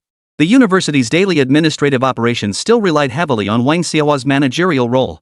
If all responsibilities were suddenly dumped onto Li Chen, it would severely limit Li Cheng's time to research the novel wheat breeding technology he'd recently acquired as a mission reward. He was also intensely focused on the day when he could fully master and understand this technology, at which point he would be ready to unveil it regardless of whether it aligned with his academic background or required prior research. After all, no matter how one looked at it, the school's development was paramount. Nothing could be allowed to hinder its progress. Mingda Experimental Senior High School, affiliated with Fengcheng University. This year, Fengcheng University-affiliated Mingda Experimental Senior High School successfully completed its enrollment, admitting over 1,200 students into the freshman class. This enrollment scale was truly gratifying, especially for Director He Guang of the Fengcheng University Basic Education Development Office, who oversees this area. The Basic Education Development Office at Fengcheng University functions less as an administrative body established for the foundational education stage and more as a subordinate institution managing the affiliated Mingda Experimental Senior High School. After all, while Fengcheng University maintains comprehensive cooperation with Xiaokangming School, its primary educational focus remains on higher education. Mingda Experimental High School ranks second in priority. It's quite obvious to everyone that Fengcheng University-affiliated Mingda Experimental Senior High School exists to provide Fengcheng University with a steady stream of students and fresh talent. If the school can develop sufficiently well in the future, it will be able to leverage Fengcheng University's growth and position its students as a valuable source of applicants. After all, with Ning Province University-affiliated Experimental Senior High School as a reference point, Fengcheng University-affiliated Mingda Experimental Senior High School's development is bound to proceed smoothly. Copying homework is something anyone can do. But in reality, copying homework isn't just about doing it, it's about doing it well.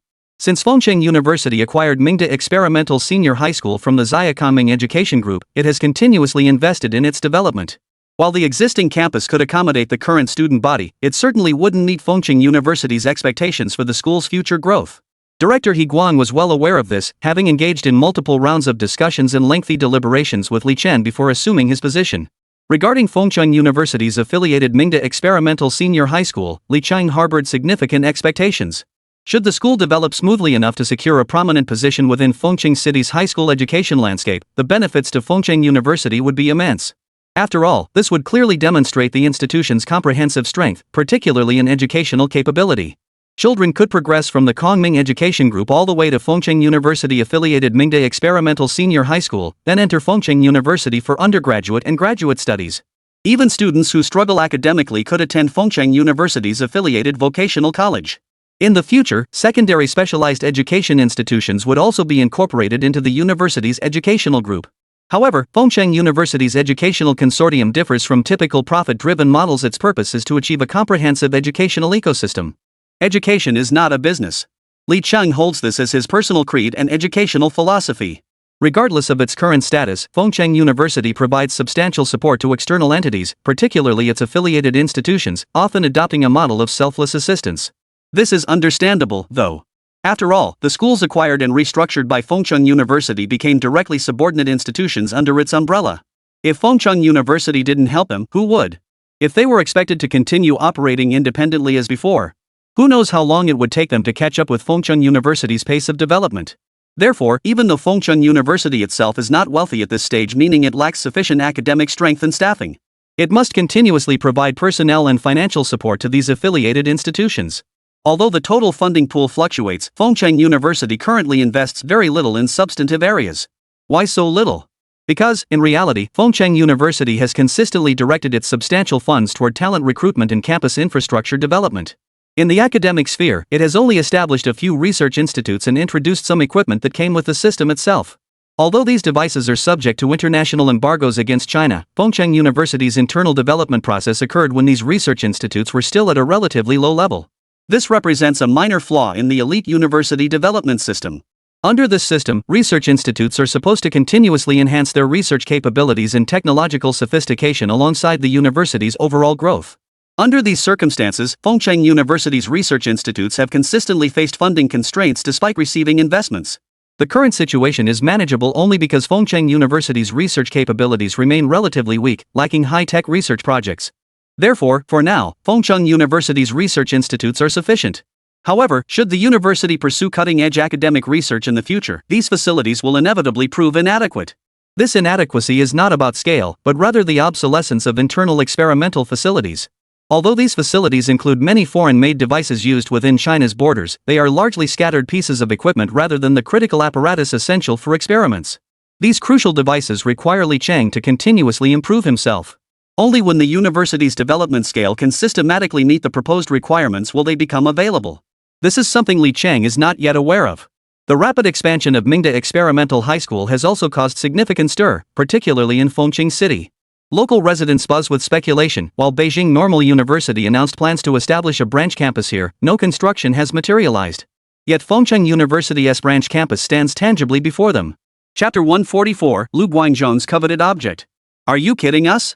Huaxia Business College brings in billions of Huaxia yuan annually, yet you tell us there's no money in the accounts and we're actually billions in debt? The acquisition process between Fengcheng University and Huaxia Business College is complete. All ownership now belongs to Fengcheng University. I advise you not to play any tricks or pull any stunts during the handover period.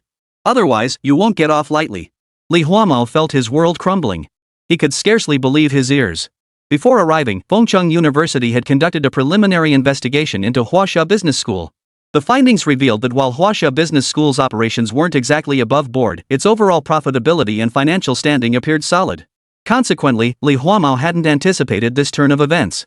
Despite the seemingly robust financial reports, Huaxia Business was riddled with holes in reality. The accounts held no funds. The original capital had been siphoned off by the previous backers, leaving nothing but a mess behind. While dispatching colleagues from Fengcheng University's finance department to take over Huaxia Business School's finance office, Li Huamao simultaneously dialed Li Cheng's number. President. This is Li Huamao from the Office of Daily Affairs Management. I need to report a situation to you. What exactly is the situation? What problem has arisen? Didn't you go to take over Huaxia Business School? Is there a problem with Huaxia Business School? Li Cheng asked, sounding puzzled. Yes, President. Our investigation at Huaxia Business School uncovered a major issue. There are definitely problems with their finances. Their current asset status shows almost no cash flow in the accounts, and they owe several hundred million yuan in accounts payable. Li Huamao's words stunned Li Cheng. Unlike Huaxia Agricultural University, which had been established through gradual negotiations between Fengcheng University and Huaxia Agricultural University as a cooperative venture, Huaxia Business School had been a direct reward from the system upon completing a task.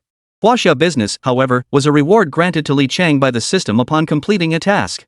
Given the system's consistent reliability, such a problem should never have arisen. How could the system have dumped such a massive skeleton in his closet?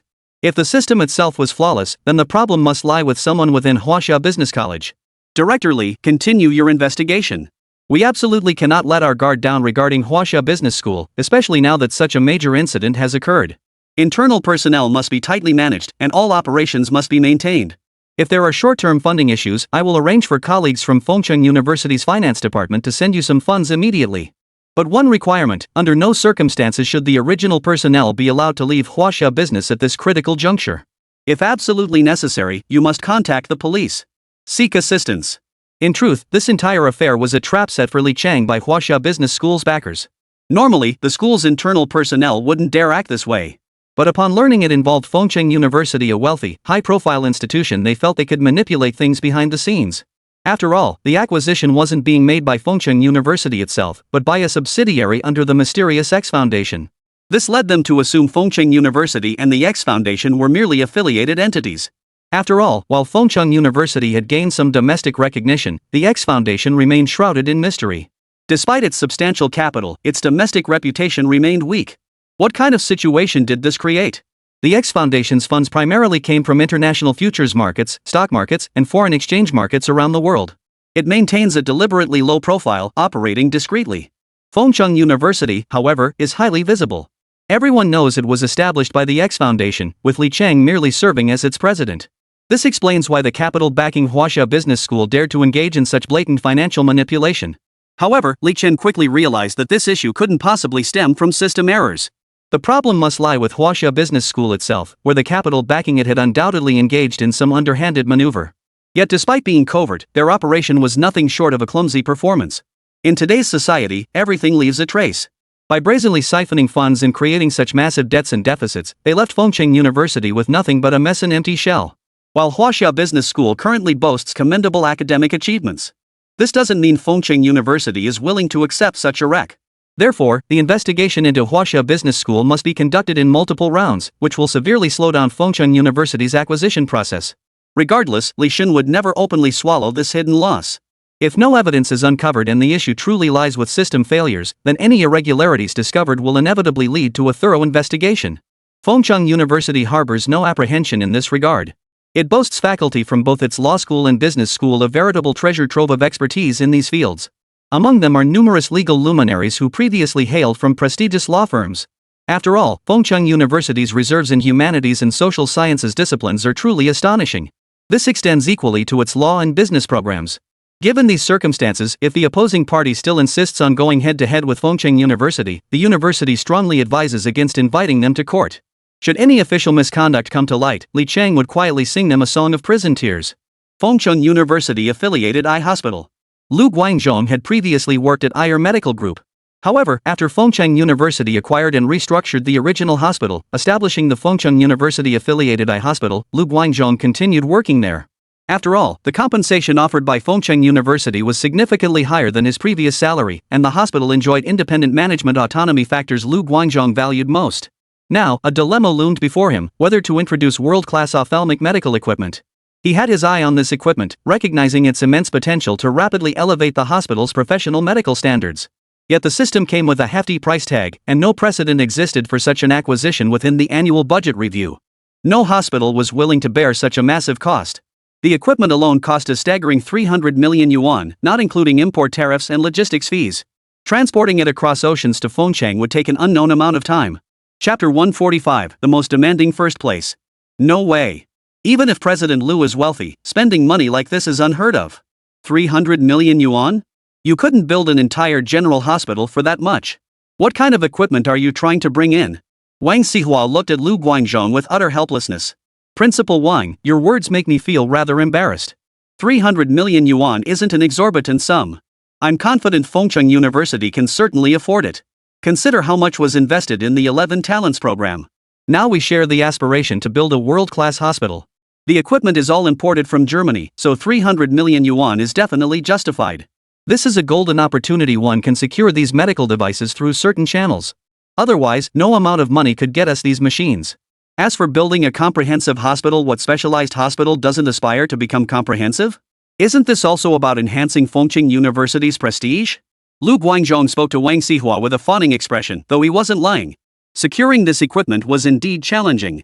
The difference was that it wasn't a case of missing the boat forever, as he claimed. Rather, Lu Guangzhong had coveted it for years, submitting countless requests to higher-ups, only to be rejected each time on grounds of insufficient funding or lack of necessity. Your funding request is far too large for me to approve on my own. If we're talking about a few million yuan, I could allocate it and authorize the funds. But for such a substantial sum, I'll definitely need to consult with the president. And that's not all. If any issues arise during the process, it will certainly require discussion at a committee meeting. Faced with Lu Guangzhong's request, Wang Xihua wore an expression of helplessness. Yes, I understand this won't be approved easily. After all, even though our university is large and influential, but right now, the school's development is still the top priority. I'm just making a suggestion, a request, a plea. Dean Lu, don't put it that way, as if you're suffering some injustice here. But let me be frank, if you truly intend to build a comprehensive hospital, the university isn't opposed to supporting you. After all, I hear the university is planning to build a new campus hospital.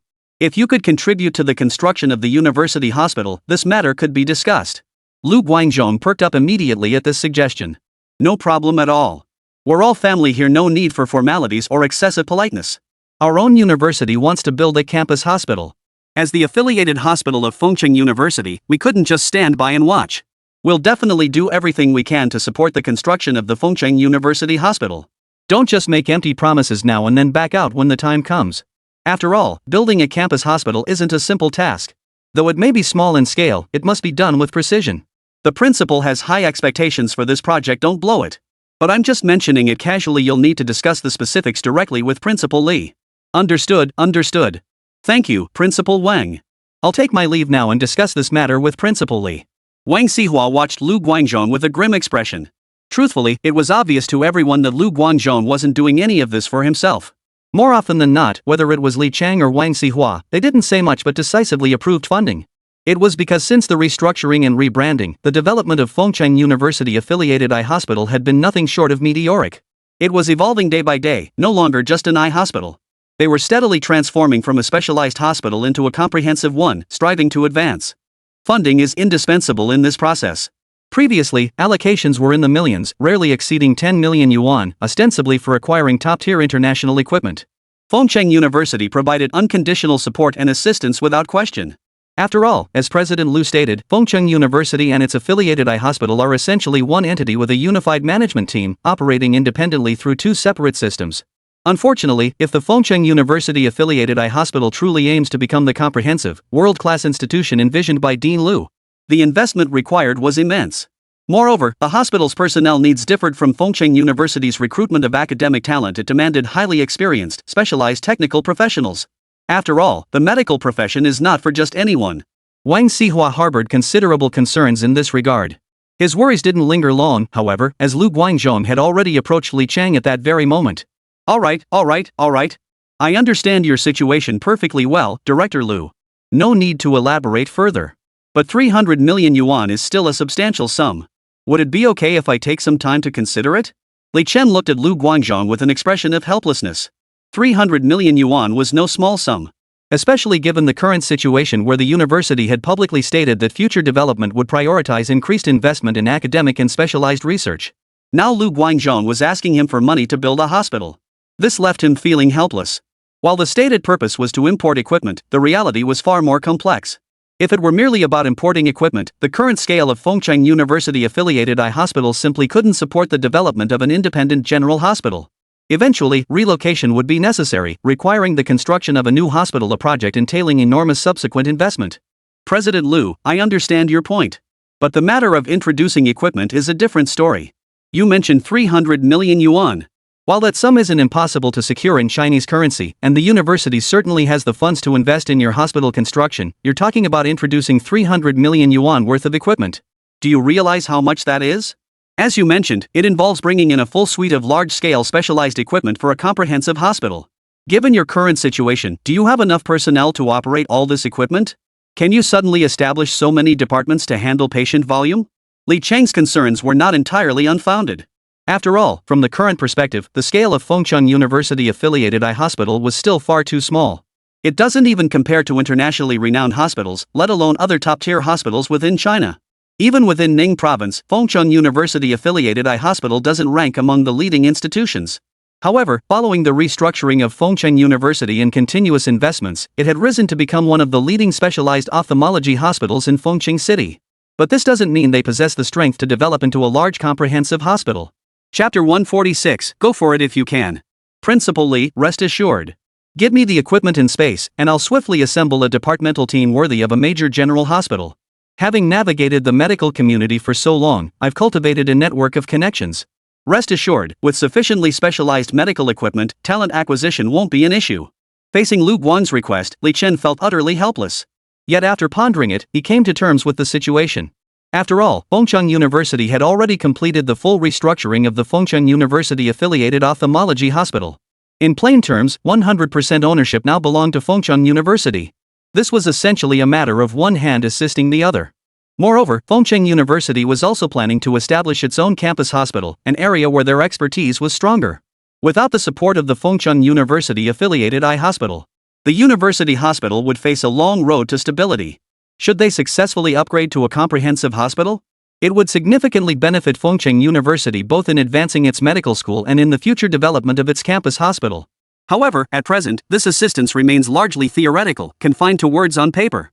All right, Dean Lu. This matter isn't exactly trivial, and 300 million yuan is no small sum. We should bring it up at the next regular meeting on campus. The next meeting is in 2 days, not too far off. Why don't you hold off for now? You'll be attending the university's regular meeting in 2 days anyway. Use these 2 days to organize the relevant materials. We'll bring it up for discussion at the meeting. All right. I'll make sure to prepare all the relevant materials over these next 2 days. We'll discuss it at the meeting. Thank you for your help, President. Why was Lu Guangzhong willing to appear so deferential in pleading with Li Cheng? Precisely because every hospital director harbors the aspiration to build and expand their institution. This determination was no different from Li Cheng's ambition to develop Fengcheng University into a world-class institution. After all, their starting points were the same. This was precisely why, during the acquisition talks between Fengcheng University and the Ayer Ophthalmology Medical Group, Lu Guangzhong had willingly chosen to remain as president. In his view, Fengcheng University offered better support and greater potential for the hospital's advancement. Thus, he chose to remain here rather than return to the group headquarters to serve as president of another hospital in a different city. However, there were deeper reasons at play. This is also why Li Chen was willing to leave some room for maneuver in this matter. Put plainly, if Fengcheng University-affiliated eye hospital were to transform into a truly comprehensive major hospital, it would be immensely significant both in name and in elevating the university's standing. After all, the benefits Fengcheng University could gain from having a large affiliated general hospital were immense. These benefits are innumerable, encompassing the development of the university's medical school and the career paths of its future medical graduates. More crucially, the medical field is fertile ground for research achievements. While breakthroughs in highly challenging medical research remain difficult to attain. However, successful developments can yield targeted treatment plans for complex and intractable diseases. These treatment approaches can then be compiled into several relevant medical academic papers. Such academic research is precisely what Fengcheng University currently lacks most. As the saying goes, what one lacks is what one desires most. This is especially true for Fengcheng University, where the construction of a campus hospital is now urgent. After all, new students have already enrolled, and the university currently has only one infirmary. To put it plainly, there are only a handful of resident doctors on campus, and even they dare not leave the sports field for a moment. Even the internal medical clinic currently operates with just one doctor and one nurse on duty, while the rest of the medical staff maintain rotating shifts on the sports field. This situation offers extremely inadequate support for Fengcheng University's student body. If all else fails, we'll just have to back Lu Guangzhong. If this endeavor succeeds, it could be monumental for Fengcheng University, truly worthy of a commemorative monument. At that moment, Li Cheng's heart had been swayed by Lu Guangzhong's words. The scene shifted to the military training situation on Fengcheng University's campus. This year's military training at Fengcheng University was far from promising. Why was it described as such? Because the pressure of this year's drills was overwhelming. Consequently, many students had voiced numerous complaints through multiple rounds of feedback on the university's internal app. However, Fengcheng University maintained a stance of "I care, I understand, but I'm powerless to change it." While the training intensity is high, it also serves as a valuable exercise for incoming students. Moreover, as students initially complained about the quality of cafeteria meals during training, improvements were subsequently made. While the subsequent meals during Fengcheng University's military training could hardly be described as delicious, each meal provided the necessary energy and nutrition required for the training. In this regard, Fengcheng University showed no selfishness whatsoever, sparing no expense to ensure students could eat well and fill their stomachs at the cafeteria. After all, the physical exertion during military training is quite severe. If every meal had remained as meager as the initial offerings, it's doubtful the students could have persevered. Consequently, Fengcheng University made a significant adjustment in subsequent meal provision, particularly in nutritional balance. They specifically engaged nutritionists to develop scientifically sound and reasonable meal plans. While the students genuinely enjoyed these nutritious meals, their satisfaction was largely superficial. After all, having any decent food when hungry was already a blessing, a far cry from the meager rations at the start. Initially, they even thought Fengcheng University had undergone a change of heart, expecting the meals to improve further. To their surprise, the university maintained this standard of nutritious, healthy meals throughout their entire military training period. Chapter 147, A New Approach to the Teaching Plan. Did you hear? I did the math, our military training is almost over. Finally. I'm barely hanging on. There were so many times I seriously wanted to quit. But you guys kept pushing through, and as your brother, I had to stick with you. Honestly, I admire our female classmates the most. You know, their training conditions are basically the same as ours, just with a slightly lighter workload. Yet they've persevered. What excuse do we have to quit? We can't very well say we can't even match the girls, can we? Amidst the students' wails, Fengcheng University's military training finally drew to a close. Yet throughout it all, they had fully experienced the appeal of national defense and military education. Many students had quietly planted the seed of enlisting to serve their country in their hearts. After all, joining the military remains an exceptionally honorable endeavor in present-day China. The welfare policies for university students who actively enlist are quite favorable, especially since their participation greatly benefits their institutions. In fact, many neighboring universities already host commissioned officer training programs within their campuses. However, Fengcheng University clearly lacks such programs at present. After all, the university's military-related facilities and infrastructure have yet to undergo targeted professional development.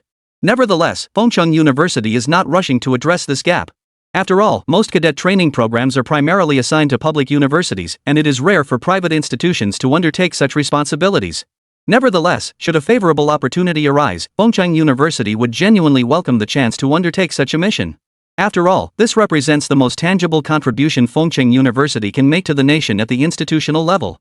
But military recruitment promotion isn't merely a propaganda task assigned by higher authorities or the state.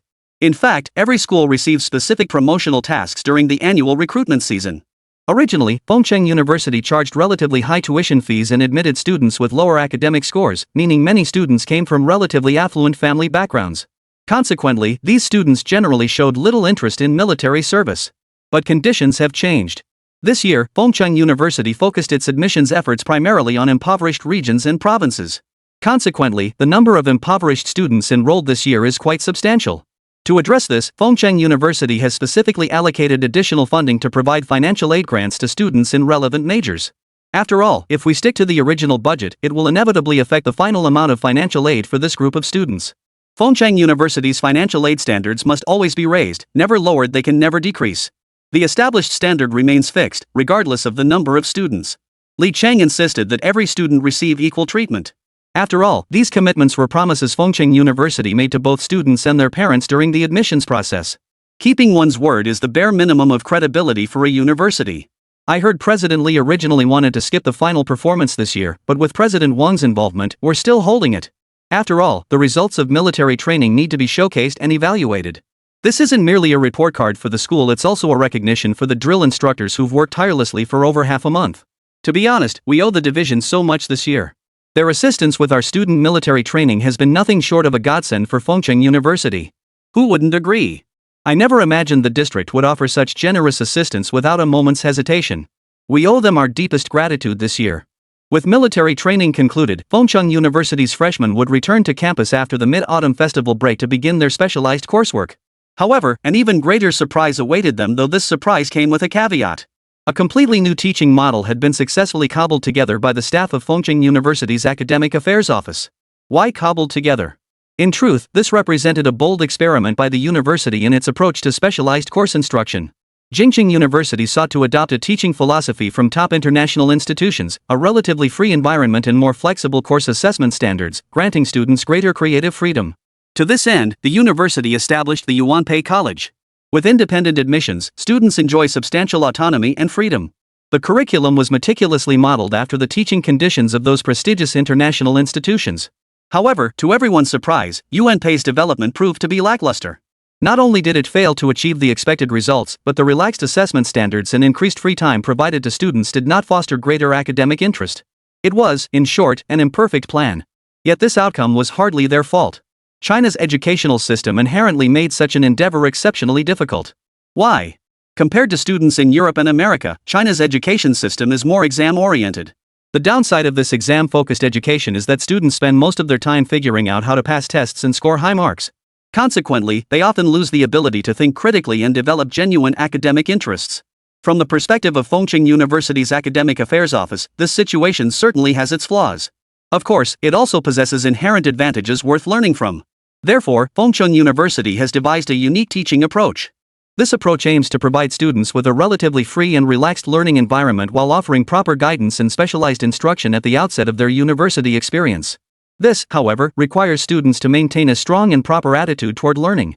Naturally, Fengcheng University's implementation of this plan this year holds clear advantages. After all, this year's student intake is exceptionally strong. All students either met the first-tier admission threshold or were admitted through early enrollment near that threshold. These students have already demonstrated strong foundational knowledge in core subjects. To be blunt, Fengcheng University wouldn't dare implement this with previous cohorts, and the Academic Affairs Office remains cautious about it. Nevertheless, the bus arrangement remains largely an experiment. Should it prove ineffective or show signs of failure, the Academic Affairs Office would promptly halt the initiative. Should this path prove viable, it would undoubtedly represent a monumental breakthrough for Fengcheng University's pedagogy and a significant achievement within China's higher education landscape. Chapter 148, Military Training concludes. But as Li Cheng had said, this matter could not be settled overnight. The development of Fengcheng University was destined to be multifaceted. This multifaceted approach encompasses numerous elements, including the development of various academic programs and scholarly research. Of course, Li Cheng placed even greater emphasis on the growth of Fengcheng University students within the institution, particularly their potential to achieve academic accomplishments. Currently, Fengcheng University had achieved outstanding results in this regard. Compared to its days as Fengcheng College, it had made remarkable progress in every aspect. President Wang, do you think Lu Guangzhong's proposal could actually be realized? Li Chen and Wang Xiao's conversation began in Li Cheng's office. As he spoke, Li Cheng silently picked up a cup of pre-brewed coffee and addressed Wang Xihua. Personally, I believe this initiative holds considerable feasibility. However, securing such substantial initial funding raises concerns. I'm uncertain whether the foundation backing us will support this endeavor. Wang Xiao's apprehension was well-founded, given the public perception that Fengcheng University's entire funding originated from the X Foundation. Principal Wang, you needn't worry about that.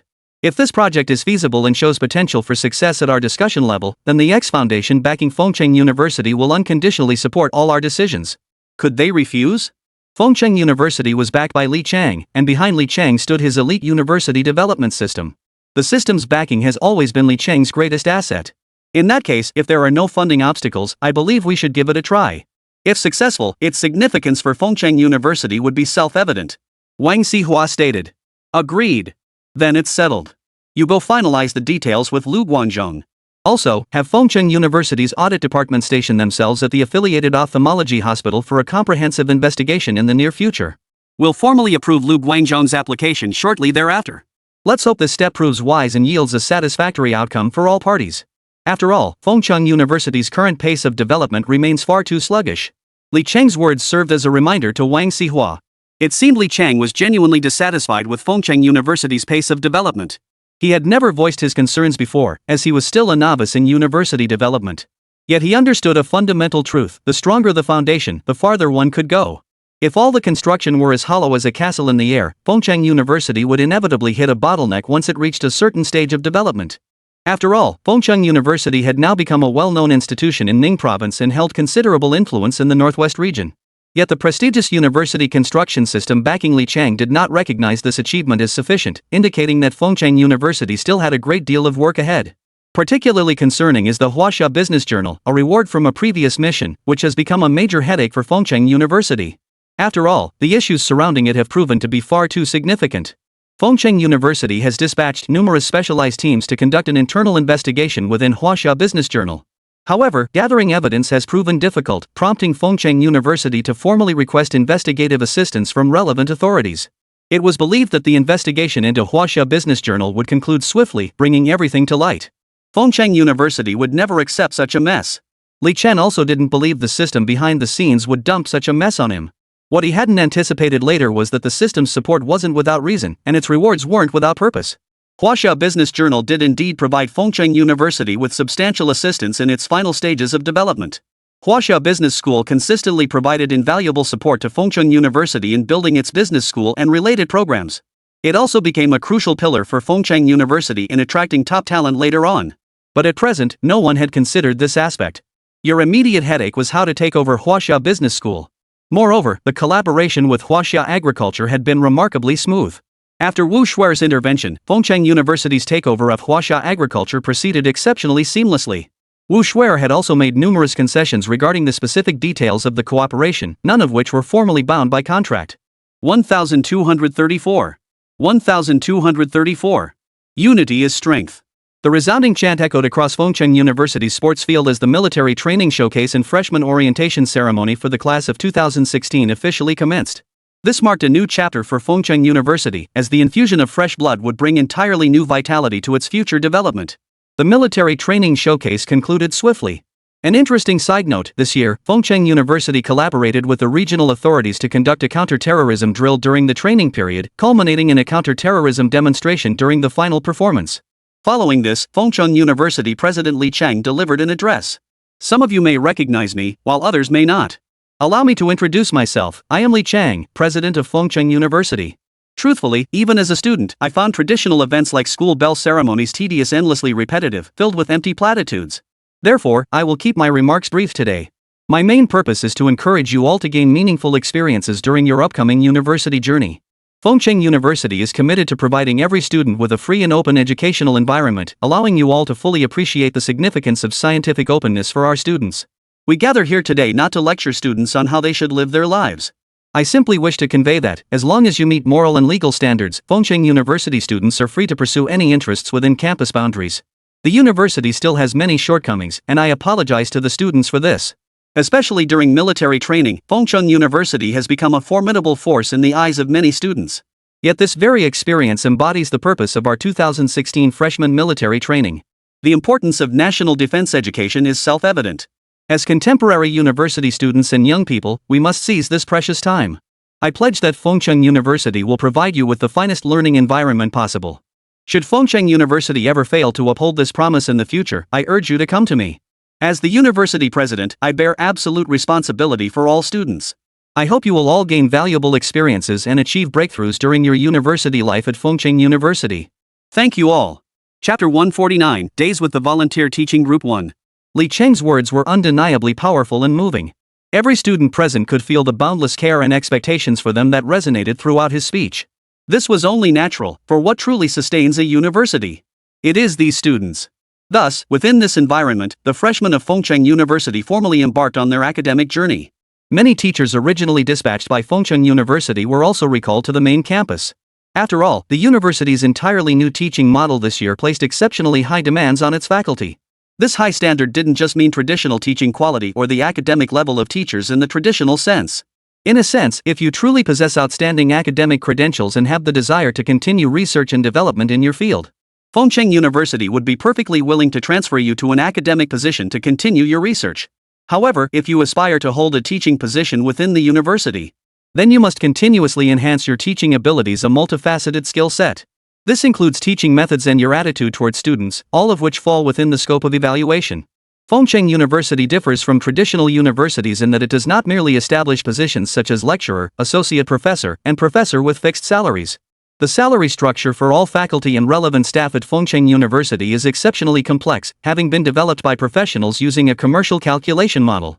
The model encompasses multiple dimensions, including the base salary provided by Fengcheng University upon employment, various subsidies for teaching within the university, and of course, not only continuous salary increases but also deductions.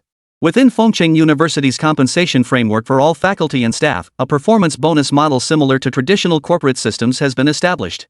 This performance bonus is entirely determined by students' satisfaction ratings and evaluations of teaching videos conducted by the Academic Affairs Office. This means you must swiftly adapt to the new teaching model mandated by Fengcheng University's Academic Affairs Office. Failure to adapt results in a lower performance bonus, which is nearly equivalent to the base salary level. While Fengcheng University incurred significant costs to implement this system, many institutions later adopted it precisely because the investment proved remarkably worthwhile. Under this model, all Fengcheng University faculty members are driven by a shared motivation: why should his salary be higher than mine? We are all at the same level, why should his performance bonus exceed mine? Income is the most direct motivator for unlocking everyone's potential. A one-size-fits-all approach that pays everyone the same inevitably diminishes teaching enthusiasm over time. Thus, Fengcheng University pioneered the establishment of this model. Fengcheng University Volunteer Teaching Corps. The volunteer students have been at Hope Elementary School for some time now. With the official enrollment of Fengcheng University's freshmen, the new semester has undoubtedly begun here. The original students have gradually returned to school, back to the brand new campus they've long dreamed of. All members of Fengcheng University's teaching support teams have formally commenced their duties. However, prior to this, they distributed a newly compiled compulsory education textbook, produced by Fengcheng University, to all students in the schools supported by the university. This approach was somewhat unconventional, as textbooks are typically developed through professional planning by experts in relevant fields, with content strictly aligned to examination requirements. Therefore, Fengcheng University did not dare to discard the original textbooks outright. Instead, they combined both sets of materials, relying primarily on the newly adapted textbooks during classroom instruction. This approach stems from findings by Fengcheng University's volunteer teaching team during preliminary investigations. They discovered significant issues with the existing textbooks, which were designed to serve both rural and urban students. This approach proved deeply unfair to rural students, who often struggled to keep pace with the teaching progress outlined in these materials. Consequently, learning proved arduous for them, explaining why rural students often underperformed not due to inadequate educational resources, but because the inherent nature of the textbooks dictated their difficulty. The textbooks applied a one-size-fits-all approach regardless of difficulty level. However, Fengcheng University undertook multiple rounds of adaptation, professionally adjusting many advanced concepts to make the original content more flexible and accessible. This adaptation process is highly complex. Fengcheng University has engaged numerous educators specializing in pedagogy for the compilation work. Particularly in the case of English, the challenge remains significant, as many rural children face considerable difficulties in learning this subject. This situation stems from inherent limitations. After all, whole primary schools struggle to find qualified English teachers. Educators with sufficient foreign language proficiency to teach can earn significantly more income by running private tutoring classes outside rural areas than by volunteering at these schools. This explains why rural schools struggle to recruit qualified English teachers. Even those supported by government funding often leave after a few years or depart shortly after arriving. However, with Fengcheng University now fully taking over the teaching responsibilities at these Hope primary schools, many schools have breathed a sigh of relief. After all, this allows students to experience a comprehensive curriculum within their schools and access better teaching resources. The impact on these students' life trajectories and educational journeys is undeniably immense. Li Mingwei, did you ever think about what our living conditions would be like when we came to teach at this school? Give me a break. Listen to yourself, haven't you noticed all along? After staying here for days, haven't you seen? How is this different from our dorms back home? Honestly, it often feels better than our dorms. They built everything to our dorm standards, whether it's the student or teacher housing. Didn't you see the look in those students' eyes when they saw their own dorms? Don't take your blessings for granted. If you ask me, you should go teach at one of those truly remote Hope primary schools. Then I'd like to see what you have to say. Chapter 150, Days with the Volunteer Teaching Group 2. I never said our conditions were bad. Since arriving, I've actually found the facilities here far superior to what we had at our university. That's been a pleasant surprise. The university really treats us well. This brings us to an important point. When Fengcheng University built the Ho Primary School, they conducted multiple rounds of renovations and new construction alongside the aid projects. So, have you guys finished your lesson plans for today? The student asked again. Forget today's, I've finished a month's worth already. But our university's standards for lesson plans are so high that this month's work actually took me 3 months. I've been obsessing over lesson plans since I signed up. Especially the teaching materials our school customized for these kids developed internally, they're absolutely fantastic.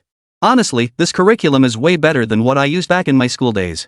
Yeah, honestly, with these textbooks, the pressure on teachers is way less. A lot of the concepts in the books are explained in a much easier to understand way. Enough chatting, let's get to class. And so, the volunteer teaching group, still in the midst of transitioning into their roles as students and teachers, entered the classroom, beginning their very first lesson at Hope Elementary School. Class, begin. Good morning, teacher. Please be seated. Good morning, everyone.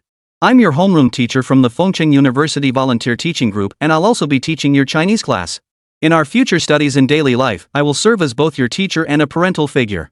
After all, as you all know by now, starting this semester, we will be boarding at school. All students will reside on campus daily and return home only on weekends. This arrangement serves two purposes. First, to maximize your study time on campus. Second, to ensure your safety. Rest assured, we have all your home addresses on file.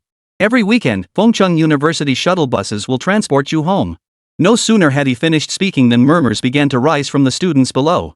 Meeting a new teacher for the first time stirred excitement within them. They hadn't imagined that after just one summer away, the school would have undergone such dramatic changes. Before the start of the semester, teachers from Fengcheng University's volunteer teaching group had begun home visits to introduce the university, detailing this year's restructuring of Ho Primary School and the changes for the new term. The transformation was immense, from a village-run school with insufficient teachers and outdated facilities to one supported by Fengcheng University. The transformation had been truly remarkable. Upon hearing this news, both the students and their parents were undoubtedly overjoyed. After all, it was clear to everyone that this support would greatly benefit the students' development. Education was the key to helping these children escape poverty. Therefore, neither the children nor their parents expressed any opposition to this. However, when Fengcheng University proceeded to introduce the internal rules and regulations of Ho Primary School, some resistance emerged. For parents from rural families, the idea of their children boarding at school was still quite novel. Initially, many parents expressed concerns about their children's ability to live independently on campus. But after the Fengcheng University volunteer teachers provided detailed explanations and outlined the university's comprehensive arrangements for this aspect, their doubts were dispelled. After all, Fengcheng University's reputation had grown significantly within the region. Moreover, the volunteer group didn't operate alone. Whenever they visited a village, they brought along local village cadres to assist with the introductions. These cadres were typically university graduates stationed in the villages for poverty alleviation efforts. These graduates possessed broad perspectives and had been stationed in the local villages for considerable time. The villagers strongly supported their work and placed great trust in their words. With these village cadres vouching for them, the parents found it difficult to raise further objections. Students, since arriving at school today, haven't you already ridden our school bus? How was the bus ride? Who can tell the teacher about it? Me. I'll tell you. No sooner had the words left his mouth than a sea of tiny hands shot up below the podium. Alright, let's hear from the first student in the first row. Tell us about any interesting things you encountered while riding the school bus today. The child, dressed in clothes that looked a bit worn, stood up immediately and said, "Teacher, I've never seen such a beautiful school bus before.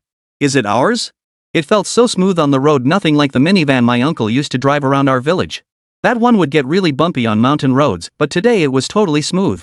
I usually get motion sickness, but today I even took a nap on the way from home to school. When I woke up, we were already here. I didn't even get a chance to properly enjoy the ride." The volunteer teacher smiled upon hearing this and replied, "It's okay, student. You'll have many more chances to ride our school bus. Every weekend, it takes all of you home, and on Sundays, it brings everyone back to school. Now, let's have another student share their experience riding the school bus. This student will share next. Teacher, when I rode the bus today, I thought it was exceptionally beautiful. I've never seen such a gorgeous vehicle before, and I even got to ride in it. It felt nicer than the city bus I took when I went shopping in town during the new year. When I first saw such a new bus, I felt a bit dirty and hesitant to sit down." The teacher smiled upon hearing this.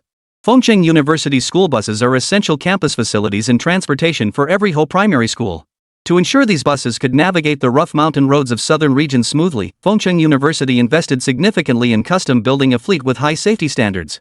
This not only serves the internal needs of Fengcheng University and Ho primary schools but also prioritizes student safety during commutes. Chapter 151, The Conference Room Debate. Fengcheng University Administration Building Conference Room. As Fengcheng University steadily expanded, this space had become the absolute center for development and decision-making. Today's meeting was held here. Li Cheng had done his homework in advance. Why was he so well prepared? Today's discussion would not only address Lu Guangzhong's proposal for funding investment in the Fengcheng University-affiliated eye hospital, but also the future internal development model of Fengcheng University. Establishing this model is crucial. Innovation has been a constant pursuit at Fengcheng University, yet it has not been truly achieved. What Fengcheng University urgently needs now is to explore and find its own unique development path. After all, while other universities' development models may seem viable, they may not be absolutely suitable for Fengcheng University at this stage. As Fengcheng University's senior management took their seats, the meeting commenced. Li Cheng spoke first. Today, our primary discussion concerns the funding utilization plan submitted by Dean Lu of Fengcheng University-affiliated eye hospital to the main campus administration. At this mention, Lu Guangzhong, who had arrived early at the Fengcheng University conference room, straightened his posture. After all, today was a particularly important day for Fengcheng University-affiliated eye hospital, especially for him personally. Whether Lu Guangzhong's vision for a comprehensive hospital could be realized hinged entirely on the outcome of today's meeting. Lu Guangzhong certainly didn't want any complications to arise at this critical juncture. Li Cheng then continued, everyone has received a copy of this document. You can all see the approximate amount, scope, and purpose of this funding plan. Today, our main discussion will focus on the feasibility and necessity of this plan. After all, for Fengcheng University, 300 million yuan is no small sum. Especially when it comes to investing in the construction of an affiliated hospital, we need everyone to share their views on whether it is truly necessary. No sooner had Li Cheng finished speaking than someone promptly voiced dissent. President Li, I believe there are several issues with this funding proposal. For instance, it lists numerous medical devices that are top-tier internationally and entirely dependent on imports. These devices come with extremely high price tags. Does our Fengcheng University-affiliated eye hospital truly require such equipment? Moreover, I note this plan encompasses more than just equipment procurement. The plan also includes constructing a new hospital campus for the Fengcheng University-affiliated eye hospital.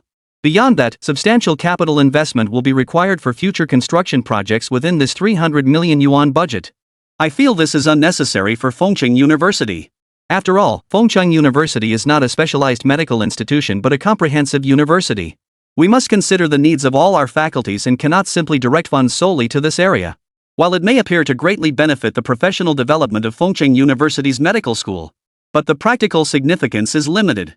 We won't see sufficient returns in the short term. If we channel these funds into academic research instead, I believe Fengcheng University could achieve notable results quickly. Moreover, from a long-term perspective, this approach would actually benefit us more significantly. This argument held some merit from a certain perspective. Yet, such questioning caused Lu Guangzhong, who had been sitting stiffly upright beside him, to suddenly flush crimson. He retorted, "What do you know? If we can establish the Fengcheng University-affiliated eye hospital now, we can build it into a top-tier hospital with truly advanced medical capabilities. Investing in its construction now will bring long-term benefits to Fengcheng University for years to come. Moreover, this investment isn't solely for the Fengcheng University-affiliated ophthalmology hospital. It also includes equipment needed for the upcoming Fengcheng University campus hospital. Compared to the equipment investment, the construction costs are actually quite reasonable. I estimate that approximately 200 million yuan will suffice to build the necessary facilities. Moreover, we won't abandon the existing hospital buildings. They will continue to serve as the ophthalmology outpatient department for our future Fengcheng University-affiliated hospital. These are tangible investments. As for the high cost of equipment you mentioned, that's not something we can control. Top-tier international medical equipment simply requires importation. If we want the hospital to achieve results and possess sufficient medical strength in relevant fields, we absolutely must invest in these things. We cannot be stingy." Lu Guangzhong's words garnered considerable approval from many. However, faced with such enormous funding requirements, many remained cautious. After all, if such a massive investment failed to yield results, it would undoubtedly impact Fengcheng University's development. Even though the funds came from the so-called X Foundation backing Fengcheng University. But the fact that they were summoned today to discuss this matter clearly revealed Li Cheng's stance. He was here to find fault. If Lu Guangzhong couldn't provide a sufficiently compelling justification, Li Cheng would have grounds to shelve the project. Nonsense. We've conducted preliminary research on investments in this area. Even the current Ning Province affiliated hospital hasn't required this much funding. Especially launching such a large-scale investment, acquiring so much equipment, and undertaking such extensive construction right from the start. Is this truly feasible for us? And for the Fengcheng University-affiliated eye hospital, can it really handle it? Don't let this happen. After pouring in such a huge amount of capital, if you don't have enough talent reserves or sufficient departmental development in the short term, all this equipment will end up sitting idle. Idle? That's impossible. With sufficient equipment and ample space, talent acquisition is the least of your concerns. Moreover, I've already discussed this with President Li. Should today's proposal pass, our Fengcheng University-affiliated eye hospital will gain independent authority to recruit talent. It must be said that the vision for Fengcheng University-affiliated hospital was indeed inspiring to many. After all, possessing a truly comprehensive hospital would offer substantial benefits to Fengcheng University itself. However, while investing such funds in other specialized fields could yield results relatively quickly, channeling them into the medical field would likely be an extremely long and arduous process.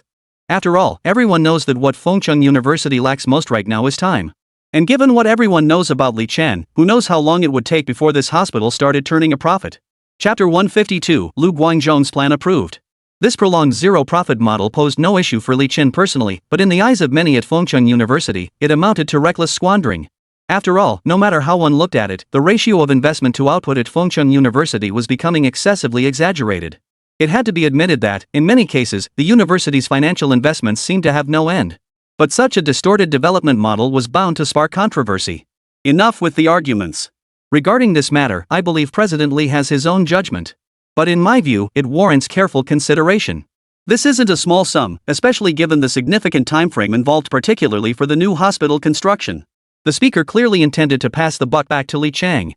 Yet Li Chang had his own considerations on the matter, prompting him to respond. Regarding the matter raised today by President Lu Guangzhong concerning the funding application submitted to Fengcheng University, President Wang Xihua and I have held multiple rounds of discussions and exchanged views. Ultimately, we concluded that the overall funding plan is generally sound. There are no major issues regarding the equipment to be procured or the estimated costs. The only point of contention and indeed the core focus of our discussion today is whether it is necessary to commit such a substantial sum in a single installment. On this matter, I would like to hear Dean Lu elaborate further. Upon hearing this, Lu Guangzhong felt a flicker of satisfaction. The request for his presentation suggested progress and potential. Li Cheng's stance was becoming clearer, something many present could discern. Indeed. Regarding this funding utilization plan, our Fengcheng University-affiliated eye hospital has conducted multiple rounds of internal investigations and research. We exercised particular caution in selecting the relevant equipment to be introduced. While the capital investment for many pieces of equipment may appear substantial at first glance, we have actually identified the instruments and equipment with the highest cost-effectiveness through extensive international price comparisons. This is not merely about spending heavily to establish a comprehensive hospital. Additionally, regarding the talent issue that many are concerned about, we have also conducted multiple rounds of research. Regarding this matter, I now report to the leadership at Fengcheng University's main campus concerning medical talent acquisition. First, we can conduct targeted recruitment through the 1 billion yuan talent attraction program. Moreover, many public hospitals today do not offer particularly generous compensation packages for doctors. This is especially true for physicians with strong professional capabilities who are constrained by factors like seniority and professional titles that do not directly impact their medical competence. As we establish our new comprehensive hospital, we must abandon outdated practices that prioritize seniority and titles over merit. The first step is to implement a competency-based evaluation system throughout the hospital. This means conducting annual and quarterly assessments of medical skills and capabilities. The core criteria for evaluating every doctor should be their competence and clinical proficiency. This innovation is the core and key point that gives us confidence in winning this talent battle. Lu Guangzhong's words essentially confirmed a straightforward solution currently being implemented at Fengcheng University-affiliated eye hospital. Li Cheng then added, regarding this matter, Fengcheng University can certainly provide financial support to the affiliated eye hospital under our billion-yuan talent recruitment initiative. I wish to state our position on this upfront. Specifically, we will allocate 100 million yuan from Fengcheng University's talent recruitment plan to support your talent acquisition efforts. We plan to establish an independent talent recruitment program managed by your hospital, with all funding sourced from Fengcheng University's internal talent recruitment project budget. On behalf of the Fengcheng University-affiliated eye hospital, I extend our deepest gratitude to the main campus of Fengcheng University for this support.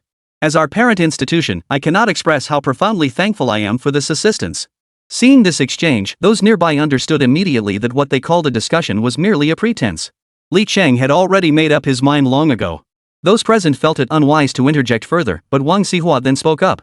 Director Lu, I urge you not to focus solely on the development plans for your large general hospital. Please also consider the development plans for our Fengcheng University Hospital. We can provide the necessary space within this year, but let's be clear, the construction of the university hospital will require all your manpower and effort. Funding won't be an issue. For equipment, we can even handle procurement through the main campus of Fengcheng University. Just give us the list and we'll cover the cost, but the standards must be high. Above all, students' basic healthcare needs must be guaranteed. While there is no mandatory requirement, you mentioned aspiring to build Fengcheng University's campus hospital into a specialized Class A hospital or a dedicated comprehensive facility. We don't aim to rival public hospitals, but we must aspire to professional medical standards. It must possess both advanced medical capabilities and fundamental healthcare competencies. If Fengcheng University can at least provide its students with excellent medical coverage on campus, that is the very purpose of establishing this university hospital. Wang Xiao's words undoubtedly served as a direct wake-up call for Lu Guangzhong. Stop daydreaming and start thinking about how to build the talent needed for Fengcheng University's campus hospital. His words were phrased diplomatically, yet they clearly conveyed the university's stance on one crucial point: the internal development of Fengcheng University Hospital. Furthermore, the funds for introducing related equipment would not be drawn from the budget allocated for the Fengcheng University-affiliated eye hospital's current application. This point undoubtedly delighted Lu Guangzhong immensely. After all, with less funding tied up, more resources could be directed toward other investment and construction projects. Then today's matter is settled. Subsequently, President Lu Guangzhong will present a comprehensive feasibility report and related plan proposal. Fengcheng University will approve the funds directly from the finance department, but a clear plan for fund usage must be established. We won't release all the money to you at once. That's not how things are done. We will disperse funds to you in batches and installments. When you need it, we won't hold you back. Chapter 153, Routine. But as Li Cheng had said, this matter wouldn't be settled overnight. The development of Fengcheng University was destined to be multifaceted.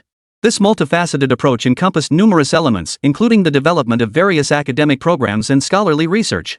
Of course, Li Cheng placed even greater emphasis on the growth of Fengcheng University students within the institution, particularly their potential achievements in the academic realm. Currently, Fengcheng University had achieved remarkable results in this regard. Compared to its days as Fengcheng College, it had made tremendous strides in every aspect. President Wang, do you think Lu Guangzhong's proposal could actually be realized? Li Chen and Wang Xiao's conversation began in Li Cheng's office. As he spoke, Li Cheng silently picked up a cup of pre-brewed coffee and addressed Wang Xihua. Personally, I believe this initiative holds considerable feasibility. However, securing such substantial initial funding raises concerns. I'm uncertain whether the foundation backing us will support this endeavor. Wang Xiao's apprehension was well-founded, given the public perception that Fengcheng University's entire funding originated from the X Foundation. President Wang, you needn't worry about that. If this project is viable and shows potential for success at our discussion level, then the X Foundation backing Fengcheng University will unconditionally support all our decisions. Could they refuse? Fengcheng University was backed by Li Cheng, and behind Li Cheng stood his elite university development system. The system's backing has always been Li Cheng's greatest asset. In that case, if there are no funding obstacles, I believe we should give it a try. If successful, the significance for Fengcheng University would be self-evident. Wang Xihua stated. Agreed. Then it's settled. Here's the plan: you finalize the details with Lu Guangzhong. Also, have Fengcheng University's audit department station themselves at the affiliated ophthalmology hospital in the near future for a comprehensive investigation. In due course, we will formally approve Lu Guangzhong's application. I hope this step proves wise and yields a mutually satisfactory outcome. After all, Fengcheng University's current pace of development remains far too sluggish. Li Cheng's words served as a reminder to Wang Xihua. It seemed that deep down, Li Cheng was not entirely satisfied with Fengcheng University's pace of development. Yet he had never voiced his concerns, knowing he was still a novice in university development. Still, he understood a fundamental truth: the stronger the foundation, the farther one could go. If all the construction were as hollow as a castle in the air, Fengcheng University would inevitably hit a bottleneck once it reached a certain stage of development. After all, Fengcheng University had now become a well-known institution in Ning Province and held considerable influence in the Northwest region. Yet the prestigious university construction system backing Li Cheng did not recognize this achievement as sufficient, indicating that Fengcheng University still had much ground to cover. Particularly concerning is the Huaxia Business Journal, a reward from a previous mission, which has become a major headache for Fengcheng University. After all, the issues surrounding it have proven to be far too significant. Fengcheng University has dispatched numerous specialized teams to conduct an internal investigation within Huaxia Business Journal. However, gathering evidence has proven difficult, prompting Fengcheng University to formally request investigative assistance from relevant authorities. It was believed that the investigation into Huaxia Business Journal would conclude swiftly, bringing everything to light. Fengcheng University would never accept such a mess. Li Chen also didn't believe the system behind the scenes would dump such a mess on him. What he hadn't anticipated later was that the system's support wasn't without reason, and its rewards weren't without purpose. Huaxia Business Journal did indeed provide Fengcheng University with considerable assistance in its final stages of development. Huaxia Business School consistently provided invaluable support to Fengcheng University in building its business school and related programs. It also became a crucial pillar for Fengcheng University in attracting top talent later on. But at present, no one had considered this aspect. Your immediate headache was how to take over Huaxia Business School. Moreover, the collaboration with Huaxia Agriculture had progressed remarkably smoothly.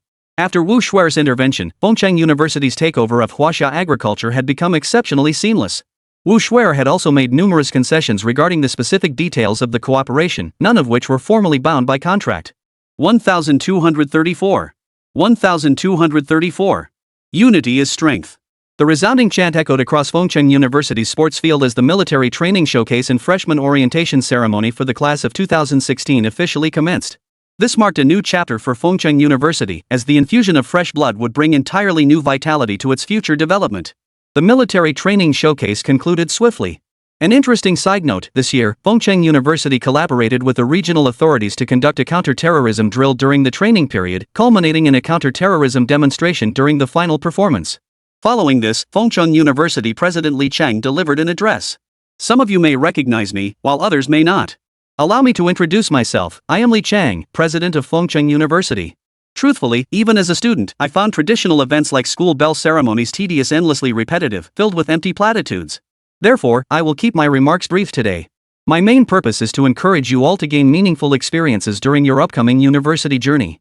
Fengcheng University is committed to providing every student with a free and open educational environment, allowing you all to fully appreciate the significance of scientific openness for our students.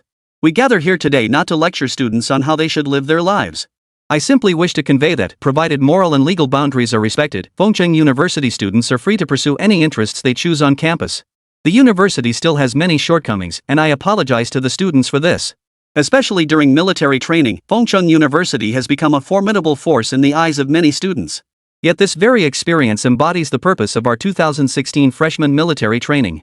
The importance of national defense education is self-evident. As contemporary university students and young people, we must seize this precious time. Fengcheng University pledges to provide you with the finest learning environment possible. Should Fengcheng University ever fail to uphold this promise in the future, I urge you to come to me. As the university president, I bear absolute responsibility for all students. I hope you will all gain valuable experiences and achieve breakthroughs during your university life at Fengcheng University. Thank you all.